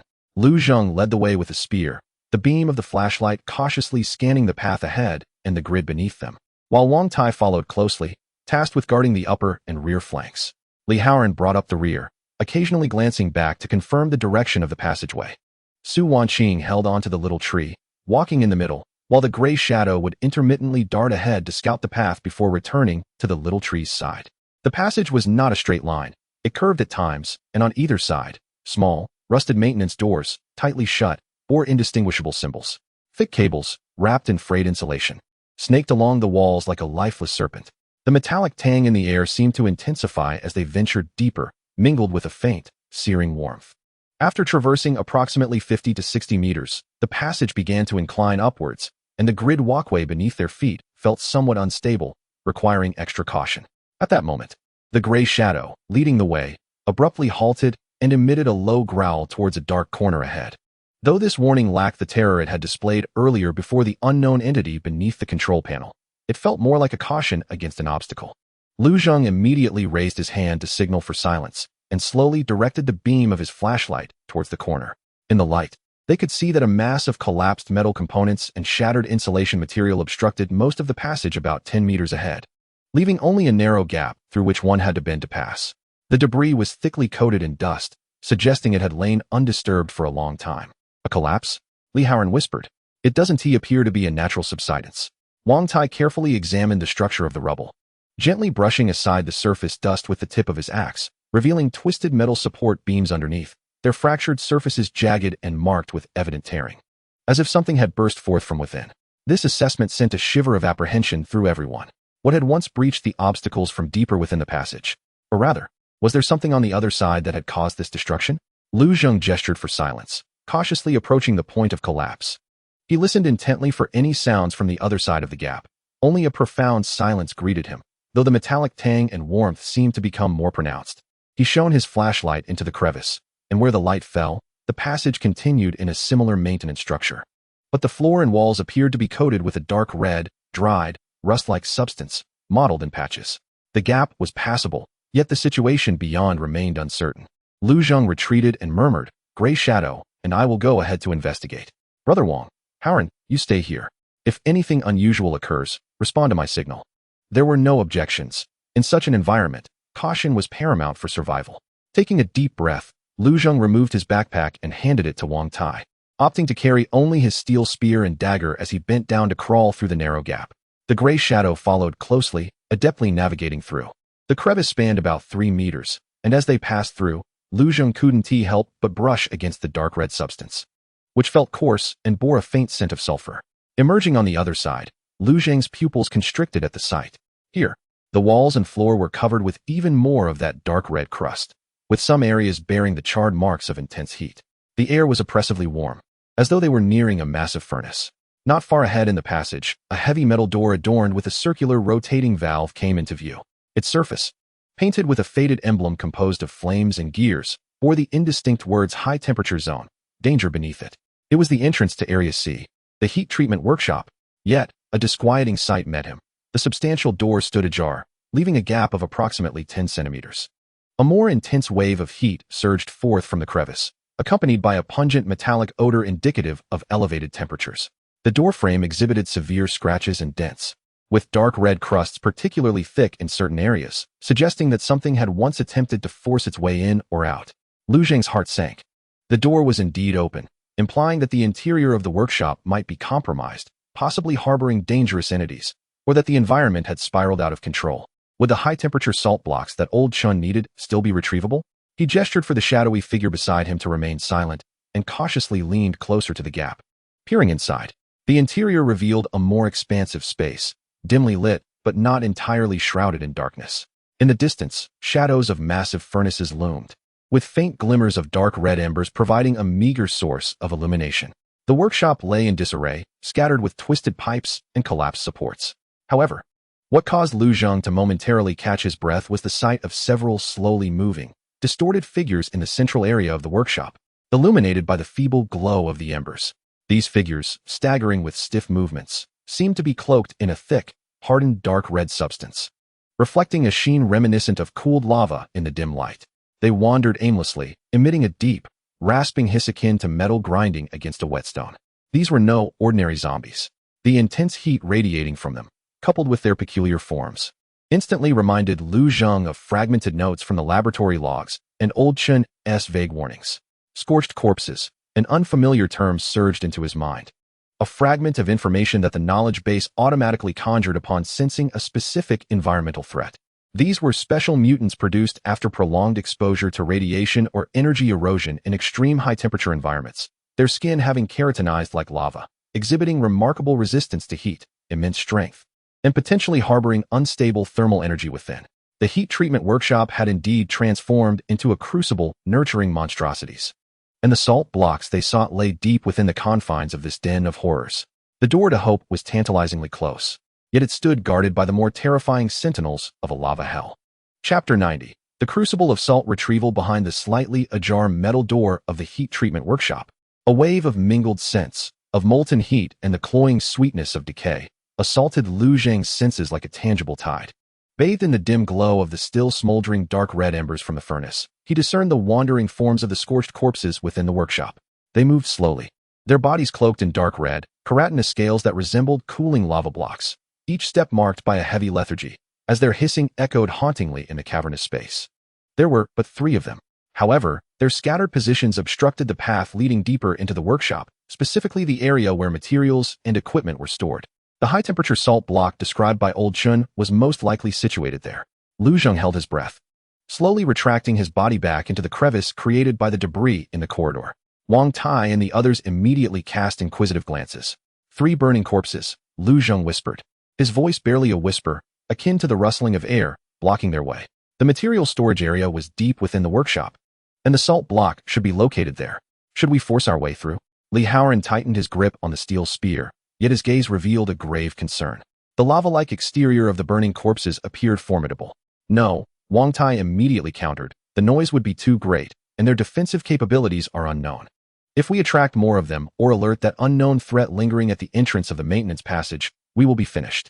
Lu Zheng nodded, his mind racing as fragments of information regarding high-temperature environments, material properties, and strategies for dealing with troublesome creatures flickered through his mental repository.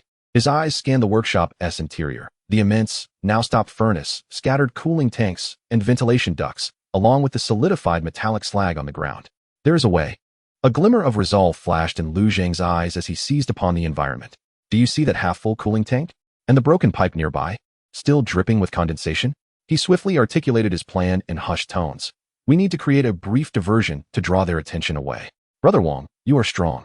Can you make a commotion with that smaller, empty cooling tank and roll it across to the other side? It doesn't need to hit anything, just loud enough to divert the attention of the 2 burning corpses nearby for a moment. Wang Tai calculated the distance and feasibility. Nodding in agreement. I can give it a try, but I'll need time to get close. Haoran, you and I will wait. The moment Brother Wang creates the noise and the attention of the right burning corpse is drawn away, we will swiftly slip past from the side. Aiming for the material storage area. Find the salt block and retreat immediately. Do not linger. Lu Zheng directed his gaze at Li Haoran, emphasizing the need for swiftness, akin to confronting the swift corpses. Understood. Li Haoran inhaled deeply, his eyes sharpening with determination. Dr. Su, Little Tree, you will stay here with Gray Shadow, guarding this exit of the crevice. If we fail, or if something else approaches, you must retreat back to the hall and find a way out on your own. Lu Zheng's tone brooked no dissent. Su Wanqing's face turned pale, and she hesitated to speak, but upon seeing Lu Zheng's resolute gaze, she ultimately nodded firmly, clutching Little Tree tightly. Little Tree bit her lip, tears welling in her eyes, yet she refrained from crying out. Gray Shadow, restless, scratched at the ground, emitting a low whine, seemingly wanting to follow, but Lu Zheng silenced him with a glance. With the plan set, there was no time to hesitate. Wang Tai moved first, resembling a nimble giant bear as he stealthily crawled forward, utilizing the shadow of the large equipment at the entrance of the workshop, aiming for a nearby, overturned small cooling tank. Meanwhile, Lu Zheng and Li Haoran held their breath, pressing against the door frame like poised cheetahs, their eyes fixed intently on the nearest burning corpse to their right. As time elapsed, each second felt like an agonizing eternity on scorching gravel. Within the workshop, the ghastly hissing of burning corpses intermingled with the sporadic crackling of embers from the furnace, creating a chilling symphony of death. At last, Wang Tai arrived at his intended destination. He adjusted his stance and exerted tremendous force with his arms. Clang! A jarring cacophony of metal grinding and rolling erupted. The vacant cooling tank was forcefully propelled by Wang Tai, rolling noisily across the slightly inclined floor toward the far side of the workshop. The sound reverberated through the silent space like a thunderclap. The 3 aimlessly wandering corpses ceased their movements almost simultaneously, their faceless features devoid of pupils, turning in unison towards the source of the commotion. The 2 closest corpses emitted a low growl, lumbering forward with heavy steps, staggering towards the rolling cooling tank. Now is the moment. The corpse on the right was also drawn by the noise, tilting its head slightly. Lu Zheng and Li Haoran burst forth from the narrow opening like arrows released from a bow. They chose not to dash directly forward, but instead navigated swiftly, utilizing the scattered remnants of discarded parts and machinery as cover, advancing in a zigzag pattern. Their feet pressed against the still warm ground, producing faint, sizzling sounds. The searing heat wave assaulted them, and sweat quickly soaked their garments. They pushed their speed to the limit, their hearts racing, almost threatening to burst from their chests. The agitated corpse seemed to sense the movement from the side, awkwardly turning around, emitting a threatening low growl as it opened its maw, lined with jagged teeth, releasing a gust of sulphurous hot air. Yet its turning was far too sluggish. Lu Zheng and Li Haoran had already darted past it, mere meters away, racing towards the material storage area deep within the workshop. There lay an assortment of sealed metal barrels, damaged wooden crates, and blocks wrapped in heat-resistant materials. Lu Zheng's gaze swept rapidly, and, guided by Old Chin's description and the knowledge base's prompts, he swiftly locked onto a half-open metal box adorned with a diamond-shaped high-temperature symbol. Inside lay several palm-sized blocks of grayish-white, crystalline high-temperature salt, neatly stacked. "Here," Lu Zheng exclaimed softly, quickly seizing 2 blocks and stowing them in a makeshift bag crafted from fireproof fabric. Li Haoran rushed over, grabbing 2 blocks as well. Mission accomplished. Retreat.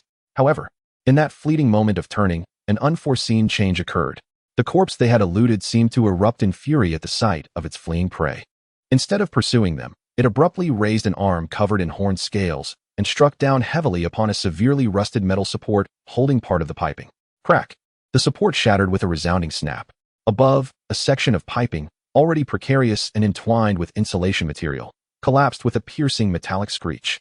Though it did not directly fall upon Lu Zheng and Li Haoran, the debris and the scattering of scorching insulation materials instantaneously obstructed part of their escape route, raising clouds of searing dust. More critically, this tremendous upheaval caused the other 2 diverted corpses to swiftly redirect their attention. The 3 corpses, converging from 2 directions, encircled Lu Zheng and Li Haoran, who were momentarily trapped in the corner of the material storage area. "This is bad." Li Haoran's face turned ashen.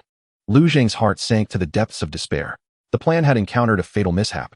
They had secured the salt blocks, yet their escape route was cut off, plunging them into a dire predicament. Deep within the workshop, the embers in the furnace flickered ominously, seemingly agitated by the unfolding chaos. Chapter 91. A risky endeavor. The thunderous sound of collapsing pipes reverberated within the workshop as scorching dust billowed like a thick fog. 3 blazing corpses advanced from 2 directions, their dark red, chitinous scales glimmering with a sinister sheen in the faint glow of the embers. The raspy sounds emanating from their throats were laced with the thrill of a predator, and the sulphurous breath they exhaled was almost searing to the skin. Lu Zheng and Li Haoran found themselves cornered in the materials storage area, their backs against the cold metallic shelves, with their retreat obstructed by fallen pipes and debris. The situation precariously precarious. Back to back, Lu Zheng growled, quickly aligning himself with Li Haoran, steel spear and axe poised against the encroaching threat. Sweat trickled down his brow, evaporating instantaneously in the oppressive heat. His heart raced wildly within his chest, yet his grip on the weapon remained remarkably steady. In the face of despair, the most primal survival instincts were ignited. The first to charge was the blazing corpse they had previously evaded. It seemed determined to exact vengeance on the 2 who had disturbed its hunt. Its robust arms swept toward them like a malevolent wind, the bony protrusions at its fingertips resembling red-hot irons. Lu Zheng did not confront it head-on. Instead, he quickly darted to the side, narrowly avoiding the scorching limb that grazed past him, leaving a trail of searing pain. Seizing the fleeting moment, he thrust his spear toward the creature's relatively vulnerable armpit joint like a striking serpent. With a hiss, the spear tip scraped against the chitinous scales, producing an agonizing sound as it penetrated only a short distance before becoming lodged. The blazing corpse howled in pain, its other hand clawing forth in retaliation. Simultaneously, the second blazing corpse advanced on Li Haoran from the left. Li Haoran, less experienced, instinctively raised his spear to block the sweeping arm. With a resounding clang, Li Haoran felt an overwhelming force strike him, his grip faltering as his hand was nearly torn from the spear. He stumbled backward, colliding with the shelf, producing a loud crash. Haoran! Lu Zheng's heart tightened, but he was ensnared by the frontal corpse, unable to assist. In that critical moment, a shadow darted forth like lightning from the crevice of the collapsed pipes. It was the gray figure. Instead of attacking the hardened body of the blazing corpse directly, it relied on remarkable speed and agility, sinking its teeth into the ankle joint that supported the creature's weight. The fangs embedded deeply within the gaps of the scales. With a sudden crack, the left side blazing corpse was caught off guard, its joint injured, causing its body to sway and its assault to falter. At that instant, a fist-sized metallic component whistled through the air from the direction of the workshop's entrance, accurately striking the head of the right side blazing corpse that was preparing to close in. Though it inflicted minimal damage, it successfully diverted the creature's attention. It was Wang Tai. He hadn't managed to clear the obstruction completely, but had found an object to use for range distraction. In this precious moment of respite, Lu Zheng and Li Haoran seized the opportunity. Li Haoran steadied himself despite the pain, abandoning brute force for a more evasive strategy, utilizing the narrow spaces between the shelves to evade attacks. Lu Zheng exerted immense force to withdraw the ensnared steel spear, shifting his focus from the creature's formidable torso to the slender neck and joint connections of the blazing corpse. Target the joints and neck, Lu Zheng shouted, alerting Li Haoran. Instinctive strategies from the knowledge repository on how to confront high-defense creatures materialized. Seek out vulnerabilities, striking at points to breach the surface. The battle instantly transformed into a perilous and protracted struggle. The trio, comprising 2 men and a dog, maneuvered through the constrained space with agility, each encounter fraught with danger. The blazing corpse exhibited astonishing strength and resilience, yet its movements were relatively sluggish, seemingly relying on instinctual aggression due to limited intellect. The interference from the shadowy figure and Wang Tai's ranged support played a crucial role, continuously diverting the creature's attention, thereby creating opportunities for Lu Zheng and Li Haoran to strike. Time and again, Lu Zheng's steel spear lunged toward the creature's neck, knee joints, and elbows.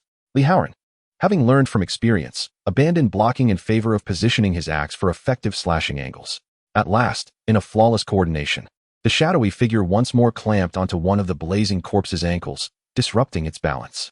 Seizing the moment, Lu Zheng's spear pierced with the precision of a surgical scalpel, penetrating a small gap in the scales of its neck. The piercing sound resonated as the spear broke through the barrier. Thick, dark red blood, exuding heat and a foul stench, gushed forth. The creature emitted a heart-wrenching wail, its massive form stiffening momentarily before it swayed and collapsed heavily to the ground, convulsing and ceasing to move. One down. The pressure lessened significantly. However, the remaining two blazing corpses appeared enraged by the demise of their companion, their assaults growing increasingly frenzied. One of them even opened its maw wide and unleashed a torrent of searing air, laced with sparks and a noxious sulfuric scent, forcing Lu Zheng and Li Haoran to retreat repeatedly, their skin stinging from the heat. We cannot prolong this. Lu Zheng understood that continuing this way would merely be a matter of time before exhaustion or entrapment ensued. His gaze swept across the workshop environment, eventually landing on a half-filled cooling tank nearby, emanating a chilling aura. An audacious plan materialized in an instant. Haoran, Brother Wang, lure the remaining two towards the tank. Lu Zheng shouted, simultaneously retreating toward the tank to feign a retreat. Although Li Haoran and Wang Tai were initially puzzled, they acted on trust and executed the plan immediately. Li Haoran feigned a strike before withdrawing toward the tank, while Wang Tai tossed the last piece of metal to capture the blazing corpse's attention. The two creatures were indeed lured, roaring as they pursued. Just as they neared the cooling tank, Lu Zheng yelled at Wang Tai, Brother Wang, tip the tank. Wang Tai instantly grasped Lu Zheng's intent. With a fierce roar, he summoned all his strength and violently overturned the half-filled cooling tank. A deluge of icy, pungent cooling liquid cascaded forth like a waterfall, instantly engulfing the lower half of the foremost blazing corpse. A thunderous sound erupted, akin to a red-hot iron plunging into water. A massive cloud of white steam burst forth, enveloping the area. The blazing corpse, drenched by the cooling liquid, emitted an unprecedented, agonizing shriek filled with torment. The high-temperature keratin scales on its surface, subjected to the abrupt alternation of heat and cold, unexpectedly exhibited large fissures and peeling, revealing the dark red, lava-like muscle tissue beneath. Its movements instantly transformed into a state of extreme sluggishness and agony, as if enduring immense suffering. The laws of thermodynamics wielded a lethal effect in this primal tableau. Another charred corpse, taken aback by this sudden turn of events and the plight of its companion, hesitated momentarily. Now was the moment. Eliminate it. Lu Zheng seized the opportunity to launch a fatal assault on the injured charred corpse alongside Li Haoran and the shadowy figure that pounced from the side. With the protection of its hardened scales stripped away, the vulnerabilities of the charred corpse were laid bare. Steel spears and axes effortlessly tore through its body. The last remaining charred corpse, sensing the dire situation, emitted a low growl and began to retreat slowly, seemingly contemplating withdrawal. The workshop fell into a temporary silence, punctuated only by the hissing of white steam and the labored breaths of the three men and one dog. Three gradually cooling charred corpses lay on the ground, the air thick with a noxious blend of gunpowder, sulfur, blood, and chemical agents. They had triumphed. In the face of despair, through intelligence, courage, and the synergy of their teamwork, they had narrowly escaped death. Lu Zheng leaned on his knee, gasping for breath, experiencing the profound exhaustion of survival. He touched the bag at his waist, containing high-temperature salt blocks. The tangible sensation of the hard object offered a sliver of solace. The mission had been accomplished. Yet, the crisis was far from over. Chapter 92. A glimmer of hope. The embers of battle had yet to cool, as the workshop was permeated with the acrid stench of gunpowder, blood, and chemicals. The remnants of three charred corpses lay sprawled on the ground, their dark red blood gradually congealing. The fleeting sensation of victory was replaced by a more urgent sense of peril. The commotion was too loud, and none could predict what it might attract. Immediate evacuation was imperative. Assess injuries, inventory supplies, and prepare for withdrawal. Lu Zheng's voice, though weary, remained resolute. He swiftly scanned his comrades. Li Haoran's palm was split open, blood staining the spear's shaft, yet his gaze remained sharp. Wang Tai was panting heavily, a shard from the recent heavy lifting having grazed his brow, causing beads of blood to surface. Su Wanqing and Xiao Shu emerged from their hiding place, their faces pale, yet quickly began to examine everyone's wounds. The shadowy figure paced anxiously, its nostrils flaring as it remained vigilant of the encroaching darkness. "I'm fine, just superficial wounds," Li Haoran remarked, tearing a strip of cloth to bind his palm, his eyes directed toward the depths of the workshop. "The salt blocks are secured, but how do we exit? Retracing our steps poses too great a risk." He referred to the potential unknown threats lingering at the entrance of the maintenance passage. The map indicated the presence of an emergency ventilation duct. Lu Zheng unfolded the crumpled blueprints once more, illuminated by the faint glow from the furnace, and pointed to a marked spot at the far end of the workshop, near the massive furnace. "It should be over there. That is our planned alternate exit." There was no time to rest. The team swiftly organized their gear. Lu Zheng concealed the bag containing the high-temperature salt blocks closely to his person. The core objective of this venture must not falter. Wang Tai and Li Haoran tightened their grips on their weapons, despite their arms trembling slightly from fatigue. Su Wanqing administered a simple bandage to Wang Tai's brow injury. They navigated around the charred remains, striving to avoid the viscous pools of blood and the areas still emanating low-temperature vapors from the cooling liquid, cautiously advancing towards the depths of the workshop. The closer they approached the furnace, the more intense the searing heat became, with an increasing number of scattered molten debris and charred remnants littering the ground. The furnace loomed like a silent, steel behemoth, its door firmly shut, yet a dim red light seeped through the cracks, as if it were accumulating energy for its next eruption. In a relatively dark corner behind the furnace, they discovered their objective, a circular metal pipe, approximately 1 meter in diameter, embedded in the wall, covered by a heavy, rusted grill. The grill was secured with thick bolts, but the rust suggested it had not been opened in ages. The interior of the pipe was shrouded in darkness, extending upwards into the unknown. "This is it. Help me pry it open." Wang Tai stepped forward, wedging the axe blade into the gap between the grill and the wall, while Lu Zheng and Li Haoran joined him in effort. The bolts emitted a piercing screech, rust flakes flying about. After much toil, the most stubborn bolts were finally loosened, and the heavy grill was removed by the trio, revealing the ominous entrance to the pipe. A gust of stale dust and rust-filled air rushed forth, mingled with a faint, ascending airflow that carried a hint of the outside world's freshness. Hope flickered like a match ignited in the dark, fragile yet palpable. "I'll go first." Wang Tai took a deep breath, secured his axe, and grasped the cold, rust-encrusted rivets along the pipe's inner walls, beginning his ascent. The interior was slick, with few footholds. Relying solely on his upper body strength, he climbed slowly yet steadily, paving the way for those who followed. Next came Su Wanqing and Xiao Shu, with Lu Zheng and Li Haoran supporting them from below as they entered the pipe. Xiao Shu, brave and determined, gritted her teeth, emulating Wang Tai's movements as she clung tightly to the protrusions, striving to ascend. Su Wanqing followed closely, glancing back occasionally to check on her.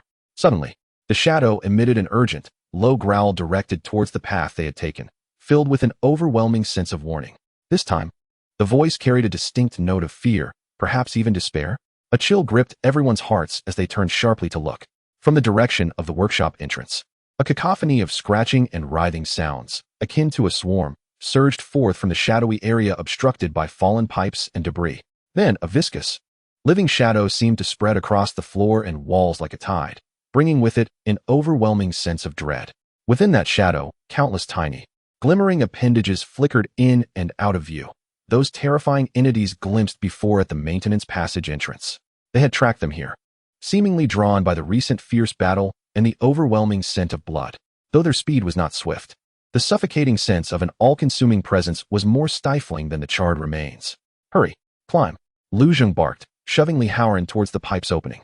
Li Haoran understood that hesitation was not an option. Gritting his teeth, he grasped the edge of the pipe and climbed with all his might. Lu Zheng swiftly turned to face the encroaching tide of shadows, brandishing his steel spear resolutely before him. He swiftly scanned his surroundings and noticed a partially opened, battered metal barrel labeled industrial alcohol, containing a little more than half a barrel of transparent liquid. There was no time to ponder. Lu Zheng forcefully kicked over the alcohol barrel, and the acrid liquid rapidly spread across the ground, perfectly obstructing the shadow's advance. He quickly retrieved the last solid fuel for igniting and a flint from his backpack. Snap! Snap! The flint sparked, igniting the solid fuel. Lu Zheng hurled the burning fuel towards the flowing alcohol with all his might. Boom! A wall of blue flames erupted instantaneously, halting the shadow's progress. The flames scorched the forefront of the shadow, emitting a hissing shriek and a foul odor of charred protein. The shadow's advance faltered, as if it were wary of the flames, writhing frantically behind the firewall. "Brother Liu, hurry up," Li Haoran's voice echoed from the pipe. Lu Zheng did not linger in battle. He turned and grasped the edge of the pipe, using his last ounce of strength to climb upward. He could feel the intense heat beneath his feet and the reluctant writhing of the shadow below. The interior of the pipe was shrouded in darkness, with only the labored breaths and the sounds of friction from his teammates climbing above. The ascent was exceedingly arduous. His arms felt as though they were laden with lead, and each movement upward drained his energy. Below, the crackling of the burning alcohol and the unsettling sounds of writhing gradually receded, yet the sense of crisis remained unrelenting. Time seemed to stretch endlessly, akin to a century, until Wang Tai at the top suddenly emitted a gasp of breathless surprise. "Their S-light. We see the exit." A faint beam of daylight filtered down from above, still dim, but representing the outside world and the hope of survival. The group felt invigorated and exerted themselves to ascend. At the top of the pipe was an exit cover with a rotating valve, resembling the entrance they had come through. Wang Tai pressed his shoulder against the valve and strained to turn it. Creak, creak, clang. The cover opened just a crack. A clearer, desolate air, imbued with the characteristic scent of the wasteland, rushed in. Wang Tai was the first to emerge, followed by Su Wangqing and Xiaoshu, then Li Haoran. Finally, the exhausted Lu Zheng emerged, with the gray shadow nimbly jumping out after him. All collapsed onto the cold ground, gasping for air that, while not entirely fresh, at least no longer reeked of death, feeling the emptiness of having survived a catastrophe. They looked around and realized they were atop a deserted factory, with the low skyline of the ruins of Greystone City in the distance. They had truly escaped that hellish laboratory. The dying rays of the sunset painted the clouds in a mournful dark red, reminiscent of the furnace-like battlefield they had just endured. Yet they had survived, and secured the crucial key, the high-temperature salt block. Though the price had been steep and the road ahead remained long, at this moment, simply being alive was the greatest victory. Chapter 93. The setting sun's return. The cold wind atop the roof felt like coarse sandpaper, brushing against their weary faces. Yet it also dispersed some of the nauseating mixed odors from the underground laboratory. The sunset's afterglow stained the western sky a ghastly blood red, reflecting upon the factory roof littered with rusted pipes and broken rubble, adding to the desolation. The overwhelming sensation of survival washed over them like a relentless tide. Each individual slumped upon the frigid ground, gasping for breath, their chests heaving violently, devoid of the energy to even twitch a finger. Only the shadowy figure remained vigilant, patrolling the rooftop's edge, nostrils flaring, monitoring the commotion below. After a fleeting moment of emptiness, the weight of reality reasserted itself. Wounds required tending, strength was nearly depleted, and the rooftop was hardly a place for prolonged respite. As night approached, the dangers of the wasteland multiplied exponentially compared to the daylight hours. Assessing injuries and inventorying their scant supplies, Lu Zheng's voice emerged hoarse as he forced himself to sit upright and took the lead in action. This was the duty of a leader. Exhaustion could not be an excuse for collapse. Su Wanqing instantly rallied her spirits. Retrieving the dwindling clean cloth strips and antiseptic, sourced as a backup from Old Chun, to first tend to the most visibly injured, Wang Tai and Li Haoran. Wang Tai's forehead wound was shallow but required cleansing to prevent infection. Li Haoran's hand was grievously torn, blood saturating the makeshift bandage. Su Wanqing meticulously cleaned the wound, applied powder, and rewrapped it with a relatively clean cloth, her motions deft and gentle. Little Tree assisted nearby, his small face etched with anxiety and concern. Lu Zheng examined his own injuries. Aside from a few scrapes and soreness from overexertion, he was largely unscathed. He opened his backpack to tally their supplies: several compressed biscuits, 2 water pouches, one nearly empty, the matches given by Old Chun, a few rudimentary tools, and the heavy block of high-temperature salt tightly wrapped in fireproof cloth. In terms of weaponry, the steel spear and axe bore signs of wear but remained intact, while ammunition was nearly non-existent. This expedition had taken a tremendous toll. We're still alive, and we've secured the goods. After Wang Tai bandaged his forehead, he leaned against a ventilation pipe, watching Lu Zheng count their possessions. He attempted to smile, but the movement tugged at his wound, resulting in a grimace. Damn, that cursed place is no place for humans. Next time we undertake such a perilous venture, the price must be raised, Li Haoran quipped, glancing at his bandaged hand, eliciting a complex, unspoken laughter from the others. The ability to jest signified that their spirits had not yet faltered. Lu Zheng carefully stowed the salt block, rising to approach the rooftop's edge, scrutinizing the surroundings. They occupied the rooftop of an abandoned factory, roughly 3 stories high, situated on the periphery of the northern district of Limestone City, slightly elevated above the makeshift shantytown of the labor camp. The lowly, chaotic outlines of the labor camp were faintly visible in the distance, alongside the taller, yet equally dilapidated silhouettes of buildings in the city's heart. Several twisted streets, partially obstructed by abandoned vehicles and rubble, resembled lifeless veins extending into the unknown darkness. No signs of a large-scale undead presence were apparent, though sporadic dark figures still hinted at the lurking dangers. "We cannot stay here for the night," Lu Zheng concluded, recognizing the obvious target and the precariousness of their defense. "We must return to a more familiar location before darkness falls." The most prudent choice seemed to be a return to the labor camp. Despite its harsh conditions, it at least offered a makeshift shelter to shield against the elements. Not to mention the presence of Old Chun, a temporary ally for task handover. However, the question of how to return safely remains. Retracing their steps through the underground is evidently impossible. They must traverse the surface instead. Over there, Wang Tai approaches, pointing to the opposite side of the rooftop where a rusted fire escape ladder appears to be still functional. It offers a potential descent to the ground. The iron fire escape, clinging precariously to the exterior wall, seems to teeter on the brink of collapse, yet it is seemingly their only option. After resting for approximately half an hour and regaining some strength, the group dares not linger any longer. Wang Tai takes the lead, cautiously testing the ladder's stability before descending one by one, with Lu Zheng bringing up the rear. The ladder emits a grating creak that sends chills down their spines, rust flakes falling incessantly, but it ultimately bears the weight of the group. Gray Shadow, displaying remarkable agility, leaps directly down through a gap in the floors. Upon reaching the solid ground, an unsettling tension envelopes them. Although the rooftop is exposed, it offers a wide field of vision. Conversely, on the ground, every shattered window and every debris-laden corner may conceal lurking dangers. The putrid air is more palpable, and the distant, unidentifiable growls of creatures send shivers down their spines. They opt for a relatively concealed path, navigating along the building's shadows to avoid open areas and main thoroughfares. Each member remains vigilant, weapons firmly in hand. Lu Zheng and Wang Tai position themselves in sequence, while Li Haoran and Su Wanqing protect the small tree nestled between them, with Gray Shadow acting as a mobile sentinel, weaving between the front and rear of the group to provide warnings. Along the way, they encounter a few scattered, ordinary zombies meandering through the ruins. These sluggish, dull-witted corpses appear almost endearing after the horrors of the underground laboratory. Wang Tai and Li Haoran refrain from employing their noisy axes and spears. Instead, Lu Zheng and the partially restored Li Haoran quietly dispatch the threats with daggers, avoiding unnecessary commotion. This clean and efficient handling showcases the team's growth in real combat situations. As the chaotic outlines of the labor camp finally emerge clearly in the twilight, a collective sigh of relief escapes them. The familiar filth, disorder, and suffocating atmosphere strangely evoke a sense of distorted safety. At least here, they find a temporary sanctuary. Without attracting undue attention, they discreetly traverse the narrow passages of the shantytown, returning to their meager shelter, which barely offers protection from the elements. They shut the door, barricading it with heavy objects, and cover the windows with tattered cloth, lighting the only small oil lamp. The dim glow illuminates their weary and dirt-streaked faces.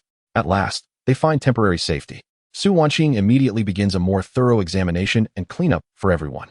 Lu Zheng retrieves the precious block of salt, placing it in a corner, then joins Wang Tai to assess the sturdiness of the doors and windows. Li Haoran collapses onto the grass mat, nearly succumbing to sleep at once. The small tree clings to Gray Shadow's neck, burying its face in the thick fur, its body still trembling slightly. This exploration has been successful for them. Yet it exacted a toll: exhaustion, dwindling supplies, and immense mental strain. Whether this block of salt will procure the weapons and means for their independence they so desperately need remains uncertain as they ponder their next course of action. These questions weigh heavily upon the hearts of each survivor, much like the deepening night outside. Chapter 94. The Flame Rekindled. Within the dilapidated shelter, the dim glow of an oil lamp casts the flickering silhouettes of 5 weary figures upon the mottled walls, resembling exhausted souls. The dual exhaustion, both mental and physical, from their subterranean explorations envelopes them in a near-numb silence. The wounds have been tentatively treated by Su Wanqing, yet the profound fatigue, ingrained to the marrow, cannot simply be alleviated by superficial bandaging. Xiaoshu curls up in a corner atop a pile of grass, cradling the shadow of Ash, already sound asleep, with traces of unshed tears still lingering at the corners of his eyes. Li Haoran leans against the wall, his bandaged hand limply resting on his knee, his gaze vacant. Wang Tai meticulously cleans the bloodied edge of his axe, his movements slow and focused, a method unique to seasoned veterans for restoring their composure. Lu Zheng remains awake. He occupies the seat closest to the door, his ears attuned to the peculiar sounds of the labor camp at night, the distant curses, suppressed sobs, indistinct chewing, and the unceasing wail of the wind as it weaves through the dilapidated shanty. Much of his attention is drawn to the square object in the center of the room. Tightly wrapped in fireproof cloth, blocks of high-temperature salt. This is the key they have purchased with their lives. A key that might unlock Old Chen's forge and potentially usher in a new chapter for their survival. Yet, whether this key will fit the lock, and what awaits beyond it, remains shrouded in uncertainty, overshadowing hope. Will Old Chen be trustworthy? Will the transaction be equitable? Once they acquire the weapons, where shall they proceed next? These questions swirl through Lu Zheng's mind. He gently presses the special USB drive he keeps close. Its cold touch a reminder of the vast repository of knowledge it contains, a beacon of hope for the future. Yet each step forward must be navigated through mire and thorns. The following morning, before dawn, the labor camp remains enveloped in a shroud of gray silence. Lu Zheng rouses everyone. After several hours of enforced rest, their bodies still ache, yet they have regained some measure of mobility. Following a modest meal and hydration, the atmosphere thickens with tension. Brother Wang and I will go to Old Chen's. Lu Zheng breaks the silence, his voice low yet clear. Haoran, your hand is injured. Stay here with Dr. Su and Xiaoshu to safeguard the home. In any situation, remember the old rule, self-preservation comes first. He hands a sharpened dagger to Su Wanqing. Li Haoran opens his mouth, as if to speak, but upon seeing his bandaged hand, he merely nods gravely. Su Wanqing accepts the dagger, her gaze resolute. Rest assured, we will protect this place. Leaving behind the majority of their supplies and the conspicuous gray shadow, Lu Zheng and Wang Tai rewrap the salt blocks, with Wang Tai carrying them on his back, obscured by tattered cloth. The two men check their weapons, take a deep breath, and push open the creaking wooden door, merging into the profound shadows of the labor camp just before dawn. The streets are almost devoid of life, save for a few early risers scavenging for food. Ghost-like figures rummaging through piles of refuse, casting either apathetic or wary glances. The air is thick with the mingled stench of excrement, decay, and despair. The two move in tandem, vigilant, swiftly and silently navigating the labyrinthine alleys, heading straight for the abandoned furnace district in the northern corner. Once again, before the makeshift dwelling of Old Chen, fashioned from a half-tin can, the air was thick with the familiar sense of rust and coal smoke, seemingly more pronounced than during the last visit. The leather curtain was drawn tight, yet the embers in the fire pit at the entrance glowed with a more vibrant, deep crimson hue than before. Wang Tai approached, opting not to lift the curtain directly. Instead, he rhythmically tapped the exposed metal frame beside him with the handle of his axe, a signal previously agreed upon. The curtain parted slightly, revealing Old Chen's murky single eye, which flickered with surprise upon noticing Lu Zheng and Wang Tai, particularly the bulging package behind Wang Tai. His pupil constricted momentarily. Wordless, he stepped aside, creating a narrow opening. The two swiftly entered. The atmosphere inside was still stifling, yet the makeshift forge in the center blazed with a fierce flame, casting an erratic light upon Old Chen's scarred visage, dispelling some of the chill. Beside the forge lay several nascent metal pieces, a reinforced axe blade, a steel spearhead with a bloodletting groove, and several metal tips for crossbow bolts. Clearly, Old Chen had not been idle. He had already commenced his preparations. Have you brought the items? Old Chen's voice was gravelly, cutting straight to the chase, his gaze fixed intently on the package. Lu Zheng gestured for Wang Tai to set it down, but did not immediately unveil it. Instead, he calmly regarded Old Chen. Master Chen, we have procured the items you requested. The process was arduous, and we lost a brother. He slightly exaggerated the loss, a necessary tactic to underscore the cost incurred. We hope that what we receive in exchange will be commensurate with our sacrifices. Old Chen grunted, moving closer to the package. He crouched down, cautiously peeling back a corner of the fireproof cloth with his calloused and scarred hands. As the gray-white, finely crystalline block of high-temperature salt was exposed to the forge's glow, Lu Zheng noted a momentary pause in Old Chen's breath. He extended 2 fingers, scraping a bit of powder from the surface of the salt block, examining it closely with his single eye, bringing it to his nose for a sniff, and even swiftly licking it with his tongue. After a brief silence, Old Chen set the powder down, rewrapped the salt block, and stood up, moving to the forge while gesturing toward the half-finished pieces. The clay and high-temperature salt are both ready, he stated, his tone still flat, but slightly quicker. I keep my word. The axe will be reforged with a reinforced edge. quenched in clay to ensure that your iron corpse cleaving blade remains sharp. The spearhead will be reforged, incorporating a bloodletting groove and tempered in a high-temperature salt bath, enhancing its toughness and penetrating power by 30%. Additionally, I will provide 10 armor-piercing crossbow tips made from scrap materials. He paused, his eyes sweeping over Lu Zheng and Wang Tai. As for payment, besides these items, I require an additional 30 work points or an equivalent in clean water and medicine. The asking price was substantial, yet considering the rarity of the items and Old Chen's craftsmanship, it remained within an acceptable range. Lu Zheng did not counter immediately. Instead, he inquired, how long will it take? 2 days, Old Chen replied succinctly. With the materials in hand, the heat is manageable. During these 2 days, find somewhere to lay low and do not disturb me. Agreed. Lu Zheng nodded, retrieving a small cloth bag from his pocket, which contained the majority of their remaining work points, 20 in total, as a deposit. The remainder would be settled upon collection. Old Chen took the bag, weighed it in his hands, and tucked it into his bosom, no longer glancing at them. He turned and picked up the tongs, grasping a glowing piece of iron, and began to hammer it, clearly entering a state of focused labor. The rhythmic clanging of the hammer echoed within the metal can, sparks flying in every direction. The deal was struck. Lu Zheng and Wang Tai exchanged a silent glance before quietly retreating from the metallic chamber. Dawn was approaching, the horizon tinged with a pale light. The warmth of the forge and the sound of hammering seemed to dispel some of the chill from the labor camp, yet new pressures loomed. Their labor points were dwindling, and they had to secure new supplies and chart their next course within 2 days.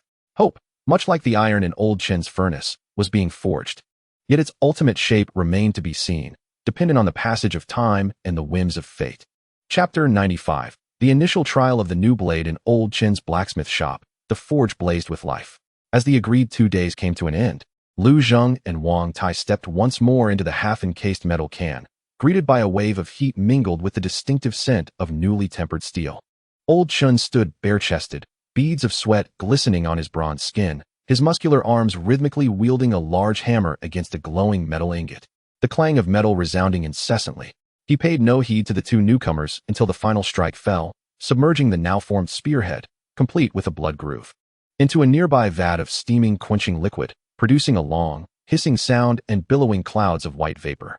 As the mist gradually dispersed, Old Chen carefully grasped the cooled spearhead with his tongs, scrutinizing the blade against the forge's glow.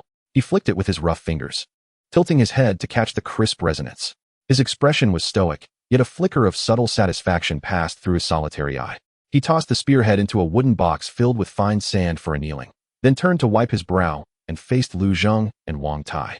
The weapons are ready, he stated succinctly, walking to a corner and lifting a heavy oilcloth. Beneath it lay their new equipment, quietly resting. Wang Tai's fire axe had undergone a remarkable transformation. Its blade had been reforged, thickened, and widened, with sharper, more streamlined edges glinting with a unique dark blue sheen from special treatment. The axe handle had been replaced with more resilient hardwood, wrapped in anti-slip leather. Li Haoran's steel spearhead was revitalized, the 3-edged blood groove deep and cold, the spear tip shimmering with a hint of chilling brilliance, seamlessly joined to a reinforced white waxwood shaft. Nearby, 10 crossbow bolts were neatly arranged, their tips not merely conical but adorned with tiny barbs and a design offering enhanced penetration. Additionally, 2 slightly curved short blades resembling hunting knives were crafted from leftover materials, clearly intended as close combat weapons by Old Chen. The axe was quenched with blue clay, enhancing both hardness and toughness by 30%. The spearhead underwent high-temperature salt bath tempering, ensuring formidable penetration and resistance to breakage.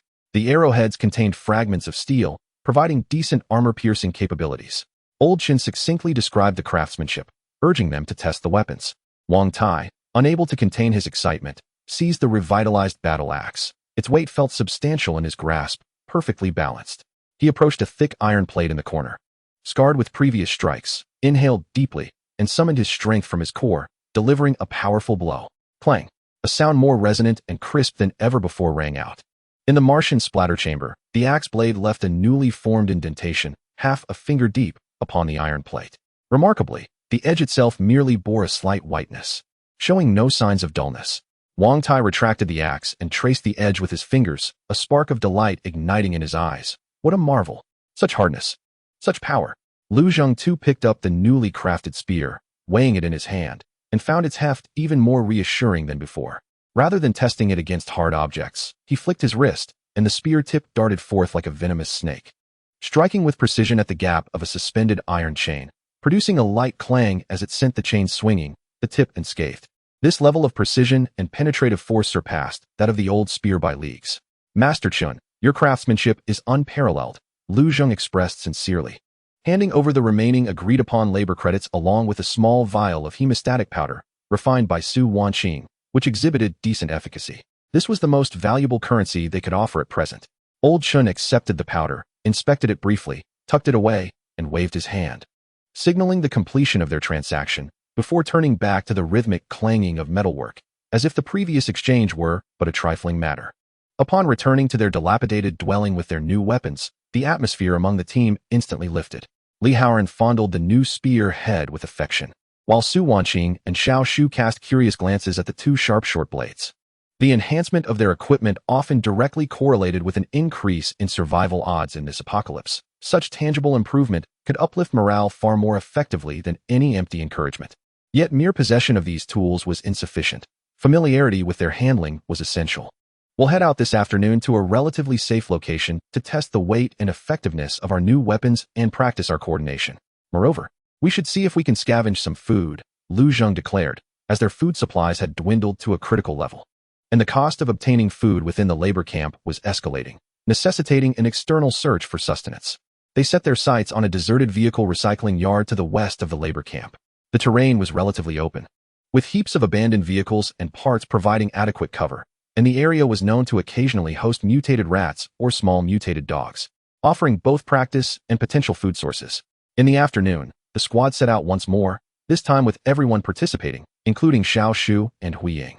Xiao Shu was instructed to stay close to Su Wanqing, primarily tasked with observation and early warning, while Hui Ying, a natural sentinel, maintained vigilance. The five of them, accompanied by a dog, formed a compact formation as they departed the sheltering enclave of the labor camp, heading towards the steel graveyard. The recycling yard was larger than anticipated, with rusted car carcasses piled high, akin to the remains of a colossal beast, the air thick with the pungent scent of rust and decaying motor oil. They chose a relatively concealed corner, enclosed by the remnants of several buses, as their temporary base. Their practice commenced. Wang Tai focused on acclimatizing to the balance and chopping force of his new axe, striking against discarded car doors and hoods. Li Haoran practiced the thrusts and blocks of his new spear, targeting the hanging, tattered tires and sheets of iron. Lu Zheng engaged in both exercises, emphasizing combat techniques with the two new short blades. Meanwhile, Su Wanqing remained on guard, instructing Xiao Shu on how to conceal himself using the environment and how to discern anomalies in the sounds of the wind and the rustling grass. The shadowy figure prowled nearby, occasionally perking up its ears and emitting low growls as a warning. Initially, there was a sense of unfamiliarity. The weight and balance of the new weapon required time to adjust. However, soon, accompanied by beads of sweat, their movements became fluid. Wang Tai cleaved through a car's hood with his axe as effortlessly as slicing tofu. Li Haoran thrust his spear through layers of iron, the tip piercing through without any resistance. This remarkable increase in destructive capability greatly bolstered everyone's confidence. During a brief intermission, Lu Zheng gathered everyone for a rudimentary tactical drill. They strategized on how to utilize Wang Tai's frontal assault to create opportunities, how Li Haoran could execute a flanking strike, and how he himself could support and finish off enemies. Su Wanqing and Xiao Shu discussed how to use cover for evasion and to provide assistance. Although still in its infancy, the team's synergy quietly flourished during this practical exercise. Suddenly, Gray Shadow emitted a series of urgent growls towards a nearby pile of tires, crouching low and assuming an aggressive stance. Something was amiss. Lu Zheng promptly signaled for everyone to cease their movements and conceal themselves. Moments later, a rustling sound emerged from behind the tire mound, followed by the emergence of three robust, mutated rats, their fur mostly shed, exposing their pink skin and blood-red eyes. They had caught the scent of living beings, baring their yellowed teeth and emitting threatening squeaks as they charged towards their hiding spot. This was the perfect target for practice. Wang, front. Haoran, left flank. I'll take the right. Dr. Su, cover us. Lu Zheng commanded swiftly. Wang Tai let out a low roar, stepping forward as his new battle axe swept through the air with a fierce gust. The foremost mutated rat attempted to leap aside, but the axe's wide arc cleaved it in two with a sickening thud, blood and entrails splattering across the ground. Almost simultaneously, Li Haoran darted from the left, his spear striking like lightning, accurately piercing the neck of the second mutated rat. With a flick of his wrist, he sent the creature flying. Lu Zheng cut in from the right, confronting the third rat. He opted not to use his spear. Instead, he deflected the rat's claw with his right-hand dagger while his left-hand blade deftly slashed across its throat. The movements were clean and decisive, leaving no room for hesitation. The skirmish concluded in mere seconds. The three menacing mutated rats were effortlessly dispatched through the combination of their new weaponry and initial coordination. As they gazed at the lifeless bodies on the ground and the bloody blades in their hands, a sense of exhilaration spread across their faces. This initial foray not only tested the potency of their new gear, but also validated the effectiveness of their tactical approach. Let us gather what we can eat, Lu Zheng instructed, his gaze drifting deeper into the recycling yard. This was merely the beginning. They required more such encounters to hone their skills, as well as additional resources to sustain their survival. The labor camp was by no means a place for prolonged habitation. Armed with their sharp blades, it was time to set their sights on broader, yet more perilous wildernesses. A thought regarding the search for a new stronghold grew increasingly vivid in his mind. Chapter 96. Choices and blood paths. At the edge of the abandoned vehicle recycling yard, the bodies of the three mutated rats still radiated warmth, and the air was heavy with the mingled scent of blood and rust. The brief victory had instilled confidence. Yet a more pressing reality loomed before them. The labor camp was not a place for lasting refuge. The newfound confidence stemming from their acquired equipment has led the team to a unanimous conclusion: the pursuit of a genuine stronghold, one that they can steadfastly inhabit and cultivate, has become an inevitable choice. The setting sun casts elongated shadows of the group. Lu Zheng stands atop an overturned truck, his gaze sweeping over the rusted graveyard of steel, directed towards the undulating wilderness in the west, painted in hues of gold and crimson by the dying light. This expanse, situated far from the densely ruined center of Limestone City, offers a relatively unobstructed view, theoretically making it easier to identify suitable locations for establishing an initial campsite, such as valleys, abandoned farms, or small facilities with water sources. We must leave the labor camp, Lu Zheng declares, descending from the vehicle's roof to address his gathered companions, his voice calm, yet resolute. This place is overcrowded and resource scarce, and we cannot conceal our acquisition of new equipment for long. He casts a glance at Wang Tai, whose conspicuous battle axe is a glaring symbol of their newfound wealth. In a labor camp, displaying prosperity is tantamount to inviting disaster. It's high time we departed, Li Haoran exclaims, waving his new spear with an air of optimism for the future. This wretched place offers no respite. We possess skills, he asserts, glancing at Su Wanqing and Lu Zheng, and strength, patting Wang Tai and himself. With the gray shadow warning system, we can find a safer haven, cultivate the land, and hunt, which is far preferable to merely surviving here. Wang Tai, being more pragmatic, contemplates, leaving is indeed necessary, but where shall we go? How shall we proceed? What will we eat and drink on the journey? The new stronghold must be carefully planned. The wilderness is not like the labor camp. It offers no shelter. Encountering a horde of zombies or mutated beasts would mean a fight to the death. Su Wanqing gently embraces the shoulder of Little Tree, her eyes reflecting concern but predominantly support. I will heed everyone's opinions. The conditions in the labor camp are too poor. Little Tree requires cleaner water and food. As long as our plan is thorough, any danger is preferable to slowly decaying here.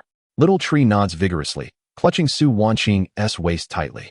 The preliminary direction is set towards the west.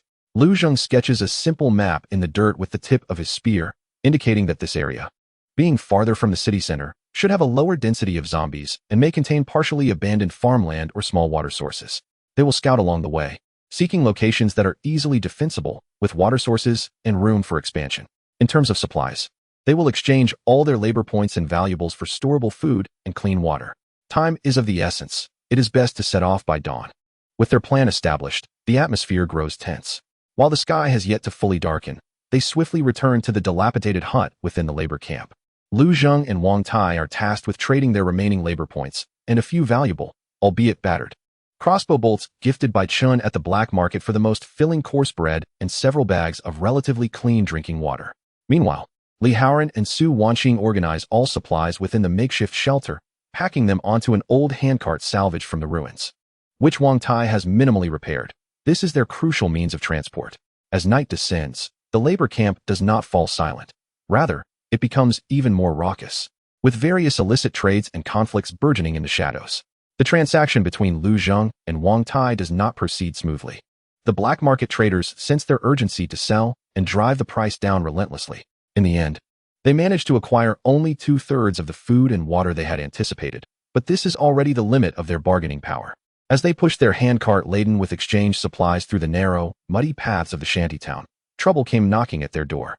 Several shadowy figures emerged from a side path, blocking their way. At the forefront stood a burly man with a scarred face, known as Jean the Butcher, a notorious bully within the labor camp, flanked by a few idle henchmen. His greedy gaze swept over the supplies on the cart, ultimately settling on the gleaming battle axe slung behind Wang Tai. "Ah, Wang Tai, Lu Zheng, striking it rich, are we?" Zhang the Butcher remarked with a disingenuous grin, his voice gravelly. "Buying so much grain, and a new axe to boot? If you've got a good thing going, why not bring your brothers along?" Wang Tai halted, the cart's wheel sinking into the mire. Lu Zheng stepped forward slightly, shielding Su Wanqing and Little Tree behind him, responding calmly, "Boss Zhang, you jest. We've toiled and scraped together a little savings, hoping to find better fortunes elsewhere. This meager haul is hardly worthy of your attention. Finding better fortunes, you say?" Zhang the Butcher chuckled darkly, revealing his yellowed teeth. "In this labor camp, do you think you can come and go as you please? Leave the supplies and the axe behind as a toll for the road. I, Zhang the Butcher, will ensure your safe passage. What do you say?" His henchmen snickered as they closed in, brandishing rusted pipes and machetes. The negotiation faltered, and conflict became inevitable. The rules of the labor camp were simple and brutal. The strong preyed upon the weak. "Prepare for battle," Lu Zheng commanded sharply, and in an instant, the team sprang into action like a finely tuned machine. Wang Tai let out a furious roar, no longer suppressing his rage.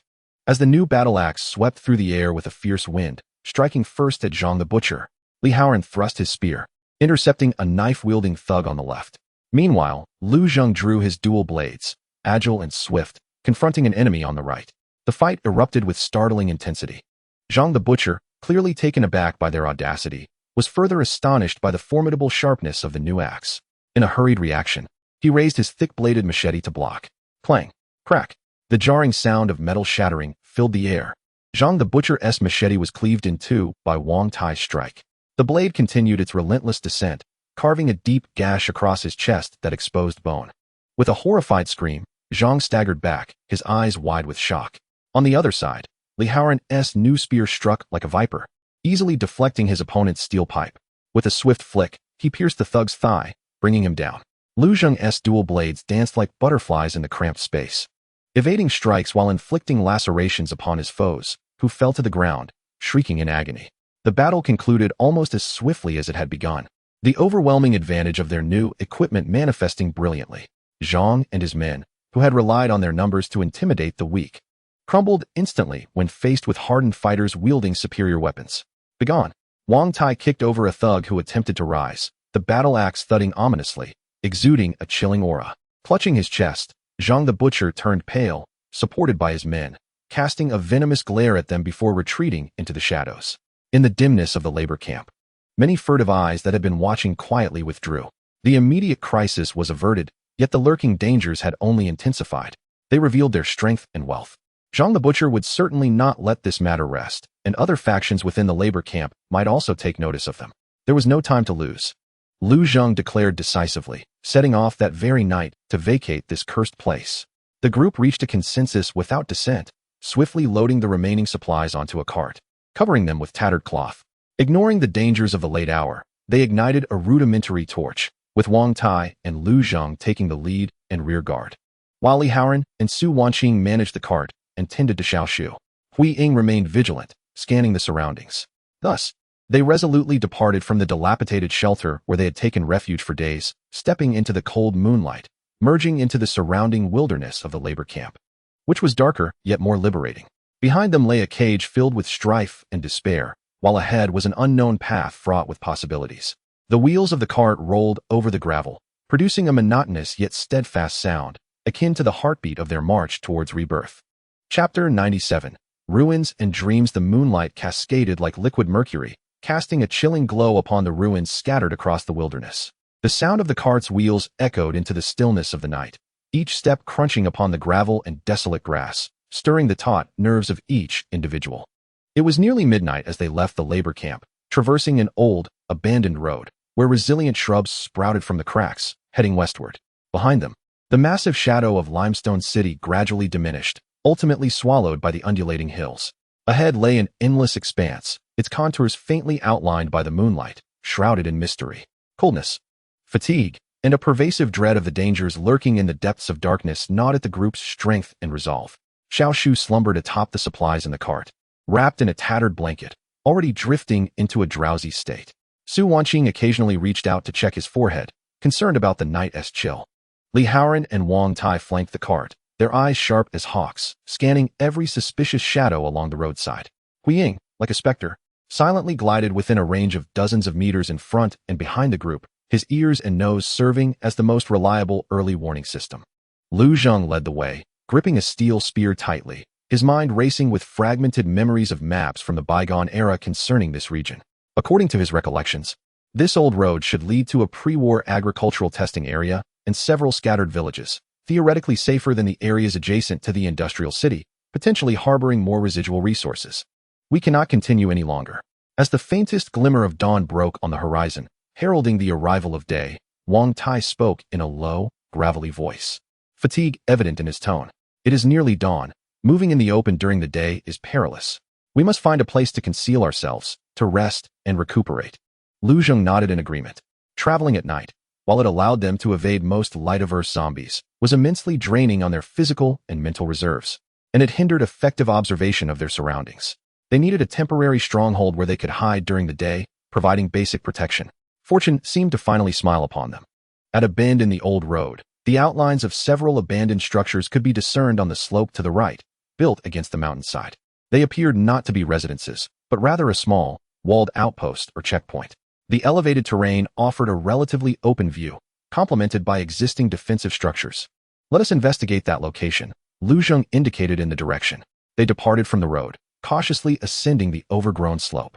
Upon nearing, they discovered it to be an abandoned border checkpoint, perhaps a remnant of a bygone era on the fringes of urban governance. A brick wall, approximately 2 meters high, stood largely intact, with only a severely rusted iron gate askew and half ajar. Within the compound were 2 single-story buildings, their windows shattered and paint peeling. Yet the main structures appeared relatively sound. Most importantly, in the courtyard lay an old well, covered with stone slabs. Wang Tai stepped forward, forcefully pushing open the creaking iron gate, and cautiously surveyed the interior. The shadowy figure dashed in first, swiftly patrolling the interiors and exteriors of the buildings before returning with a brief whimper, indicating the absence of living creatures. The group entered in a line, promptly working together to close the iron gate once more, barring it with a sturdy wooden stake they found inside. At last, they had established a semblance of a barrier, temporarily shielding themselves from the wilderness's threats. A long-forgotten, faint sense of security began to blossom. Without pausing for rest, Wang Tai and Li Haoran immediately commenced a thorough search of the 2 buildings. One served as an office, cluttered with decaying furniture and documents. The other appeared to be a dormitory, housing several rusted iron bunk beds. No zombies or signs of recent human activity were found, only thick layers of dust and some droppings from small animals. As for the well, its cover was heavy, and it took both Wang Tai and Li Haoran to shift it aside. They dropped a stone inside, and heard a dull splash below. The well water seemed not to have completely dried up. This was undoubtedly a tremendous surprise. Water, a lifeline more precious than food. They cleared the office to establish a temporary base. Haoran, inspect the roof and walls for any blind spots. Dr. Su, could you please test the well water for potability? Lu Zheng swiftly issued the commands. The group sprang into action, their exhaustion momentarily overshadowed by excitement at their discovery. The office was quickly cleared to create a clean area, and the broken windows were patched up with found wooden boards. Li Haoran climbed onto the roof, confirming that the view was excellent and allowed for monitoring of the surrounding expanse. Su Wanqing employed the scant remaining simple reagents, obtained as a backup from Old Chun, to conduct a preliminary test on the well water. Although murky, it appeared free of any obvious viruses or heavy metal contamination, and should be safe to drink once boiled. As dawn's light fully illuminated the dilapidated courtyard, the 5 individuals and a dog had settled in for the time being. They gathered around the center of the office, lighting a small fire from a battered iron bucket, boiling well water alongside cold, coarse grain cakes, savoring their first meal of relative peace since departing the labor camp. The warm glow of the fire reflected on each face, weary yet filled with hope. Though surrounded by ruins, they had a roof over their heads, a wall to lean against, and water to draw from. Such comforts were unimaginable luxuries in this post-apocalyptic world. This place is quite decent, Wang Tai remarked, gnawing on a cake while surveying the surroundings. The walls were sturdy enough, and the building offered shelter from the wind. With a bit of tidying, it could serve them for a while. The key is this well. Su Wanqing gazed at the gradually clarifying well water in the bucket, her eyes sparkling. As long as the water is fine, we will survive. Li Haoran appeared exuberant. This is 100 times better than that shabby shack at the labor camp. We might reinforce the walls and repair the door. This place could serve as a ready-made fortress. Lu Zheng remained silent, approaching the window and gazing through the gaps in the wooden planks at the desolate expanse outside and the distant silhouettes of even grander structures. Here, perhaps, could emerge their true first stronghold, not just a makeshift shelter, but a foundation for gradual construction and development. Fragments of knowledge regarding infrastructure, water purification, and rudimentary defensive works stirred within his mind. He could almost envision the damaged walls being restored and fortified, the roof covered with waterproofing, small vegetable patches cultivated in the courtyard, and even the repurposing of old roads to gather discarded materials for the construction of a more robust watchtower. Hope shone through like the dawn's first light, illuminating reality with an unprecedented clarity. Though the journey ahead remained long, they had at least discovered a piece of land upon which to sow their seeds. The crumbling ruins beneath their feet might very well be the birthplace of their dreams. Chapter 98. Scavenging in the wasteland. In the yard of the abandoned checkpoint, the embers of the campfire still flickered, while the chill of dawn was gradually dispelled by the rising sun. After a night of rest, fatigue lingered, but the sanctuary of the walls and the comfort of well water invigorated everyone's spirits. The instinct for survival urged them not to linger. They must transform this dilapidated refuge into a true bastion against danger. Today we shall split into teams. Lu Zheng swallowed the last morsel of coarse grain cake and drew a simple map in the dirt with a stick. Brother Wang, you'll be in charge of inspecting and reinforcing the walls and gate, focusing on mending cracks and strengthening the latch. Haoran, you are familiar with machinery. Come with me to the other side of the road, where we might find useful items, metal parts, tools, or even leftover fuel in those abandoned vehicles. Dr. Su, you and Xiaoshu will stay behind to organize supplies, boil water, and keep a close watch on the surroundings, especially that well. It needs a safer cover. The task assignments were clear and pragmatic. Wang Tai picked up his battle axe and some coarse iron wire he had found, beginning to meticulously survey the perimeter.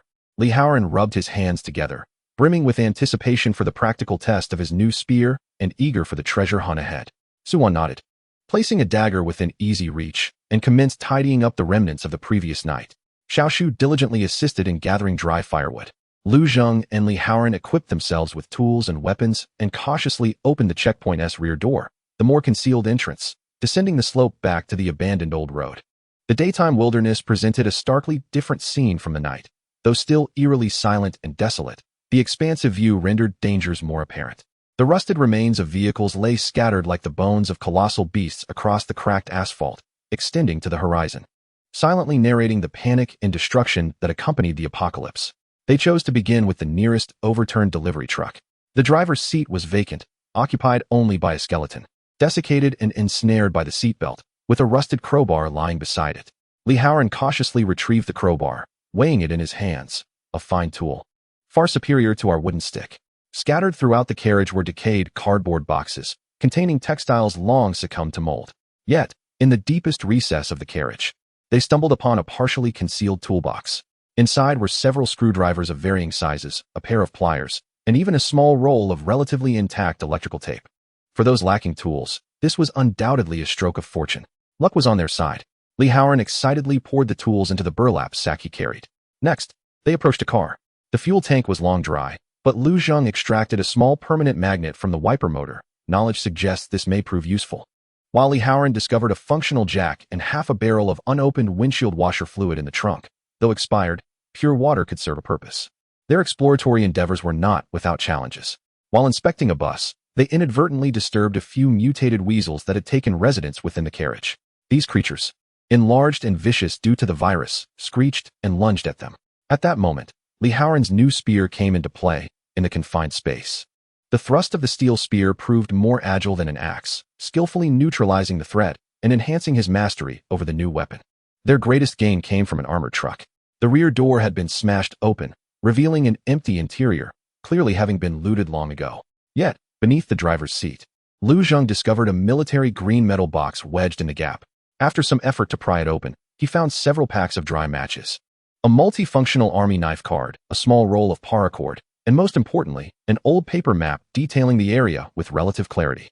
Although the map was somewhat yellowed, the roads, villages, and contour lines were distinctly visible, crucial for understanding their surroundings and planning their course of action. Excellent. This was far better than fumbling in the dark. Lu Zheng carefully stowed the map away, as if it were a treasure. Meanwhile, within the checkpoint, Wang Tai was diligently at work.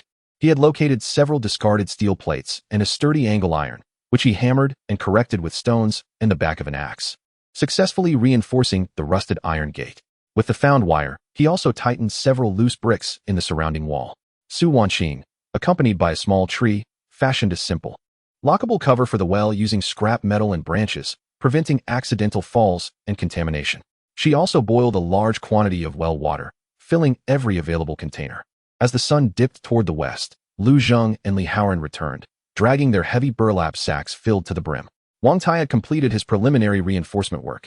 In the courtyard, Su Wanqing had already boiled water in a battered iron pot, preparing a hearty porridge with the wild vegetables they had foraged along the way. Confirmed to be non-toxic, and a touch of jerky. The aroma of food mingled with the scent of smoke, wafting through the ruins, evoking a rare sense of home. The three gathered together, sharing the day's bounty. The crowbar, tools, jack, map, and matches, each a trivial item in the age of civilization, now served as invaluable cornerstones for survival. They sipped their hot porridge while studying the map by the fading light of the setting sun. Look, we are approximately at this location, Lu Zheng remarked, pointing to a specific spot on the map, this checkpoint. About 5 kilometers to the west lies a small village named Qingshui Tun, seemingly accompanied by a meandering stream. Further south, there is a region marked as a forest plantation. To the east is the direction from which we came, the town of Huizhua City.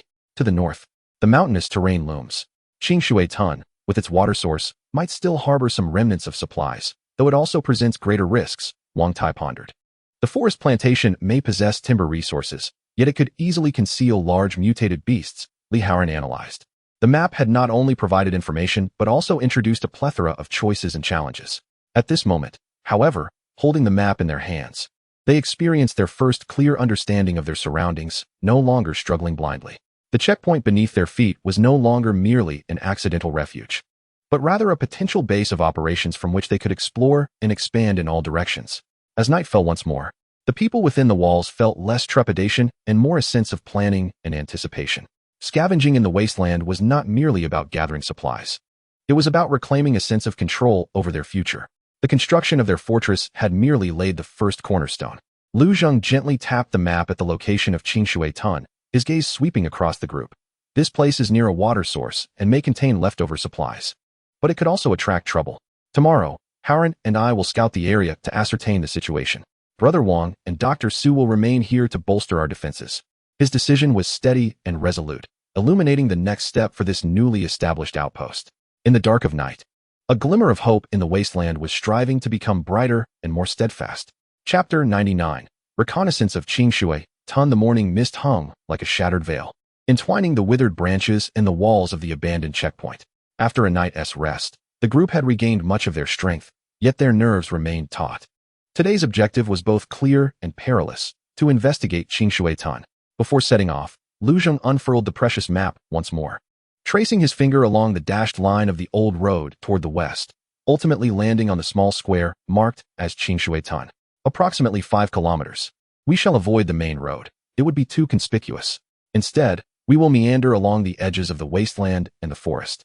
The focus is on observation, not confrontation. We need to gauge the approximate number and distribution of zombies, check for any signs of other survivors, and most importantly, confirm the condition and quality of that stream. Understood, boss. We'll consider ourselves shadows, Li Haoran replied, inspecting the tip of his new spear. Tightening the makeshift backpack on his back, which contained a length of rope, a small pouch of water, some rations, and a few essential tools. Wang Tai handed Lu Zheng a short blade sharpened from rebar. Take this. It will afford you greater agility in close encounters. Dr. Su and I will guard this place. Be exceedingly cautious. If anything seems off, retreat immediately. The signal will remain as before, length of the whistle. Su Wanqing said nothing, merely stuffing 2 bamboo tubes filled with cool boiled water into their hands, her eyes conveying a silent plea. Lu Zheng and Li Haoran nodded, conducting a final equipment check before pushing open the reinforced back door of the checkpoint, their figures swiftly vanishing into the enveloping morning mist and the withered, yellowing vegetation of the wasteland. The gray shadow, akin to a spectral wraith, stealthily traversed the terrain several dozen meters ahead. its ears occasionally swiveling while its nose vigilantly detected every subtle scent in the air. Departing from the relatively open expanse of the roadway, they ventured into the overgrown wilderness, where the undulating topography slowed their advance. Beneath their feet lay soft, loamy soil interspersed with entwined roots, necessitating occasional detours around fallen trees or corroded remnants of metal. The dew dampened their pant cuffs, the chilling sensation serving as a constant reminder of the harsh environment. The two individuals endeavored to utilize the terrain for concealment, moving with deliberate slowness to avoid generating excessive noise. After traversing for over an hour and passing through a desolate grove of dead birch trees, the landscape ahead opened slightly, revealing the faint outlines of low structures gradually becoming discernible through the mist. That was Qing Shui Tun. The settlement was modest, comprising approximately several dozen households. Predominantly old-style red brick bungalows, some of which had collapsed, while others bore the scars of age.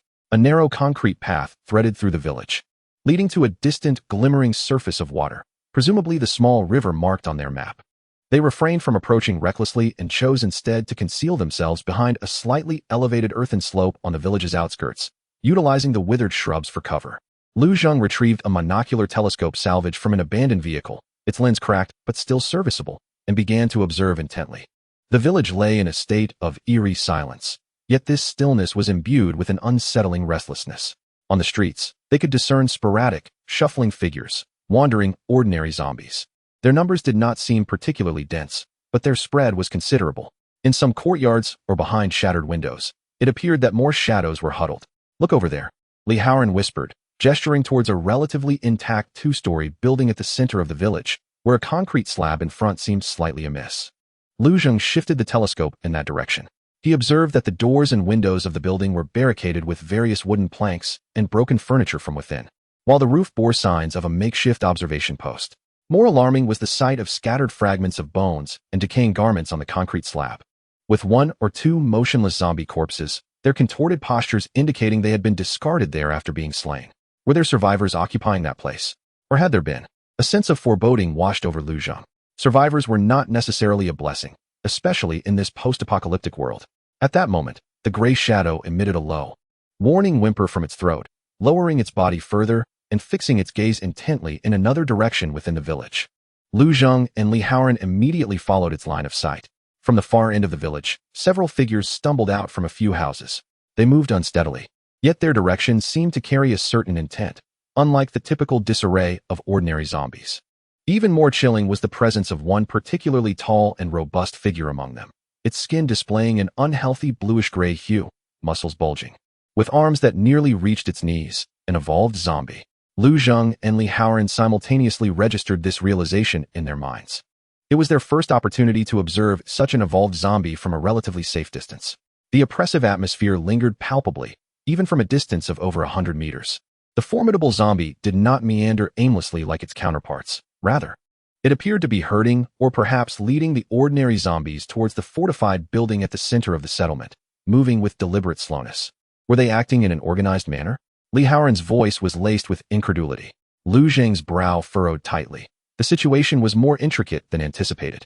The settlement not only harbored zombies but possibly unknown survivors occupying their stronghold, alongside the emergence of evolved zombies exhibiting preliminary cooperative behavior. The water here would likely not be easily obtained. They refrained from making any rash moves, choosing instead to remain concealed, observing and documenting the zombies' behavioral patterns and the intricacies surrounding the small building. Time slipped by in tense silence, the sun gradually dispersing the morning mist, unveiling the desolation and peril of the settlement with greater clarity. This reconnaissance did not yield hopes of easily accessible resources. Instead, it fostered deeper anxiety and a choice that required careful deliberation. This seemingly tranquil ruin resembled a net that had quietly unfurled. The low, wheezing breath of the formidable zombie, akin to a bellows, was faintly audible. It led 7 or 8 ordinary zombies, resembling a stumbling shepherd dog guiding its flock, steadily and resolutely approaching the fortified two-story building at the center of the settlement. The scattered bones on the concrete slab appeared particularly glaring in this moment. They were besieging it. Li Haoran's voice dropped to a whisper, tinged with a sense of dread. Were the people inside still alive? Lu Zheng did not respond, his gaze firmly fixed on the building through the binoculars. Just as the horde drew within 20 meters of the building, an unexpected turn of events unfolded. Whoosh! A crossbow bolt shot forth from an inconspicuous firing aperture on the second floor, striking true into the eye socket of an ordinary zombie. The creature collapsed silently to the ground. Almost simultaneously, the formidable zombie let out a furious roar and surged forward, akin to a runaway truck, charging directly at the entrance. Its robust arms smashed against the debris blocking the door with a resounding crash, splintering wood flying everywhere. A momentary silence enveloped the building, soon followed by muffled cries of alarm and the sound of heavy objects being moved. The resistance persisted, yet against the brute force of the formidable zombie, the door would evidently not hold for long. What to do? Li Haoran glanced at Lu Zheng, beads of sweat forming in his palms. Should they take advantage of the chaos to explore the riverside? Or, Lu Zheng's heart sank. The source of water in the settlement lay tantalizingly close, yet it felt as though separated by an abyss. The fate of the survivors inside, coupled with the terrifying strength exhibited by the formidable zombie, instantaneously transformed the simple task of retrieving water into a harrowing dilemma of life and death, of humanity itself. Their arrival seemed to coincide with a critical battle for survival, and they were reluctantly thrust into the role of silent observers or soon-to-be participants. Chapter 100. Desperate rescue. The thunderous impact of the formidable zombie against the door resonated like a hammer striking Lu Zheng's heart, echoing through the dilapidated structure. Wood chips scattered, and the debris that blocked the entrance visibly shifted. The cries from within grew clearer, even the sounds of women and children weeping could be discerned. This was not merely a survivor stronghold. It likely housed families, individuals incapable of combat. They could not afford to wait for the door to be breached. Li Haoran exclaimed urgently, gripping the steel spear tightly. If the door were to burst open, everyone inside would perish. The might of the brute was truly terrifying. Lu Zheng's pupils constricted as his mind raced. Fragments of data regarding the brute surged through his knowledge base. Immense strength, formidable defense, yet typically sluggish in speed. With a low intellect reliant on instinct, and weaknesses at the joints and comparatively fragile neck. Charging in headlong?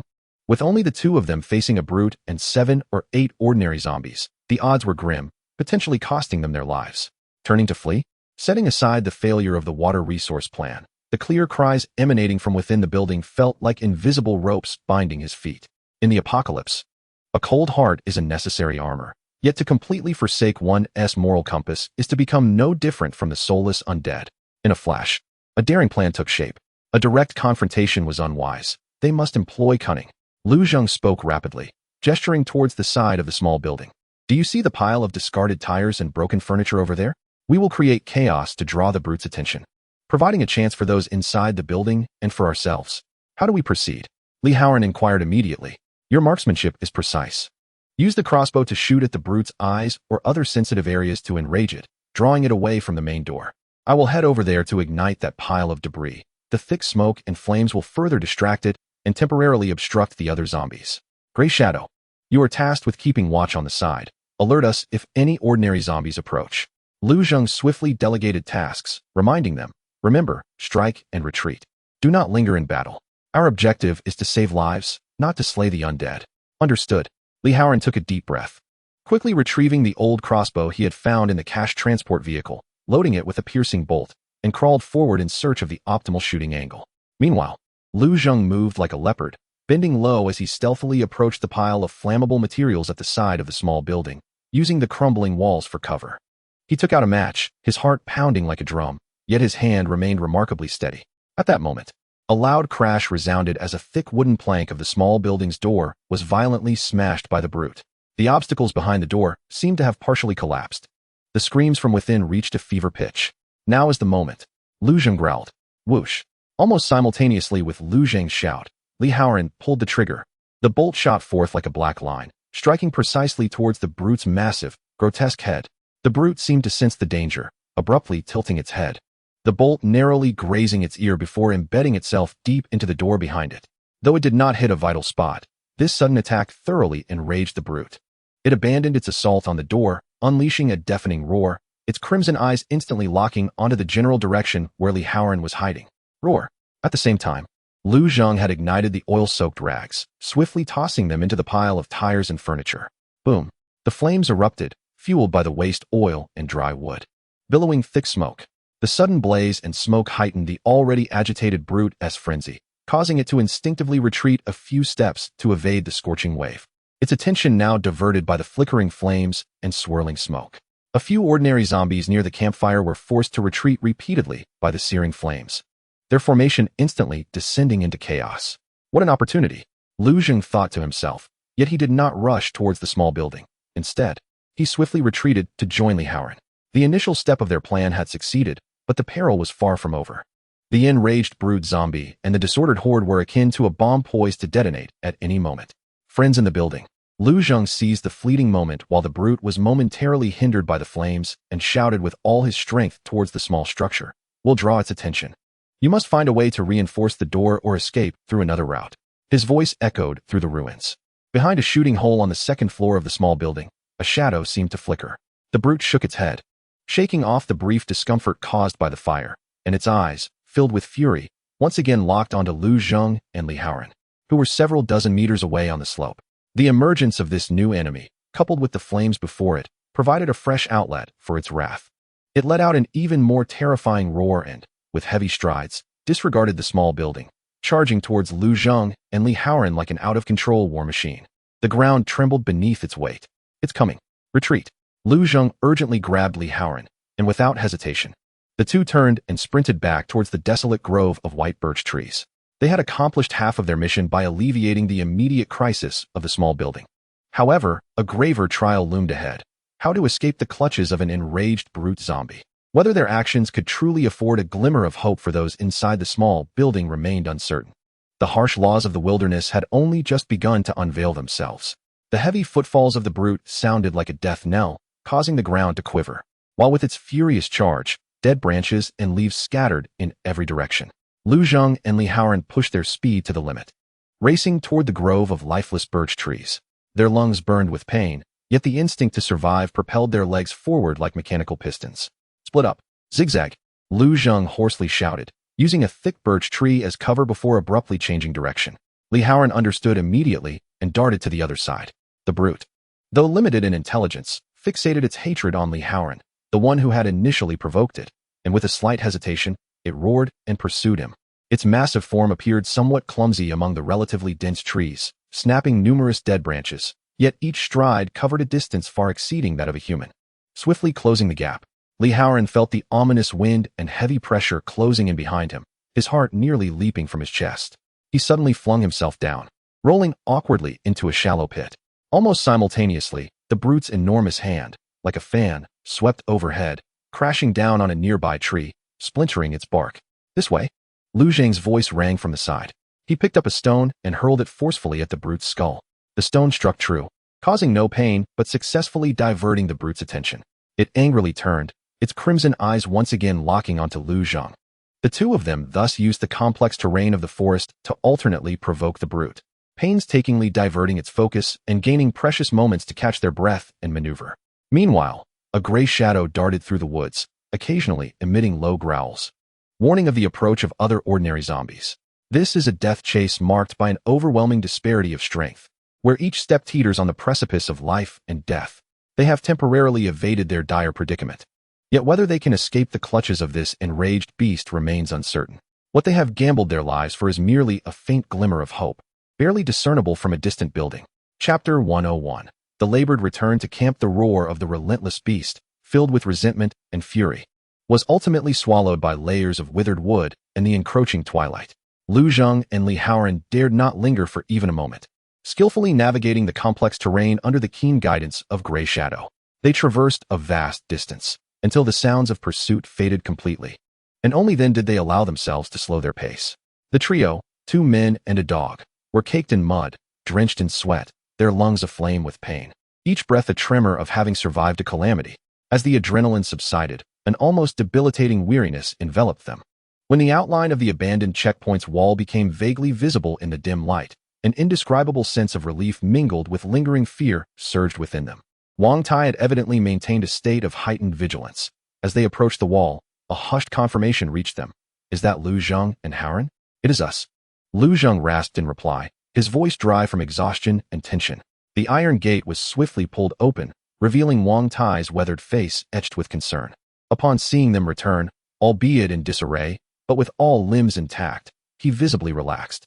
Su Wanqing rushed forward without hesitation, using the last vestiges of daylight to inspect them for any visible wounds. Meanwhile, The little tree clung tightly to Gray Shadow's neck, burying its face in the coarse fur. Evidently frightened by the prolonged wait. "We're fine, just superficial injuries and exhaustion." Lu Zheng waved a hand dismissively, sliding down against the cold wall to sit on the ground. Li Haoran, too, collapsed beside him, gasping for breath. Once they were safely within the confines of the wall, their taut nerves finally had a moment to unwind.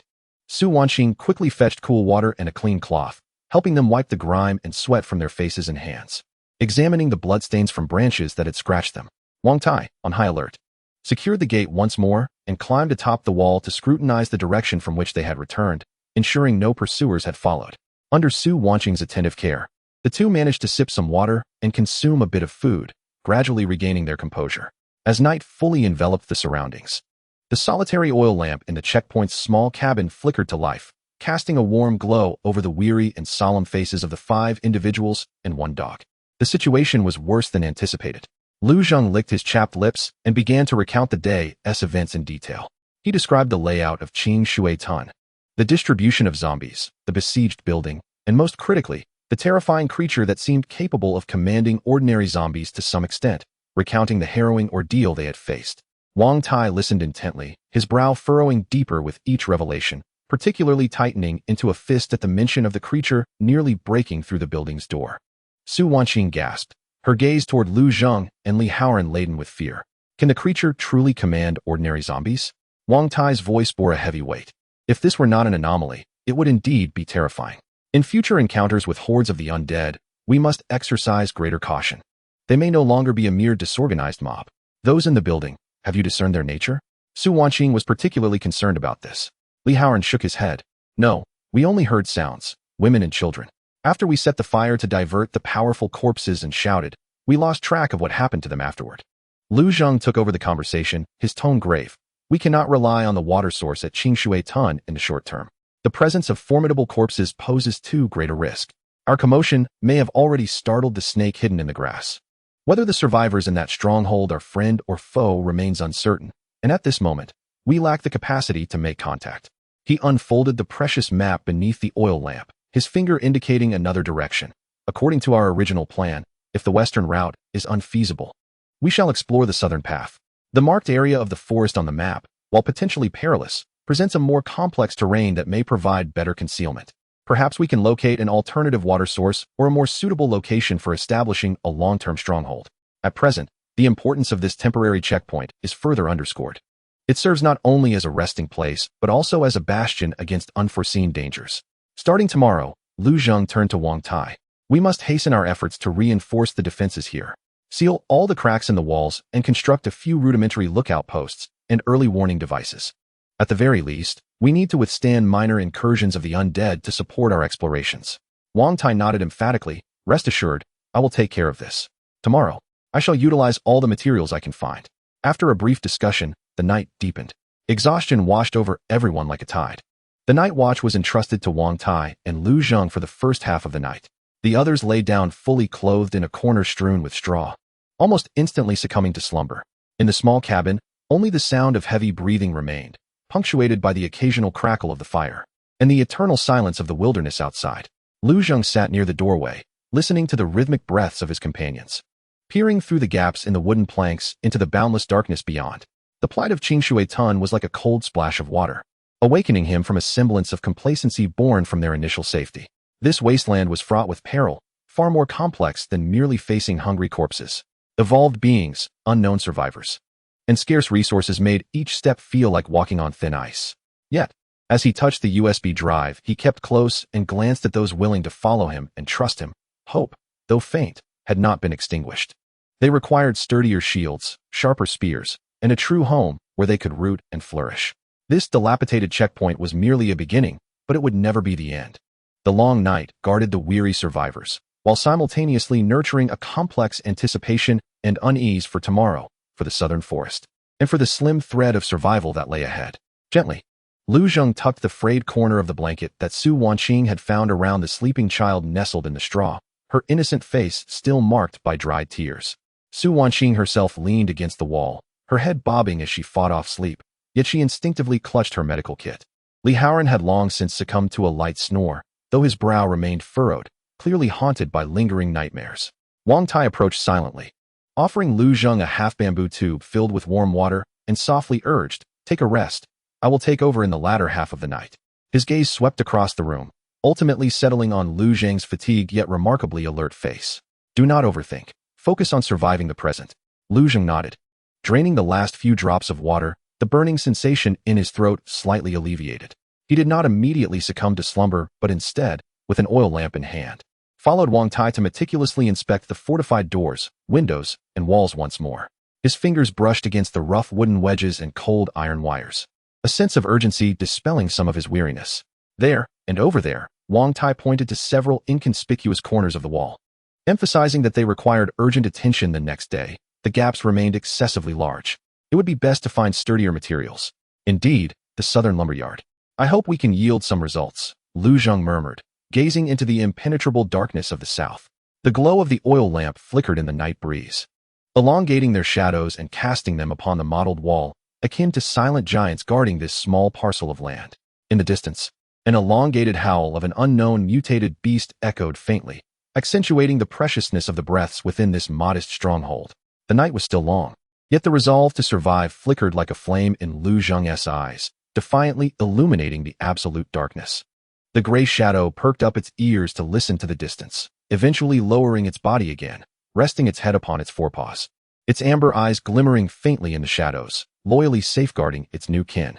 Tomorrow would herald yet another struggle against the ruins and destiny. Chapter 102, Fortification and Southern Expedition. The morning sun dispersed the morning mist, casting icy light upon the courtyard of the inspection station. The fatigue of the previous day had not fully dissipated, yet the urgency felt like a whip, driving everyone onward. The fate of Qing Shui Tun weighed heavily on their hearts. The terror of the corpses and the scarcity of resources made it abundantly clear that this temporary stronghold needed swift reinforcement, and new avenues must be urgently sought. After a simple breakfast, the team dispersed according to the previous night's discussions. Wang Tai was responsible for fortifying the stronghold. This seasoned veteran exhibited his wealth of experience and pragmatic approach. He did not blindly pursue grandeur, but rather addressed the most critical vulnerabilities first. Accompanied by Xiao Shu, he meticulously surveyed every inch of the wall, marking the cracks and weak spots that required repair with the lime pieces they had found. "Xiao Shu, pay attention." Wang Tai pointed to a section of the wall where it met the ground, softened by rainwater. Such areas need not be excessively sturdy, but they must be sealed to prevent those creatures from burrowing in from below. He directed Xiao Shu and the assisting Su Wanqing to mix the collected fragments of brick with mud, carefully filling these gaps, then compacting them with wooden mallets. Su Wanqing, utilizing her meticulous nature as a doctor, examined the results of their repairs to ensure no detail was overlooked. For the rusted iron door, Wang Tai employed a sturdier method.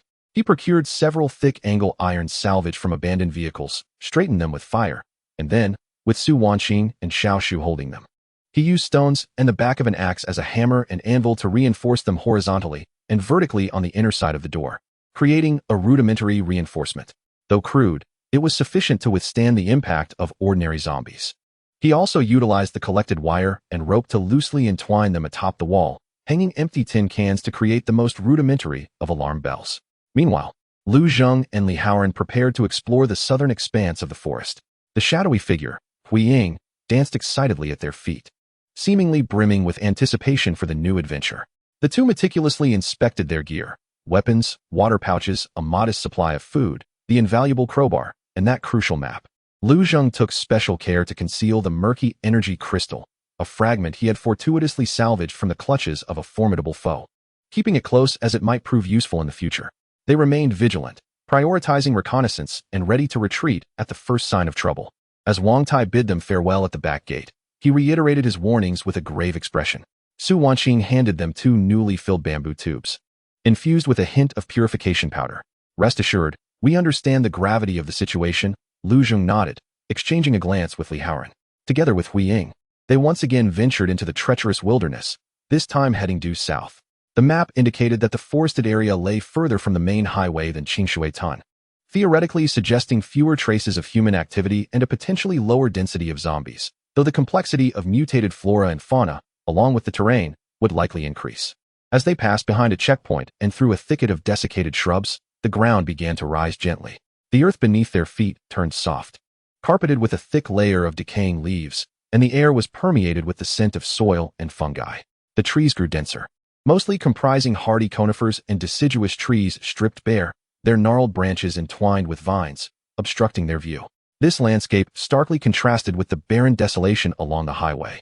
Imbued with a primal, serene sense of oppression, Huiying appeared particularly alert, no longer darting ahead but remaining closely at Lu Zheng's side, its nose twitching and ears swiveling keenly to catch every faint sound in the woods. Li Haoran gripped his steel spear tightly, its tip directed forward as he cautiously pushed aside the dangling vines and protruding branches. Lu Zheng held the spear in one hand, while the other clutched the map, occasionally referencing the distant mountain silhouettes to adjust their course.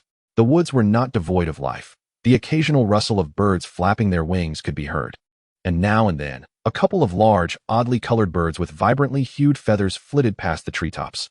Small creatures scurried through the underbrush, yet they seemed to pose no immediate threat. The true danger lurked beneath this seemingly vibrant tranquility. After approximately an hour of travel, they stumbled upon an earthen path nearly obscured by vegetation, winding deeper into the forest. According to the map, this should be an operational road from the bygone era leading to the forest. Following this route should expedite our search for the core area, Lu Zheng remarked quietly. But it also poses a greater risk of exposure. The two resolved to stealthily navigate along the edge of the trees bordering the path, allowing them to discern direction while utilizing the woods for cover. After proceeding for another half hour, they faintly detected the sound of flowing water ahead. Their spirits lifted. They cautiously approached. Passing through a dense bamboo grove, a small stream, approximately 2 to 3 meters wide, came into view. The water sparkled and flowed serenely, its gentle babble a delightful melody within the tranquil forest. On the opposite bank of the stream, the terrain is relatively flat, with faint signs of human cultivation long abandoned, now overgrown with waist-high weeds. Water source. Li Haoran's face lit up with joy.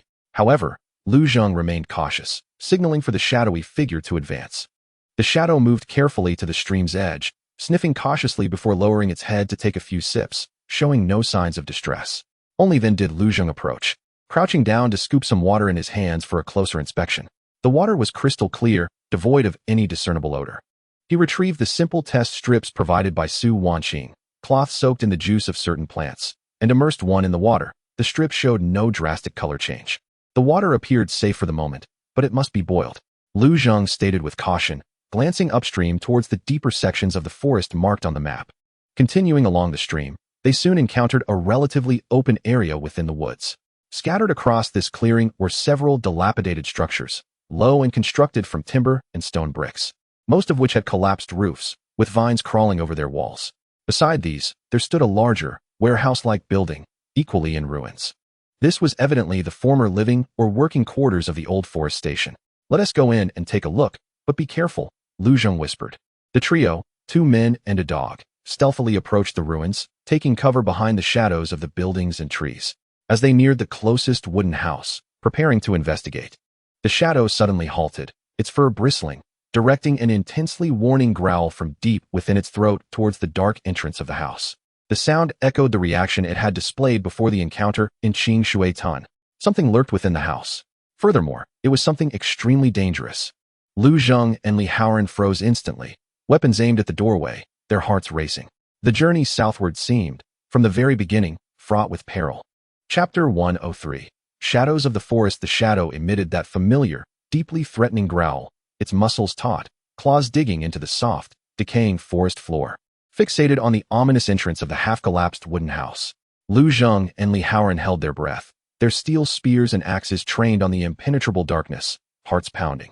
The gentle breeze in the forest seemed to still, leaving only an invisible malice emanating from within the door, causing the fine hairs on their necks to rise. Was it a mutated beast lurking inside, or some other, more enigmatic threat, yet unknown to them? There was no time to hesitate. Lu Zheng quickly signaled. The two moved to either side, cautiously retreating to create distance from the house, while taking cover behind a sturdy, dead tree trunk.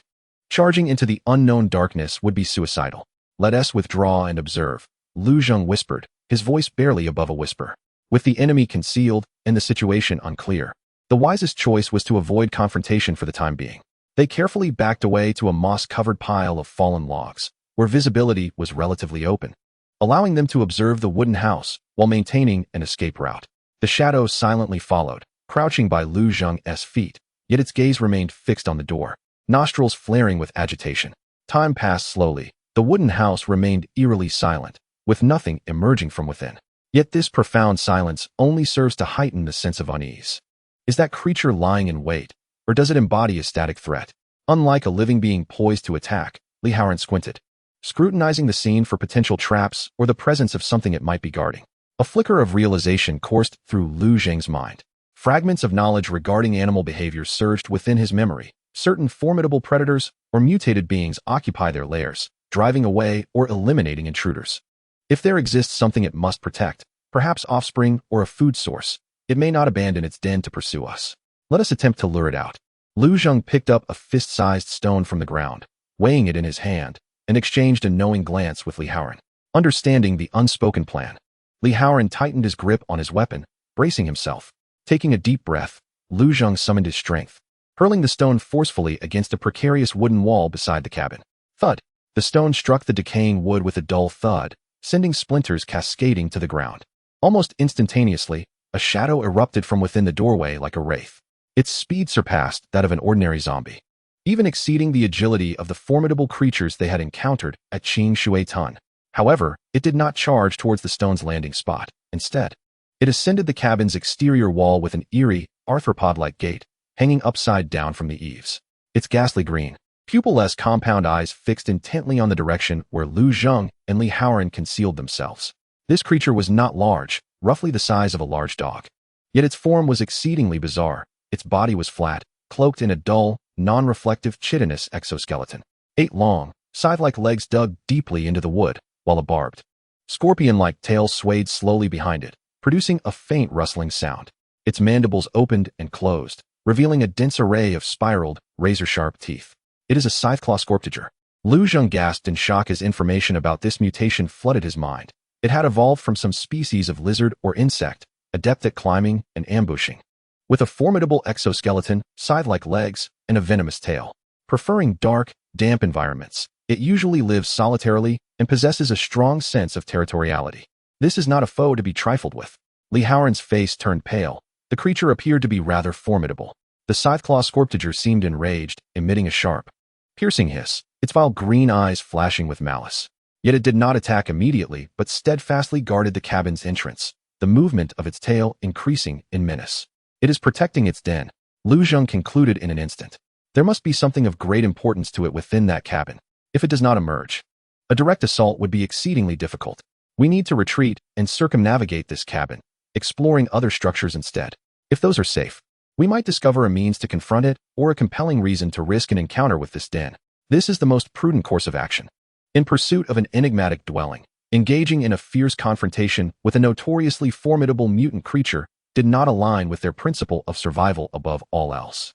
The two retreated cautiously, ensuring they remained oriented towards the fearsome scorpion lizard. As the creature observed their gradual withdrawal, its menacing hisses diminished, yet it remained suspended beneath the eaves, monitoring their every movement. Only after they had distanced themselves nearly 100 meters and vanished into the shadows of a row of dilapidated buildings did it slowly retract into the wooden structure, disappearing once more into the obscurity. Once disengaged, both individuals breathed a sigh of relief, their backs drenched in cold sweat. This cursed place was indeed more complex than it appeared. Li Haoran felt a lingering trepidation. The presence of a threat indicated that the area was relatively untainted, free from the overwhelming presence of zombies. Conversely, Lu Zheng detected a glimmer of hope, urging caution as they pressed on. They circumvented the wooden house occupied by the scorpion lizard and began to meticulously explore other structures. Most of the houses were barren, containing only decayed furniture and miscellaneous debris.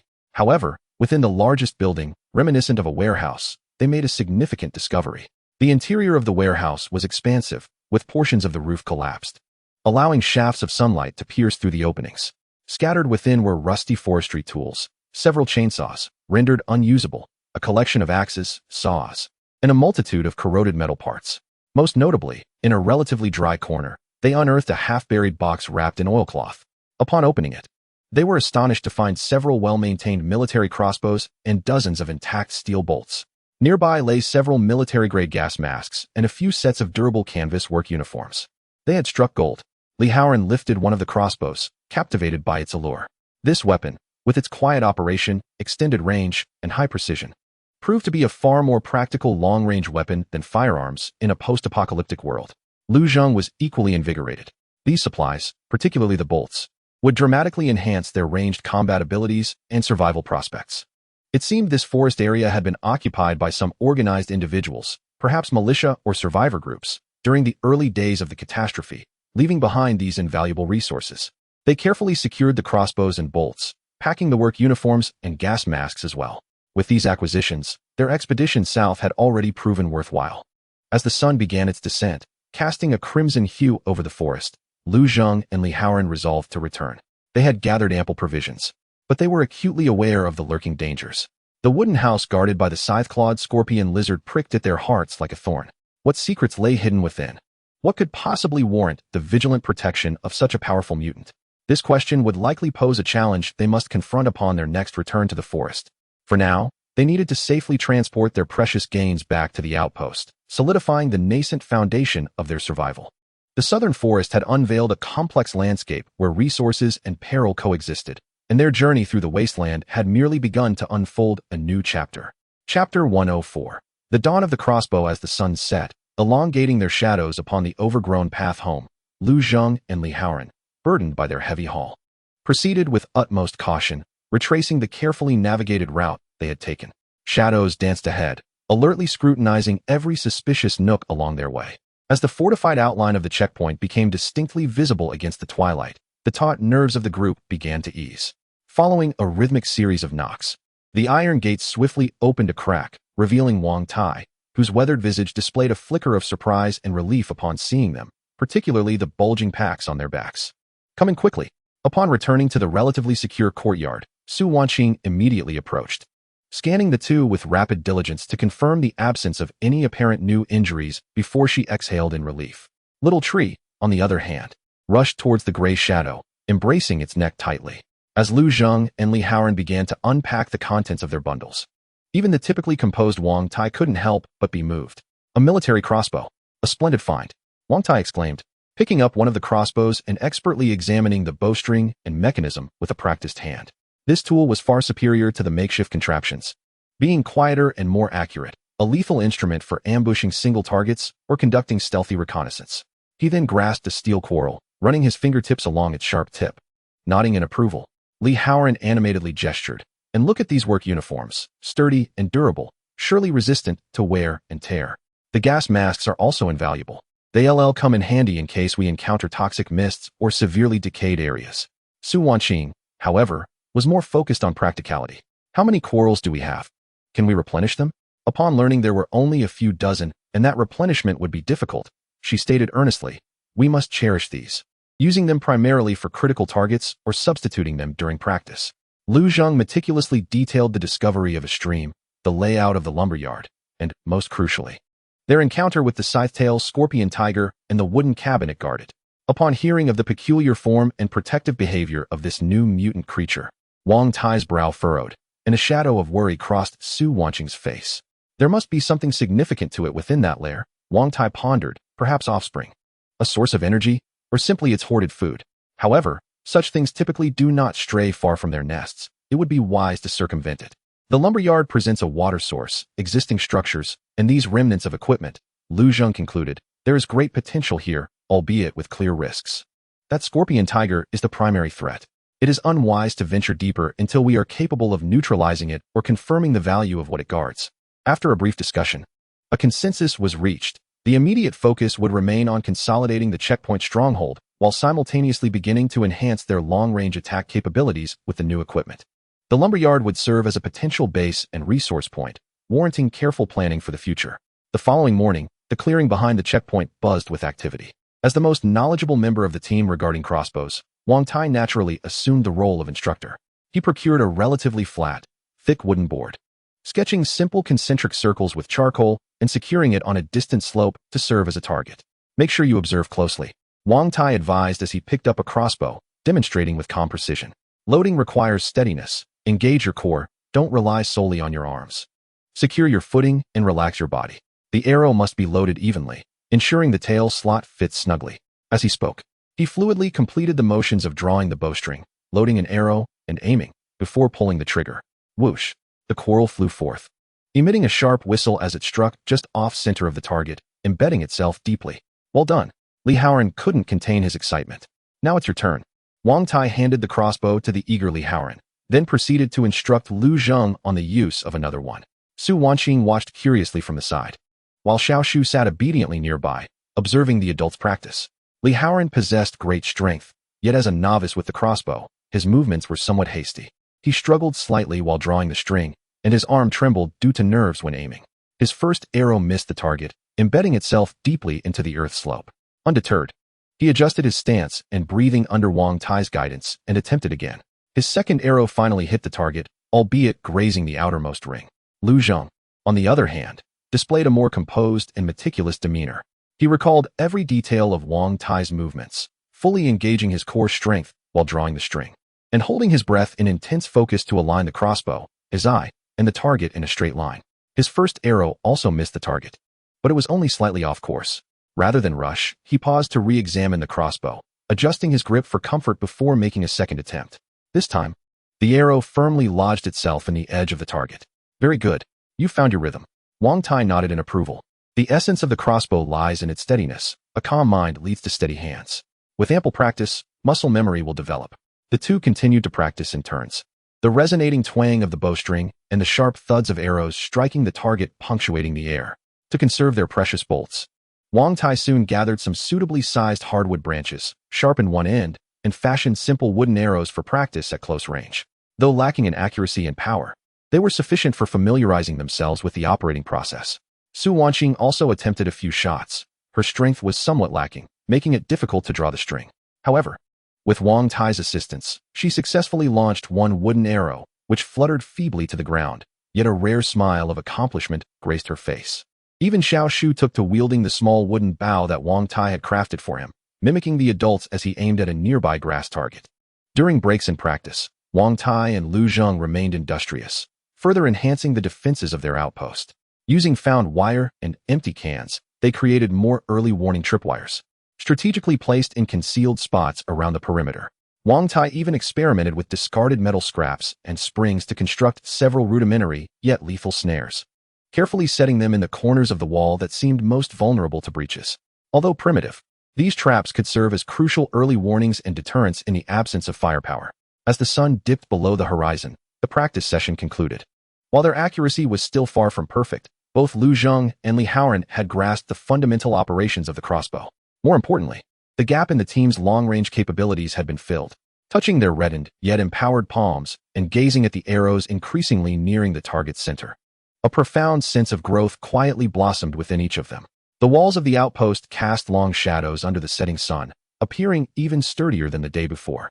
Inside, an oil lamp flickered to life, illuminating the spread map and newly acquired crossbow bolts, the resources and dangers of the southern forest, along with the potential threats from the northern labor camp, loomed like the distant twilight, heavy upon their minds. Yet at this moment, armed with sharper tools and fortified with newfound confidence, they felt better prepared to navigate these challenges. The path to survival is gradually being broadened through relentless effort. Chapter 105. Night Patrol and Hearts traces the night enveloped the checkpoint in an inky darkness. The clamor of the day and the sweat of training had long since dissipated, leaving only the mournful wail of the cold wind brushing against the walls, along with the occasional spine-chilling howls emanating from the distant wilderness. According to the duty roster, the first half of the night belonged to Lu Zheng and Wang Tai. Rather than seeking refuge in the relatively warm confines of a building, they opted for patrol atop the walls. Wang Tai, seasoned and wise, had wrapped the soles of his shoes in tattered cloth, moving with an almost ghostly silence.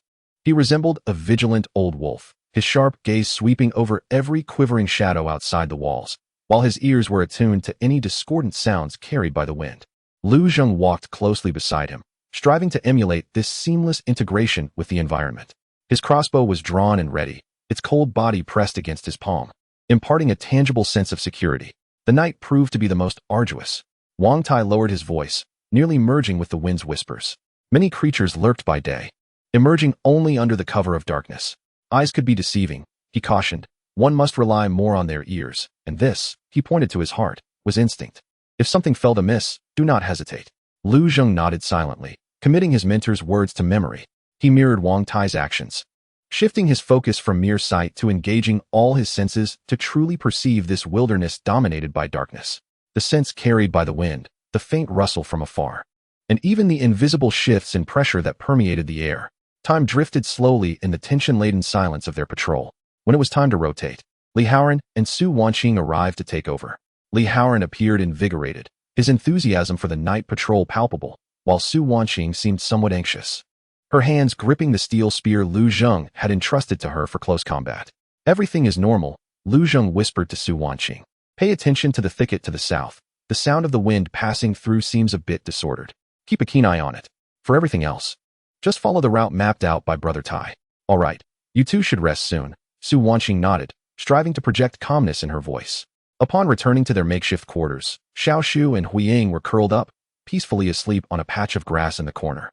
Yet Lu Zheng found no solace in slumber. The day's training and contemplations about the future left his mind agitated. Leaning against the wall, he took out the crumpled map once more, tracing his fingers over it as he outlined the increasingly clear survival radius centered around the checkpoint. After a while, the door creaked open, and Li Haoran returned. Stepping in to relieve Su Wanqing so she could rest momentarily, Lu Zheng and Li Haoran would rotate again in the latter half of the night. Su Wanqing entered quietly, bringing with her the chill of the night. Noticing Lu Zheng was still awake, she paused for a moment before silently settling opposite him, leaning against the wall, hugging her knees and resting her chin upon them. The room was enveloped in tranquility, punctuated only by their barely audible breaths and the occasional murmurs of Huiying in dreams. "Can't sleep?" Su Wanqing's voice was soft, as if she feared disturbing the rare peace. "Just pondering some things," Lu Zheng replied, putting away the map and rubbing his slightly weary eyes. "I practiced with the crossbow today. My arms feel a bit sore, yet I remain alert." Su Wanqing softly acknowledged with a sound, pausing for a moment before suddenly stating, "In the past, while on duty at the hospital, there were times when, after completing a major surgery, I was so exhausted that I could scarcely lift my fingers. Yet my mind would race incessantly, as if playing a film. This is a part of my past that I seldom mention." Lu Zheng did not interrupt her. He simply listened in silence. It seemed that the present was, in contrast, simpler. A hint of complex emotion colored Su Wanqing's voice, as she no longer had to grapple with intricate medical conditions, doctor-patient relationships, or academic titles. There was but one goal: survival. Though it was more difficult and perilous, it was also more straightforward. Lu Zheng understood this sentiment. Beneath the veneer of civilization's splendor lies a tangle of desires and rules, while above the harshness of a post-apocalyptic world remains the singular truth of existence. He murmured, "Indeed, it is quite direct. So direct that at times one might wonder if we are gradually reverting to beasts, living solely on instinct." "Not at all." Su Wanqing gently shook her head. Under the moonlight, her profile was soft yet resolute. "Beasts do not teach their young to read. They do not share their last drop of water with others, nor do they care whether their companions are weary or weary-armed." Her words momentarily startled Lu Zheng, prompting him to turn and meet her gaze. Su Wanqing also lifted her eyes, and their glances briefly intersected in the darkness before quickly parting. A subtle warmth, distinct from camaraderie, flowed silently through the cold, quiet night. "Thank you," Lu Zheng murmured, uncertain whether he was expressing gratitude for her understanding or for the subtle care she exhibited. "I should be thanking you both." Su Wanqing lowered her head slightly, her voice becoming softer. "If it weren't for you and Taigo, I might have." She did not finish her thought, but the implication was clear. It is merely mutual support. Lu Zheng paused before shifting the topic. "By the way, could you take a moment to check those gas masks and coveralls to see if any repairs are needed? They may be useful in the future." "All right. I will take a look tomorrow," Su Wanqing replied. Following their simple exchange, the atmosphere, while no longer as delicate as before, was imbued with a sense of stability and understanding. In the latter half of the night, Lu Zheng and Li Haoran ventured out again to change shifts. The moments before dawn are the darkest and coldest, with breath turning instantly to white mist. The two tread carefully over the frozen ground, surveying their surroundings. Just as the horizon began to lighten with the first hints of dawn, Li Haoran, stationed to monitor the distant road, suddenly gestured and lowered his voice. "Brother Zheng." There's movement. Lu Zheng immediately crouched down, leaning closer to the gap in the wall. Faintly, there seemed to be the sound of dragging, heavy footsteps, accompanied by a low, guttural growl emanating from the direction of the road, approaching slowly yet steadily. "They're not heading towards us," Wang Tai, who had awakened unbeknownst to them, joined their side, listening intently for a moment. "It seems like a small group of wandering corpses, heading south along the road. There aren't many, let us not provoke them." The three held their breath, listening as the unsettling sounds gradually faded away, ultimately disappearing into the misty southern dawn. This felt like a warning, a reminder that danger had never truly departed. It merely circled around for the time being. As daylight broke, a new day dawned upon them. Laden with the fatigue of the night, the solace brought by their brief exchanges, and the looming threat that now emerged. The lessons of survival continued unabated. Chapter 106. Sharpening the blade and building the wall. The morning chill was gently dispelled by the rising sun, casting a bustling scene in the courtyard of the checkpoint. The tension from the previous night's encounter with the Horde transformed into a more urgent drive for action. The melody of survival was woven from the daily rituals of sharpening blades and erecting walls. Wang Tai finished the last spoonful of thin gruel, wiped his mouth, and called upon Li Haoran and Lu Zheng to commence their daily crossbow training. After several days of practice, both had noticeably improved in their movements. The synchronization of their bodies during the draw became more fluid, and their breathing steadied while aiming. The density of arrows on the wooden target had increased. Although they were far from achieving perfection, the instances of missing had significantly diminished. Be mindful of the wind. Even a gentle breeze can deflect the arrow, Wang Tai instructed. Standing to the side with arms crossed and a keen gaze, pinpointing the issues. Haoran, your grip is still a bit tense. Remember to pull the trigger lightly, not with force. Zheng, you can shorten your aiming time by half a second. Holding too long will cause your arms to tremble.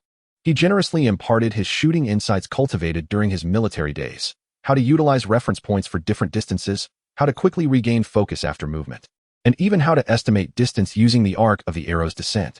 These pieces of advice proved far more efficient than mere repetitive practice.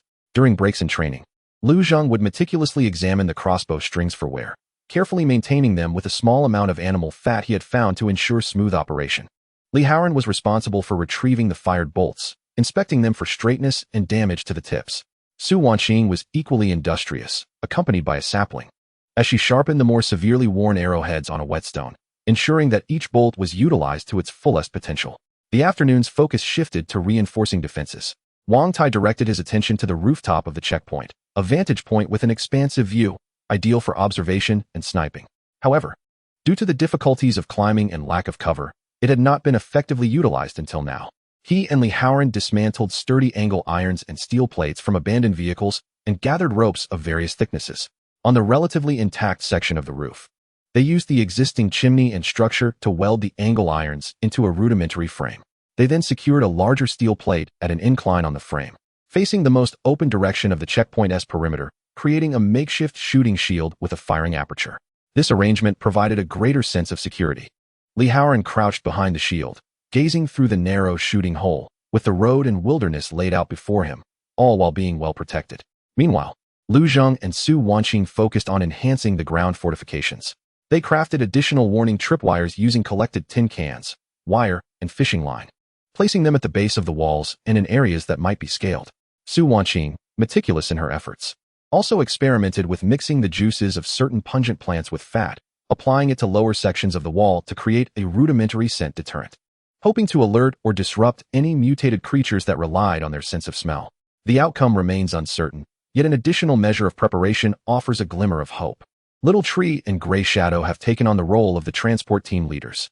Little Tree gathers stones of suitable size and places them at critical points beneath the walls, ready to be used as weapons when necessary.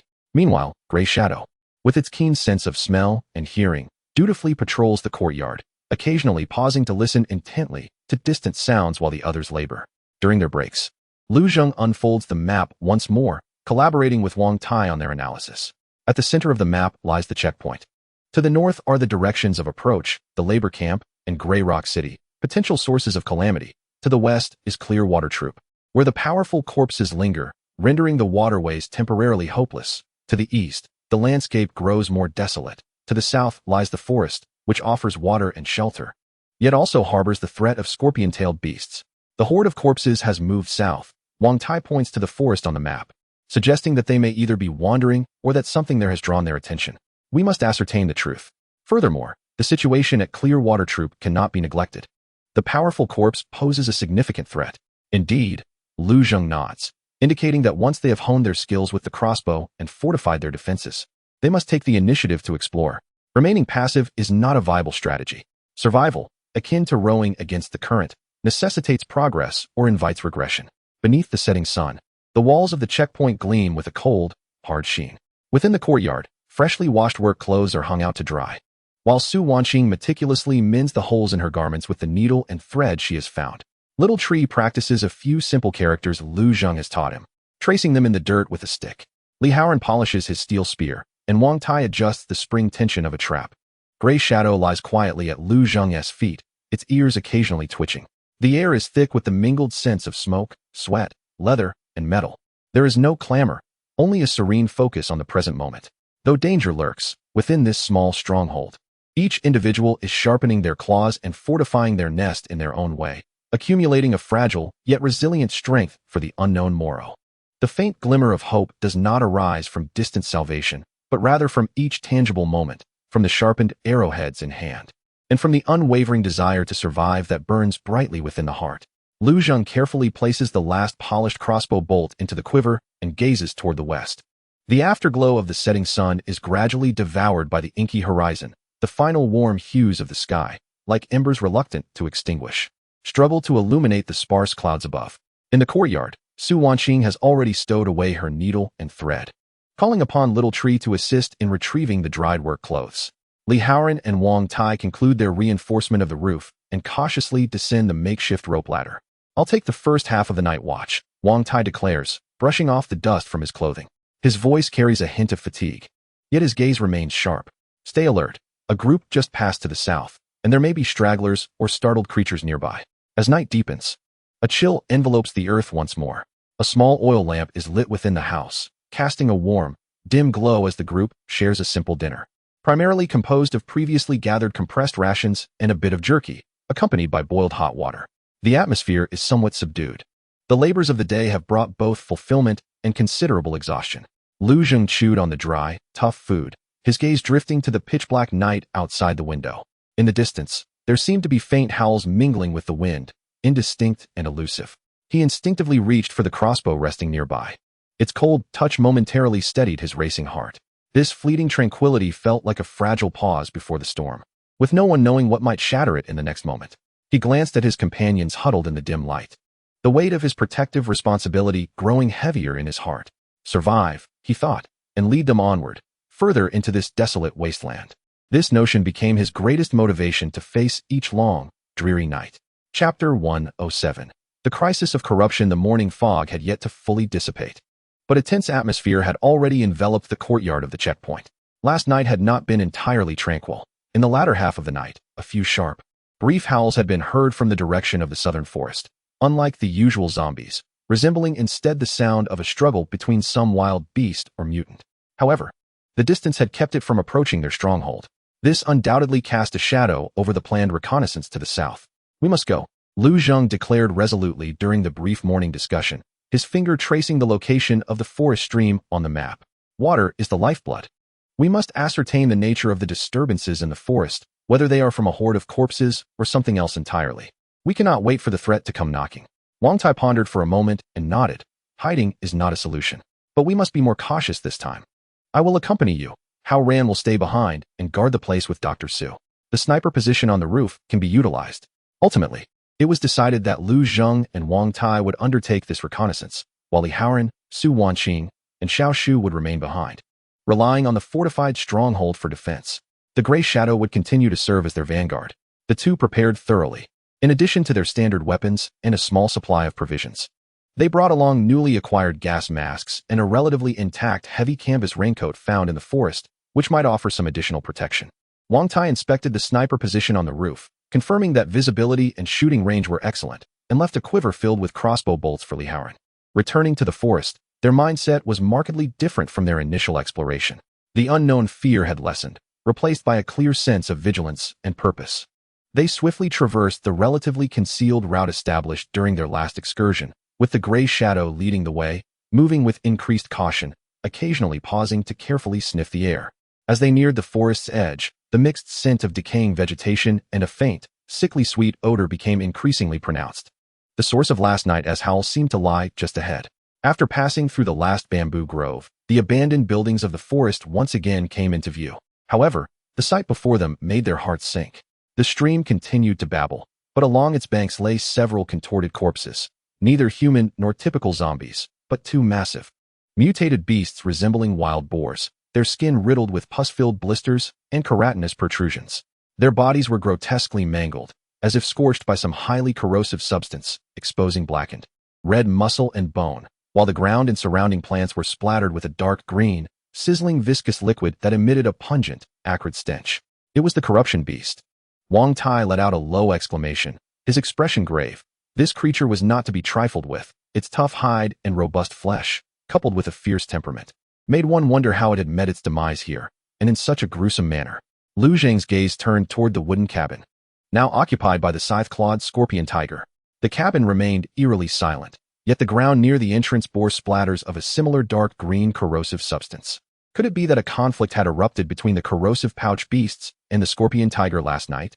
At that moment, the gray shadow emitted a low growl of extreme unease, directed at a dense thicket across the stream, filled with enormous broad-leaved shrubs. Its body crouched low, adopting a posture of retreat rather than aggression. Instinctively, Lu Zheng and Wang Tai concealed themselves behind a large tree, their anxiety palpable as they peered into the thicket. There, amidst the foliage, a peculiar plant, approximately half a person's height, was slowly writhing. Its trunk resembled a twisted intestine, and instead of a flower at the top, it bore a massive, translucent, pulsating sac filled with dark green liquid. Several thick, fleshy leaves were dotted with tiny holes along their edges. It was a corrosive pouch sprayer.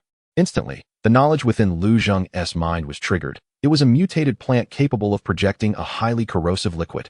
Those two corrosive pouch beasts had undoubtedly fallen victim to it. As if to confirm his assessment, the corrosive pouch sprayer seemed to sense their presence, perhaps through sound, perhaps through heat, as the sac at the top abruptly contracted. Be careful. Wang Tai urgently pulled Lu Zheng back. With a splatter, a dark green jet of liquid was ejected from the sac, tracing an arc through the air and striking the trunk of the very tree behind which they had sought refuge. A hissing sound erupted. As the point of contact with the liquid instantly produced billowing white smoke, the bark blackened and dissolved at an alarming rate, leaving a deep pit in its wake. The corrosive potential was utterly terrifying. Retreat. Quickly, Wang Tai decisively commanded. In the dense jungle, this ranged corrosive attack posed a significant threat. Their crossbows would struggle to inflict meaningful damage, and approaching would be tantamount to suicide. The trio, 2 men and 1 dog, swiftly withdrew along their original path. The corrosive pouch sprayer seemed to move slowly and did not pursue them. It merely spewed 2 more bursts of corrosive liquid in the direction they had retreated, splattering the grass and leaving chaos in its wake. Only after they had distanced themselves sufficiently did they pause, hearts still racing. The dangers of the forest far exceeded their expectations.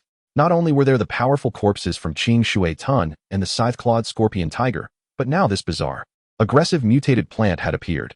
The stream, which was so close, now felt like a deadly barrier. This is troublesome. Wang Tai wiped the cold sweat from his forehead.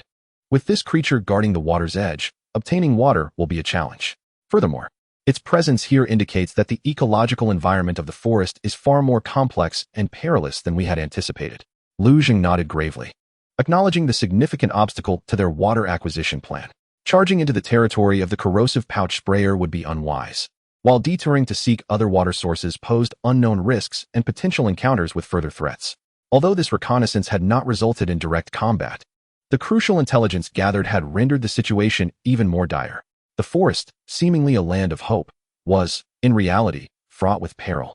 In this intricate and perilous situation, the challenge of finding a breakthrough for survival loomed larger than ever. Hope seemed once again to be squeezed by the harshness of reality. Yet, with no retreat available, they could only continue to seek that faint glimmer of light within the cracks of despair. Upon returning to the checkpoint, Lu Zheng and Wang Tai informed their remaining companions of the new discovery at the forest station.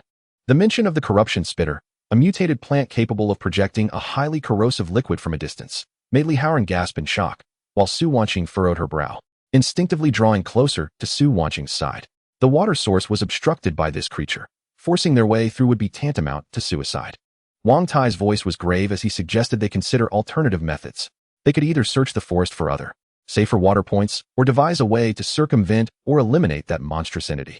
How many more days can our water last? Lu Zheng inquired, directing his gaze towards Su Wanqing. She quickly assessed the water storage containers. If we ration it, at most 4 or 5 days, not accounting for any unforeseen circumstances.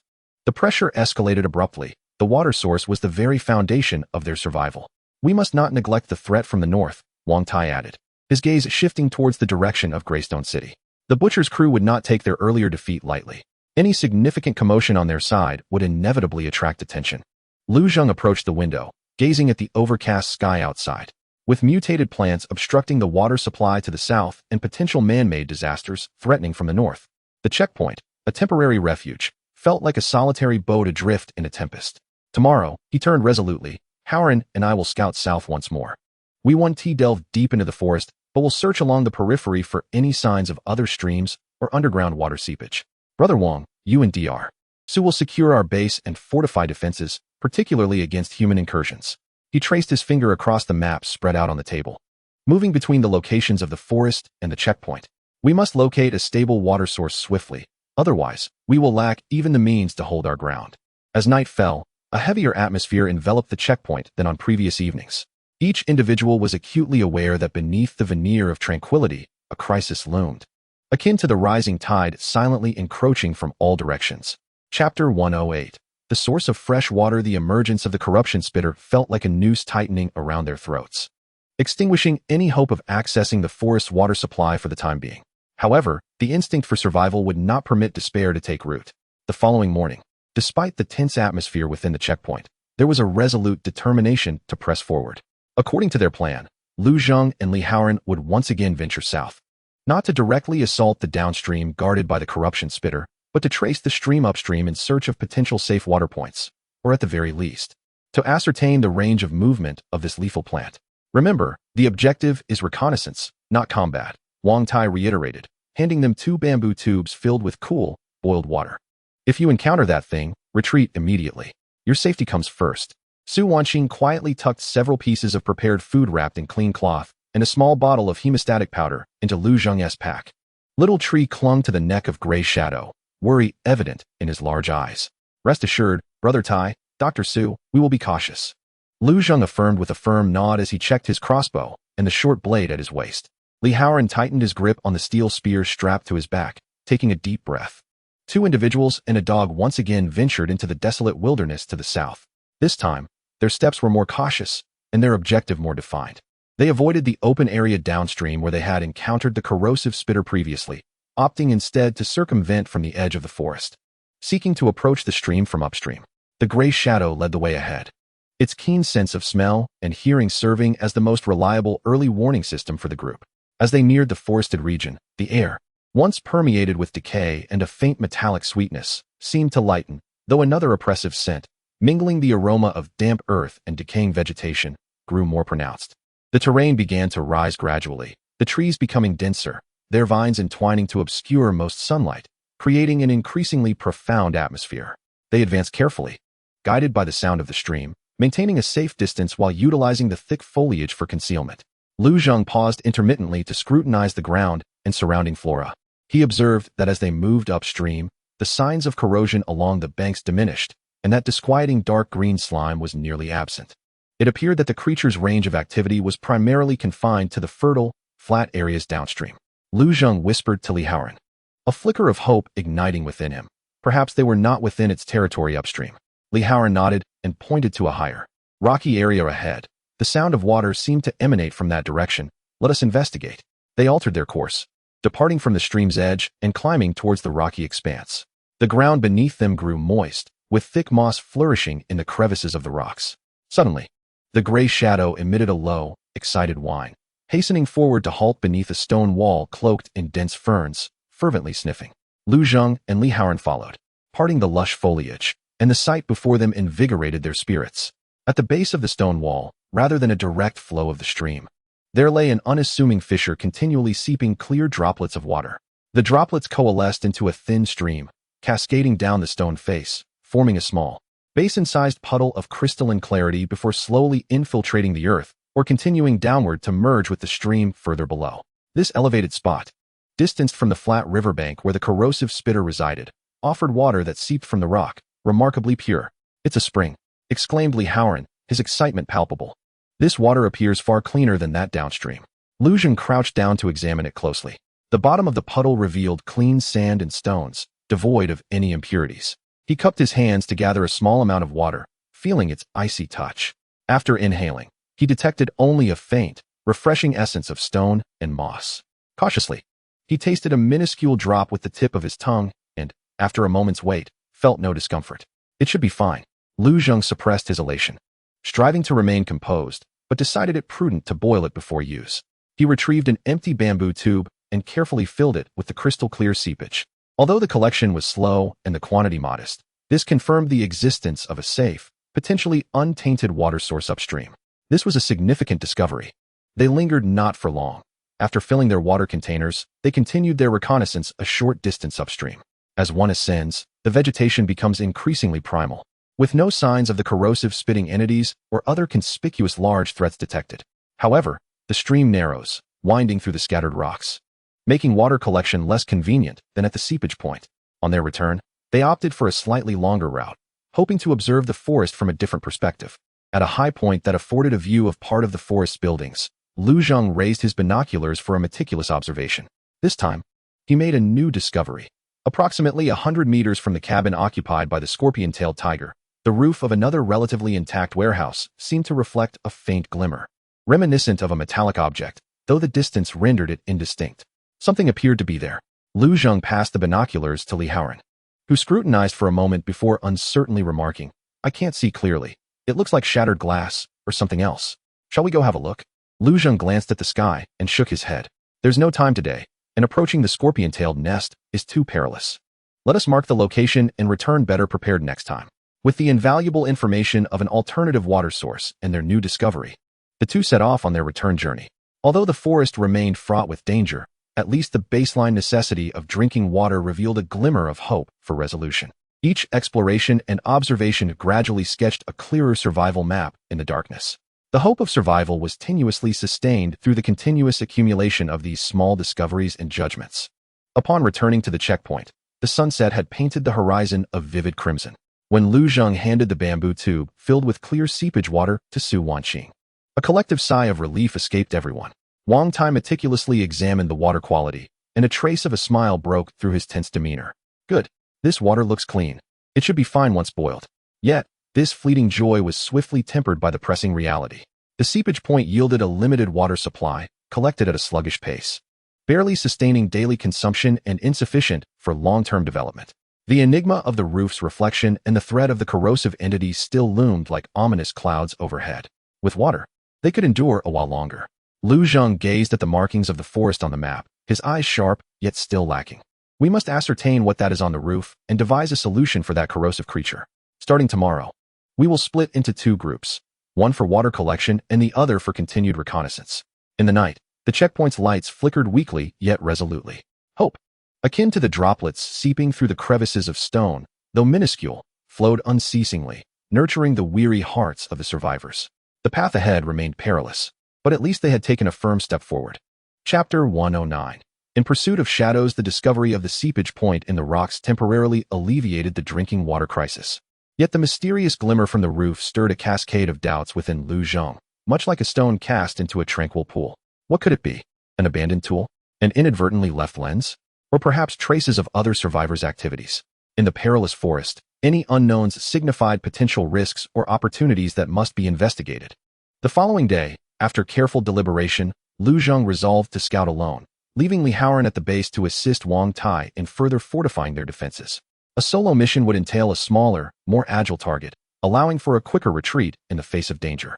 Initially, Wang Tai was reluctant, yet Lu Zheng remained resolute, pledging to refrain from any intrusive actions and to conduct only distant observations. Before their departure, Su Wanqing pressed a small fabric pouch into his hand, containing hastily ground hemostatic powder made from foraged herbs and a piece of clean gauze, urging him to exercise utmost caution. Her gaze was imbued with an unmistakable concern. Lu Zheng nodded in silence, accepting her care without further words. As he embarked once more upon the journey southward, Lu Zheng's mindset diverged from his previous experiences. The absence of companions rendered the solitude a palpable weight upon his shoulders, yet it heightened his vigilance to an extraordinary degree. He opted for a more circuitous and concealed route, skillfully utilizing the terrain and shadows of the foliage to move stealthily. The gray shadow, akin to a silent specter, alternated in concealment 10 meters ahead, its acute senses serving as the most reliable radar in that moment. The atmosphere grew increasingly oppressive as he approached the cluster of buildings within the forest. The stench of decay wafted through the wind, intensifying, occasionally accompanied by faint, unsettling rustling sounds. He meticulously avoided the area downstream where he had previously encountered the putrid spore-spewing entity, gradually drawing closer to the warehouse district from a higher vantage point. Behind a slope overgrown with withered shrubs, Lu Zheng discovered an ideal observation point. Elevated slightly, it afforded a broad view of the rooftops of the warehouses below while maintaining a safe distance from the wooden structure occupied by the scorpion lizards. He lowered himself to the ground, retrieved his binoculars, and carefully adjusted the focus, avoiding any possible reflective angles as he directed his gaze toward the target rooftop. Time passed languidly in the midst of this silent observation. Most of the rooftop was shrouded in a thick layer of bird droppings and dead twigs, presenting a scene of desolation. However, near the eaves, in a relatively clean area, the glint of a reflective object caught his attention once more. This time, it was closer and the view clearer. It was not merely a shard of glass or metal, but an object about the size of a palm, with a regular shape. Its edges appeared to have a clasp structure, and its surface bore a pattern of deliberate indentations, suggesting it was a component of some instrument or device. Sunlight occasionally swept across its smooth surface, producing a blinding reflection. Lu Zheng felt a stirring within. This object seemed to be man-made and not mere litter. Positioned conspicuously yet not entirely exposed. Just as he focused intently on his observation, the gray shadow emitted an exceedingly faint, warning whine, pressing itself lower to the ground. Its gaze sharply fixed on the shadows on the opposite side of the warehouse, near the creek. Instantly, Lu Zheng lowered his binoculars and followed the direction of the gray shadow's gaze. He beheld several corpses, their movements somewhat stiff yet markedly quicker than those of ordinary zombies, aimlessly wandering through the open spaces between the warehouses. They appeared to be drawn by some unseen force, occasionally clustering together, only to disperse again as if searching for something. One of these swift corpses inadvertently approached the corner of the warehouse where the reflective object lay, sniffing at the air, yet seemingly oblivious to the anomaly on the rooftop. Before staggering away, this scene further solidified Lu Zheng's conviction that the object was far from ordinary. The swift corpses were sensitive to the scent of the living, yet typically showed no interest in lifeless metallic components. They linger here, perhaps merely drawn by the remnants of some lingering essence within the warehouse. Yet this suggests that the area is not utterly devoid of life. He continues to wait patiently, hoping to uncover more clues. Approximately half an hour later, a slight commotion emanates from the other end of the warehouse, reminiscent of rubble shifting. Soon after, a diminutive, agile shadow darts through a broken window, swiftly vanishing into the depths of the ruins. The distance is too great to discern its true nature, but it is certainly not a zombie. It resembles more a mutated rat or some other small creature. Though he does not acquire a direct answer regarding the metallic object, his reconnaissance is not without merit. He confirms it to be an artificial construct, eliminating natural possibilities such as reflections from lenses. He notes the presence of rapid corpses nearby, indicating that the area is not secure, and he catches a glimpse of potentially existing small mutated creatures, hinting at ecological complexity.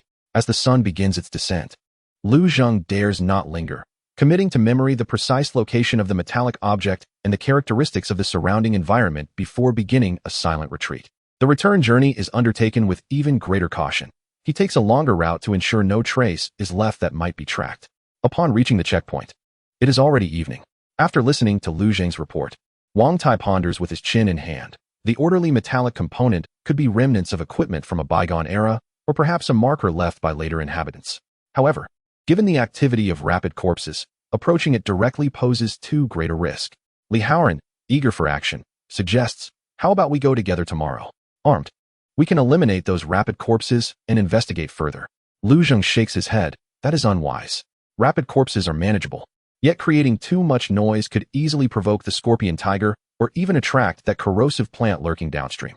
Our current strength is insufficient. We cannot force the issue. He pauses, glancing at the map, marking this point for future reference. Once we are better prepared or find a means to combat the scorpion tiger, we shall return to explore. The unknown metallic object lies like a locked treasure chest, quietly resting upon the perilous ruins, enticing explorers while testing their patience and wisdom. One of the laws of survival is to understand how to weigh risks against temptation and to know when to halt. Some secrets require greater strength to uncover. Upon returning to the checkpoint, Lu Zheng shares his observations in detail with his companions. Hearing that the metallic component is not of natural origin, Wang Tai furrows his brow even more tightly. Whether human traces are a blessing or a curse remains uncertain. Though Li Haoran is reluctant, he understands the risks associated with a direct assault. As night falls, the four gather around the feeble light. The crisis regarding water sources has eased, Yet the mysteries and threats of the forest become increasingly pronounced. The metallic components on the roof, the wandering rapid corpses, the lurking scorpion tiger, and the corrosive plant weave an invisible web over the southern landscape. For now, they must wait. Lu Zheng ultimately concludes to heighten vigilance and continue their training.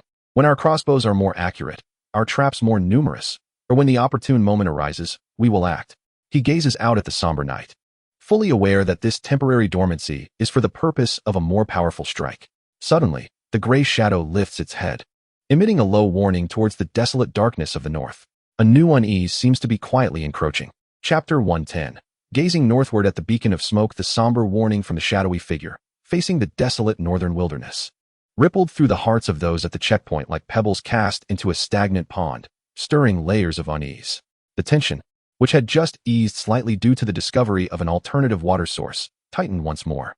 To the north lay the direction of the labor camp, the territory of Zhang the Butcher and his gang. What is happening? Wang Tai was the first to seize his axe, striding purposefully towards a crack in the northern wall. Squinting into the darkness beyond, Li Haoran and Lu Zheng immediately followed suit, arming themselves. Su Wanqing swiftly shielded the young tree behind her, extinguishing most of the lights within the room, leaving only a small oil lamp covered with a thick cloth to maintain minimal illumination. The night was as thick as ink, the moonlight obscured by heavy clouds, with only a few scattered stars struggling to pierce through, sketching a vague and distorted outline of the wilderness. Apart from the mournful sound of the wind, no other unusual noises could be heard. Yet, the shadowy figure remained restless, not barking wildly but emitting a continuous, low growl from its throat, filled with a sense of threat, its nostrils flaring as it stared intently to the north. The shadow would not behave thus without reason. Lu Zheng lowered his voice, feeling a slight sweat on his palms. He trusted this mutated dog's extraordinary perception. It could sense the approach of either a person or something else, still at a distance but unmistakably directed. Damn it, it must be that butcher and his rabble. Li Haoran gritted his teeth, gripping his spear tightly. Last time they hadn't killed him, and now he had brought his men to their doorstep? Not necessarily. Wang Tai, more seasoned, gestured for silence, straining to listen intently. If it were a large group, the sound of footsteps and chatter would have already reached them. It was too quiet now. It could also be a small band of scouts or the dead drawn by some disturbance. Whichever scenario it might be, it indicated that danger was drawing near. This makeshift stronghold was confronting, for the first time, a potential organized threat from the outside. Prepare according to the plan. Lu Zheng quickly regained his composure, beginning to issue orders. Brother Wang, you take the rooftop sniper position. It offers the best vantage point. Haoran, guard the main entrance and await my signal. Dr. Su, take the young tree into the innermost room and prepare the emergency supplies. Gray Shadow, follow me. We'll check by the wall. Without hesitation, everyone sprang into action. Wang Tai adeptly climbed the rope ladder to the rooftop, disappearing behind a makeshift barricade. Li Haoran braced his shoulder against the reinforced door latch, extending his spear through a peephole in the door. Su Wanqing led the young tree into the strongest inner room, placing a dagger within easy reach. Lu Zheng, accompanied by Gray Shadow, moved swiftly along the shadowy inner side of the wall, arriving at a section of the wall in the direction indicated by the dog. Here, the wall bore several cracks and pre-existing gaps meant for observing the outside world. Cautiously, he leaned closer to one of the gaps, peering out. In the darkness, visibility was severely hampered. He could only discern the undulating slopes of earth and the vague outlines of withered trees in the distance. Gray Shadow grew increasingly restless at his feet, gently nudging his leg with its head, then pointing towards a specific direction. Lu Zheng held his breath, concentrating all his attention. Seconds slipped away, and apart from the wind, it seemed as if nothing else stirred. As he questioned whether it was merely a false alarm, a faint glimmer of reflection flickered at the edge of the distant withered forest. It was exceedingly brief, akin to the fleeting reflection of metal or glass under the dim starlight, immediately obscured by a moving shadow. Following this, an almost imperceptible rustling sound, distinct from the wind, emerged, as if someone or something were cautiously treading upon the dry fallen leaves. Yet the sound was so faint and ephemeral that determining its precise origin and number was impossible. A chill coursed through Lu Zheng's heart. It was not the stirrings of a massive horde, for the noise was too subtle. It resembled the careful movements of a scout. The likelihood that Butcher Zhang had dispatched spies to assess the situation loomed large. He refrained from making any hasty moves, continuing to lie in wait and observe. The opposing party, evidently cautious, revealed no further signs of their presence. In this dense shroud of night, a silent standoff unfolded, relying solely on instinct and acute senses. Minutes later, the delicate rustling seemed to recede gradually, ultimately vanishing into the whispers of the wind. Lu Zhang's state of alertness slightly eased, though his ears remained attuned, indicating that the threat had not entirely dissipated but was merely momentarily withdrawn. He lingered for another 10 minutes, confirming that the outside was devoid of activity, before cautiously retreating from the wall and signaling Wang Tai atop the roof with a gesture of safety. Have they left? Li Haoran inquired anxiously. It appears they were merely scouting. Upon noticing our defenses, they hesitated to approach and withdrew, Lu Zhang replied, his expression grave. But they undoubtedly know we are here. Wang Tai descended from the rooftop, brushing off the dust from his clothes. It seems Butcher Zhang has not forgotten us. This time it was scouts. Next time, it could very well be a full contingent. We cannot remain here much longer. The sense of crisis was unprecedentedly palpable. To the south lay mutated beings lurking, while to the north, bullies were watching. This small checkpoint had become an isolated island within the eye of the storm. The originally planned steady progression had been interrupted. They were compelled to make a swift decision, to risk venturing south in search of new strongholds, or to confront Butcher Zhang's forces to the north. Alternatively, was there a third path? As night deepened, no one at the checkpoint found rest. Each person understood that the days of comfort might be drawing to a close. The true test of survival had just commenced, and the smoke of conflict was quietly rising from the north. Upon returning to the dimly lit room, the atmosphere was as heavy as a block of solid lead. Wang Tai spread a map across the rough wooden table, his finger pressing heavily on the location representing the checkpoint. Butcher Zhang's men are closing in. This place has already begun to leak information. We have 3 options: to hold our ground, to strike first, or to flee. Li Haoran slammed his fist against the wall, dislodging a cloud of dust. Hold. How many can this crumbling wall truly protect? I believe we should take the initiative, catch them off guard while they think we are too timid to act, and eliminate their filthy den under the cover of night. That is not an option, Lu Zhang immediately countered, his tone calm, yet resolute. We are outnumbered, and the enemy's details remain unclear. To launch an offensive would be akin to throwing eggs against a stone. Defending is equally unwise. If we are surrounded, it would lead to our demise. His gaze swept over the map, ultimately resting on the southern forest area. The only viable escape route lay towards the south, into the woods. Su Wanqing voiced her concern.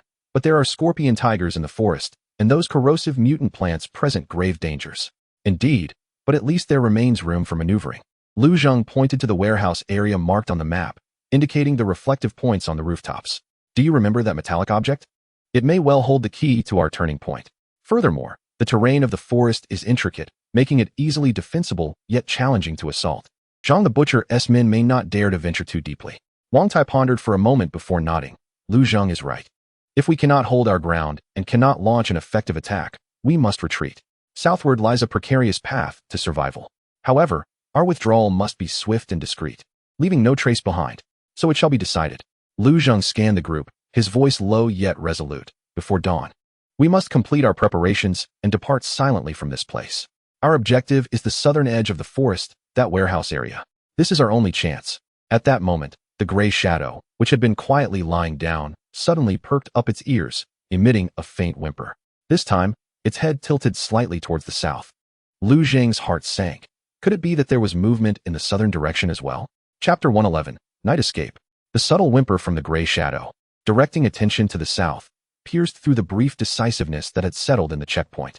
What was happening in the south? Was it truly a case of wolves ahead and tigers behind, with even the last escape route being severed? Everyone's hearts raced.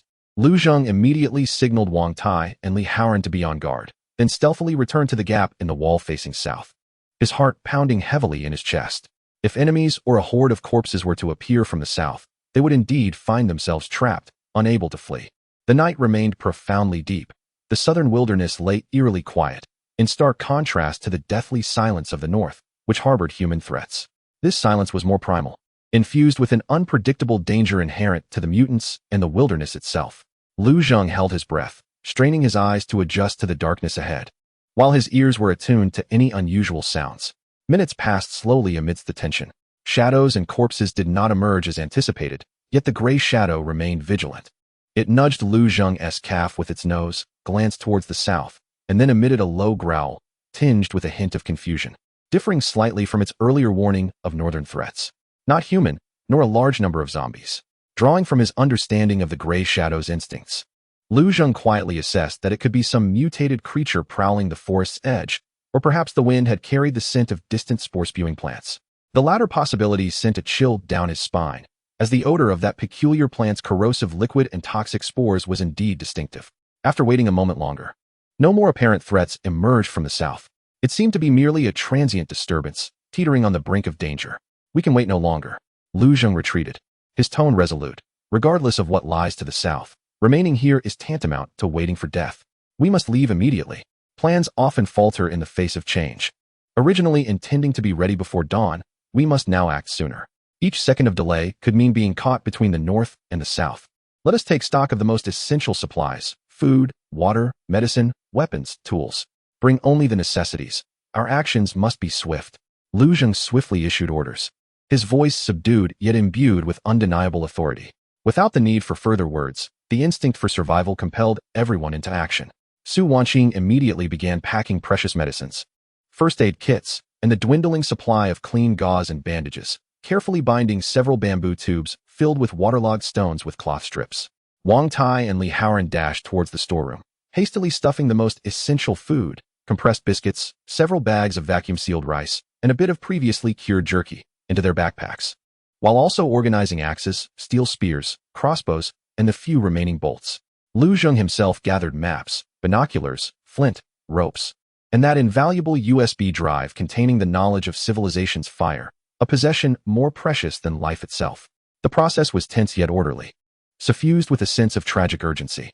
This checkpoint, which they had cultivated into a temporary home, now had to be abandoned in haste. The supplies they could not carry, such as cumbersome tools, remaining building materials, and even some less urgent food, had to be left behind with heavy hearts. Should we set the house ablaze? Li Haoran asked, his reluctance evident as he gazed at the remnants of their life. Absolutely not, Wang Tai immediately countered. Fire and smoke would instantly reveal our position and direction, effectively notifying Zhang the Butcher that we have fled south. Lu Zheng nodded in agreement. Leave it as it is. It may confuse them for a moment longer. Quickly, check your gear. We depart in 5 minutes. The final preparations concluded in silence. Each person bore a heavy pack, weapons firmly grasped in hand. Little Tree's small backpack also contained his rations and a water bottle, tightly held by Su Wanqing. The gray shadow appeared to comprehend the gravity of their situation, standing quietly beside Lu Zheng, its tail drooping and eyes sharp. With one last glance at the dim, crude, yet once protective corner, Lu Zheng inhaled deeply and pulled open the reinforced wooden door of the checkpoint. Let us go. Stay silent and close to me. The group of 4, along with one dog, silently merged into the thick darkness of the night, departing from this temporary haven and stealthily making their way toward the unknown and perilous forested region to the south. Behind them loomed the encroaching threat of humanity. Ahead lay the death-laden territory occupied by mutants. They walked as if on the edge of a razor, each step teetering between survival and annihilation. The chilling night wind swept across the desolate landscape, rustling the withered grass with a mournful sound, as if bidding farewell to the fleeing souls, while simultaneously foreshadowing the treacherous journey ahead. They did not look back, nor could they afford to. The sole hope for survival lay deep within the dark woods that had swallowed the remnants of civilization.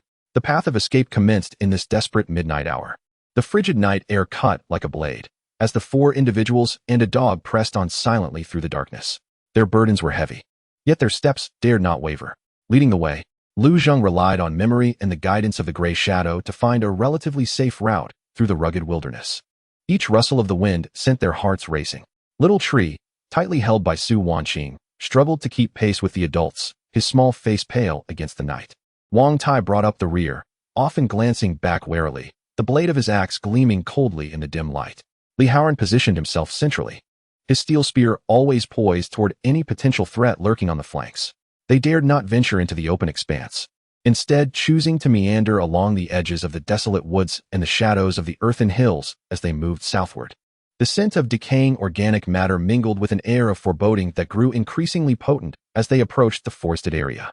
In the enveloping darkness, their vision was severely impaired, while their hearing and sense of smell sharpened to an extraordinary degree. The distant wails of unknown mutated creatures, the brittle snap of dry twigs beneath their feet, and the stifled gasps of their companions intertwined to create a macabre symphony of their desperate flight.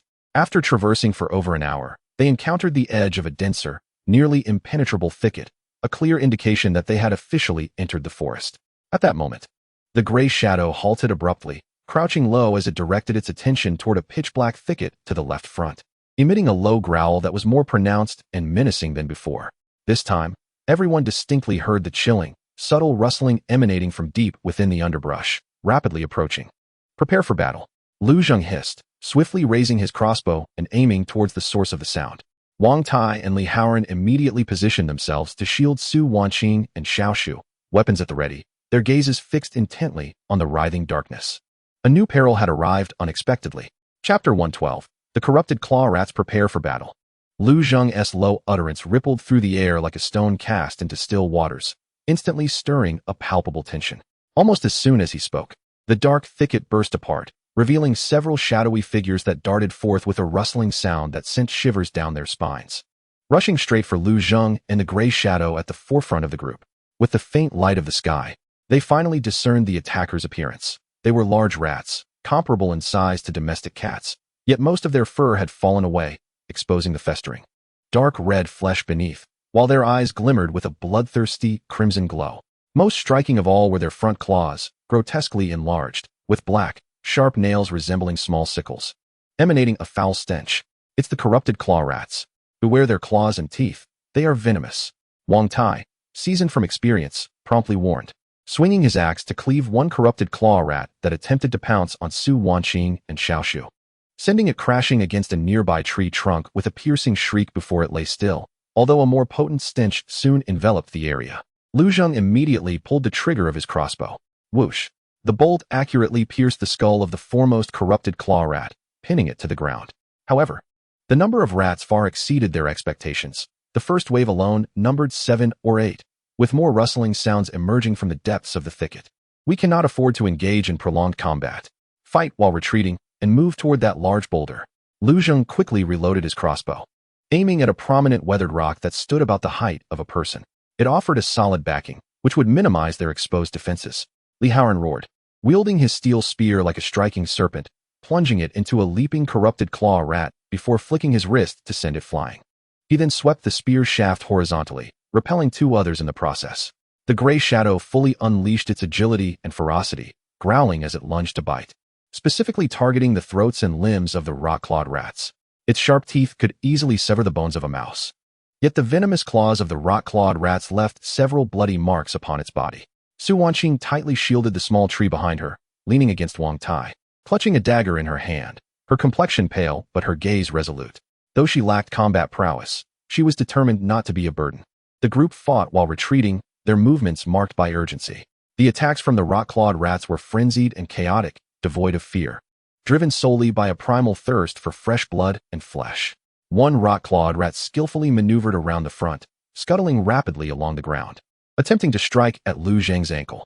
Lu Zheng reacted swiftly, crushing the rat's head beneath his heavy military boot, sending a thick, foul liquid splattering across the ground. There were too many. It was relentless. Li Haoran panted heavily, a gash on his arm from a rat-esque claw stinging painfully, the skin around the wound beginning to darken ominously. On the rocks, Lu Zheng shouted after shooting another rat. The group finally retreated to the base of a massive stone. Wang Tai and Li Haoran strained to hoist Su Wanqing and the small tree onto the relatively flat top of the boulder. Then they braced against the rock, forming a rudimentary defense line to withstand the onslaught of rats. Lu Zheng and the gray shadow swiftly climbed the boulder, gaining a momentary respite. From their elevated position, visibility was slightly improved. Below, an alarming mass of no fewer than 20 or 30 rock-clawed rats swarmed, circling the stone while emitting sharp, shrill cries, occasionally attempting to leap and climb, but the smooth surface of the rock thwarted their efforts. "Damn it, we're surrounded."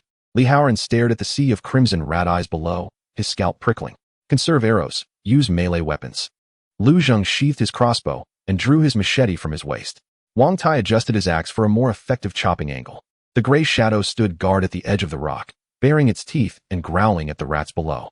The rock-clawed rats began to stack upon one another in a clumsy attempt to ascend, their numbers compensating for their lack of grace.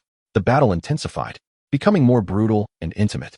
Wang Tai cleaved through the head and shoulders of a rat that dared to show itself, while Li Haoran used his steel spear to thrust down at the rats trying to climb up.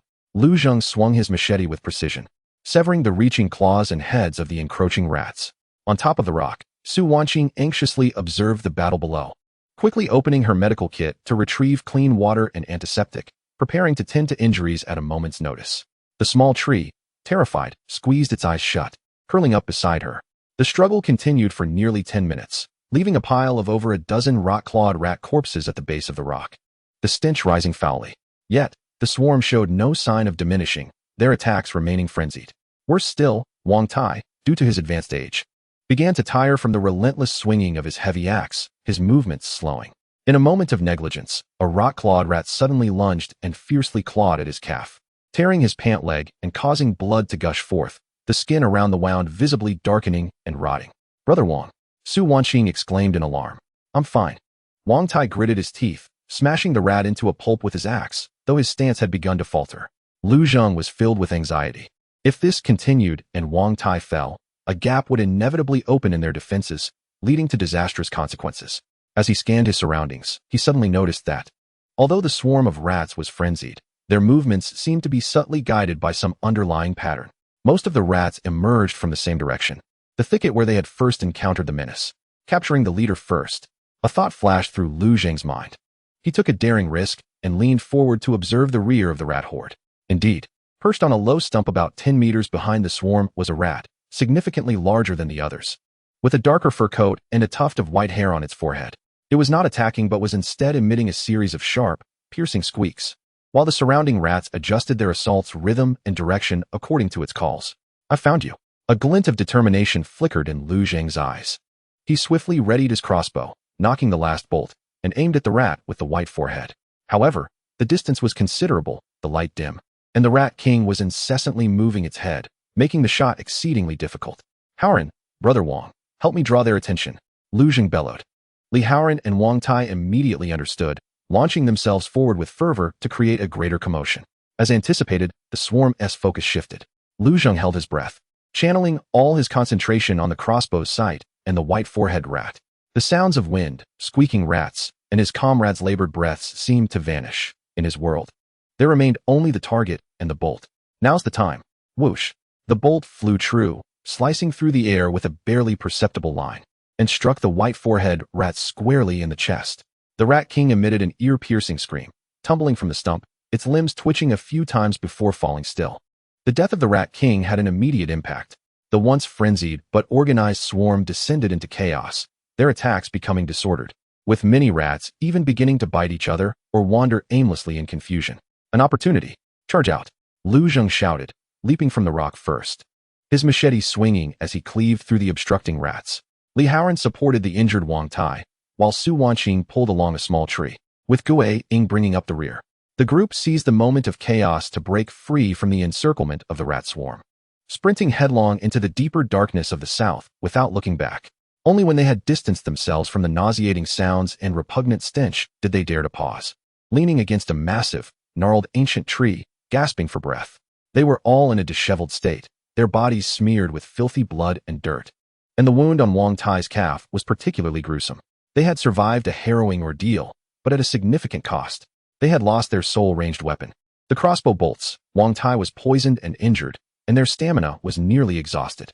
And deep within the forest, countless dangers still lurked, unknown to them.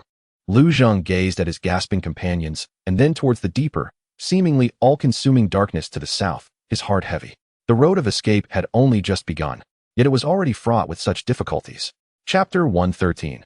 Venom and temporary refuge. The cacophony of the rat swarm was finally left far behind, replaced by the heavy, oppressive sounds of 4 people and a dog breathing laboriously in the silent woods, leaning against the cold, rough trunk of a colossal tree. The relief of having survived the ordeal had yet to surface, only to be crushed by the harsh reality before him. Wang Tai sat at the base of the tree, his complexion pale, beads of sweat incessantly rolling down his forehead. The gaping wound on his calf was a horrific sight. His pant leg was torn, and deep claw marks, revealing bone, were surrounded by a foreboding blackish-purple discoloration, slightly swollen, slowly oozing a dark yellow pus mixed with blood. The air was thick with the sickeningly sweet and pungent odor of decay emanating from the wound, mingling with the earthy scent of the forest floor, inducing nausea. "Wanggu." Su Wanqing immediately knelt on the ground, disregarding her own fatigue, and swiftly opened her medical kit. Her fingers trembled slightly with anxiety, yet her movements were remarkably deft. She used a clean cloth to dab the precious cool boiled water, carefully wiping away the congealed blood and pus around the wound. Each stroke made Wang Tai grit his teeth, stifling a muffled groan. The toxicity is severe. Su Wanqing's brow furrowed as she meticulously observed the wound's coloration and spread. Immediate debridement was necessary to expel as much of the venomous blood as possible, followed by the application of detoxifying and anti-inflammatory herbs. However, the medicinal powders we brought primarily serve to stop bleeding and promote healing. Their efficacy against this mutated rat venom would likely be limited. Lu Zheng crouched nearby, his expression grave. He tore a relatively clean strip from his undershirt and handed it to Su Wanqing, speaking in a low tone. Proceed with the best method you can. What specific herbs do you need? Are they available in this forest? While exerting pressure around the wound to force out more venomous blood, Su Wanqing responded swiftly. I recall from the knowledge repository, from some material I previously reviewed, that a few wild plants with heat-clearing and detoxifying properties were mentioned, such as one called snake-tongue grass, which has slender, serrated leaves, and another, ground gall, that grows close to the ground with root tubers resembling small radishes. However, the plants in this forest have mutated, so their appearance may differ, and their medicinal properties may have altered, possibly even becoming toxic, which poses significant risks. Better than doing nothing at all, Lu Zheng replied, glancing at Li Haoran. Haoran, your eyesight is sharp. Confirm the general appearance of those two plants with Dr. Su. I will keep watch. We cannot remain in this open area any longer. We must swiftly find a relatively concealed and defensible position for Wang Gu to rest and receive treatment. Li Haoran nodded earnestly and leaned closer to Su Wanqing to listen attentively to her descriptions. Meanwhile, Huiying took the initiative to patrol the area. Jogging back and forth within a 10-meter radius, ears perked, alert to any rustle of leaves or movement. After a simple debridement and the application of the ordinary medicinal powder they carried, Wang Tai's wound was temporarily bandaged, yet the ominous blackish-purple hue showed no signs of fading, and his body temperature began to rise noticeably. It was imperative to locate a safe haven without delay. Lu Zheng, pushing through his exhaustion, surveyed the surroundings carefully. They had ventured deep into the forest's edge, where the trees grew taller and denser, entwined with vines, and the light was dim. He recalled the terrain noted during their earlier reconnaissance.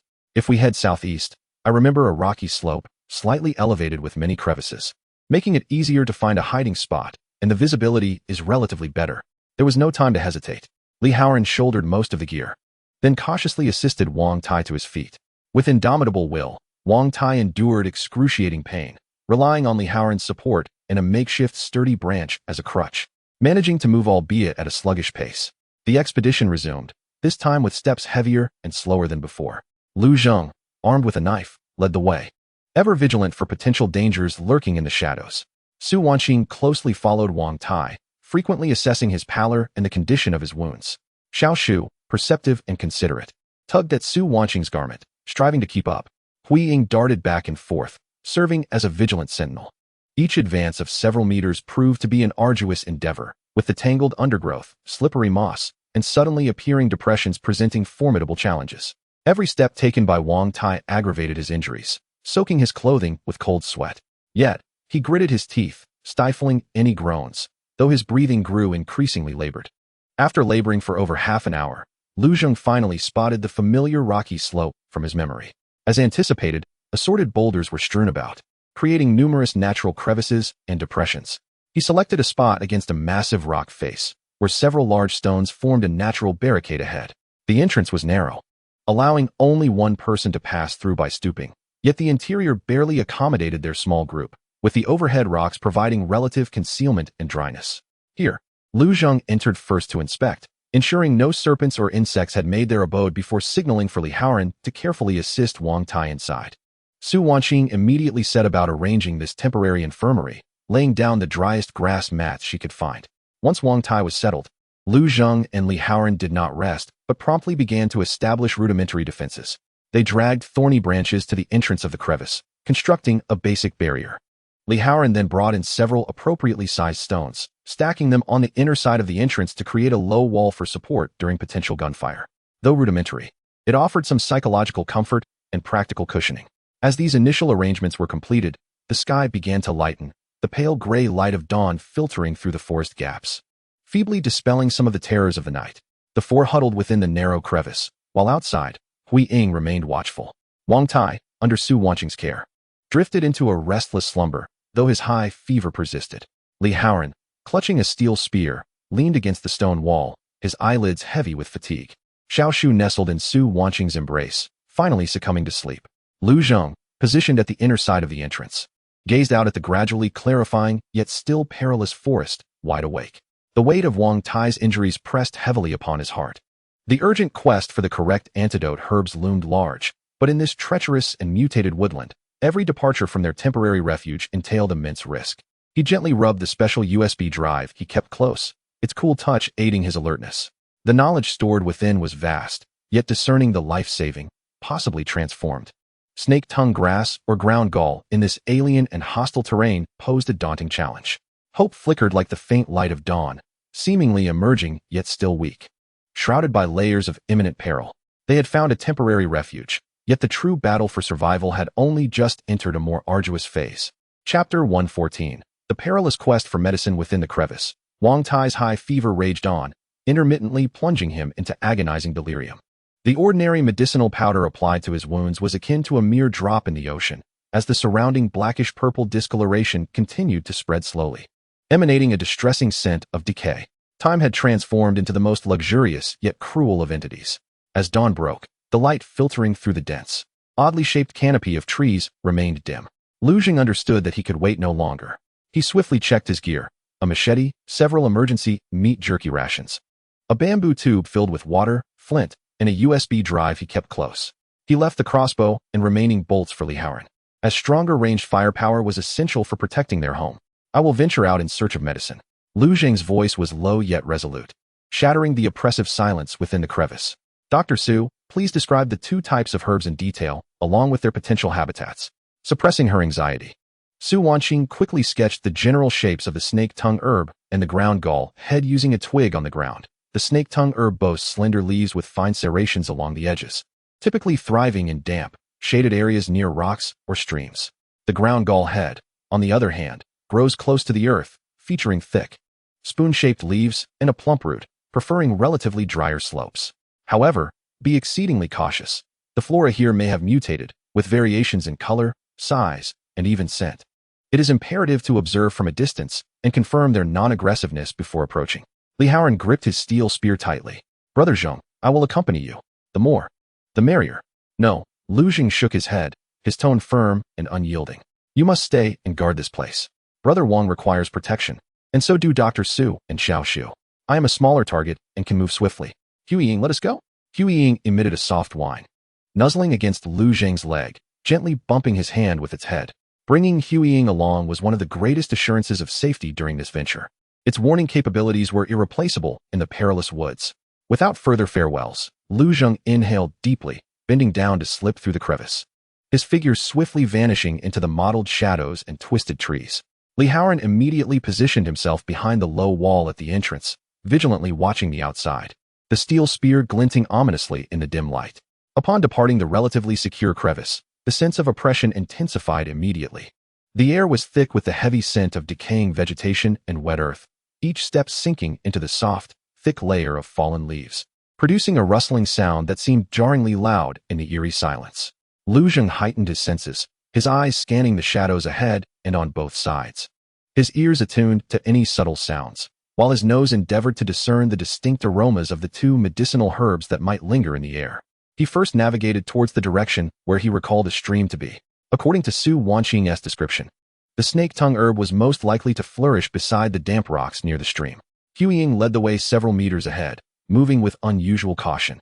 It no longer dashed forward but frequently paused, erecting its ears and flaring its nostrils, only proceeding once it confirmed safety.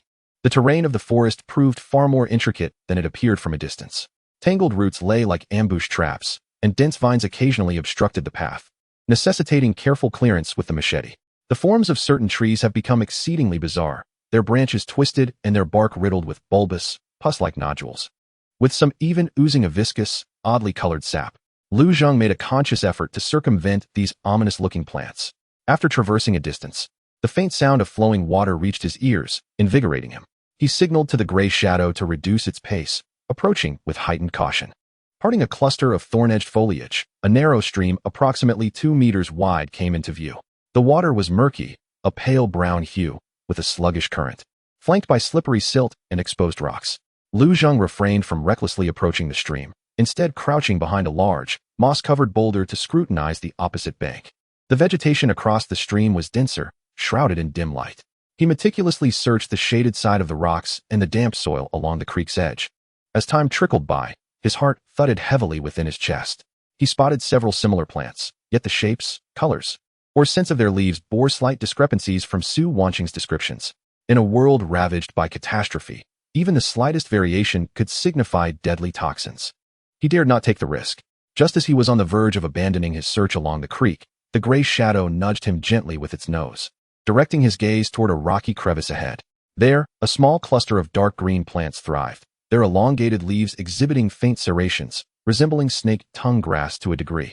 Yet their veins displayed an abnormal dark red hue. Could this be it? Lu Zheng hesitated. The uncertainty surrounding mutated flora was profound.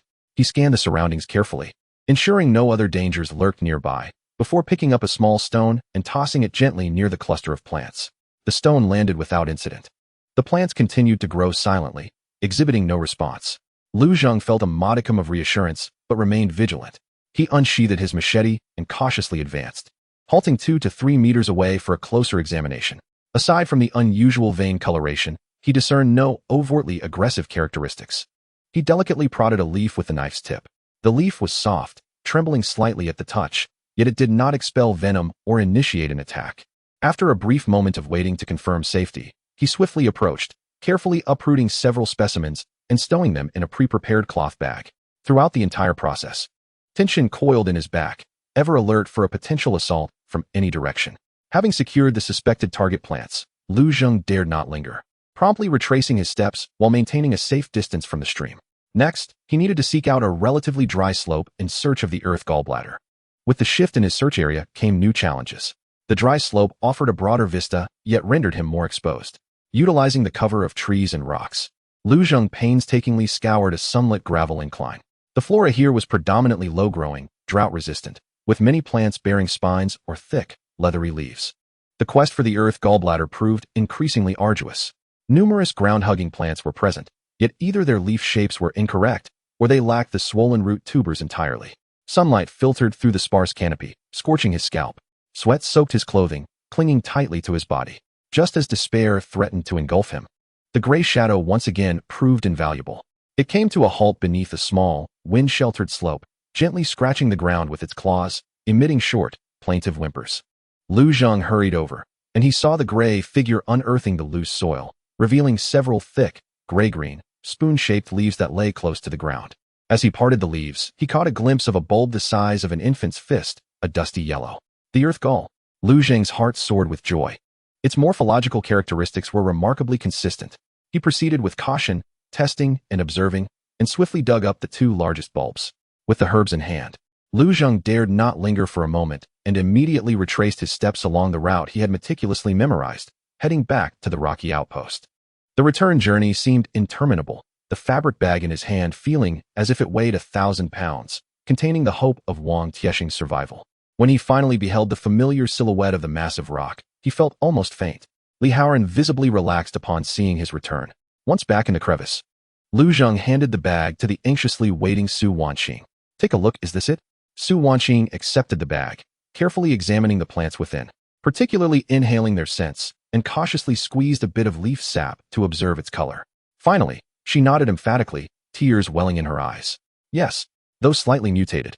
The primary characteristics and medicinal scent are intact. This is wonderful. Brother Wang will be saved. She immediately set about her tasks, washing and grinding the herbs in preparation to clean Wang Tai's wounds and apply the medicine. Lu Zheng slumped to the ground, leaning against the cold stone wall, gasping for breath. The dual exhaustion of spirit and body rendered him nearly incapacitated.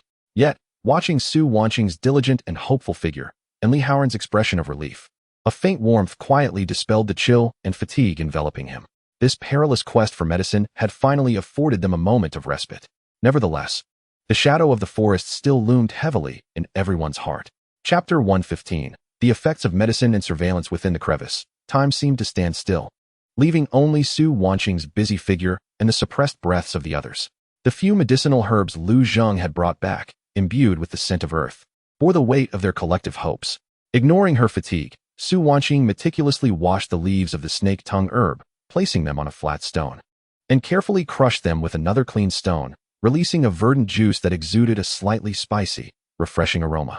She then sliced the bulbs of the earth gall, preparing them for internal use. First, she cautiously cleaned the horrific wound on Wang Tai's calf with cool boiled water. The dark purple swelling appeared even more pronounced, with increased pus seeping out. Wang Tai kept his eyes tightly shut, beads of cold sweat dotting his forehead as he gritted his teeth, enduring the excruciating pain.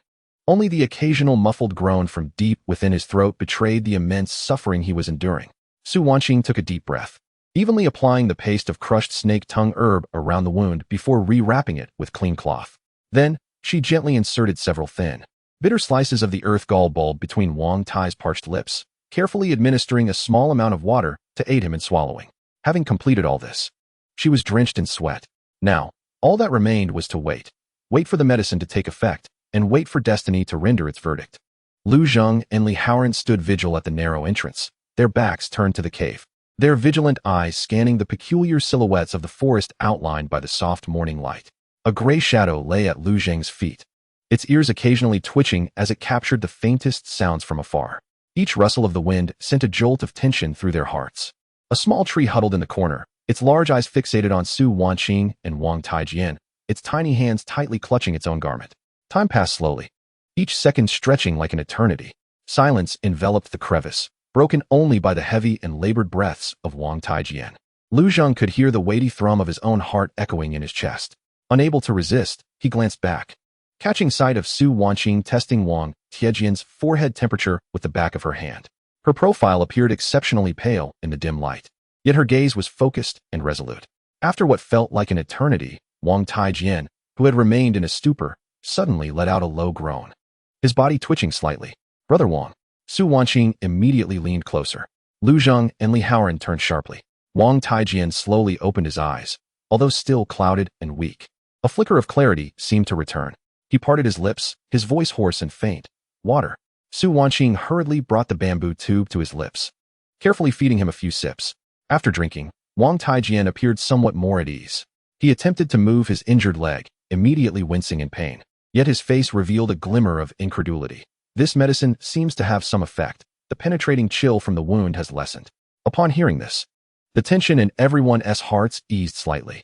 Su Wanqing meticulously examined the bandaged area, gently pressing the edges of the wound. The redness and swelling seemed to have stabilized, and the color of the pus appeared to have lightened somewhat, though she dared not voice her thoughts fully. The hint of hope in her tone was sufficient to dissipate some of the despair that lingered within the crevice. That's wonderful. Li Haoran could not help but exclaim, raising his fist with determination. Lu Zheng exhaled deeply, his previously taut shoulders relaxing slightly. He approached Wang Tiejian's side and softly inquired, Brother Wang, how do you feel? I'm not dead yet. Wang Taijian managed a weak smile, his voice still frail, but I feel utterly drained, as if all strength has been sapped from me. This cursed thing is truly toxic. The toxicity has just been suppressed. Your body is weak and requires time to recuperate, Su Wanqing gently advised. Rest well and refrain from moving too much. Though the flame of hope was faint, it had indeed been ignited.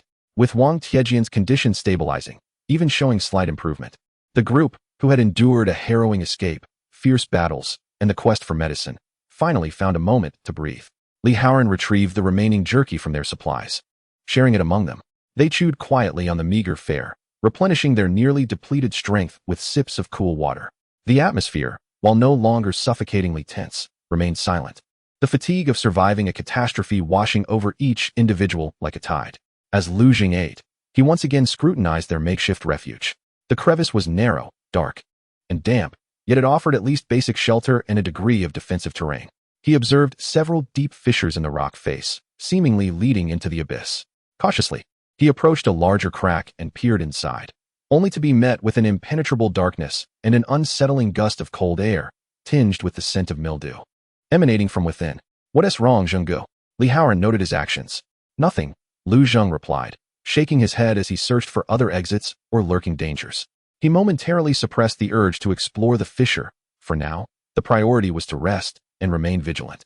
After they finished their meal, Li Haoran voluntarily took over Lu Zheng's watch, allowing him to lean against the rock wall and close his eyes for a brief respite. Lu Zheng did not refuse. His mental and physical stamina had indeed reached their limits. He shut his eyes, yet his mind refused to cease its relentless activity. Wang Tai's injuries were merely stabilized. Continuous medication and recovery were still required. This crevice was not a place for prolonged stay, lacking a stable water source and food. Deep within the forest lay myriad perils, and the influence of the butcher from the north could descend upon them at any moment, leaving a multitude of concerns swirling in his mind. Just as he hovered between sleep and wakefulness, the quietly resting gray shadow suddenly perked up its ears, emitting a faint, vigilant whimper from its throat. This time, its head tilted slightly towards the southeast, the direction where they had encountered the clawed rodents and the small stream. Lu Zheng was instantly alert, all traces of drowsiness vanishing. Li Haoran tightened his grip on the steel spear, anxiously gazing towards that direction. Outside the fissure, the forest remained shrouded in dim light, enveloped in eerie silence. Yet the gray shadow's unusual response was anything but unfounded. Something was stirring in that direction. Was it the return of the clawed rodents? Or something far more terrifying lurking within the woods, drawn by their earlier commotion or the scent of Wang Tai's wound? The fleeting tranquility they had just attained was shattered once more by an intangible sense of crisis. They were like startled birds on this flesh-eating wasteland, where any rustle could signal a deadly threat. Chapter 116. A new exploration and a startling encounter. The low growl of the gray shadow was akin to a bucket of cold water, instantly dispelling the brief tranquility that had settled within the crevice. To the southeast lay the area where they had previously encountered the clawed rodents and discovered the stream. Any disturbance could herald the approach of a lethal threat. "What is going on?" Li Haoran whispered, gripping the spear tighter, his gaze fixed on the direction indicated by the gray shadow. Lu Zheng signaled for him to remain silent and cautiously maneuvered to the edge of the fissure, using the rock as cover, holding his breath as he peered outside. Morning light filtered through the twisted branches, casting mottled patches of light on the forest clearing. In the distance, the area visible to him was eerily silent, save for the rustling of dry shrubs in the wind. However, the gray shadow's vigilance was not unwarranted. Its ears twitched like radar, nostrils flaring as it clearly detected anomalies beyond human perception. Seconds ticked by, the atmosphere thickening with tension. Lu Zheng's gaze meticulously scanned every shadow, every tuft of grass. Suddenly, approximately 100 meters away, a dense thicket of spiny bushes trembled slightly, its movement too subtle to be attributed to the wind. In the next instant, a small, gray-brown figure darted swiftly from one side of the thicket, disappearing in the blink of an eye behind a pile of scattered stones. It moved with astonishing speed, its form indistinct, yet it was certainly not of the size associated with the creature known as the gnawing claw rat. "It is not a swarm of rodents," Lu Zheng murmured, allowing himself a slight sigh of relief. It resembled a small mutated beast, possibly startled by something. Such solitary small mutated creatures typically pose minimal threat, as long as one does not provoke them or inadvertently trespass into their territory. They generally refrain from attacking humans. After observing for a moment longer, with no further disturbances, the gray shadow gradually relaxed, resuming its prone position on the ground, although its ears remained alert. It was a false alarm. Yet this incident served as yet another reminder that this forest was perpetually fraught with unknown dangers, and vigilance could not be slackened for an instant. With the crisis averted, the pressing issue resurfaced. Wang Tai's injuries required ongoing medication. The herbs they had previously gathered sufficed for merely 1 or 2 dressing changes. They needed to forage once more, and in greater quantity. "I must venture out again," Lu Zheng stated, looking at Su Wanqing. "Brother Wang's medication cannot be interrupted. This time, I am familiar with the route. I shall be swift. I will accompany you." Li Haoran immediately replied, believing that having mutual support would also allow them to gather more. They decided to leave Su Doctor and the Gray Shadow in their stronghold. Should any situation arise, they would be able to handle it. Lu Zheng glanced at Wang Tai, whose complexion remained pale, then at Li Haoran, whose gaze was resolute, and nodded, "Very well. However, we must not stray too far. We will remain near the valley where we previously found the herbs and collect as much as we can before returning." Without further delay, the two swiftly prepared. This time, they took more cloth bags, and their weapons remained primarily machetes and steel spears. Lu Zheng entrusted the crossbow to Su Wanqing, instructing her in the simplest method of use. Just in case, he cautioned her to secure the entrance and not to emerge easily, regardless of any sound she might hear. Then, Lu Zheng and Li Haoran once again infiltrated the perilous woods. On this second passage along the route, a sense of familiarity lent them some efficiency, yet their vigilance remained undiminished. The two advanced in tandem, alternating their cover while utilizing the trees and terrain for concealment. The gray shadow stayed behind at their base, diminishing their awareness of the surrounding environment, compelling them to rely more heavily on their sight and hearing. The journey remained eerily silent, save for the subtle sounds of their footsteps on the fallen leaves. Soon, they heard the faint sound of a stream once more. As they approached the valley, they became increasingly cautious, lowering their bodies and carefully observing to confirm the absence of gnawing claw rats or other threats before swiftly approaching the location where they had previously gathered herbs. Fortuitously, the snake-tongue grass and the earth-gall head were still growing in the same spot, seemingly untouched by other creatures. They dared not linger and immediately set to work collecting.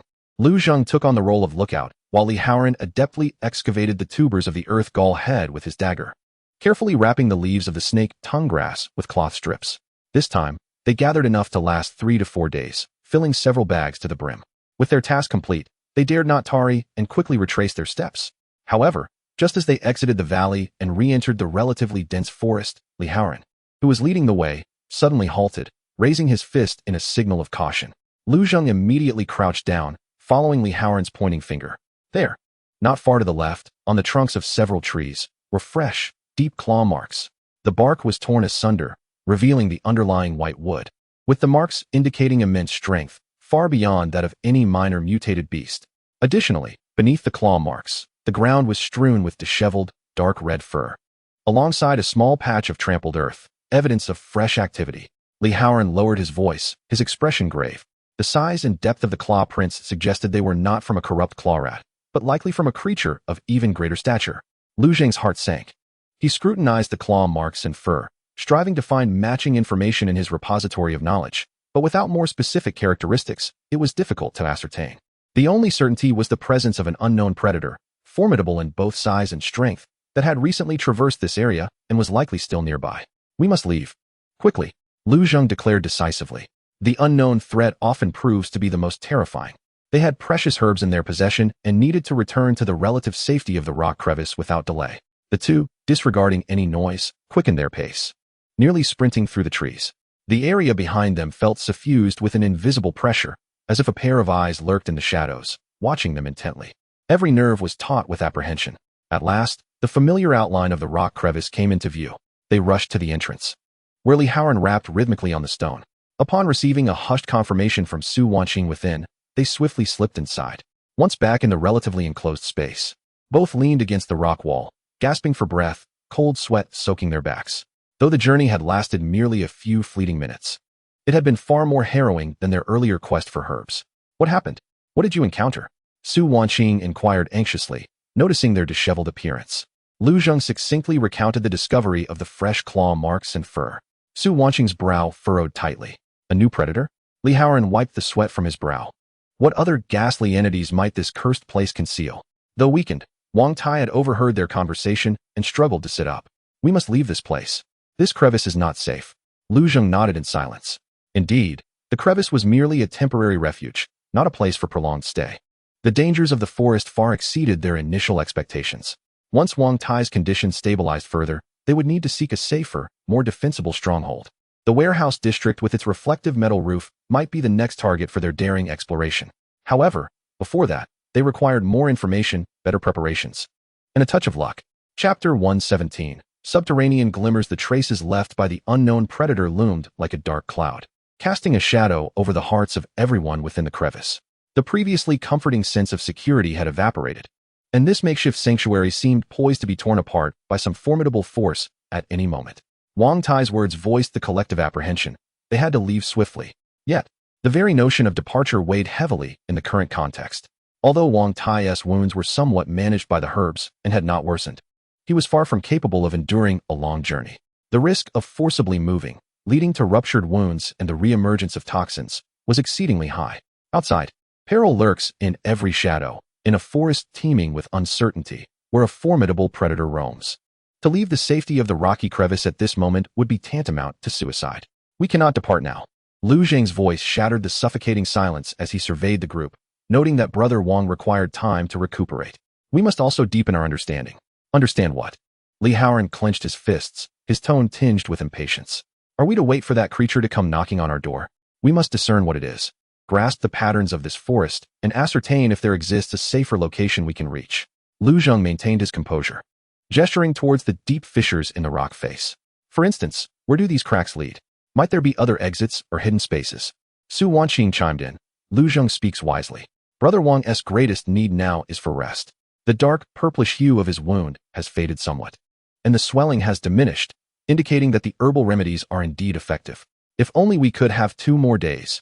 No, even just 1 day, without further deterioration. Allowing him to regain some strength would significantly reduce the risks of our actions. Rational analysis temporarily subdued their instinctual fears. Li Haoran exhaled heavily and nodded, understanding that acting impulsively would only exacerbate their plight. The timid Xiao Shu tugged at Su Wanqing's sleeve, her large eyes filled with dependence. The temporary strategy was established, to hold steadfast, observe, and buy time. Yet, passive waiting was not Lu Zheng's way. He resolved to utilize this time for limited exploration. Aiming to ascertain the nature of their temporary territory, the rock fissures became his primary focus for investigation. He chose the widest crack, one ample enough for a person to pass sideways. After advising Li Haoran and Su Wanqing to remain vigilant, Lu Zheng gripped his machete firmly before him, inhaled deeply, and slipped into the darkness. The fissure proved deeper and more convoluted than he had anticipated. Light from the entrance dwindled after only a few meters, leaving behind a profound darkness and a heavy, earthy chill in the air. The ground beneath was uneven, strewn with loose gravel and dirt. Lu Zheng advanced cautiously, testing each step with his toes, his ears attuned to any faint sounds. In the enveloping darkness, the passage of time became indistinct. After traversing approximately 10 meters and rounding a slight bend, a faint glimmer of light emerged ahead. It was not the natural light of an exit, but rather reminiscent of a dim glow. Lu Zheng's heart quickened, urging him to approach with greater caution. As he drew nearer, the light became clearer. It emanated from a type of moss clinging to the rock wall, casting a ghostly green luminescence that barely illuminated the contours of the surrounding space. With this meager light, he observed that the fissure widened here, forming an irregular little cave of about 7 or 8 square meters. The air within the cave was damp, and the rock walls glistened with moisture. Most striking, aside from the luminous moss, was a small pool of water in one corner. This water slowly seeped from the rock crevices, appearing remarkably clear under the cold glow of the moss. Around the pool, sparse clusters of dark green snake-tongue grass grew, their leaves seemingly more robust than those outside. There's water. This discovery invigorated Lu Zheng. Although the quantity was modest, it represented a vital water source, signifying a stable supply located underground, where the likelihood of contamination was far less than that of the external streams. He cautiously dipped his finger into the water and brought it to his nose, detecting only a scent of earthiness and the freshness of moss, devoid of any foul or unusual odors. He took a small sip, finding the water crisp and cool, seemingly without issue. Suppressing the immediate urge to drink deeply, he continued to explore the small cave. Aside from the water, there were bioluminescent moss and a few herbs, but no signs of animal activity or other exits. It resembled a dead end, yet it was also a relatively concealed refuge with a reliable water source. Lu Zheng emerged to share his findings with the group. Upon hearing of the clean water, everyone breathed a collective sigh of relief. This meant that their pressure regarding drinking water was significantly alleviated, freeing them from the frequent peril of venturing to the stream. Su Wanqing was particularly elated. A clean water source was crucial for Wang Tai's recovery. She immediately used the last of her clean containers to fetch some water, first tasting it herself to confirm its safety before carefully administering it to Wang Tai and using it to cleanse his wounds and prepare herbs anew. The discovery of the crevice was like a ray of hope piercing through despair, although it did not resolve their fundamental survival threats. It genuinely improved their current quality of life and slightly lifted their spirits. They had gained a precious resource to buy themselves time. Lu Zheng and Li Haoran took turns keeping watch, while Su Wanqing devoted herself to caring for Wang Tai and the little tree. Utilizing the faint light provided by the bioluminescent moss, the interior of the stone crevice was no longer engulfed in complete darkness, alleviating some psychological pressure. Lu Zheng even attempted to apply some vague wilderness knowledge from his repository, considering whether this bioluminescent organism could be utilized further, perhaps as markers or minimal illumination in specific circumstances, though this was merely a preliminary and distant thought. Time passed in a tense yet quiet anticipation. After Wang Tai swallowed the medicine with the crevice water, he fell into a deep slumber, his breathing seeming steadier than before. Su Wanqing periodically checked his wounds and temperature, her expression gradually softening. As dusk fell once more, the light in the forest quickly dimmed. Li Haoran, on guard, suddenly lowered his voice. There's movement. Instantly, everyone became alert. Lu Zheng immediately leaned closer to the gap of the entrance. This time, the sound emanated from a farther distance, deeper within the woods.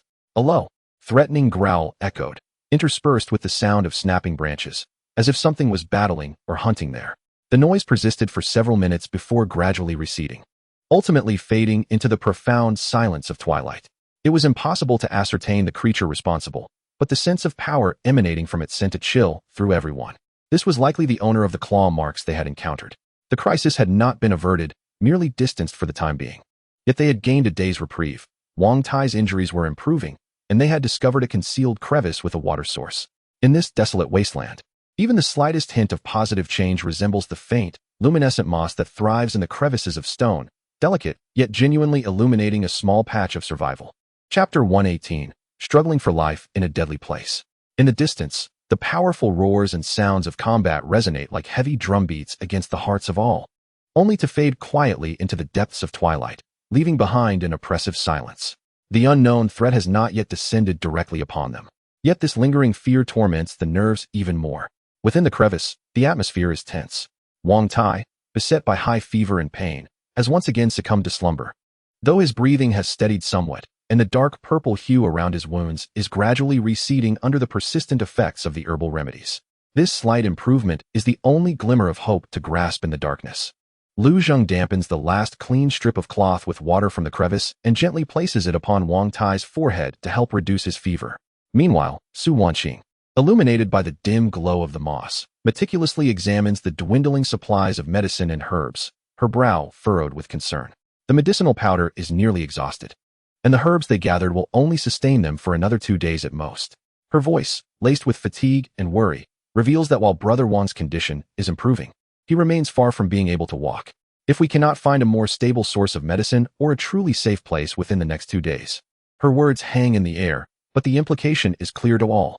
Time continues to stand on the perilous side. Li Haoran, feeling agitated, scratches his head and lowers his voice. Damn it. What on earth is that monstrous thing? The noise it makes suggests it is no small creature. If it lingers nearby, are we not doomed to be trapped here? Lu Zheng does not respond immediately, leaning against the cold rock wall. His gaze drifts over to the small tree curled up sleeping beside Su Wanqing, glances past Li Haoran's anxious face, and finally rests on the unconscious Wang Tai and the worried Su Wanqing. As the de facto core of this small team, he must remain calm and devise a path to survival. We cannot allow ourselves to be trapped here. Lu Zheng's voice is deep and resolute. Yet we must not rush blindly into danger. He retrieves a well-worn map, its edges softened from repeated handling, and spreads it out again under the dim light. His finger rests on their position within the crevice, then moves southward, landing on the warehouse district marked as reflecting light from its roof. The warehouse to the south is, as far as we know, the closest location that may contain supplies and a sturdier shelter. Lu Zheng analyzes, noting that the gray shadow had previously reacted to the south, indicating there is activity there. This may not necessarily be a bad sign. It could also represent an opportunity. He glances at the gray shadow, vigilant at the entrance, and states, "We need more information. Do you wish to scout that warehouse?" Li Haoran's eyes widen in alarm. Isn't that too dangerous? That could very well be the lair of that colossal creature. Not now. Lu Zheng shakes his head. Brother Wang requires time to recuperate, and we need to prepare. However, before that, we can undertake 2 tasks. He holds up 2 fingers. First, we must optimize this crevice and the adjacent fissure. We need to enhance its safety, at least temporarily. Second, we should ascertain the situation in the vicinity, particularly in the southern area. No need to delve deep. Just observe from afar to discern the nature of the threat and its patterns of movement. His thoughts became increasingly lucid. A clarity derived from the fundamental logic of survival and reconnaissance gleaned from the repository of civilization's embers, to gather information as extensively as possible before taking action and to fortify oneself. How to proceed? Su Wanqing raised her head, a glimmer of hope igniting in her eyes. Having a plan is certainly preferable to the despair of waiting. First and foremost, there is the entrance. Lu Zheng pointed to the lone exit amidst the rocky crevices, which currently seemed far too tenuous. Haoran, tomorrow at dawn, we shall endeavor to gather some stones and branches to reinforce it, leaving only a concealed observation hole. It must be capable of withstanding sudden assaults. Li Haoran nodded, saying, "I am well versed in this. We should mix in some thorny vines to deter any intruders. Next, there is the water source." Lu Zheng continued, "Although the water within the crevice appears clean, it would be prudent to filter it simply for long-term consumption. Dr. Su, could you examine our available materials to see if we can devise a rudimentary water filtration device? Even if it is merely layers of cloth and sand. Alongside charcoal for filtration, it would be beneficial." Su Wanqing pondered for a moment. The cloth and sand are manageable, and we can produce charcoal by burning some wood. I shall give it a try. It should enhance the water quality. Lastly, reconnaissance. Lu Zhang's gaze shifted once more to the south. We cannot remain blind indefinitely. Once the entrance is fortified and Brother Wang's condition stabilizes, I plan to venture southward with Gray Shadow for a short distance. We will avoid the warehouse, keeping to the periphery, seeking a vantage point to observe the movements in that area through binoculars, discerning any patterns that may emerge. That is far too perilous. Su Wanqing immediately objected. It is a necessary risk. Lu Zhang asserted firmly. Only by understanding who the enemy is and where they are located can we determine whether to fight, evade, or take a detour. Blind action is the greatest peril. Li Haoran stood in agreement with Lu Zhang this time. Brother Zhang is right. I shall accompany you. There is safety in numbers. No, you must stay behind. Lu Zhang countered once more. Reinforcing the entrance requires strength, and you need to guard this position. Gray Shadow and I are small and agile targets. We are merely scouting, not engaging in combat. Should any situation arise, we will promptly withdraw. Thus, the plan was established. It was an endeavor to take initiative amid dire circumstances. Each step fraught with risk, yet it at least illuminated a path forward. The latter half of the night passed relatively peacefully. During their alternating periods of rest, Lu Zhang leaned against the rock face, yet sleep eluded him. The distant roars echoed incessantly in his mind, as he recalled every mark on the map, contemplating the myriad situations they might encounter and the strategies to counter them. Fragments of information from the repository regarding field concealment, trace identification, and threat assessment continually coalesced and evolved in his mind. He felt his nerves taut as a drawn bowstring. His awareness of the environment and instinct for crisis sharpened under immense pressure. This was not merely an enhancement of physical prowess, but rather a honing of survival instincts. An insight cultivated through the crucible of adversity. At dawn the following morning, as the first light broke, the two sprang into action. Li Haoran began searching the vicinity of the rocky crevice for suitable stones and resilient vines, clinking and clanking as he fortified the entrance. Su Wanqing, meanwhile, carried a small tree and, at the relatively safe entrance of the crevice, attempted to construct a water filter using a broken pot, collected fine sand, and scraps of cloth. Gray Shadow patrolled the surroundings with a watchful eye. Lu Zhang, equipped with binoculars and a machete, chose a relatively elevated and densely vegetated slope approximately 100 meters from the stone crevice as the location for his initial reconnaissance. He lay concealed behind the shrubs at the summit, cautiously parting the branches to direct his binoculars towards the warehouse area in the south. The morning mist had not yet completely dissipated, rendering the distant scenery somewhat indistinct. The outlines of the warehouses emerged faintly through the fog, and the reflective points on the rooftops remained unclear. He patiently awaited, regulating his breathing and focusing all his attention on observation. As time passed slowly, the area remained silent, save for the occasional flight of peculiar birds, devoid of any evident signs of large biological activity. Although this reconnaissance did not yield immediate critical information, it effectively ruled out the possibility of large-scale or frequent activity in the warehouse area, which in itself constituted valuable intelligence. Lu Zhang silently noted the topographical details and blind spots he observed, preparing to select a more advantageous observation point next time. Upon his silent return to the stone crevice, Li Haoran had fortified the entrance significantly with stones and thorny vines, leaving only a narrow, scarcely noticeable gap for observation and crossbow shooting. Su Wanqing's rudimentary water filter had also begun to take shape. Though rudimentary, it represented a proactive attempt.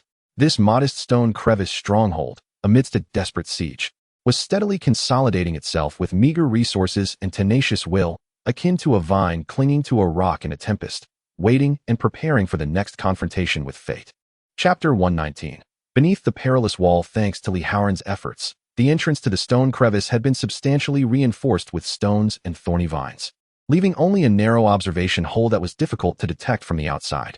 Su Wanqing's makeshift water filter, crafted from collected materials, began to slowly drip relatively clear water. After a period of rest and the continued effects of herbal medicine, Wang Tai's complexion was no longer as ghastly, although still weak. He could maintain consciousness for longer periods and even managed to sit against the rock wall, swallowing small amounts of liquid food. These minor improvements were akin to a slight crack opening in the cold wall of despair, allowing a trickle of warmth and vitality to seep through. However, everyone was acutely aware that this fragile tranquility was built upon the fortuitous absence of immediate threats. They sat beneath a perilous wall riddled with cracks, uncertain when its collapse might occur. Lu Zhang's plan for a second reconnaissance, following Wang Tai's stabilization, was brought to the forefront. This time, he resolved to go beyond mere observation and strive to approach the periphery of the warehouse area, seeking a better concealed spot for prolonged observation. attempting to ascertain the true nature of that region, particularly the source of the unknown roars. "I will accompany you," Li Haoran insisted once more, his gaze resolute. "The two of us can look out for each other should trouble arise. Dr. Su and Little Tree, along with Brother Wang, would remain in the cave. Fortified at the entrance with crossbows, as long as they did not expose themselves, they should be safe for the time being." Lu Zheng regarded Li Haoran, then glanced at the still pale Wang Tai and the worry evident in Su Wanqing's eyes. After a moment's contemplation, he nodded. "Very well, but we will only scout, not engage. The objective is to locate and establish a secure observation point to ascertain the nature of the threat and its patterns of activity, then withdraw." "Understood." Li Haoran nodded vigorously. As they prepared, Su Wanqing silently stowed the last few pieces of jerky and 2 bamboo tubes filled with filtered water into their packs. Wang Tai leaned against the wall, his voice hoarse yet clear as he cautioned, "Be exceedingly careful. If something feels amiss, retreat immediately. Do not overestimate your strength." This veteran was acutely aware of the dangers of reconnaissance, which often tests one's nerves and luck far more than direct confrontation. Lu Zheng patted Wang Tai's shoulder and nodded to Su Wanqing and Xiao Shu, exchanging unspoken understanding. He and Li Haoran checked their weapons, gripping their machetes and steel spears firmly, inhaling deeply before silently slipping through the crevices in the rocks. The gray shadow deftly followed at Lu Zheng's side, its presence serving as one of the greatest assurances of safety for this venture. The trio, 2 men and a dog, cautiously advanced along the previously identified, relatively concealed route toward the southern warehouse district. In the daylight, visibility improved significantly, yet the sense of danger remained undiminished. They needed to avoid open spaces, utilizing every rock, thicket, and fallen trunk for cover, moving slowly and striving to remain as silent as possible. As they approached the warehouse area, the air grew increasingly laden with peculiar odors. In addition to the scent of decaying vegetation, there was an indistinct yet potent stench reminiscent of a beast's lair, mingled with a faint, acrid aroma of rusting metal combined with some chemical reagent. This scent sent a warning signal through Lu Zheng's mind. According to the map and his recollections, they selected a small hill located about 200 meters to the east of the warehouse district. The hill was overgrown with dense, thorny shrubs, and at its summit, several large weathered rocks formed a natural barrier, providing a vantage point that covered most of the warehouse area, including the building with the reflective roof. It took them nearly half an hour to ascend the hill as quietly as a snail, taking refuge in the shadows behind the rocks. Lu Zheng retrieved his binoculars, adjusted the focus, and carefully surveyed the warehouse district. In the sunlight, the derelict cluster of buildings came into sharper view. Most warehouses appeared dilapidated, with crumbling walls and shattered windows. Yet the warehouse with the reflective roof seemed relatively intact. At least the rooftop appeared free from significant damage. Within the binoculars' field of vision, that reflective point still lingered, resembling an irregular polyhedral metal embedded in the roof, glinting with a stark, cold sheen. However, what captured Lu Zheng's attention was not solely that metallic object. On the vacant ground at the edge of the warehouse district, he discerned more alarming signs: large swathes of trampled grass, deep claw marks on the ground, far too massive to have been made by humans or ordinary zombies, and scattered remains of large animal skeletons, which bore clear bite marks. "Look there," Lu Zheng directed, handing the binoculars to Li Haoran and indicating the signs. As Li Haoran took a look and gasped, "My heavens, those claws are enormous. What could have made them?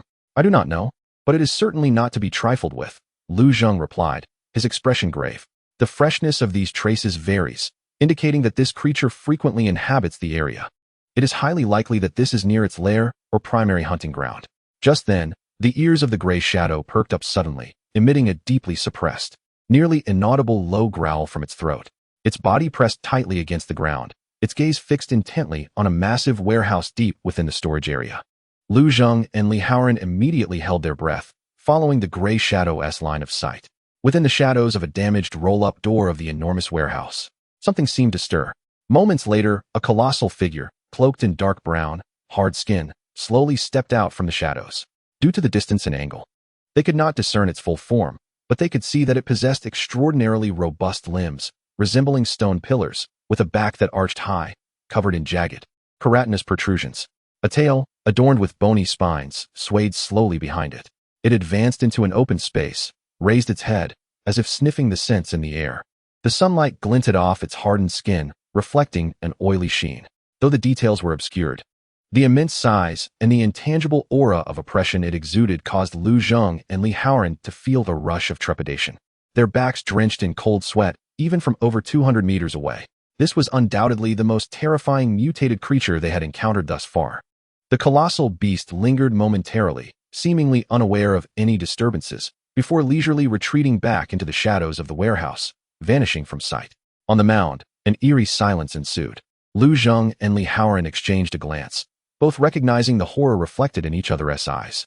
Their previous suspicions had been confirmed. An exceedingly fearsome predator lurked here, its threat level far surpassing that of the corrupt claw rats, possibly even more formidable than any adversary they had previously encountered.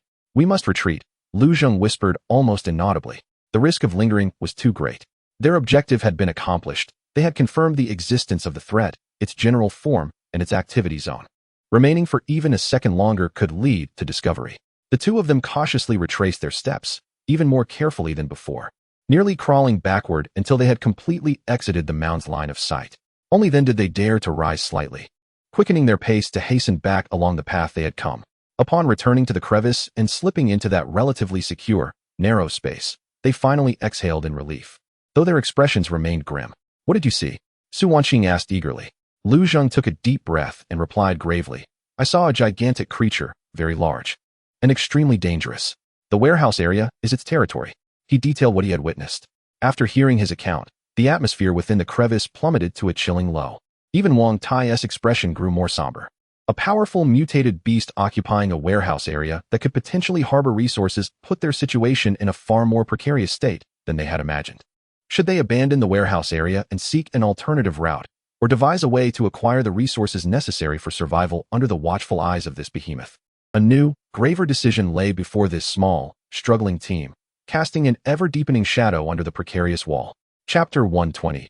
A glimmer in despair within the crevice. The air was so heavy it felt as if one could wring water from it. The harrowing information brought back by Lu Zheng and Li Haoran regarding the monstrous creature weighed heavily upon every heart, akin to an icy boulder pressing down mercilessly. The warehouse district, now inhabited by such a terrifying predator, rendered the hope of acquiring resources seemingly unattainable, a perilous path leading to certain doom.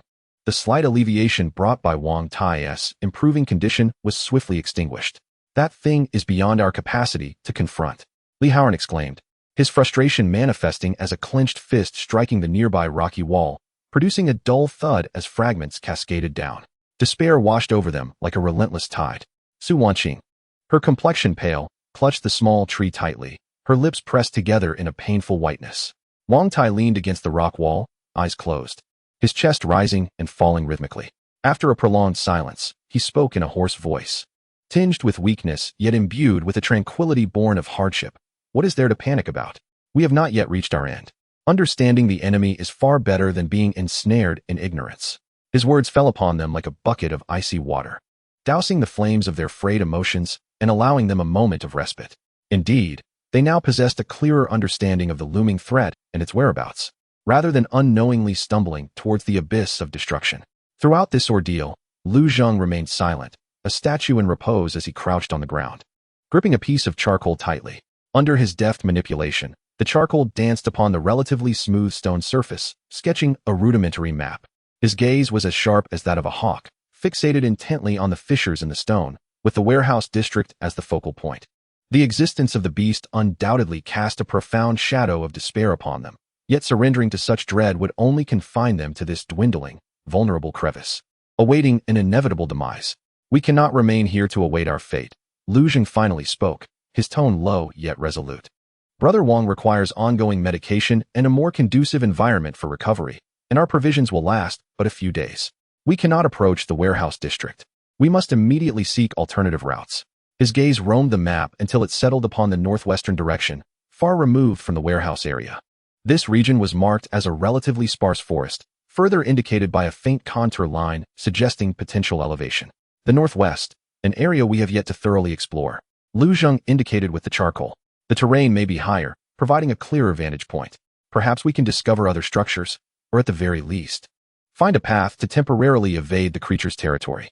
It was unwise to stake all their hopes on a warehouse district that had proven to be exceedingly perilous. This was a compromise, yet it constituted the most rational decision under the present circumstances, abandoning their fixation on the warehouse district in favor of seeking other, less risky survival opportunities. "But what about Brother Wang?" Su Wanqing voiced her concern, casting a worried glance at Wang Tai. He struggled to shift his body, a grimace of pain flickering across his face, yet his gaze remained steadfast. I can still endure. Moving slowly is preferable to remaining here and being worn down. He understood that he was a burden to the team, yet he was even less willing to drag them into an abyss due to his own limitations. The decision has been made. Immediate action is imperative. While the dawn still lingers, a swift relocation is essential. Everyone understands that lingering even a moment longer in this perilous forest only heightens the danger. The ensuing hours within the crevices were filled with a tense, yet orderly flurry of activity. Su Wanqing administered a final change of bandages for Wang Tai, tightly securing the clean cloth around his lower leg wound to alleviate the pain caused by movement. Li Haoran meticulously divided the dwindling supplies of food and water into 4 portions, carefully packing them and inspecting all weapons. Lu Zheng conducted another thorough reconnaissance of the northwestern path, assuring that no immediate threats were apparent within the short term. Most crucially, they crafted a makeshift stretcher, as Wang Tai's current condition rendered him incapable of walking independently. Using a machete, they severed several relatively straight and sturdy branches, binding them tightly with found ropes and torn cloth, creating a rudimentary yet sturdy drag stretcher. Li Haoran tested its strength, confirming its ability to bear Wang Tai's weight. I can walk a bit on my own, Wang Tai insisted, attempting to stand firm. Do not overexert yourself, Brother Wang, Li Haoran interrupted, his tone brooking no argument. Your primary task now is to conserve your strength and recover swiftly. Only by carrying you can we journey further. By afternoon, as the sun began its descent, all preparations were complete. Li Haoran and Lu Zheng lifted the stretcher, one in front and the other behind. Su Wanqing bore the small tree and the majority of their supplies, vigilantly holding her crossbow to guard against any threats from behind. Gray Shadow advanced as a scout, stealthily infiltrating the northwestern woods. Stepping away from the relatively familiar crevices into the realm of the unknown, a weighty apprehension enveloped each member of the group. Wang Tai, upon the stretcher, clenched his teeth, enduring the agony of the jolting movements, beads of cold sweat forming on his forehead. Su Wanqing frequently glanced back at him, her eyes brimming with concern. Meanwhile, Li Haoran and Lu Zheng tensed their muscles, striving to maintain the stretcher's stability while remaining ever vigilant to any rustle in the surroundings. The northwestern woods indeed differed from the southern terrain. The trees stood more sparsely, and the ground inclined gently upwards. While this facilitated movement and observation, it also compromised their concealment. They dared not to hasten their pace or raise their voices, akin to startled birds, navigating cautiously through the shadows of the trees. After approximately an hour of travel, Gray Shadow, leading the way, suddenly halted, its ears twitching as it emitted a low, cautious whimper, an indication of alertness rather than imminent danger. Lu Zheng immediately raised his hand to signal a stop. He carefully lowered the front end of the stretcher, gesturing for Li Haoran to remain on guard while he crouched low, utilizing the tree trunks for cover as he advanced cautiously. Navigating through a thicket, he was momentarily taken aback by the sight before him. Not far ahead, sheltered from the wind in a small hollow, stood a lowly structure constructed of stone and wood. The building appeared quite dilapidated, with a portion of the roof caved in and vines overtaking the walls. However, its overall structure seemed relatively intact. Beside the house lay a desiccated small pond and a patch of overgrown, untamed land. Is this a forest station or perhaps an abandoned farmhouse? The thought flickered through Lu Zheng's mind. He scrutinized the surroundings, finding no signs of large animal activity, only the tracks of smaller creatures. He retreated to his companions to relay his discovery. This message, akin to a faint glimmer of starlight piercing through an interminable night, though uncertain in its safety, at least heralds new possibilities. A glance back? A flicker of hope ignited in Li Haoran's eyes. Caution is paramount. Lu Zheng nodded, stating, I shall approach with Gray Shadow for reconnaissance. You all remain here, prepared for any eventuality. Would this unexpectedly abandoned structure become a beacon of renewed hope, or merely another lethal snare? Amidst despair, this slender ray of light guides them toward an unknown fate, compelling them to press forward through adversity. Chapter 121. The Secrets of the Stone House. The forsaken stone house stood silently in a sparse clearing within the woods, resembling a solitary isle forgotten by time. Its low, dilapidated form, with walls entwined in vines and a partially collapsed roof, narrated tales of desolation in a post-apocalyptic world. Yet, to Lu Zheng and his companions, it emerged as a faint yet genuine lighthouse amidst the dark night of despair. This place represented not merely a refuge from the elements, but a potential reservoir of resources, a hope that could be transformed into a stronghold. I will scout ahead with Gray Shadow, Lu Zheng whispered, his gaze sharply surveying the stone house and its surroundings. The greater the hope, the more caution it necessitates. No one could guarantee that behind that gaping wooden door or through a shattered window lay either life-saving supplies or a deadly trap. Li Haoran gripped his spear tightly, standing vigil by the stretcher, nodding gravely. "Be careful." Su Wanqing cast a concerned glance, her eyes brimming with anxiety and anticipation. Lu Zheng inhaled deeply, signaling gray shadow. The creature immediately lowered its body, ears perked, nostrils flaring like a silent specter, stealthily maneuvering through the shadows of bushes and trees towards the stone house. Lu Zheng maintained a distance of several meters, bending slightly, treading softly, his machete reflecting the cold sunlight, his eyes alert to any sign of movement. The air was thick with the scent of decaying vegetation and moist earth, mingling with the unique aroma of the stone house's weathered dust. An eerie stillness enveloped the surroundings, interrupted only by the subtle rustling of wind through the dead branches. Gray shadows swiftly circled the perimeter of the small house, raising no alarm. It paused at a corner, sniffing the ground and gently scraping with its paw, revealing what appeared to be ancient tracks of small fauna. After confirming the absence of any recent, significant threats, Lu Zheng focused his attention on the heavy wooden door, slightly ajar. The hinges were entirely rusted, and the door frame was askew, revealing a gap sufficient for a person to slip through sideways. Darkness loomed within, obscuring all visibility. Lu Zheng refrained from recklessly entering. He picked up a small stone and gently tossed it towards the entrance. The stone struck the ground, producing a sharp, clear sound that resonated harshly within the silence. He held his breath, fixating on the door as crevice in the windows. Seconds passed with no response from within. Only the echo gradually faded. It seemed, at least, that there were no creatures within that would react immediately to sound. Lu Zheng signaled a safe gesture to Li Haoran in the distance, then instructed Gray Shadow to remain on guard at the entrance. He then sidled up, positioning the machete before him, and cautiously squeezed through the narrow opening. A heavy, musty odor, infused with dust and the scent of aged wood, assaulted his senses as he entered. The interior of the room was shrouded in dim light, with only a few shafts of light filtering through the broken roof and windows, creating an ethereal and eerie atmosphere amidst the drifting dust. Lu Zheng's eyes rapidly acclimated to the darkness, his heart pounding heavily within his chest. The room was compact, roughly 20 square meters in size. Against the wall stood a rudimentary wooden bed, its slats sagging under the weight of decaying fabric and bird droppings. A crude wooden table lay askew on the floor, one leg broken.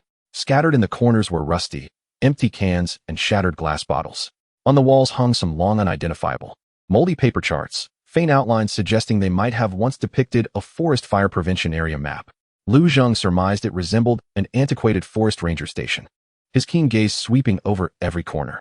His attention was first drawn to a half-height box at the back of the room, topped with a heavy wooden lid, and to a metal tool cabinet by the window.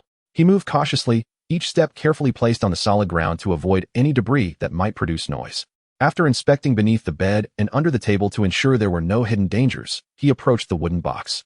The box was not locked, but the lid was heavy. Lu Zheng carefully pried open a seam with the tip of his knife, confirming there were no traps before lifting it with force. A stronger musty odor wafted out. Inside the box lay a collection of damp, clumped old newspapers, several decaying uniforms, and a tightly wrapped bundle encased in oilcloth. Intrigued, Lu Zheng gingerly picked up the bundle, feeling its substantial weight. Upon unwrapping the oilcloth, he was astonished to discover two well-maintained forestry axes. Although the blades bore some rust, they remained largely intact, and the wooden handles were sturdy. Nearby was a small can of nearly solidified lubricant and a few sharpening stones. What a treasure! Lu Zheng felt a surge of excitement. The axes would prove far more useful than machetes in this post-apocalyptic world, whether for chopping wood, crafting tools, or breaking through obstacles. This was undoubtedly a significant find. He carefully tucked the axes behind his waist, treating them as precious artifacts. His gaze then slowly shifted to the tool cabinet, its door slightly ajar, seemingly beckoning him closer. The padlock was rusty and appeared somewhat fragile, yet the lock's tongue was surprisingly loose. Taking a deep breath, Lu Zheng gripped the lock's tongue firmly and yanked it forcefully. With a satisfying click, the lock fell away. He gently pushed open the cabinet door, and the sight within illuminated his senses. Though the contents were few, each item brought forth a sense of delight. The first thing he noticed was a long-handled fire axe, its wide blade severely corroded but promising to become a formidable tool with a little polishing. Next, he spotted several rolls of wire and rope of varying thicknesses, undoubtedly invaluable in a survival scenario. There was also a perfectly intact pair of pliers, which instilled a sense of reassurance in Lu Zheng, as they signified the potential for better repairs and tool-making. Finally, he was thrilled to discover a small box containing various sizes of nails and screws. These seemingly trivial items could prove to be unexpectedly crucial in long-term survival. Lu Zheng stifled his excitement and swiftly extracted each useful tool. He understood that these tools held a value for their team, which aspired to endure in the long term, that surpassed even that of food. At last, his gaze fell upon an inconspicuous, square structure made of bricks in the corner, covered by a stone slab. Upon lifting the slab, he discovered a small, man-made cellar beneath. Though shallow and empty save for a shattered glass jar in one corner, alongside a few shriveled, unrecognizable seeds that had long since lost their viability. The very existence of the cellar was a promising sign, indicating that there might be a tradition or conditions for storing supplies in this place. After thoroughly inspecting the interior and confirming the absence of other dangers or valuable items, Lu Zheng retreated to the door and vigorously waved to the three anxious figures waiting in the distance. "Safe. You may come over." Upon hearing the signal, Li Haoran and Su Wanqing felt a wave of relief wash over them. Li Haoran cautiously lifted the front end of the stretcher, with Su Wanqing supporting it from behind, and Little Tree following closely behind. The three of them moved swiftly and cautiously toward the stone house. As they stepped inside and beheld the axe and tools displayed by Lu Zheng, the tension that had gripped their faces for days finally melted away into disbelief and joy. Especially the two forestry axes, which appeared to Li Haoran and Wang Tai as divine instruments, adept for combat with cold weapons. "Wonderful. With these, we can make this wretched place a bit more presentable." Li Haoran excitedly swung the fire axe, feeling a profound sense of security despite its weight. Su Wanqing, however, was more concerned about practical living conditions. With a roof and walls, it is vastly superior to the crevices of stone. "Let's tidy this place up quickly. Brother Wang needs a bed to lie on." In this moment, hope became tangible and real. This dilapidated stone house seemed to transform into the first shallow shore where they could barely dock amid the dark ocean. The four of them, along with a dog, had finally found a place they could deem a sanctuary in this harsh wasteland. Though still broken and fraught with peril, at least they now had a starting point to catch their breath and strive for survival. The true battle for existence, from this moment on, finally had a foothold. Chapter 122. A place to call home. The dying rays of the sun streamed through the broken window of the stone house, casting a few dusky patches of light on the dust-covered floor. The air was thick with dust, mildew, and a long-forgotten scent belonging to a relatively enclosed space under a roof. For Lu Zheng and his companions, who had struggled for too long in the wilderness and makeshift stone crevices, this dilapidated stone house was akin to a palace. It represented walls, a roof, and a starting point they could call home. The ecstasy was fleeting, soon overshadowed by the pressing reality. Nightfall was the most perilous moment in this apocalyptic world. They had to ensure that this new stronghold achieved the most basic level of defensibility before darkness enveloped them completely. "Haoran, you are strong. Take charge of securing the door." Lu Zheng swiftly assigned tasks, his tone steady. "Find some sturdy wooden sticks and brace the door from the inside. The windows must also be blocked, leaving only a peephole for observation. Dr. Su, please tend to Brother Wang and clear a clean area for him to lie down comfortably.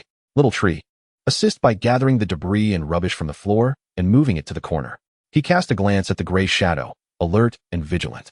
Without hesitation or doubt, everyone sprang into action. Li Haoran seized the heavy fire axe and approached the entrance. The crooked wooden door proved even more cumbersome than he anticipated. Its hinges rusted to the point of near immobility. He refrained from attempting repairs, deeming it too time-consuming.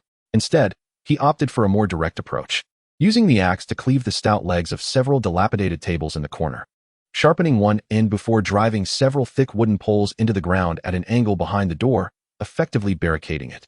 It was rudimentary, yet effective. Next, he gathered relatively intact planks and stones, mixing them with earth to seal the larger gaping hole in the window from the inside, leaving only a few narrow slits for observation. Su Wanqing unfurled a blanket from her backpack, spreading it over a relatively flat patch of ground she had cleared in the corner. She gently encouraged Wang Tai to lie down and carefully examined his wounds. Though still alarming to behold, there were no signs of further deterioration after applying the ointment, which brought her a measure of relief. Xiao Shu busied himself like a diligent little squirrel, using a rag as a broom to sweep away the debris and unknown fragments scattered on the floor. Lu Zheng, wielding a more suitable forestry axe, meticulously inspected every corner of the room. He tapped the walls, confirming the absence of hidden compartments or weak points, checked the small cellar to ensure there were no other exits, and even climbed atop a precarious table to assess the damage to the roof. Fortunately, aside from a few minor leaks, the main structure remained largely intact, providing shelter from the elements.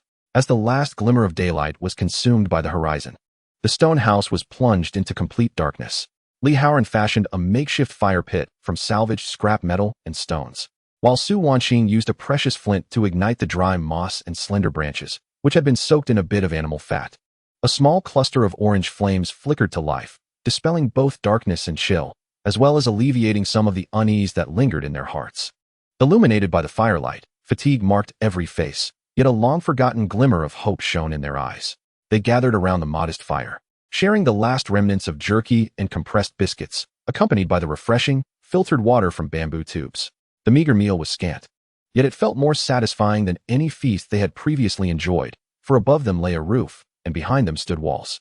At last, they had a semblance of security. Li Haoran gnawed on the tough jerky, mumbling contentedly. Leaning against the reinforced door and feeling a newfound sense of assurance from the sturdy wooden poles, Su Wanqing carefully offered Wang Tai a sip of water, softly saying, "Brother Wang, please rest well. This place is much safer than outside." Wang Tai reclined against the blanket, his face still pale in the firelight. Yet his spirit seemed to have improved slightly. He nodded faintly, his voice hoarse. "Thank you all for your hard work. This place is quite good, easy to defend, and hard to attack." Lu Zheng added another log to the fire, the flames crackling in response. "This is merely the beginning. As we survey our surroundings, the door and windows are only temporary measures. When dawn breaks, we must fortify this place thoroughly.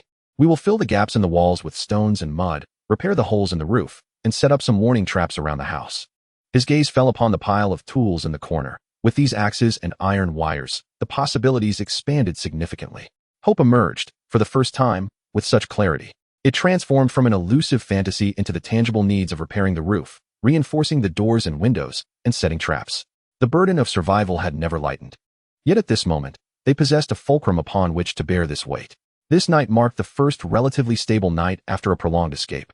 The four took turns keeping watch, with two resting. Lu Zheng was on the first watch. He sat beside the fire, listening to the howling wind outside and the distant, unidentifiable cries of creatures, while his hands caressed the cool wooden handle of the forestry axe. His mind remained active, as fragments of knowledge regarding basic construction reinforcement, trap-making, and outdoor water sourcing surged forth, coalescing within him. He meticulously planned each step for the morrow, calculating the available resources and potential risks. The gray shadow lay quietly at his feet, its ears twitching occasionally as it listened to the sounds outside. Its presence was another silent assurance in the stillness of the night. In the latter half of the night, Li Haoran relieved Lu Zheng. This towering figure, clutching a steel spear, sat at the doorway like a silent guardian. Su Wanqing and Little Tree nestled by the fire, sound asleep, while Wang Tai emitted steady snores.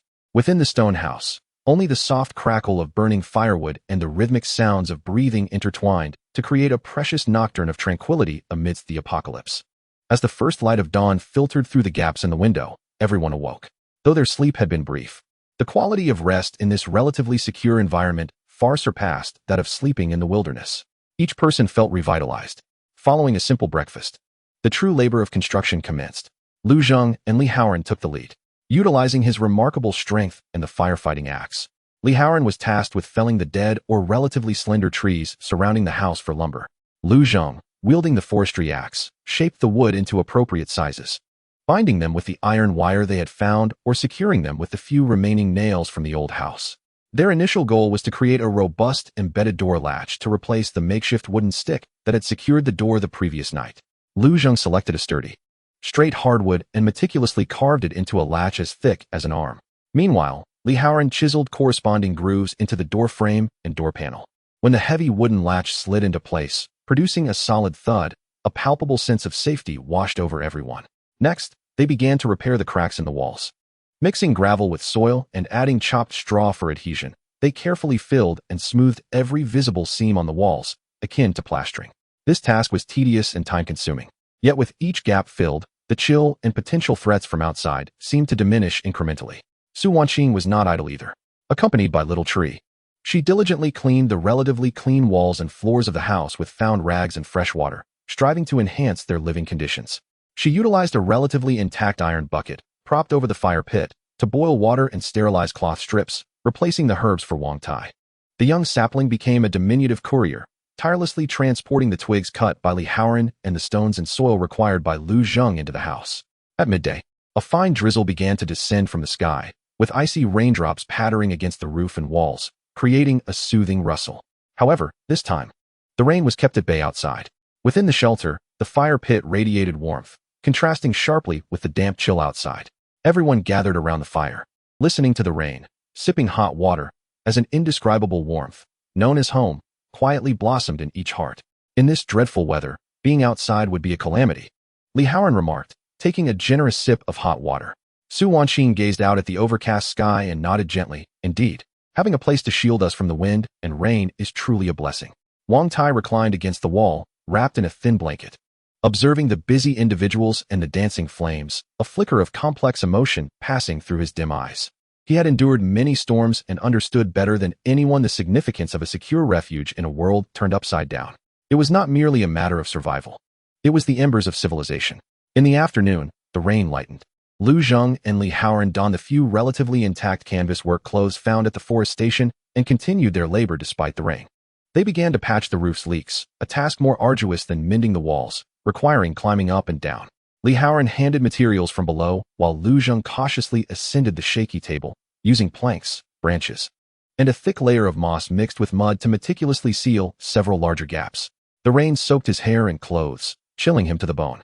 Yet when he descended from the roof and beheld the interior walls no longer leaking, a sense of accomplishment filled his heart. Before dusk fell, the essential reinforcement work was initially completed, although still rudimentary. This stone house had transformed from a drafty ruin into a solid stronghold with a degree of defensive capability and shelter from the elements.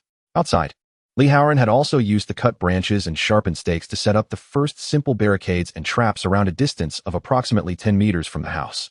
Night once again enveloped the surroundings. Within the stone house, the fire pit blazed brighter. Su Wanqing fashioned a more effective water filter from a found rusty tin can, along with some clean gravel and sand, resulting in clearer dripping water. She even attempted to concoct a thin meat soup using a small handful of wild scallions found in the barren land behind the house and the last bit of jerky. The warm broth dispelled the chill of the rainy day and the fatigue of the long hours. Surrounding the fire, although fatigue still lingered on their faces, each person's gaze shone brighter and more resolute than the previous day. They were no longer passive prey fleeing for their lives. They began to possess the ability to alter their environment and actively create conditions for survival. Lu Zheng contemplated the next steps while watching the flickering flames. Food remained the most pressing issue, as their supplies had dwindled. Water sourced from rain and previous cracks posed no immediate concern, yet a stable acquisition method was necessary. Wang Tai's wounds required ongoing treatment. How many more days could the nearby herbs sustain them? The fortification of the dwelling necessitates further enhancement, particularly in addressing potential human threats. The path ahead remains long and fraught with peril. Yet, in this modest stone house, which they have diligently reinforced, hope has transcended a mere flicker. It has transformed into a palpable, warm flame that ignites their hearts, sustaining them in their struggle not only to survive, but to thrive amidst the desolate wasteland. A sense of stability has been tentatively achieved. The quest for purpose has only just begun. Chapter 123. The first hunt. The fortification of the stone house has reached a temporary conclusion, establishing a relatively safe haven. However, this has been accompanied by an urgent imperative for survival: food. The last remnants of jerky and compressed biscuits were consumed by yesterday evening, leaving everyone, including the still recovering Wang Tai, to endure the torment of an empty stomach. Hunger, the most primal and brutal interrogation in this apocalyptic realm, looms starkly before them. Waiting equates to a passive demise. Action is the sole path to survival. As dawn breaks, the sky is shrouded in gray, the air imbued with the dampness and chill following a night of rain. Inside the stone house, the atmosphere is heavy with tension. Lu Zheng meticulously sharpens the blade of his forestry axe against a whetstone, producing a monotonous and piercing rasp. Li Haoran inspects the tip of his steel spear, tightening the thick cloth wrapped around his arm for protection. Su Wanqing silently hands several empty cloth bags and a precious bundle of rope to Lu Zheng, her eyes brimming with concern. Rest assured, we shall merely explore nearby and will not venture far, Lu Zheng assures, his tone calm in an attempt to soothe the group's anxieties. The gray shadow is highly attuned to the traces of small creatures. It should not be difficult to find something. Understood, Brother Zheng, Li Haoran replies with a firm nod, licking his parched, cracked lips, the pangs of hunger sharpening his gaze. Wang Tai leans against the wall, his complexion pale from blood loss and starvation. His voice, though weak, resonates with resolve. Be exceedingly cautious. The creatures in the forest are now quite sinister. Do not be greedy. Return immediately if you secure any game. We will, Brother Wang. Lu Zheng reassures him with a pat on the shoulder, then nods to Su Wanqing and Xiao Shu, guard the home well. There are no lengthy farewells. Each departure carries the weight of potential finality, a grim reality of this new world. Lu Zheng and Li Haoran slip through the gap of the door, barred by a crude wooden stick. The gray shadow swiftly melds into the morning mist of the forest, its nose twitching as it begins to seek out signs of life. Meanwhile, Su Wanqing and Xiao Shu collaborate to securely close the door once more. Silence envelopes the interior, broken only by the occasional crackling of charcoal in the fire pit, and the heavy breaths of Wang Tai, burdened by pain and hunger. The fleeting sense of security dissipates, replaced by a deeper sense of anxiety and the torment of waiting. Outside, Lu Zheng and Li Haoran navigate the relatively safe path they had previously cleared, exploring towards the side and rear of the stone house. This direction offers sparser vegetation and improved visibility, and previously, the gray shadow had discovered traces of small animal droppings in this area. The forest awakens after the rain, the air rich with the deep aroma of damp earth and decaying leaves. Each step was met with the soft crunch of damp leaves and moss beneath foot, eliciting a faint creak. The two individuals were on high alert, their eyes scanning the surrounding thickets and tree trunks, while their ears attuned to any peculiar sounds. A gray shadow weaved through the underbrush about 10 meters ahead, every pause and twitch of its nostrils tugging at their hearts. Hunting diverges from combat. The latter is marked by a clear objective, a moment of life or death. In contrast, hunting demands a protracted, silent wait, a test of patience, observation, and fortune. As time slipped by, they encountered little beyond a few startled, drab-feathered birds taking flight. Hunger gnawed at them like a persistent parasite, eroding their strength and will. Li Haoran, growing restless, pushed aside the obstructing vines with his spear, muttering, "Damn this cursed place, is there not even a mouse?" "Patience, remain calm." Lu Zheng replied in a hushed tone, his gaze fixed on a small patch of freshly disturbed soil. Crouching low, he examined it closely. "Look here, there are paw prints. Quite recent, likely from a badger or weasel. Gray shadow, come here." The gray shadow trotted over, sniffing the traces with a low growl of excitement. Immediately darting off in a specific direction, the two men perked up and swiftly followed. The pursuit proved challenging. The animal's tracks were sporadic, requiring Gray Shadow to rely on its keen sense of smell to recalibrate its path. They navigated through a thicket, trousers dampened and torn by dew and thorns.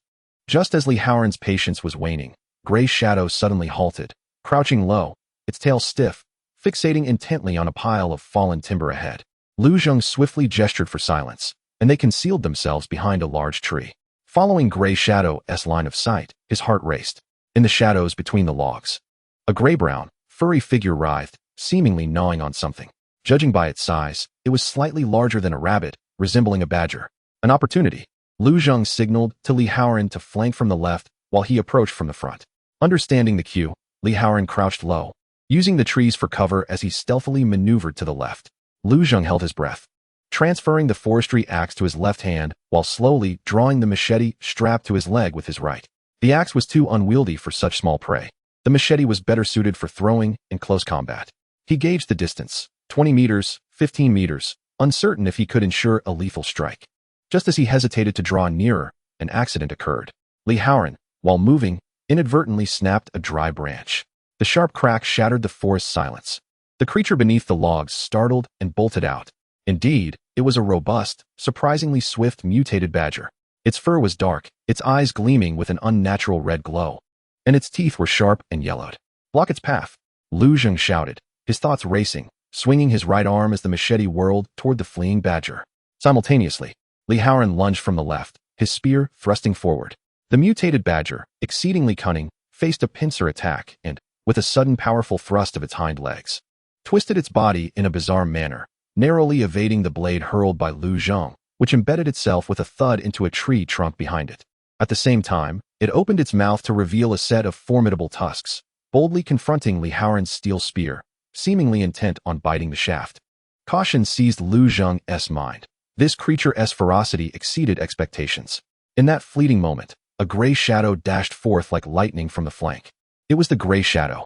Remaining ever vigilant, it seized the opportune moment, delivering a precise bite to the mutated badger's neck. A piercing scream erupted from the badger as it struggled and twisted, attempting to retaliate against the Gray Shadow.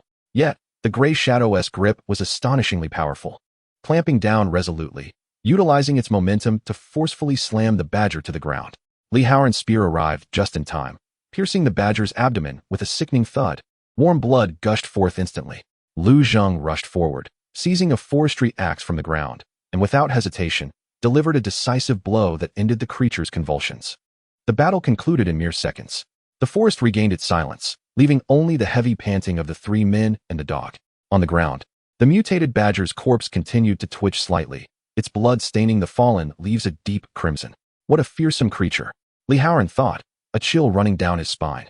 Had it not been for the timely intervention of the gray shadow, he might have suffered a grievous bite from the beast. Lu Zheng also exhaled in relief, a cold sweat trickling down his back. This initial collaborative hunt had revealed their inexperience, almost allowing their quarry to escape. He crouched down to inspect the badger's body. Apart from its mutations, the flesh appeared relatively unblemished. The gray shadow released its grip, spitting out the fur from its mouth and nuzzling Lu Zheng's hand, wagging its tail as if to claim credit for the hunt. Well done, Gray Shadow, Lu Zheng praised, affectionately stroking its head. This hunt was a resounding success, thanks in no small part to the Gray Shadow's efforts. After securing the badger and putting away their weapons, the two men dared not linger. As the scent of blood might attract unwelcome attention, they hurriedly retraced their steps. When the familiar outline of the stone house came into view, a wave of genuine relief washed over them. They knocked rhythmically on the door, and from within came Su Wanqing's voice, laden with relief. As she moved to unbar the door, it swung open to reveal the eager faces of Su Wanqing and Little Tree. Upon seeing Lu Zheng and Li Haoran safe and sound, with the latter carrying a hefty badger over his shoulder, tears of joy and relief welled up in Su Wanqing's eyes. Little Tree leaped with delight. Wonderful. You're all right. And you've brought back game.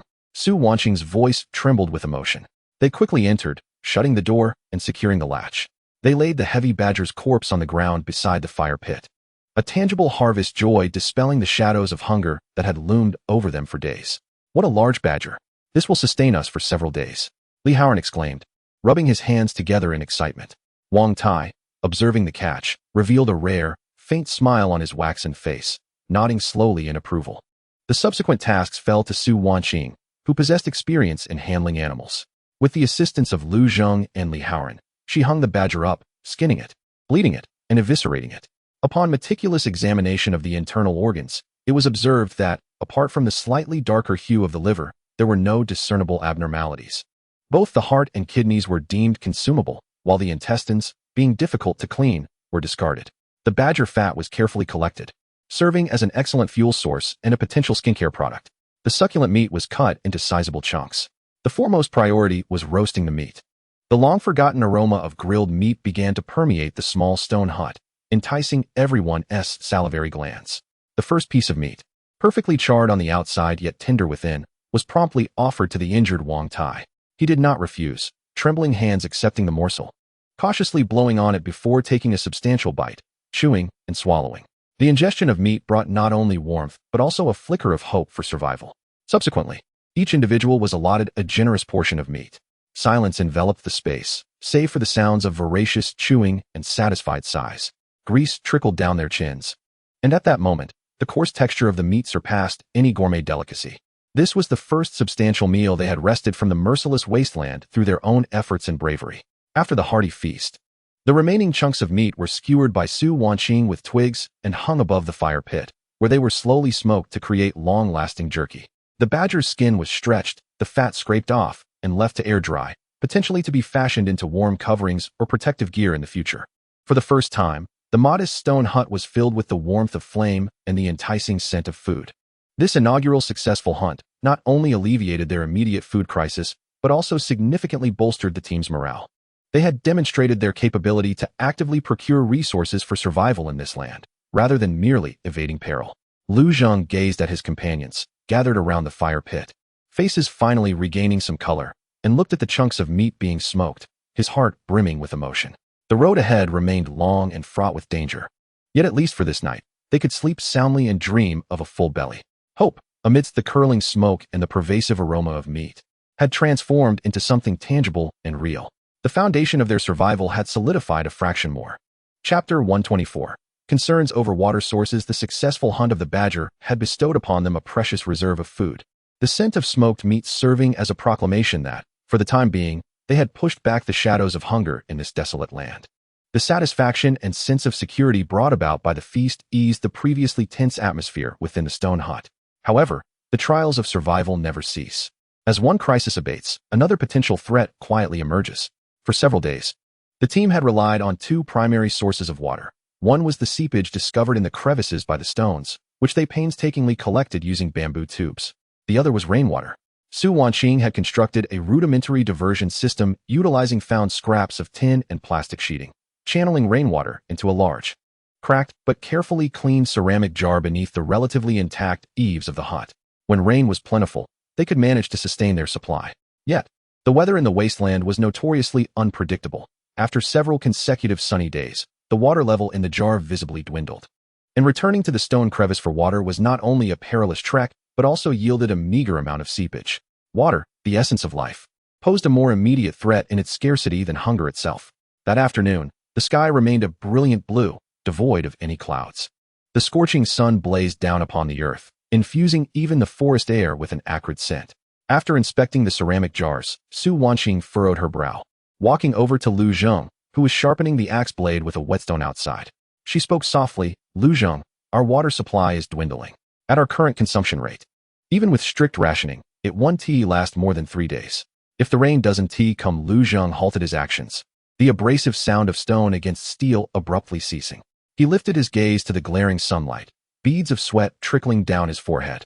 He was acutely aware of the water predicament, though previously overshadowed by the more pressing concerns of food and shelter. Now, it had escalated into an urgent priority. Relying solely on nature for sustenance was untenable, and venturing far for water was fraught with risks. Wiping the moisture from the axe blade with a cloth, he turned his attention to the denser, lower-lying thicket beyond the stone house. We must locate a more stable and secure water source, preferably nearby. Li Haoran, having just completed a set of spear drills, approached, glistening with sweat. Upon overhearing the conversation, he wiped his face and suggested, "Brother Zhang, should I check that creek we visited before?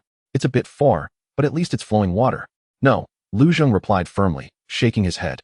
"That area is too close to the warehouse zone, with too many uncertainties. Our primary task now is to fortify our base and minimize unnecessary long-distance risks." Rising, he brushed off the dust from his clothes and began searching the vicinity of the house. This old forestry station likely had its own well or water storage. This deduction was reasonable. The group immediately sprang into action, centering their search around the stone house with a systematic approach, focusing on low-lying areas, rock crevices, and any signs of human excavation. Xiaoshu and Huiying also joined the search. With keen eyes, Xiaoshu soon discovered a remarkably flat stone slab, its edges unusually neat, hidden beneath a dense cluster of ferns not far behind the house. The slab was covered in thick moss and fallen leaves, appearing somewhat out of place in the surrounding environment. "Brother Lu Zheng, look here," Xiaoshu exclaimed excitedly. Lu Zheng and Li Haoran rushed over, working together to pry open a gap in the heavy stone slab. A wave of damp, cool air rushed forth. Beneath the slab lay a well, approximately half a meter in diameter, constructed of stone blocks.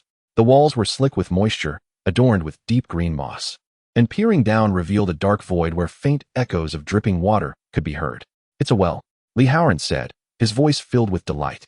Just as hope flickered to life, Su Wanqing's subsequent discovery quickly cast a shadow over it. Crouching at the well's edge, she cautiously dipped a long branch into the depths, retrieving some of the moist earth from the walls, which she carefully examined with her nose. She scrutinized the color of the moss growing in the stone crevices at the well's mouth. "Something's off." Su Wanqing's expression grew grave. "Do you smell that?" Besides the dampness, there's a faint, fishy odor that is not characteristic of clean water. Moreover, the color of this moss is unusually dark green, rather abnormal. As a physician, she possessed a professional sensitivity to anomalies in scents and substances. Lu Zheng's heart sank as he leaned closer to take a whiff. Indeed, that subtle, putrid scent, reminiscent of decaying aquatic vegetation, was far from the crisp aroma one would expect from pure well water. He picked up a small stone and cast it into the well, waiting for an eternity before a dull plop echoed back, indicating that the water was shallow and sounded viscous. It was likely that this well water had been contaminated. Su Wanqing concluded heavily that it might be stagnant water, possibly affected by viruses or mutated organisms from the underground water source. The risk of direct consumption was immense. Even boiling it would hardly eliminate the hidden dangers. The newfound hope swiftly turned into something worthless. A well of potentially toxic water held even less value than none at all. The atmosphere grew oppressive once more. Li Haoran, irritated, kicked the stone by the well, exclaiming, "Damn it! After such a struggle to find water, it's bad. This cursed place." However, Lu Zheng did not succumb to despair or discouragement due to this useless well. On the contrary, he quickly regained his composure and began to analyze the situation meticulously. The presence of a well indicated that the underground water veins nearby should not be too far away. Lu Zheng pondered aloud, although this well has been abandoned, it does not imply that we are devoid of hope. We can expand our search, particularly towards lower terrain where the vegetation flourishes. In such areas, flowing water or seepage might be more active, and the water quality could be superior.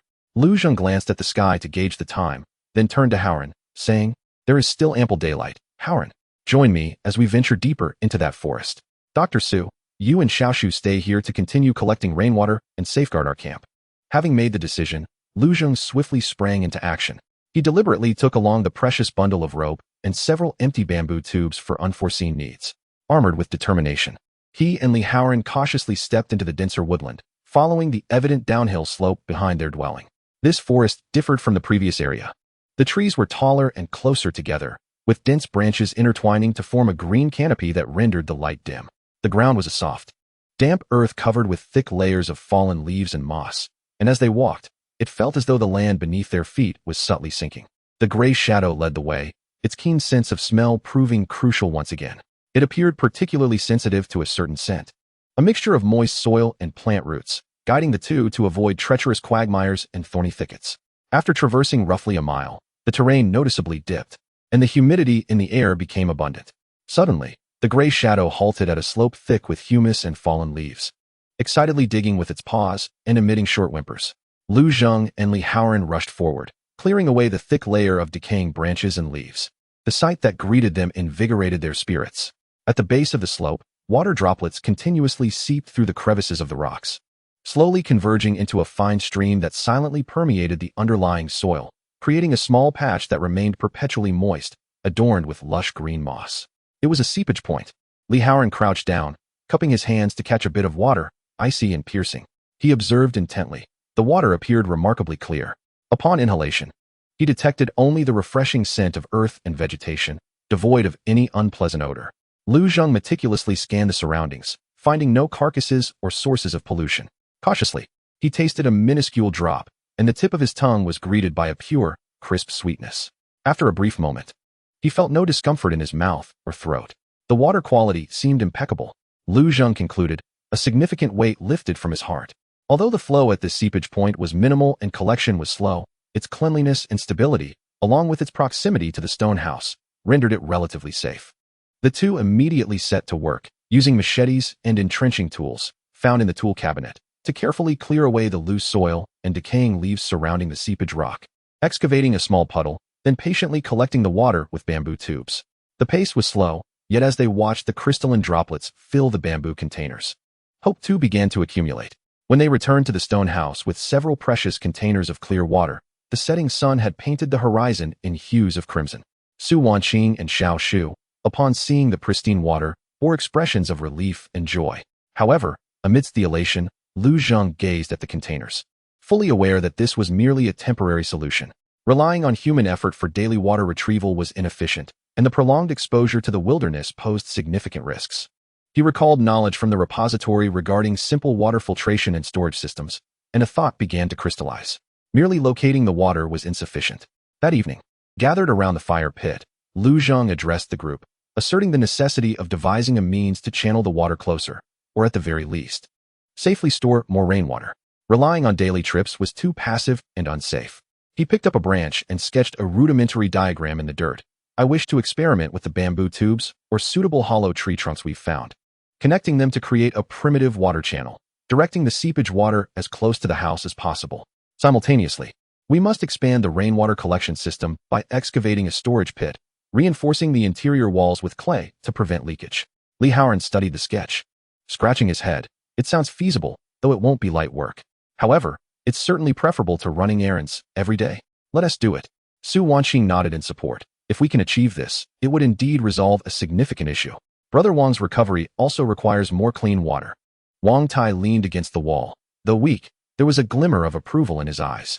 This young man was not only seeking survival resources, but was also contemplating how to fundamentally enhance their living conditions, revealing a vision that transcended mere survival. The hidden dangers of the water source had not been entirely eliminated, yet the path of hope had been illuminated. Transitioning from passive searching to actively transforming their environment marked a crucial step for this small team. As they endeavored to evolve from struggling insects into entities capable of truly establishing roots in this desolate land, advancing with both difficulty and determination. Each step was fraught with uncertainty and challenge, yet it brought them closer to the goal of a more prosperous existence. Chapter 125. The bamboo water channel locating a relatively safe seepage point was merely the first step in resolving the water crisis.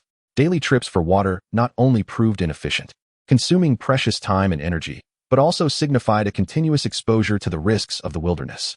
The water diversion plan proposed by Lu Zheng, albeit rudimentary and preliminary, signifies a fundamental transformation, a shift from passively adapting to the environment to actively attempting to reshape it for better survival. This represents a faint yet resolute signal of civilization's resurgence from the wasteland. With the plan set, the team sprang into action at dawn the following day. Their foremost task was to seek suitable materials for the water diversion. The knowledge repository had suggested that bamboo tubes or hollow wooden poles were ideal materials for primitive water channels. Fortunately, not far from the northeast of the stone house, they discovered a resilient patch of mutated bamboo thriving on the shaded slope.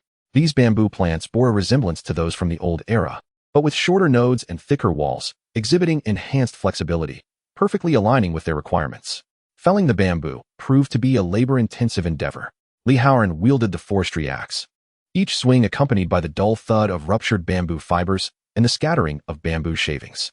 Lu Zheng, on the other hand, skillfully used a machete to trim the branches and cut the long poles into manageable lengths. Su Wanqing and Xiao Shu took charge of hauling the trimmed bamboo back to the vicinity of the stone house, while Guiying patrolled the surroundings with vigilance. Although Wang Tai was unable to participate in the physically demanding labor, he contributed by sitting at the doorway, meticulously sharpening tools or crafting wooden wedges for securing the bamboo tubes. Each member played their part in this long-term endeavor, contributing their strengths. Once they had gathered a sufficient number of bamboo poles, they commenced the more intricate work. The greatest challenge lay in how to bore through the nodes of the bamboo and ensure effective connectivity between the tubes without leakage. Lacking suitable drilling tools, they attempted to hollow out the joints using the tip of the machete, but the efficiency was dismally low and prone to splintering the poles. Lu Zheng recalled a primitive agricultural technique from the knowledge repository that mentioned using a heated iron rod to burn holes. He promptly tried this method, heating one end of a thick iron rebar in the fire pit, then carefully branding the membranes in the middle of the bamboo nodes. This method proved effective. The high temperatures not only burned through the nodes, but also created relatively smooth edges for the holes, minimizing the risk of cracking. Smoke and the scent of char filled the air, yet tangible progress was being made. Connecting the bamboo tubes also required ingenuity. Directly fitting them resulted in excessive gaps. Lu Zheng directed Li Haoran to bevel the ends of the tubes, experimenting with nesting them together. Su Wanqing contributed a small number of relatively intact fabric strips salvaged from discarded work clothes, which, when soaked and tightly wrapped around the joints, were hoped to provide a sealing effect. They also attempted to use the damp clay they had found, mixed with chopped dry grass, applying it around the outer edges of the joints to enhance the seal as it dried naturally. These methods, grounded in available materials and common sense, reflected a simple wisdom in problem solving. Laying out the water channel was an even greater test of patience and endurance. Although the straight-line distance from the seepage point to the stone house was not far, the terrain was uneven, necessitating avoidance of rocks and tree roots. They fashioned a rudimentary level, a transparent plastic tube filled with water, salvaged from waste, to achieve a rough leveling, excavating shallow trenches, using stones to stabilize the supports, and carefully aligning, connecting, and securing each processed bamboo tube. The entire process was slow and intricate, requiring constant adjustments and reinforcements. Under the scorching sun, sweat soaked through everyone's garments, and blisters formed on their hands, yet no one complained. Everyone is acutely aware that once this slender vein of life is established, it will invigorate their stronghold with unparalleled vitality. However, unexpected challenges arose during the process. A particular stretch of earth proved to be too soft, causing the freshly laid bamboo tubes to collapse under uneven weight. The team had no choice but to redo their work, deepening the foundation and reinforcing it with additional stones. On another occasion, a sudden low growl from the shadows startled the group, prompting a tense standoff until they discovered it was merely a frightened rabbit-sized mutated hedgehog fleeing in haste, a false alarm that nonetheless served as a reminder of the ever-present dangers lurking in their surroundings. After 2 full days of labor, the rudimentary aqueduct, spanning less than 100 meters and composed of dozens of bamboo sections, was finally completed. The last step involved constructing a small catchment basin at the point of seepage using stones and clay, where the intake of the first bamboo tube was carefully placed and covered with foliage for filtration and concealment. The success of their endeavor hinged on this moment. Everyone gathered beneath the back wall of the stone house, where a small water reservoir had been constructed from old iron buckets and pottery shards. Lu Zheng took a deep breath, aligning the outlet of the final bamboo tube with the catchment basin. Su Wanqing anxiously clenched the hem of her garment. Xiaoshu widened her eyes, Li Haoran held his breath, and even Wang Tai strained to lift himself, gazing outside. Initially, only the hissing of air escaping from the bamboo pipe could be heard. Moments later, a faint, gurgling sound emanated from deep within the tube, gradually growing closer. Soon after, a stream of water, thin as chopsticks and slightly murky, tremulously emerged from the pipe's mouth, tracing a brief arc before transforming into intermittent droplets that plinked into the catchment basin. At first, the droplets were sporadic and carried some silt from the journey. But as time passed, the flow stabilized and the clarity of the water visibly improved. The rhythmic sound of dripping in the serene afternoon felt like the most enchanting music in the world. Success! Water has arrived. Xiaoshu was the first to leap up in exultation. Li Haoran thumped his thigh with a hearty laugh, exclaiming, "Ha! We did it! No more long treks for water every day." Su Wanqing let out a long sigh of relief, her face blossoming into a smile of liberation as she hurried to fill a bamboo tube with the freshly flowing water, scrutinizing its quality. Wang Tai leaned back against the wall, closed his eyes, and with a barely contained smile, exhaled a long-held breath of relief. Lu Zheng gazed at the gentle stream, a sense of accomplishment swelling within him, far more intense than his first successful hunt. Hunting is an act of taking from nature, whereas this endeavor of drawing water was the first time they had harnessed the forces of nature through wisdom and cooperation. This achievement not only resolved their water supply issue, but also significantly bolstered their confidence.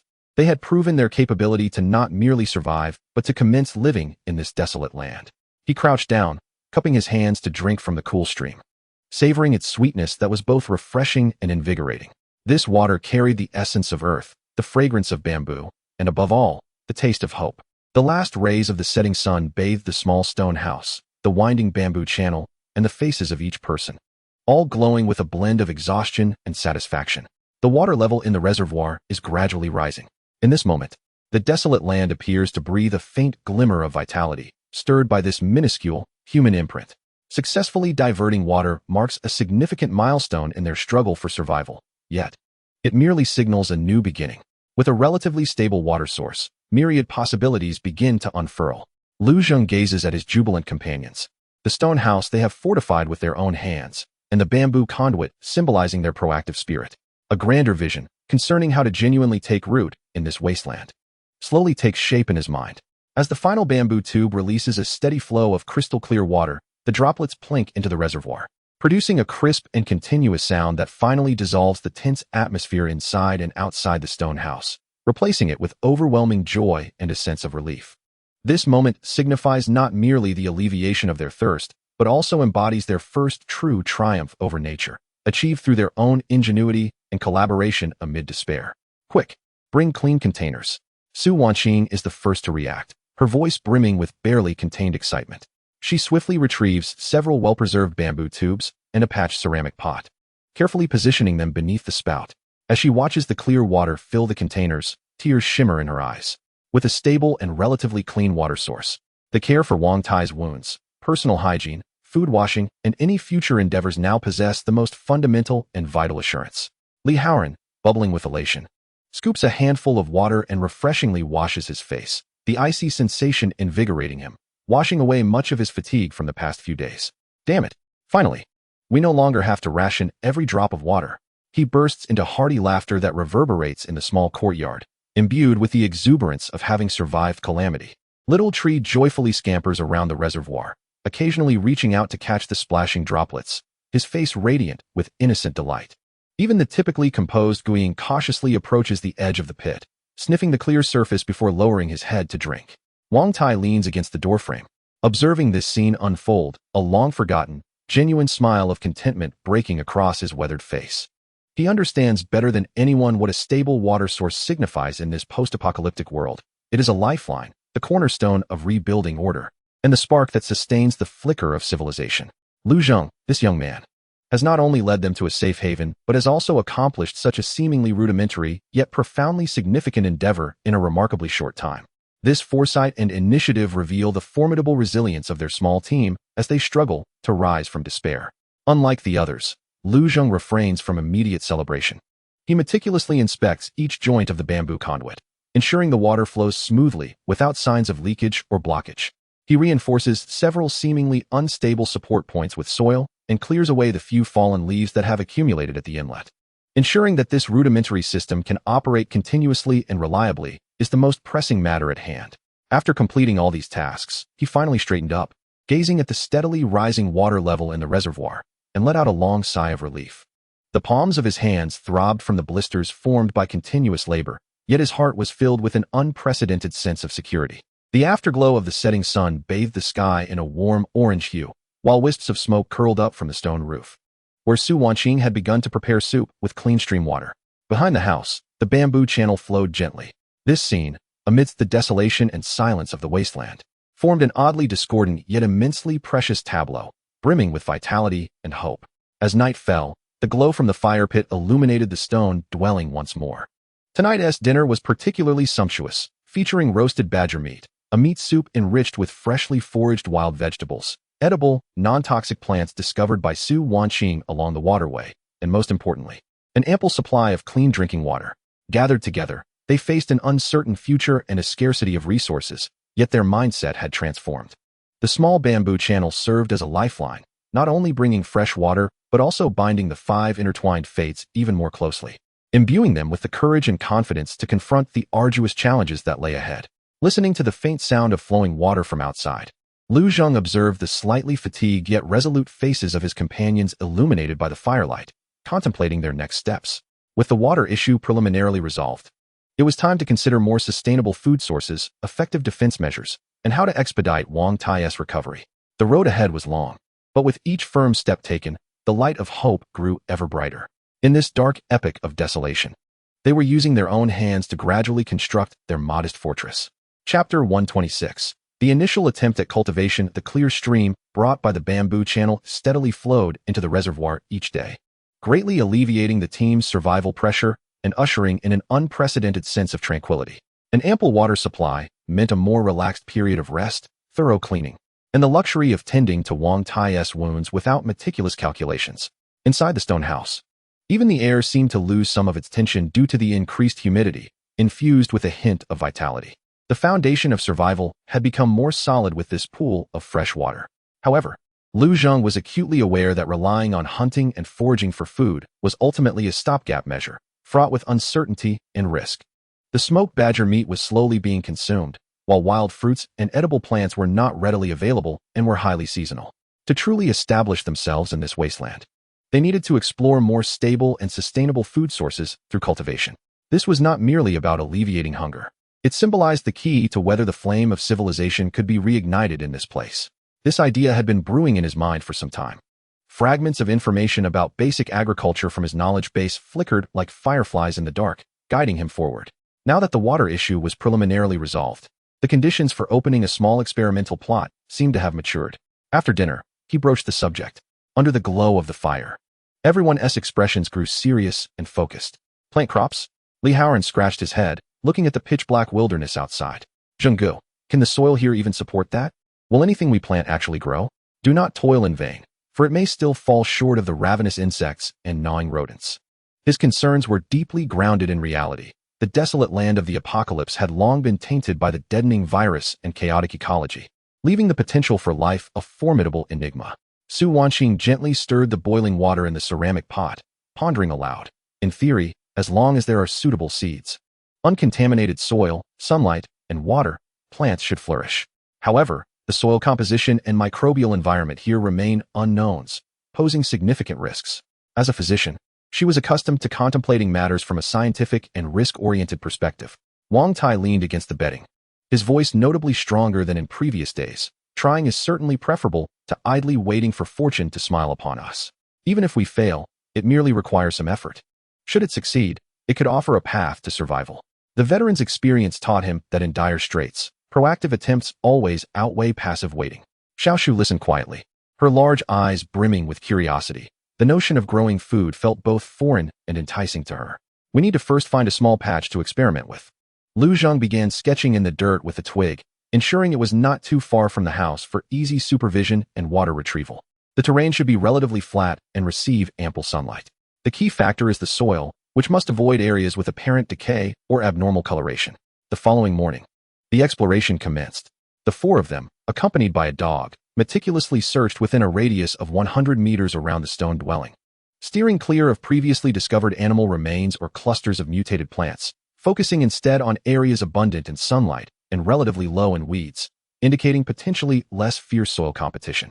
Ultimately, they settled on a small slope approximately 30 meters east of the stone house.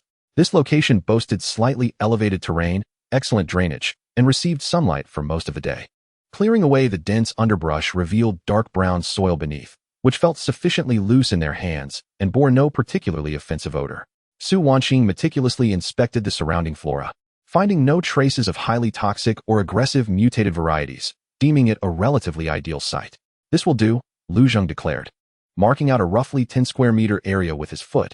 It is not large. Let us first clear it. The process of cultivation proved far more arduous than anticipated. The resilient vegetation of the apocalypse was tenaciously formidable. The interwoven roots of the grasses were entrenched in the ground like barbed wire. Li Haoran swung the forestry axe to sever the thick stems, while Lu Zheng and Su Wanqing employed machetes and a found half of a shovel to laboriously excavate and clear the root systems. Xiaoshu was responsible for gathering the uprooted weeds and transporting them to a distant spot to dry, preparing them for future use as fuel or mulch. Ash and Shadow stood guard nearby, occasionally pawing at the soil to uncover insects. Sweat quickly soaked everyone's clothing. The earthy mixture combined with grass juice clung to their hands and faces. This was a pure test of physical endurance, a trial of patience and perseverance. Yet, no one complained, as each understood that the endeavor they were undertaking held the potential to profoundly impact their future survival, a venture of great significance. After clearing the surface, the next challenge was to loosen the soil. Lacking suitable farming tools, they could only resort to sharpened wooden sticks and that battered piece of the shovel head, turning the earth painstakingly, little by little. The hard ground pressed painfully against my palms. Yet witnessing the hardened clumps of earth transform into pliable soil through our efforts evoked a primal sense of accomplishment, a profound connection to the land. Drawing upon the hazy recollections stored within his knowledge base, Lu Zheng directed the others to spread the half-dried grass blades collected during the weeding onto the turned soil, igniting them to burn. The flames crackled, sending tendrils of black smoke spiraling upwards. This act served not only to eradicate weed seeds and potential pests, but also to provide the most rudimentary form of potassium fertilizer, capable of slightly enhancing the barren soil. What shall we do about the seeds? Li Haoran wiped the sweat from his brow, surveying the nascent plots of land, lamenting the lack of decent seeds. The wild fruit seeds previously gathered were scarce, and their germination rates remained uncertain. From a small cloth pouch he carried, Lu Zheng cautiously tipped out a few shriveled, dark seeds, remnants that had almost been discarded, mustard and chili seeds found in outdated seasoning packets during their flight from the city, along with a handful of the plumpest berry seeds they had deliberately set aside during foraging. These meager seeds represented their entire hope. We can only give it a try, Lu Zheng proclaimed, his voice calm, yet resolute. He followed the vague principle of planting large seeds deep and scattering smaller ones shallowly, carefully sowing the different seeds into the prepared depressions in the soil and gently covering them with a thin layer of earth. Su Wanqing, using a bamboo tube, fetched water from the reservoir, meticulously and evenly moistening the sowing area, neither daring to use too much nor too little. As the last seed was enveloped by the soil, a small patch of orderly yet slightly rough furrows emerged from the once barren land, and everyone stood in silent contemplation, their hearts awash with mixed emotions. This diminutive plot, measuring less than 10 square meters, bore a significance transcending mere sustenance. It embodied the struggle of order against chaos, of life against desolation, a fragile endeavor. Under the setting sun, the freshly cultivated land gleamed with a rich hue, sharply contrasting with the surrounding untamed vegetation. Lu Zheng constructed a rudimentary, low fence around the furrows using sharpened branches and leftover vines, hoping to deter any small animals that might intrude. The outcome now rested in the hands of fate and the land itself. Li Haoran brushed the dirt from his hands and exhaled deeply. Wang Tai, supported by Su Wanqing, slowly stepped outside, gazing at the newly tilled earth, a complex light flickering in his eyes. Having witnessed too much destruction, he now bore witness to this small yet steadfast act of creation. As night fell, the stone house was infused with a faint scent of ash and a tranquil weariness. Lu Zhang sat at the doorway, gazing toward the freshly turned soil shrouded in darkness. He understood that the chances of success were minuscule. The seeds might not sprout. The seedlings could fall prey to pests, or they may fail to adapt to this cursed soil. Yet, what mattered was that they had tried. They had once more etched the imprint of civilization, cautiously, upon this wasteland. Regardless of the outcome, this initial foray into reclaiming the land had injected a different kind of expectation, one named future, into their desperate journey for survival. Hope, much like those seeds buried in the dark earth, was quietly brewing in unseen corners. In the days following the sowing, the daily rhythm of life within the stone house began to subtly shift. Every morning, as the first rays of light seeped through the crevices of the window, Lu Zhang or Su Wanqing's first endeavor is to venture outside to the newly cultivated fields, crouching down to meticulously inspect the mounds covered with a thin layer of soil, their gazes imbued with a blend of anticipation and trepidation. During his routine patrols, Li Haoran unconsciously finds himself drawn to the edge of the fields, his eyes sweeping over the silent earth, as if he could penetrate the soil and glimpse the dormant life beneath. The young tree has become the most fervent observer of the fields, running to check every hour or so, returning to report. The soil remains unchanged, still silent. This waiting has transformed into a new theme. Unlike the tense vigilance of hunting or the breathless focus of evading danger, this is a slow, anxious yearning, infused with the hope of budding life. Each watering is executed with utmost care, ensuring the quantity is neither excessive nor insufficient, lest they drown the tender sprouts that have yet to break through the soil or cause the ground to harden. Utilizing her limited botanical knowledge, Su Wanqing reminds everyone to maintain the soil's looseness and aeration. Wang Tai's recovery has noticeably accelerated under the ample water supply, the relatively stable environment, and Su Wanqing's attentive care. The fever has long since abated, and the dark purplish hue of his wound continues to diminish. Although still weak and unable to engage in strenuous labor, he can now sit against the wall for longer periods and even slowly move to the doorway to bask in the sun and gaze upon the land that embodies the new hopes of many. His complexion has lost its ghastliness, and there is a renewed spark in his eyes. This undoubtedly invigorates the entire team with a surge of optimism. "Old Wang, it seems you won't be long before you can stand and move around," Li Haoran said with a smile, sharpening the edge of the fire axe with a whetstone. A rare lightness permeates the atmosphere inside the room. Wang Tai slightly nods, his voice still hoarse but carrying more conviction. "Thanks to everyone, especially Dr. Su. This old body can hold out a bit longer." He gazes out at the fields, fervently wishing for something to sprout from the earth. Lu Zhang, organizing tools, looks up at the remark. "It will happen. Even if it doesn't succeed this time, we will know how to improve. With the first plot of land, there will surely be a second." His tone is calm and resolute. Although the fragmented information in his knowledge base regarding crop rotation, fertilization, and pest control is vague, it bolsters his confidence to continue trying. Failure is not to be feared. What is truly daunting is the loss of the courage to attempt. Days pass steadily amidst waiting and routine labor. In addition to tending to the experimental fields, they continue to reinforce the defenses of the stone house. Li Haoran utilizes the felled hardwood to make the internal panels of the windows thicker and sturdier. Meanwhile, Lu Zhang, accompanied by the young tree, sets up several rudimentary tripwire traps in more concealed areas outside, using sharpened stakes and vines, primarily targeting potential small mutated beasts, serving both as a warning and a possible means of capture. The Gray Shadow remains the team's most reliable sentinel. Its patrol range seems to have slightly expanded along with the team's growing confidence, often circling within 100 meters of the stone house. Its keen senses attuned to any rustle in the grass. Yet, beneath the tranquility, the specter of crisis has never truly receded. On the afternoon of the 5th day after sowing, the Gray Shadow, which had been quietly dozing by the edge of the field, suddenly perked up its ears, its nostrils flaring vigorously, and emitted a deep, warning whimper from its throat. Unlike its usual reaction to the discovery of small animals, it did not rush out immediately, but instead crouched low, its gaze sharply fixed on a dense thicket to the southeast of the experimental field. This unusual behavior instantly alerted Lu Zhang and Li Haoran, who were resting inside the house.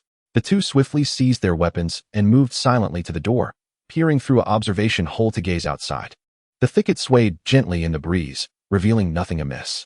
Yet, the Gray Shadow's vigilance was not unfounded. Moments later, an extremely faint sound, distinct from the rustling leaves in the wind, emanated from deep within the thicket, as if something were moving slowly. "Something is there," Li Haoran whispered, tightening his grip on the steel spear. Lu Zheng squinted, straining to discern the source. The sound was soft and intermittent, not resembling that of a large animal. Yet the gray shadow's reaction indicated that this presence was anything but ordinary. He gestured for Li Haoran to remain at the door while he gently pushed it open. Crouching low and using the ridge and weeds for cover as he approached the thicket, the gray shadow followed closely, remaining on high alert. As he drew nearer, the rustling became clearer, accompanied by a faint, nauseating gnawing sound. Lu Zheng's heart sank. The noise resembled that of insects feasting upon plants. Could it be that even before the seeds had sprouted, unwelcome guests had already arrived? He cautiously parted the outer branches, peering into the depths of the thicket. The sight before him sent a shiver down his spine. At the base of several shrubs near the experimental field, a cluster of a dozen or so fist-sized beetles, their shells a dark red adorned with irregular black spots, were voraciously devouring the tender branches and leaves, producing an unsettling din. Their appearance was bizarre, with compound eyes glimmering eerily, and while their movements seemed sluggish, they exuded an inexplicable malevolence. Mutated beetles, Lu Zheng thought, a chill running through him. These creatures appeared formidable, and their numbers were considerable. If they were interested in the freshly sown crop seeds, the hope he had just planted could be snuffed out before it even broke ground. He quietly retreated to the stone house to inform the others of what he had witnessed. The atmosphere grew tense in an instant. "Damn it! Even the bugs are causing trouble," Li Haoran cursed, glancing at Lu Zheng. "What should we do? Should we eliminate them while their numbers are few?" Su Wanqing expressed her concern. "We don't know if these mutated insects possess venom or aggression. Approaching them recklessly could be dangerous. Moreover, if we don't handle it properly, could it attract even more?" Wang Tai leaned against the doorframe, speaking gravely. "We cannot afford to ignore this. The seeds have just been sown. Pestilence is our greatest fear. We must devise a plan, but it must be prudent." Lu Zheng furrowed his brow. This was indeed a formidable new dilemma. While forceful eradication was the most direct solution, the risks were unknown. Neglecting the issue could lead to total failure. He needed to conceive a safer and more effective method to safeguard this hard-won field of hope. The challenges of survival in the apocalypse always came in succession, testing their wisdom and resilience. Chapter 127. The wisdom of insect infestation. The emergence of the mutated beetles fell upon the flickering ember of hope like a bucket of cold water. Although the dozen or so dark red, speckled beetles had yet to approach the experimental fields, their very presence signaled a clear threat. Their voracious appetite for plant tissue foreshadowed that the freshly sown seeds and the tender sprouts poised to break the soil could easily become their next meal. This predicament demanded urgent resolution, yet the approach required utmost caution. Inside the stone house, the atmosphere was tense. The dancing shadows from the fire pit illuminated the faces of those present, reflecting their anxiety and contemplation. Why not just stomp them? There are only a few. It's a matter of a couple of kicks from me and Brother Zheng. Li Haoran was the first to lose his composure, clenching his fists, his tone imbued with his characteristic fervor. Resorting to brute force was his instinctive response. Su Wanqing shook her head resolutely, exuding the calm and caution typical of a physician. "Absolutely not, Haoran," she asserted, her tone firm and devoid of any room for negotiation. "We know nothing about these mutated beetles. What is the hardness of their exoskeleton? Will they release venom or irritating scents when attacked? Could they possess even more bizarre abilities, such as summoning their kind or self-detonation? In this post-apocalyptic world, the characteristics of mutated creatures have long surpassed our conventional understanding. If we recklessly engage them, the risks are insurmountable." Her words fell like a sudden deluge of cold water, rendering Li Haoran, who was previously eager to act, speechless. He opened his mouth, intending to retort, but ultimately remained silent. Indeed, their encounters with mutated creatures had consistently demonstrated that the beings inhabiting this wasteland had grown alien and perilous. The chilling power of the corrupted claw rat's venomous claws haunted their memories. The unknown behemoth lurking in the warehouse district had left an indelible mark of terror. These experiences served as constant reminders that they must never underestimate the creatures of this desolate land, nor judge them by ordinary standards. Wang Tai leaned against the wall and spoke slowly. "Dr. Su is right. We cannot confront them head-on. We are few in number and cannot afford unexpected losses." He paused, his murky gaze revealing the steadiness of a seasoned soldier. "We must devise a prudent strategy. Ideally, we could persuade them to leave of their own accord or eliminate them without direct contact." Lu Zheng had remained silent, his mind racing as he sought fragments of relevant knowledge from the depths of his consciousness. Vague concepts of ancient agricultural pest control, Both physical and chemical measures flashed before him. Though there was no ready-made solution for the mutated beetles, some fundamental principles could be adapted. We cannot employ brute force, but we can apply cunning, Lu Zhang finally spoke, his gaze sweeping over the group. Do these insects gravitate towards light or darkness? Do they prefer moisture or dryness? We are uncertain. However, one thing is clear. They fear fire and detest certain strong odors. He picked up a twig and sketched a simple diagram in the dirt. I have an idea. We could attempt to use smoke. Smoke? Li Haoran and Su Wanqing turned their gazes towards him. Indeed, Lu Zhang nodded, gathering some damp leaves, weeds, and mixing in plants that might emit a pungent aroma, reminiscent of the spicy wild mugwort we had encountered earlier, to ignite upwind of the beetles' activity. No open flames were to be used, only thick smoke. The smoke and scent should effectively drive them away. Even if it does not immediately disperse them, it would certainly create a disturbance, rendering them hesitant to approach our fields. That's an excellent plan, Li Haoran exclaimed, his eyes brightening. We can keep our distance. It's safe. Let's gather some mugwort right away. Not so fast, Lu Zhang gestured for him to hold on. This is merely the first step. While the smoke may provide a temporary solution, what if they merely retreat for a while, only to return once the smoke dissipates? We require a physical barrier as well. He pointed outside. We still have some thorny vines and thin wire left from reinforcing the wall. We can erect a low, dense barbed wire fence around the experimental field, close to the ground. Any beetles attempting to crawl through will be impeded or injured by the thorns. This dual approach will be effective. Su Wanqing expressed her agreement. Smoke for repulsion, barbed wire for obstruction. This should yield substantial protective results. With the plan established, they immediately set to work. It was already evening, and the light was fading, but time was of the essence. Su Wanqing and Xiao Shu were tasked with collecting damp fallen leaves and dry grass near the stone house, along with the previously identified aromatic wild mugwort. These materials would be used to create smoke to drive away the beetles in the experimental field. Meanwhile, Li Haoran and Lu Zhang returned to the edge of the experimental field, armed with tools. They carefully maintained their distance from the bushes to avoid disturbing the munching beetles. The beetles appeared utterly oblivious to the impending assault, remaining engrossed in their feeding. Lu Zhang meticulously observed the location of the beetle swarm and the wind direction, ultimately selecting a spot approximately 5 to 6 meters upwind from the beetles, located to the northwest. This way, the smoke would drift towards the beetles with the gentle breeze, rather than being scattered by the wind. Li Haoran swiftly cleared a small fire break with his machete, ensuring no fire would ignite when the damp grass pile was lit. He then gathered the damp leaves, dry grass, and torn mugwort brought by Su Wanqing and Xiao Shu into a small mound. Lu Zhang produced a flint and struck it gently, sending sparks onto the dry tinder, which ignited into a small flame in an instant.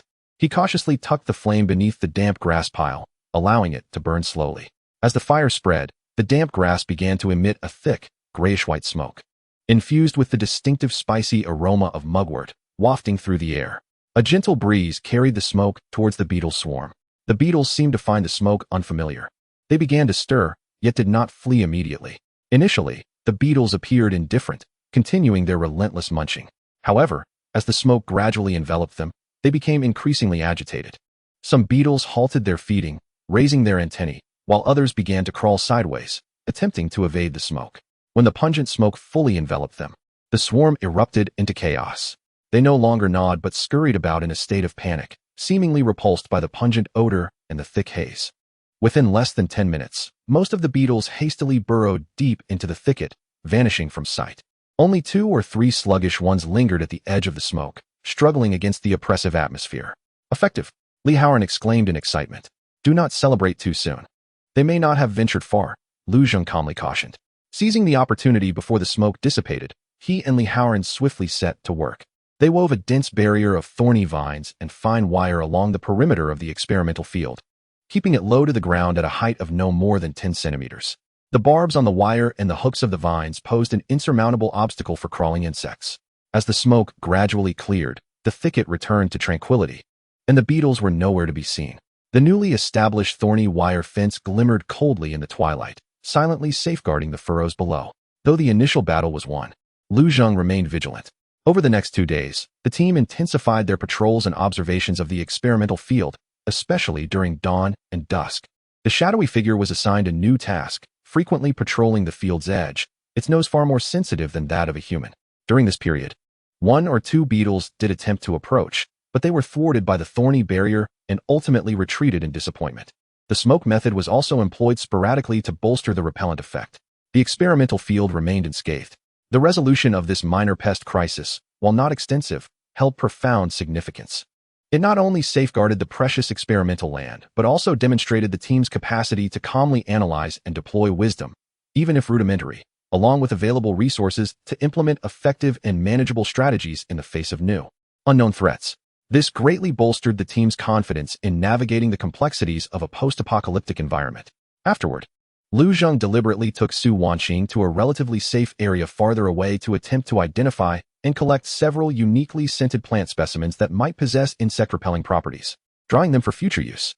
He understood that the path of cultivation would inevitably encounter various pests and diseases, and it was prudent to prepare in advance. Wang Tai's injuries showed marked improvement under the ongoing herbal treatment and relative stability of the surroundings. The dark purple hue at the wound site had faded significantly to a deep red, and the swelling had diminished considerably. He was now able to rise unaided and move slowly about the room, which invigorated everyone.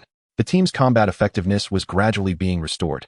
However, just as the crisis in the experimental field was resolved and Wang Tai's condition improved, a new situation quietly unfolded in an unnoticed corner. It was on the morning of the 8th day post-sowing. Xiaoshu, as usual, was the first to check the field when she suddenly emitted an uncontrollable, joyous gasp. "Come quick. The soil has cracked open. There are green spots." Her exclamation rippled through the calm like a stone cast into a serene lake, instantly stirring a flurry of excitement. Everyone dashed to the edge of the experimental field, crouching down, holding their breath, their gazes fixed upon the furrows above. On the meticulously tended surface of the brown soil, several spots where seeds had been sown gently bulged, revealing tiny cracks. Within those crevices, a minuscule yet vibrantly tender green emerged, bravely greeting the harsh and unfamiliar world. It was the nascent stirrings of life, despite their scant numbers and fragile existence, as if a mere gust could shatter them at this moment. In this desolate land shrouded in death and despair, this speck of green shone more brilliantly and exuded more strength than anything else. Indeed, hope had taken root and begun to flourish within the soil. Chapter 128. The hidden worries of seedlings. The euphoria brought forth by the tender shoots breaking through the earth resembled pebbles cast into stagnant waters, though the ripples were beautiful. They would ultimately settle into tranquility, replaced by a deeper, more enduring concern and cautious guardianship. Hope transformed from an ethereal concept into the tangible sight of those delicate, dew-laden greens gently quivering in the breeze. They were so fragile that a stronger gust, an excess of rain, or even a careless footfall could easily snuff them out. Yet, it was precisely this fragility that rendered them precious, necessitating the utmost dedication and care. Unbeknownst to them, the focus of life in the stone house gradually shifted. The daily routine of patrols grew longer as they lingered by the experimental fields. Each morning, Lu Zheng meticulously inspected the vibrant hues of every seedling's leaves, and each night, before retiring, he would verify the integrity of the thorny wire fence surrounding the field. Watering became a paramount task. Su Wanqing crafted a long-handled shallow spoon from bamboo, allowing her to gently sprinkle water around the roots of the seedlings, avoiding any direct impact on their tender stems and leaves. The amount of water had to be precisely controlled, neither too dry nor excessively saturated, to prevent root rot. This required immense patience and keen observation. Wang Tai's recovery was progressing well. He could now walk unaided to the door, sitting on a stone and gazing at the field from a distance. His gaze, once sharp, now bore a gentler and more hopeful quality. This small patch of green seemed to nourish his battered body and spirit.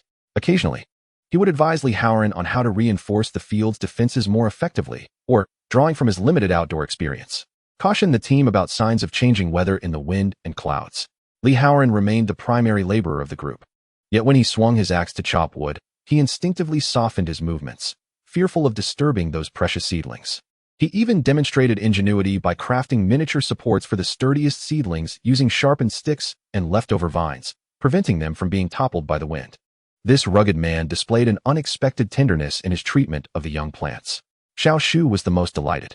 She regarded each seedling as a cherished entity with a name, counting them daily and reporting to everyone. Seedling number 1 has grown a little taller. It seems there's a small weed next to number 5, and I pulled it out. Her joy was simple yet infectious, adding a rare splash of brightness to this cruel apocalyptic world. The gray shadow seems to comprehend the significance of this land during its patrols. It meticulously sensed the soil surrounding the furrows, occasionally using its paw to prod at small insects attempting to approach, embodying a dedicated guardian. Yet, beneath this carefully maintained tranquility and hope, lurking concerns persist and gradually manifest over time. The first issue to arise is the thinning of seedlings. As the young plants begin to grow, it becomes evident that some seeds have been sown too densely, with several seedlings crowded together, competing for limited sunlight, water, and nutrients. A ruthless decision must be made to uproot the relatively weaker ones, leaving only the strongest to ensure optimal growth. This choice is made by Lu Zhang, executed by Su Wanqing, whose hands are the steadiest. Observing those discarded, equally verdant little lives cast aside at the field's edge stirs discomfort in everyone's hearts. Yet, this is the law of survival. Even in the act of creating life, there exists a process of elimination and choice. They must remain rational, sacrificing the individual for the survival of the collective. The second concern is the anxiety surrounding nutrients. The soil is inherently barren.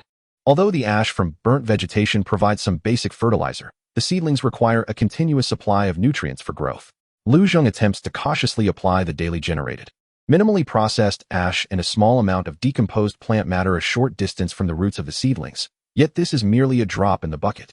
Fragments of knowledge regarding composting and fermentation from their repository remind him that resolving the fertilizer issue is an unavoidable hurdle for sustainable yields. However, this requires time and a safe source of materials, such as decomposed plants or safe animal manure, and gathering these in a perilous environment is fraught with risk. The greatest concern, however, arises from external threats. The verdant patch of the experimental field, set against the surrounding gray, desolate wilderness, stands out like a beacon in the night. It not only attracts mutated beetles, as previously encountered, but may also draw in other unwelcome herbivorous mutants, or even entities that harbor interest in both the humans and this patch of greenery.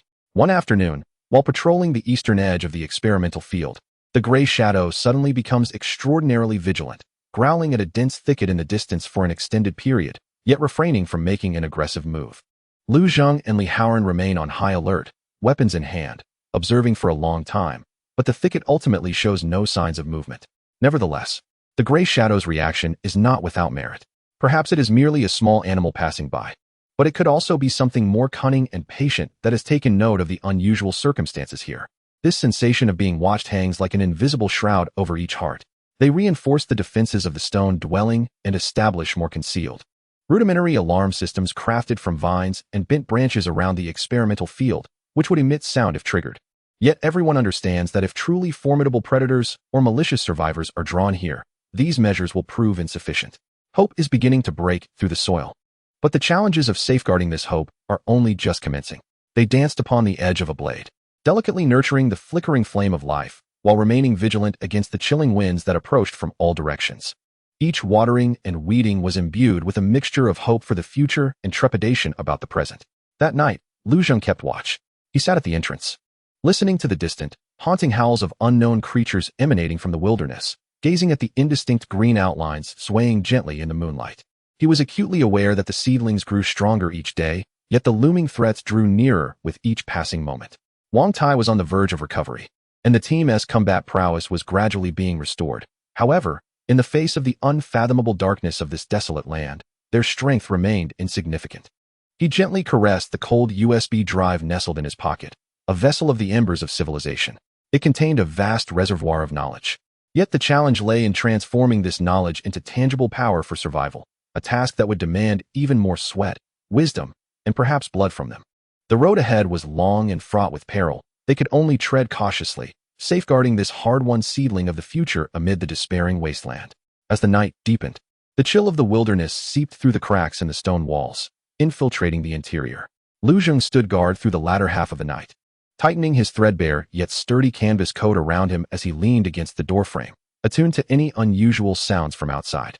In the distance, the howls of unknown mutated creatures echoed, while nearby, only the wind and the monotonous rhythm of dripping water from the bamboo spouts filled the air.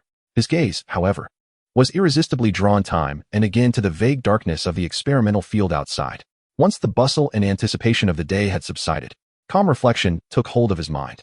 The issue of fertilizer pricked at his consciousness like a thorn. The seedlings appeared vibrant, yet the soil in which they took root was fundamentally barren. The potassium provided by the wood ash was limited, and critical nutrients such as nitrogen and phosphorus were severely lacking. If this continued, the seedlings, after weathering their initial growth phase, would likely stagnate due to malnutrition. their leaves turning yellow and possibly withering. A more effective source of fertilization needed to be found. He recalled the fragmented information in the knowledge repository regarding composting. By accumulating plant remains, kitchen scraps, and even safe animal manure under appropriate conditions, one could transform these materials into nutrient-rich organic fertilizer. The principle was simple, yet executing it in this perilous wasteland posed numerous challenges. Where could safe materials be sourced? While plant remains were abundant, the dried weeds outside, collecting them would elevate the risk of exposure. Kitchen scraps were nearly non-existent, as every morsel of food was precious. The thought of animal manure led him to consider the excrement of mutated creatures, potentially harboring unknown pathogens or parasites, which made him feel quite troubled. Perhaps he could start with the simplest approach. He pondered, contemplating the weeds he had cleared away and the bones left from their meals, grinding them together with the wood ash from the fire pit, then piling them in a corner far from water sources and the house, regularly watering and turning the mixture to see if it could gradually decompose. This would require time, at least a month or two, and the outcome was uncertain, but it was the most feasible and least risky method he could conceive under the current conditions.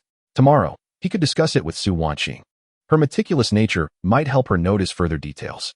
As he pondered, the shadowy figure beside him suddenly twitched its ears, its nostrils gently flaring, emitting a faint, inquisitive low growl from its throat. Unlike before, when it sensed a threat and immediately assumed a defensive posture, it raised its head and gazed toward the southeast, the direction of the abandoned well and the activity of the corrupted claw rats they had previously discovered, a deeper area of the forest. Lu Jing instantly became alert, lightly patting the shadow's head to signal it to be quiet, while he held his breath, leaning closer to the door crack, intently peering outside. The moonlight was dim, and all he could discern were the indistinct outlines of trees and rocks, devoid of any unusual movement. Yet, the shadow's perception far exceeded that of humans. It would not issue a warning without reason. The sensation of being watched seemed to resurface faintly. What lurked beyond? Was it a nocturnal herbivore drawn by this verdant expanse? Or a more cunning predator assessing this sudden source of sustenance? Or perhaps something entirely different? Minutes passed, and the distance remained silent. The shadow gradually relaxed, lying back down, though its ears remained perked in vigilance. Yet, Lu Jing could not completely quell the anxiety in his heart. This patch of seedlings, like a flickering candle in the dark, brought warmth and direction, yet inevitably attracted moths and even demons drawn to the flame. He returned to the fire pit, adding another log to fuel the flames, allowing them to blaze more brightly. The dancing firelight dispelled some of the chill and illuminated the depths of his contemplation. Survival has never been a one-time affair. Resolving one issue invariably leads to the emergence of another. Water sources, food, shelter, safety, and now the challenges of fertilizer and potential threats are all interconnected, akin to an endless ascent. Yet, as he recalled the sparkling eyes of the young tree counting the seedlings during the day, Wang Tiexin's increasingly rosy complexion, Li Haoran's tuneless humming while cleaning tools, and Su Wanqing's focused and gentle profile while inspecting the seedlings, a surge of resilient strength welled up from within. Indeed, it was arduous. The path was strewn with thorns. However, they were no longer the frightened, helpless souls of the disaster's onset, merely fleeing for their lives. They had established a stronghold they could call home, secured a relatively stable water source, nurtured budding hope, and most importantly, they had each other. The issue of fertilizer needed addressing, and external threats required vigilance. This called for more meticulous planning, cautious action, and perhaps a touch of luck. He contemplated that. Once dawn broke, he would accompany Li Haoran to recheck the traps and alarm systems surrounding the experimental field, reinforcing them if necessary. He also intended to have a more systematic discussion with Su Wanqing and Wang Tai regarding solutions for the fertilizer issue, pooling their ideas. The latter half of the night slowly slipped away amidst silence and contemplation. As the first light of dawn tinged the horizon with a pale glow, Lu Jing roused Li Haoran for the shift change. He stepped outside, inhaling the crisp, cold air, and immediately turned his gaze toward the experimental field. In the dim morning light, the patches of green appeared particularly vibrant, droplets of dew clinging to the leaves, gently swaying in the breeze, brimming with life. They continued to grow, and that was enough. Regardless of the myriad challenges that lay ahead, as long as this green persisted, hope remained alive. He approached the edge of the field and crouched down, meticulously examining each tender seedling, as was his custom. At that moment, his gaze fell upon the soil surrounding the roots of one particular seedling, where he discovered several tiny, round black pellets. Could they be the droppings of some small creature? Judging by their shape and size, they bore a resemblance to those of a wild rabbit. Lu Jing's heart raced slightly. If wild rabbits were active in this vicinity, Their droppings could potentially serve as a relatively safe and high-quality source of natural fertilizer. Furthermore, this indicated that this verdant patch had begun to attract other forms of life. Crisis and opportunity coexisted once more. A new day had dawned, bringing with it new challenges. Chapter 129. Preparations for change. The appearance of rabbit droppings was akin to a stone cast into a tranquil lake, sending ripples throughout the team. This minuscule sign was both a potential resource signal and an undeniable warning. It clearly conveyed to all that this nascent oasis of the experimental field had begun to capture the attention of the Wasteland's indigenous inhabitants. The survival challenges faced by the team had shifted from merely creating resources to also encompassing the safeguarding of those resources. The morning's routine meeting bore a weightier atmosphere than usual. The members gathered around the fire pit, where the crackling of burning firewood mingled with a palpable sense of urgency. The presence of rabbit droppings was both a boon and a bane. Lu Zheng spoke candidly, sketching a rudimentary diagram in the dirt with a twig, indicating the locations of the stone house, the experimental field, and the area where the droppings were found. The good news was that if a stable population of rabbits existed nearby, it might provide us with a relatively secure source of meat, fur, and even fertilizer. The bad news was that while rabbits might come, so too could other unwelcome visitors. We must prepare in advance. We cannot afford to react only when trouble arrives. Li Haoran rubbed the shaft of his steel spear, his gaze sharp. We shall meet force with force, and water with earth. Our walls and traps are not to be underestimated. Just as Wang Dage was nearly recovered, our numbers would be sufficient, allowing us to stretch our limbs. His combative spirit was intertwined with the joy of Wang Tai's recovery and an invigorated confidence in their strength. Wang Tai sat against the wall, his complexion still somewhat pale, but his eyes had regained their former steadiness and sharpness. He gently moved his injured calf, feeling the reduced pain that came with the stretching of his muscles, and spoke in a low voice. Haoran, do not be careless. Defense is not solely reliant on strength. Our fortifications may suffice against sporadic zombies or small beasts, but if a formidable creature or an intelligent foe were to confront us, they would fall short. He turned his gaze to Lu Zheng, noting that the fence needed to be reinforced further. Relying solely on the thorny net and a few tripwires was far too flimsy. Su Wanxin cast a worried glance toward the experimental field. The utmost priority is to safeguard the seedlings. No conflict must occur near the fields. The little tree stood closely beside Su Wanxin, its small hand instinctively clutching her garment. Wang Dage is right, Lu Zheng agreed. We cannot remain passive. In the coming days, our focus will be on strengthening our defenses comprehensively, taking it step by step. He pointed at the ground with his twig. First, we must upgrade the early warning system. The coverage area of the existing tripwire traps is too limited, and their sensitivity is inadequate. We must establish additional, more concealed triggering devices at several key directions around the stone house, approximately 100 meters out, utilizing trees and terrain to our advantage. For instance, we could connect empty tin cans with fine vines or employ natural rockfalls to create rolling logs and stones. Our aim is not to inflict harm, but merely to provide early warnings. Secondly, we must reinforce our core defenses. The doors and windows of the stone house represent vulnerabilities. Merely propping the door with a wooden stick is insufficient. We need to craft a sturdier latch, ideally incorporating a horizontal beam for added support on the interior. The internal panels of the windows should also be thickened, with openings left for observation and shooting.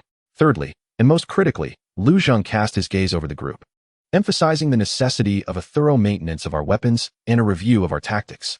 We shall inspect the condition of all arms, sharpening blades and spear tips.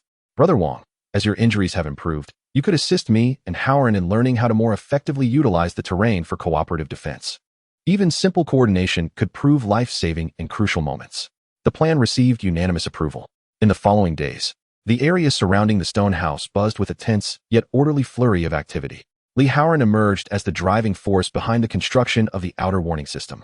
Like an indefatigable worker ant, he enlisted the help of small trees to meticulously set up various simple alarm devices using iron wire, vines, and discarded metal pieces within the boundaries established by Lu Zheng. Above a dry channel that could potentially be exploited, they ingeniously erected a balancing device with branches and vines, piled high with loose stones. Should a heavy object trip the triggering rope, the stones would tumble down, producing a resounding noise. At the edge of another thicket, they discreetly affixed several bells made from fishing line, found in an abandoned backpack, and empty tin cans, rendering them nearly undetectable. Meanwhile, Lu Zheng and Wang Tai focused on fortifying the core defenses.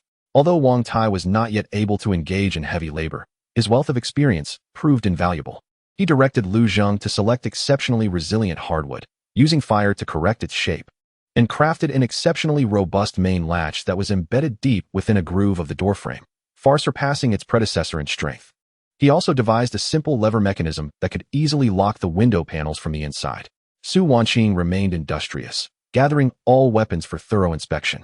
The machetes and axes gleamed with a sharpness, the spearheads were reinforced anew, the crossbow strings were oiled, and the bolts were meticulously cleaned. She even fashioned several simple wrist guards and shoulder pads from found rags and soft hay to alleviate fatigue and friction from prolonged weapon handling. During work breaks, Wang Tai would engage Lu Zheng and Li Haoran in basic tactical drills in the open space before the house. The focus was primarily on simulating reactions to various threats, how to use doors, windows, and walls as cover for crossfire, how to execute rapid retreats, and how to support each other in close combat. Wang Tai explained in detail, imparting knowledge on footwork, breathing, and force techniques. Lu Zheng and Li Haoran studied diligently, acutely aware that in this desolate landscape, heightened proficiency equated to greater survival. The shadowy figures seemed to sense the shift in atmosphere, becoming more vigilant during patrols and expanding their range considerably. After several days, the defensive capabilities of the stone house had visibly improved. Invisible lines of vigilance extended like a spider's web, transforming the very structures into something akin to hedgehogs, brimming with rudimentary yet practical defensive details. The camaraderie amongst the team members quietly flourished through their shared labor and drills. Yet, amidst this frantic atmosphere of preparation, the seedlings in the experimental field continued to grow serenely under the sun, their leaves unfurling, vibrant, and green. They were both precious treasures in need of protection and a gentle splash of color amid the tension, serving as a poignant reminder of the significance of their efforts. That evening, the work on fortifying defenses reached a temporary halt. Gathered around the table for a meal, the atmosphere lightened somewhat. Li Haoran gnawed on some jerky, gazing at the darkening sky outside, and remarked, "Now it feels much more secure. Even if something nefarious approaches, it will have to shed some skin first." Wang Tai chewed his food slowly, his gaze sweeping over the fortified doors and windows, and he responded thoughtfully, "The structures may be inanimate, but it is the living minds that matter. Ultimately, our defense relies here." He gestured to his head, and then to his clenched fist, signifying strength and courage. Lu Zheng remained silent, moving to the doorway, peering through the observation hole into the still, perilous darkness outside. The fortifications could be reinforced continuously, yet the threats from the wasteland remained forever unknown. They had prepared as best as they could. Now, all that remained was to wait and maintain utmost vigilance. He could sense that a change was brewing, a palpable tension in the air reminiscent of an impending storm. They were like a bow drawn taut, the string poised for the unknown arrow to strike from the shadows. As night enveloped the wilderness, the wind picked up, rustling the grass and trees outside, creating a sound akin to countless hushed whispers. Lu Zheng stood guard behind the door, every sense heightened to its pinnacle. The unusual silence of the gray shadow and the previously detected warning direction tightened his nerves like an invisible string. He was uncertain if danger truly lurked nearby or when it might arrive. But the first rule of survival in a post-apocalyptic world was, better to believe in its existence than to dismiss it. Time passed slowly in the oppressive silence of anticipation. The flames in the fire pit danced, casting flickering shadows upon the walls. Inside, Li Haoran leaned against the wall with a steel spear, feigning sleep. His breathing was steady, yet his muscles were taut, ready to spring into action at any moment. Su Wanqing and Little Tree cuddled together on their makeshift bedding in the corner, appearing to slumber. Yet the slight tremor of their eyelashes revealed they had not truly fallen asleep. Wang Tai was also awake, half reclining against the wall, his ears attuned to the sounds outside, his injured hand resting lightly beside a sharpened machete.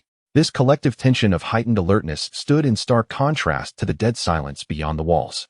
Suddenly, the gray shadow at Lu Zheng's feet emitted a soft whimper, even more fleeting than before, its body leaning slightly forward, eyes fixed firmly to the southeast. This time, it refrained from growling, as if confirming something. Lu Zheng promptly nudged Li Haoran with his elbow. Li Haoran's eyes shot open, devoid of sleepiness. Like a poised cheetah ready to pounce, he silently moved to the observation hole beside Lu Zheng. "Is there a situation?" Li Haoran whispered. "The gray shadow has alerted again." Still in that direction, Lu Zheng replied in a hushed tone, his gaze sharp as he scanned the outside through the crack of the door. The moonlight was obscured by clouds, rendering visibility exceedingly low, allowing only the faint, wavering silhouettes of trees to be discerned. The two individuals held their breath, straining to listen. Aside from the sound of the wind, there seemed to be an exceedingly subtle noise, akin to something gently brushing against the grass, intermittent and almost imperceptible. It was impossible to ascertain its distance or identify the source. The darkness was too profound to see clearly. Li Haoran furrowed his brow. We cannot venture out, Lu Zheng declared decisively. The enemy is concealed while we are exposed. The risk is far too great. We shall remain here, awaiting their approach or a triggering of the alarm. As moments ticked by, the faint sound of rustling seemed to pause, then perhaps continued, fluctuating and tormenting their nerves. This anticipation of the unknown was far more harrowing than directly confronting danger. Just as Lu Zheng pondered whether to create some noise as a test, suddenly, from approximately 100 meters to the southeast, a distinctly audible, yet not overly loud cracking sound emerged, reminiscent of a dry branch snapping underfoot. Following this, a somewhat frantic rustling of movement echoed, swiftly fading into the night. The individuals in the room exchanged glances. Did it flee? Li Haoran questioned, uncertainty lacing his voice. It seems to have been startled away, Lu Zheng replied, intently listening to the receding sounds, feeling a slight sense of relief. Perhaps a trap or noise device set by Haoran had been activated. The shadowy figure relaxed, resuming its prone position, yet keeping its ears attuned to that direction. The immediate crisis appeared to be averted, but each person understood that something had indeed passed through. It could have been a curious herbivore, or perhaps a more dangerous predator on reconnaissance. Regardless of which, it indicated their stronghold was no longer concealed. The latter half of the night passed in relative tranquility, yet none could find peace in slumber. As dawn's first light broke, Lu Zheng and Li Haoran donned their gear, cautiously opening the door to investigate the source of the previous night's disturbance. Near the designated trap area, they discovered a patch of trampled grass, with several indistinct hoof-like imprints on the ground, and a thin vine had been snapped, with an empty tin can lying nearby. Was it a deer? Or perhaps a sheep? Li Haoran crouched to examine the tracks, unable to determine the specific species, but certain it was of a small size. It seems our alarm was indeed somewhat effective. Lu Zheng nodded, yet his brow remained furrowed. This time it was a herbivore that was frightened away. What about next time? We cannot rely on only timid creatures to approach. Upon returning to the stone house, Lu Zheng informed everyone of the situation. Although it was merely a false alarm, the night's events had heightened their awareness of the necessity and urgency of bolstering their defenses. They were confronted with a world rife with uncertainty and peril, where any lapse in vigilance could lead to catastrophic consequences. A new day dawned, yet the atmosphere was palpably altered. The experiences of the previous night served as a clarion call, resonating within each heart. They must fortify themselves with greater haste to safeguard this hard-won glimmer of hope amidst the treacherous wasteland. Chapter 130. The enigma of the deep pool. The alarm of last night's false alarm spread ripples across the tranquil surface, its echoes dissipating but altering the undercurrents beneath. The atmosphere within the team has grown increasingly vigilant, with daily activities imbued with a taut rhythm. Inspections of defensive fortifications have become more frequent, and each of the gray shadows' attentive listens stirs the heart. The sensation of being observed has not entirely dissipated. Rather, it has become more elusive and difficult to grasp. Food reserves are steadily depleting. The smoked badger meat is nearly exhausted, and foraged wild fruits and edible plants are becoming increasingly scarce. The seedlings in the experimental fields grow slowly under careful nurturing, yet distant waters cannot quench immediate thirst. The acquisition of new, stable food sources has become an urgent necessity. Hunting has once again risen to the forefront of their agenda. This time, the objective extends beyond mere satiation. It also bears a reconnaissance nature. The tracks left by the creature that escaped last night point southeast, toward the dense thicket near the edge of the suspected storage area, a region they had previously explored little. Lu Zheng has determined that this hunting reconnaissance mission will be executed by himself and Li Haoran, while Wang Tai, whose injuries have significantly improved, will remain at the base with Su Wanqing and Xiao Shu, relying on the fortified structures to adequately face general risks. As per the established protocol, reconnaissance takes precedence, followed by hunting. Before departure, Lu Zheng reiterates, his gaze sweeping over Li Haoran and the limbering Wang Tai, emphasizing the need to ascertain the conditions of the southeastern woods, to discover precisely what had lurked there last night, and simultaneously to search for safe game sources. They must strive to avoid conflict, especially in the direction of the storage area. Rest assured, Brother Zheng, I shall exercise caution, Li Haoran replies, inspecting the spear tip with a firm nod. Continuous vigilance and fortification efforts have left him with a pent-up desire to stretch his limbs, though prior lessons have taught him restraint. Wang Tai pats his leg, wrapped in a clean cloth, his voice steady. Leave the home front to me. Be exceedingly careful. If anything feels amiss, withdraw immediately, and signal as usual. He refers to their agreed-upon emergency communication method, a series of short, sharp whistles. The morning mist has yet to lift, and a damp chill pervades the woods. Lu Zheng and Li Haoran proceed cautiously, one following the other, along the path marked by animal tracks leading southeast. The gray shadow acts as their vanguard, its form flickering in and out of the trees, silent and unseen. This time, their movements are more prudent. With each advance, they seek cover behind trees or rocks, carefully observing and listening, only continuing once safety is assured. The ground beneath them gradually becomes more sodden, the vegetation increasingly lush, and the humidity in the air markedly heightened. After approximately half an hour, a continuous sound, far louder than the trickling of a bamboo flume, emerges from ahead, the sound of flowing water. A river? Lee Howard whispers, a glimmer of surprise in his eyes. Stable water sources often indicate areas frequented by animals for drinking and activity. Lu Zheng signals for silence, and the two utilize the dense underbrush for concealment as they cautiously approach. Parting the last thorny thicket, the sight before them takes their breath away. It is not a river, but rather a secluded pool hidden deep within the thicket. The water surface, not expansive, about the size of half a basketball court, exhibits an unusual dark green hue, its depths unfathomable. One side of the pool is flanked by a steep rock face, from which a waterfall, not particularly wide but abundant in flow, cascades from a height of over 20 meters, crashing into the pool below with a thunderous roar, sending up a mist that envelopes the air. The source of the waterfall appears to originate from a higher mountain spring, which perhaps elucidates why the downstream streams are gradually drying up or becoming polluted.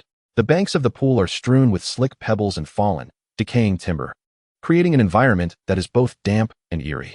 However, what captivates their gaze is not this daunting landscape, but rather the scene in the clearing by the poolside.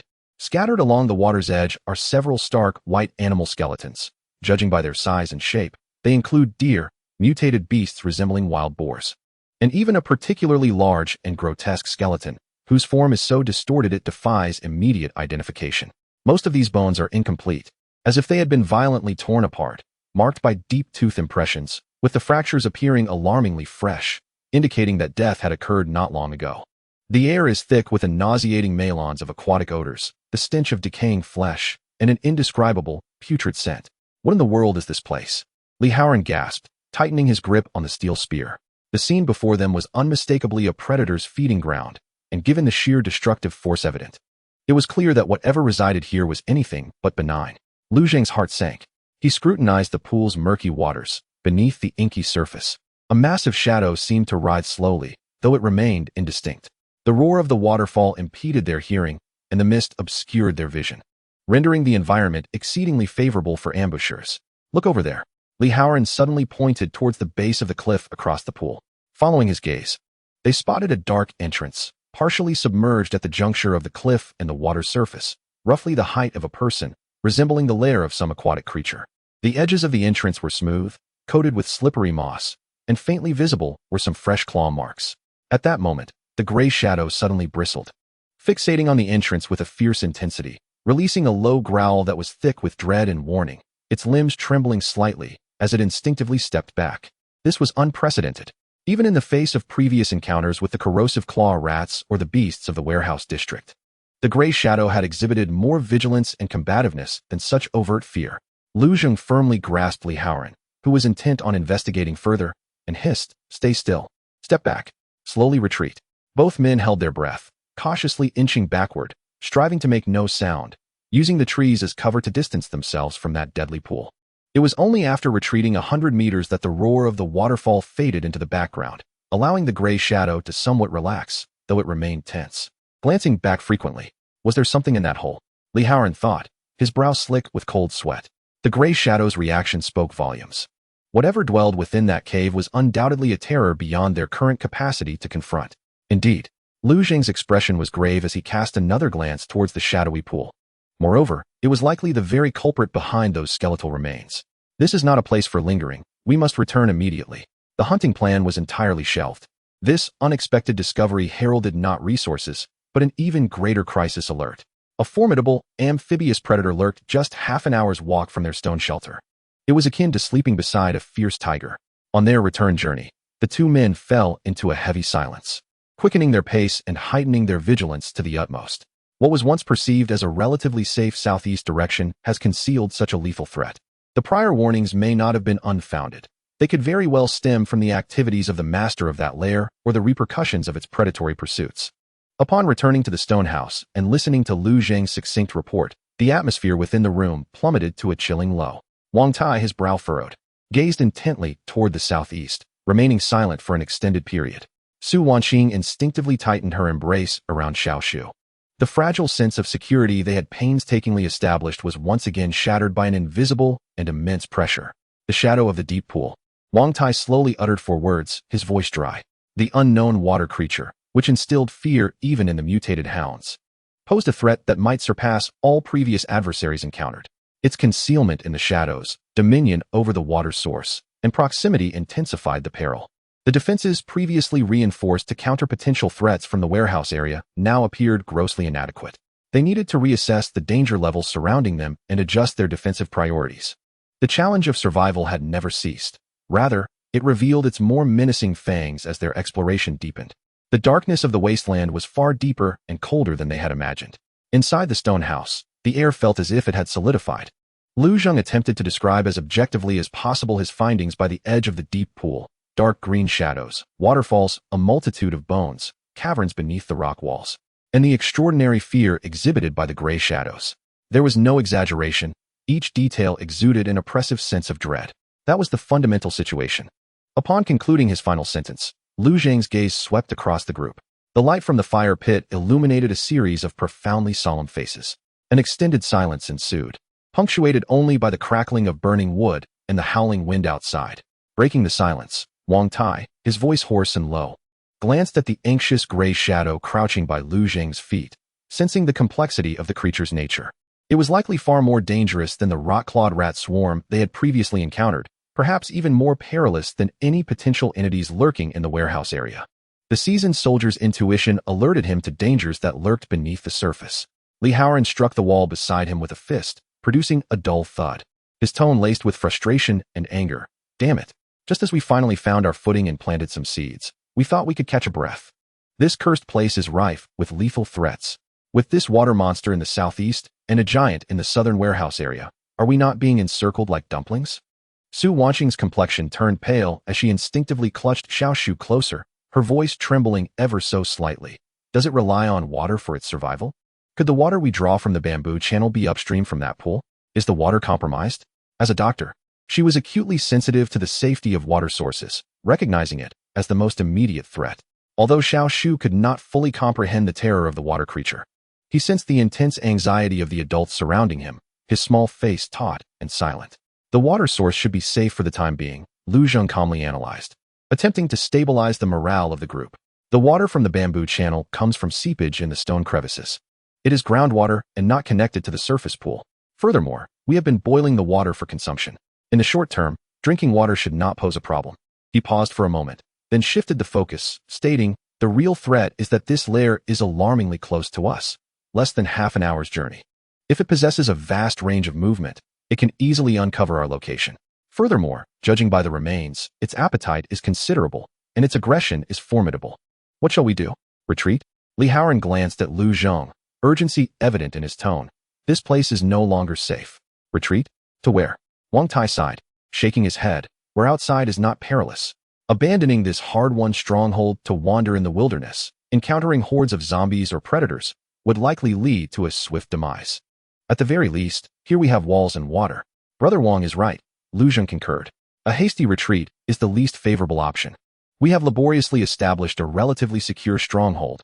We cannot relinquish it lightly. Yet the current situation also implies we can no longer direct our primary defenses solely towards the south. He rose, sketching a simple diagram in the dirt with a twig, marking the stone house at the center, the warehouse area to the south, and a pond to the southeast. The situation has changed. We have transitioned from a relatively safe rear, northeast, with minimal exploration to the north but still unknown, to a potential front line, vulnerable to attacks from both flanks. Lu Zheng's voice was steady, exuding an undeniable resolve. The urgent task at hand is to immediately adjust our defensive strategy and survival plan. He addressed the group clearly. First, the focus of our defenses must be shifted.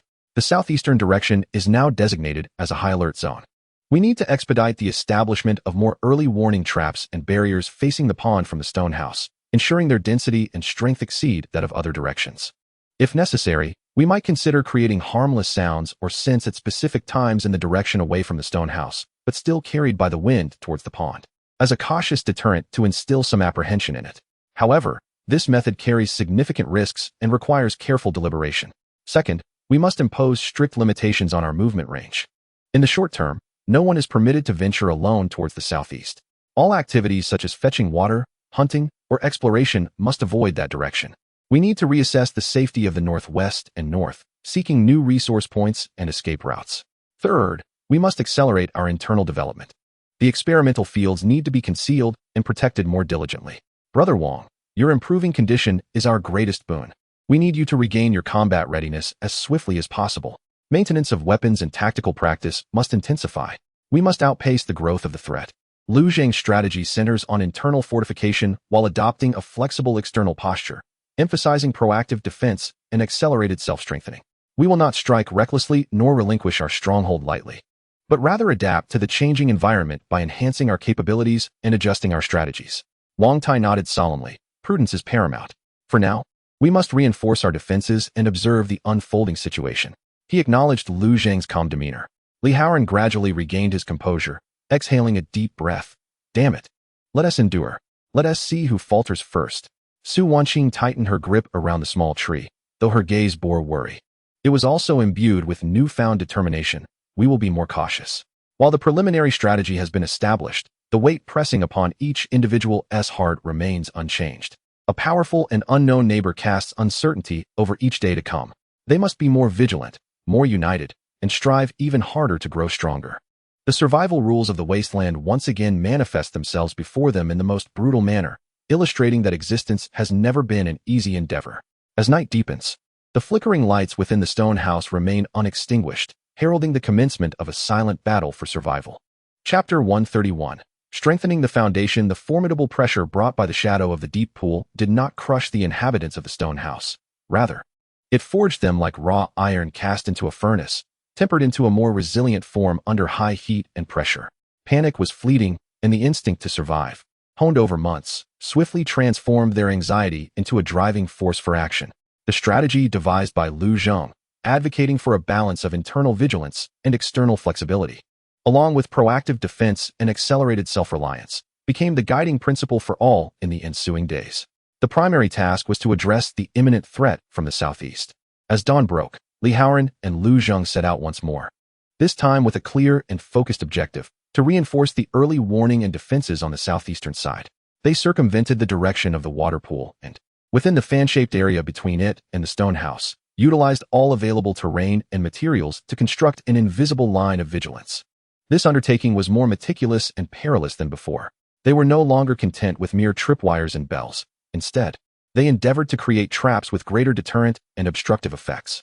Along several beast paths likely to be traversed by wild animals, they excavated pits lined with sharpened wooden stakes, cleverly camouflaging the openings with twigs and fallen leaves. Behind several relatively open thickets, they fashioned rudimentary crossbows from the elasticity of vines, although limited in range and precision.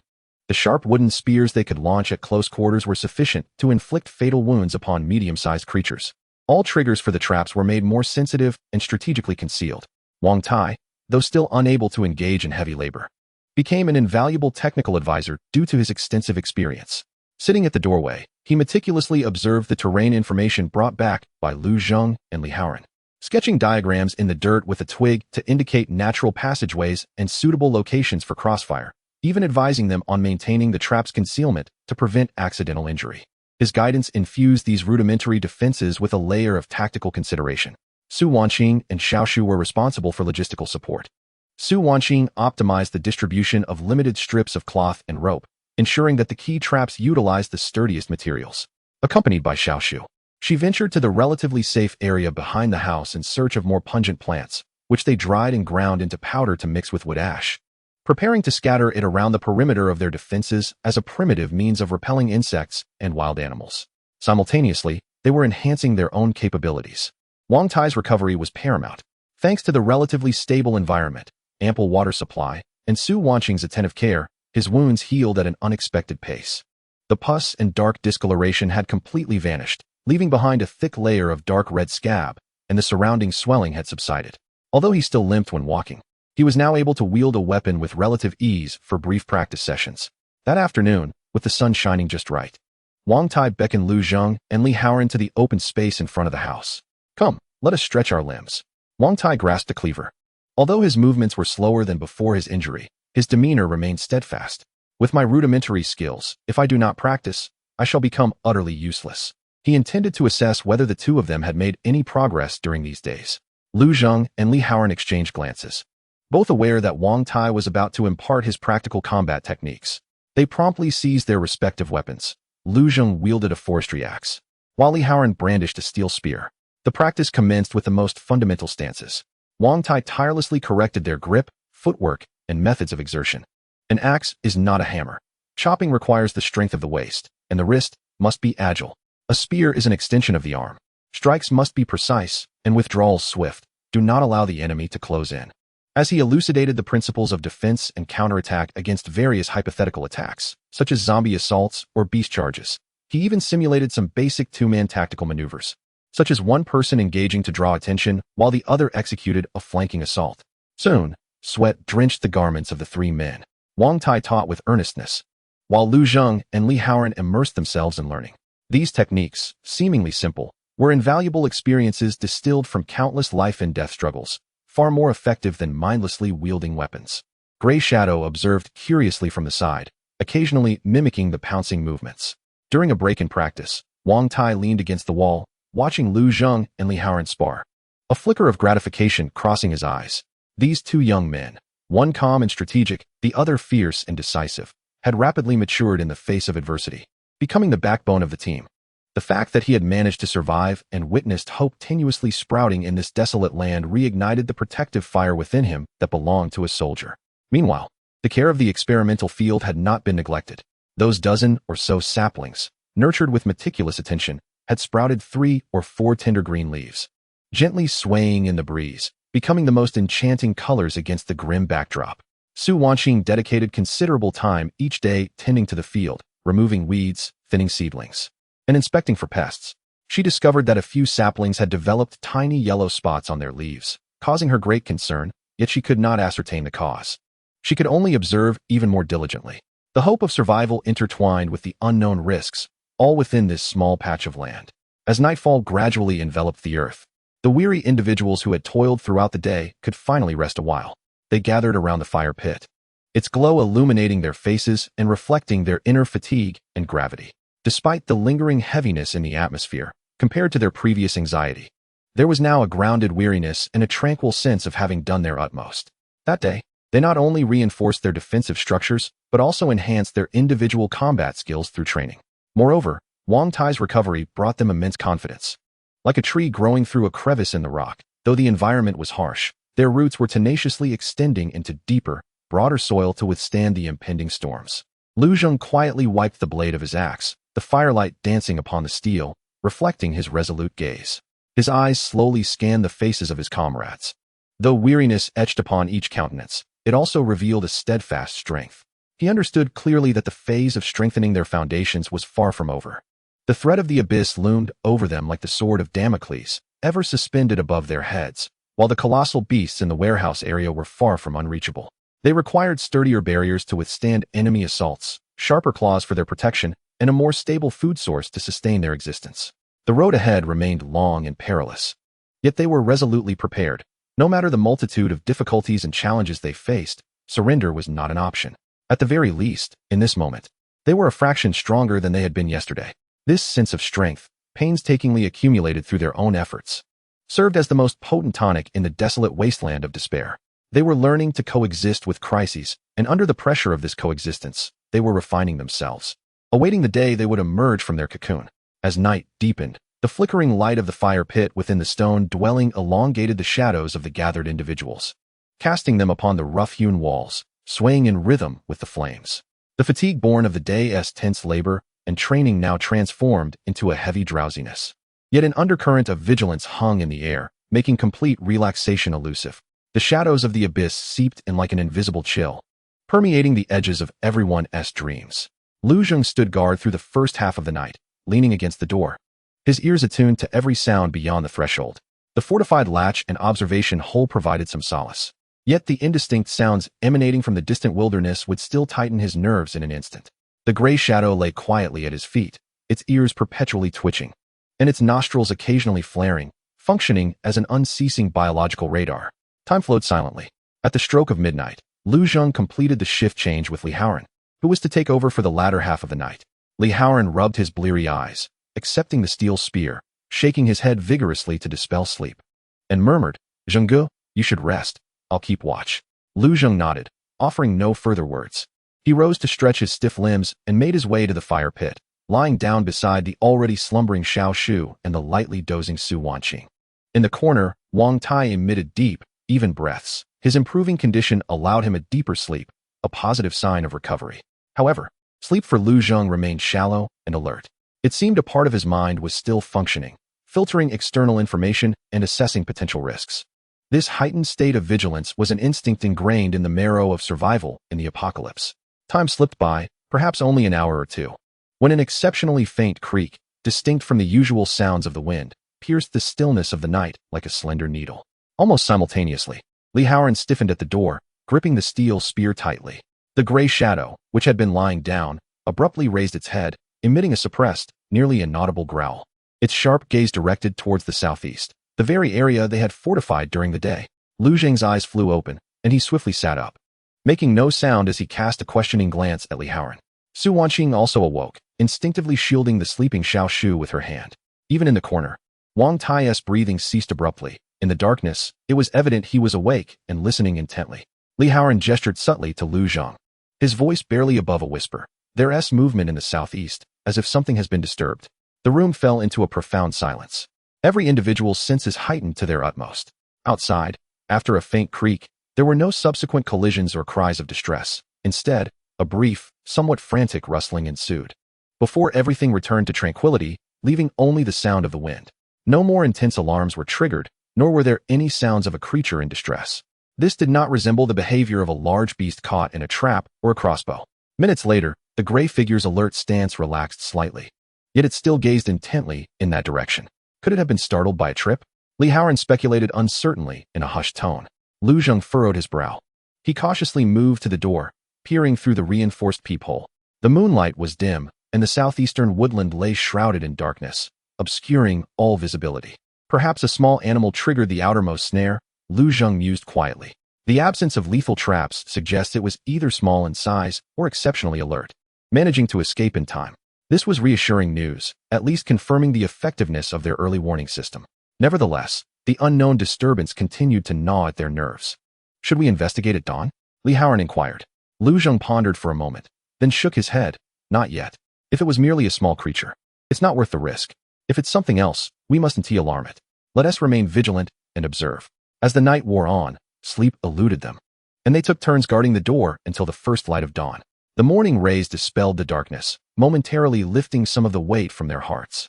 Once daylight broke, Lu Zheng and Li Haoran donned their gear and cautiously ventured towards the area where the noise had originated the previous night. Near the edge of a thicket, approximately 70 to 80 meters from the stone house, they discovered a clue. A carefully set snare, connected to several empty cans, had been triggered.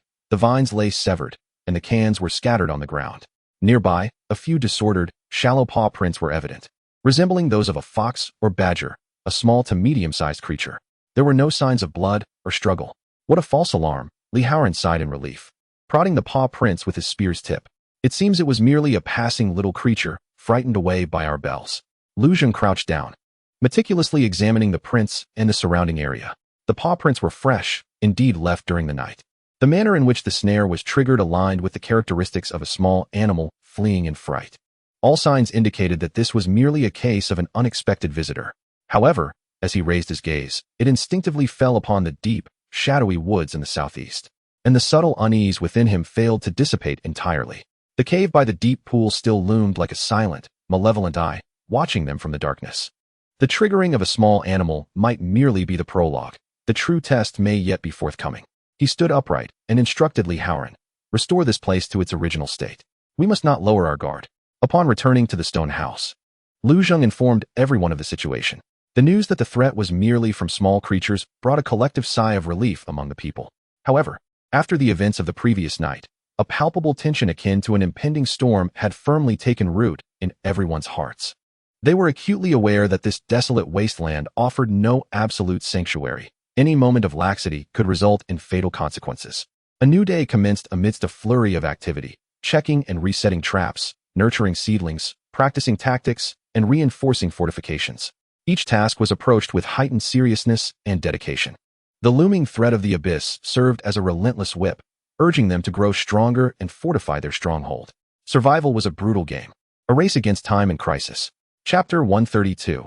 Nurturing seedlings and protecting life. The shadow of the abyss loomed overhead like a sword, perpetually reminding everyone of the encroaching danger.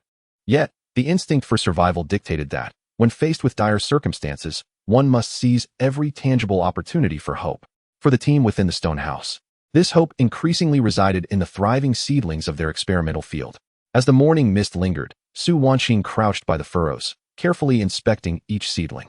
After nearly 2 weeks of diligent care, most of the seeds had sprouted, displaying 4 to 5 tender green leaves. Although the stems were slender, they exuded a tenacious vitality.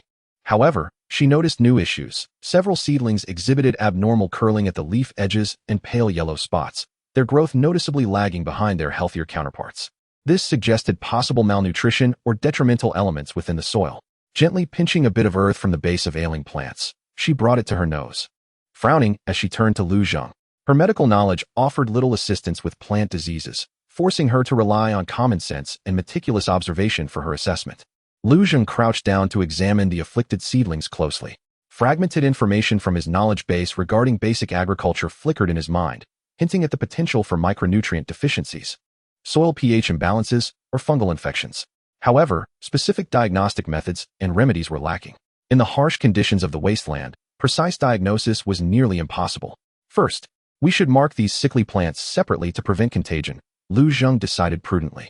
When watering, he would provide them with slightly more diluted ash water to see if it might alleviate their condition. Beyond that, they would have to rely on the resilience of the plants themselves. The harsh reality of survival was not only manifested in battles with fierce beasts, but also permeated the seemingly tranquil management of the fields. The principles of survival of the fittest applied equally to crops. All they could do was provide the best possible conditions and await nature's verdict. Meanwhile, encouraging news regarding Wang Tai's recovery emerged. He could now walk a short distance independently without leaning on walls, and the muscle strength in his injured calf was gradually returning. On that sunny morning, he signaled for Lu Zheng and Li Haoran to join him in the open space before the house. Merely practicing stances is insufficient. We need something substantial to work with, Wang Tai remarked. He rummaged through a pile of tools, unearthing several relatively straight and resilient hardwood pieces alongside some irregularly shaped metal scraps he had previously collected. Let us see if we can fashion 2 decent throwing spears. Under the guidance of Wang Tai, the 3 individuals commenced their industrious endeavor. Lu Zheng took on the task of fashioning a spear shaft from hardwood with a machete, striving for a perfectly straight and smooth finish. Li Haoran, endowed with great strength, was responsible for using coarse sandstones to sharpen the edges of the iron tips, creating a rough yet lethal blade. Meanwhile, Wang Tai utilized the remaining resilient vine bark and molten tree resin to securely bind the meticulously crafted spearheads to the ends of the shafts. Although rudimentary, these weapons possessed far greater potency than mere sharpened wooden spears. The very act of creation served as a form of training, testing their patience and skill. When the 2 gleaming spears, each approximately 1.5 meters in length, were completed, Li Haoran eagerly weighed his new weapon in hand. Brimming with anticipation to test its accuracy, Wang Tai had drawn several concentric circles on a withered tree trunk, positioned 20 meters away, as a target. Li Haoran inhaled deeply, took a couple of running steps, and with a vigorous swing of his right arm, launched the spear into the air. The spear whistled through the air, striking the trunk with a resounding thud, landing about a palm's breadth from the bullseye. Your power is sufficient, yet your aim needs refinement, Wang Tai remarked. Then turned his attention to Lu Zheng.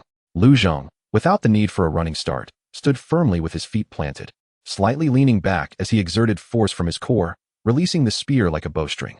The spear traced a low arc through the air, embedding itself into the trunk with a satisfying thud, striking closely to the edge of the target and penetrating deeply.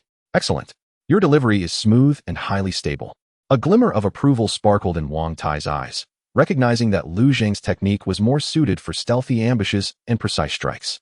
Haoran, your tremendous force is ideal for medium to close-range suppression. Each has its strengths. Practice diligently to develop muscle memory. During the ensuing hours, the 2, under Wang Tai's guidance, repeatedly honed their throwing techniques, adjusting their methods of exertion and familiarizing themselves with the unique characteristics of their new weapons. Sweat drenched their garments. Yet a sense of fulfillment from mastering new skills and enhancing their capabilities alleviated some of the anxiety stemming from external threats. The enhancement of their prowess provided the most solid foundation for confronting crises. As afternoon approached, it was Lu Zhang's turn to stand guard and observe. He lay prone at a concealed observation point on the rooftop, camouflaged with piled branches and moss. Meticulously scanning the surroundings with a makeshift telescope crafted from two uneven discarded lenses fixed within a bamboo tube, focusing particularly on the southeast direction. In the distance, the area by the deep pool remained eerily silent, the distant roar of the waterfall faintly audible, with no signs of unusual activity. However, as his gaze shifted further south towards the vague outline of the warehouse district, a subtle stir within him was ignited. After several observations, he noted that the vegetation at the edge of the warehouse area seemed to exhibit unnatural movements at certain intervals, distinct from the sway of the wind, more akin to a sizable creature in motion. Yet, due to the considerable distance, the details remained obscured. There is undoubtedly something stirring within the warehouse district. During dinner, Lu Zhang shared his observations, but could not ascertain the nature or number of the entities, nor their potential threat. Damn it, we are truly beset by wolves in front and tigers behind, Li Haoran muttered as he chewed on jerky. At least for now. They have not come knocking at our door, Wang Tai replied solemnly. We must make haste, every bit of strength gained counts. As night descended, everything appeared to proceed as usual. Yet, in the latter half of the night, Su Wanqing, on guard duty, was jolted awake by a series of unusually agitated low growls emanating from the shadows. The gray shadow no longer directed its warnings towards the southeast as it had done before. Instead, it now faced the northwest, the direction from which they had previously arrived, a relative haven deemed safe. An air of unease enveloped it as it incessantly clawed at the ground. Su Wanqing immediately roused the others, and they swiftly assumed a state of vigilance, silently maneuvering into defensive positions. The northwest lay cloaked in darkness, silent and unremarkable. Yet the gray shadow's unusual behavior persisted for nearly 10 minutes before gradually subsiding. Nevertheless, it remained alert, fixated on that direction, unwilling to lie down and rest. What is happening? Li Haoran whispered. We cleared that area earlier. There's nothing there. I don't know, Lu Zhang replied, his brow furrowed. An alarm ringing in his mind. The gray shadow would not bark at the emptiness of the void without reason. Two possibilities emerged. Either something stirred far beyond human perception, or an entity of remarkable stealth lurked in the darkness, perhaps slowly approaching. The latter possibility sent chills down everyone's spines. If even the area they considered their rear guard harbored an unknown threat, their small stronghold would truly find itself besieged from all sides. This night was destined to be sleepless. Amidst the ruins, each person gripped their weapons tightly, unwilling to let their guard down for a moment.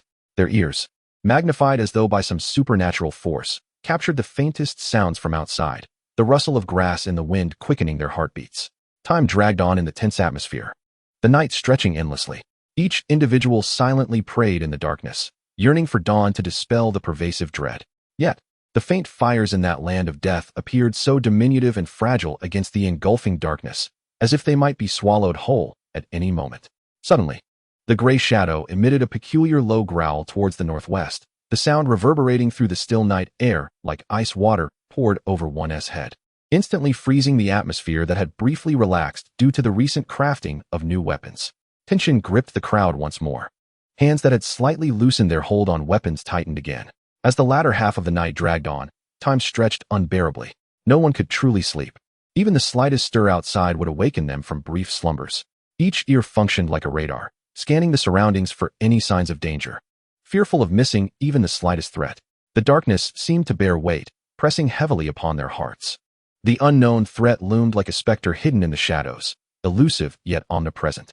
This fear of the unknown was often more chilling than the sight of a visible enemy. The darkness before dawn was the most profound. When the eastern horizon finally revealed a barely discernible hint of pale light, Lu Zhang and Li Haoran, who had kept watch through the night, exchanged glances, seeing in each other's eyes the traces of bloodshot fatigue, but more importantly, a resolute determination. They had to uncover what lay in the northwest. As the first light of dawn broke, just enough to distinguish nearby objects, Lu Zhang and Li Haoran, fully armed, silently opened the reinforced door. The gray shadow darted forth, not retreating as it typically would, but rather crouching low, its nose pressed to the ground, moving cautiously and alertly towards the northwest, emitting a suppressed whimper from its throat. The two men followed closely behind, bending low and utilizing every available cover. each step taken with utmost care. The air was thick with the chill and dampness of dawn, and an unsettling silence enveloped the surroundings. Devoid of the usual chirping of birds and the rustling of insects, as if the very earth had been subdued by an unseen pressure. They advanced approximately 100 meters in the direction they had previously explored and cleared, where the terrain was relatively open. Overgrown with weeds and scattered with remnants of dilapidated structures and abandoned vehicles. The gray shadow halted at the corner of a partially collapsed brick wall, crouching low and fixated on a dense thicket of thorny vines ahead, refusing to move further. Lu Zheng and Li Haoran quickly concealed themselves behind the wall, cautiously peering out to observe. While the thicket appeared unremarkable at first glance, the reaction of the gray shadow clearly indicated that something was amiss. Upon closer inspection, Lu Zheng keenly noticed several fresh breaks in the vines at the thicket's edge, the cut ends still moist and vibrant, suggesting they had not withered naturally.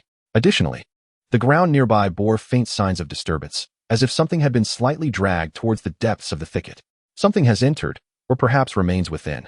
Lu Zheng whispered almost inaudibly to Li Haoran. Li Haoran tightened his grip on the newly crafted spear, his eyes sharp with alertness. What should we do? Should we sneak closer to investigate? Lu Zheng pondered for a moment before shaking his head. The enemy was hidden while they were exposed. Rashly entering unfamiliar dense vegetation posed too great a risk. Scanning the surroundings, he spotted a fist-sized stone not far away.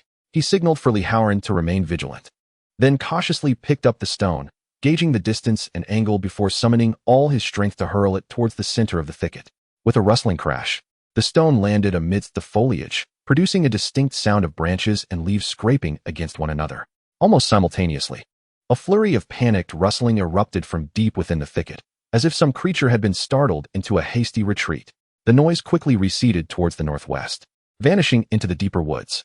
The gray shadow relaxed slightly as the sounds faded, yet it remained fixated on that direction. The two men did not advance immediately. They waited a few more minutes, confirming that no further commotion ensued, before cautiously approaching the thicket. Parting the thorns, they discovered a small area behind the thicket had been flattened, forming a temporary passage, where several indistinct, muddy paw prints were left behind. The shape of the prints was peculiar, straddling the line between canine and feline, yet their size was substantial, far from that of an ordinary small animal. It has fled again, Li Haoran exhaled in relief, though his brow remained furrowed. This creature seems quite alert, timid yet elusive. Crouching down, Lu Zheng meticulously examined the paw prints and the passage, his expression grave. It appears the northwest is also fraught with danger. The fact that this creature ventured so close without triggering an alarm suggests it is cunning, or perhaps it has already sensed our preparations. After returning to the stone house, Lu Zheng relayed the situation to the others. Yet another report of an unknown threat emerging from a new direction has cast a heavier pall over everyone's spirits. What was once considered a relatively secure rear has now become unreliable, suggesting that they may indeed be ensnared in a siege. No longer can they afford to passively await their fate. Wang Tai spoke somberly, attempting to rise, though his injured leg still bore a slight limp. It was now capable of supporting him for brief periods. We must proactively ascertain the extent and nature of the threats surrounding us. Otherwise, we risk simply awaiting our doom. The pressure tightened like a noose, compelling the team to adopt a more proactive stance. Mere defense was insufficient, and limited reconnaissance could no longer satisfy their needs. They required more effective means to uncover the lurking dangers in the enveloping darkness. Under the immense strain of survival, the next phase of their plan began to gravitate towards riskier, yet potentially groundbreaking avenues. Perhaps it was time to experiment with crafting more efficient reconnaissance tools, or to dare a longer and more targeted scouting mission. The game of survival was escalating. Chapter 133. Fortifying under pressure in the northwestern direction, a newly emerged and elusive threat added further tension to the already taut atmosphere within the stone house, making it feel as if the air itself were thick enough to condense into droplets. To the southeast lay a deep pool inhabited by a water monster, and the southern warehouse district was rife with unidentified activities. Now, the northwest bore signs of lurking claws. The small outpost seemed ensnared in an invisible encirclement. Passive defense and warnings were no longer adequate. The pressure compelled the team to perceive the lurking shadows around them more actively and effectively. Our eyes and ears are insufficient, Lu Zheng stated plainly during the routine morning meeting, marking 3 directions on a rudimentary diagram drawn on the ground. The limitations of human patrols were evident, and the gray shadows warnings had a range, yet could not discern the specifics or scale of the threats. We need to see farther and hear clearer. Wang Tai, seated against the wall, gently moved his injured leg, responding gravely, indeed. To know oneself and one's enemy is the key to invincibility. Currently, we lack knowledge of both our surroundings and the true nature of the threats. It is akin to blind men attempting to discern an elephant. Such passivity is untenable. The veteran's mindset remains sharp with tactical clarity. But with our limited resources, how can we extend our reach? Li Haoran scratched his head, feeling somewhat agitated. He was unafraid of facing enemies in combat, yet the sensation of being encircled by unseen forces was stifling. Lu Zheng's gaze shifted to a pile of gathered odds and ends in the corner, among which lay bamboo tubes of varying lengths and broken plastic lenses. There are some fundamental optical principles in our knowledge base. Perhaps we can attempt to create a genuine tool for distant observation. This idea invigorated the group. Without hesitation, they set to work. Throughout the morning, the stone house transformed into a rudimentary workshop. Lu Zheng guided the team based on fragmented memories in his mind, selecting straight bamboo poles with thicker walls and longer segments as the tube for the lens. Su Wanqing and Xiao Shu were tasked with carefully sanding down two differently curved, transparent plastic sheets, salvaged from a shattered motorcycle helmet visor and a children's toy telescope, using fine sand and clean water, diligently striving to achieve the appropriate convex and concave surfaces. This endeavor demands an extraordinary level of patience and meticulous attention, for even the slightest deviation could render all efforts futile. Wang Tai, utilizing his mechanical expertise, fashioned a rudimentary structure to secure the lenses and adjust the focus using fine iron wire and thinly shaved wood. Li Haoran was tasked with tending to the interior of the bamboo tubes, ensuring the inner walls were smooth and opaque. The process was fraught with challenges. The lens polishing often resulted in excessive thickness or improper curvature. During the initial assembly, the view appeared a distorted blur. They disassembled, made adjustments, polished anew, and reassembled countless times. By afternoon, a telescope approximately half a meter long, constructed from two interconnected bamboo tubes and bearing a rough exterior, had begun to take shape. Lu Zheng took a deep breath and positioned his eye at the eyepiece, adjusting the focus to align with a distant tree outside the window. The view was initially hazy, gradually sharpening. Despite significant distortion and chromatic aberration along the edges, the texture of the trunk and the outlines of the leaves were indeed brought closer. They had succeeded. Although the image was somewhat deformed, they could now see further. Lu Zheng's voice brimmed with barely contained excitement. This marked a small yet pivotal step forward, achieved through their knowledge and labor under dire conditions. The news greatly boosted morale. With preliminary long-range observation capabilities, they could extend their vigilance hundreds of meters outward, significantly increasing their warning time. Simultaneously, Wang Tai's recovery entered a new phase. He had regained considerable mobility, even managing to jog a few steps. That afternoon, he officially joined tactical training. Rather than rushing into complex maneuvers, he began with the fundamentals of physical recovery and trio coordination. The three positioned themselves in a formation, mutually providing cover, advancing and retreating in unison. Wang Tai sketched a simple formation on the ground, assigning roles. Lu Zheng, your keen observation and analytical skills make you the center, responsible for coordinating support with ranged spear throws and directing movements. Haoran, your strength and assertive nature will lead the charge, engaging in close combat, but remember to safeguard the flanks. As my legs are not yet fully nimble, I will remain at the rear, utilizing a long weapon, a sharpened stick in lieu of a proper polearm, to fill gaps and maintain situational awareness. He repeatedly guided them through the simplest maneuvers, advancing, retreating, turning, and responding to unexpected situations. They practiced how to use the terrain for mutual cover, how to communicate with the most basic commands during combat, and how to quickly form a protective circle in the event of an injury. Such foundational tactical coordination often proves decisive in real engagements. Sweat soaked their garments as the monotonous repetition tested their endurance, yet each individual practiced with remarkable seriousness. They understood well that, in a perilous environment, while individual valor is essential, the synergy of the team and the effectiveness of their tactics are the most reliable guarantees of survival. On another front, the state of the experimental field presented a mixed bag of outcomes. Most seedlings thrived, their leaves unfurling in vibrant green. However, a few ailing plants, which had previously exhibited yellow spots, showed no significant improvement despite individual care and the application of wood ash water. Ultimately, the two weakest specimens succumbed to their plight. Su Wanqing carefully uprooted the dead plants to prevent them from affecting their healthy counterparts, burying them in a distant corner away from the field. It appeared to be a case of natural selection, or perhaps an affliction within the soil that remained beyond their capacity to resolve. Su Wanqing felt a tinge of regret, yet predominantly a sense of relief. In the desolate wasteland, losses were inevitable. To preserve the majority was already a stroke of fortune. She devoted more energy to nurturing the robust seedlings, meticulously thinning them and loosening the soil. As night descended, the newly crafted telescope was positioned atop the reinforced observation point on the roof. Lu Zheng took charge of the first shift. Through the coarse lens, he beheld the blurred outlines of the distant warehouse district with unprecedented clarity, even discerning the shattered windows of some structures. He meticulously scanned the edges of the woodland to the northwest and southeast. The extension of his vision brought a faint sense of security. Yet the unknown darkness in the distance appeared even more profound and unsettling. The pressure remained palpable, intensified by the newfound clarity brought by the telescope. However, the team refused to succumb to despair. Under the weight of this pressure, they diligently honed their vision, the telescope, their fists, tactical coordination, and their foundations, agricultural experiments.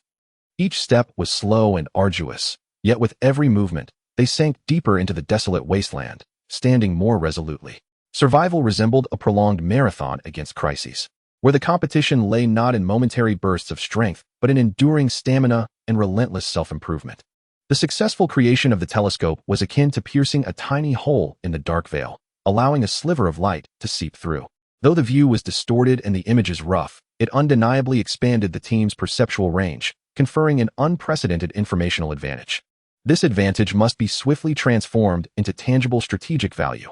That evening, as the sun sank in the west and darkness began to envelop the sky, the light fluctuated dramatically, marking the optimal period for preliminary reconnaissance. Armed with this new instrument, Lu Zheng ascended once more to the observation point on the roof. Wang Tai, feeling uneasy, cautiously approached the rooftop entrance, leaning against the wall in vigilance. Li Haoran and Su Wanqing anxiously awaited below. Taking a deep breath, Lu Zheng pressed his eye against the eyepiece. The cool edge of the bamboo tube rested against his skin, imbued with the fresh scent of bamboo and earth. He first aimed the lens toward the relatively familiar southern warehouse district.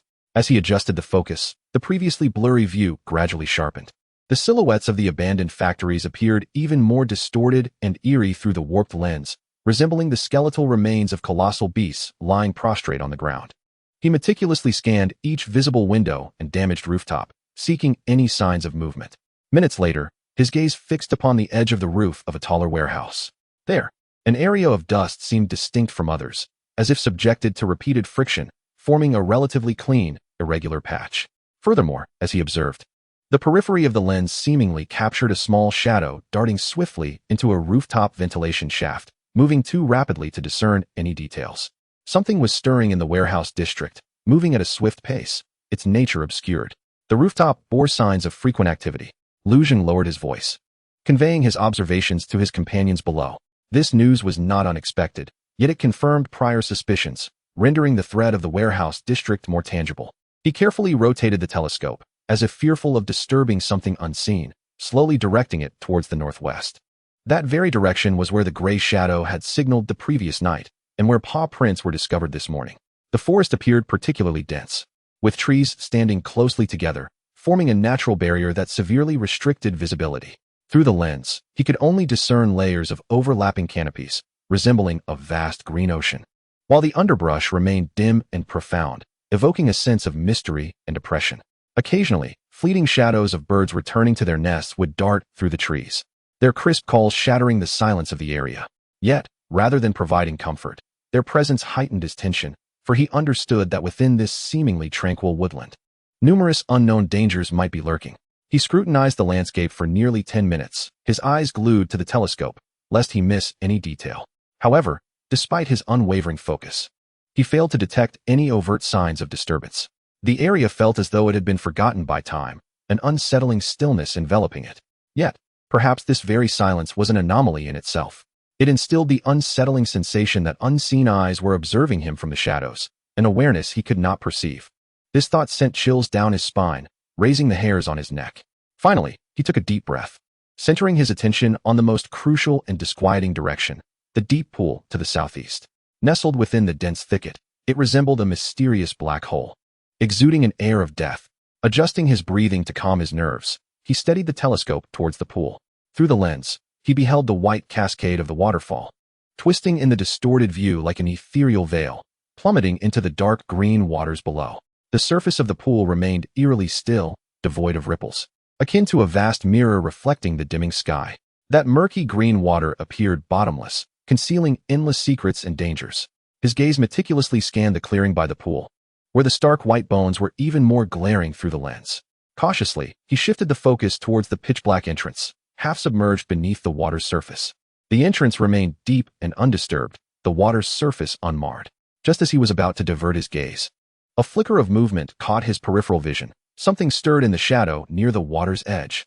It was not a ripple, but rather the outline of a massive object shifting imperceptibly within the darkness. The dim light, combined with the distance and lens distortion, rendered it impossible for him to ascertain what it was, leaving him to question whether it was merely an illusion. Yet, in that fleeting moment, an indescribable chill crept up his spine, a cold sensation coursing to the back of his head. It felt as though, through that small telescope, he had engaged in a brief, perilous gaze with an ancient and malevolent entity lurking deep within the cave's recesses.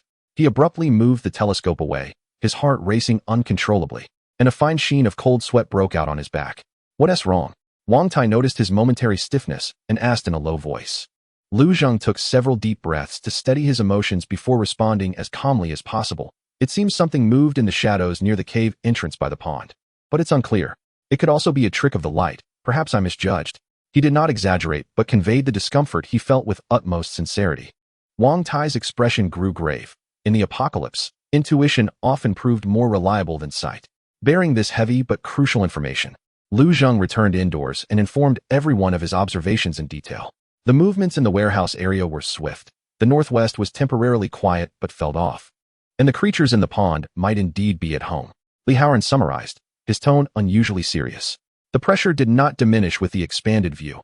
Instead, it intensified, becoming more tangible and multifaceted due to the specificity of the threats. They were no longer battling vague fears, but coexisting with several distinct potential adversaries, each with clear characteristics and positions.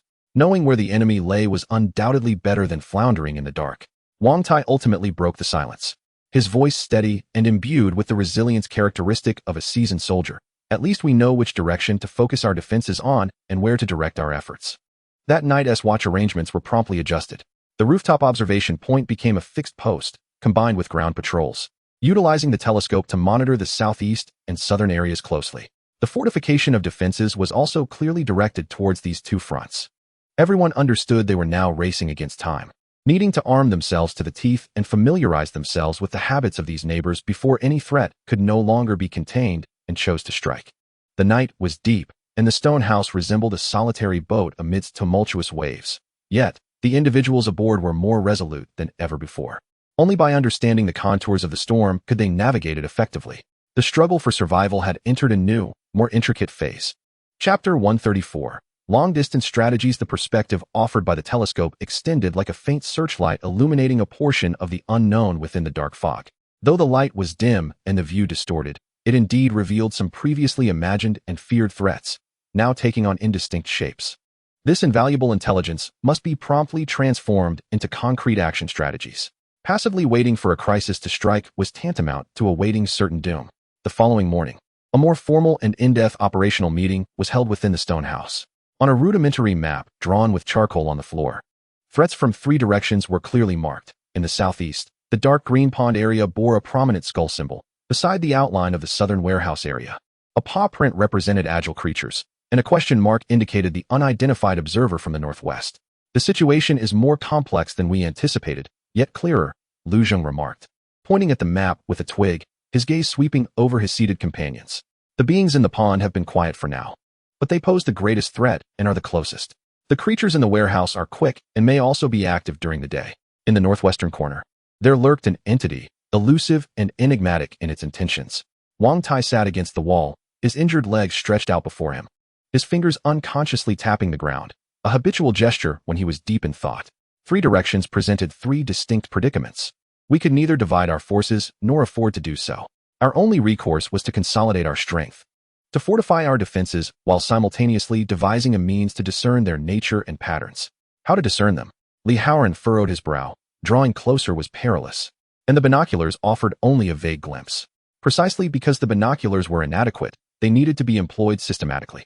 Lu Zheng took the floor, proclaiming that we could not merely wait for them to manifest within our line of sight. We must adopt a proactive approach, observing continuously in intervals, focusing on any minute changes.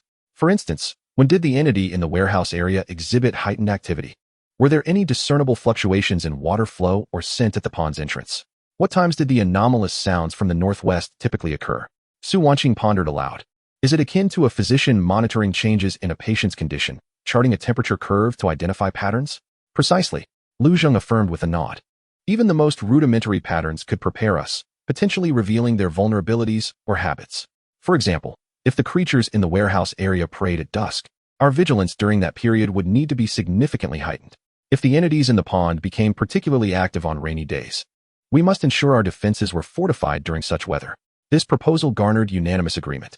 Thus, from that day forth, the observation point atop the roof transformed from a makeshift post into a designated station requiring scheduled shifts for record-keeping. Lu Zheng fashioned a rudimentary observation log from a found pencil stub and several aged sheets of paper unearthed from the drawer of the forest protection station. The log recorded the time, weather conditions, wind direction, and any visible activity in the three focal directions, alongside the general types of activities, such as shadows flitting or unusual sounds. This task was monotonous and exhausting, demanding immense patience and concentration. Yet, each individual recognized its significance. As Wang Tai's condition improved, he undertook a portion of the daytime observation duties. His extensive experience allowed him to notice subtleties often overlooked by the younger members, such as the startled flight patterns of distant flocks or the olfactory changes brought by specific wind directions. Li Haoran was responsible for vigilance during the twilight and dawn hours, the times most prone to incidents.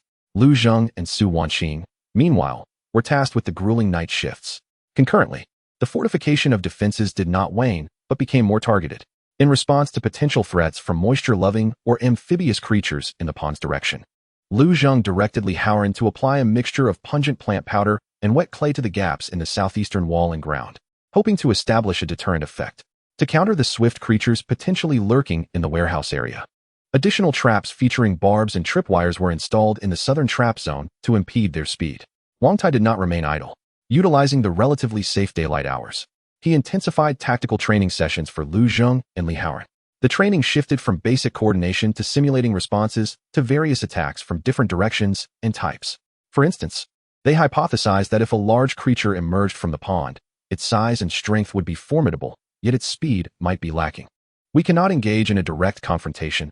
Instead, we must navigate our surroundings, seeking opportunities to strike at vital points, such as the eyes and mouth. Wang Tai sketched a diagram in the dirt with a wooden stick. In the warehouse area, where speed is essential, we must rely on traps and coordination to restrict movement, compelling the adversary into our ambush. The situation in the northwest remains ambiguous, so we shall prepare for the worst, possibly a group or particularly cunning individuals. Upon detection, we will prioritize fortification, using light and sound as deterrents, and refrain from striking until we ascertain the circumstances. These contingency drills have enhanced the team's adaptability and responsiveness. Although merely theoretical, they have instilled a sense of confidence in each member, preventing complete disarray in the face of unforeseen events. After several days of observation, Wang Tai documented scattered information in his journal. While seemingly trivial, these details revealed intriguing clues. Firstly, the shadows in the warehouse area appeared to be more active around dusk, suggesting that they might conceal themselves during the day and emerge under the veil of night. This behavioral pattern evokes thoughts of certain nocturnal creatures that typically seek refuge during daylight before venturing out to forage at night. Secondly, the direction of the water pool has remained eerily silent. However, on a sweltering afternoon just before an impending storm, Wang Tai noticed the water appeared murkier than usual. Though he could not ascertain whether this was merely a psychological effect or due to lighting, the discovery heightened his awareness. Perhaps an unknown force lurked within the pool, or some creature's activity had altered the water's quality. Lastly, the northwest direction has consistently maintained its tranquility. Nevertheless, since that fateful night, the gray shadow has occasionally emitted anxious low growls in that direction. This phenomenon is peculiar, given that the gray shadow is typically a relatively quiet animal. Could its growls indicate a potential threat lurking in the northwest? These fragments of information resemble scattered puzzle pieces, currently unable to form a complete picture. Yet, they affirm that Wang Tai and his companions have chosen the right path. Surviving in this perilous environment demands not only courage and strength, but also patience and wisdom. They are gradually learning to engage in a prolonged, silent game with this enigmatic and dangerous world. In the experimental field, the seedlings continue to receive diligent care amidst the bustling activity. They seem unaffected by the surrounding tension, growing slightly taller and their leaves becoming more lush and robust under the nurturing sun and rain. That vibrant green serves as the most immediate motivation for everyone to persevere under the weight of pressure. As night descends once more, Lu Zheng stands atop the roof, gazing through rough lenses at the distant outline of the forest engulfed by darkness. The unknown threat still lurks at the edge of his vision, fraught with danger. Yet, at this moment, his heart, in addition to vigilance, harbors a sense of calm strength derived from days of observation and preparation. They are no longer passive lambs awaiting the storm. Rather, they are sailors building levees and gauging the wind's direction. Though the dam was rudimentary and the wind direction unpredictable, they had at least grasped their tools and gazed into the distance. Systematic observation and documentation resembled the search for patterns amid chaotic darkness. In the initial days, the entries in the observation log were largely mundane, filled with phrases like "no anomalies," "sound of the wind," and birdsong. However, perseverance often yields unexpected discoveries. The turning point arrived on the evening of the 5th day of systematic observation, when it was Li Haoran's turn to man the observation post. The twilight bathed the western sky in a warm orange hue, while the southeastern forest had already succumbed to darkness. Li Haoran raised his binoculars, routinely scanning the warehouse area. His continuous observations had rendered him quite familiar with the contours of that region. Just as he was about to shift his gaze, a subtle change caught his attention. At the edge of the warehouse area, in the shadow of a half-collapsed factory, something seemed to dart swiftly, far quicker than any activity he had previously observed. He immediately held his breath, steadying his trembling arm, adjusting the focus to perfection, and locked onto that area. Moments later, a shadow sprang forth from the gloom like a specter, racing along the jagged edge of the factory roof. In the distorted view through the binoculars, the details of the creature were difficult to discern, but its size could be approximated to that of a medium-sized dog, yet its movements were remarkably agile and fluid, characterized by an extraordinary coordination and explosive power. It did not linger. With a few leaps, it vanished behind the ruins of another rooftop. The entire event transpiring in less than 10 seconds. "We have a situation," Li Haoran whispered urgently, barely able to contain his excitement as he called down. "In the warehouse area, I caught a glimpse. It's small, incredibly fast, running along the rooftop." This revelation invigorated the group. Lu Zheng immediately climbed to the roof to take over the observation, but the shadow had already disappeared. Nevertheless, Li Haoran's description provided invaluable information, small in size, extremely agile, and accustomed to high-altitude movement. This aligned with previous inferences drawn from the discovered traces of activity on the rooftops. A smaller size is a positive sign. At least it's not one of those gigantic creatures that could easily crush a wall, Wang Tai analyzed from below. However, its speed and climbing ability indicate that trapping it will be quite challenging, and close combat could prove problematic. Its preference for rooftop activity suggests that our ground traps might be significantly less effective. Based on this new intelligence, the defense strategy was promptly adjusted. Lu Zheng proposed hanging makeshift warning bells made from empty cans and gravel under the eaves of the stone house facing the warehouse area, which would emit a loud noise upon contact. At the same time, they reinforced the observation points on the roof, using found scrap metal and wooden planks to create simple protective barriers against potential ambushes. 2 days later, it was Su Wanqing's turn to watch during the day, and she noticed another subtle pattern. It was a sultry afternoon, the sky overcast, as if a torrential downpour were imminent. She recorded, in the southeastern direction, above the water pool area, the birds have vanished, an unusual silence reigns. Around 3 in the afternoon, the surface of the pool appeared to have weak bubbles rising, lasting for about a minute. It is uncertain whether this is a natural phenomenon or an illusion. This seemingly insignificant entry piqued Lu Zheng's interest. He recalled fragmented information in the knowledge base regarding the altered behavior of certain aquatic organisms under low atmospheric pressure conditions. If this were not mere coincidence, he proposed to the group, it might signify that the creatures in the pond respond to changes in weather. Rainy or sultry days could very well be periods of heightened activity for them. This hypothesis instilled a more precise vigilance among the team regarding potential threats from the southeast. Although unverified, it was deemed prudent to consider it plausible.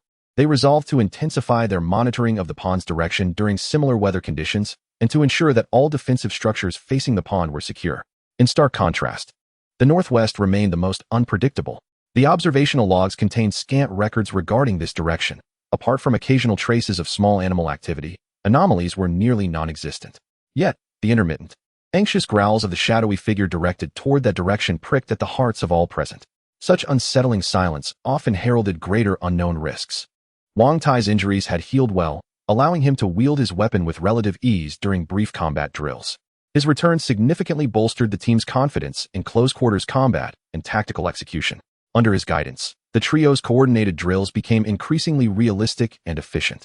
They even simulated extreme scenarios of defense during the night, relying solely on dim flickers of light and sound to assess enemy positions.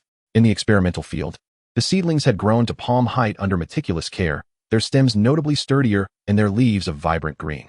Su Wanqing attempted her first thinning, carefully uprooting the overly dense, frail seedlings to ensure that the robust plants had ample room to flourish. The discarded tender shoots were not wasted, adding a touch of green to the evening soup. Although the quantity was minimal, the psychological comfort derived from consuming food they had grown themselves far outweighed the actual satiety. That night, Lu Zheng took on the task of organizing and reviewing the observation logs from recent days. The pencil scrawl appeared somewhat blurred in the flickering firelight, yet the records, when woven together, faintly outlined a vague portrait of the surrounding threats: an agile rooftop infiltrator, a potential behemoth in the deep pond affected by the weather, and an unknown observer concealed in the silence. The information remained incomplete, and the risks were still immense. However, compared to the previous total darkness and conjecture, they now possessed several coordinates warranting focused attention, along with preliminary yet tangible strategies based on their observations. This gradual process of dispelling the fog through their own efforts was, in itself, accumulating the fortitude to combat despair. He closed the log and approached the door, peering through the fortified observation hole into the oppressive darkness of the night. The impending storm's suffocating presence enveloped the wilderness. He understood that the true test might lie just ahead. Yet, at this moment, alongside his vigilance, he felt a growing tranquility rooted in their preparations. They resembled a solitary vessel navigating through tumultuous seas, though still small. The captain had taken up the telescope and navigational charts, beginning to discern the patterns of the winds and waves. The struggle for survival had entered a new phase, one characterized by a contest of patience and wisdom. The lookout had commenced, and the time for strategizing was ripe.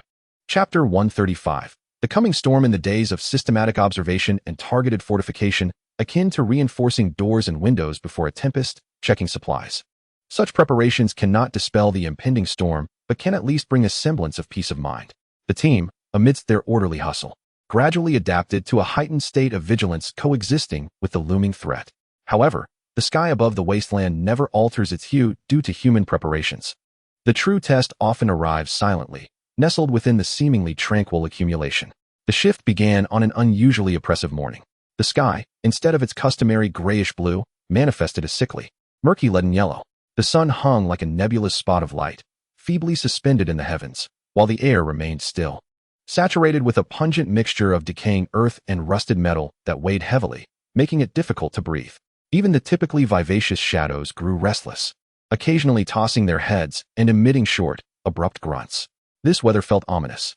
Wang Tai stood at the threshold, gazing up at the eerie sky, his brow furrowed, and his injured leg seemed to throb in response to the low atmospheric pressure. Years of wilderness experience had instilled in him an instinctual alertness to changes in the weather. It felt as though a torrential downpour was imminent, and of a particularly ferocious kind. Lu Zheng inhaled deeply, the oppressive air causing his lungs to feel sluggish. He recalled Su Wanqing's notes in the observation log regarding the potential abnormal reactions of the water pool under low pressure, casting a shadow over his thoughts. He instructed everyone to fortify all doors and windows, especially those facing the water pool. Additional rainproofing and reinforcement measures were implemented at the rooftop observation point. All moisture-sensitive supplies, particularly fire-starting materials and food, were relocated to the driest areas. Without the need for extensive dialogue, an intangible sense of urgency propelled everyone into swift action. Li Haoran and Lu Zheng climbed to the rooftop. Utilizing the large rainproof tarps and ropes they found to transform the observation point into a makeshift shelter capable of withstanding wind and rain, further securing it with stones. Su Wanqing and Xiao Shu busied themselves elevating the firewood indoors, meticulously wrapping the dwindling matches in flint and oilcloth, and placing smoked meat and dry rations into the sole relatively sealed tin box. The entire day unfolded under this stifling atmosphere of preparation. The weather showed no signs of improvement. Instead, it grew increasingly oppressive. By evening, the leaden clouds descended lower, as if they could be touched.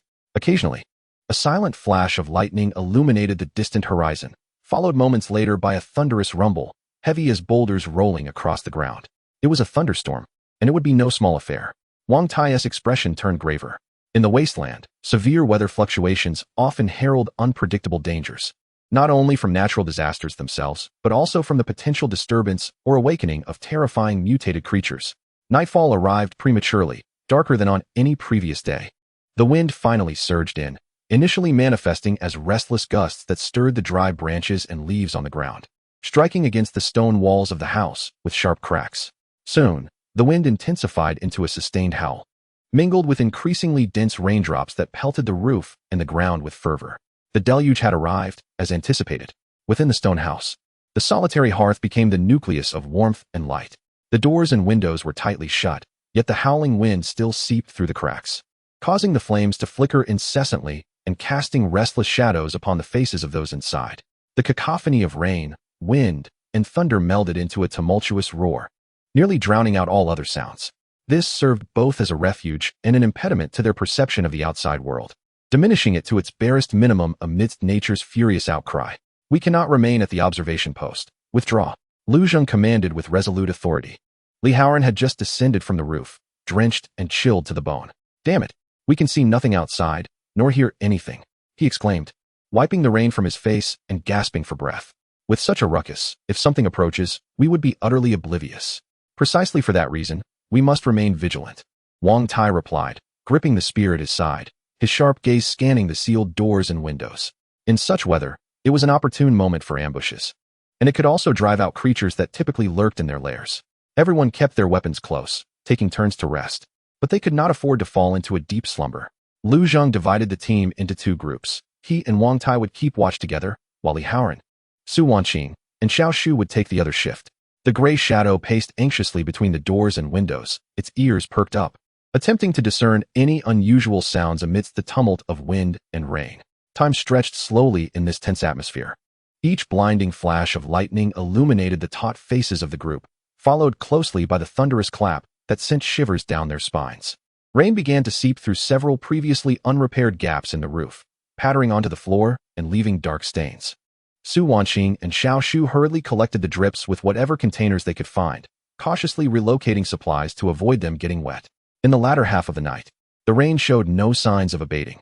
In fact, it intensified with greater ferocity. Suddenly, the restless gray shadow lunged towards the wall facing southeast, its fur bristling as it let out a low, menacing growl that was clearly audible even above the storm. Its demeanor was drastically different from earlier warnings.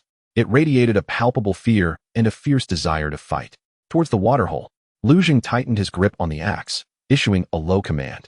Instantly, everyone fell into a battle-ready stance.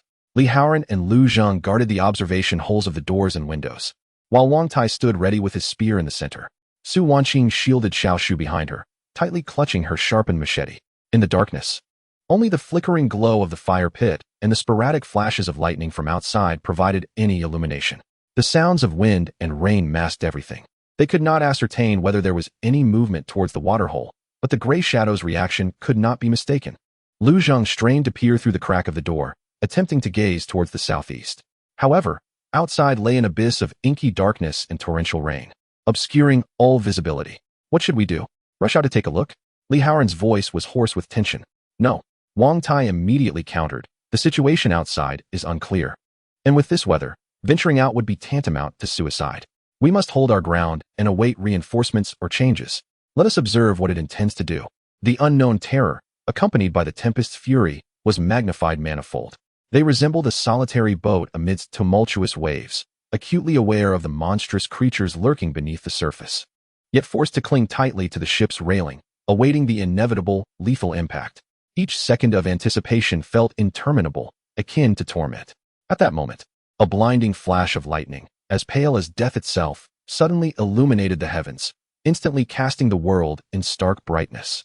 In that fleeting moment of clarity, through the rain-soaked observation slit, Lu Zheng's peripheral vision seemed to catch a glimpse of a colossal, distorted shadow hovering above the distant forest in the southeast, flickering ominously amidst the torrential rain and ferocious winds. That silhouette was undeniably not a tree. As the lightning vanished, darkness and thunder reclaimed the earth. Lu Zheng's heart constricted sharply, a chill racing from his feet to the crown of his head. Had it truly been stirred? The horrifying glimpse brought forth by the pale lightning pierced through like an icicle, causing the temperature within the stone house to plummet. That immense and twisted shadow, even if merely a fleeting illusion, cast an immense, tangible shadow over the hearts of all present. It perfectly aligned with the direction indicated by the agitated gray shadow, suggesting that the entity within the deep pool had indeed been roused by the wrath of this turbulent tempest. Stay calm. Wang Tai's low growl pierced through yet another thunderclap outside.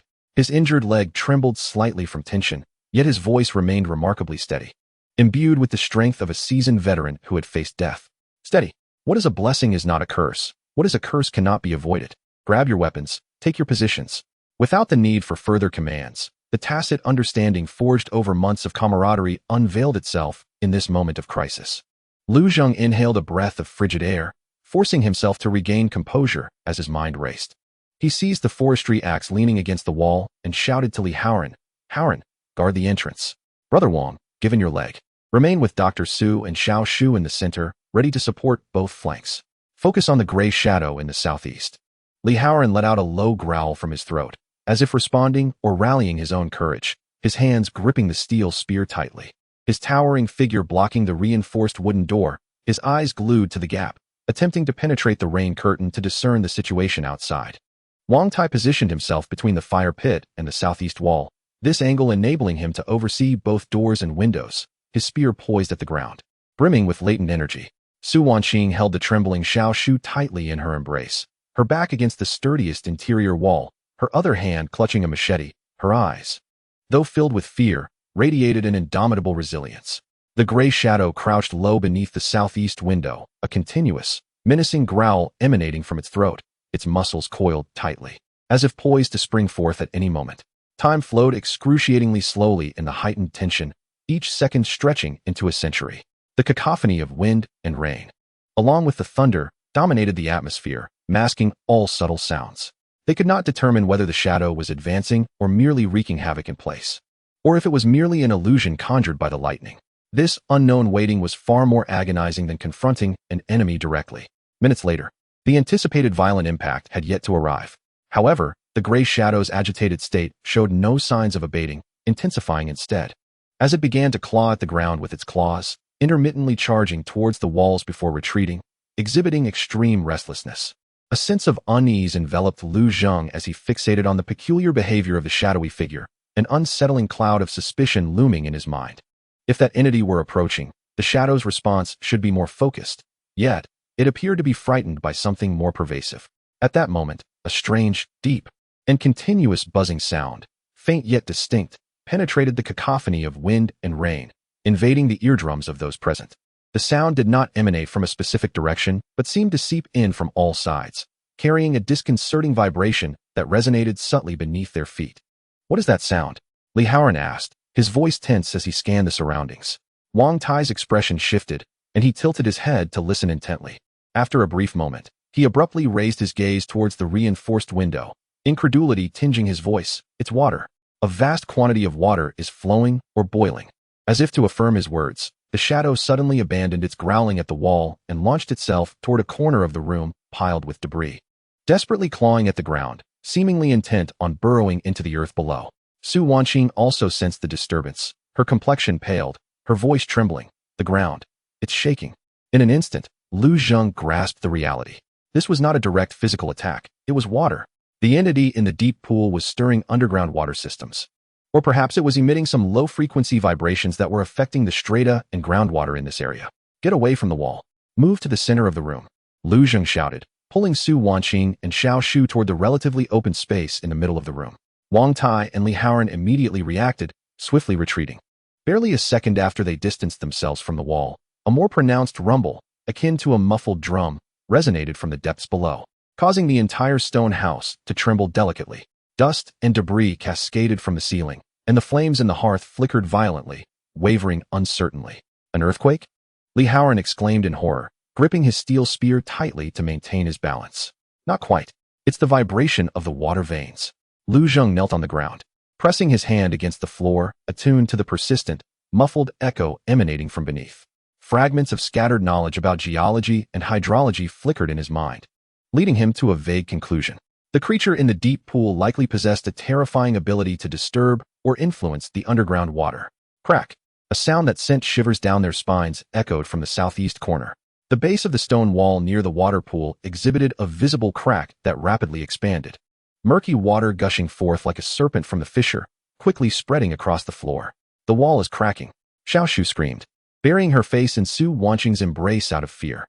Just when they thought misfortune couldn't strike harder, it did. The stone house's greatest reliance was its sturdy walls. Any structural damage could lead to catastrophic consequences. Block it. Wang Tai reacted swiftly, seizing a heavy, broken plank nearby and forcefully pressing it against the crack. Using his body to brace it, Li Haoran rushed over, lifting a flat stone typically used as a footrest and wedging it behind the plank. Lu Zheng quickly surveyed the surroundings, his gaze landing on a dwindling pile of wet mud mixed with grass fibers in the corner of the room. This was the leftover material from previous roof repairs.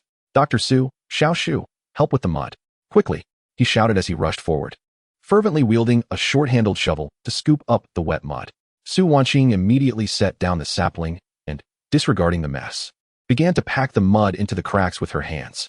Though frightened, the young sapling mimicked her mother, clumsily gathering mud with its tiny hands to seal the leaking spots. Rainwater incessantly dripped from the gaps in the roof, while outside, a tempest raged with howling winds, torrential rain, and flashes of lightning. Inside, the ground trembled, walls cracked, and mud and water flowed chaotically. 5 individuals and a dog fought desperately against the unknown forces emerging from the depths below and the waterlogged terrain. Sweat, rain, and mud mingled, obscuring their vision. Each person was in a state of disarray, yet the instinct for survival propelled them to persist with all their might. The shadow, no longer growling, restlessly paced within the confines of the house, occasionally baring its teeth at the fissures and casting fearful glances at the ceiling. The process of sealing the cracks was arduous and prolonged. The mud, when wet, easily slipped, necessitating continuous reinforcement. Wang Tai and Li Haoran braced themselves against the wooden boards, while Lu Zheng, Su Wanqing, and the sapling tirelessly applied mud. Each tremor from the depths sent their hearts racing, fearing the walls might collapse entirely. Time seemed to stretch indefinitely. Perhaps half an hour passed, or even longer, until the rumbling from below and the eerie buzzing gradually diminished, ultimately subsiding. Only the violent sounds of wind and rain outside remained, signaling that the crisis was not yet fully averted. The corners cracked, though temporarily sealed with wet mud. No longer gushed water, yet the visible fissure remained a stark reminder of their peril. All collapsed onto the muddy ground, gasping for breath, their bodies drenched, indistinguishable between sweat and rain. The intertwining emotions of relief for surviving and profound exhaustion enveloped them. Wang Tai slid down against the wall, clutching his injured calf. His face pale, the earlier exertion had clearly drained his strength. What on earth was that thing? Li Haoran, still shaken, gazed at the still seeping crack, wondering if a mere call could cause the earth to tremble. Lu Zheng wiped the mud from his face, his gaze gravely fixed on the southeast. Despite the wall obscuring all vision, it was likely not merely a sound, but some incomprehensible force capable of influencing water and even the earth itself. This realization escalated the threat level of the deep pool in his mind to unprecedented heights. Yet, the crisis appeared far from over. The shadow suddenly perked its ears, this time alertly turning towards the northwest, emitting a light bark infused with more curiosity than sheer terror. Lu Zheng felt a heaviness in his heart. Could it be that the previously silent threat in the northwest had been drawn by the commotion here? Or had it been waiting for this opportunity all along? Trouble compounded. At that moment, Su Wanqing, tasked with tending the fire pit, exclaimed in a low voice, "Fire! The fire is dying." Everyone turned to see that due to the earlier chaos and splattering mud, coupled with the rain-soaked firewood, the flames in the fire pit had dwindled to a mere flicker, with only a few stubborn embers glowing faintly. Should the fire extinguish completely in this dark, damp, and cold stormy night, the loss of warmth and light would deliver a devastating blow to their morale and survival. "Firewood! Quick, bring dry wood," Lu Zheng urgently called out. Li Haoran dashed towards the corner of the room where the spare firewood was stacked, but as his hand brushed against it, his heart sank. The wood, having absorbed moisture from the leaky walls and the dripping roof, had become damp. Darkness, cold, fatigue, the injured walls, lurking threats from all sides, and the flickering flame of life. All these adversities seemed to converge upon them at this moment. The stone house swayed in the tempest, appearing as if it could collapse at any moment. The light of hope, under this sudden and comprehensive trial, flickered faintly like the last ember in the fire pit, on the verge of extinguishment. Chapter 136. The reignition of the flame. The torrential rain continued its relentless assault, while the howling winds screamed past the stone house, resembling countless malevolent spirits battering against the doors and windows. Inside, the dampness, chill, and darkness enveloped the space like tangible sludge, gradually consuming the scant warmth and light that remained. In the fire pit, The last few dark red embers flickered defiantly against the onslaught of the humid air, akin to the faint heartbeat of a dying patient, each flicker tugging at the nerves of all present. Should the fire be completely extinguished on this desolate, rain-soaked night, what would be lost would not merely be light and warmth, but also the final vestige of symbolic hope that sustained their spirits. Dry firewood. Quickly, find dry firewood. Lu Zhang's voice emerged hoarse and urgent amidst the cacophony of wind and rain. He lunged towards the corner cluttered with miscellaneous items, his hands feverishly searching. Li Haoran reacted in kind. The two of them, like desperate souls grasping for a lifeline, rummaged through the dim light for any potentially dry twigs. However, reality proved cruel. The previous leaks from the roof and the water seeping from the walls had already drenched most of the firewood stacked below. It felt cold and slick to the touch, utterly incapable of igniting. Despair began to spread like a chilling tide. It's all wet. Li Haoran's voice trembled imperceptibly as he slammed his fist against the sodden pile of wood. At that moment, Su Wanqing, pale and clutching a small tree, suddenly spoke. Her voice soft yet remarkably clear. Lu Zhang, that small iron box. Your personal little iron box. Lu Zhang froze momentarily, and then a spark of hope ignited in his eyes. He remembered. The small iron box he had carried with him since fleeing the city, meticulously sealed with waterproof tape. Inside, besides a USB drive containing the essence of civilization's flame, lay a few matches treated with special wax, reputed to ignite even in extreme conditions. That was his last, most treasured possession. With trembling hands, he retrieved the cold iron box from his inner pocket. The tape had become slightly sticky from sweat and humidity, but he carefully peeled it away, layer by layer. Upon opening the lid, he found several red matches, perfectly sealed in wax, lying quietly beside the USB drive. We have fire. We have the spark. Lu Zhang's voice quivered with excitement. This minuscule glimmer of hope now bore the weight of the world. Yet, challenges followed in quick succession. With the spark in hand, they still required kindling and dry wood capable of sustaining a fire. Wet wood would be utterly useless. Kindling. Lu Zhang forced himself to regain composure, his mind racing to recall all knowledge related to firemaking in the wilderness. His gaze swept across the interior, ultimately resting upon a few relatively dry old newspapers and a small handful of cotton fluff extracted from an abandoned sleeping bag, previously used for wrapping tools. These items had fortuitously escaped the deluge, having been placed high. The newspapers, the cotton fluff. Quickly, he exclaimed. Su Wanqing immediately released the small tree and rushed to retrieve these items. What about the firewood? Wang Tai, seated against the wall, appeared even more haggard due to hypothermia and a leg injury, yet his mind remained clear. The wet wood won't ignite. We must find something dry. Dismantle the furniture. Li Haoran, with reddened eyes, scanned the few dilapidated tables and chairs within the room, remnants salvaged from the forest station. No, that would create too much noise. And the wood might also be damp. Lu Zhang countered, his gaze shifting to the wooden beams supporting the roof.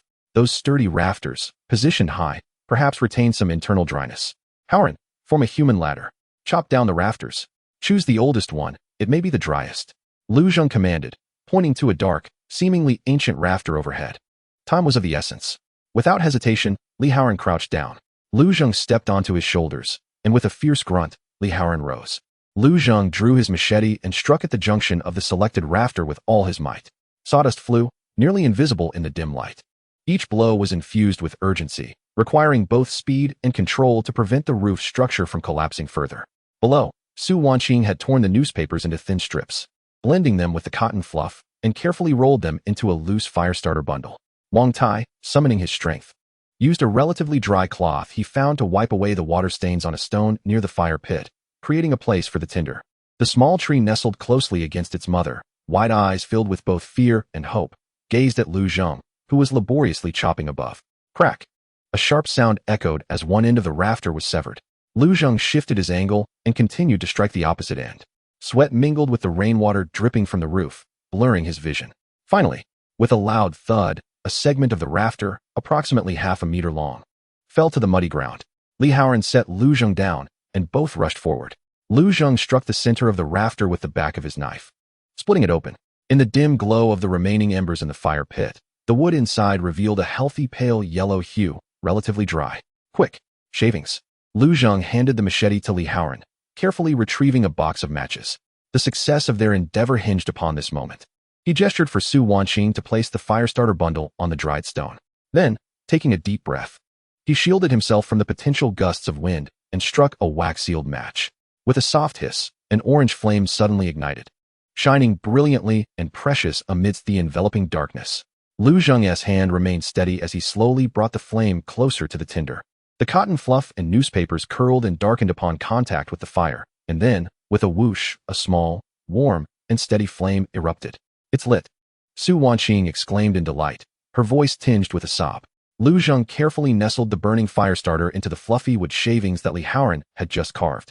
The dry shavings ignited with alarming ease, flames swiftly spreading and crackling joyfully. "Add more kindling."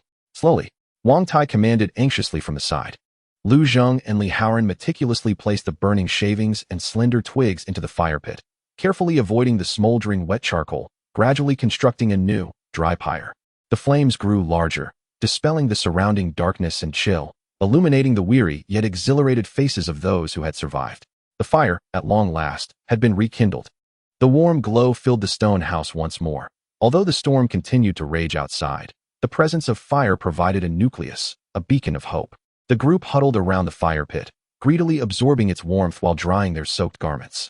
A small tree nestled in Su Wanqing's embrace, watching the dancing flames. Finally ceased its trembling. However, the crisis was not entirely averted. Shadows occasionally emitted low growls towards the northwest, serving as a reminder of the lurking external threats. Though the cracks in the southeastern wall had been temporarily sealed with mud, they remained a potential hazard. There could be no relaxation. Wang Tai tightened the half-dry garment around him and spoke gravely. "The fire is preserved, but the wall is cracked, and the danger outside persists. We must take turns standing guard to ensure the fire remains alight while remaining vigilant of our surroundings." A new watch schedule was promptly established. Pairs of individuals would alternate, with one group safeguarding the fire pit and adding fuel to sustain the flames, while another group, fully armed, would stand watch at the doors and windows. Particularly vigilant towards the northwest and southeast. The shadows would serve as a mobile early warning system. Lu Zheng and Li Haoran were assigned to the first watch. They positioned themselves at the door and window, peering through the cracks, nervously observing the pitch-black, rain-soaked night. The firelight cast long, flickering shadows behind them, starkly contrasting with the darkness outside. This night felt interminably long.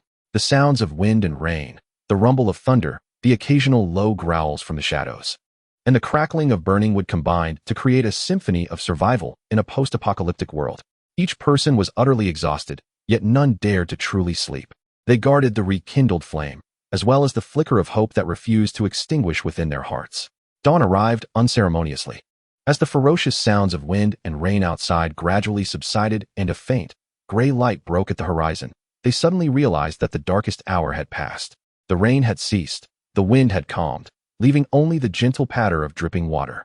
Outside lay a scene of devastation, trees bent askew, and the ground a muddy mess. Yet the stone house stood resilient. Inside, the fire pit burned steadily. Lu Zheng pushed open a crack in the door, allowing the damp, cool air to rush in. He gazed at the wilderness, now clear yet still fraught with peril, then turned to look at his weary but resolute companions and the vital flames. The rekindling of the fire symbolized not merely the continuation of physical flames, but the endurance of the team's spirit against cruel trials. They understood that the road ahead remained arduous, with the threats of the abyss, the lurking eyes from the northwest, and the accumulating issues of the damaged house. But as long as this flame persisted, as long as life endured, there remained the courage to push forward. A new day began amidst the ruins and mud. The battle for survival was far from over. The gray light of dawn, like diluted ink, struggled to seep into the vapor-laden world. The howling tempest has finally abated, leaving only the gentle patter of raindrops cascading from the eaves and leaves, striking the muddy ground and puddles below, producing a monotonous yet chilling sound. The entire world seems to have endured a cataclysm, now gasping in weary exhaustion. Within the stone dwelling, the fire burned steadily, dispelling the accumulated chill of the night and some of the dampness. Yet the air remains heavy with the pungent scent of water and earth, accompanied by a faint, almost imperceptible odor of mildew wafting from the cracks in the walls. The relief of having survived the ordeal is swiftly supplanted by the weight of more tangible dilemmas. Lu Zheng pushes open the creaking wooden door, the damp, cold air rushing in, invigorating his drowsy mind dulled by a sleepless night. The sight outside weighs heavily on his heart. The small courtyard lies in disarray. Many of the traps previously set have been washed away or buried. The ground is a mire, and stagnant rainwater has pooled in the low spots. The trees beyond the courtyard walls sag, with many branches broken, as if the ferocity of last night's storm has sapped their spirit. The distant mountains are shrouded in a thin mist, rendering them indistinct and adding a sense of oppressive uncertainty. First, assess the damage and inventory supplies. Lu Jing's voice is somewhat hoarse, but resolute. Dr. Su, please examine Brother Wang's leg injury. Has it worsened due to the cold and fatigue? How ran? Let us inspect the structure of the house and courtyard walls. No one voiced dissent. The instinct for survival compelled each person to spring into action. Su Wanqing carefully unwrapped the bandages on Wang Tai's leg to inspect the wound. Fortunately, while there was no significant improvement, the adverse conditions had not led to infection, perhaps a stroke of luck amid misfortune. She meticulously used the last bit of clean cloth dipped in boiled then cooled rainwater to cleanse the wound and rebandage it. Wang Tai leaned against the wall, feeling a dull ache in his leg, yet his gaze scanned the interior with acute attention. His eyes ultimately fixated on a crack in the southeast corner, barely obscured by wet mud. Though the rain had ceased, murky droplets continued to seep from the crack's edge, resembling an unhealable wound. This wall cannot withstand much longer. Wang Tai's voice was low. This crack was caused by the tremors. Should there be another disturbance or another storm, it could very well collapse. Lu Zheng and Li Haoran had just completed their inspection of the roof, their spirits heavy with foreboding. The waterproof covering had been torn by the fierce winds into several gaping rents, as though a beast had savagely ripped it apart. The tiles, which should have been securely in place, had also shifted precariously, threatening to fall at any moment. However, the main structure of the roof remained relatively intact, suffering no significant damage. Upon hearing Wang Tai's words, the two men trudged toward the fissure in the roof. Lu Zheng crouched down, extending his hand to gently touch the edges of the crack. The cold, damp earth and loose stones produced an unsettling sensation, causing his brow to furrow deeply. This crack must be thoroughly repaired, Lu Zheng stated with a hint of resignation. However, we currently lack both cement and sufficient timber. We can only reinforce it with mud and whatever stones we can find, but this is merely a temporary solution. Li Haoran stood silently beside him, lost in thought. He lifted his foot and forcefully kicked the ground beneath the crack. With a soft pop, it seemed as though a hole had been punctured in the earth, sending mud and water splattering. The ground had become soft and boggy, evidently affected by the foundation, which might have also subsided or loosened. Li Haoran sighed. This house. He did not need to finish his thought, for everyone understood. This stronghold, which had sustained them for so long, now stood precariously on the brink of collapse. The gray shadow followed closely at Lu Zheng's feet, anxiously sniffing the muddy water seeping from the fissures, emitting a low whimper from its throat. It too seemed to sense the gravity of the damage. After inspecting the house, they took stock of their dwindling supplies. The dry firewood was nearly depleted, most having been consumed to maintain the hearth the previous night. Food supplies were also significantly reduced, with only a few strips of smoked meat remaining and the dry rations nearly exhausted. Most concerning was the limited amount of clean water they had managed to collect from the rain, which needed to be settled and boiled before it could be consumed. Fuel had become a pressing issue. Firewood was a significant concern. Su Wanqing, after inventorying the remaining supplies, expressed her worries. We have nearly exhausted all the dry wood nearby, and with this rain, the wet wood in the forest will be even harder to dry. Without fire, we cannot last for long. Their predicament loomed like layers of dark clouds, casting a shadow over them once more. The damaged house, the scarcity of resources, and the unresolved external threats. Each issue was capable of overwhelming them. We cannot remain idle. Lu Zheng forced himself to remain calm and analyze the situation. We must venture out. Firstly, we need to find materials to repair the walls, at the very least, sturdy wood for support.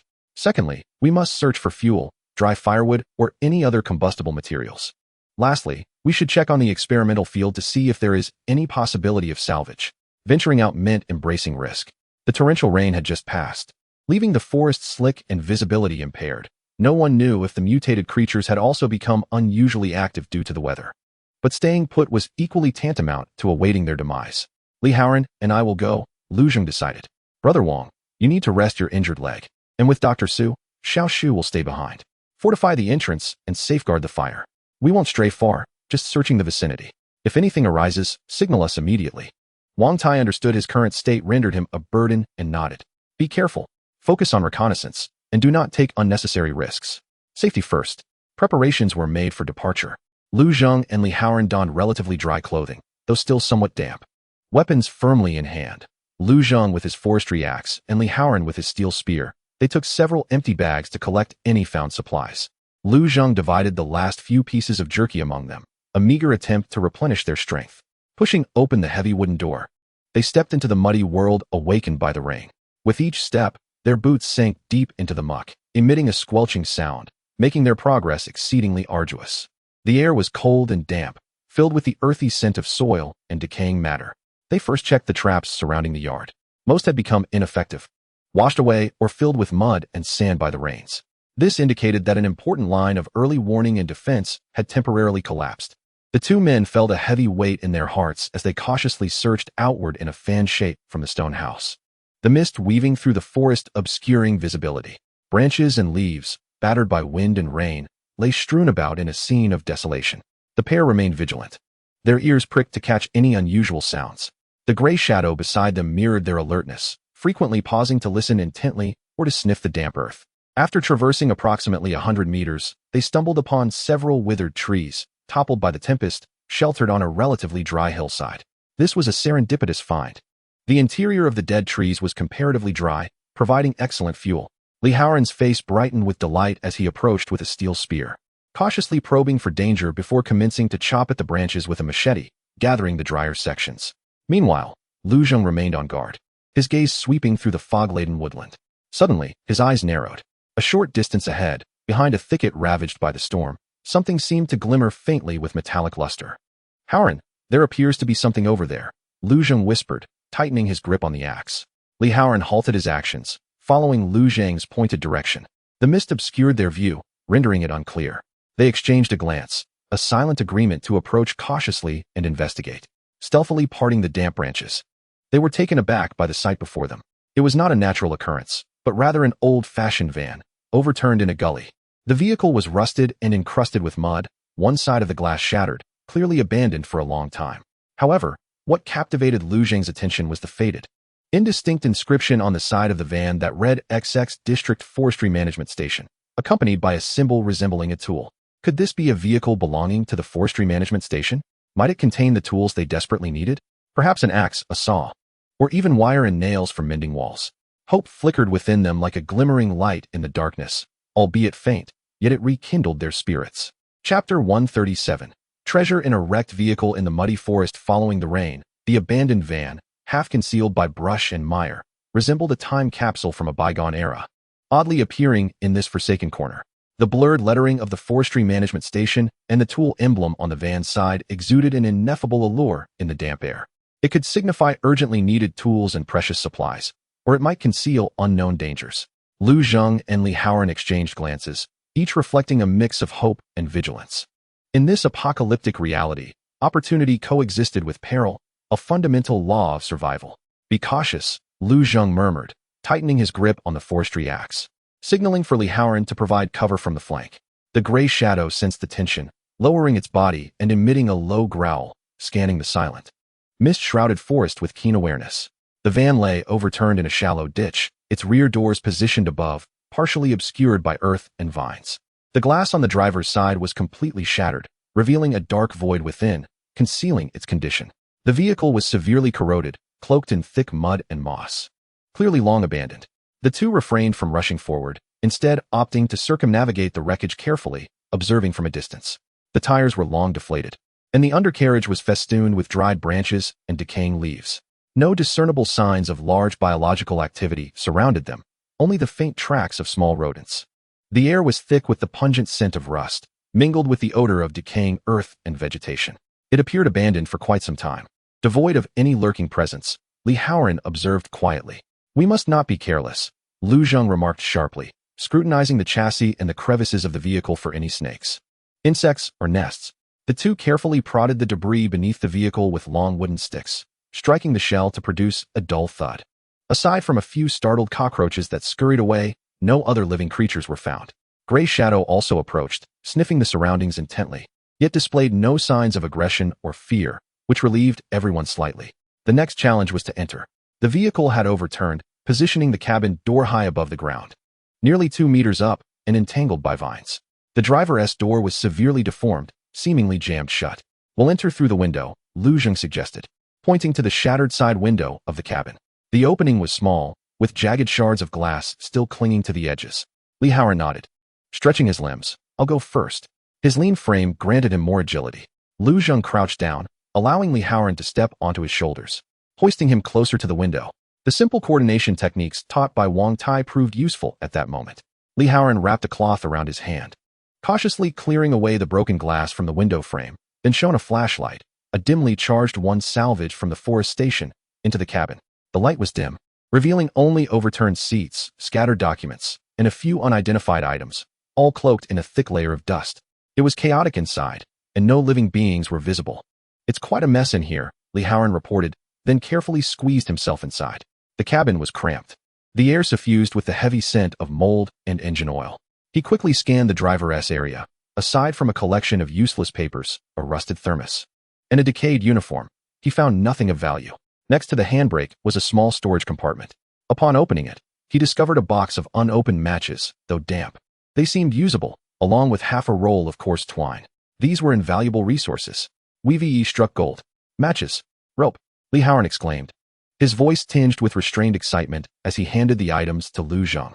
"Excellent," Lu Zheng replied, receiving the items and stowing them in his backpack.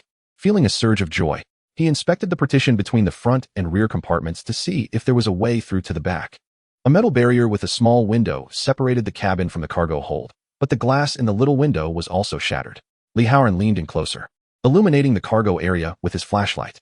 As the beam swept across, he could faintly discern the outlines of shelves affixed to the floor, seemingly piled with items. Though the dust obscured a clear view, the partition door was locked from the cabin side and could not be opened. "We need to access the cargo door from the outside," Li Haoran stated, then carefully crawled back out through the cabin window. The two ascended to the top of the cargo area. The cargo door was secured from the outside by a rusted iron bolt, yet it was caked in mud and rust. Lu Zheng delicately tapped it with the back of his axe, shaking off the rust, and together with Li Haoran, they exerted their strength to gradually pry the heavy bolt open. Untangling the twisted vines, the two individuals exerted their combined strength, and with the jarring sound of metal scraping, they finally pried open the warped door of the cargo compartment, creating a gap wide enough for a single person to pass through. A more potent odor of mildew, dust, and a faint, indescribable metallic chemical scent assailed their senses. The interior of the cargo hold was shrouded in dim light, illuminated only by the rays filtering through the doorway, revealing metal shelves on both sides and a central aisle. The shelves were cluttered with wooden crates, canvas bags, and a scattering of tools. "I will enter while you stand guard at the entrance," Lu Zheng instructed Li Haoran. In such an unfamiliar environment, it was imperative to have someone on watch. Li Haoran nodded, brandishing his spear at the entrance, vigilantly observing the surrounding woodland. Lu Zheng took a deep breath, held it, and sidled into the compartment. Beneath his feet lay a thick layer of dust and debris. He swiftly swept his flashlight across the entire hold, ensuring there were no lurking dangers. Before he began to inspect the items on the shelves, on the lower level of the left shelf, several damaged wooden crates lay, containing ordinary tools, pliers and screwdrivers that had succumbed to rust, along with several completely decayed pieces of canvas. However, in a relatively intact metal toolbox on the upper shelf, he made a significant discovery. Inside were several well-maintained tools, a suitably weighted octagonal hammer, a steel chisel, a large adjustable wrench, and a bundle of nails of various sizes. These tools were crucial for reinforcing their shelter and crafting implements. The situation on the right shelf was even more astonishing. Several olive green canvas bags contained specialized forestry equipment, a set of combined saws, including a hand saw and a felling saw, with rusty blades but intact teeth, several new pruning shears, and even a small canister of well-sealed lubricant.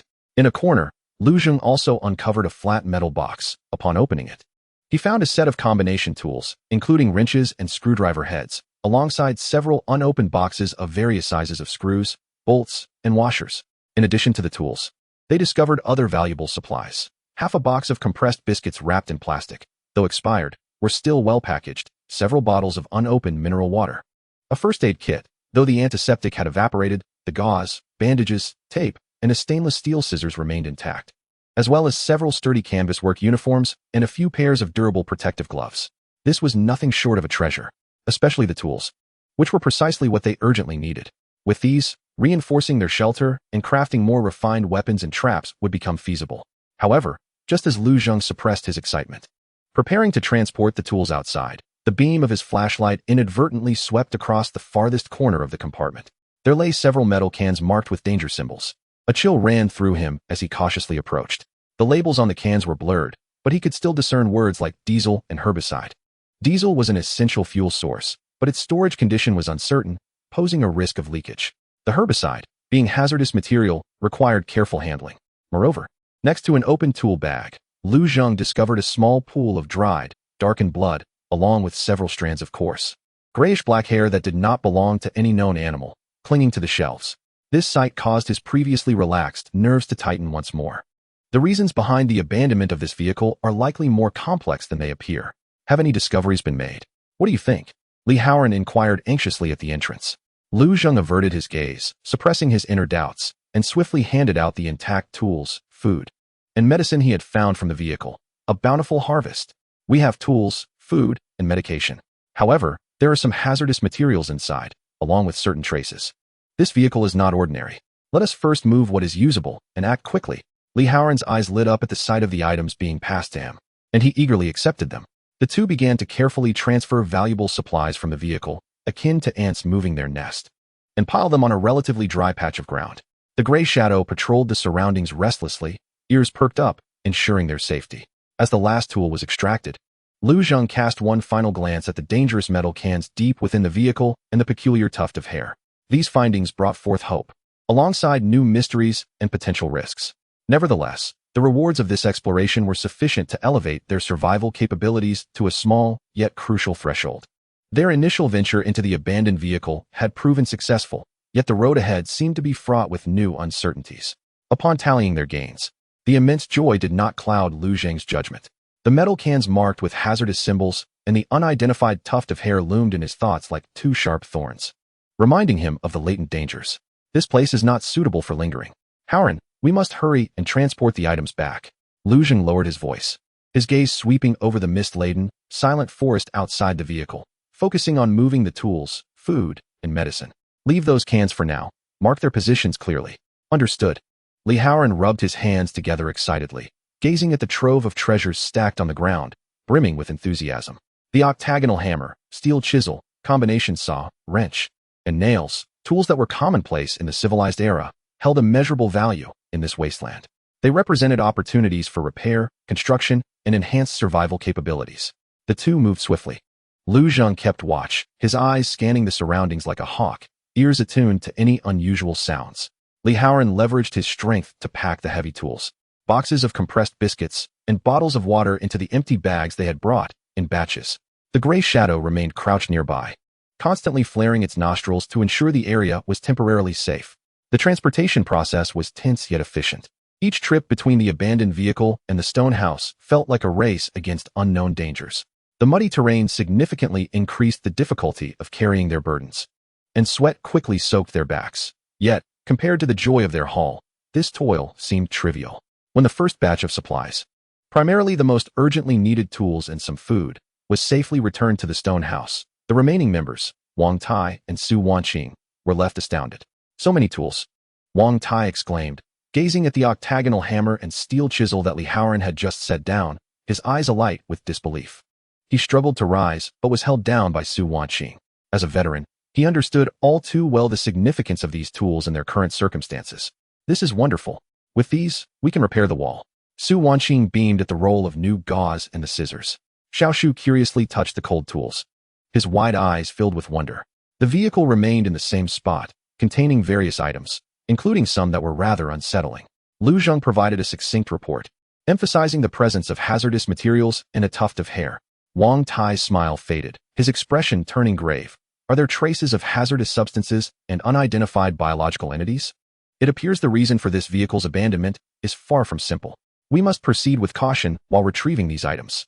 Haoran, you will stay with me to familiarize yourself with the tools. Lu Zheng, you and Dr. Su should make another trip to gather any remaining useful items, particularly medications and those essential screws and parts. Dr. Su is meticulous and can distinguish the pharmaceuticals. We must act swiftly. We need to secure the premises as soon as possible. The new division of labor was quickly established. Lu Zheng and Su Wanqing undertook their significant task, equipping themselves with additional bags and an empty backpack, resolutely embarking once more toward the derelict vehicle. Meanwhile, Wang Tai and Li Haoran remained indoors, eagerly delving into the newly acquired tools. Wang Tai's gaze was first drawn to the octagonal hammer. He carefully lifted it, weighing it in his hand to appreciate its heft and texture. He meticulously examined the cracks in the wall, his mind racing with ideas for reinforcement strategies. Li Haoran, on the other hand, was particularly fond of the combination saw, manipulating the blade with great care. As he gently pulled it, the blade emitted a faint hiss, as if whispering its potential future uses to him. He envisioned scenes of processing wood with this saw, his heart brimming with anticipation. On their return journey, Lu Zheng and Su Wanqing noticeably quickened their pace. Thanks to their previous experience, they were quite familiar with the route, yet their vigilance remained undiminished. They stayed alert, attentive to the sounds around them, leaving no potential danger unheeded. Upon their arrival beside the abandoned vehicle once more, the surroundings were still shrouded in silence, devoid of any life. However, they did not let their guard down. Rather, they approached the vehicle with heightened caution, ready to complete their mission. Su Wanqing cautiously entered the cabin, her professional acumen coming into play. She swiftly and meticulously examined the remaining contents of the first aid kit, packaging intact gauze, bandages, tape, scissors, and several still potent painkillers separately. To her delight, she also discovered a half-full bottle of well-sealed alcohol and a pack of unopened sutures, truly a stroke of luck. In a world plagued by scarcity of medical supplies, these items could prove life-saving. Lu Zheng focused on gathering the set of combination tools, screws, bolts, and several sturdy canvas work uniforms and gloves. He also took care to inspect the hazardous material containers. The diesel barrel appeared to be relatively well sealed, albeit with slight rust, while the label on the herbicide container was severely damaged, obscuring its specific contents. Recalling Wang Tai's caution, he refrained from moving them, instead marking the containers with a prominent cross using a red chalk he found in the glove compartment. Finally, his gaze fell once more upon the tuft of coarse, gray-black hair. After a moment's hesitation, he delicately wrapped it in a small piece of cloth and secured it inside an empty medicine bottle. This matter may one day reveal its origins. All valuable resources have been entirely cleared away. The two individuals dared not delay even for a moment. They shouldered their heavy packs and swiftly retreated from the derelict vehicle area. On the path back to the stone house, the sensation of being watched seemed to linger once more, yet when they glanced back, they beheld only the fog-enshrouded, silent forest. As they breathlessly returned with the second batch of supplies, a long-lost joy imbued the small stronghold, filled with a reassuring sense of accomplishment. The door was once again securely barred. All supplies were stacked on the dry ground near the fire pit for thorough counting and categorization. Tools were meticulously cleaned and organized. Food and medicine were entrusted to Su Wanqing. Though worn, the work clothes and gloves offered far superior warmth and protection compared to their tattered garments. "How splendid!" exclaimed Li Haoran, lifting the sharp saw and gesturing with it. "With this tool, felling trees for barricades and repairing rafters will be 10 times more efficient." Wang Tai grasped the steel chisel and hammer, moving to the crack in the wall, contemplating. "First, I'll use the chisel to dislodge the loose stones, clean the area. Then fill it with a mixture of mud and small stones, and finally, drive this large stake into the wall for support. This will be sturdier than before." Su Wanqing carefully arranged the medicines, glancing at the bottles of mineral water and compressed biscuits, sighing in relief, at least for the short term. The pressure of water and food will be alleviated. Lu Zheng observed the glimmer of hope radiating from his companions' faces, his heart brimming with optimism. The rewards of this exploration extended beyond mere material replenishment. It represented a significant enhancement of the team's confidence and survival capabilities. They were no longer primitive survivors armed with rudimentary tools. They had begun to reclaim a fragment of the power of civilization. However, amidst the joy, he remained acutely aware of the lurking dangers. He retrieved the small vial containing hair and handed it to Wang Tai. "Brother Wang, take a look at this. It was found in the vehicle. I cannot identify what kind of hair it is." Wang Tai accepted the vial, scrutinizing it closely by the firelight, cautiously bringing it nearer to his nose. His brow furrowed tightly. "This hair is remarkably coarse, and its color is peculiar, a grayish-black with an unusual odor. It is certainly not from an ordinary beast. It appears that something strange is indeed afoot near that vehicle. We must designate that area as a high-alert zone and avoid it unless absolutely necessary." Night fell once more, but the atmosphere within the stone house was markedly different from the previous evening. The flames in the fire pit blazed more vigorously, fueled by the relatively dry branches gathered from near the wrecked vehicle. The air was redolent with the aroma of heating food. Tonight, they luxuriously prepared a small pot of compressed biscuit mash enhanced with chopped smoked meat. Each person wielded more suitable tools, donned thicker clothing, and their hearts brimmed with anticipation for the transformation of their home come morning. Hope, like the increasingly vibrant bonfire, was warm and tangible. Yet Lu Zheng understood that the derelict vehicle had brought forth not only hope, but also new enigmas and threats concealed within the mist. The path to survival has always been fraught with both opportunity and peril. They must seize this opportunity and fortify themselves swiftly to confront the challenges that may soon follow. Chapter 138. Fortifying the base, the bountiful treasures unearthed from the abandoned vehicles invigorated the weary team, akin to a potent elixir coursing through their veins.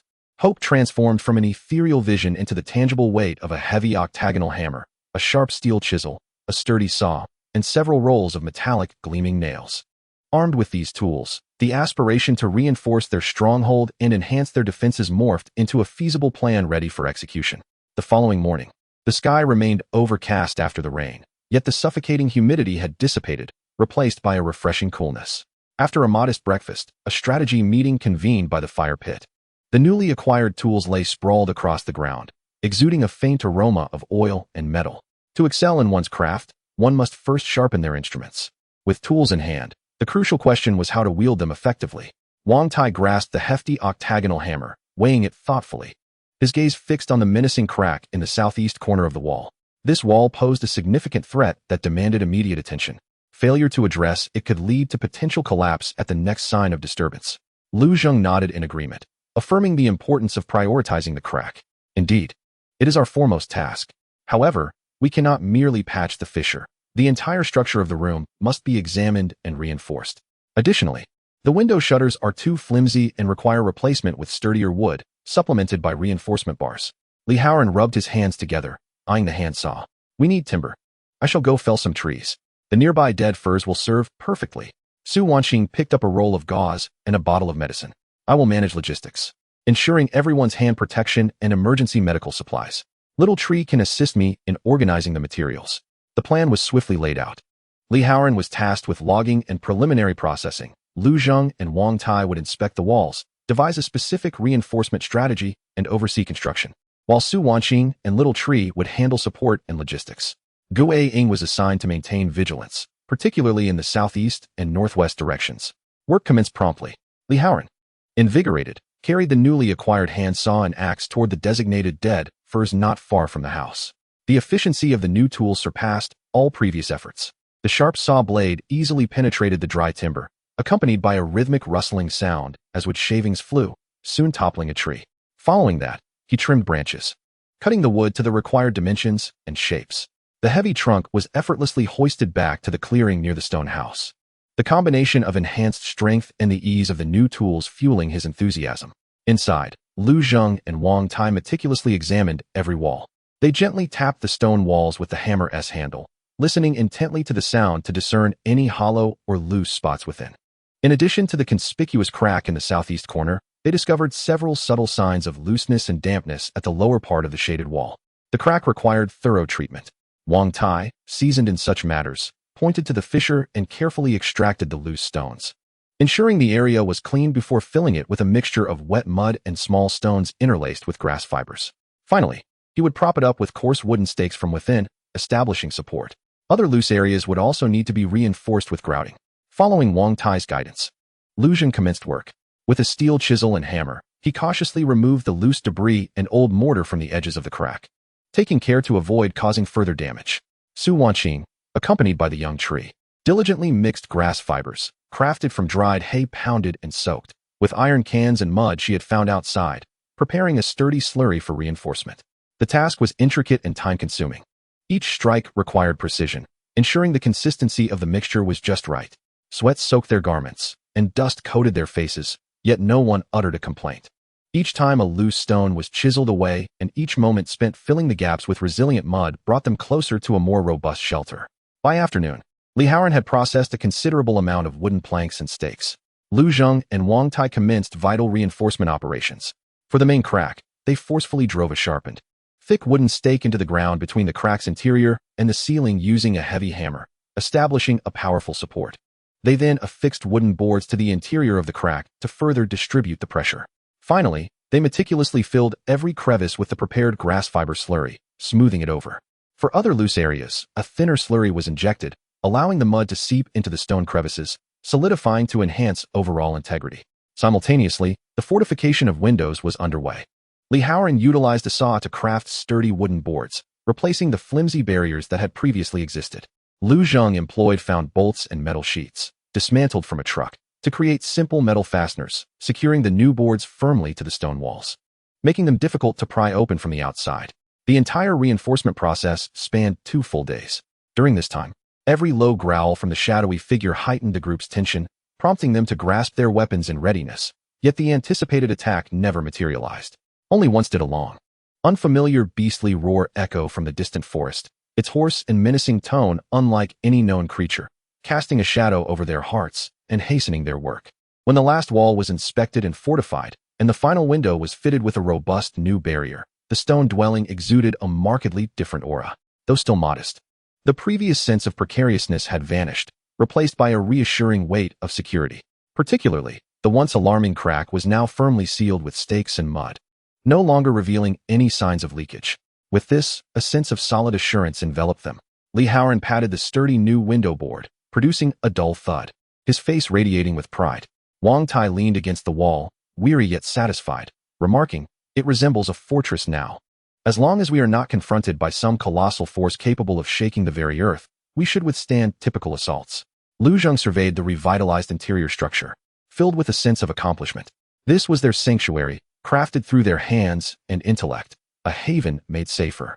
The hope for survival felt more firmly rooted within these solid walls. As night fell, the group gathered around the fire pit. The flames danced, illuminating their weary yet content faces. The newly acquired work gloves protected their hands, minimizing wear during labor. Tools were neatly arranged in the corner, readily accessible. With the walls reinforced, was it time to upgrade their weapons? Li Haoran toyed with a sharpened wooden spear, his gaze lingering on the pristine tools, eyes sparkling with possibilities. With a saw and chisel at their disposal, perhaps they could create something even more formidable? Wang Tai nodded thoughtfully, acknowledging the necessity of synchronously enhancing both the fortifications and weaponry. "We could attempt crafting more standardized spears, and perhaps even rudimentary shields," he suggested. Su Wanqing interjected. "The seedlings in the experimental field have grown taller, yet they require more meticulous care. Furthermore, although our food reserves have seen some replenishment, we must continue to ration our supplies." Lu Zheng listened intently to the discourse, his gaze drifting through the dense darkness outside. The stronghold was steadily solidifying, and the team's strength was burgeoning. However, the enigmas posed by the abandoned vehicles, strange hair, and perilous cans, along with the looming threats from distant unknowns, continued to overshadow them like a persistent shadow. Fortifying the stronghold was merely the initial step. They needed to bolster their capabilities to truly seize a glimmer of survival in this perilous wasteland. The final touches on the reinforcement project extended into the evening. As the last loose stone was secured with mud and smoothed over, and the final bolt of the newly installed window shutter was tightened, the air within the stone dwelling was infused with the earthy scent of fresh soil, wood, and metal.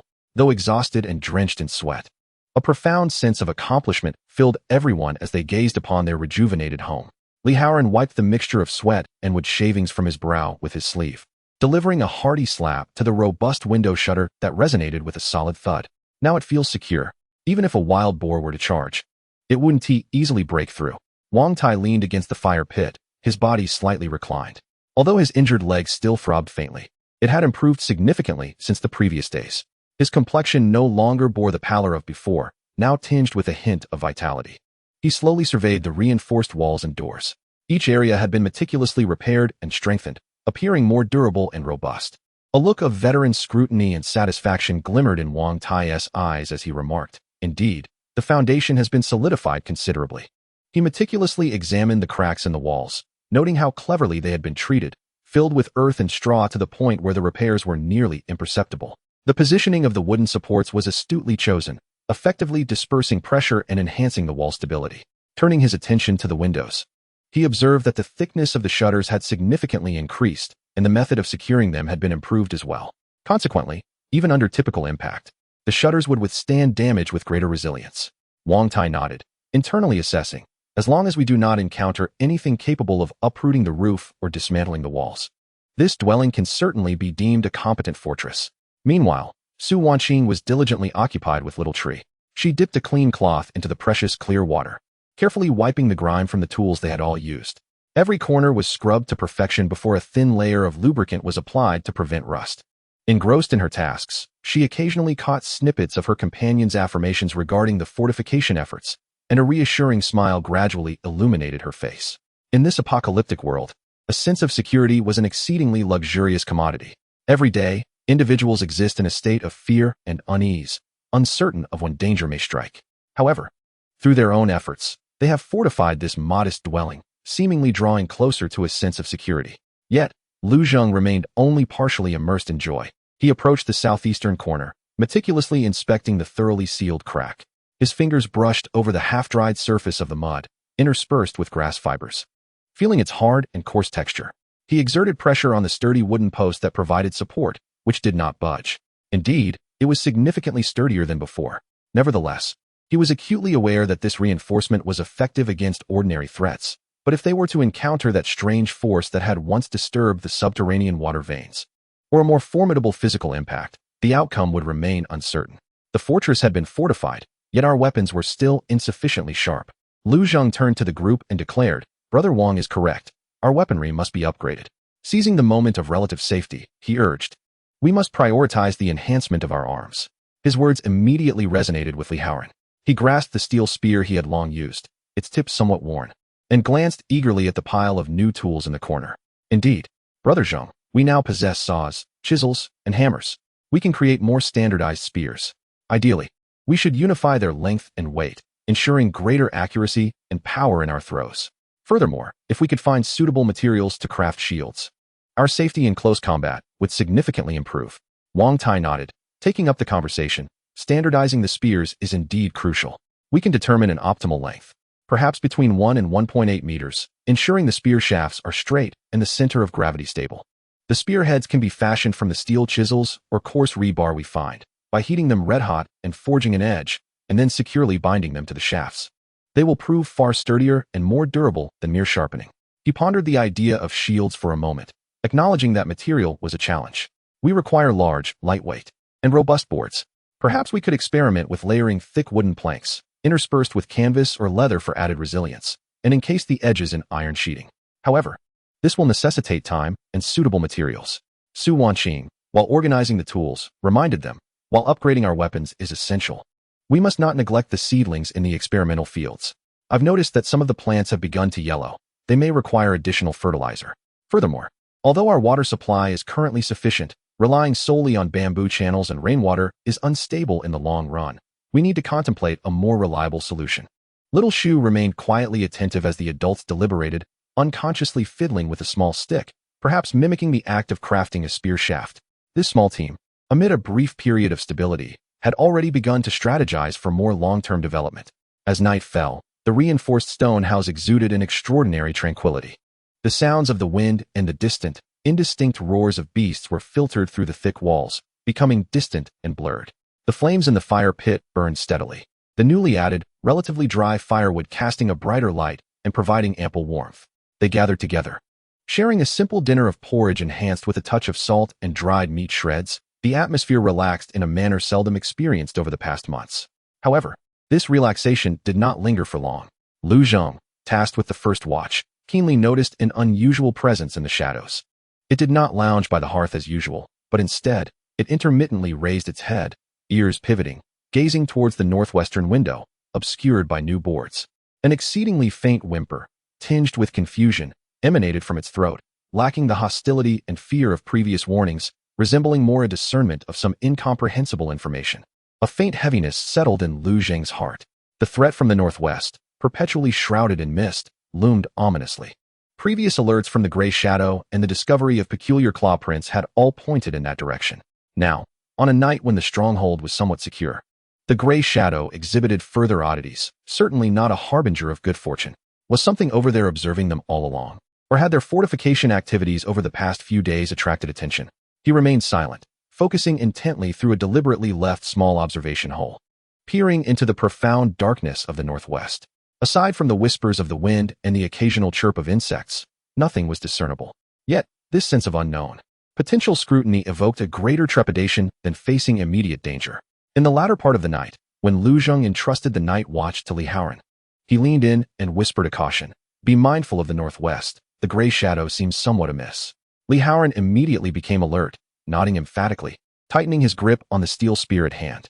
That night, beneath a facade of tranquility, currents of tension surged. The fortified stone house provided a sense of physical safety, but could not entirely dispel the intangible sense of threat pervading the air of the wasteland. As dawn broke the next morning, the sky lightened slightly. After a night of rest, The group's stamina had significantly recovered. Wang Tai's leg injury had noticeably improved. He was able to move about the house slowly with the aid of a wooden stick. This was a considerable boon to the team's combat capability. After breakfast, new tasks commenced. Following last night's discussion, weapon upgrades and agricultural management would proceed concurrently. Li Haoran and Lu Zheng were responsible for the preliminary preparations for the weapon upgrades. They selected several straight, uniformly thick hardwood sticks, sawing them to a standard length of approximately 1.7 meters. Then meticulously whittling away splinters and polishing them to create standard spear shafts. Next, they needed to find suitable metal materials to craft more refined spearheads. There were some salvageable metal parts at the junked vehicles, but that would require another venture into danger. Su Wanqing, meanwhile, tended to the experimental field with the sapling. She meticulously examined the growth of each seedling, cautiously applying a diluted solution of wood ash water. This was their only available fertilizer, to the few with yellowing leaves. She also attempted to use found slender bamboo poles and hemp ropes to construct simple supports for the tallest seedlings, preventing them from being toppled by the wind. The sapling assisted nearby, learning the tasks with admirable diligence. Although Wang Tai could not engage in strenuous labor, he utilized his extensive experience to fashion quivers and grips for throwing spears from salvaged canvas and leather scraps, enhancing comfort and efficiency. He also pondered the design of shields, mentally sketching out their structure. Throughout their work, Lu Zheng consistently allocated a portion of his attention towards the northwest. The gray shadows appear to have returned to a semblance of tranquility, yet the sensation of being watched lingers like a persistent ailment within his heart. He understands that this temporary calm is merely a reprieve before the storm. They must seize this precious time to swiftly enhance their strength in preparation for the inevitable, whether it may arise from the northwest or elsewhere. Fortifying their foundations is but the initial step in the arduous journey of survival. Subsequently, they must forge sharper talents, cultivate more stable sources of sustenance, and explore broader realms for existence. Each endeavor is fraught with peril, yet holds the promise of igniting the flame of hope ever more brightly. Beneath the desolate sky, the faint embers of civilization flicker with tenacity and resilience within the confines of this modest stone dwelling.